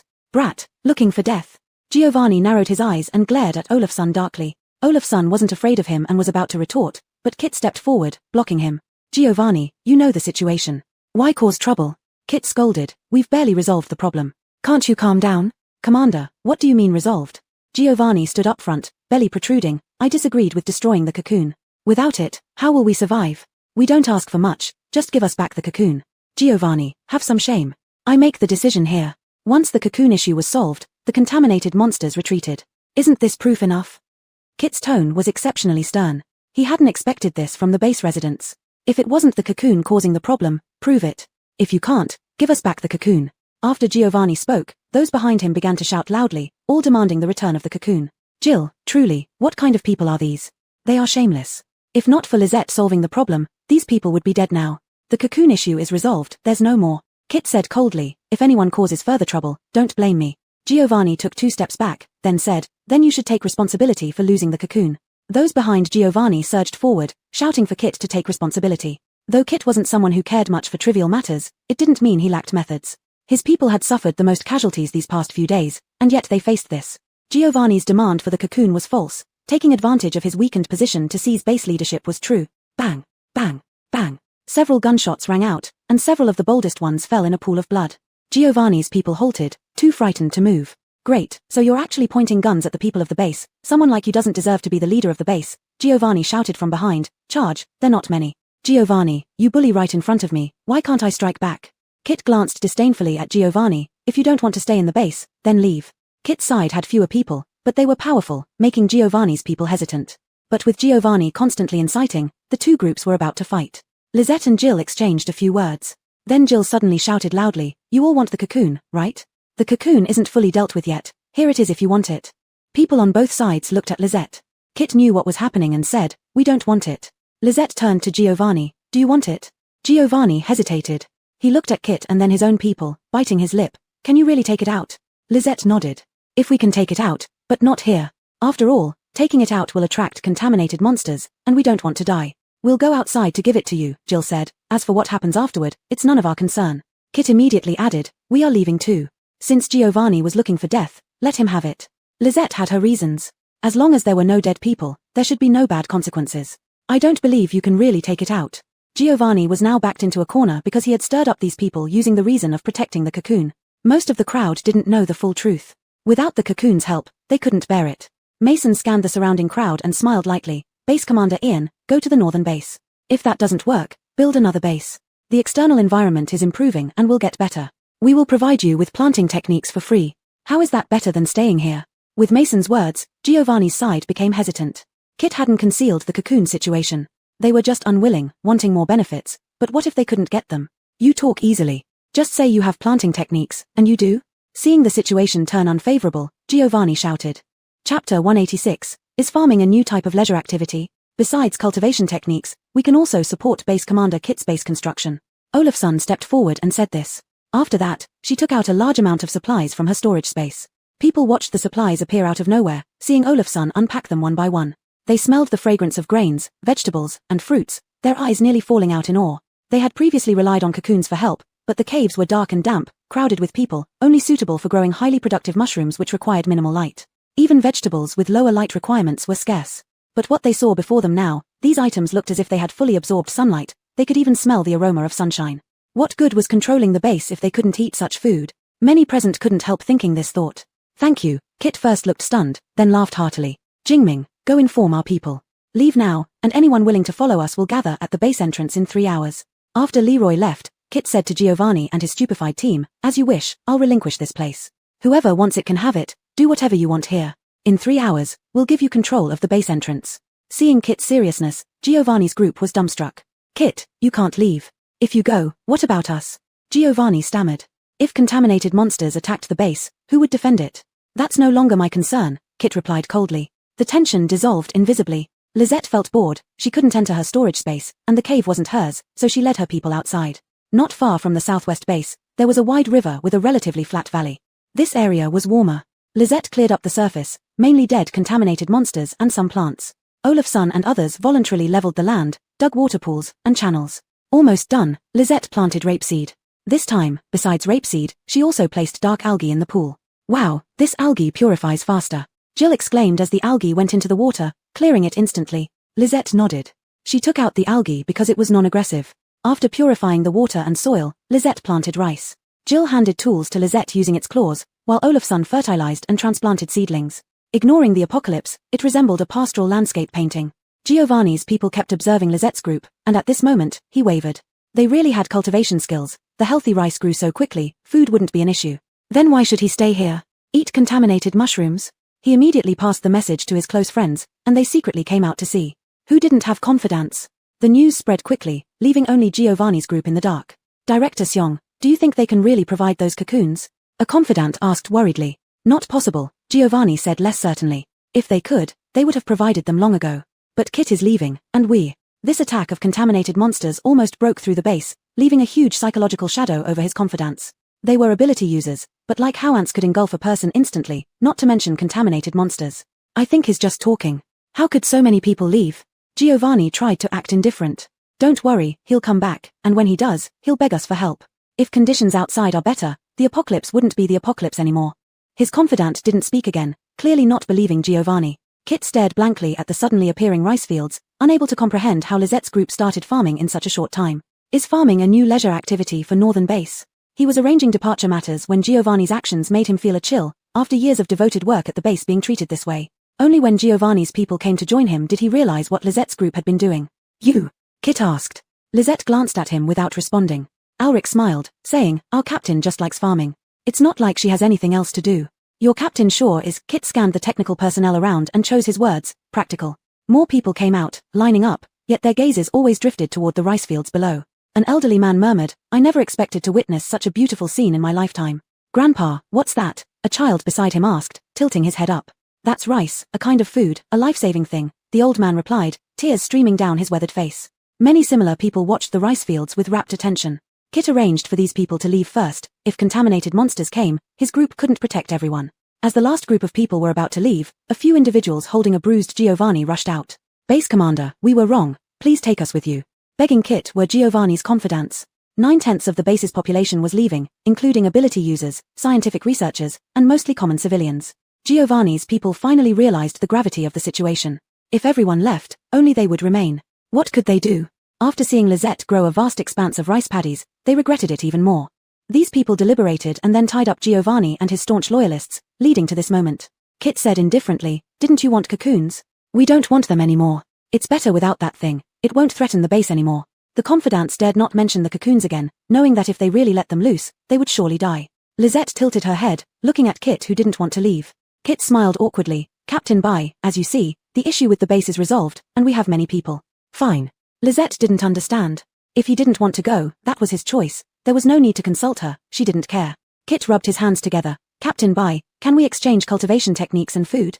Olafson hurried forward, grinning like a fox caught with cream, of course. The southwest base did not lack white cores. They exchanged a large batch of white cores for supplies and the rice fields Lisette had cultivated. Both sides were very satisfied. When Lisette left, Kit was quite reluctant. After all, no one else could cultivate as quickly as Lisette. Captain Bai, someone like you should be under heavy protection. How could Commander Wang bear to release you?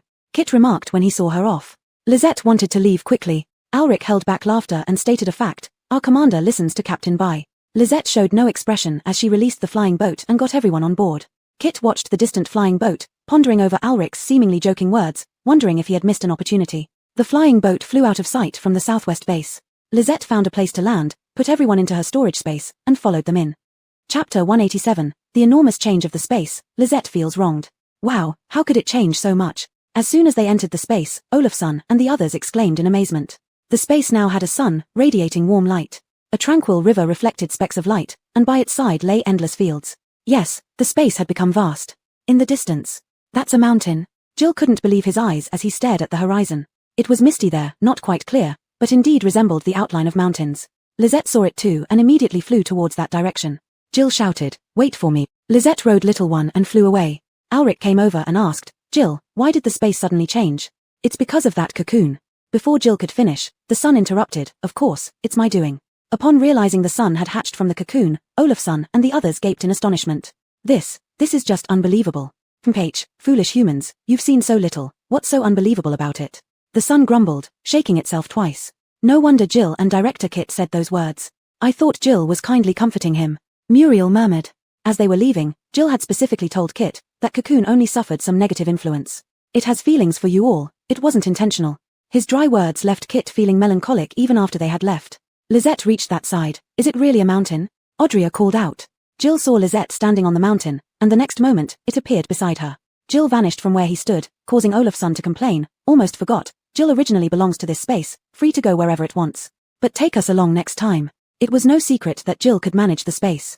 However, unlike Lisette, it couldn't freely retrieve or place things, people, or unidentified creatures. The mountain was at the edge of the space. As they approached, Lisette clearly felt the spiritual energy thinning out. Indeed, it was a mountain, but a barren one, with soil and rocks but no vegetation. Lisette climbed up the mountain and discovered a small stream. Clear water flowed through the mountainside, looking rather adorable. Lisette twitched her fingers, wanting to plant something. Just then, Jill arrived, also astonished. Is this space evolving into a miniature world? Back when the master entrusted Jill to manage the space, there was no mention of this. The spherical sun focused its attention on Lisette, speaking with a sour tone. I can sense this space is evolving, rapidly expanding, growing larger and more complete until it becomes a world. After merging with the space, it was a part of it, feeling more profoundly than Lisette and Jill. Lisette nodded seriously. For the sake of this mini-world, she would continue to work hard.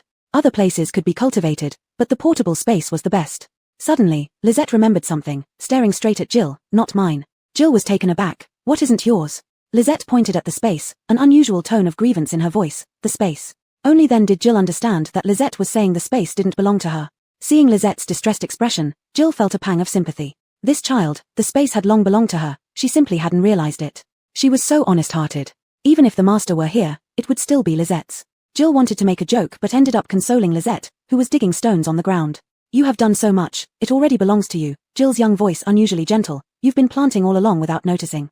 Olafson and the others rushed over, unable to teleport like Yellow Chicken. They had to run, fortunate that their cultivation had improved many aspects. Now seeing Lisette looking so aggrieved, they all felt sorry for her. Lisette was a zombie. After becoming a zombie, she had lost her memory and knew little beyond farming. They couldn't help but treat Lisette like a child. With their own child upset, they couldn't hold back. Jill, Lisette was fine just now. What did you do? Our leader is kind to you. You can't bully our leader. Jill, how could you bully our sister? Hurry up and comfort Lisette. Let her do whatever she wants. Isn't she just asking to farm? Jill, do you have a heart? How kind Lisette has been to you. Jill looked around with wide-eyed confusion. These people, enough already. You didn't even bother to ask what happened before accusing me. So frustrating. It assumed they were jealous, envious of its unparalleled bond with Lisette. It's not what you think. Jill explained the situation. Olafson and the others protested again. What? The space doesn't belong to Lisette. How could you do that? So Lisette was your unpaid worker all along. Jill flapped his wings twice and also got angry. Can you guys understand human language? It's Lizette's, it's Lizette's, it's Lizette's. These people were just being intentional. Lizette stood up, picked Jill up onto her shoulder, and slowly said, it's mine. Alric came out to mediate. Jill, we were just anxious. Besides, what you were saying wasn't really understandable either. Jill turned away, giving them a view of its backside. Didn't want to deal with these bad guys. The fruit trees and plants growing on the mountain caught Jill's attention. Little zombie, when did you plant these? Wasn't she just sad before? Lizette slowly blinked but didn't speak. You were planting things while they were talking about me, Jill suddenly realized, turning into a ruffled-up chicken in an instant. Lizette blinked again, smoothing down Jill's feathers, and finally said, you're so nice. All the air rushed out of Jill. Lizette always made it feel better, and Lizette liked planting things. Olafson and the others chuckled on the side. Lizette had planted the entire mountain. The round ball was also surprised, seeing Lizette farming for the first time. With you around, humanity won't go extinct. After a long pause, the round ball managed to squeeze out these words. The space had a cultivation boost, but to plant this much in less than a day still required immense skill. Alric and the others were very interested in the round ball, chatting a lot and eventually giving it a name, Chief Egg. At first, they thought of many names, but none satisfied the round ball. Like Dandan, Yuan Dan, Dog Dan, Guang Dan. Alright, it couldn't be satisfied either, until they finally settled on Chief Egg, inspired by the high-ranking researchers who all carried the title Chief. The space improved even more. Briar commented, human perception is too limited. If humans could survive, we might directly enter a supertech era. Especially regarding the space, it kept evolving over such a long period, continuously updating Briar's understanding. Look, there's something over there by the mountain. Audria suddenly called out from the edge of the mountain. The boundary of the space was grayish, making it impossible to see what was beyond. Or maybe there was nothing beyond the boundary at all. Audria's shout drew everyone over. They all saw the blurry scene beyond the boundary. Chapter 188, A Strange Small World, Mason's Collapse. They could see that it was a vast world over there. There were mountains and rivers, people. It resembled a huge silhouette. But that place looks very desolate, Alanis said. It was desolate, all ochre yellow with not a touch of green. The rivers seemed dry. The few people there weren't working, they lay on the ground instead. Lizette touched the edge, but her hand couldn't pass through, she could only watch. Olafson sighed, so, other worlds really do exist. The concept of parallel universes has been around for a long time, Odon said, we just haven't found them. Jill commented, what we're seeing may not be a real world. After Jill finished speaking, the picture they saw flickered, and the boundary turned back into something indiscernible again. It's gone, Dennis exclaimed in surprise. Actually, you guys are probably in the big world, while I have a small world here. Do you want to see it? Ardyn suddenly spoke up. Jill looked at Ardyn suspiciously. You don't have any ill intentions, right? Ardyn wouldn't stand for this and wriggled twice in the sky, protesting, ill intentions? I'm controlled by this zombie now, what ill intentions can I have? Don't call me zombie, call me master, Jill shouted angrily and looked at Lizette. Lizette nodded. When Jill said the space belonged to her, she had secretly tested it. She could control the space. At present, there were still many places she couldn't master, but Lizette could feel that as her strength grew, she would eventually be able to fully control it. Ardyn was unwilling. Why should he shout when none of them did? Lizette. Lizette said it was fine for Ardyn to call her Lizette. As for Choshure, it was her sword, which was different. Lizette, Ardyn, pleased, asked again, this is the only small world I can currently contact. Do you want to go see it? Is it dangerous? Odon asked. He didn't fully trust Ardyn. The space was okay because there were spatial ability users, but other worlds exceeded his understanding. What if they can't come back? What if it's dangerous? Others thought the same and waited for Ardyn's answer. No danger, Ardyn said, I sensed it. If there's any danger, Lizette can return here anytime. Lizette, Jill was about to ask Lizette but saw her planting again. Why are you farming? Are you going to Ardyn's world? Lizette tilted her head, looking innocent. Seeing Jill about to explode, Muriel repeated Ardyn's question. Not going. Lizette's refusal left everyone momentarily speechless. Ardyn, eager to show off, asked, why not? Why not? Does Lizette still want to farm? Jill retorted sourly, maybe you can't farm in another world. But maybe you can, Lizette refused, provoking Ardyn's temper. What if it's an ownerless small world? You could farm an entire world. Jill knew what would happen next. Others felt the same. Olafson was ready to convince Lizette to take him along. Yes. Lizette changed her mind without hesitation. She didn't know what an ownerless small world was, she just knew that farming in a world sounded great. She wanted to. Lizette, I'll go with you, Odon offered first. In the end, Lizette took Odon, Sandra, and Mason. Lizette even left Jill behind. He was reluctant, his little black eyes full of accusations. Still, Olafson persuaded him, if anything happens, you being in the space can judge things in time. Ardyn dismissed it, nothing will happen. You underestimate me too much. Not underestimating, we're not familiar yet. Jill, riled up by Ardyn, retorted, fine, I'll watch you. Ardyn shuddered. Without facial features to express emotions, it could only tremble. Entering the small world wasn't complex. With Lizette's permission, Ardyn opened a hole directly. Inside the space, they couldn't clearly see what was inside the hole. Lisette stepped in first. Once Lisette and the others disappeared, the whole vanished. Jill muttered, useless. Ardin ignored him, saying, I'm also going. Lisette won't take you, but I can follow Lisette. Jill was furious and wanted to kill Ardin. Olafson and the others managed to calm him down. Upon arriving at the small world, Lisette regretted it. The world seemed dead. Under a grey sky, there was a black wasteland covered with various trash, unidentifiable materials. No living thing was visible, nor was any sound heard. Time seemed to have stopped. Odon and the others put on protective suits, high pollution levels. At this moment, a light ball appeared in Lisette's palm. It made a happy sound. Lisette, quickly look, can we farm here? Before finishing, the light ball's voice suddenly stopped. The light ball that was Ardin flickered twice, lacking confidence as it said, this small world is ownerless, but this world is already dead. No wonder I didn't sense any danger or life. I thought it was just because my strength was too low. Sandra asked in disbelief, dead? Yes, dead. This world has reached its end. All living creatures have gone extinct, everything returning to nothingness and silence. Mason thought of his past life, his mood turned a little heavy. Could the earth from his previous life have become like this? Ardin, how do you know so much? Odon asked, didn't you just come out? I didn't understand before, but now I remember once I came here, Ardin replied, then turning to Lisette, let's go back. Next time, if there's a new one, I'll take you there. We've come all this way, let's look around, Mason suggested. He felt somewhat curious about such a world.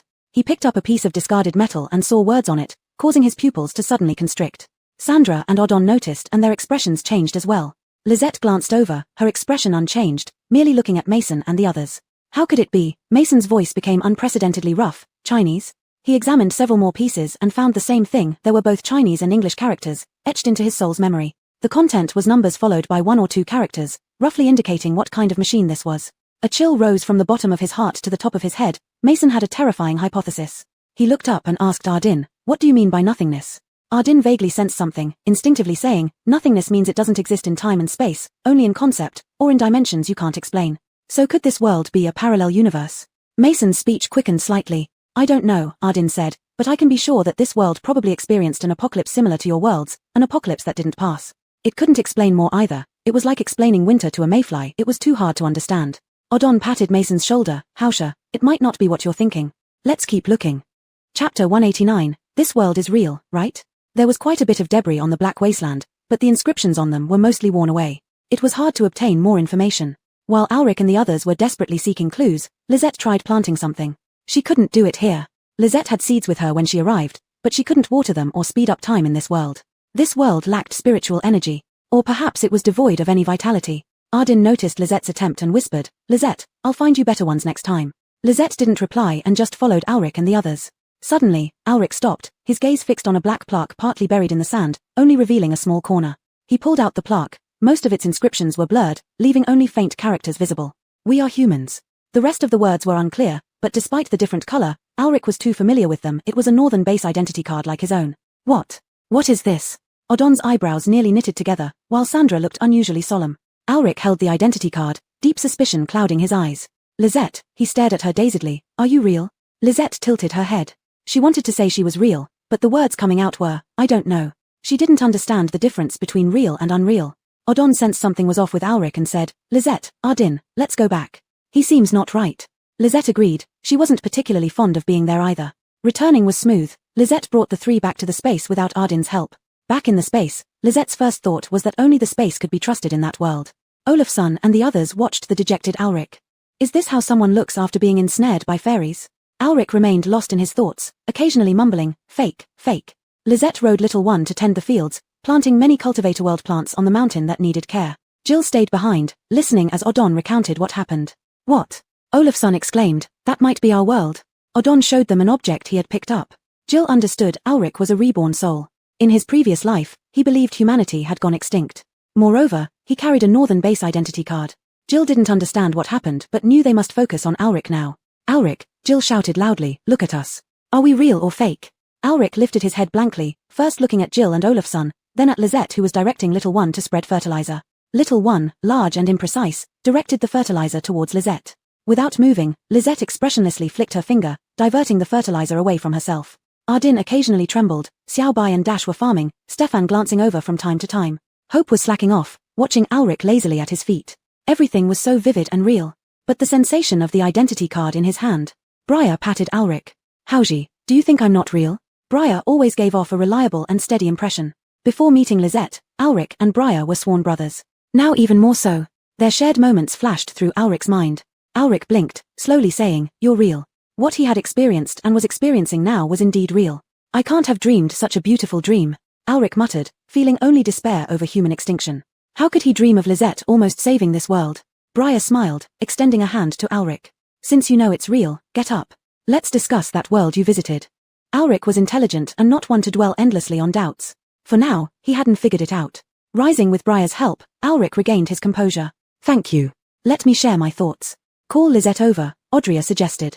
"No need," Ulrich smiled. "She already knows about this and doesn't like hearing these things. Let her play." Jill roughly guessed what Ulrich would say and went to find Lizette. Ulrich started by explaining he was a reborn soul. In truth, Ulrich hadn't hidden this fact. Others vaguely knew he had secrets, but confirming this secret still left everyone staring wide-eyed at him, momentarily stunned. "Are you making up stories?" Muriel asked. "You were reborn, why wasn't I?" "Hey." Ulrich's eyes reflected confusion. He didn't know either. But weren't they missing the point? Wasn't it about the end of this world? Briar digested Ulrich's words and asked, "You suspect that the world you visited is the one you were reborn from?" Ulrich nodded. "I was reborn, but that world has indeed been destroyed, it can't be saved, and the apocalypse can't be stopped." That was why Ulrich had such a strong reaction. "Regardless of whether your guess is true or not," Briar said, "you're living in this world now, one that can still be saved." Audrey, being casual, said, "Why overthink so much? Just live to the fullest." Audrey felt pressured by the talk of saving the world from Ulrich and Briar. Was it all about saving the world now? "Yes, Deputy Leader, just live well for now," Dennis said. "We can't manage everything. Even if you're reborn, you're just one person." "That's true." Ulrich took a deep breath. "So, what do we do about that world?" "Let's see what Lizette thinks," Odon said. "She still needs to go to the North Pole. If we have time, we can visit that world again to gather more clues." By the time Lizette came down from the mountain, Ulrich had already recovered. She only glanced at him without saying anything. It was Ulrich who felt awkward and apologized dryly, "Sorry."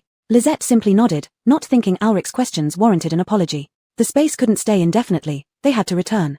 Instead of teleporting, Lizette chose to return via a flying boat, rescuing people along the way, making trades, and collecting seeds. Due to the pollution monster riots, Lizette had harvested many white cores, bringing her closer to evolving the space into a small world. Northern Base. It was no longer underground, houses were built around the northern base. People were bustling about inside these houses, while others were cultivating farmland outside. With more people, everything became scarce, including building materials. The houses didn't look uniform, but to Ulrich, it was a beautiful scene.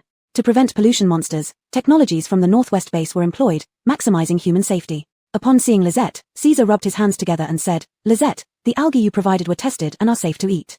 They even contain substances that can enhance human potential." Lizette tilted her head. "We want to grow these. Also, could you take researchers beyond the wall?" Caesar felt somewhat embarrassed to make this request. Chapter 190, Returning to the Small World, Egg's Hidden Thoughts. "Father, it's too dangerous there," Odon disagreed. "No matter how dangerous, we have to go," Caesar insisted firmly. This is the result of discussions among several bases. Not just the northern base, but also the Dawn base, the northwestern base, and all the bases Caesar could contact, including those overseas. The environment has improved, making satellite communications more reliable. Humanity is struggling, but they are surviving earnestly. They don't just want to go there, if possible, they want to eliminate potential threats from that side. Eliminating threats might be unlikely, as the exact situation there remains unknown, but they can study the technology. "All right," Lizette nodded in agreement. Caesar said excitedly, "Thank you. When the time comes, knock them out and put them in the space, then release and wake them up when needed. By the way, can it hold over 500 people?" Thinking about the changes in her space, Lizette nodded again. Forget 500, even 50,000 could fit. After settling this matter, Caesar gave Lizette all the white cores from the base, resources, or taxes collected by Lizette. Lizette accepted them without hesitation, her space still needed to evolve. Odon talked about this mission and mentioned the small world within Lizette's space. After listening, Caesar asked, "Can I take a look?" Space. Not only Caesar, Buster, Adira, Armand, and other researchers came along. In total, 20 people, all signed soul contracts with Lizette. Those who had never entered the space were immediately awed. "Is a space like this even possible?" Armand muttered.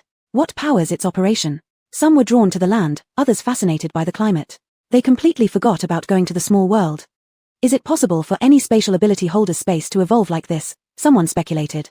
Egg let out a dismissive snort. "Impossible. Evolving into this requires so many conditions. Their spaces are only literal empty spaces." As soon as Egg spoke, these top scientists gathered around it, not minding the ridicule. "This sun is actually sentient. What conditions would allow such an evolution? Tell us, what kind of creature are you?" Egg shivered. While it had met researchers before, they had always been cautious and polite. Such enthusiastic eagerness was unprecedented. Alright, let's get down to business. Caesar regretted involving these people. Everyone remembered their mission to the small world. This time, Egg didn't complain, opened the portal, and let them enter. Lisette also followed, unable to leave due to concerns for their safety. Olaf's son, Muriel, and Dennis also came along. Their first reaction was identical, shocked silence. Despair, Adira murmured. This world feels desolate. Others silently agreed. Armand said, I never imagined another world really exists. Even though this world seemed lifeless. Caesar looked at Lisette. Lisette, are we ready to proceed? Lisette nodded. Everyone immediately scattered, eager to study this place. Egg, now transformed into a glowing sphere, shouted loudly, if you encounter danger, shout immediately. It felt a natural affinity for these researchers and thus gave a reminder. Caesar did not join them but stayed by Lisette's side. Lisette, humanity's understanding is still so limited, Caesar said. Here, everything feels frozen, with no sense of time, space, or temperature. Lisette remained silent, while Egg added, your presence here will change this world. The researchers spent a day there, collecting various materials. They encountered familiar writing, which some found hard to accept, but none reacted as strongly as Ulrich had. Midway through, Lisette sent Caesar back and returned with more supplies. She found this place boring and wanted to see if she could grow something here. While researchers were busy, Lisette was also occupied. Within a day, she tried every farming technique without success. Olaf's son, worried about Lisette's disappointment, encouraged her. Boss, not every place is suitable for plant growth. If it doesn't work, that's fine. There are plenty of other places. Lisette looked up at Olaf's son thoughtfully. Later, Ulrich arrived, saying he had to face whatever couldn't be avoided here. Initially upset, his mood lifted upon seeing Lisette trying to farm. He approached Lisette. I have an idea. If this place can be discovered and entered, does it mean it's changing? Word came that the researchers said this place was likely not a parallel world but more like a future or past world relative to theirs. They speculated that if so, the two worlds might be connected and could even influence each other. There was no solid basis for this guess, but it gave Ulrich an idea.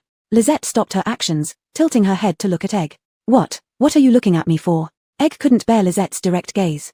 Where is this world different? Lisette asked. The world was vast, and she didn't know exactly how big it was. Rather than searching for differences herself, she decided to ask Egg. Hey, different. Egg took a moment to respond, my power is limited, I can't see where it's different. How do you increase your strength? Lisette wasn't giving up. I can grow with the power of the space. The glowing sphere carefully answered, slightly afraid of Lisette. Lisette thought for a moment and then took Egg back to the space, bringing a pile of spirit stones for it. Egg shuddered again, saying, I can't absorb the power of these stones. Lisette continued to stare at Egg. Jill, who was left behind, seeing Egg's appearance, mockingly said, Egg, what's wrong with you? Lisette is your master, do as she says, or risk having your consciousness erased. Yes, Lisette wanted to turn Egg into a mindless son, just by thinking about it. Egg trembled even more, I am too weak, but don't worry, Lisette. I will definitely find a way. Lisette wasn't in a hurry and waited for Egg. Jill whispered softly, this egg has something hidden from us. Otherwise, why would it say it would definitely find a way? After a while, Egg loudly exclaimed, I have a solution. Lisette simply stared at it, waiting for the supposed solution. Jill sneered, you've had the solution all along but didn't want to reveal it. Houston and the others were startled, looked up at Egg briefly, then continued farming. Don't talk nonsense. I am a loyal Egg and wouldn't intentionally hide anything from dear Lady Lisette. Egg's acting was poor, its tone betraying its guilt. Lisette, impatient, spat out one word, speak. Chapter 191, The New World is not completely dead. Egghead stammered, it's the people who planted me. Their power has strengthened, and I can borrow their strength. Egghead, Jill asked coldly, didn't you say those people have little influence on you? They do have less influence, but not none, Egghead muttered softly, then he couldn't hold back, they might have noticed something. In recent days, they've strengthened their power over me again. Why didn't you tell us? Jill was about to be driven crazy by Egghead. Those people or things were unknown, and if they entered Lisette's space through Egghead and harmed her, what would happen? What are you trying to achieve? Jill looked at Egghead coldly. If Egghead had any ulterior motives, it would find a way to let Lisette destroy him. Though it would take some effort, it wasn't impossible. Egghead was terrified by Jill's killing intent and burst into tears. The next moment, it started raining in the space. Lisette. So this was how Egghead could be used in the new world. Egghead sobbed, I didn't plan to do anything, I just wanted to impress you all with my newfound strength and make you look at me differently. Lisette nodded, acknowledging Egghead's words. She could feel that he indeed thought so. Jill was speechless. What a fool. Enough, Jill said sternly. Are they coming soon? I don't know, Egghead replied, then quickly added under Jill's fierce glare, if they come, I can divert them to the small world. I've already misled them. Egghead furtively observed Lisette and continued, besides, this is Lisette's space. As long as Lisette doesn't allow it, they won't easily enter. Even if she does allow it, they'll still be under her control within this space. Jill relaxed a bit and asked Lisette, is what this egg says true? Lisette nodded, not completely controlled. Truly troublesome, Jill muttered angrily. From now on, nothing must be hidden from us. I promise not to do it again, Egghead said like a submissive wife. You go play, little zombie. I'll check out the bamboo loft and see what needs setting up. Jill finished and ran off. Looking at Jill's small figure, Lizette felt that Jill had grown up. Actually, she wasn't worried. Her intuition told her that the people Egghead mentioned wouldn't come anytime soon. Can we look? Lizette asked, more concerned about that world. Yes, Egghead said weakly. But only once, it will consume a lot of energy. Lizette went back to the small world again. Once inside, Egghead set to work. Alric looked at the dimmed Egghead and laughed, asking, what happened? You were fine just now. Don't like working. That's what Lizette thought too, just like Hope, preferring to be lazy. I did not, Egghead rebutted softly while using his power to observe the world. I love working. Lizette didn't speak, waiting for Egghead's feedback. During this time, a few scientists approached Lizette, saying based on discoveries, this world should be the future of their own. If destroyed, their future would be like this. They found more about the northern base and identity cards with clear names. They only needed to verify upon return.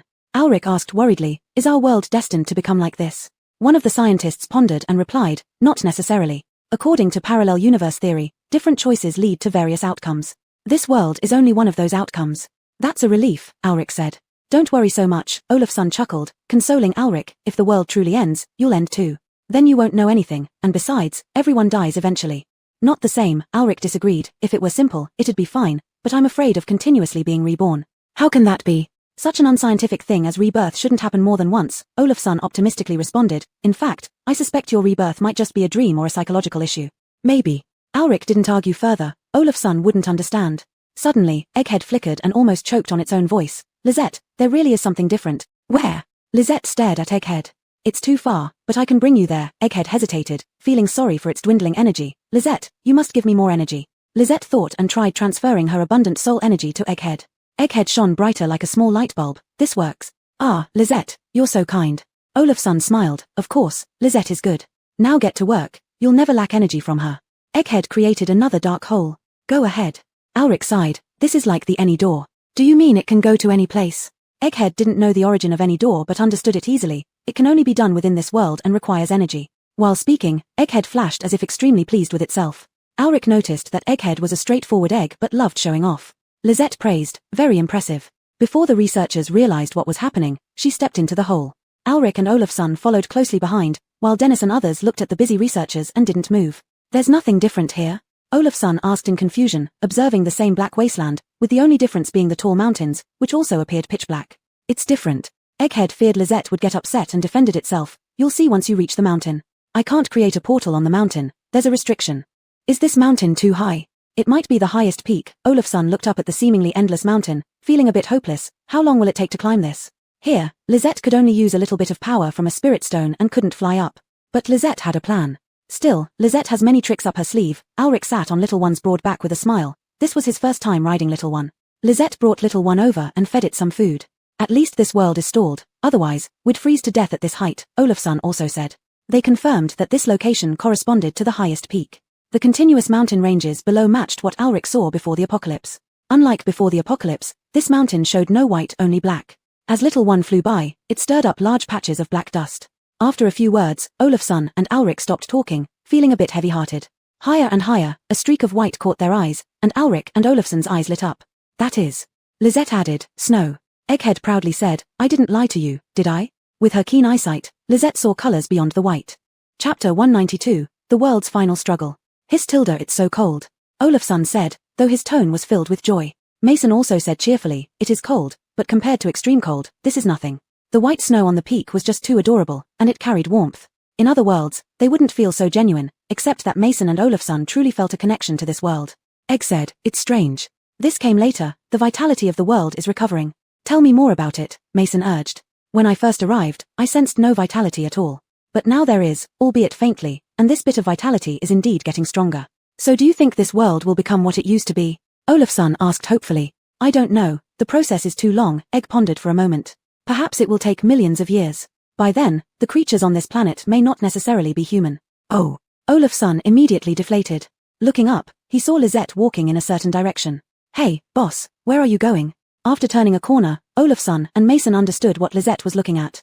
Amidst the snow in a mountain hollow bloomed a pale green, slightly translucent flower, only as big as a soybean with 5 petals, an authentic plant.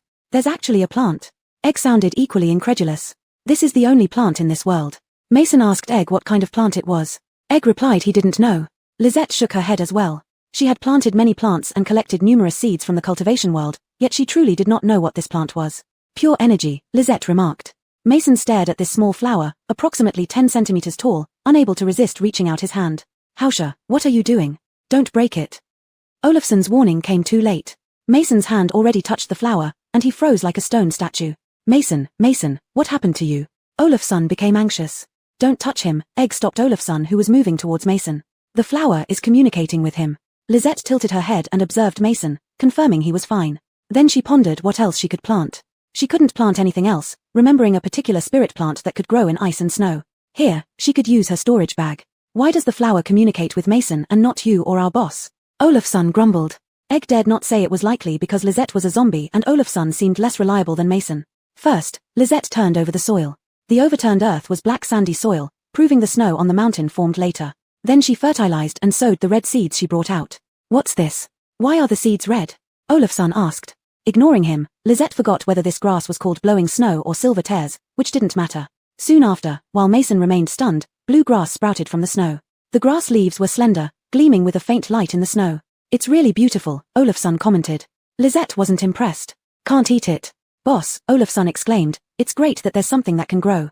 Does it matter if we can't eat it? As Lizette continued planting, Mason regained consciousness. His eyes were red, tears streaming down his face under the protective helmet. Hausha, what happened? What did you see? Olafsson asked with concern, while Lizette also looked at Mason. This flower is the last will of this world, Mason choked out, the last hope preserved before the extinction of life. Mason witnessed humans, plants, animals, their reluctance to perish. He saw their desperate desire for the world to exist. All these desires coalesced into this tiny flower. Hearing Mason's account, Olafsson asked hesitantly, how did the world end? This is our world, Mason said, it didn't disappear all at once. It faded gradually, just like us, natural disasters, viruses, pollution, parasites. After humanity's extinction, a planetary collision occurred, turning the Earth desolate and eventually being swallowed by a black hole. Olafsson was dumbfounded. Was their world destined to end this way? Planetary collision? Olafsson queried, does that mean we'll certainly die? No matter how powerful humans became, they couldn't prevent such a catastrophe. I don't know, but it will happen in several years. Mason said this to Olafsson, but also to reassure himself. Forget it, let's not think about it.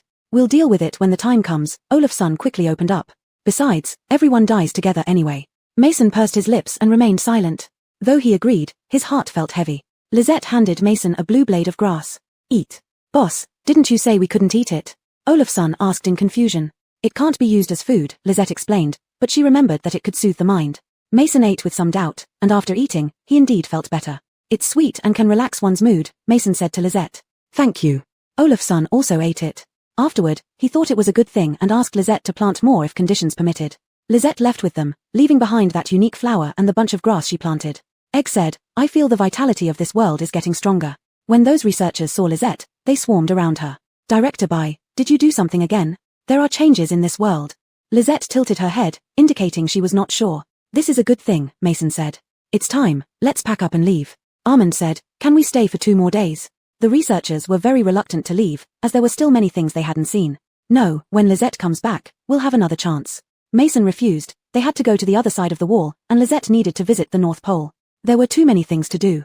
Lizette brought everyone out of the space, and Caesar immediately greeted them. The Dawn base is all set up and ready to depart at any time. Caesar was reluctant to see Lizette go, he thought it was fine for Lizette to just farm at her base. Running around like this was too tiring for her. You've been working hard. Just as Caesar finished speaking, Hillary came over. Commander, we're running short on building materials. Lizette, you rest first, I'll handle this. With that, Caesar hurriedly walked away. The researchers bid farewell one by one. They were eager to study the items brought out from the small world and didn't want to wait a moment longer. Lizette asked, building materials? Jill suggested, why don't we go check it out together? When Lizette went to the ground level, someone was telling Caesar, we predicted a cold wave is coming. The base has received too many people, and there aren't enough building materials. People will freeze to death. Chapter 193, numerous insects threaten Lizette's fields. Indeed, there were too many people and too little time. All earth and metal ability users were working around the clock to produce cement, but still could not meet the demand. These newcomers had no idea what they would face. Will the temperature drop quickly? Caesar asked. Yes, and it will rain as well. The rainwater will be heavily polluted. This was the crux of the matter, pollution combined with freezing damage. Ability users could manage, but ordinary people couldn't. If that's the case, we should organize a move underground, Caesar said. Commander, There isn't enough space underground for so many people. Caesar was troubled when he saw Lisette approaching and greeted her. Lisette, why are you here? Lisette is worried about the base, so she came, Jill explained. You've heard about the situation, Caesar said with a bitter smile. More and more people are coming to the base, putting a heavy burden on it. Lisette nodded. This wasn't the southwest base, and the warming period hadn't lasted long. The temperature was still low, and most workers had frostbite on exposed skin. Despite this, they wore hopeful smiles. Living in hope of the future, no matter how hard life was, they could endure it. Lisette, I can handle things here, you have your own responsibilities. Caesar felt this was his responsibility. A large base required much work. Lisette didn't move at first, or rather, did. Caesar watched helplessly as poplar trees sprouted rapidly along the busy construction site, growing visibly before everyone's eyes. The workers stopped their tasks, watching in awe. They had heard from Northern Base personnel about a director Bai who excelled in farming. Now, they witnessed it firsthand. My goodness, this isn't just farming, it's like having superpowers. Someone murmured this aloud. None of them had ever heard of an ability user achieving such feats. But today, they had seen it happen. Meanwhile, Lisette received a substantial amount of soul energy. She explained that she intended to use the poplars to reduce the pollution from rainwater. Caesar misunderstood, looking gratefully at Lisette. Lisette, are these materials for the base? Lisette was bewildered, but Jill laughed. Commander, did you forget? Poplar trees can clean up the pollution in rainwater. Only then did Caesar understand Lisette's intention. Just as he was about to thank her, new plants started growing. Is that, grapevines? It had only been a few years since the apocalypse, so most people recognized grapes except for the younger ones. The grapevines grew larger and intertwined, forming thick walls and a roof. It looked almost dreamlike. They can shield us from the rain, Lisette said to the stunned Caesar after completing everything. Caesar snapped back to reality, repeatedly praising the effort. Lisette, thanks to you, we're not in such a rush anymore. Others also looked gratefully at Lisette, seeing this as a temporary solution. They planned to rebuild on the foundation of the grapevines. Solving a small problem for the base, Lisette earned more soul energy. She left with Northern Base researchers for Dawn Base. Henry, Alric's father, greeted Lisette with a somewhat resentful expression. Lisette, you shouldn't always stay with Caesar. This place is also yours, you should come by. Alric responded, Dad, Lisette has her duties. Northern Base had faced attacks, expeditions south, and dealt with the small world. Lisette had been very busy. What does Caesar do all day if not handle issues? Henry wasn't genuinely upset, he just felt that Lisette needed rest. Stay here for a few days before moving on. Lisette nodded, taking the opportunity to examine Dawn Base's fields. Fields were opening outside too, and although it was getting warmer, temperatures were still low. Lisette wanted to try crossbreeding grasses from the small world with native varieties. Henry had meant for Lisette to rest for a couple of days, but instead, she headed back to the fields. Melinda and her team were delighted. When Melinda saw the new crops Lisette brought out, she was initially surprised. She had never seen plants like this even after the apocalypse, where plants had mutated extensively. Lisette, this grass has no contamination and possesses particularly pure energy. Melinda, excited, found Lisette in her lab with another person. The pharmaceutical researcher said this grass can serve as a universal additive. Lisette tilted her head, observing the two excited individuals and gave them plenty of such grass and seeds. She didn't understand additives, but the soul energy they provided was exactly what she needed, a perfect match. Heron Melinda brought was flushed with excitement, rubbing his hands together. With this herb, we can enhance our pollution clearing and ability-enhancing medications. Heron used to envy Haskell from the Northern Base, but now he didn't. He could develop better medicines. After discussing this, Melinda brought up algae again. The reproduction rate is extremely fast, but the speed can also be a disadvantage, as it will crowd out other plants' living space, Melinda said. When you plant them later, keep this in mind. It's a clear case of biological invasion, and overgrowth could lead to disaster. Even though their homeworld Blue Star was already scarred and battered. Lisette noted this down, biological invasion, she learned a new term. Melinda liked Lisette more and more. Without Lisette, no one knew what would have happened to Dawn Base. At this moment, Melinda's deputy rushed over. Director Ian, a large number of insect eggs were found in the fields outside. Lisette looked at the ground filled with pea-sized insect eggs and wriggling insects, thinking of a solution. All the seeds we planted earlier are ruined. The researcher said angrily, some larvae have already hatched. Henry arrived, first glancing at Lisette's expressionless face, then looking at the field. Use pesticides, Henry suggested. They won't work. These are mutant polluted insects. They're not afraid of pesticides, the researcher replied. Alric's expression turned serious, remembering the insect swarms from his previous life, never expecting signs of it so soon. Once these insects grow up, humans won't be able to resist them. What should we do? A researcher murmured. These insects growing up wouldn't just eat crops, they would attack people too. They carried toxins that could kill humans, and their bites could cause pollution-induced mutations. Jill comforted Lisette frantically in her mind. Little zombie, don't be upset, there must be a way to deal with these insects. Though Lisette showed no reaction on her face, Jill knew she was already angry. These insects had destroyed Lisette's field. Fields were Lisette's Achilles heel. Olafson and Muriel also sensed Lisette's displeasure. Muriel said, Lisette, should we try to find the source of these insects? Olafson added, yes, these insects couldn't have appeared out of nowhere.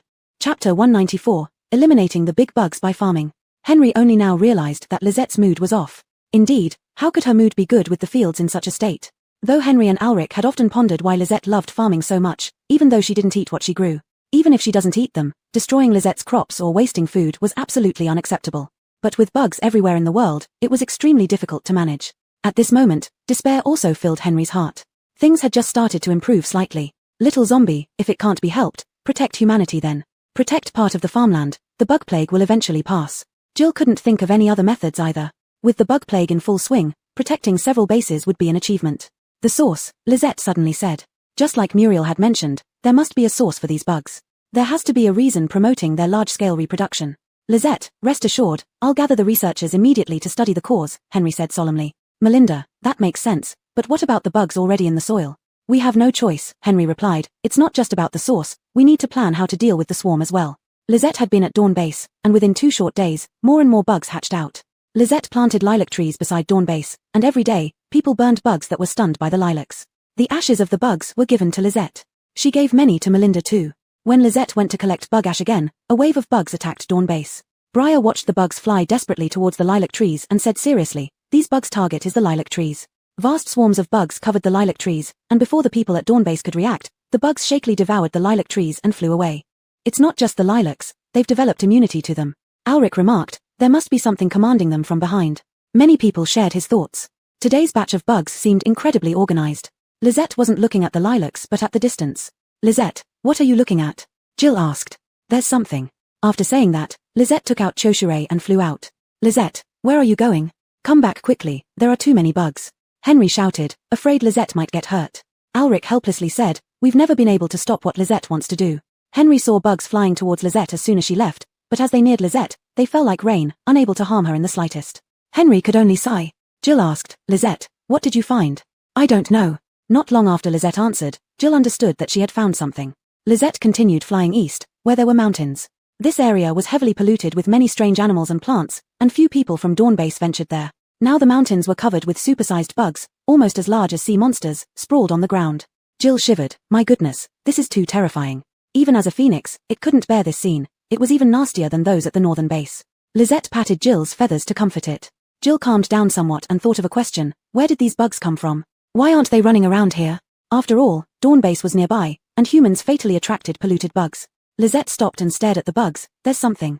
Jill understood Lisette's meaning. Something here was either restraining or attracting these bugs. Without asking what it was, Jill saw Lisette hovering above the bugs. Without hesitation, she scattered many seeds and algae, performed hand seals, and water vapor from the surroundings rushed over, forming clouds covering the entire mountain. In the next moment, it started raining.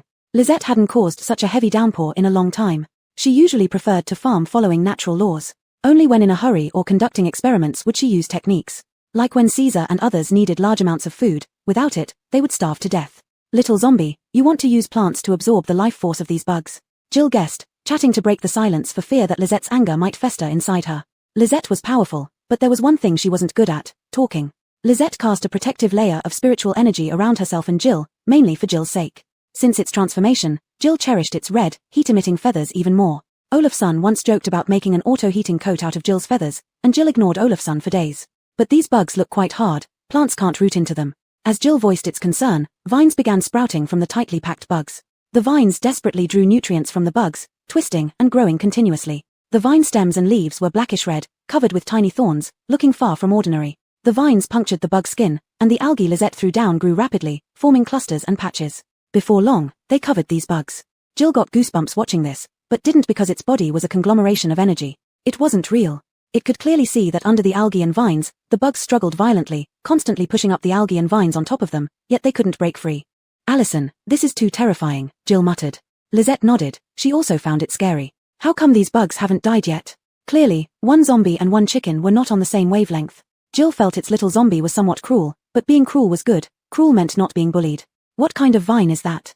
Jill asked, knowing it wasn't from this world, and its style was different from Lisette's red and blue flowers. Lisette tilted her head in thought. It was a magic plant she had collected in the cultivation world, mad blood vine. This type of vine specifically sucked blood and flesh, and wouldn't stop until it drained its prey dry. Jill sympathized with the bugs for 2 seconds.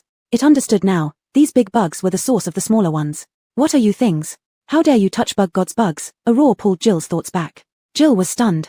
What was that thing flying in the air? A creature more than 3 meters tall, almost humanoid, covered entirely in bugs, only revealing brown round eyes outside. Bug god? Lisette asked, are these your bugs?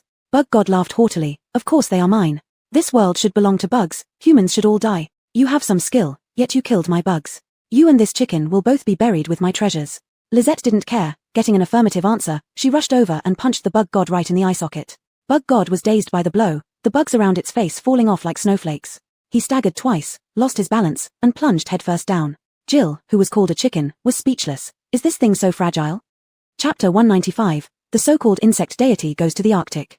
The insect deity got up from the ground and glared at Lisette venomously. You will pay for your insolence. Lisette punched another eye socket, and the insect deity was knocked down again. Jill didn't even have time to stop her. With so many insects around, Lisette's hands were undoubtedly in a mess. Sigh, Jill sighed. The insect deity's eyes grew even more venomous as he gnashed his teeth and said, die. Instantly, insects swarmed towards Lisette with a buzzing sound from all around. Insulting me means becoming fodder for my insects, the insect deity said gleefully. He believed that he had been caught off guard earlier and that was why Lisette managed to hit him. My treasures love the flesh of people like you who have abilities. It seemed as if Lisette was frightened dumb and stood there motionless. A bloody light flashed through the insect deity's eyes. As the insects were about to surround Lisette, 2 fist-sized fireballs floated up before Lisette. Young lady, don't be too naive. Such small fireballs can't save you. The insect deity cackled. He had painstakingly cultivated those big insects which were destroyed by Lisette with unknown methods. How could he not hate? He had planned for many years, endured so much hardship, all for the purpose of creating a world full of insects. In the next moment, his laughter stopped. Countless fist-sized fireballs emerged around Lisette, igniting the insects that came close, turning them into ashes. How is this possible? There was disbelief in the insect deity's rolling eyes. My insects are not afraid of fire. But Lisette's playful-looking fireballs continued to burn his insects. Our fire is no ordinary fire, Jill said sarcastically, it's the kind of fire used for burning land. The insect deity didn't understand what burning land meant, and he sneered, do you think you can defeat me this way? Saying this, he opened his mouth and let out a long roar. Jill, despite having no skin, felt goosebumps. This person's mouth was also full of crawling insects. After roaring, the insect deity looked at Lisette in confusion. Why are you unharmed? He had used a mental attack that had killed countless people, yet this human girl was unscathed. Finally realizing something was wrong, the insect deity wanted to run. Lisette was a more terrifying monster than he was.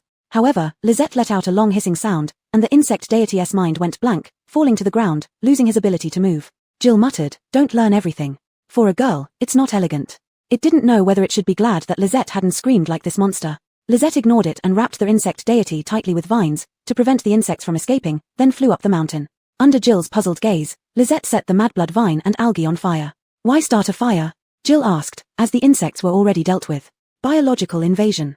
Lisette remembered Melinda's words, both madblood vine and algae counted as biological invasions. She didn't want these things to take over her fields in the future. When Lisette returned with the mummy, Henry greatly relaxed. Lisette, fewer insects came. Henry said, not just fewer, they were almost gone. He didn't know what Lisette had done. We found many insects, Lisette has taken care of them, Jill said. If such a thing happens again, let us handle it, Henry said, looking at the mummy Lisette was holding. Is this? It looked like a person. When he saw the image of this person, he no longer thought it was a human. Without insects, the insect deity was nothing, and several mentalists soon got all the information out of him. The insect deity was originally a human named Jeffrey. Later, after being contaminated, he mutated into a creature that could control insects. But he wasn't able to completely control the insects, it required a price. Jeffrey believed that insects were the most superior creatures, and wherever he went, he would hatch insects. There were so many insects that it wasn't solely his strength that caused the insect tide. The end-of-the-world environment was also very suitable for the reproduction of insects. This year, with improved climate, Jeffrey feared changes in his plans and accelerated the hatching process. Insects had wings and could burrow into the ground. Wherever insects passed, there were numerous eggs left behind. Henry and others were infuriated. How could there be such a person? No, a monster. Ulrich's eyes flickered. Did Jeffrey play a role in the previous life as well? Is there any way to solve the insect problem? Henry asked Jeffrey. Jeffrey grinned eerily. No, even I can't deal with it now. The insects are hatching. Killing me won't help either. Though still bound, his eyes were fervent. Given the situation, there really was no solution, and Jeffrey's mental state deteriorated rapidly. After obtaining Lisette's agreement, they locked him in the laboratory. No one pitied such a person. Over the years, Jeffrey's insects had killed many people and destroyed many small bases. Ah, Henry sighed, but what can we do with so many insects? Even the strongest base couldn't withstand several waves of insect swarms. They deliberated for a long time before Lisette proposed using thick smoke. Thick smoke can fumigate insects, Melinda said. We can maximize the extermination of insects in the fields. As for the insect swarms, we can only wait for better climate conditions. Yes, climate. If more rains with lower pollution levels came, insect swarms wouldn't be as severe. Now there's less rainfall, Henry said. We can only do our best. Lisette had no solution either. This was a nationwide issue. Suddenly, Lisette said, let's go to the Arctic. Would solving the mutation source in the Arctic reduce the air pollution levels again, thus resolving the insect problem? Regardless of others' opinions, Lisette had already decided to head for the Arctic first. The Northern Base scientists are clamoring to go with you, Henry said just before departure. No, Lisette refused. These people are all talents, not to be provoked or scolded. If it weren't for me persuading them, they would have blocked your way. Henry said worriedly. Not only from the Northern Base, but also the Dawn Base researchers were discontent. Olafsson looked outside at the crowd and said, they're already here. Seeing these people demanding to come along, Lisette remained silent, simply watching. You really shouldn't go, you will die, Henry advised. We're not afraid of death. We want to see what's happening there, an elderly gentleman with grey hair said. We have knowledge and experience. If Director Bai encounters problems she can't solve, we can help. Yes, we're not afraid of death. We didn't plan on coming back. We just want to solve the problem. Henry realized these people truly meant what they said.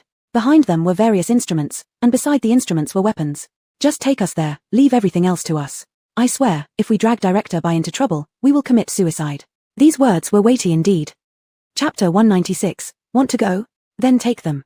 Lisette was not going to empathize with these people. She didn't want to bring any of them. Henry was a little shaken. Lisette made a hand sign, and all the people fainted instantly. He couldn't understand why this solution wasn't chosen if it could solve the problem. Henry said sheepishly, they are all precious talents, many of whom are just ordinary people. Using force might cause damage to their brains. Lisette nodded and, in Henry's stunned gaze, packed all the unconscious people into her spatial realm. Lisette? Henry asked. Take them. Lisette's thoughts were simple. If they wanted to go, then take them. There weren't that many people. At worst, she could erase their memories from the spatial realm. Alric first appeared shocked but then smiled and said, Dad, if Lisette says to take them, let's just do it. It will save you from them waking up and causing a fuss. Ari, Henry revealed a hint of envy. If only I could go with you. But like Caesar, he had to hold down the fort. Lisette stared at Henry thoughtfully. Henry felt somewhat uneasy under her gaze and waved his hands repeatedly, just saying, once everything stabilizes on the human side, I'll follow Lisette around to see different places too. All right. Lisette agreed. Alric said smilingly, Dad, when we come back, we'll take you to visit the small world first. He no longer dwelled on the matter of the small world. As Olafsson had said, do your best for the present, and if it doesn't work out, then so be it. Perhaps it's all part of fate. This time, Lisette went straight to Base 1. Bogdan had already streamlined the base's operations, assisted by a few venerable elders. Though Bogdan initially intended to step aside, these elders wouldn't allow it. As soon as Lisette arrived, Bogdan complained, Lisette, please take those little dinosaurs away. Their destructive power is too strong. Initially, they thought feeding them would suffice. Feeding did help, but these creatures could breathe fire and were incredibly strong. They had already damaged much of the base's infrastructure. Fortunately, Lisette had implanted mental suggestions in them, so the little dinosaurs didn't harm humans. Olafsson and others couldn't help laughing at Bogdan's plight. Lisette, there's plenty of space, how about putting them in there? Jill suggested. Indeed, the spatial realm had grown larger, enough to accommodate these dinosaurs without issue. Bogdan looked expectantly at Lisette, who nodded in agreement.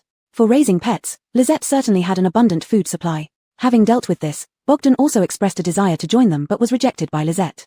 She had already taken enough people, but Lisette promised to take Bogdan next time, perhaps organizing a tour group. On board the flying boat, the researchers who had been eager to join earlier were thrilled. Before losing consciousness, they thought they wouldn't get the chance, but unexpectedly, Lisette had brought them along. Upon regaining consciousness, their first reaction was embarrassment. Professor Chris, one of the researchers who had previously threatened suicide, found Lisette, rubbing his hands nervously and apologized. Director Bai, I've caused you trouble. Before Lisette could respond, Olafsson chuckled. Professor Yu, if you feel like you're troubling Lisette, you can go back. Professor Yu was bewildered. He just wanted to apologize, not return home. Can I still go back? He asked awkwardly. That would be embarrassing and might delay things. Olafsson and others couldn't hold back their laughter. Not only was Professor Yu confused, but so were the other researchers accompanying him. You can go back, Lisette said. If Chris wanted to return, Lisette would certainly comply since they hadn't traveled far from Base 1. No, we won't go back, Chris blushed slightly. He hadn't expected Lisette to be so straightforward and vowed to be more careful in his future statements. Since they decided not to return, Lisette stopped fretting and continued on their journey. These researchers were very considerate. Apart from admiring the scenery below, they didn't cause any trouble. They didn't voice any requests for specific research opportunities either. Their only requirement was enough to eat. Thus, they diligently recorded various data and observations. The further north they ventured, the more varied the landscape, mutated animals, and vegetation became.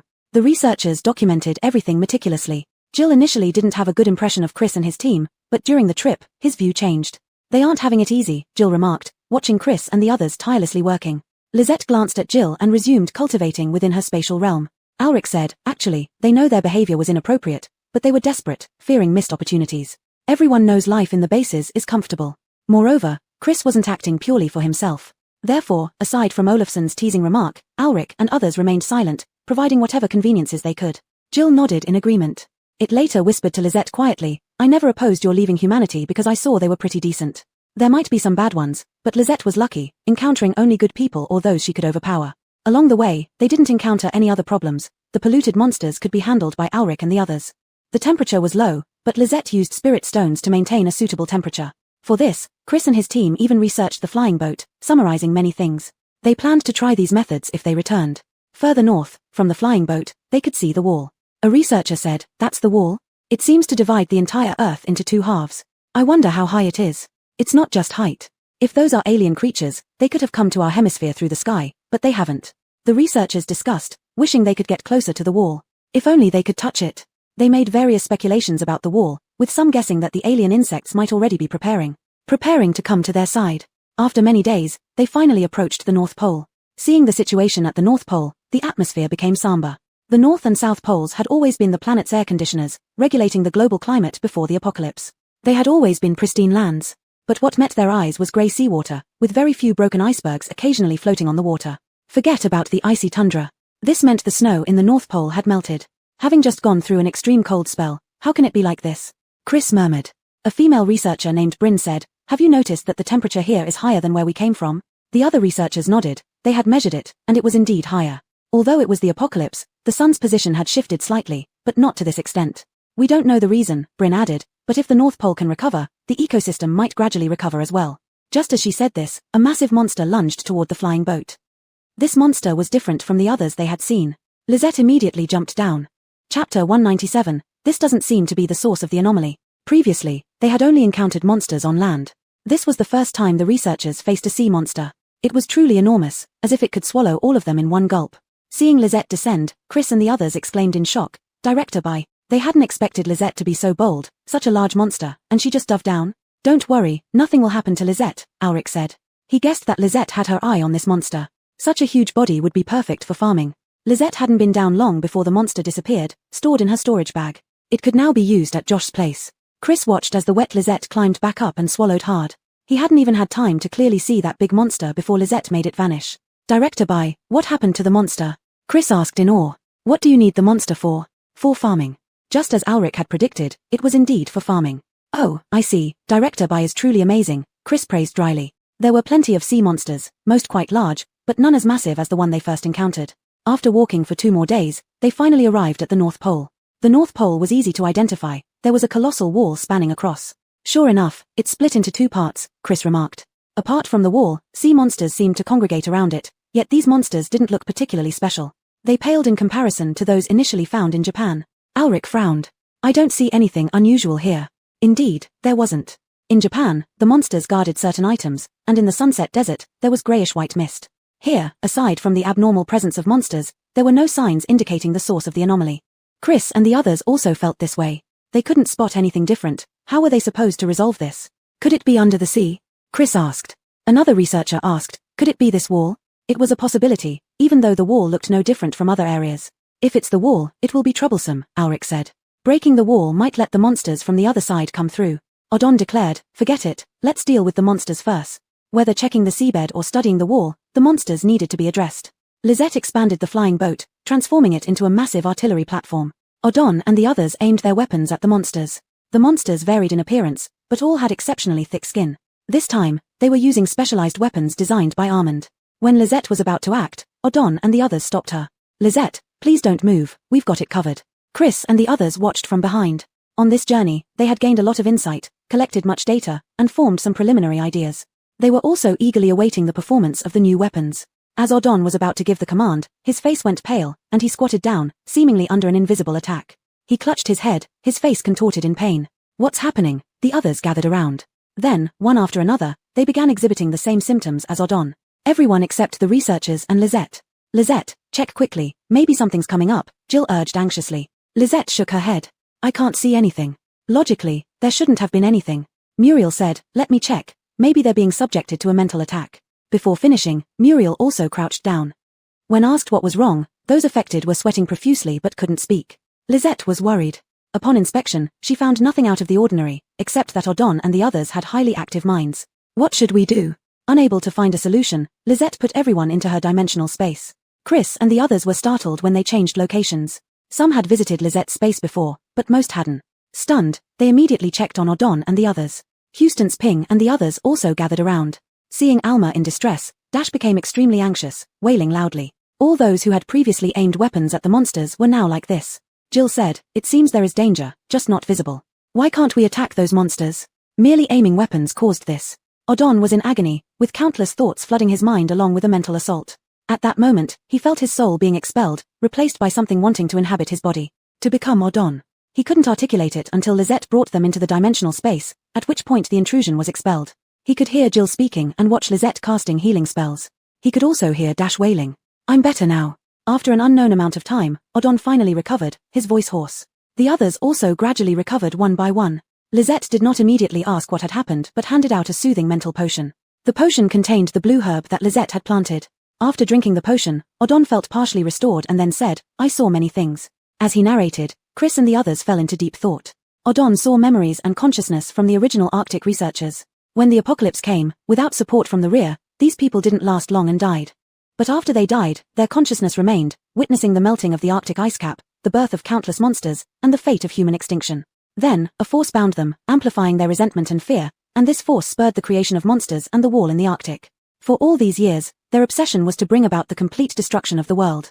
Why should humans live when they were the first to die in this apocalypse? If anyone dies, everyone dies, only then would it be fair.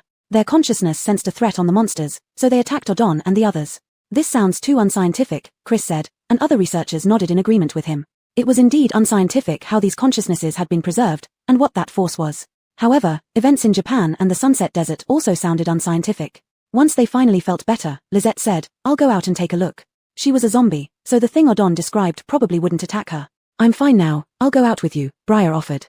He was still somewhat wary of that feeling, but he couldn't let Lisette go alone. No need. Lisette feared they would nag her, so she left the space with Jill. After coming out, everything was as before, dirty grey seawater and sea monsters lurking in it. Lisette, what do you plan to do? Jill asked. Farming. Indeed, Lisette had come out intending to farm on these monsters' bodies, which were now at a suitable temperature. She hadn't used monster flesh to farm for a long time. Jill. Aren't these monsters a bit pitiful? Chapter 198, Strange Consciousness. Lisette flew above the monster, easily dodging its attacks. This was not the time when she was in Dongying. Lisette's strength had increased significantly. After all this turmoil, her soul energy was abundant and seemingly inexhaustible. I thought when you approached the monster, you would be pulled into an illusion like in Dongying, Jill said. It found it a bit strange. According to Odon, there should be some kind of consciousness and unknown power, which should include something like illusions. Unexpectedly, there were none, and no mental attacks on Lisette either. Lisette planted seeds, salt-tolerant rice, and tried to accelerate their growth, but this time, the seeds failed to take root in the monster's flesh. Lisette, do we need to kill them first? Jill asked. Lisette wasn't disappointed, she was just testing. There was still human consciousness within the monster's body, but as Odon said, it was only lingering attachment. Now, it had nothing to do with humans anymore. So Lisette didn't hesitate and took out the mad blood vine. She didn't believe that even this plant wouldn't work. The mad blood vine absorbed not only the monster's blood and flesh but also its consciousness.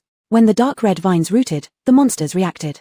They thrashed in the seawater, screaming loudly, I don't want to die. Save me, I don't want to die. And they used various languages. Lisette hadn't expected these monsters to speak human languages. She froze for a moment, hearing the faint sound of something breaking the air, attacking her. Invisible things. Jill sensed it too and instinctively spat out a small flame. The flame seemed to hit something invisible upon contact with the air. That unseen thing hissed and twisted before falling. There really is something, Jill exclaimed as more and more things attacked Lisette. Jill couldn't think about what these things were and continued spitting fire. Lisette attacked these things, but it was ineffective, leaving her relying solely on Jill. By the end, Jill's feathers lost their brightness. Little zombie, if you can't handle it, go into the spatial realm, I'm almost done for, Jill said anxiously. Lisette thought for a moment and said, rest a bit. How can that be? We don't know what these things are, Jill refused. But Lisette had her own plan. She threw Jill into the spatial realm. It belonged to her, so she could operate more skillfully. Jill, how did you get in here? Where's Lisette? Olafson and the others were nearly frantic. During this time in the spatial realm, even the baby dinosaur playing with them didn't interest them. Facing any strong monster wasn't scary, But Lisette was up against unknown entities. Jill replied, Lisette sent me in. Do you have any way to bring us out? Alric asked hopefully. No, I can't even leave myself, Jill said dejectedly, slightly blaming Lisette for acting on her own. Egg Boss suddenly trembled and said, Jill, it's bad. This shout startled everyone in the spatial realm. What happened? Jill asked, praying nothing had gone wrong. If anything happened, they couldn't handle it without Lisette outside. They've increased their power and locked onto me. I feel like they're coming, Egg Boss said, trembling again, clearly involuntarily. Egg Boss, try to stall. With Lisette gone, there are still many people in the spatial realm, Jill said. Okay, I don't know why this happened suddenly, Egg Boss replied, thinking it would take much longer. Alric remarked, could it be related to our arrival here? Indeed, that was possible. Outside. Lisette let those invisible things attack her. Those entities touched Lisette and found that they couldn't enter her consciousness, only hitting her continuously. But their force was too weak. To Lisette, it felt like the breeze brushing her skin. The monsters below became weaker, while the mad blood vines grew larger until they covered the entire sea surface. Lisette threw a fireball, igniting the mad blood vines. She perceived more invisible entities rising from the sea surface and attacking her. These things infuriated her. The zombies looked as if they had souls, yet they couldn't attack effectively. Looking at the growing hole beneath, Lisette realized she had found the source of the anomaly. The seawater formed a huge whirlpool, swirling icebergs, seaweed, animal corpses, and other debris. The center of the hole was pitch black, revealing nothing. Hesitating for a moment, Lisette jumped down. The hole was deep, and Lisette free fell for 10 minutes before her feet touched solid ground. There was no light inside. Even with night vision, Lisette couldn't see anything. If Jill were here, he would urge Lisette to leave quickly. Because there was no power here, only the attacking consciousness entities relentlessly colliding with Lisette. Lisette remained calm, cautiously moving forward until she reached a wall. If she didn't guess wrong, it was the wall from Earth. Lisette tentatively touched the wall, and in the silent darkness, a voice echoed, "Why did a zombie come here?" This was a soft female voice. In the darkness, Lisette tilted her head and asked, "Who are you?" "I am the will of this world," Lisette heard the woman's voice say. "Oh." Then Lisette fell silent, unsure of what to say. If this voice didn't speak either, Lisette would try to find a way to leave. After a long silence, the voice couldn't help but ask, "Don't you have anything you want to ask me?" "No," Lisette replied. "Surely zombies are the most exasperating," the voice muttered. Then it continued, "Do you want to go out?" "I don't know." Lisette really didn't know. She didn't want to stay here, but this voice clearly knew something. "Ah, if you want to, then say so. If you don't, then just say no." "What do you mean by I don't know?" The voice sounded a bit angry. "If you don't know, then you should stay inside." "Oh." Lisette started moving again. She had spirit stones in her pockets. Even if she couldn't leave, she could fly far away with them. Above the cave, there would be no need for spirit stones, only the bottom lacked spiritual energy. "Oh, beg me, and I'll let you out," the voice said. Lisette took out a spirit stone. The faint light from it dispelled some of the darkness. Holding up the stone, Lisette said, "Here, take me out." Seeing that this voice wasn't going to communicate properly, she decided to leave. "What? You're leaving without asking anything?" The voice was filled with surprise. "You're even offering a reward. Don't you have anything you want to know?" Holding up the spirit stone, Lisette said, "Now, I want to go out." The voice refused to speak again, and she couldn't release Jill and the others. So she didn't want to listen anymore. If she couldn't solve the Arctic problem, she might as well eliminate the bugs one by one. "I see you're a unique zombie, really nothing you want to ask?" This voice was no exception. When Lisette wanted to listen, it made things difficult. But when she didn't want to listen anymore, it hurriedly tried to talk. "If you have nothing to ask, can you help me solve a problem?" Chapter 199, Connection with Master Jill. Lisette, no. She had made up her mind. If she were to leave, she would continue farming. In the worst case, if this world was no longer habitable, she could always take everyone to her small world. Besides, it wasn't that critical yet. Lisette was someone who knew when to retreat. She didn't push herself unnecessarily. "Why?" The voice sounded genuinely surprised. Were zombies really that hard to handle? Unpleasant. Lisette gave her answer. She could tell the voice was testing her, rambling on about something in a hesitant manner. If Lisette could locate the source of the voice, she would have already thrown a punch. "No, you must listen to me. I won't let you go until you do," the voice started to insist. Reluctantly, Lisette sat down on the ground and spat out one word, "Speak." She wanted to see what the voice had to say. "Can you take me out?" the voice asked. Lisette remained unmoved. Although Jill often criticized her, she wasn't foolish. This thing might not be trustworthy. Seeing Lisette silent, the voice continued, "I am truly the will of the world, okay, just a small part of it. That wall was constructed by me, and it cost all my strength. Then, I got trapped here. There's also a part of me outside, but it has been polluted." Finally, Lisette spoke. "What can you do?" She still didn't believe this entity had anything to do with the will of the world. "You give me power, and I can clear the contaminated will outside, solving the threat in the Arctic," the voice said. "Aha." Lisette responded indifferently, holding a spirit stone in her hand and preparing to leave. "Hey, you won't get out without my guidance," the voice enticed. "Call, please descend, and I can enter your body and leave with you." Lisette didn't believe a word. She only trusted herself and her companions. Closing her eyes, she sensed the energy around her. Suddenly, she opened her eyes as something fell on her. Little girl, ungrateful, you think I can't do anything to you, the voice said within Lizette's consciousness. As long as I consume your consciousness, your body will be mine, though it's just a zombie. Lisette examined her consciousness and indeed saw an additional black mass biting into her awareness. Lisette remained still. The black mist bit once, failed, and exclaimed, why is it so hard? Does a zombie's soul feel like this? Undeterred, it bit again and managed to break through. Haha, what pure soul energy. Isn't the little girl resisting at all? The black mist crowed, ignoring Lizette's calm reaction. Lisette just watched. Wait, why are you absorbing me? The black mist grew smaller, screaming, stop. If you consume me, the world will be doomed. But would Lisette stop now, as a person? No, as a zombie. If the voice were outside, Lisette couldn't find it or fight back, but within her consciousness, she had unimaginable power. The black mist thought it had bitten Lisette, but actually, Lisette had locked onto its force. Standing still, Lisette finally collapsed and closed her eyes after swallowing the black mist. She saw the memories of the black mist. The black mist wasn't the will of the world. Like Dongyi and the Sunset Desert, it was merely a collection of human wills. When it said the outside part was polluted, it meant itself. It had stayed in the Arctic, trying to erode the wall, only to be confined by the wall in darkness. Then, it lured monsters, forming invisible resentments here, waiting for humans, occupying their bodies to achieve rebirth. Lisette also found that Jill's owner had built the wall. After finishing it, a black hole appeared, and she disappeared. Lisette tried to catch her but failed.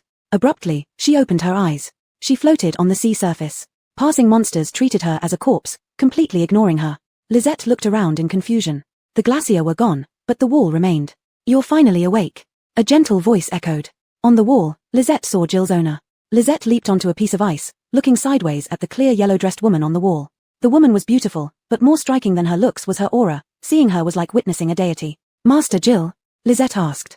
Yes, it's me. The woman noticed Lisette wanting to bring Jill out and stopped her. Don't call Jill. I want to talk to you. Lisette tilted her head. Jill misses you. Then let's finish talking before you release Jill, the woman said. Lisette didn't want to listen to the woman's chatter, but considering it was Jill's master, she nodded. A faint smile spread across the beautiful face of the woman. Lisette, can I call you that? Allison nodded again. I suppose you have seen the situation of this world. This is the second reboot, and this is the only chance. If it fails, this world will head towards nothingness as you have seen. The woman knew everything about Allison, or perhaps she was watching all along. If it were anyone else, they would have been astonished long ago. Not Allison, she simply nodded indifferently. It was I who brought you here, the woman continued. You are a variable in this world, but I did not expect that you would become a zombie right from the start. Zombie, that's great. Allison replied expressionlessly. She felt that zombies not needing to eat or sleep was truly excellent. The woman chuckled lightly. It is indeed great. Do you want to know your identity? Allison slowly shook her head. Her identity didn't matter, she was just a zombie who liked farming. If she had spare capacity, she would protect humans. You are the Allison of this world, as well as the Allison of the cultivation realm. Speaking of which, I could be considered your master. The woman's gaze was distant, as if thinking about something. Allison tilted her head. Master? In the cultivation realm, they only talked about master as in honorable master. Allison's master in the cultivation realm was male and seemed to be anything but a good person. He used her as the eldest disciple without showing any affection. You forgot, once you were injured, and I found you, taught you farming. Who knew you'd love it so much? Allison recalled that incident. She had farmed for many years, only to face an ambush upon returning to the sect. No, that was the other Allison, not her. You remembered. Allison recalled how the Allison from the cultivation realm was very happy at that time. Her biggest regret was not saying goodbye to the woman in front of her. That's good. Who would have thought, after becoming a zombie, you became so adorable. Back then, you were quite domineering and proud. The woman fell into reminiscence, recounting many past events and the reason why Allison could come here. There was the modern Allison, who died and arrived in that world, then returned to the present.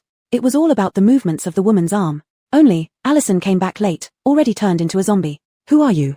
Allison asked after listening. Jill said its owner was extremely powerful, but it didn't seem that simple to Allison. Chapter 200. Why must a choice be made between the master and the female goose? The woman was not surprised at all by Lizette's question. She sighed with a smile. Didn't you eat someone who claimed to be the world will? World will? Lisette asked. No, I am just a world patroller. The problems in this world are too severe.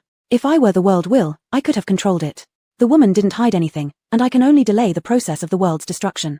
After one destruction, I utilized the only opportunity for a reboot. Lisette really couldn't understand the significance of what the woman was doing. Why? She asked since she didn't understand. Duty, and also, this world wants to live on, the woman said. It may sound unscientific, but that's indeed the case. Lisette didn't find it unscientific, she just felt that the price the woman paid was a bit too high. You can't leave? Lisette asked. Not exactly. This is not my main entity, just a part of it. The other part is still patrolling the world. I don't know if she will return or when she will. Even if she does, it might be thousands of years later. What do you want me to do? After listening enough to the woman's narration, Lisette asked the questions she wanted to ask. The woman not letting Jill out must mean she wanted Lisette to do something. My power is almost insufficient. I want you to protect this world as much as possible, the woman said. I believe you can do it. I can't. A planet crash would happen to Earth. No matter how powerful Lisette was, she couldn't stop this. You have seen this, haven't you? The woman didn't know if Lisette had seen it. Yes, this world is heading towards destruction. However, you solved the problem on the other side of the wall. If I give you my power, you can intervene. Intervene? Lisette blinked her eyes. Was the owner of Jill too powerful? Could such a thing be intervened? Yes, but you need to hurry. If you can't solve it, my power will disappear. The woman spoke in such a manner, but her tone was calm, as if she were discussing the wonderful weather in the Arctic with Lisette. I can't do it, Lisette said. No matter how strong she was still a zombie, not an army. You can seek help from humans. Humans can't fight. Lisette refused. Let the world be destroyed if it must. She could farm well before its destruction. Lisette, you can definitely come up with a way. The woman still had confidence in Lisette. You have solved so many problems already. Lisette refused and took out Jill. Jill had been in the space for 8 days. If it couldn't sense Lisette, it would risk everything to find her. Besides, it couldn't get out. As soon as it came out, Jill didn't care about its surroundings and dove into Lisette's arms, sobbing. Little zombie, you scared me to death. Next time, I won't play with you if you do this again. While complaining and threatening Lisette, Jill used spiritual energy to dry Lisette's clothes. Quite thoughtful, indeed. Lisette lifted Jill out of her arms and faced the woman. Little zombie, you. Before she could say what to do, Jill let out a huge burp. Mars, Master. Jill was stunned. It was the Master, clear and distinct, not just a shadow. Jill, the woman said gently. Master. One word from Jill almost made it cry. Tears would have flowed if there were any. The woman nodded. It's me, but not the complete me. Seeing you get along well with Lisette, I feel relieved. Master, how did you end up inside the wall? Did you lose your body? Don't worry, I'll find it for you. Lisette is very capable. The highly capable Lisette reached into the space to farm. This greatly relieved the people inside the space. After so many days, seeing Lisette's hand, like Muriel and Olafsson, they were almost in tears. They were extremely anxious when they lost the soul connection with Lisette. But Lisette has time to farm, but not to let us out. Olafsson muttered, only Jill got out, what's the deal? Chris looked in surprise at a giant hand farming. These 10 days, they were worried sick. Upon seeing Jill come out and hearing Ulrich's explanation, Chris calmed down. Besides being eager to see Lisette farm, he hoped to go out and see the situation, offering suggestions from a researcher's perspective. Can we pass Lisette a note? Chris suggested. No, Ulrich said through the soul link, but Lisette didn't respond. Lisette must be busy. She'll let us out once it's done. Outside. Jill wished it could throw itself into the Master's arms, but it couldn't. The woman briefly explained the reason to Jill and then said, Jill, I don't know if the other part of me will return. Don't wait. Stay with Lisette. Master, Jill said, but I've been looking for you all this time. There's no need to search anymore. This part of me is destined to fade away. If you stay with me, do you want to be separated from Lisette? The woman asked. Jill turned to look at Lisette. To be honest, it didn't want to leave her.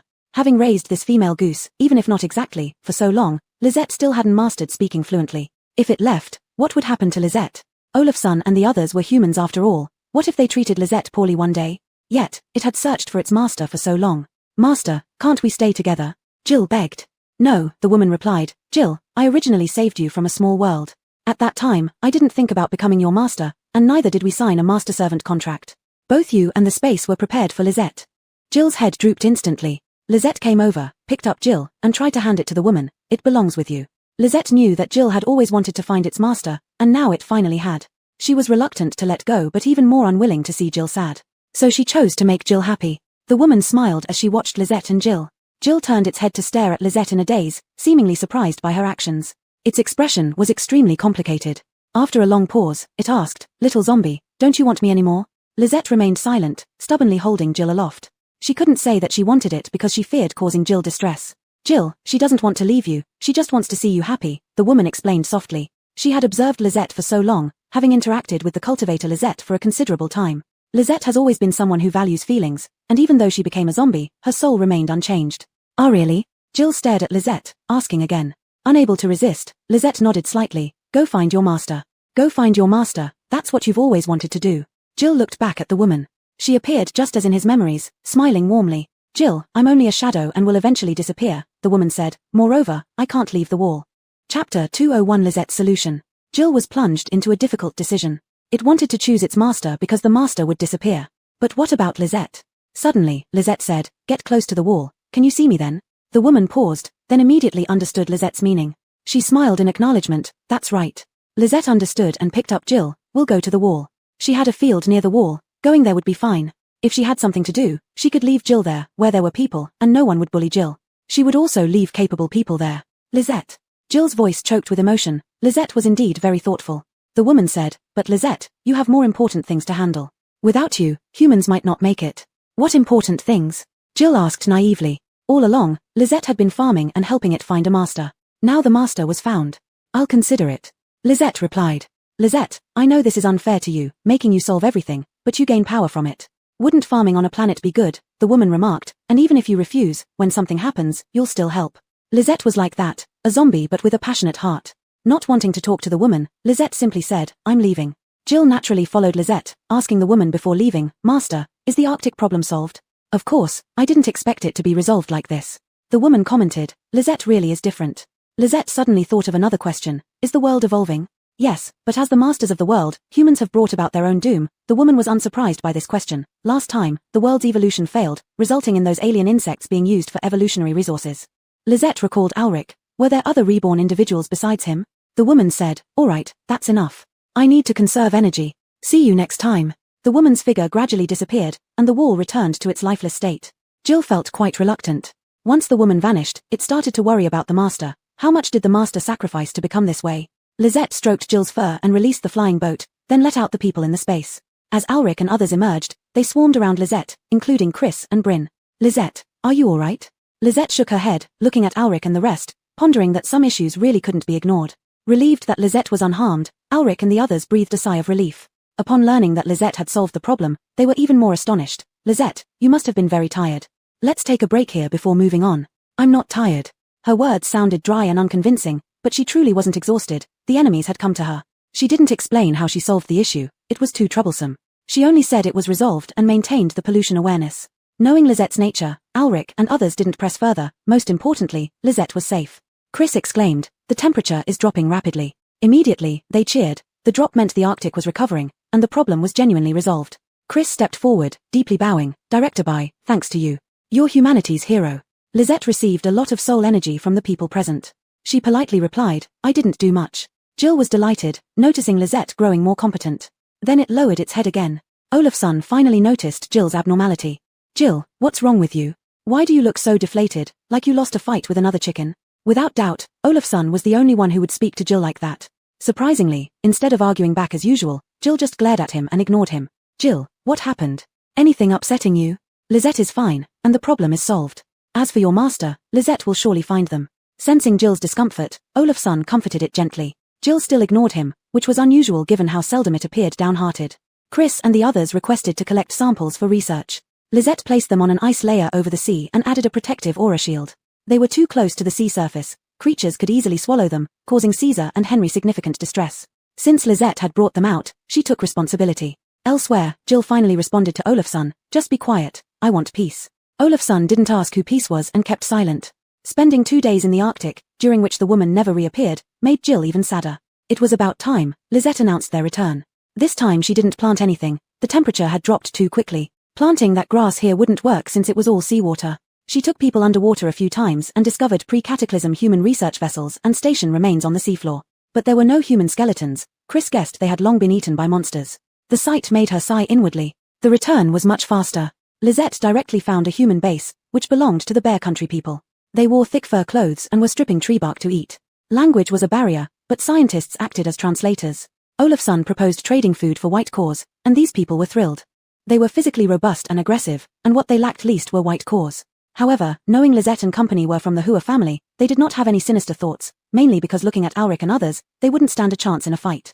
They were a warrior race, not a reckless one. After trading food, this base became Lisette's most loyal ally. Lisette didn't farm here. It was frozen solid, unsuitable for planting. Lisette borrowed an empty room, put everyone in her space, set up a transmission array, and left. When the Bear Country people noticed that Lisette and her group did not come out for a long time, they went in to check, only to find the room empty. Bad luck, these people were fake, but the grain they gave us won't be fake, right? While running back to the camp, checking on Lisette's group shouted. When he arrived, he found his teammates munching on apples, filling the room with the fresh fragrance of apples. What more could be said? Just join them in eating. If they didn't eat now, it would be gone. After all, The Hua family was always mysterious and might have used some mysterious method to leave. Strange things left in the room must be Eastern magic. He should guard it well, in case those people came back. Indeed, the hearts of the warrior race were broad. Lisette returned directly to the northern base. Upon arrival, Caesar said, only special medicine prepared through smoking is effective, but it rained 2 days ago, and with the pollution level low, most of the insects are gone. Hearing that Lisette was about to leave soon, Caesar felt pity. Why don't you rest before leaving? Oh, right, a reborn individual has arrived at the base. Do you want to meet him? Chapter 202, a reincarnated person wants to seize space and Jill. Lisette wasn't too surprised, nor did Mason show any particular reaction. Dual ability users were not rare in the northern base now. All thanks to Lisette. Mason, I want to meet her. Others were also curious. Mason had always been secretive about it. Why did this reincarnated person admit it so openly? Caesar was indeed surprised too. He asked many questions before confirming that this person was a reincarnated one. Without Mason's confirmation, he wouldn't have known. Moreover, this reincarnated person, there was quite a bit to say about her. The reincarnated person was a woman, sweet-looking with a delicate demeanor. Lisette just appeared soft on the outside, but anyway, those who knew her wouldn't describe Lisette as soft. Those who didn't know her would feel chilly when stared at by Lisette. They felt she was somewhat eerie. The woman's name was Liane. As soon as Caesar led them in, her eyes landed on Lisette, more precisely, on Jill perched on Lisette's shoulder. Are you Lisette? There was a hint of defiance in Liane's eyes. Caesar frowned. This Liane seemed unreliable and wasn't this impolite before. Lisette didn't speak, but Muriel stepped forward. Before asking others who they are, shouldn't you first introduce yourself? Liane smiled, ignoring Muriel. She stretched out her hand. I'm Liane, the person who can save the world. Lisette found Liane somewhat foolish and turned to leave. Liane, still holding her hand up, showed annoyance in her eyes and looked at Caesar. Commander Wang, you let your people treat me like this? The others were speechless, unsure what kind of person Liane was. Caesar followed behind Lisette and instructed his subordinates, if she wants to stay in the base, let her stay, if not, let her leave. Muriel gave Liane a contemptuous smile. A flash of gloom crossed Liane's eyes. Seeing that no one was paying attention to her, she shouted, Jill, the one who should be with you is me. Lisette stopped. Don't talk nonsense. I have nothing to do with you, Jill protested. It seemed this woman really knew about it. Lisette was even more direct, punching Liane right in the eye socket. Anyone daring to fight over Jill with her deserved a punch from Lisette. Liane covered her eyes and crouched down, her other good eye blazing with fury. You. Try as she might, she couldn't come up with anything. She then turned to Caesar again. Commander Wang, don't you want to end the apocalypse? Caesar coldly said, I don't think one person can save the world, and moreover, we don't need you. Liane was truly speechless, stomping her foot in anger. Then you're waiting to be parasitized by insects. This Liane had some interesting points. Except for the top brass in the base, no one knew about the situation beyond the walls or about Jill.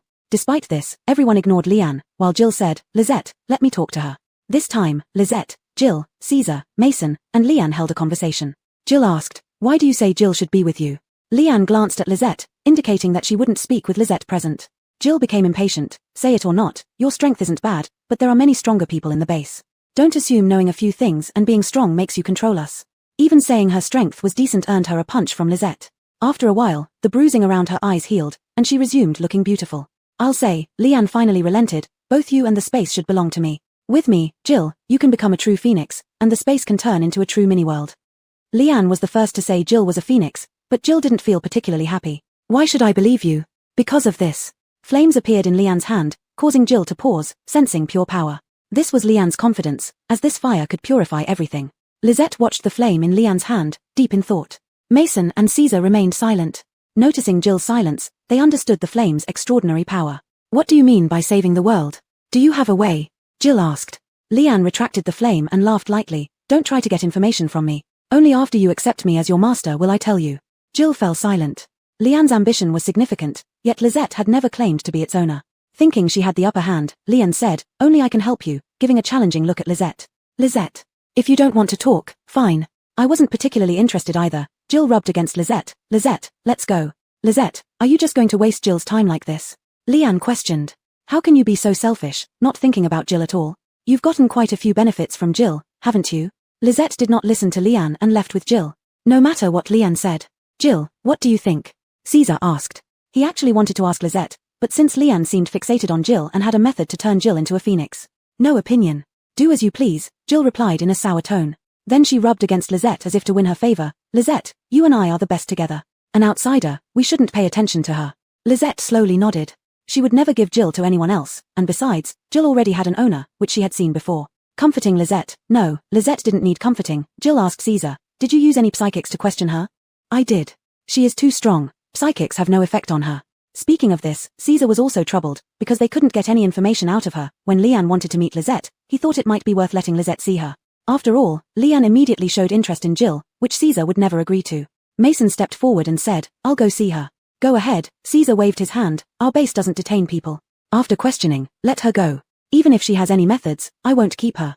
"Commander, aren't you?" Briar asked. Would such a person not tempt Caesar at all? After all, Caesar's greatest wish was for the apocalypse to end within his lifetime. Mason had other thoughts. Lisette went to check on the base's farmland. According to the bug's words, dead bugs could enrich the fields. When Ezekiel told Lisette how much richer the soil became after the bugs died, Lian was extremely courteous towards Mason. "Are you Mason?" Lian asked with pleasant surprise, "A dual ability user?" Mason raised an eyebrow. "You know me? I'm reborn, of course I know you." Lian looked at Mason with fervent eyes. "You're also a reborn, but our timelines are different." "Lian, can you explain how they are different?" Mason smiled lazily, making Lian's gaze even more ardent. Chapter 203, The Male Fox Spirit, Alric. Alric's expression remained unchanged, but he began to feel annoyed by Lian. Whether Lian knew about the apocalypse or not, she still lusted after male beauty, which made her overall demeanor seem out of place in this world. Indeed, Alric had always been the most handsome among Lisette's male team members. Even Muriel once said that Alric was so handsome that he could be a novel's protagonist. Lian said with feigned modesty, "Actually, I can discuss this with you." After Lian finished speaking, Alric fell into deep thought. According to Lian, Alric was from the first cycle, while she was from the second, and she had originally been on the verge of success before being reborn. "Miss Tian, you say you were almost successful in your previous life, but what about your strength?" Alric asked. "How did you come to know Lisette?" Lian's eyes flickered. "I don't know Lisette, I only know Jill.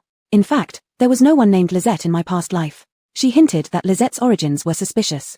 Alric didn't get angry and continued, "What about your strength?" "My strength was very powerful, but I didn't bring it back with me when I was reborn," Lian explained. "In my past life, you were my teammate." Alric sized up Lian from head to toe. "What, do you look down on me?"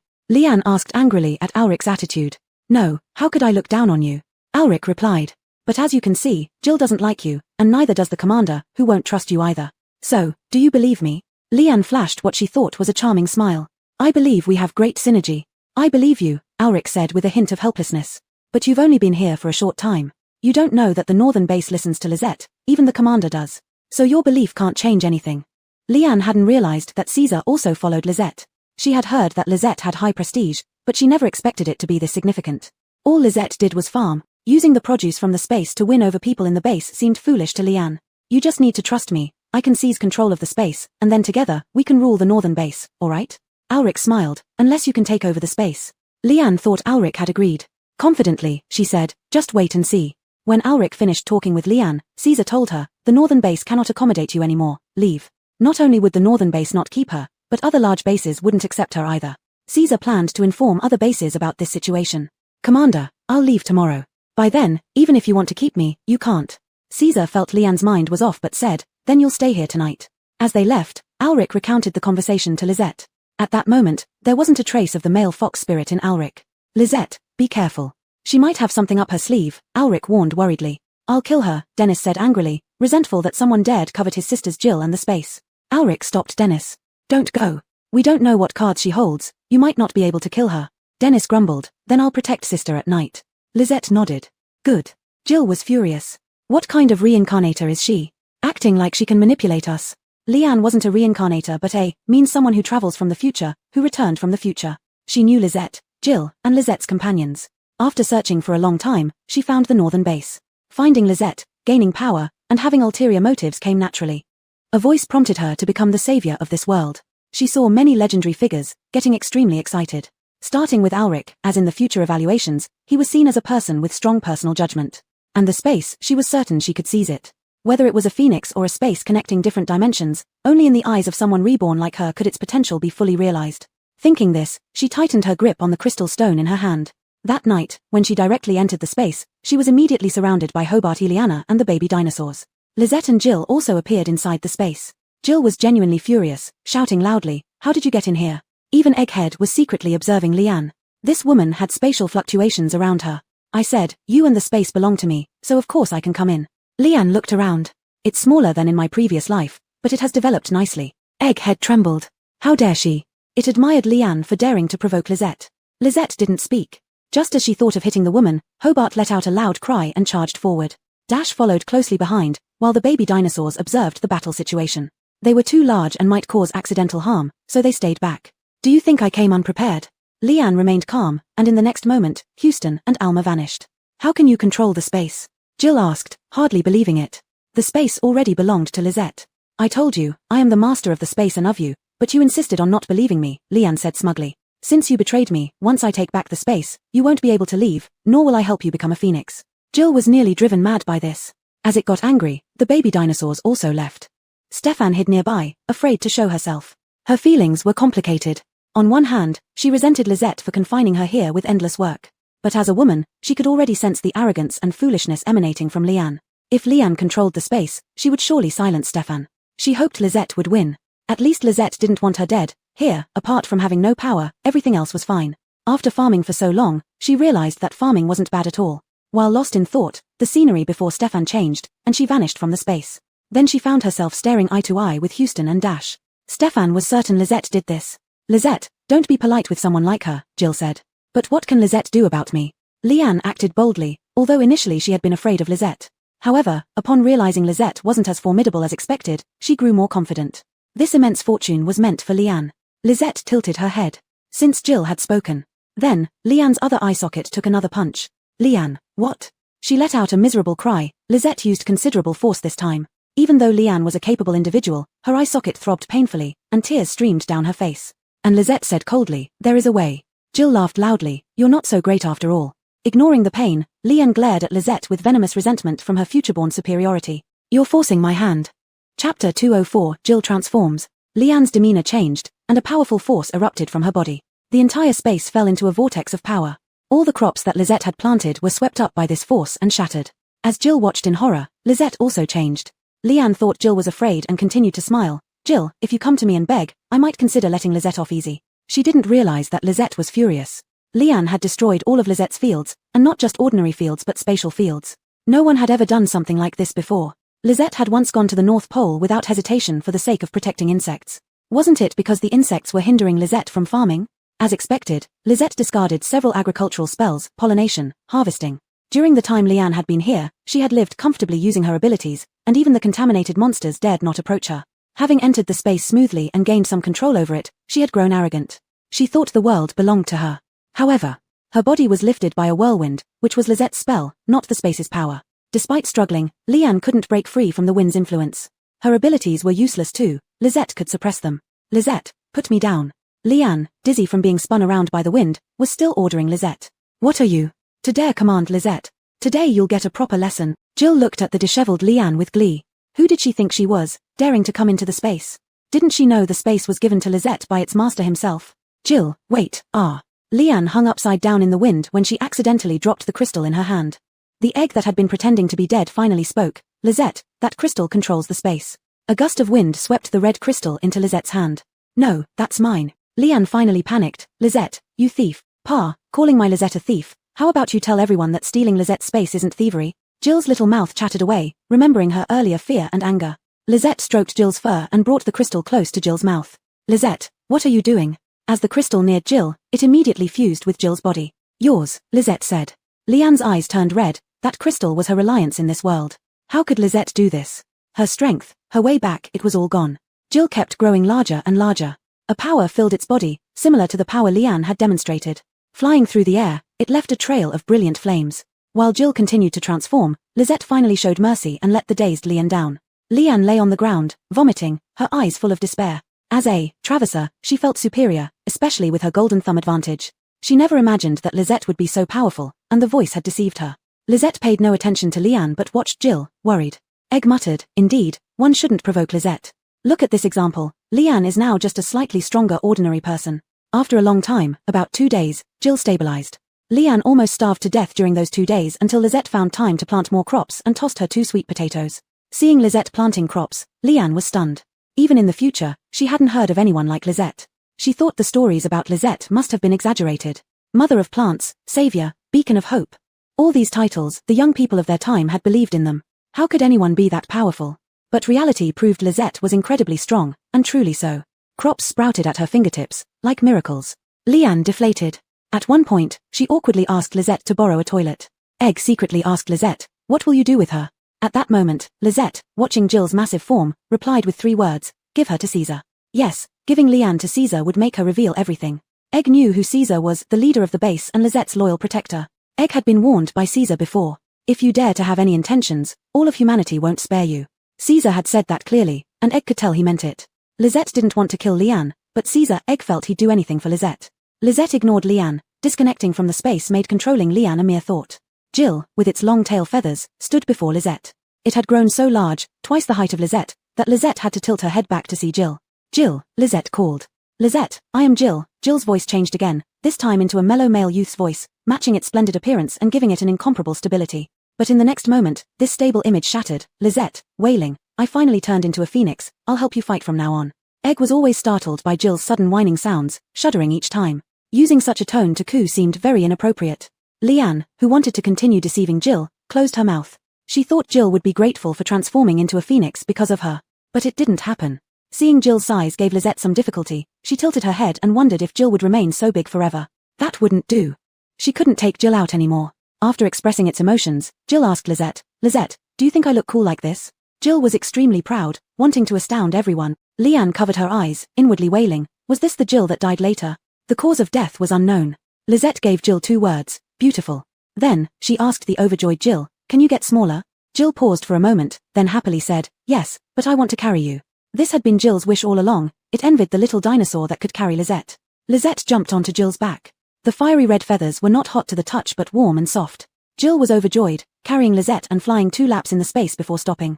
It felt much like a father carrying his daughter, only Jill thought so. After playing enough with Lisette, Jill stopped on the ground, shrinking to the size of a small yellow chicken, except its feathers remained red, radiating warmth. A phoenix and a zombie finally had the time to deal with Liane. Seeing Lisette approaching with Jill, Liane felt a bit panicked. She hadn't heard Lisette say she was going to hand her over to Caesar. "Lisette, let me go," Liane pleaded. "I didn't want to come here, it was just a temporary mistake." Lisette was unmoved. Liane then begged Jill, "Jill, consider what I did for you. Please let me go. How can you follow a zombie?" Chapter 205. Could they be looking for you? The petulant pets. The zombies are fine, they're far better than you. Jill spat out a flame, burning off Liane's hair. Lisette tilted her head. Liane knew she was a zombie, which wasn't common knowledge except to people like Mason. "Jill, I never thought you'd be so ungrateful." Liane wailed, clutching her hair. Her beauty had been ruined by Jill. It was worse than death for her. "Don't try that. That was always mine. If not for Lisette, you would have used it to threaten me." Jill wasn't stupid. Liane intended to manipulate it. If not for Lisette who could snatch the item back, Jill might indeed have been tricked into pleasing Liane. Yes, tricked. Lisette took inspiration from Mason. "Jill, stay with this zombie, and you will die." Liane shouted angrily, her body suddenly becoming transparent. Lisette only heard the words "will die," before Liane vanished completely. Caesar still had many questions to ask. Dan Total said, "No use, she probably went back." Dan Total was sensitive to space and had tried to stop her but failed. Dan Total suspected Liane was just here to grant experience to Jill, and once done, she was sent back, unable to reveal too much about the current situation. In front of Lisette, Jill, and Dan Total, Liane finally disappeared. Just as she fully vanished, Dan Total started shaking violently. Several voices came through. "Hurry, don't stop, keep channeling spirit power, I can see the passage." "Is it really possible? Can we find her if we go through?" "Yes, my compass tells me she's in the world beyond the passage. If we find her, she might forgive us, right?" Then came a long silence. Jill became anxious. Dan Total, stop them from coming through, hold on. Lisette rushed forward, giving Dan Total much soul energy, finally calming its shaking. "Ah, the passage is closing," the voices grew indistinct. "She is so kind, she should forgive us. Hold on." Dan Total stopped moving, all sounds from the other side ceased. Lisette's face turned pale. She gave Dan Total considerable power, enough for her to cultivate grain for 200,000 people for 2 days. She sat down to rest, while Jill glared at Dan Total. "Little zombie, how are you?" Dan Total, feeling guilty, replied, "I didn't mean to. That woman caused a spatial disturbance as she disappeared, allowing them to pinpoint us." "It's fine," said Lisette. "I'm sorry for using so much of your power." Dan Total sneakily glanced at an angry Jill. "I didn't want to." "Since Lisette says it's okay, what can I say? It's not your fault either." With Lisette all right, Jill calmed down and spoke calmly. Dan Total relaxed slightly. "I've erased the coordinates, they can't come now, but they might try later. Be prepared." Jill felt a headache. The end of the world threat hadn't been resolved, and now there was another major problem. How to prepare? Should he discuss with Caesar and bring in some nuclear weapons? Even though they were looking for someone, they couldn't lower their guard. Dan Total warned that if they succeeded, the southwestern base would turn into a dead zone. Jill doubted those people didn't know these risks. Lisette blinked, sounding weak. "It feels familiar." Jill paused, understanding Lisette's meaning. His voice cracked. What? You think it's familiar? Lisette nodded. Indeed, it felt familiar. From her memories, these were the ones who harmed Lisette from the cultivation world. But how to explain it clearly troubled Lisette. Lisette, are they looking for you? Jill guessed, people from the cultivation world? Lisette shook her head then nodded, not me, yet also me.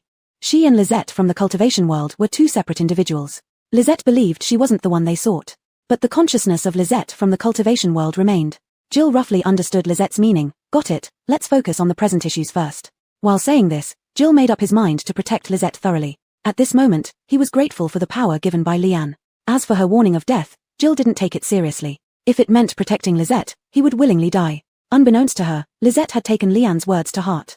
She loved farming and didn't want to bother with other matters, but Jill was her most important chicken, no, phoenix. When Lisette emerged with Jill, chaos reigned outside. She had specifically chosen a large building on the ground to rest in, but the little dinosaurs had dismantled it and were flying about wildly. No matter how Caesar and Mason shouted, it made no difference. Houston had gone mad, it ran incredibly fast, plowing up the empty land despite Briar's repeated warnings. Houston, this isn't a field. Houston paid no heed, obsessively turning over the soil. After finishing, without any seeds, it stared intently at the humans, its gaze lingering on anyone who gathered around it. Xiao Yi also flew over to Houston, joining it in staring at the humans, pointing at the ground with its wings and claws. Houston stared at the humans for a while, driving away all the unfamiliar ones. Then it focused on Muriel, pointing at the field and barking loudly. Alma managed to calm down Dash, only for Houston's barking to prompt him into barking too. The little dinosaurs joined in, creating an uproar. For a moment, the working humans watched them in fear. Has something happened? Are pollution monsters attacking the base? It was then that Hillary's inspection team explained the situation. Everyone, don't panic. These are just mutated pets from the base playing around. Little Zhu, with its dark, beady eyes, observed Houston's antics, not wanting to join in. It finally had a chance to slack off. But then Houston grabbed it with newly acquired seeds, barking loudly for little Zhu to dig holes. Xiao Yi clutched the fertilizer bag, flying up to fertilize. Other little dinosaurs wanted to join in, but there weren't enough fertilizer bags. So they waited, restlessly. How does Lisette manage them? Caesar wiped cold sweat, feeling both amused and worried. I wonder how Lisette is doing. Dennis said, sister must be fine. Mason remained silent, concerned after Liane disappeared in Lisette's space, as mentioned by Stefan. Liane herself wasn't formidable, easily misled, but she might have some lucky advantages. As soon as Lisette and Jill emerged, they were surrounded. Chapter 206, Departure and Reunion with Rihanna. Daylan dropped what she was doing, grabbed Xiao Zhu, and ran over with a patter of footsteps, followed by the baby dinosaurs. Alma was a step too late. Let alone Alric and the others, the dinosaurs and zombies surrounded Lisette so tightly that they couldn't see her at all. Olafson called out anxiously, you guys move a bit. We want to see Lisette too. This drew several looks from Alma. Since when did Olafson learn how to yap? Lisette's muffled voice came from inside, I'm fine. Dennis's heart tightened behind him. Why did Lisette sound somewhat weak? He almost wanted to bark as well, ordering these animals and zombies to move aside. Before he could shout, Lisette herself found these yapping little pets too noisy and sent them into the space. Then Lisette saw that it wasn't Dennis but the fields that Daylan had cultivated. She tilted her head. Wasn't this place supposed to be houses? What happened to the houses? How did they turn into fields? Alric asked Lisette, are you injured? Seeing Lisette look listless, however he deduced it after living with her for so long, he could feel it. Lisette shook her head. Jill said, let's talk somewhere else. If not, Lisette would just continue farming here while they were talking. After Jill recounted Liane's story, Caesar and the others fell silent. But he didn't mention about its possible death. She really is different from Haoji, said Caesar. Although we didn't get much information from her, if she really does come from the future, as Chief Dan speculated, it's still good news. It proves that our apocalypse will end for sure. Everyone agreed. Liane was out of place in the apocalyptic world and more like people before the apocalypse, proving that she lived in a relatively peaceful environment. Commander, keep an eye out for such individuals if there are any, said Buster. But how easy is that? She disappeared without telling us anything, proving that the laws of time and space won't allow it. Caesar sighed. But she has already vanished. What can they do now? They shouldn't have relied on Liane's information anyway. Besides, who knows if Liane isn't from another parallel universe? With matters resolved, it was time to head to the wall. Lisette had promised Jill to take it to find its master. As for matters beyond the wall, Lisette had a big insect that could breed smaller insects. She considered catching a few more. Before setting off, Lisette released Daylan to plant the fields that Daylan had tilled.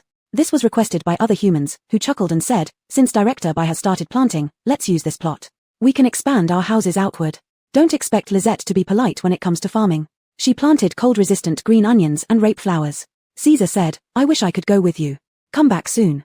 By the time you return, the rape flowers might be in bloom. Lisette thought about it but ultimately decided not to accelerate the growth of the rape plants. Let them grow naturally. Because Lisette herself didn't know when she'd be back. This time, Lisette brought many people along, including researchers from the Dawn base to study alien technology beyond the wall. The researchers were thrilled and discussed with Ulrich and the others, "We want to ask you a favor, can you catch a few aliens for us to study?" Ulrich thought these researchers were a bit crazy. Catch aliens? Didn't they fear parasitic infestation? Foruk, Ulrich said helplessly, "They're not humans, they're alien insects. They looked like bugs anyway." "Ah, they're intelligent beings too," said Foruk, chuckling. He didn't think studying alien insects was cruel at all. After all, they were invaders, you can call them humans too. "Don't worry, we won't make their lives easy." Foruk worried about how those alien insects studied humans. He was merely seeking a small revenge. Ulrich replied, "Sure, if I have the chance, I'll catch some for you." Lisette first went to the Northwest base to pick up the researchers there, then proceeded to Rihanna's place. Seeing Lisette, Rihanna was elated and almost grabbed Lisette's hand, saying, "Lisette, we felt it, the pollution levels in the air have dropped." This time, Rihanna rescued a few more mutated humans. Their mutations were slowing down, meaning they could live longer. Seeing Jill, Rihanna was surprised and asked, "Jill, did you dye yourself? It used to be yellow, cute and lovely. Now it was red, still cute, but not as adorable as yellow." "No, this is my original color," Jill muttered. These people kept thinking it was a chicken, but Jill couldn't transform.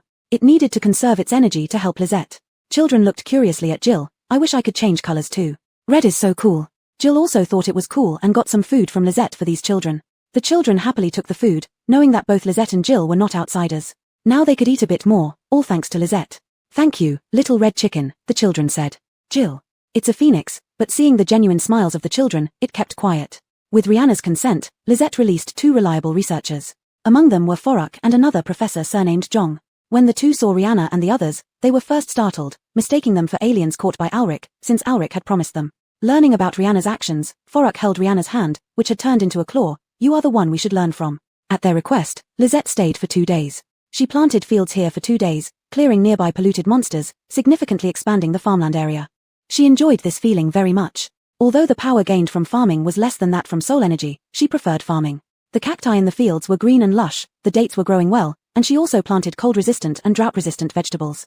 Grapevines and hammy melons, Lisette also planted, as Dennis said these things were abundant before the apocalypse. Lisette even planted a breadfruit tree. Before the apocalypse, breadfruit trees required high temperatures, but after the apocalypse, they mutated and became water storage wonders. The thick trunks were hollow, and cutting the bark revealed water inside. Moreover, the fruits of the breadfruit tree were edible, tasting like slightly sour fermented bread. The children loved it. Rihanna and Professors Lee and Zhong discussed for 2 days, studying alien species and coming up with many new solutions. Among these, the bluegrass planted by Lisette proved extremely helpful. Seeing Lisette plant so many things again, Rihanna didn't know how to express her gratitude. "Lisette, if I didn't have to take care of these children, I would go with you. Studying alien civilizations, who wouldn't want to?" Lisette tilted her head. "Do you want to go?" Chapter 207, reaching this side of the wall, Xiaoji speaks with the master. Rihanna didn't know why, but she agreed with Lisette and followed her to the other side of the wall. As for this side, Lisette taught Rihanna how to use the teleportation array so she wouldn't have to worry about it anymore. The major bases were already aware of what was happening on Rihanna's side. They would first observe the mutated people. There were also Lisette's potions, and everything was slowly improving. After harvesting all the crops except for the cacti, sea buckthorns, and breadfruit trees, Lisette knocked everyone unconscious and packed them into her spatial bag before stepping into the teleportation array. Upon arrival, Lisette released everyone. Xerxes heard the commotion and hurried over, his face beaming when he saw Lisette. "Sir, you're back?" Xerxes said. "We've been tending the fields well.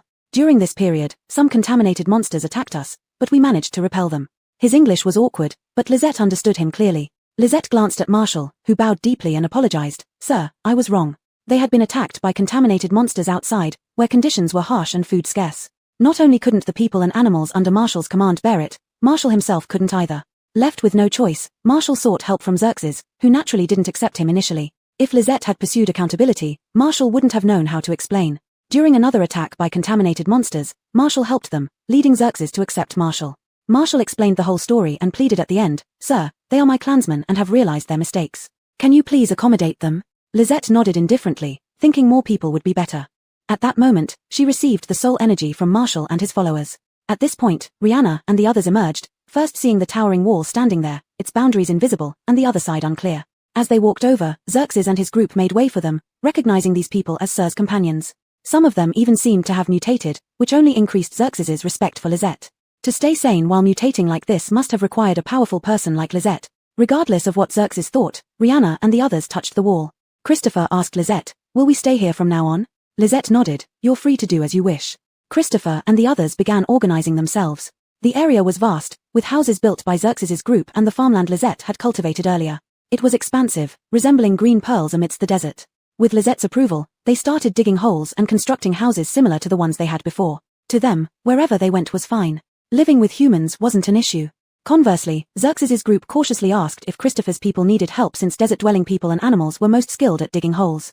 Xerxes could see that the wall-watching individuals might not settle here, but Christopher's group certainly would. They appeared quite strong, and in a situation with ample food, having such people around was beneficial. As for character, could they really doubt the people Lizette brought? If their characters were bad, they wouldn't stand a chance against Lizette. Meanwhile, Lizette went to tend the fields. Before going, she gave Hope to Christopher, asking her to help with the work. Hope squeaked twice unhappily. It was supposed to be a pet, not a worker. All it wanted was cuddles and lifts from its master. Reluctance was futile. Lizette did nothing, yet Hope couldn't resist her. Xiaoji didn't follow Lizette but ran over to the wall near Li Professor and called softly, "Master, master." It cursed itself for being so dull. This wall was clearly the power of its master, yet it hadn't realized it. Xiaoji clung to the wall, filled with attachment. Lizette watched Xiaoji without a word. Breadfruit trees needed to be planted here too, and this place was more suitable for their growth. After waiting for a while and getting no response from the wall, Xiaoji felt incredibly disappointed. Did its master not want to see it? Suddenly, a gentle female voice sounded, "Xiaoji, you came." Xiaoji couldn't hold back any longer, but being just an energy body, it had no tears. "Master, I came." Xiaoji remembered something and glanced at Rihanna's group. The woman chuckled lightly, "Don't be nervous. Only you and Lizette can see me." Relieved, Xiaoji leaned against the wall, muttering, "Master, my powers have recovered." A soft breeze brushed over Xiaoji's fur. It felt the touch of its master. Even as just a shadow, its master remained as gentle as ever. Olafson asked Lizette, "What is Xiaoji doing?" Xiaoji's behavior was unusual, appearing extremely attached to the wall. They didn't know that the wall was the creation of Lizette's master, hence the strangeness. They had never seen Xiaoji act this way last time. What exactly happened? Lizette replied, "It's talking to the wall." Olafson didn't understand, but seeing Xiaoji's demeanor, she felt it was better not to go over and disturb. Briar assigned a few people to protect Rihanna and the others, while the remaining came to help Lizette farm. Achimu and his group also joined in. Seeing Lizette effortlessly plant a vast field, with plants sprouting up quickly, Achimu and his group were filled with awe. How could there be such a person, waving a hand to create miracles? If they knew that Lizette was a zombie, they wouldn't know what to think. Zombies had disappeared from this place, but they existed before. Lizette gave Achimu and his group a strange look. How did they have soul energy again? Sometimes, she truly didn't understand humans. Humans had their own little thoughts, but in certain aspects, they were particularly persistent and could achieve many seemingly impossible things. This time back at the base, Armand mentioned that they had developed artificial intelligence to monitor dangerous areas. For instance, mines and space exploration projects had made progress. If they couldn't avoid the inevitable fate, they could send people into space, preserving a glimmer of hope. That would come slowly. They even proposed altering Earth's orbit to avoid future planetary collisions, inspired by a science fiction novel. But it was risky. Earth's ecosystem would completely change. In short, knowing what the future held, everyone was striving hard. Lizette didn't concern herself with those matters. She came here to let Xiaoji accompany its master and to see if they could catch some bugs on the other side. After 2 days of rest and settling down Christopher and his group, Lizette finally prepared to open the wall. Xiaoji's master had said that she could open it, but must not reveal her existence. So Lizette planted climbing ivy again. Rihanna and the others were extremely tense, watching the rapidly growing ivy, filled with both anticipation and unease about the world beyond. Lizette gave each of them a talisman and protective suits, so there was no need to worry about parasitic infection. The wall gradually turned transparent, revealing buildings on the other side, along with zombies and monsters, but no humans. Chapter 208, The Human Wall-Pulling Plan. Jimono's heart sank slightly, realizing that those who had cursed them were now dead, turned into zombies or monsters. Odon and Briar also thought of this. Odon said, "Let's clear out the monsters first, then you can go over." These researchers had weak combat abilities, sending them would be like sending food to the enemy. Under Odon's command, the newly developed spiritual energy weapons came into play, clearing the area from a distance. When others went over, they activated the protective field. With the monsters outside the metal mesh, they couldn't get through. This was an alien insect's tactic. They could parasitize humans but couldn't eliminate all the monsters. Jill sighed, "They're getting stronger. They don't look like what we first saw." Indeed, without Lizette, Briar and the others wouldn't have been able to escape unharmed back then. Moved by Jill's words, Briar and the others went over, gathering white cores and crystal cores. This was important material for Lizette. Most astonished was Rihanna, who murmured, "Humans are always advancing."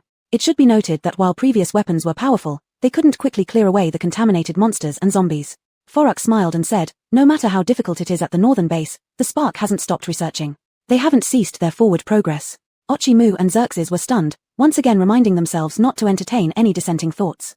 Lizette glanced at them. Why did she keep giving them soul energy? She didn't do that either.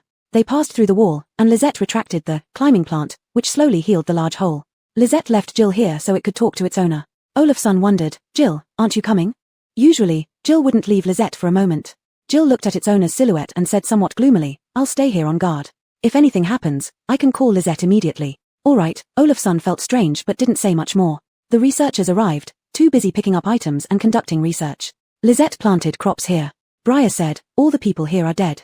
He saw a zombie, a brunette man from before, now a completely irrational, low-level zombie. There was nothing we could do, Jimono said. They were already ruined. Who would have thought that saving them would lead to accusations that you destroyed their idyllic life? At least the Flower family people are rational, Olafsson commented sarcastically. We always believe in our subjective initiative, not some god or external forces. Others nodded in agreement.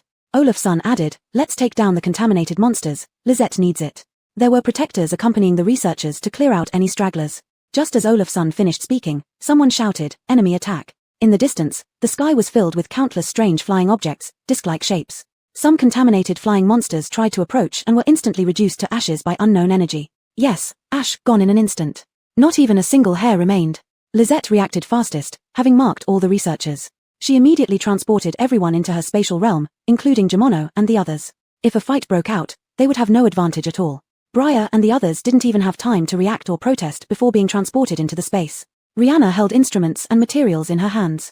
Not seeing the distant flying objects, she asked others, what happened? Initially, other researchers were wary of Rihanna, but after interacting with her, they realized she was a highly moral and skilled researcher. Those in research tend to be very pure-hearted. They dropped their prejudices against Rihanna. Yes, what happened? We didn't see anything before we were brought here. Some hadn't realized it was a spatial realm. Given Lisette's privacy concerns, many were brought in unconsciously. But Lisette didn't care about that now. She was the largest asset in the base. What else did she need to worry about? Even if humans had ill intentions, she could still live far from them, finding a place to farm or retreating to her small world. This is where you stayed when you arrived, Odon explained. The aliens are coming, so we had to enter. Recalling what he saw, Odon was worried about Lisette. Is this Director Bai's spatial realm? Forak asked. Given the situation, Odon nodded, determined that if anyone harbored bad intentions, he would find a reason to let them die in a monster attack. These people came in with various things in hand. Upon hearing it was a spatial realm, they diligently continued their research. Researching materials, studying technology. Some were interested in the spatial realm and collected samples for study. Of course, they had asked Odon first. Odon agreed, as the researchers who entered previously had collected samples, and Lisette had no objections. Some people in the spatial realm were anxious, while others continued to study what they had in their hands. Lisette found a place to hide. She estimated that she might be at a disadvantage if she faced these flying objects alone. The main issue was the difficulty of fighting in the air. As a zombie, Lisette could hide quickly. These flying objects approached in an instant but didn't seem to have detected her. Jill wanted to come over, but its owner said, don't go over. Lisette is fine. You stay here, they won't find you. Jill also feared involving Lisette and didn't go over. The aircraft opened, and out came humans. But their eyes were icy, deep blue, and Lisette immediately recognized them as parasitized humans. These people wore silver uniforms made of some unknown material. They left the aircraft and headed straight for the building where Lisette caught the mother insects. After circling around, they all came out again, presumably having communicated something. Carrying weapons, they dispersed. Two of them passed by where Lisette was hiding but didn't detect her. Being a zombie, Lisette had no breath or heartbeat. However, when they came out, they held items left behind by the researchers. The aircraft took off again, scanning a large area. Lisette remained well hidden, watching their movements. Watching, she saw these people go to her farmland. Jill noticed too, and its heart leaped with anxiety. These blind creatures must not touch Lisette's field. Seeing Jill's tense expression, its owner asked, what are you worried about, Jill? It's Lisette's field. I'm worried someone will mess with it, Jill confessed honestly. While its owner cared about Lisette, they weren't watching every detail. But the next moment, they understood what Jill meant. Because these parasitized humans were tampering with Lisette's fields. They walked to the farmland and pulled out the crops Lisette planted, mostly cacti and vegetables. Jill's heart skipped a beat, and it was about to run to Lisette's fields. Chapter 209, Cracking Technology, Taking the Initiative. Jill, take another look, Jill's owner instructed. Jill stopped and muttered, if not for the absence of the dittany and pitcher plants that little zombie planted earlier, these people wouldn't be a threat at all. While grumbling, Jill spotted Lisette. Lisette emerged from her hiding place, glaring fiercely at those who were uprooting her crops. The intruders also sensed her presence. Upon seeing that Lisette was a zombie, one of them raised his weapon. Unfortunately for them, Lisette wasn't human. But Lisette was faster. Behind each person, a huge Venus flytrap sprouted up. With gaping flowers lined with saw-like teeth, they snapped shut, carrying off one person after another. The heads of the flytrap swayed, producing a chewing sound as they closed. Jill noticed that although these insects were formidable, their weapons and parasitic abilities were their strong points. Otherwise, weapons wouldn't have been used to clear out monsters and zombies in the first place. Jill could clearly see the insects arriving on the scene with looks of horror on their faces. They pointed their weapons at Lisette, mumbling among themselves. Then more Venus flytraps started emerging, treating them like small snacks. As they raised their weapons to attack, the Venus flytraps were indeed smashed, but more kept growing. Realizing this approach wouldn't work and with the flying saucer still far away, cracks appeared in the middle of the insects' bodies, releasing more insects. Upon being freed, they rapidly grew larger, attempting to fly away. But after turning into insects, the mutated Venus flytraps became even more excited. Lisette assisted the Venus flytraps with her spiritual power. A purple tongue extended from the center of the flytrap's head, snapping and curling, grabbing a snack for itself. Unable to hold back any longer, Jill trotted over to Lisette. Little zombie. Lisette picked up Jill and placed it on her shoulder. Watching from a distance, Jill's owner smiled, his figure gradually fading away. There weren't many insects left, and they were quickly eliminated. Lisette tilted her head, gazing at the aggressive Venus flytraps, lost in thought. Just as Jill was about to ask what she was thinking, Lisette set fire to the Venus flytraps, burning them down. Mutated Venus flytraps had no consciousness, they only acted on instinct while hunting. Little zombie, are you burning them because you're afraid they might harm humans? Jill asked. Lisette shook her head slowly. No, 8 bugs. Jill understood Lisette's meaning, momentarily speechless, annoyed that the Venus flytraps had eaten bugs, making it impossible to use bug ashes for fertilizer. Lisette then released everyone else. Seeing that Lisette was fine and that she had handled the bugs, Alric and the others didn't have much reaction, but the scientists looked at Lisette with admiration. Forok chuckled and asked, Director Bai, do you have any insect corpses? Lisette gave him an icy stare, ignoring him. Jill snickered silently. Insect corpses? Lisette couldn't even get a hold of them. As a diligent assistant, Jill explained the reason. The corpses were eaten by the plants, and the plants were burned by Lisette. The reason given was that Lisette was worried the Venus flytraps might harm them. This moved Forok and the others deeply. Though there were no insects, there were corpses of parasitized humans and that circular flying saucer. They had struck it rich. Alric said, they came here likely because they got wind of something, searching for clues while guarding the wall. Now that they're dead, they'll probably send more people. Fear not, once we understand how to use their weapons, we can fight back, Olafsson said casually. Before meeting Lisette, he had always wanted to engage in business, but Lisette gave him the confidence. He intended to do business, but he wasn't intimidated by anyone.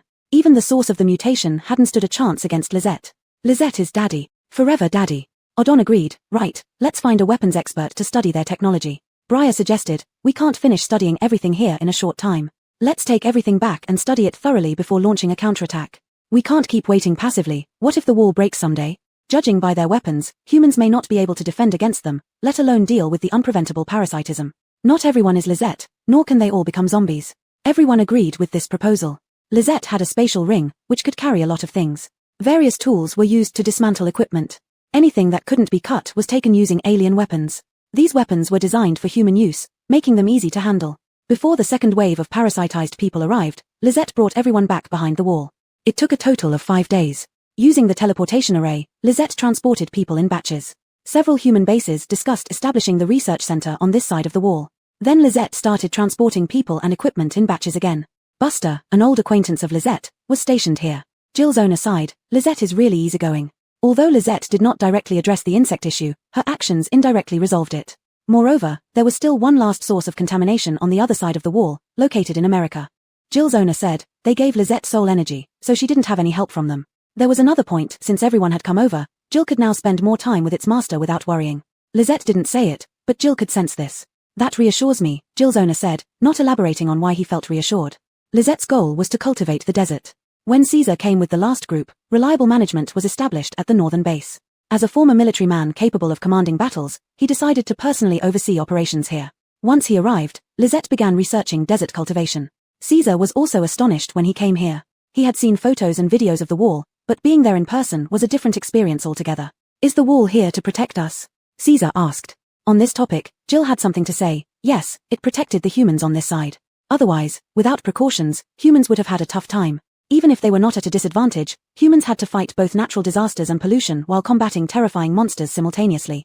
Everything was ready, the infrastructure was dismantled from the other side, food sources included algae and other items, and there was even an instrument to collect water and facilitate automatic rainfall.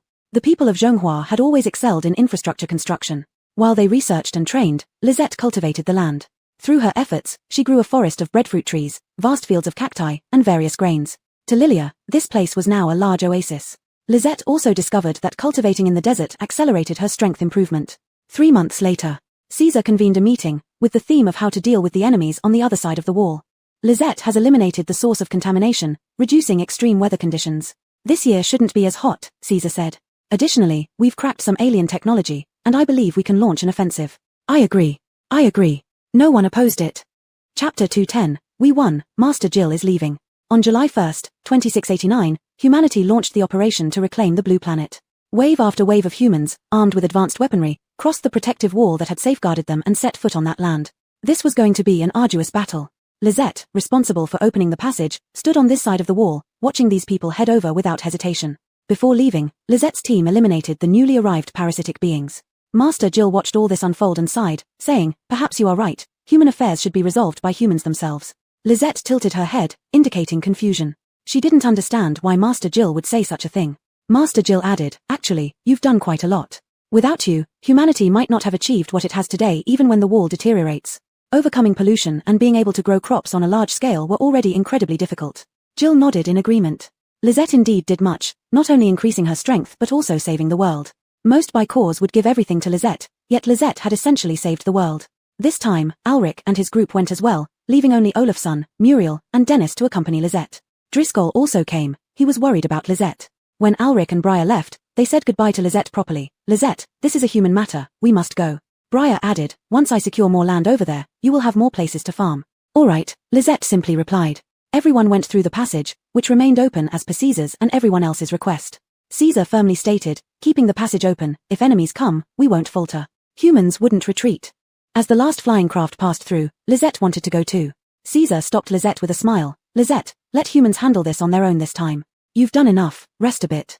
Besides, you've bestowed enchantments on them, and as long as they're not parasitized, there's no issue." Lizette didn't insist but grew a cluster of Venus flytraps around the entrance of the passage. While planting, she altered them so they wouldn't eat humans. However, if parasitic beings approached, they would instantly detect their presence and attack. Master Jill also provided assistance by receiving communications from that side. Lizette tended to her crops while Jill always updated her about the situation over there. Little zombies, they found bases similar to ours on the other side. They are factories. Odon led a surprise attack on the insect's nest. Alma and many wood users planted the Venus flytraps you gave us. The insects were destroyed, but some humans also sacrificed themselves. Speaking of sacrifices made Jill somewhat despondent, but it was inevitable. Lizette knew that Briar and others borrowed her power while on the front lines. These insects proved to be stronger than expected. They couldn't be parasitized, but they carried toxins within them, and their bite and penetration power were formidable. The campaign lasted 3 years. In these 3 years, significant changes occurred on this side of the wall, turning it into humanity's main base. Not just regular humans but also people like Christopher and foreigners joined, united by one goal, securing victory for humanity in this campaign. During this period, Lizette acquired 2 female insects, keeping them in the bamboo pavilion to breed worms suitable for fertilizer. Caesar, compared to 3 years ago, hadn't changed much. If anything, he looked slightly younger. Not just Caesar, but everyone who practiced cultivation appeared younger. "Lizette, we won." Lizette was farming when Caesar disembarked from the flying craft and shouted loudly. His face showed unrestrained excitement, his eyes red-rimmed, his voice trembling. This was a side of Caesar Lizette had never seen before. Looking up at Caesar, followed by administrators, Caesar ran towards Lizette, with others trailing behind. Suddenly, Caesar stopped, seeing Lizette's unfriendly gaze. He quickly regained his senses, realizing that destroying the crops would lead to severe consequences regardless of victory. Under Lizette's deathly glare, Caesar promptly resumed his usual demeanor. "Lizette, we won," Caesar solemnly said. Lizette tilted her head, the twilight light falling on her unchanged face, surrounded by vibrant crops. At this moment, Caesar suddenly felt that Lizette seemed ethereal, almost unreal. Just as his heart skipped a beat, Lizette softly affirmed with a hum. Jill flew over. Due to Leanne's words, Lizette forbade Jill from going there and didn't go herself. "We won." Jill flapped its wings loudly. Caesar finally calmed down. "We won. The source of contamination is resolved." He then lowered his voice. They had won, but many had sacrificed themselves. Allison suddenly looked at the wall. After 3 years, the energy of the wall was dwindling, becoming translucent bit by bit. Jill could stay with its master on the other side of the wall if it wanted to, and it chose to stay with its master. Caesar and his companions also looked over. The wall was disappearing, as if it were weathering away, crumbling at a breeze. "No," Jill exclaimed in shock, as Allison scooped up Jill and instantly teleported to the other side of the wall. Caesar and the others were bewildered, as were the humans farming with Allison. What happened to Jill? Jill had always been the favorite of the group, especially after it once transformed into a phoenix. Seeing their beloved pet in such despair, people dropped their tools and looked at Jill with concern. The figure of Jill's master became blurred and ethereal. "Master," Jill pleaded desperately, "can you not leave me?" "Jill," its master sighed softly, "the mission here is finished. This part of me needs to reunite with the other part." Jill abruptly lifted its head. It had been so sad, thinking it was going to lose its master. Master, take me with you, Jill blurted out without hesitation. I can't. Besides, can you bear to leave your little zombies? Its master glanced at Allison with a teasing smile. Jill was momentarily stumped, then it looked at Allison as well. It had acted impulsively just now, it couldn't bear to part with them. Well, this wall isn't solely my power but also the power of this world. Once the wall's energy is fully integrated, the world's evolution will be nearly complete.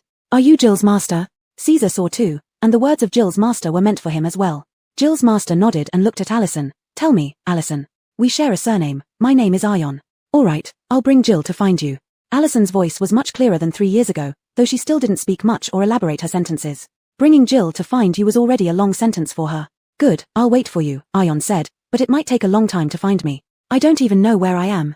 Allison nodded. It's fine. We'll look slowly. Jill was stunned, never expecting this from Allison. Caesar led everyone in a deep bow toward Ion. Thank you. Ion chuckled and completely vanished in the wind. Silence fell, and Jill hung its head in complete dejection. Allison suddenly felt something amiss in the space around her. She didn't have time to think further and took Jill into the space. Chapter 2:11. The egg finally cracked open, and they arrived. Indeed, the space showed signs of anomaly as the egg finally cracked open. Jill was taken aback. Egg, what's happening to you? Lizette had already sent Houston and the others away. There was no time for explanations as the space started to tremble. As for what Houston, Xiaolong, and the others did outside, it amounted to dismantling a house, finding a place to farm, but they wouldn't harm humans. You finally came. They are approaching, and I can't hold them back. The cracking egg quivered as it spoke. Over these 3 years, not only could the egg act as the sun, but it could also bring rain and become the moon, turning the space into a small world. At the center lay Lizette's endless fields, with mountains, rivers, and lakes stretching far into the distance. Apart from crops, many animals roamed around raised by Jill. Lizette was only interested in raising insects. As for the little dinosaurs, they were left to their own devices after she provided them with a piece of land planted with food they liked. Now, the little dinosaurs cultivated their own food.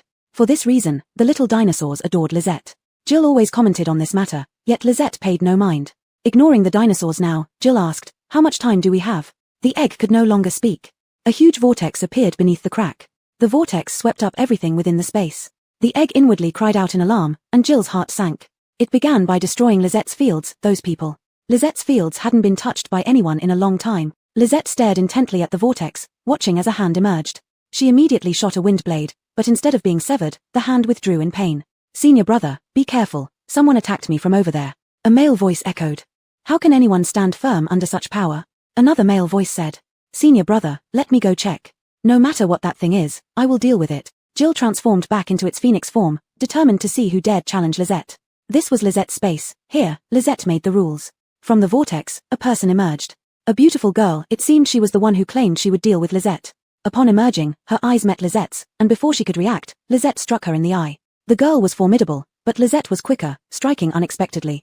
Ah! The girl covered her eyes, her face contorting. What are you?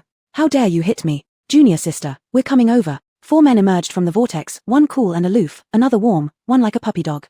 But they all exuded powerful auras. When they emerged, Lizette was already engaging the girl. Jill aided Lizette on the side. These people were not weaker than Lizette, but the clothes they wore seemed familiar. These were the clothes Lizette had previously given to Alric and the others to overshadow Bogdan's Rose team. Lizette recognized these 5 individuals, her fellow cultivators from the cultivation world. They really were looking for Lizette. As 4 more people emerged, the force of the vortex gradually diminished, and the egg's trembling eased, though it still didn't dare to speak. It lacked combat ability and had to stay cautious. Junior sister, we'll help you.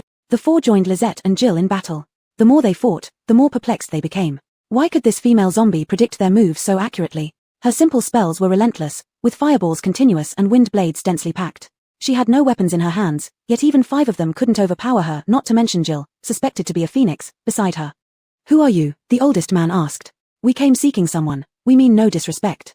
Lizette paid no attention, thinking of how the Lizette from the cultivation world had suffered. Her attacks grew faster. Senior brother, this won't work. Let's combine our forces, shouted Rhonda. Alright, don't hurt her, Master Xylan replied. He felt this silent female zombie was somehow familiar. Surrounding Lizette and Jill, they used an array formation, casting a giant net overhead. Jill chirped and spat out several fireballs. Upon hitting the net, the fireballs only made it larger.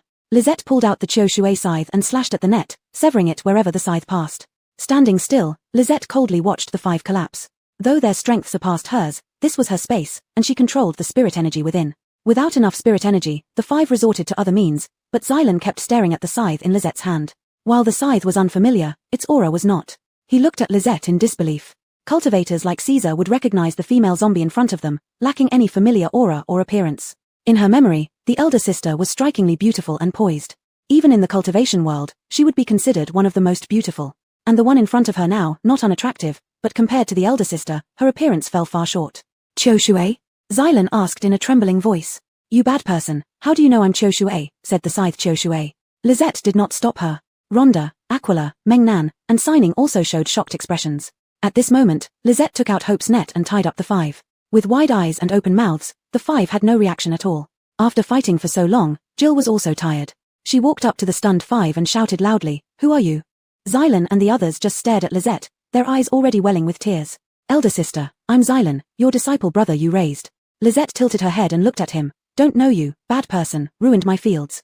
She was a bit tired too, but she still tidied up the field. All the crops were destroyed, so she would clean up and replant them later. First, deal with these people. Jill also felt fortunate. It was fortunate that this was a space. If it wasn't for the space, the power from earlier would have turned everything into a wasteland, as Egg once said. Even so, the damage to the space would take a long time to recover. Recognizing Qiu Shui, it seemed they were really looking for Lisette. Jill glanced at Lisette. Actually, Lisette never told her. Everything was just guessed by her. Lisette's words made Xylan break down. A big man actually cried. The other 4 didn't cry either, but they looked at Lisette like fools, dumbfounded. Elder sister, how did you become like this? We are not bad people, but your fellow disciples. Mengnan couldn't hold back her tears either. It's all our fault. Elder sister must have damaged her divine soul. We can help repair it, Rhonda said. Mengnan and Signing nodded tearfully. After Lisette self-destructed, the truth gradually came to light. Only then did they realize what they had lost. They killed the demon who incited the conflict and prepared for 600 years before finding this place. But they never expected Lisette to have become like this. Bad person. Lisette only said these 2 words. Chapter 212, Lisette's negotiation. Xylan and the others felt even more heartbroken. Lisette not only looked different but also seemed less intelligent, didn't she? Fortunately, Jill was unaware of their thoughts, otherwise, several fireballs would have been cast. You are the fool, and your entire family are fools. Jill still cursed like this. Lisette wasn't a fool at all. She was the best little zombie in the world. Yes, we are bad people, we have wronged you, Erwin cried out. Senior sister, we really did wrong. Eden and Qiu Shui watched the 5 people crying like children. They hadn't expected such a development. Eden had already recovered, though he appeared a bit weak, his glow dimmed considerably. Qiu Shui flew curiously around the 5 people. In conclusion, he said, Master, I don't recognize them either. Xylan and the others were further broken down. How could they not be recognized? Clearly, senior sister used to treat them so well, cared for them so much. He had merely made a mistake. But recalling the mistake and the fact that nothing remained after senior sister's self-destruction, he felt incredibly conflicted, resenting himself while yearning to look at Lisette. Senior sister. No matter how the 5 people shouted, Lisette only gave them her back. She didn't lie, she truly didn't recognize them. What troubled her now was how to deal with these 5 people. It wouldn't be difficult for the 5 to break free from the web created by the small pearl. Lisette admitted that she couldn't kill any of the 5. Moreover, Lisette felt that the other Lisette didn't intend to kill anyone. The other Lisette was quite magnanimous, seeking revenge and then letting it go, treating everyone as strangers. The best outcome would be to let them return on their own. Thinking of this, Lisette glanced at Eden. Eden stammered, Be Lisette, what is it? Senior sister, it's really you. Mengnan suddenly shouted, Senior sister, it's me, Mengnan. He wished he could tear through the spiderweb and immediately run to Lisette. Lisette turned her head, her grey eyes showing no emotion. I don't recognize you. How can you not recognize us? How can you? Qiu Ying shouted, we were so close. Jill returned to its form as a red chick and walked in front of the 5 people. Not recognizing means not recognizing. You call yourselves bad people, implying you've bullied your senior sister many times. TSK, how do you have the nerve to find her? Jill was heartbroken for Lisette. It recalled how Lisette initially looked, dazed, forgetting everything and having turned into a zombie. At first, it was also dissatisfied, wondering how a zombie could lead it to find its master, making communication difficult. But over time, it would die for Lisette. These 5 people before them were likely the murderers who caused the original Lisette's death. Faced with Jill's accusations, the 5 people were speechless. They had spent great effort searching for Lisette after discovering she was in this world. They thought that Lisette, being so kind, would certainly forgive them. However, reality showed that Lisette had become a different person, someone who didn't recognize them, thus not a question of forgiveness. Reflecting on this, Xylan calmed down. Jill had already gone to find Lisette, who was still in the recovery space. She planned to get the white core from Caesar later. Xylan observed the busy Lisette and said to his 4 junior siblings, What should we do? Senior brother, I don't know either, Xining replied, genuinely conflicted, finding Lisette too unfamiliar. I don't know either, but senior brother, this is our senior sister, no matter what state she is in. This was Meng Nan speaking. Qiu Ying, with tearful eyes, said, Is senior sister reincarnated? I want my old senior sister back. The smartest one, Erwin, said, I think senior sister hasn't forgotten us, but doesn't want to acknowledge us. As he spoke, he lowered his head. This realization made him immensely sad. So should we give up? Not disturb senior sister's life? Have you noticed, this is a small space, Erwin analyzed. Has senior sister been living here all along? At this, the five fell silent again. Actually, Master is right. People who reincarnate aren't the same as before but become someone else. Chiu Ying couldn't bear seeing Lisette act so unfamiliar toward them. If she knew, she would have protected Lisette properly. Xylan suddenly said, no, I must take her back. Only by taking her back can she remember us. Erwin opposed, senior brother, let's leave things as they are. I see that our current senior sister is living well. Looking at that little phoenix defending Lisette so diligently, it seemed they had a good relationship, better than the four of them. I can't stand it. Xylan said, seeing the former Lisette through Lisette. He liked the old Lisette. Senior brother. Amid the shocked exclamations of the four, Xylan broke free from the spiderweb and rushed to Lisette. Senior sister, let's talk. Xylan held back his emotions as he spoke without raising his hand. Move aside, my Lisette doesn't recognize you. What is there to talk about? Jill shouted, wings on hips. A black spiritual force attacked Jill. Lisette lifted Jill and dodged Xylan's attack. Xylan's demeanor changed dramatically, the spiritual energy around him transformed into a different power. Erwin exclaimed in shock, no good, senior brother has fallen into demonic ways. They all broke free from the spiderwebs and ran over here. Senior brother, don't hurt senior sister. After searching for so long to find their senior sister, they could wait for her to remember. They had plenty of time. Jill transformed again, blocking in front of Lisette. Lisette was about to take Jill away when she felt that Jill wouldn't die, but she wasn't sure. Lisette, let me talk to him. Another Lisette's voice sounded in her consciousness. Lisette didn't object and readily handed over control of her body to the other Lisette. Everyone noticed that Lisette had changed, reverting to the familiar senior sister they knew, despite her appearance remaining the same. Jill turned his head, staring blankly at Lisette. Lisette gave a light laugh and said to Jill, don't worry, I just want to talk to them for a few minutes. Senior sister, the five hesitated as they called out. Lisette stood with her hands behind her back and nodded, it's me, but I am no longer your senior sister. Xylan looked at Lisette greedily, the power he had gathered around him vanishing without a trace. Senior sister, it's not like that, you will always be our senior sister, Xylan said, we were wrong before, I will make up for it, just please don't send us away. No, Lisette replied, the past is the past. As you can see, I am doing well now, with a little phoenix that dotes on me, many other companions, and things that I like. I don't want anything to do with you guys at all.